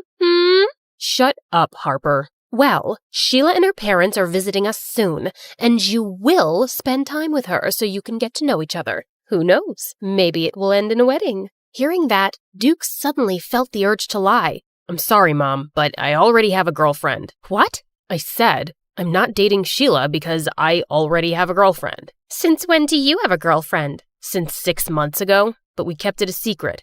I don't want people in my business." Duke left the table and decided to take a walk in the gardens to cool off. Suddenly, he heard someone behind him and turned around to see it was just Mr. Cross. "Oh, sorry, Master Duke. I didn't mean to disturb your walk. You look a little upset." "I'm not. It's really nothing. Just sometimes parents can be too much." Do you have kids, Mr. Cross?" "A son, the same age as you. Maybe I'll introduce you sometime." Duke was feeling too preoccupied, so he just smiled at their gardener and walked off. That weekend, Natalie's mom caught a serious flu, so later that day she went to town with Caleb to buy some medicine. While they were in the pharmacy, his stepdad called him. "I need to stop by a dad's friend's place to pick up a package. Wait for me in the town square. I'll be right back." Natalie bought the medicines and sat on a bench in the town square. Her favorite thing in that old place was the old horse statue in the center. They're such gorgeous and magical creatures. Just then, she noticed that its red eye patch was lying on the ground. She picked it up, and as she placed it back on,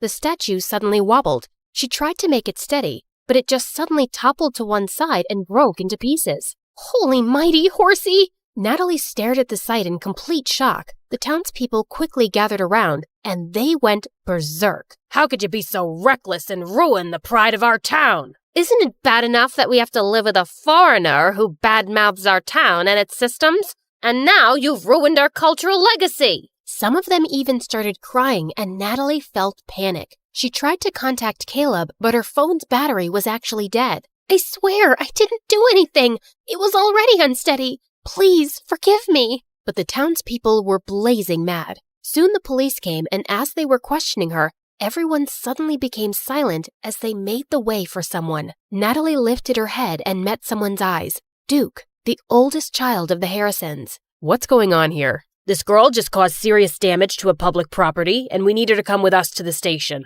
Duke just nodded at them, and soon, Natalie found herself sitting in a police station. "Please, officer, just let me go home first. My mom is sick, and she must be really worried." But the officer just ignored her. A few minutes later, Duke came out of the main office. "You're free to go. I've taken care of everything." "Huh?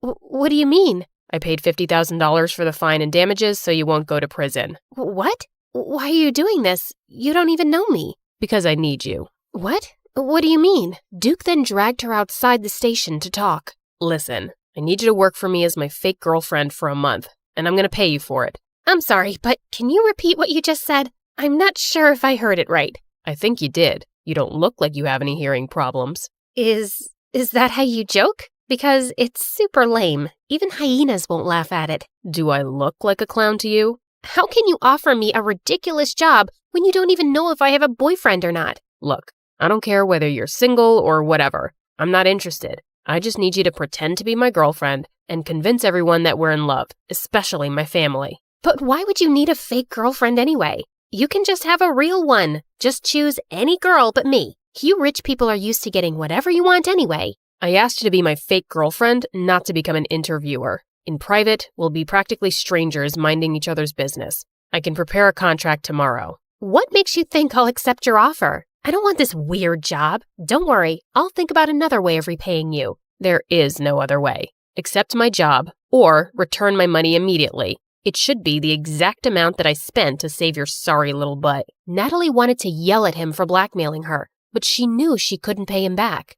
"Let me think about it." "I don't have much time. I'll give you a day. Let's meet at the cafe tomorrow, same time as this." Before Natalie could say anything more, he turned around and left. When she got home, she found Caleb's messages saying that he'd be staying at his stepdad's friend's house for the night. Natalie really needed to talk to him, but she was also worried about how he would react. She also didn't want to tell her mom about this yet and stress her out. So later that night, she went to her favorite spot on the farm to think it over alone. Suddenly, Caleb appeared beside her. "Hey, what are you doing here?" "Wait, Nat, are you crying? Tell me what's wrong." She didn't have a choice but to tell him everything. "Are you serious? You shouldn't have let him help you." "He took care of it himself, and I could never pay $50,000 on my own." "But of all the girls, why does he want you? This is stupid. I thought Harper was evil. I didn't expect that her brother would be worse." "Look, if he didn't help me, I'd be cold and miserable in jail right now." "But he obviously helped you just to force you into this stupid job." "What am I gonna do? He left me with no choice." "Seeing my girlfriend dating another guy is torture, Nat. It doesn't matter if it's fake or not." Caleb got up and furiously kicked some rocks. "Okay, fine. I won't do it. I'll have to think of another solution then." As Natalie's tears poured, Caleb sighed and sat down. "Okay, I'm sorry. Don't cry, please. Let's talk this over. You'll just be acting, and it's only for a month, right? And are you sure he's paying you a huge amount for it?" "Yes, I'll just be a fake girlfriend. I'll never fall in love with that jerk, ever." "Okay, I'll agree to it, but on one condition." "What is it?"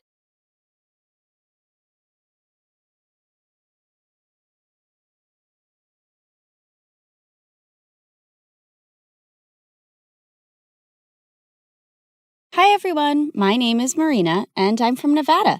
Please like and subscribe. I was raised in a small town by my aunt who owned a small bakery and loved me to bits. Aw, honey, today's your first day at school, so I packed muffins for all your classmates so you can make a lot of new friends. You're awesome, Aunt June. She wasn't super rich, but she was the richest person at heart, and that's why everyone loved her so much, including me. I always wanted to be just like her, so I'd help her out at the bakery. Marina, I'm going to go out for a bit. Can you put the pink icing on the cupcakes? Sure thing. Later, when the customer came to pick up her order, it turned out I'd caused a disaster. This was supposed to be for a gender reveal party, but you put yellow icing on the cake. Ugh! That wasn't the first time I mixed up colors. My aunt knew something was wrong with me. Turned out I had color blindness, and I couldn't differentiate between certain colors. Is it going to be like this forever, Aunt June? I'm afraid so, honey. But cheer up, because I've got a brilliant idea.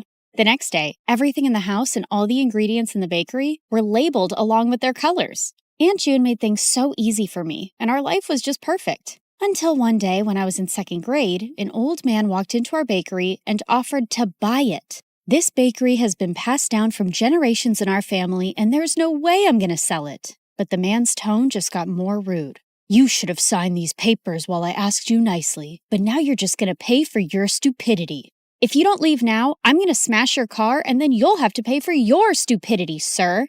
The old man left at my warning, but the next week, another man was back with some papers that claimed that the bakery didn't belong to my aunt because her parents never signed the deal in her name, and now we had to move out. My aunt looked around for help, but the legalities were too complicated and no one was ready to help. So eventually we had to give away our bakery and move to the city. Thankfully, Aunt had enough savings to rent a small place, and she started working in a small grocery store. And while I was trying to adjust to this new life, I saw a kid my age in the front yard one day, choking on something. I immediately ran to help him, but the moment the food stuck in his throat came out, I was shocked.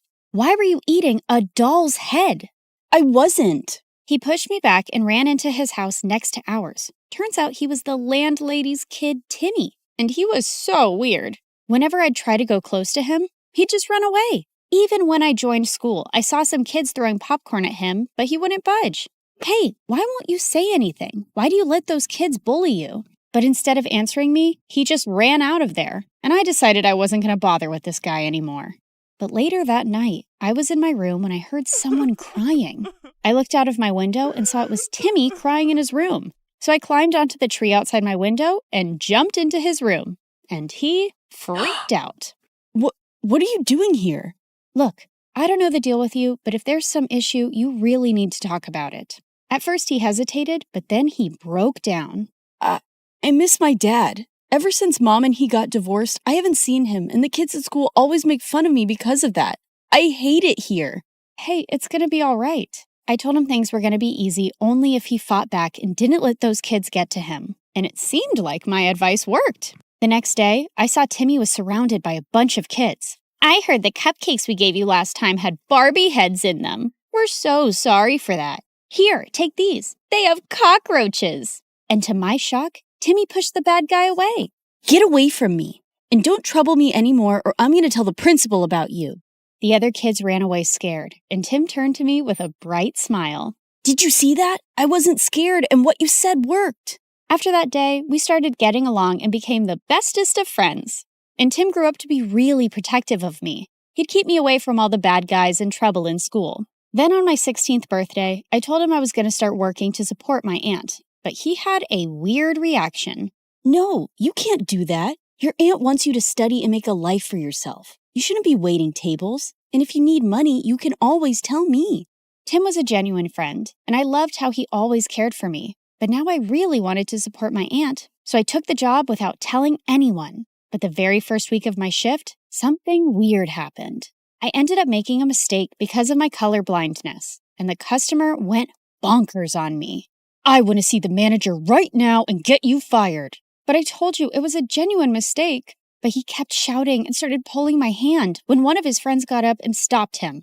Let go of her hand and apologize to her right now. Dude, you want me to apologize to this low-life waitress? As soon as he said that, the guy landed a punch on the bad guy's face and my jaw dropped. Holy jeez!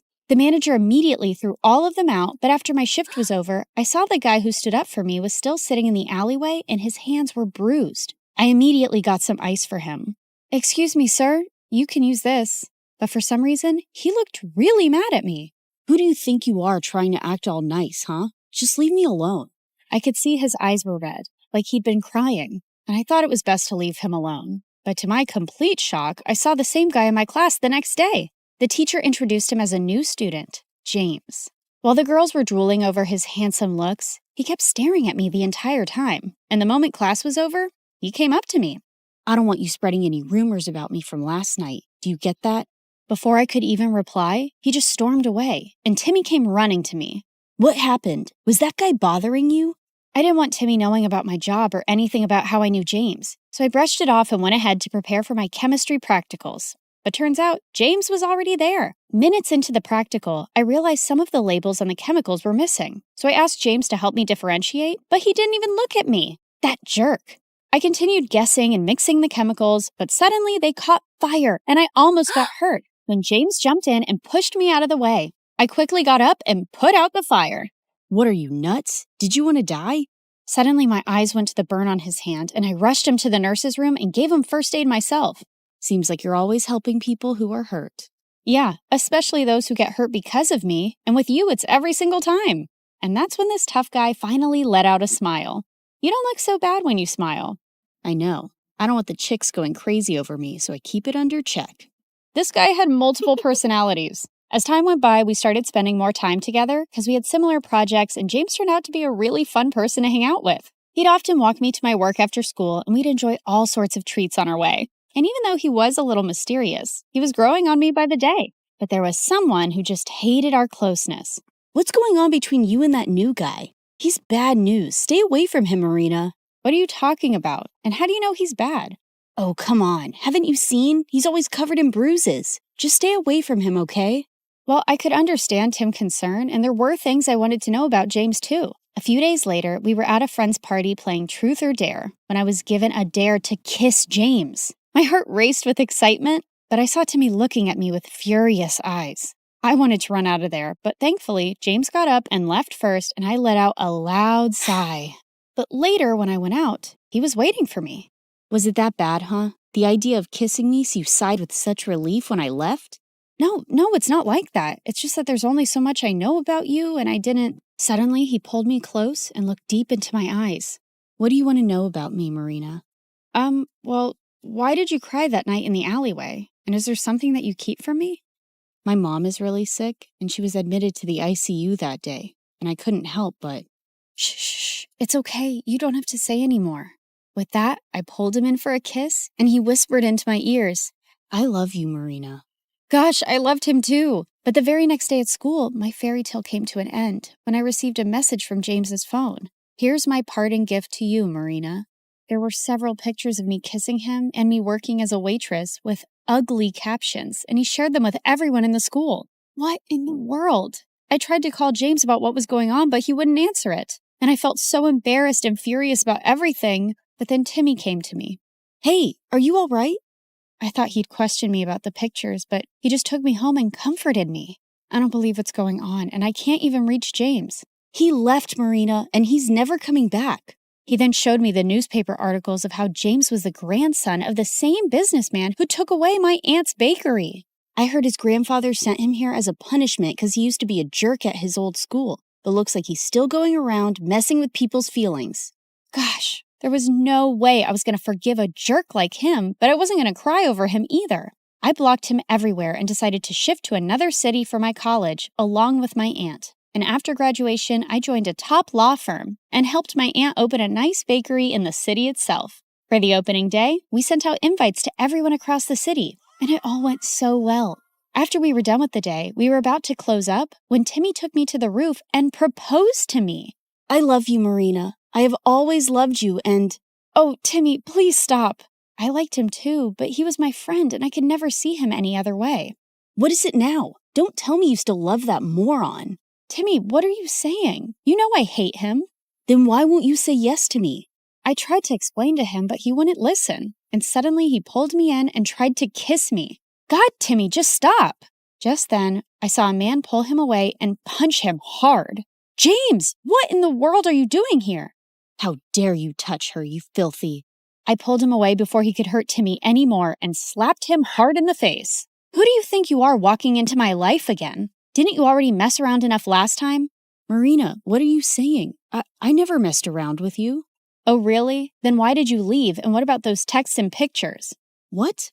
I have no idea what you're saying. I know it was my fault to leave you like that, but I told Timmy everything. What? What do you mean? That night after you left the party, I received a call that my mom had passed away. My grandfather wanted me to return home. Timmy was right there, and I asked him to inform you. What? I even tried to contact you, but you had me blocked everywhere. And when I called Timmy, he said you hated me and you were with him now. Timmy, what is he saying? Did you hide this from me and lie to him? Yeah, I hid the truth. I didn't want you to be with a jerk like him when I've loved you all my life. So I lied. For you. But those messages from your phone and those posts. I have no idea, Marina. I lost my phone the same night. You didn't lose it, moron. I stole it and sent those messages and those pictures. Timmy, I can't believe you. You son of a witch. No, James, just let him go. He's a jerk and doesn't even deserve that. Oh, Marina, please don't cry. I'm here. I'm here for you now.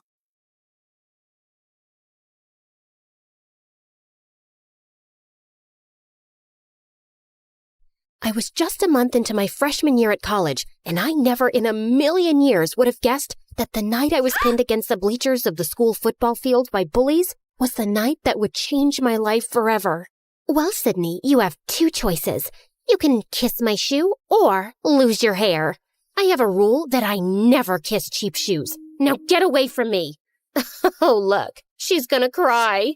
I have a lot of practice holding in my tears, and these bimbo bullies weren't gonna break me. Hair grows back. I guess you've made your choice then. After they threw me to the ground, I prepared myself for what was coming, but a voice boomed from behind them. What the hell do you think you're doing? Leave her alone. The girls turned around and sprinted away. The person walking toward me was silhouetted by the field's lights, so I couldn't see him. When he got close and helped me up, I saw who it was, and my jaw nearly fell off my face. Are you okay? Did they hurt you? It was Ian Gallagher, the son of the president. He also just started at my school and was the image of perfection. Flowing blonde hair, a chiseled jaw, and deep green eyes. Other than my pride? No, but there wasn't much of that to begin with, so I'm good. Thank you. Maybe you and Sydney should go get some food, Ian. Who was this guy, and how did he know my name? Yes, absolutely. Are you hungry?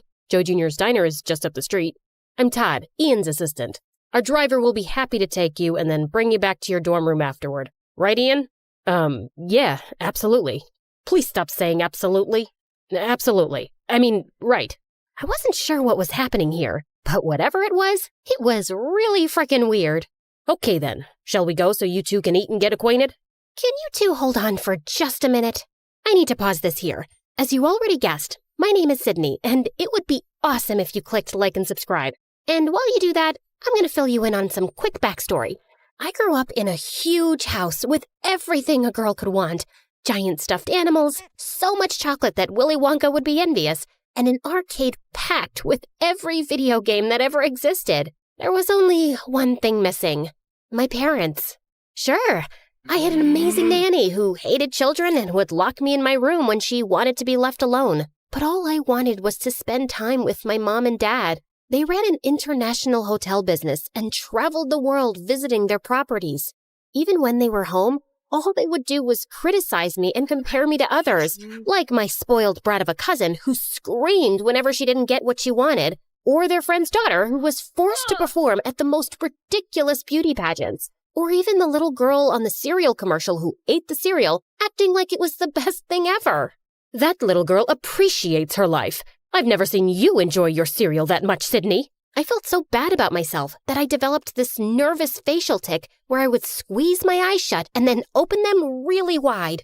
Yeah, weird facial tics are like catnip for bullies at school, and when you're the smartest kid in class, it just adds to their joy when they stuff you in the garbage can. So I kept to myself and didn't care about my appearance because there was no point. No makeup, big glasses, and my hair in a bun. I looked like a mini version of the school librarian. Okay, I did have one friend, Monty. We were friends since kindergarten because he was as awkward as me. He was also really smart and had asthma, so he was always walking around sucking on his inhaler. Also catnip for bullies. Okay, that's enough backstory. I think you get it. I thought college would be better, but clearly I was mistaken. Once an outcast, always an outcast, it seems. Now, back to the night I met Ian, because it just gets weirder from here. He took me to the diner, but our table was guarded by his two big, serious-looking Secret Service agents. His tiny assistant, Todd, sat in the booth across from us, just staring. Sorry about all this. It must be really weird for you, Sydney. This? Weird? Nah, I'm used to it. Happens every time I meet a president's son. He laughed. Someone actually thought I was funny besides me. And then he leaned in. Just imagine that your whole life is like this. It was manageable when I was a minor because the media left me alone. But now that I'm 18 and my father is running for re-election, it's like every move I make is under a microscope. Sometimes I just want to disappear. In a weird way, I completely understood. I felt the same way, except I always wanted to disappear. Just then, reporters swarmed into the diner and started taking photos of us. Todd signaled for us to smile, so I did, but I had absolutely no idea what was happening. Okay, that's enough. Everybody out. Why do they want pictures of me with the president's son? My own parents didn't want pictures of me. I think it's time you head back to your apartment, Ian. If it's okay with Sydney, I'd like to stay and chat some more. Considering all the insanity of the last couple of hours, the one thing that didn't feel completely nuts was the connection I had with Ian. It's like we instantly got along. I'd like that. Yeah, no. Sorry, we're leaving. Car's waiting outside to take Sydney home, so it's time to say goodnight.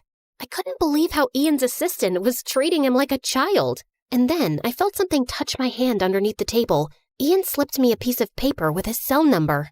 But then Tiny Todd stuck his face in mine. Listen to me carefully, Sydney. Under no circumstances are you to try and make any contact with Ian unless you check with me first. Is that clear?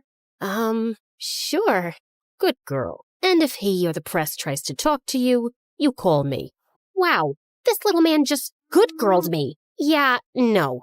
Maybe I won't feel like it. Well then, I'll make a single phone call and have you expelled, which I will also do if Ian learns about this conversation. So we're going to keep this between you and me, right? I was frozen. If I got expelled, my parents would disown me. All I wanted to do at that moment was to wrap my fingers around Todd's throat and choke him. But instead, I just nodded. When I got back to my dorm room, the first thing I did was call Monty. Yeah, we both applied to and got into the exact same colleges. And then, like the weirdos that we are, we chose to go together. That's crazy. So you hit it off with Ian Gallagher, like for real? I wouldn't say we hit it off, but I feel like we kind of get each other. You mean like you and me? Yeah, but the difference is, he's the president's son. But why me? Because you're amazing, Sydney. You're like the smartest person I know. You're funny, you're not deserving of Ian's attention, that's for sure. That's not true. You're deserving of anyone's attention. You're just saying that because you're my best friend. I want to call him, but I'm scared his tiny jerk assistant will find out and get me expelled. So don't let him find out. I stared at the number on the piece of paper for like an hour before I got the courage to call Ian. And then, late that night, he snuck out of his apartment and picked me up. I'm so glad you called. Now hold on to me. They let you have a motorcycle? Nope. They have no idea. And then we sped down the road, and it was thrilling. I actually had to pinch myself to believe that I wasn't dreaming. We raced up to a narrow, twisting road to a spot that looked out over the city below. Wow, this view! I found this spot when I first got to school. I needed a secret place to get away from everything. My dad, his re-election campaign, Todd.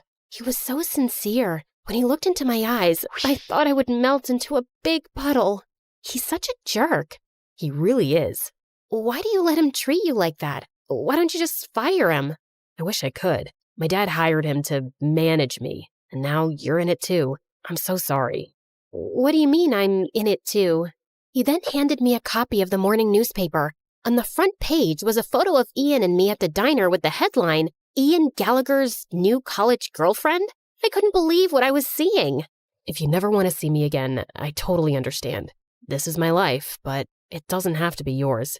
I had spent my whole life avoiding attention, and here I was, about to be on the front page. My instinct was to run away as fast as I could, but Ian needed someone, and for some reason, that someone was me.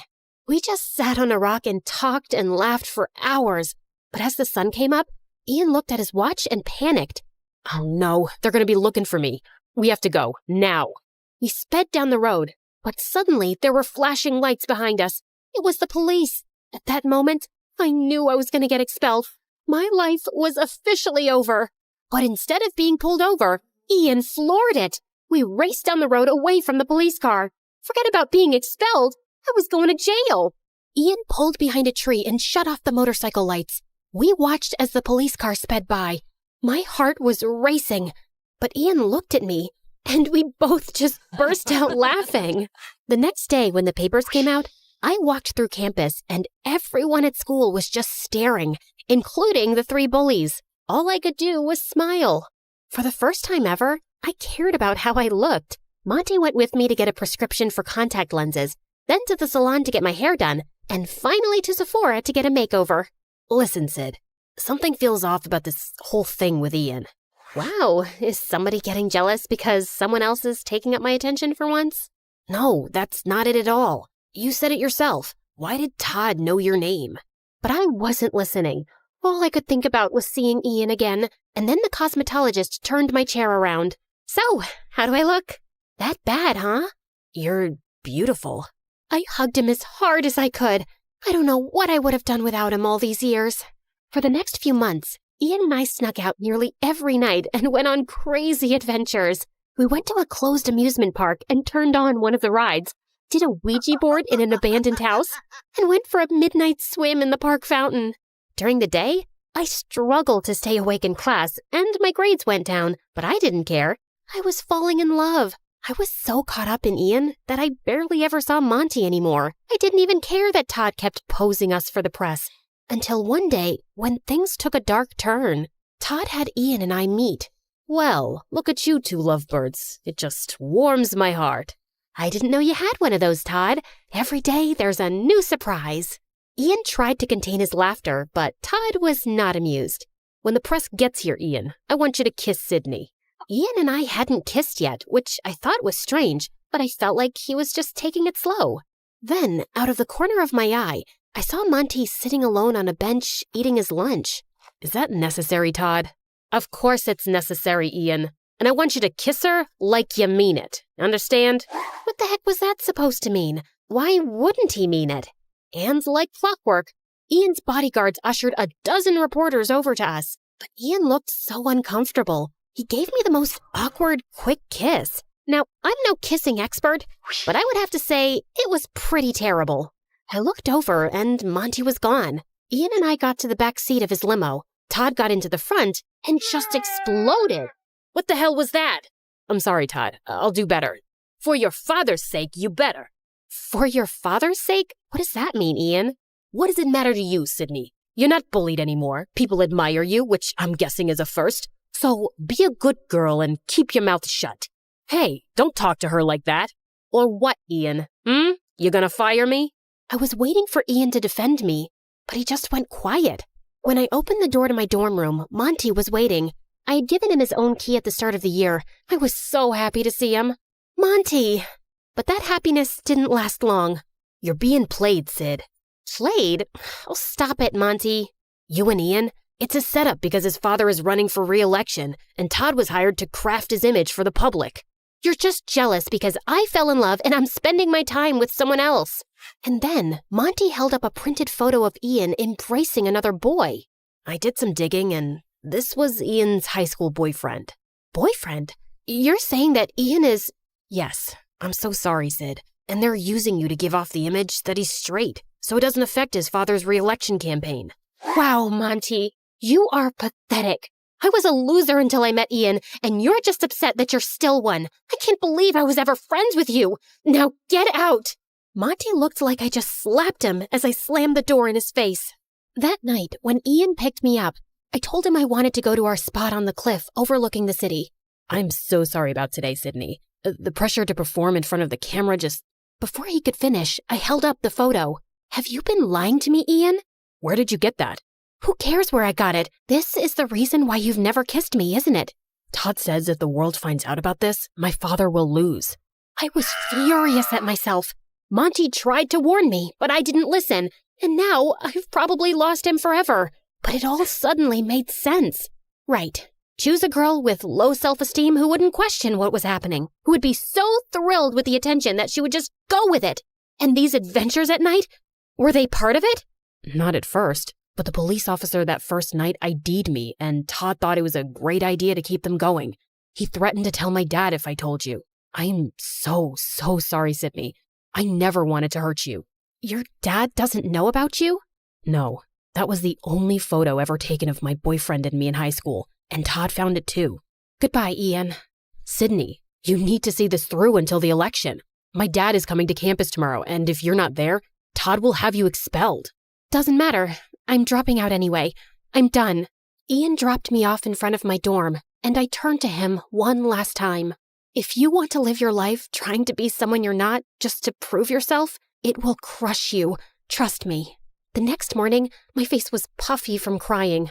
I loaded up my car with all my stuff and was preparing to head home, back to a life where I wasn't worth anything, back to face the judgment of my parents who already thought so little of me. I got into the car and tried to close the door, but it didn't budge. Monty was standing there holding it. What are you doing here? Stopping you from making a huge mistake? Didn't you already try that? Yeah, well, that's what best friends do, right? And then I just lost it. I am so sorry. I was such a huge jerk. Why do you even want to talk to me after those horrible things I said? I don't deserve you. Because I love you, Sid. I always have. Why do you think I chose this school? It was to be with you. And then he kissed me with a passion that I had never experienced before. My body felt like it was plugged into an electrical outlet. The president's about to speak. Shall we go watch? Why would I want to watch? And so we went to the football stadium, where Ian was standing on the stage next to his father. Todd was standing behind them. And as I stand on the cusp of the next presidential election, I want to hand the mic over to my son Ian, who means more to me than anything in the world. During my dad's first election, nobody paid attention to me because I was only 14 years old. But now that the world is paying attention, I want them to meet my true love. And suddenly, the boy from the photo walked onto the stage. The whole stadium burst out into applause. It was incredible. And then Ian turned and hugged his father. Todd looked horrified. After the speech ended, the Secret Service let Monty and me backstage, just in time for Todd to walk out. I hope you enjoyed your time here, Sydney, because you're as good as expelled. Nah, but you're as good as fired, Todd. Ian walked over, and for the first time, Todd looked terrified. You can't fire me, but I can. Mr. President, I was only doing this for you. Who told you to do that? You harassed my son for years and misused the power I gave you. Get him out of here. And the Secret Service dragged him away, kicking and screaming. It was glorious. I forgave Ian, and 4 years later, he and his boyfriend became the best men at Monty's and my wedding, at the White House. My parents were there, glowing with pride, but winning their approval didn't matter to me anymore. I was happy that at least they were there. And finally, I was just happy being me.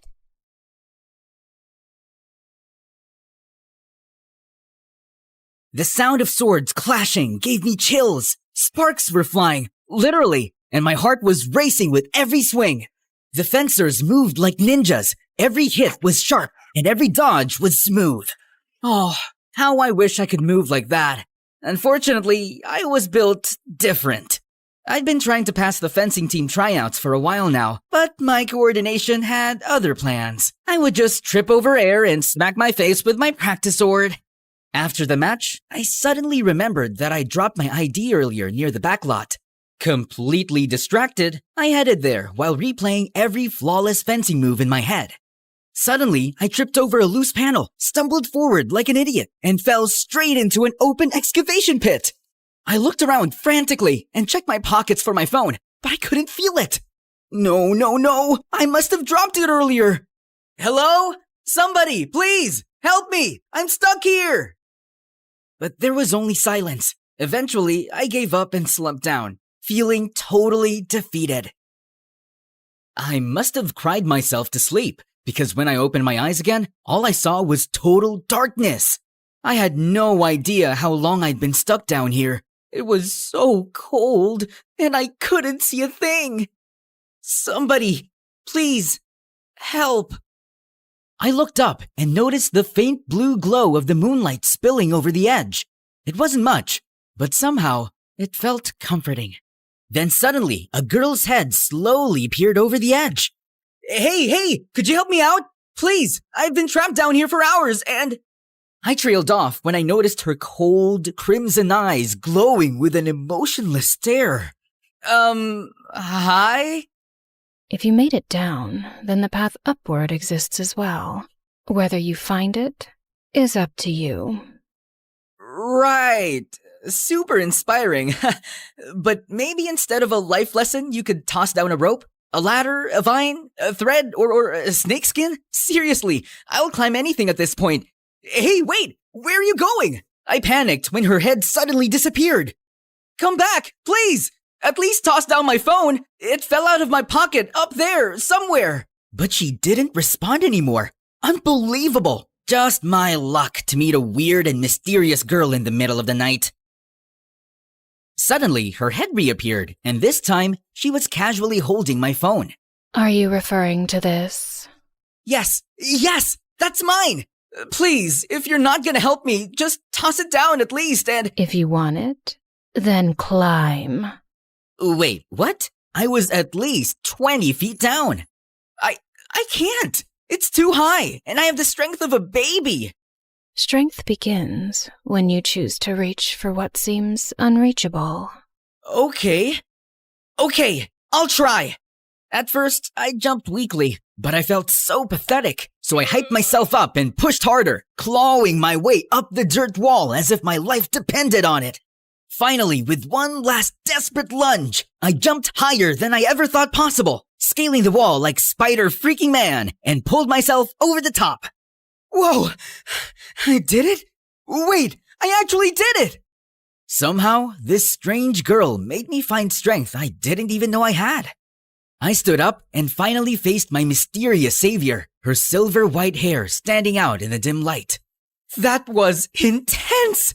Thanks for the motivation. What are you doing here at this hour, by the way? And what's your name? Then she turned to me, and my heart nearly stopped. Holy mother of hell! Up close, she didn't look real. She wasn't just beautiful. She was otherworldly. This is one of the many reasons I never wished to visit here. But oh well, I suppose I had no choice. What are you talking about? Where are you from? But she just ignored me and drifted off like a beautiful lantern. Hey, wait! Can you at least tell me your name? We turned a corner, and just like that, she was gone. I searched all over the school, but it was like she vanished into thin air. What if she was actually a ghost? The thought alone almost made me pee in my pants. I just kept thinking about her, even in class the next morning, and Belle must have noticed it. $1 billion for your thoughts? Huh? Oh, sorry, just spaced out. Belle had been my best friend since we were kids. We were next-door neighbors, survived high school together, and now we were in the same university, taking the same course like it was fate or something. Come on, buddy, spill it. What's got you daydreaming so hard? Well, yesterday I went back behind the school to look for my ID, and I met this mysterious girl. I was about to finish my story when the door suddenly burst open, and our professor finally arrived with a girl trailing behind. My jaw then dropped straight to the floor when I saw her familiar face. No freaking way! It was her! Class, this is Sky, a transfer student. She will be joining us today, so please, make her feel welcome. As expected, the other boys also lost their minds the second she walked in. They were practically drooling on their desks. Sky, do you have anything you'd like to say to the class before we start our lecture? I held my breath as she scanned the room like an emotionless queen. I have little to say to those I have yet to understand, but I'll observe, and perhaps learn something worth remembering. We were all dumbfounded by what she said. Believe it or not, but that's the girl I was just telling you about. I see. She seems interesting. Well, that was quite a speech, Sky. Thank you. You may take any empty seat you like. Without a word, she walked straight down the aisle and sat right next to me. Hey, it's me. From last night. You know, the guy in the hole? But she just stared straight ahead, like I didn't even exist. And when the lecture finally started, she was completely locked in, silent, still, eyes focused on the presentation like they were battle strategies or something. Seriously, who is this girl? And where did she even come from? Later that day, I dragged Belle to the announcement board to check out the newest fencing team updates. Just then, a calm, serious voice spoke behind me. How do I join this battle? I turned and nearly jumped out of my skin when I realized it was Sky. Man, her ethereal presence gave me goosebumps. Battle? You mean the tryouts? They're holding practice today, but you'll need to, sign up first, fill out some forms, maybe get a tetanus shot, probably wrestle with a few waivers, and... Where's the gym? She cut off Bella with a look that could end conversations in 46 different languages. We then pointed wordlessly down the hall, and she immediately walked away, like a warrior headed for her next conquest. Wait, girl, you can't just barge in. There's, a system. We followed her, and by the time we reached the gym, practice had already started. Sky walked in like she belonged there, and one of the senior members stepped forward. Can we help you? Who leads here? I guess that'd be me, captain of the team. She approached the rack and picked up one of the practice foils, turning it slowly in her hand. These weapons, they lack edge, but the balance is decent enough. Those are regulation practice foils, kind of the point. Then it will suffice. You here to try out, or...? I simply wish to test the limits of your strongest fighters, if you allow it. There was a moment of awkward silence before the captain spoke again. All right, mysterious transfer girl, let's see what you've got.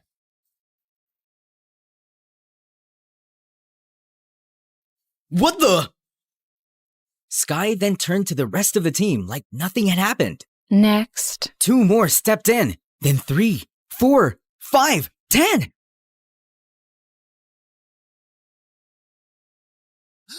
What in the world is happening?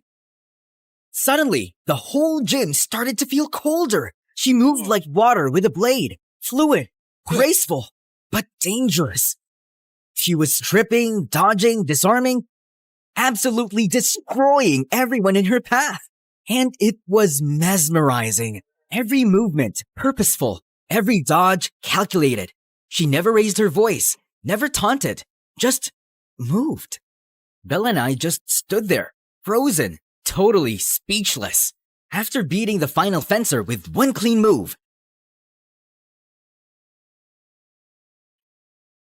Well, that was quite insufficient. And just like that, the entire gym went silent. Since then, some people started getting scared of her, while others just fell harder. Meanwhile, Belle started getting extra suspicious about her. It's really weird. She just waltzed in and wrecked everyone like she was brushing lint off her shoulder. I mean, maybe she's just really good? She is, but there's something off about her vibe.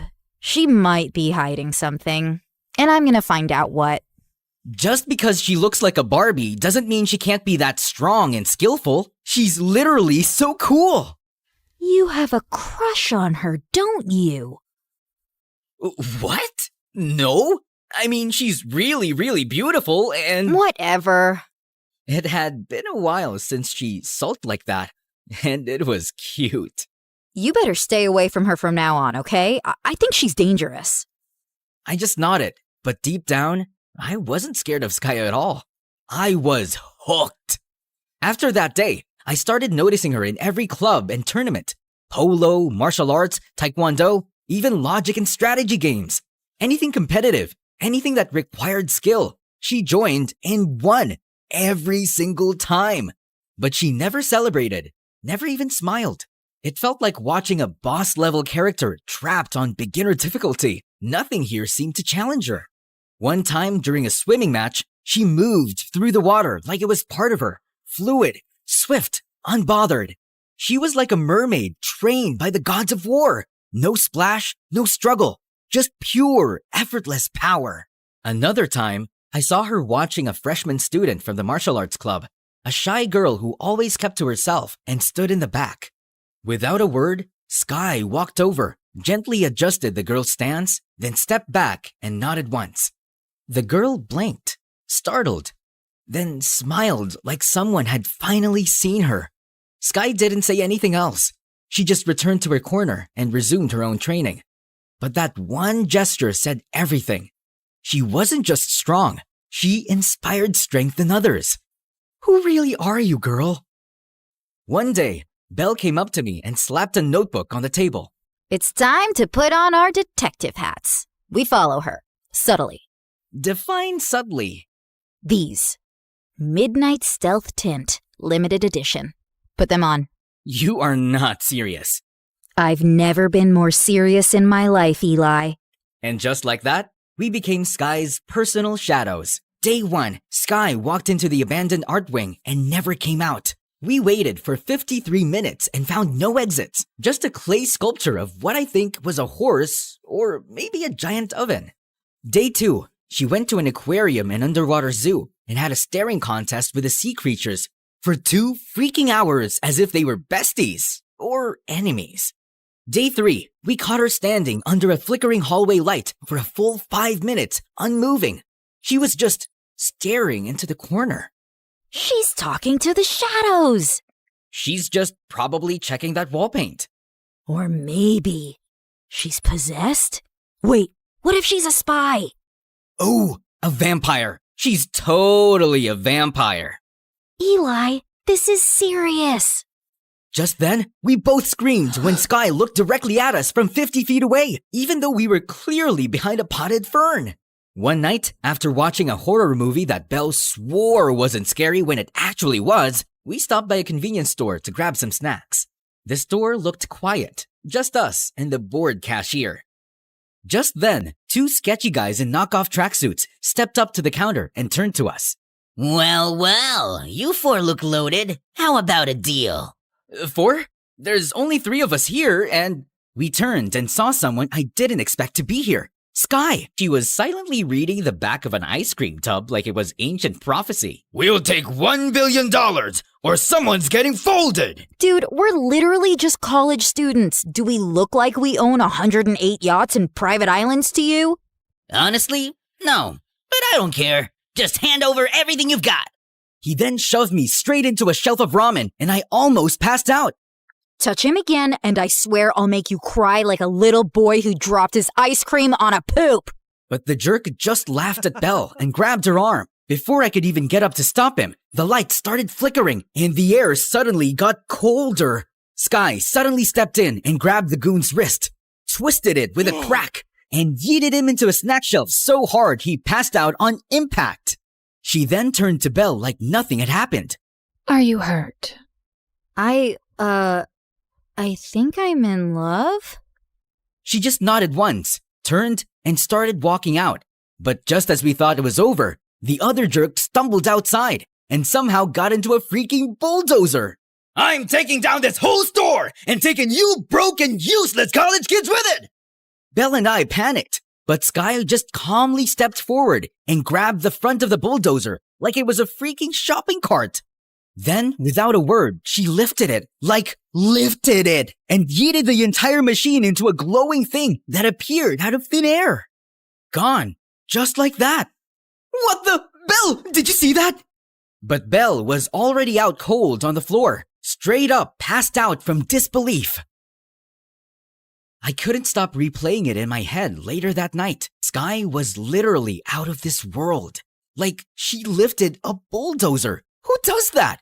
But what bothered me more was me. I couldn't even stay on my feet long enough to protect Belle. The next day, I saw this tiny scratch on her forehead, and my stomach flipped. I was such a loser. All I did was stand there and breathe dramatically. It was sunset when I wandered to the back of the school to get some air, and I was surprised to see Sky just standing there, perfectly still, half in shadow like she was about to disappear through the crack in the earth. Hey, you saved us last night! You were like a superhero! Seriously, why are you even that strong? Belle could have seriously gotten hurt, and I couldn't even help her. I panicked, and you showed up like a force of nature, coming like a hurricane. Apparently, she had no plans to speak, so I finally gave up. Anyway, I just wanted to say thanks, and sorry for being totally weak and useless. And that was when she finally looked at me. You carry too much shame for someone who stood up. That is more than most would do. But it wasn't enough. Strength isn't always loud or immediate. Sometimes it begins when you decide to stop running. I didn't know what to say. Her words just echoed in my head. If you still wish to change, then follow me. I just found myself following her like a clueless puppy as she led me behind the trees until we stopped at a tall brick wall. Then, with a flick of her wrist, she summoned this glowing thing again. A strange, shimmering light pulsed in the air like it was alive.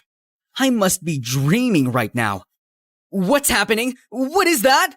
She then stepped through it like it was nothing, and without thinking, I followed. Suddenly, I was standing in a massive, dimly lit space. Blades lined with the walls, swords, spears, weapons I couldn't even name. Let's begin.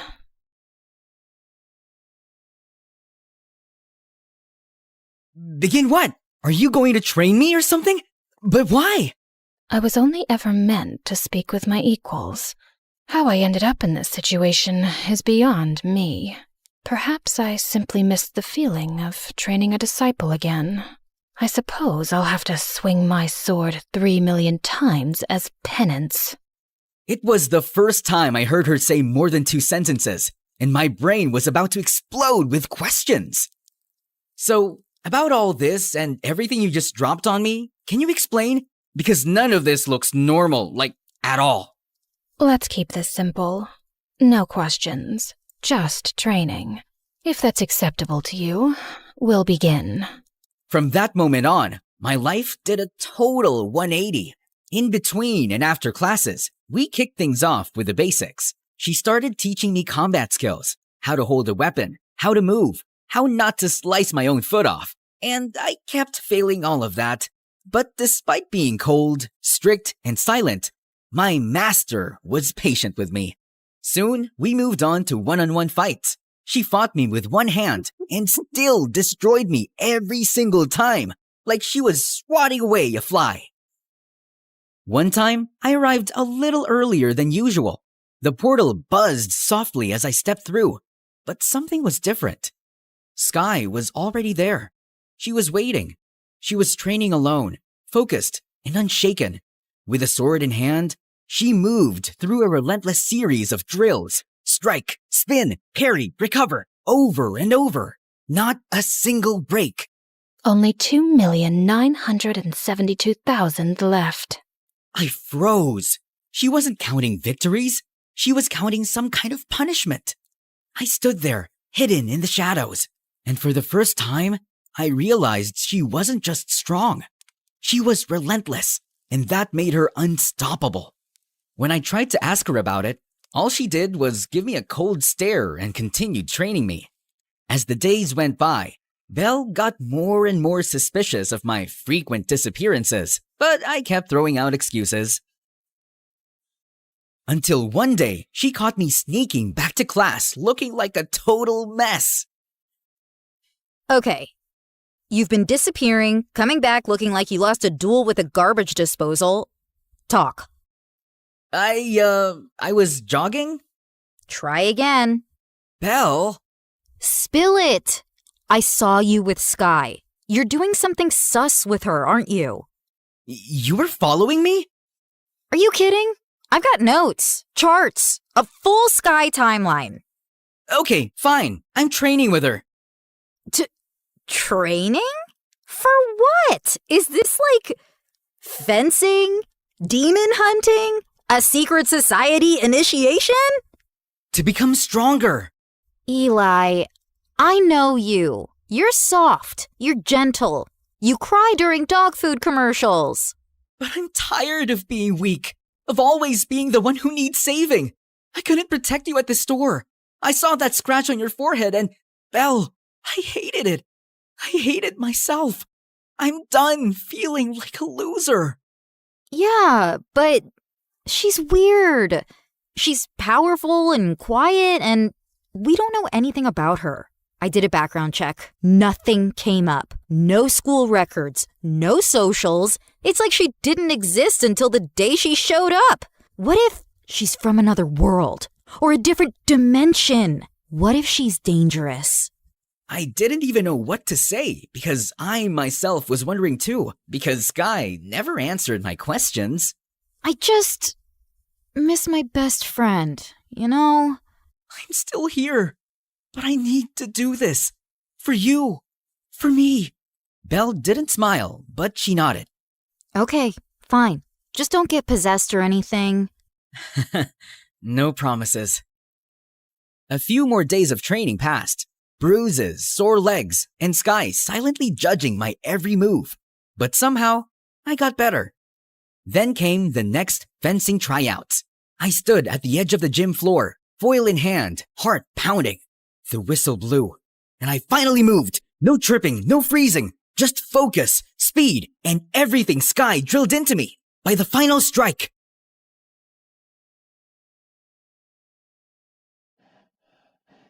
the scoreboard lit up with my name at the top. I passed. I actually passed this time. Finally! The seniors clapped me on the back. Who trained you, man? A ghost? Maybe a goddess. Still not sure. I left the gym feeling like a superhero with only one thought in mind. I needed to tell Sky about this, so I ran straight to the portal. But when I stepped through, she wasn't there. The room was empty. I looked for her everywhere, but there were no traces of her. She hadn't shown up in days, and it was driving me crazy. Then one night, just as I was about to sleep, I suddenly felt that familiar chill in the air. I found myself walking to my balcony, as if something is calling me.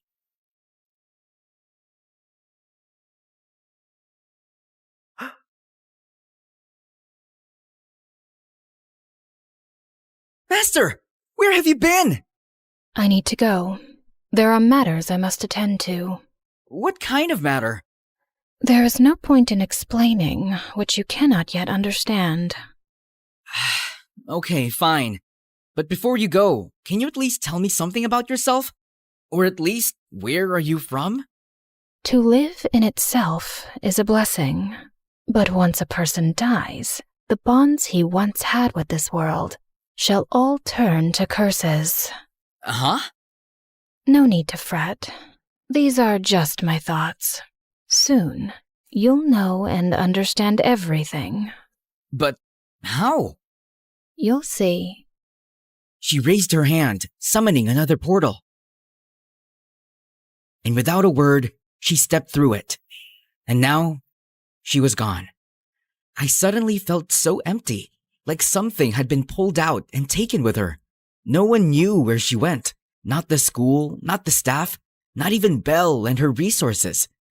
Until one afternoon, she barged into my room like a hurricane. Eli, you need to see this, like right now.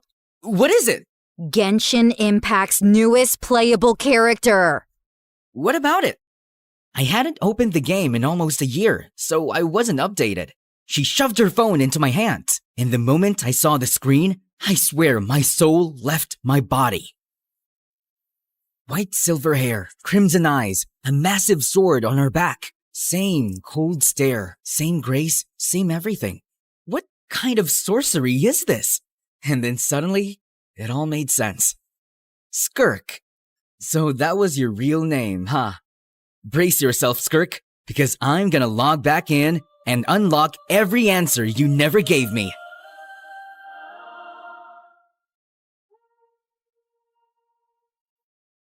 The next chapter of Genshin Impact is here, and it's bigger than ever. Step into Teyvat, a world where 7 elemental powers surge in this open-world RPG game, playable on mobile, PC, PlayStation, and Xbox. In version 5.7, Skirk, the formidable cryo sword user who commands the cosmos' darkest energies, finally joins the game. She's Child's former mentor and master of abyssal power. Also featured are Shenhe and Dahlia, a new 4-star Hydro support from Mondstadt, Mavwika, the Pyroarchon, and the mysterious Emily. Version 5.7 update will have exciting new quests and brand new permanent combat mode. The Traveler will continue to explore Natlan alongside Dainsleif, looking for the sibling while the abyssal incursion on Natlan unfolds.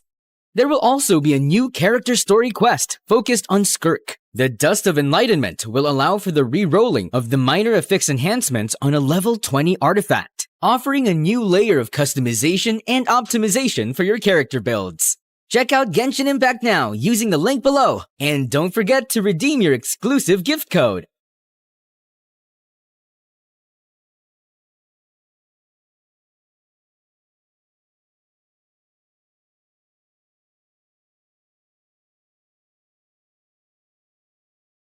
I was about to shoot my target when suddenly someone appeared from the shadows and snatched the apple away. It was the most popular guy in school, Travis, and lately he'd been flirting with me every chance he got. Let's play a game. If you miss the target, I'll have to kiss you. But if you hit it, then you'll have to kiss me. What do you say? Sure, why not? Everyone knew how good I was in archery, and as expected, it was a bullseye. Deal's a deal, cream puff. As he closed his eyes for the kiss, I called for the school cat Loki and whispered something to it. You can open your eyes now. Loki scratched his face like a wild animal as I walked away, in total satisfaction. Hi, my name is Bianca, and I'm incapable of falling in love. Well, that's what I thought. But before I continue, please like and subscribe. My mom owned a huge chain of hotels, and I was the sole heiress to the business empire. Our family name was well known already, but I'd really made us famous. Teen heiress seen kissing alleged gangster? Spoiled princess seen at archaeological site closed off for public? Princess Bianca announces to pay any amount to straighten the Leaning Tower of Pisa. Oh, each headline is worse than the one before. Alleged gangster, Mom. We broke up. And you know my keen interest in history. I had to see that site. And come on, am I the only one annoyed by that Leaning Tower? When will you ever get serious, Bianca? I have a private jet to catch, but we're not done with this conversation. Yes, go to your meeting, Mom. You didn't even remember to wish me a happy birthday, but I was still celebrating in style. I was having a huge birthday party at the newest club in town, but my night was ruined when I saw an uninvited guest, Travis, and he was approaching me and my BFF Carmen as if he was God's gift to women, despite that scary face. Hey, sugar lips, wanna dance? Aren't you supposed to hate me for making you look like Frankenstein? What's love without a little pain? And I adore your feistiness. He was all over me the whole night. Eventually, I had to make Carmen distract him and try to escape, but he noticed and followed me like a madman. I'm not done with you, my love. I turned around a corner and opened a VIP door at the end of the hallway. There were some men in suits playing poker, and they all turned to me like I was an alien. Oopsie, wrong room. Thought it was the toilet. But may I say, sir, your jacket is really cool. Very vintage 90s. Michael Jackson kind of vibe. Okay, I won't bother you guys. May the best man win. Bye. Travis was nowhere to be seen, so I took the chance to finally leave the club. But of course, I couldn't avoid him at school, and he was being such a nuisance that eventually I got a restraining order against him. My life was finally peaceful, till a few days later when Carmen told me that her cousin from the village would be joining our school. Since when do you have a cousin? Ever since he was born? You never told me about him. I love to collect snake skins and samurai swords in my basement. I didn't tell you about those either. What? Friends should share everything. I think some secrets are good. Oh my god, my cousin's here. I turned to this guy who was walking towards us like he was the king of the underworld. Judging by his walk, he knew he was a fine specimen of the male species. But suddenly, he tripped over nothing and fell into the fountain nearby. And then he immediately got up like nothing happened. I felt like I was watching a comic cartoon strip. Are you sure he's not some hot model you paid to act as your clumsy cousin? Nice way to say that he's hot and adorable. He then spun her around like she was a cotton ball. Carmen, my favorite girl. I missed you so much. The guy turned to me and I was stunned. He was even more handsome up close and also really familiar. You must be Bianca, Carmen's best friend. I'm Slater. Nice to finally meet you. Did you just curtsy? And have we met before? No. Is this how city people greet each other? Excuse us a moment. Carmen pulled me out of Slater's earshot. What you doing? Talking to my best friend's cousin? Why does that require you to bring your face so close to his? I just thought he looked really familiar. What's your problem? I just think you're finding an excuse to flirt with him. Now listen up, Bianca. You're never serious about any boy, and you just play with their feelings and dump them.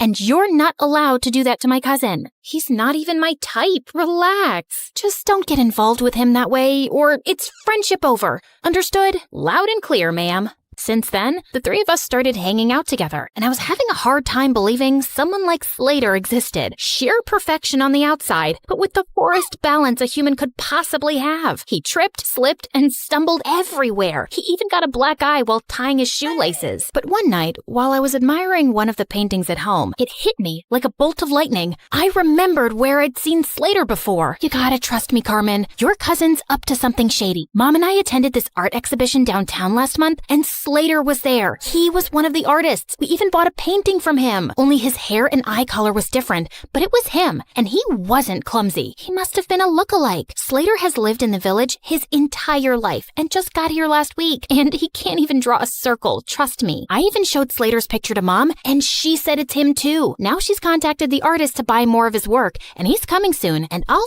finally know the truth. You just need to give yourself something to be excited about. Do what you want, but you're wrong. A couple of days later, the artist called Mom to say that he had to go out of town and he'd come to meet her next month. How convenient. I decided not to say anything to Slater and try to get to the bottom of his secret identity. He was always hovering around me and Carmen like an annoying fly. He was sure to slip up at some point. I'd be watching him. But one day, I was spying on him at the gym, and after seeing him miss the 100th basket, I got really bored. I decided to skip the rest of school that day to get a manicure. As I was walking to my car, a van suddenly stopped next to me. Good day, child. Would you please buy some apples from me? I run an orphanage and I'd like to get some toys for the children. Sure thing. Just give me a basket and I'll give you $100,000. I was about to take the basket from her when Slater suddenly popped out of nowhere and crashed into me. Hey, you. Who do you work for? Show me your ID. The poor lady looked terrified and just drove away. What the heck was that? Didn't your parents ever tell you not to take candy from strangers? What if she was trying to poison you? Dude, those are apples, not candy. And who am I? Snow White? And that cute granny is trying to poison me because I'm the fairest girl in all the land. This isn't funny. You don't know how dangerous some situations can be. Oh, please. I swam with sharks last year and jumped off a hot air balloon when it malfunctioned. I laugh in the face of danger. And that lady just wasn't dangerous. I know you're from the village and probably think everyone in the city's evil, but please stop being a weirdo. But Slater just got weirder. Like another time, the three of us were at a restaurant, and as soon as the waiter served our order, he started sniffing mine. If you wanted me to completely lose my appetite, you succeeded. What's wrong with you? He also started sniffing his food and Carmen's. That's how we do it in the village. The first whiff of food tells you everything you need to know. About what exactly? About how organically the food was grown, if the farmer sang to his crops and cows.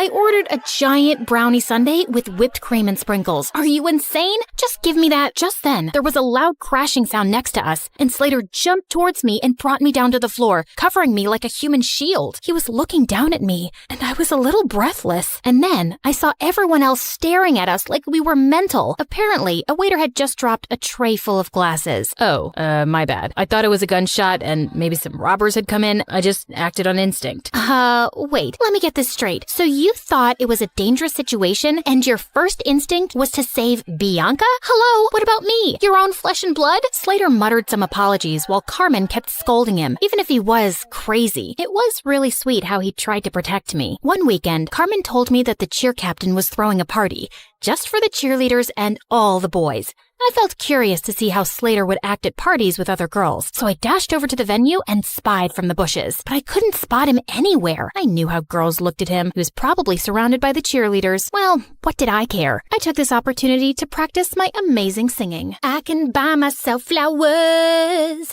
write my name in the sand, talk to myself for hours, say things you don't understand. Suddenly, I heard a sound right behind me. Slater, what are you doing here? Same question for you. I came here to sing flowers, 'cause there are flowers here, duh. What about you? It's too loud inside, and everyone was acting wild. It was scaring me. Just then, a huge bug came flying at our faces, and Slater tried to smack it away, but he ended up slapping me instead. Oh my god, I'm so sorry. My hand is so stupid. Bad hand. Gosh, Slater, why are you so freaking clumsy? I don't know, just born that way, but I get even clumsier around you, 'cause attractive girls make me nervous, and you're the most beautiful I've ever seen. What do you mean? You know what I mean, Bianca. It suddenly hit me. He was attracted to me, and that could make things complicated. I had to avoid him from now on before Carmen could misinterpret things and unfriend me. But the very next day, I caught him in the janitor's closet with his butt stuck in a mop bucket. Jesus, what have you done this time? Can you just help me, please? I think I got a cramp. As I pulled him up, our lips accidentally touched, and my tummy fluttered. Just then, someone gasped from the door. Carmen! Girl, it's not what you think. I followed her to an empty classroom and tried to explain. I swear, there's nothing romantic going on between us. He's too dumb and clumsy for me, and I'm certain he's a liar. Excuse me? That's my cousin you're insulting. And you say these things, but I feel like you're attracted to him. Just don't get attached to him, okay? He's not right for you. Of course, duh. I already knew that, but I was a bit bothered by what Carmen said. Why did she think he wasn't right for me? A few days later, I was practicing archery alone when suddenly an arrow came flying from somewhere and almost hit me. I turned around and saw someone behind a tree. I dashed over and found Slater. What are you doing here? Trying to kill me now? No, what? What just happened? You happened, Slater. You nearly sent an arrow straight into me. You're a hazard to society. Oh God, I'm so sorry. I didn't realize my arrow came your way. I mean, I didn't even know anyone was here. I would never hurt you, I swear. But let me make it up to you with an ice cream shake. Come on, let's go. I wasn't finding his act convincing. Why was he always around me? He was beginning to seem as obsessed with me as Travis. And what if he tried to hurt me on purpose with the arrow? By the way, are you free tonight? I want to talk to you about something. Just you and me, alone. Okay, sure. But we're alone right now. You can't tell me over ice cream shakes? What ice cream shakes? Oh, yeah, that. No, tonight's better. I'll send you the pin location. Driver, I'll get off here. Thanks. See you later, Bianca. And then he just jumped out of the car and walked away. This dude was so weird, but I was really curious about what he had to say. Later that night, I was surprised to learn where he was taking me. The rooftop of an old building. There was no elevator, so we had to climb 8 flights of stairs, and he was holding on to my shirt like a kid. Wait, what if he tried to push me down? Can you move away? I need some personal space. But what if I trip and fall down the stairs? You know how clumsy I get. Why would you invite me to a rooftop then, idiot? You'll see. When we finally reached the top, I was surprised to see a candlelit dinner. What's all this? Obviously a date. Were you expecting a crime scene? Didn't your cousin warn you about me? She did, but I just don't see why she's so against the idea of you being my girlfriend. You're beautiful and amazing. She was trying to protect you because I have a history of not being good with relationships. May I know why? And before I knew it, I just found myself opening up. Growing up, I saw how my dad broke my mom's heart and left her for another woman. Since then, mom's not even the same person. She just buries herself in work. And dad kind of broke my heart too. Leaving like that? I'm just afraid to let anyone come close. I know that you don't trust me, but I hope that someday you will, and I'll get to know you better. I feel like you're someone worth knowing. He looked at me earnestly and then started leaning in. I found myself closing my eyes, and when his lips touched mine, I felt something electric. Wait, that was a mistake, Slater. I care a lot about my friendship with Carmen. I can't. Okay, I understand. But later that night, all I could think about was Slater and that kiss. Maybe I could talk to Carmen and she'd come around, but I still couldn't shake off the idea that Slater was lying about himself. As luck would have it, Mom told me the next day that the artist was back in town, and he was displaying displaying his work at a gallery that night. Well, Slater wasn't going to be the only one in disguise. I went dressed up as someone completely different, and I was thrilled to see him. He might have a different style, but I was certain it was Slater. And as I was walking past him, I accidentally tripped and fell forward, scraping his arm with my pen. I'm so sorry. I'm not very good with the walking. Clumsy, like you people say. Oh, it bleeds. It's fine, miss. I'm okay. Excuse me. I need to use the bathroom. And the next day at school, Slater was wearing a full-sleeved shirt, just like I'd expected. So I spilled my juice all over him. Oh my God, you're wet. You'll have to change your shirt. It's fine. It'll dry up. No, you'll get sick. I won't. I'm as strong as a cow. I tried a few more tricks, but he was able to avoid all of them. I guess I just had to do it by force. After our classes, I followed him outside school, and just as I was ready to jump on him from behind, he turned around and pinned me to the wall. Bianca, why were you trying to attack me? How did you know, Spider-Man? And all I wanted to do was this. I pulled up his sleeve, and sure enough, he had a long cut on his arm. Ha! So you're really that artist. I've exposed you, you big fat... Suddenly, there was a growl behind me. I turned to see two guys holding two rabid dogs and pointing at us. Bianca, just run. Slater grabbed my hand and we ran like crazy from the dogs. After sprinting down several blocks, he pulled me into an old building and we ran up the stairs. We climbed all the way to the rooftop and we could hear those guys behind us. Okay, there's no other choice. We gotta jump. Excuse me? I must have heard you wrong. And what is going on? Questions later. And what's the matter? I thought you laughed in the face of danger. Ha. Now is not the time to be sarcastic. Just hold on to me and you'll be fine. Do you trust me? Of course I don't trust you. You're the clumsiest idiot I've ever met. Listen, Bianca, I'm not who you really think I am. I just need you to trust me right now, okay? I won't let anything happen to you. I promise. My instincts told me to trust him, and I did. And what happened next was the most thrilling thing ever. We went flying through the air, then landed straight in a garbage dump. Ew, fish heads. Come on, this isn't over yet. I needed answers about why I was currently running a marathon with my BFF's mystery cousin around the city. Slater, why are these people after us? Listen, something happened. He didn't get to finish because the gangsters finally cornered us. Slater pushed me inside one of the diners as he started fighting them expertly. What were these kung fu ninja moves? He was so hot. Just then, one of the guys came up behind him with a metal chair. I looked around for anything I could throw at that scumbag before he could hurt Slater. Bullseye. That's my girl. Just then, a bunch of policemen arrived and surrounded the men, and Slater pulled out a badge. You're under arrest. What? He was a detective? As those jerks were being taken away, Slater finally told me everything, starting with how I unknowingly got involved with an international mafia gang. You walked in on them one night at the dance club and saw something you weren't supposed to see. You've been in danger since then. Oh, those guys. But I swear I didn't even see anything. They couldn't be sure of that, so you've been their target since. I was already in town looking for this gang and posing as an undercover artist, but when we found out that they were looking for you, I joined your school to be closer. We also thought we could catch them using you. You mean using me as bait? I didn't mean use you like that. We just knew they'd come after you. So that date on the rooftop, was that also a ploy to get the gang members there?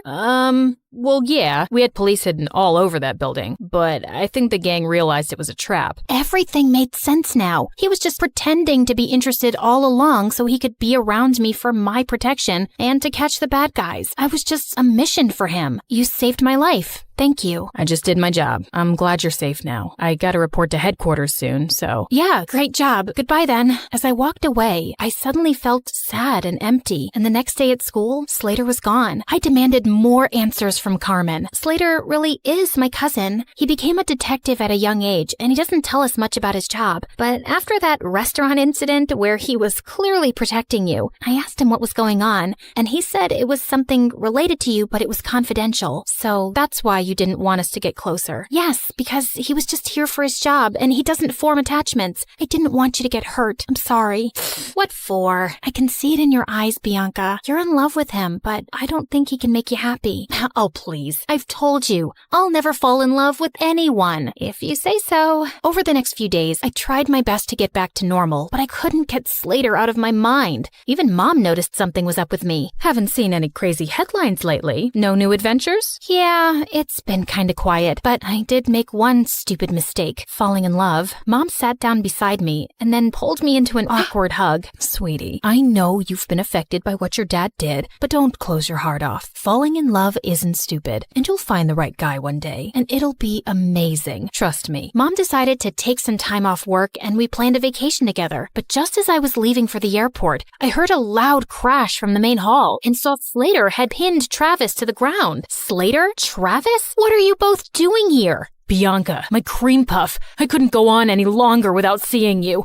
I can't live like this. You really need to tighten security around here. Found him crawling through the dog door. As Slater handed over a screaming Travis to the guards, he turned to me. Why are you here, Slater? Same reason as Travis, actually. I really missed you. Wait, where are you going? Sorry, can't disclose the location. It's top secret, so whatever you want, make it fast. I got another mission. Okay, so what is it? I need you to fall in love with me and be my girl. Oh, well, that sounds like it's gonna be a very hard mission. I'm not afraid of challenging assignments. He pulled me in for a kiss and then hit his forehead against mine. So you're naturally clumsy.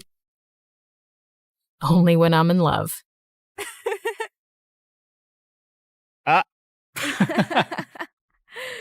Hi, I'm Luna. I'm 16, and while most people see me as just another shy girl, my life is anything but ordinary. I keep to myself, lost in books and daydreams, trying to navigate a world that doesn't quite seem to fit me. But my life is a delicate balance of hiding and longing, and a secret I guard with everything I have. My family and I recently moved to a small town called Whispering Pines, nestled in a deep forest. My mom, Celine, said it was for a fresh start, but I knew better. She was always anxious, her eyes darting around as if expecting something to jump out at her. She constantly reminded me to stay hidden and keep your secret. Okay, back to my secret. Each night as the moon rose, I slipped into the woods and transformed into a unicorn. It's a magnificent form with a shimmering white coat and a horn that glowed like moonlight. In the forest, under the cover of night, I was free, a creature of magic, running wild and unbound. But by day, I was Luna, the girl who avoided mirrors and hid under a hood.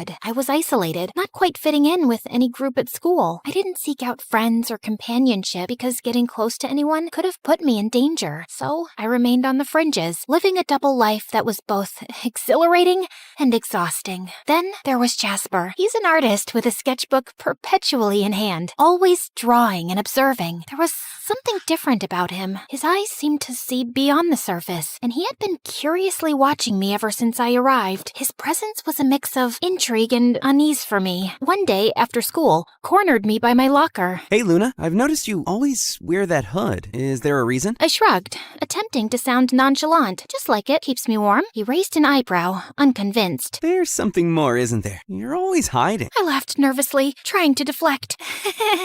What about you? Always drawing? Jasper flipped open his sketchbook to reveal a detailed drawing of a unicorn.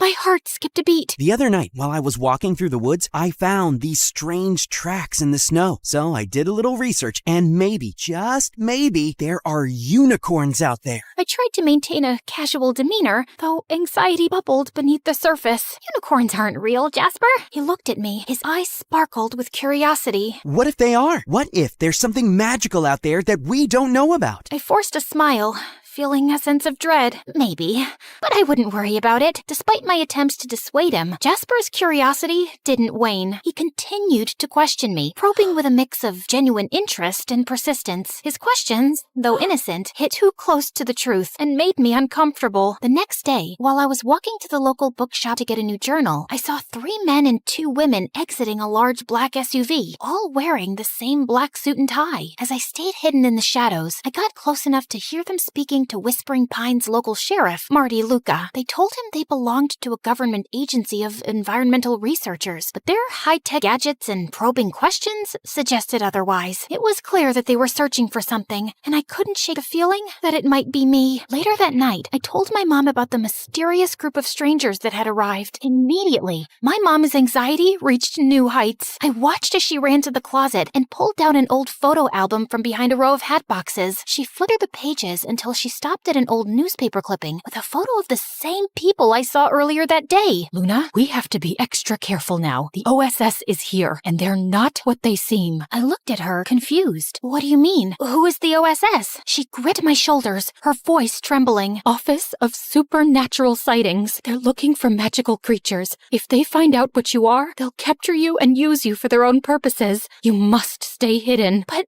I need to go out at night. It's the only time I truly feel alive. My mom's eyes filled with tears. I know, sweetheart, but it's too dangerous. Please, promise me you'll be careful. I nodded, but in my heart, I knew it was a promise I may not be able to keep. The allure of the forest and the freedom it represented was too strong. That night, I snuck out as usual, but the OSS's presence was palpable. Their advanced sensors and patrols made it clear they were on the lookout for something. My heart raced as I navigated the forest. I was careful to stay out of sight, but in my panic, I accidentally left behind a few strands of my magical mane caught on a branch. The next day, Jasper found the strands while sketching in the woods. He was intrigued, examining them closely. Later, he approached me in the school hallway, holding the strands out with a mixture of curiosity and excitement. Luna, look what I found! He held them up to the light. They sparkled with cosmic energy. They're different, almost magical. I tried to dismiss his concerns with a laugh, but Jasper's gaze was unwavering.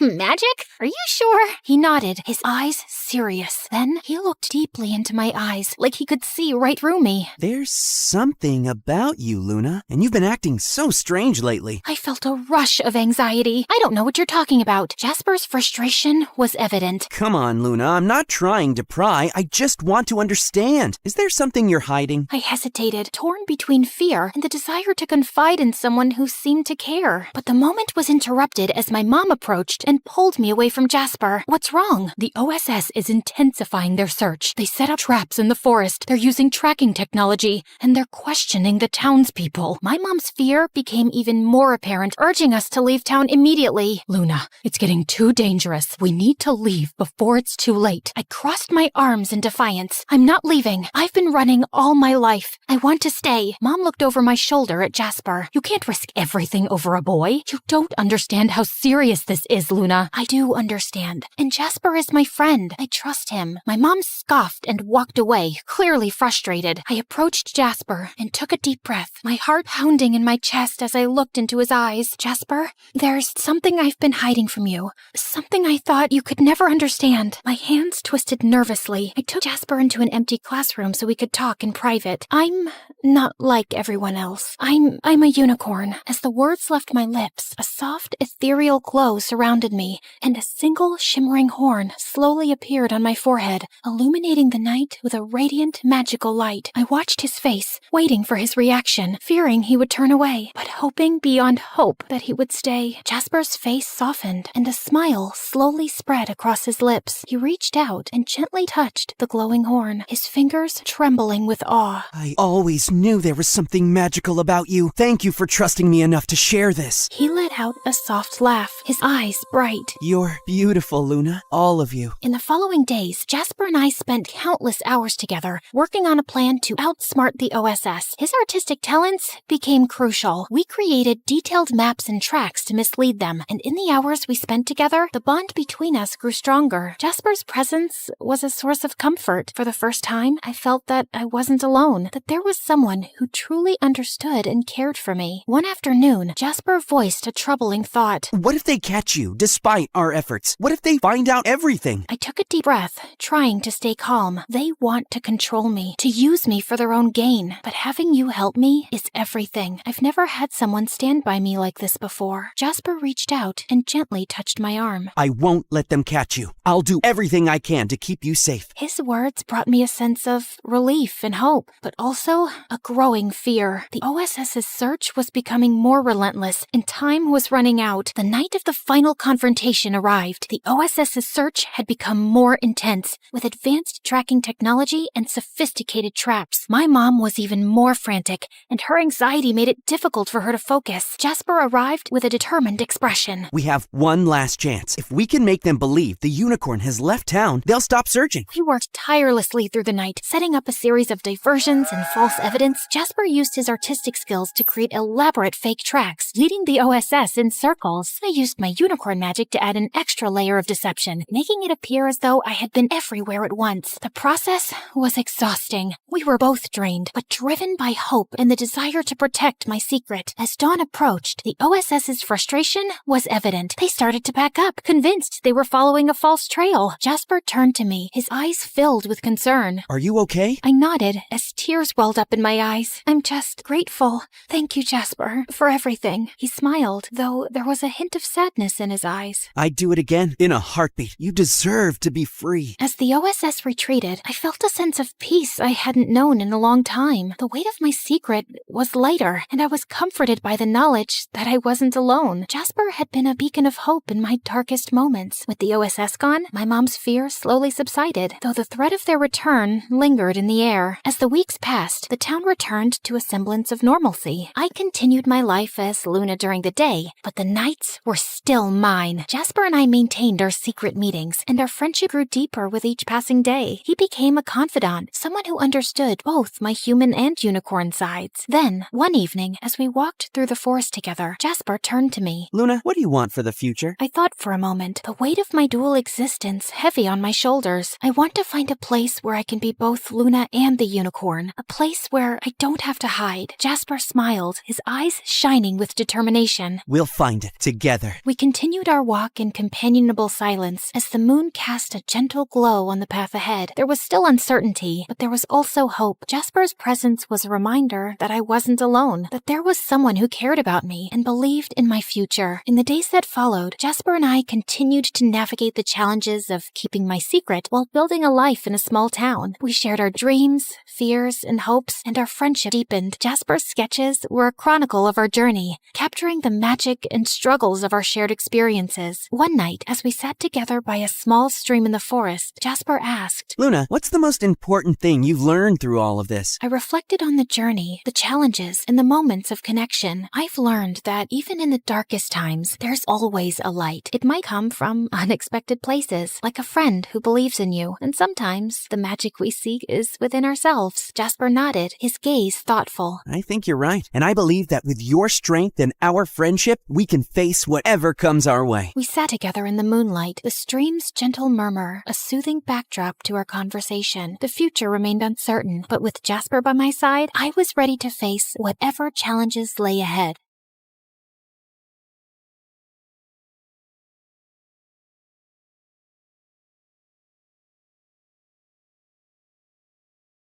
Lots of little kids say they want to be an astronaut when they grow up, but I was one of the only ones who actually did it. Hi everyone, I'm Marisol from Dallas. Please like and subscribe. Okay, so I wasn't technically an astronaut yet, but I was getting close. I've gone to space camp every summer since I was little. While the other kids were doing basic algebra, I was solving complex calculus equations just like the engineers at NASA.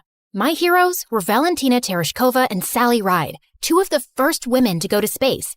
I wanted to follow in her footsteps and inspire other girls one day. My parents thought I was strange for only eating freeze-dried space food, but I didn't care.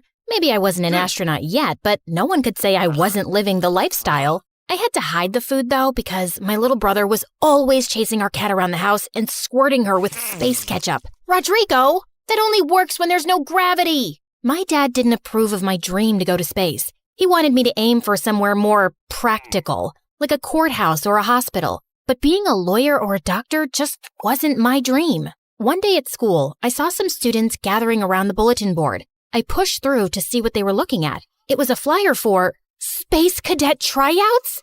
My heart leapt into my throat. This was exactly the opportunity I'd been searching for. The tryouts were this weekend at the Space Center in Houston. Now I just had to convince my dad to let me go. Absolutely not. It's out of the question. But Dad, an opportunity like this might only come along once in a lifetime. You need to focus on your studies. I have straight A's. You have chores to do. So if I get all my chores done before the weekend, you'll let me go? I could tell my dad was trying to think of another reason to say no, but I didn't give him a chance. Thanks, Dad. I mowed the lawn, trimmed the hedges, and vacuumed and scrubbed the floors faster than I ever had before. The house was spotless. But every time I told Dad I was finished, he just gave me a longer list of chores. Oh, so annoying. If he thought I was going to let a little housework stand in my way, he was sorely mistaken. Finally, I'd finished everything. My dad looked up from his newspaper and handed me another piece of paper. Dad, come on. I've done everything you've asked. This is getting ridiculous. Look at what you're holding. It was a bus ticket to Houston. This doesn't mean I approve, but a deal's a deal. Oh, thank you. That Saturday, as the bus approached the Space Center, I watched the launch pad come into view on the horizon. It was incredible. A piece of history right in front of my eyes. And there was Mission Control. Once we got inside, I got into my uniform and glanced around at the other cadets. There were about 100 of us. Most of them were boys. They looked tough, disciplined, almost like soldiers. But I was tough too, in my own way. I made my way towards one of the girls. Hey, is it okay if I sit here? Go for it. I'm Marisol, Jessa. This place is so cool. I can't believe I'm really here. No offense, but I'm not here to make friends. Sorry, I won't bug you anymore.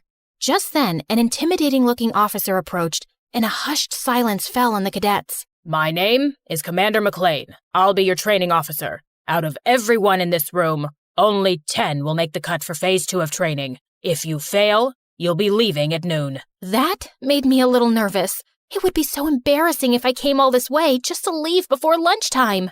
Of the 10 who make the cut, only 1 will be chosen for the mission. Here at NASA, we only take the best of the best. And before I knew it, we were completing an obstacle course. A lot of the cadets had an advantage over me because they were taller and stronger, but I was smarter. I noticed on the climbing wall that the ropes were frayed. Most of the cadets grabbed the ropes to scale the wall, but I used the handholds instead. While I climbed, I glanced back to see the ropes break, and a bunch of cadets crashed to the mat below. A boy was climbing right beside me, and he winked at me. Who did he think he was? If he thought that was going to distract me, he was wrong. I hit the ground running. The other cadets were coming up fast. Whoa, Jessa was way ahead of the rest of us. I pushed myself as hard as I could, and I finished right behind her. Congratulations. You just made it to Phase 2. I stopped myself from jumping and cheering loudly, but on the inside, I was throwing a party. I glanced around to check out who else made it to Phase 2. Some really tall and athletic cadets were still here, which wasn't surprising, and the boy who had winked at me. I was so excited and really wanted to chat with Jessa, or someone anyway. Here I was, in a room with 9 other people who shared my passion for space exploration. But maybe Jessa was right. They were my competitors, and I needed to be serious if I was going to be the top performer. Forget about everyone else and just focus on training Marisol. After lunch, the same boy winked at me again. I could feel myself blushing, but I was annoyed. I'm not here to make friends. Okay. Our next training exercises made the obstacle course look like a piece of cake. We had to master all kinds of skills, like working the life support systems, orbital mechanics, and space medicine. Thankfully, all my time practicing calculus equations gave me a huge leg up here. The next exercise was the one I'd been most excited to try. Zero gravity training. We floated around the chamber like it was a sea without water. It was amazing. Be aware, your bodies are not yet used to the effects of zero-G. Most of you will get space motion sickness. Sure enough, when I looked over at the boy who'd winked at me, his face turned green and he threw up. I didn't mean to, but it made me laugh. I caught the boy's eye and he grinned at me. Jessa was floating around like this was just another walk in the park to her. She was the only one who didn't get sick. During our next break, I decided to explore the Starship Gallery. There were a bunch of spacecraft and even a real moon rock on display.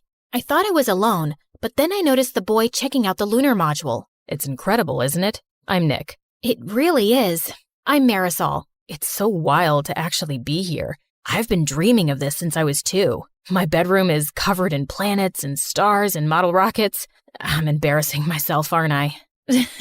Your room sounds a lot like mine. I've been obsessed with space ever since my dad bought me my first telescope when I was little. I think he regrets it because all he talks about now is me becoming a lawyer or a doctor. He probably worries about you. This is a dangerous job. It's not that. He doesn't believe it's a realistic dream. Not for most people, maybe. But he didn't see how impressive you were in training earlier. It's nice to talk to someone who cares about space like I do. I felt Nick's fingertips touch mine. It gave me butterflies. Surrounded by all the spacecraft, in the dark with the little starlights on the wall, it was almost like we were really in space. Nick leaned in to kiss me, but at the last second I turned my head. I'm sorry. I really do want to, but I can't. This is my dream. I can't afford to get distracted. No, I totally get it. I was glad he took it so well. He really did seem like a great guy. Under different circumstances, I would have kissed him in a heartbeat. But this wasn't the time or place. You know this means I'm gonna do my best to beat you, right? I'd expect nothing less. Our break was over. Now it was time for something super cool. The space flight simulator. It was awesome at first. It was so realistic that it was easy to forget we were on the ground. But then an emergency alarm started to beep. Mission Control, we have a problem. There was an explosion in the service module. It ruptured oxygen tank number 2. I redirected power to our primary oxygen tank, but then a second alarm started beeping. Red lights were flashing everywhere. There's a line ruptured in your primary oxygen tank. You're losing oxygen fast. I did my best not to panic. My hands were shaking. Wow, this was intense. All the cadets were scrambling to figure out how to solve the problem. Remember, only one of you will be chosen for the mission, but this is a group exercise. If you can't work together as a team, you won't survive. Jessa and I locked eyes. Marisol, can you calculate how much oxygen we have left? On it. Nick, I need you to shut down all non-critical systems to conserve energy. Copy that. At our current rate, we'll run out of oxygen in 10 hours. That's not enough time to complete our mission. I'm going to try and bring us in for an emergency landing. All of us got to work, nervous and sweating, but we were in sync. It's too rocky. There's no safe place to land. You got this, Jessa. We believe in you. Even though it was just a simulator, I had to admit, it was scary. What if this happened on a real mission? That's what you're preparing for, Marisol. So if it does, you'll be ready. Suddenly, the emergency signals were silent. We all looked around at each other, breathless. Congratulations, cadets. You've just successfully executed an emergency landing. All of us cheered. I even gave Nick a hug. We really pulled together and overcame the odds. It made me stop seeing the other cadets as my competition. They were good people who wanted the same thing I did. And when one of us succeeded, we all did. Later, I was hanging out in the observation area overlooking the launch pad. The sun was setting outside, and it cast a beautiful glow on the shuttle. Mind if I join you? Of course not. I'm sorry if I was rude earlier. The truth is, I was afraid if I opened up, it would make me vulnerable. And it's already hard enough, especially for girls. I know what you mean. You really had my back in the simulator. We're a team. When one of us succeeds, we all do. Friends? Friends. You know, I think you have a really good chance of being chosen. Really? But you're like the best pilot here. I can't do math like you can. Let's make a pact. No matter which of us wins, or if neither of us do, we'll still support each other. Deal. The next morning, it was time for the announcement. We gathered around and waited for Commander McLean. I think everyone was too nervous to chat. Finally, the commander approached. All of you did good work here. I want everyone to walk out those doors with their heads held high. But as I said, there can only be one. I tried so hard to keep it together, but I was dying to know who was chosen. Cadet Jessa, congratulations. You're our top performer, and you'll be joining our crew for our next mission. I felt all the wind go out of my sails.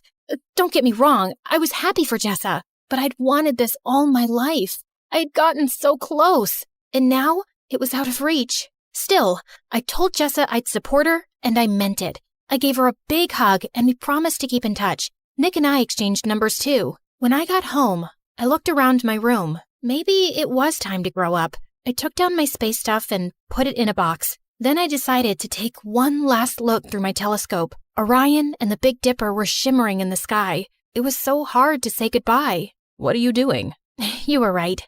I should find something more realistic. Please, don't say I told you so. Oh, Marisol, I wasn't right. You were. What? Maybe being an astronaut isn't the most realistic goal, but that doesn't mean it's not achievable. This world needs dreamers. If anyone can make it happen, it's you. From that moment on, I never doubted my path again. I was going to give it my all, no matter what the odds were. And maybe, just maybe, one day I would inspire a little kid, just like my heroes inspired me.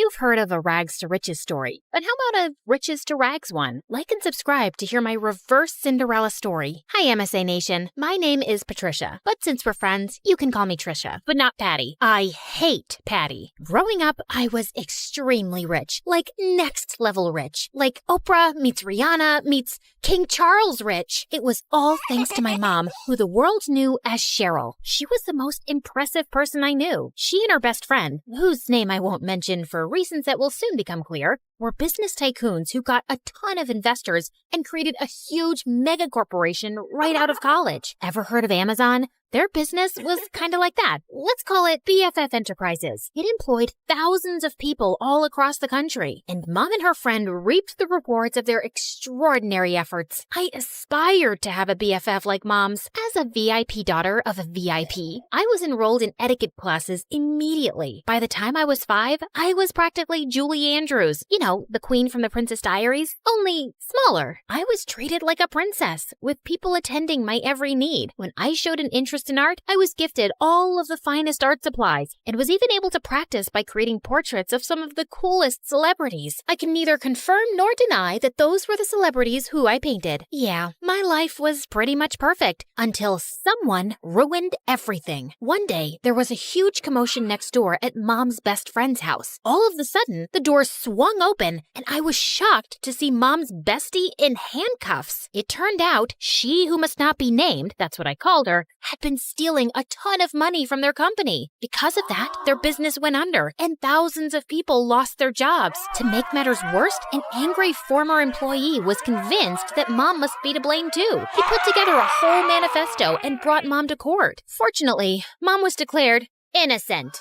I knew she always would be, of course. She who must not be named was proven guilty and sent to jail. The employee who had lodged a case against Mom ended up behind bars for defamation too. Mom's name was cleared and she and I lived happily ever after. That's the end of my story. Thanks for tuning in. Just kidding. It got a whole lot worse from there. Even though she was innocent, the public knew Mom as the face of the company, and they were mad. Mom and I weren't exactly well-equipped to fight off an angry mob, so the government intervened for our safety, and we were forced to join the Witness Protection Program and completely change our identities. We were given cover stories and everything. So, remember before when I said my name was Patricia? Well, that was sort of the half-truth. I had a different name before all of this mess. A gorgeous name. But that and everything else were taken from me when she who must not be named ruined my life. I was pulled from my life of glamour and ease and relocated to here. Yeah, the house was a serious downgrade from what I was used to. See what I mean about an opposite Cinderella story?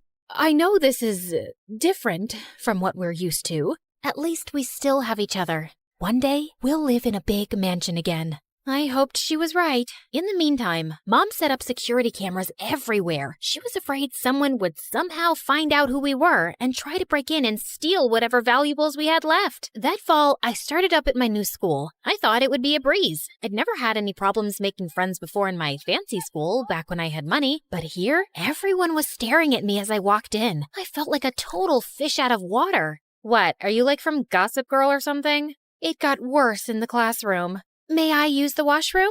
Mayhaps the princess would like a peasant to escort her. And even worse than that in the cafeteria. Look, Gossip Girl thinks she's at a royal banquet. Here, have some slop like the rest of us, princess. I was about ready to blow my cover and demand Mom let us move back to our old life when... Hey, leave her alone. Your mama sure would be mad if I told her that this is how you minded your manners. Wow, thank you for that.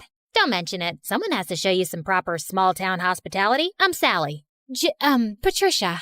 Where are you from, Patricia? I grew up in the big city with a ton of money. My paternal grandparents invented trail mix, but my dad walked out on me and my mom and took all of our riches with him. Oh my goodness. I'm so sorry to hear that. We used to have more money too, but, well, it's complicated. It's hard, what with being one of 6 kids. Hey, if you'll let me, I would love to help you learn the ropes of a small-town life on a budget. Under Sally's wing, I started to really get the hang of my new life. She taught me all the tips and tricks to finding the best deals while thrift shopping. $5, final offer. The art of sandwich making. The more cold cuts, the better. Even how to use a lawnmower. She was a hoot. While all the other neighborhood kids were riding bikes, Sally would show up places driving her dad's lawnmower. And you don't need a license for this? Nope. Weirdly, though, I never actually saw Sally's dad, but more on that later. Sally encouraged my painting, even if it meant using unconventional canvases. She was the most thoughtful friend I ever had. In turn, I taught Sally all about how to host a proper high tea and even how to ballroom dance. Sally was a total girly girl at heart, and I could tell she appreciated feeling like a princess for once. Over time, Sally and I became inseparable, and we especially loved taking her lawnmower out for joyrides. Hey, instead of zooming around town, why don't you put that machine to good use and mow my lawn? I'll throw you $20. $30. Final offer. The haggling skills Sally taught me were really coming in handy, and that's how Sally and I started earning some extra cash. In the beginning, we had a handful of customers, mostly our friends' parents, who paid us to mow their lawns and rake their leaves. But then, Sally had a fabulous idea. Trisha, you're such an excellent artist. We should offer painting services too. You can even do customized designs. Oh my gosh, Sally, you're a genius. We showed up to the hardware store, excited to get all the materials we'd need to expand our business, but were shocked when we saw the prices. We were in over our heads. I went home, defeated, but then I thought of someone who just might have some good advice. Janessa, the apple certainly doesn't fall far from the tree. I'd be happy to jumpstart this business for you too. We'll finally have a new way to make money. But first, I want to see your business plan. With Mom's guidance and funding, S&T's Landscaping was born, and with her savvy advertising, our client base expanded quickly. Plus, I was having a blast customizing people's houses with my art. With Sally by my side, I was starting to finally feel at home in this small town. There was just one weird thing. Sally never invited me to her house. She always made excuses why we should meet at my place instead. Oh shoot, I totally forgot. My crazy Uncle Louie's at my house this week. He always brings all 17 of his pet chickens. We should probably just hang out at your house. I fell for it when she told me about Aunt Linda and her 6 boa constrictors, but 17 pet chickens? Yeah, right. One day, curiosity got the better of me. When Sally told me she was heading home after school, I pretended I was going to my place, but I followed her instead. What could she possibly be hiding? I followed Sally to the outskirts of town, the bad neighborhood. Whoa, Sally lives here? The trailer barely looked big enough to hold a twin bed. How could Sally and her 5 siblings and her parents even fit in there? Just then, I lost my balance and fell to the ground with a huge thud. Trisha? Sally, I can explain. I thought Sally was going to start screaming at me, but instead, she started crying. I'm sorry I never showed you my home. It's just, well, I was embarrassed of this ugly trailer. My dad used to have an excellent job, and we had a big house and a big yard, but Dad lost his job a few years ago and ended up in jail. Ugh!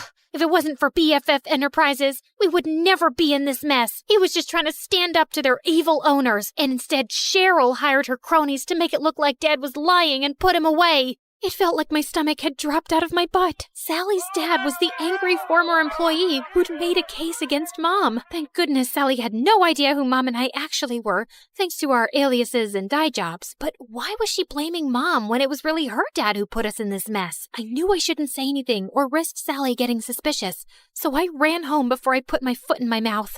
Trisha, wait! Was it something I said? I avoided Sally the rest of the week, which wasn't easy. I felt so conflicted. Sally was my best friend, but she hated my mom and blamed her for her dad being in jail. So, I decided to get Mom's advice. I need to talk to you. Sally's dad is your angry former employee who ended up in jail. Oh, come on now, Trisha. What a strange joke. Why was Mom calling me Trisha? At home, she always called me by my real name. Mom, this is serious. Sally has no idea who I really am, or that you're actually the co-founder of BFF Enterprises. Just then, Sally popped up from behind the couch, and suddenly, Mom's behavior made sense. Sally, it's not... I can't believe this. I thought we were best friends, and all along, your family is why my family is suffering? Sally, please, leave me alone. I don't want to talk to you ever again. I've heard of surprise birthday parties gone wrong, but never this badly. I probably lost my BFF forever. But Mom was more preoccupied that Sally would out us both. What are you doing? Follow her. Make sure she doesn't talk. Do whatever it takes. I hadn't seen Mom this stressed out since the trial. I tried texting, calling, even showing up at Sally's window, but she wouldn't even look at me. I returned home completely hopeless. Did it work? Will she keep quiet? She won't even talk to me. Just then, Mom turned into a fire-breathing dragon. Well, not literally, but I'd never seen her this angry. Then we need to move again, now. But this is her home. Sally is my friend. Some friend. As soon as she talks, I'm going to jail. Mom, what are you talking about?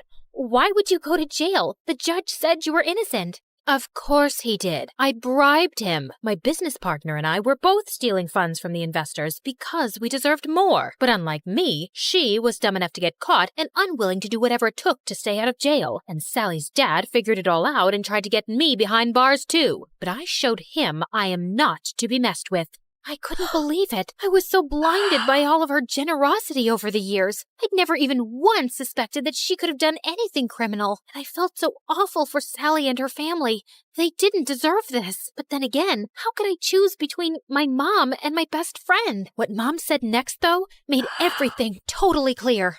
You got us into this mess. Now you have to get us out. Me? I'm just a kid. You're the one who was so greedy that you stole money and ruined your company and all of your employees' lives. You even let your own best friend take the fall. You cared so much about money, you forgot about what really matters, friendship.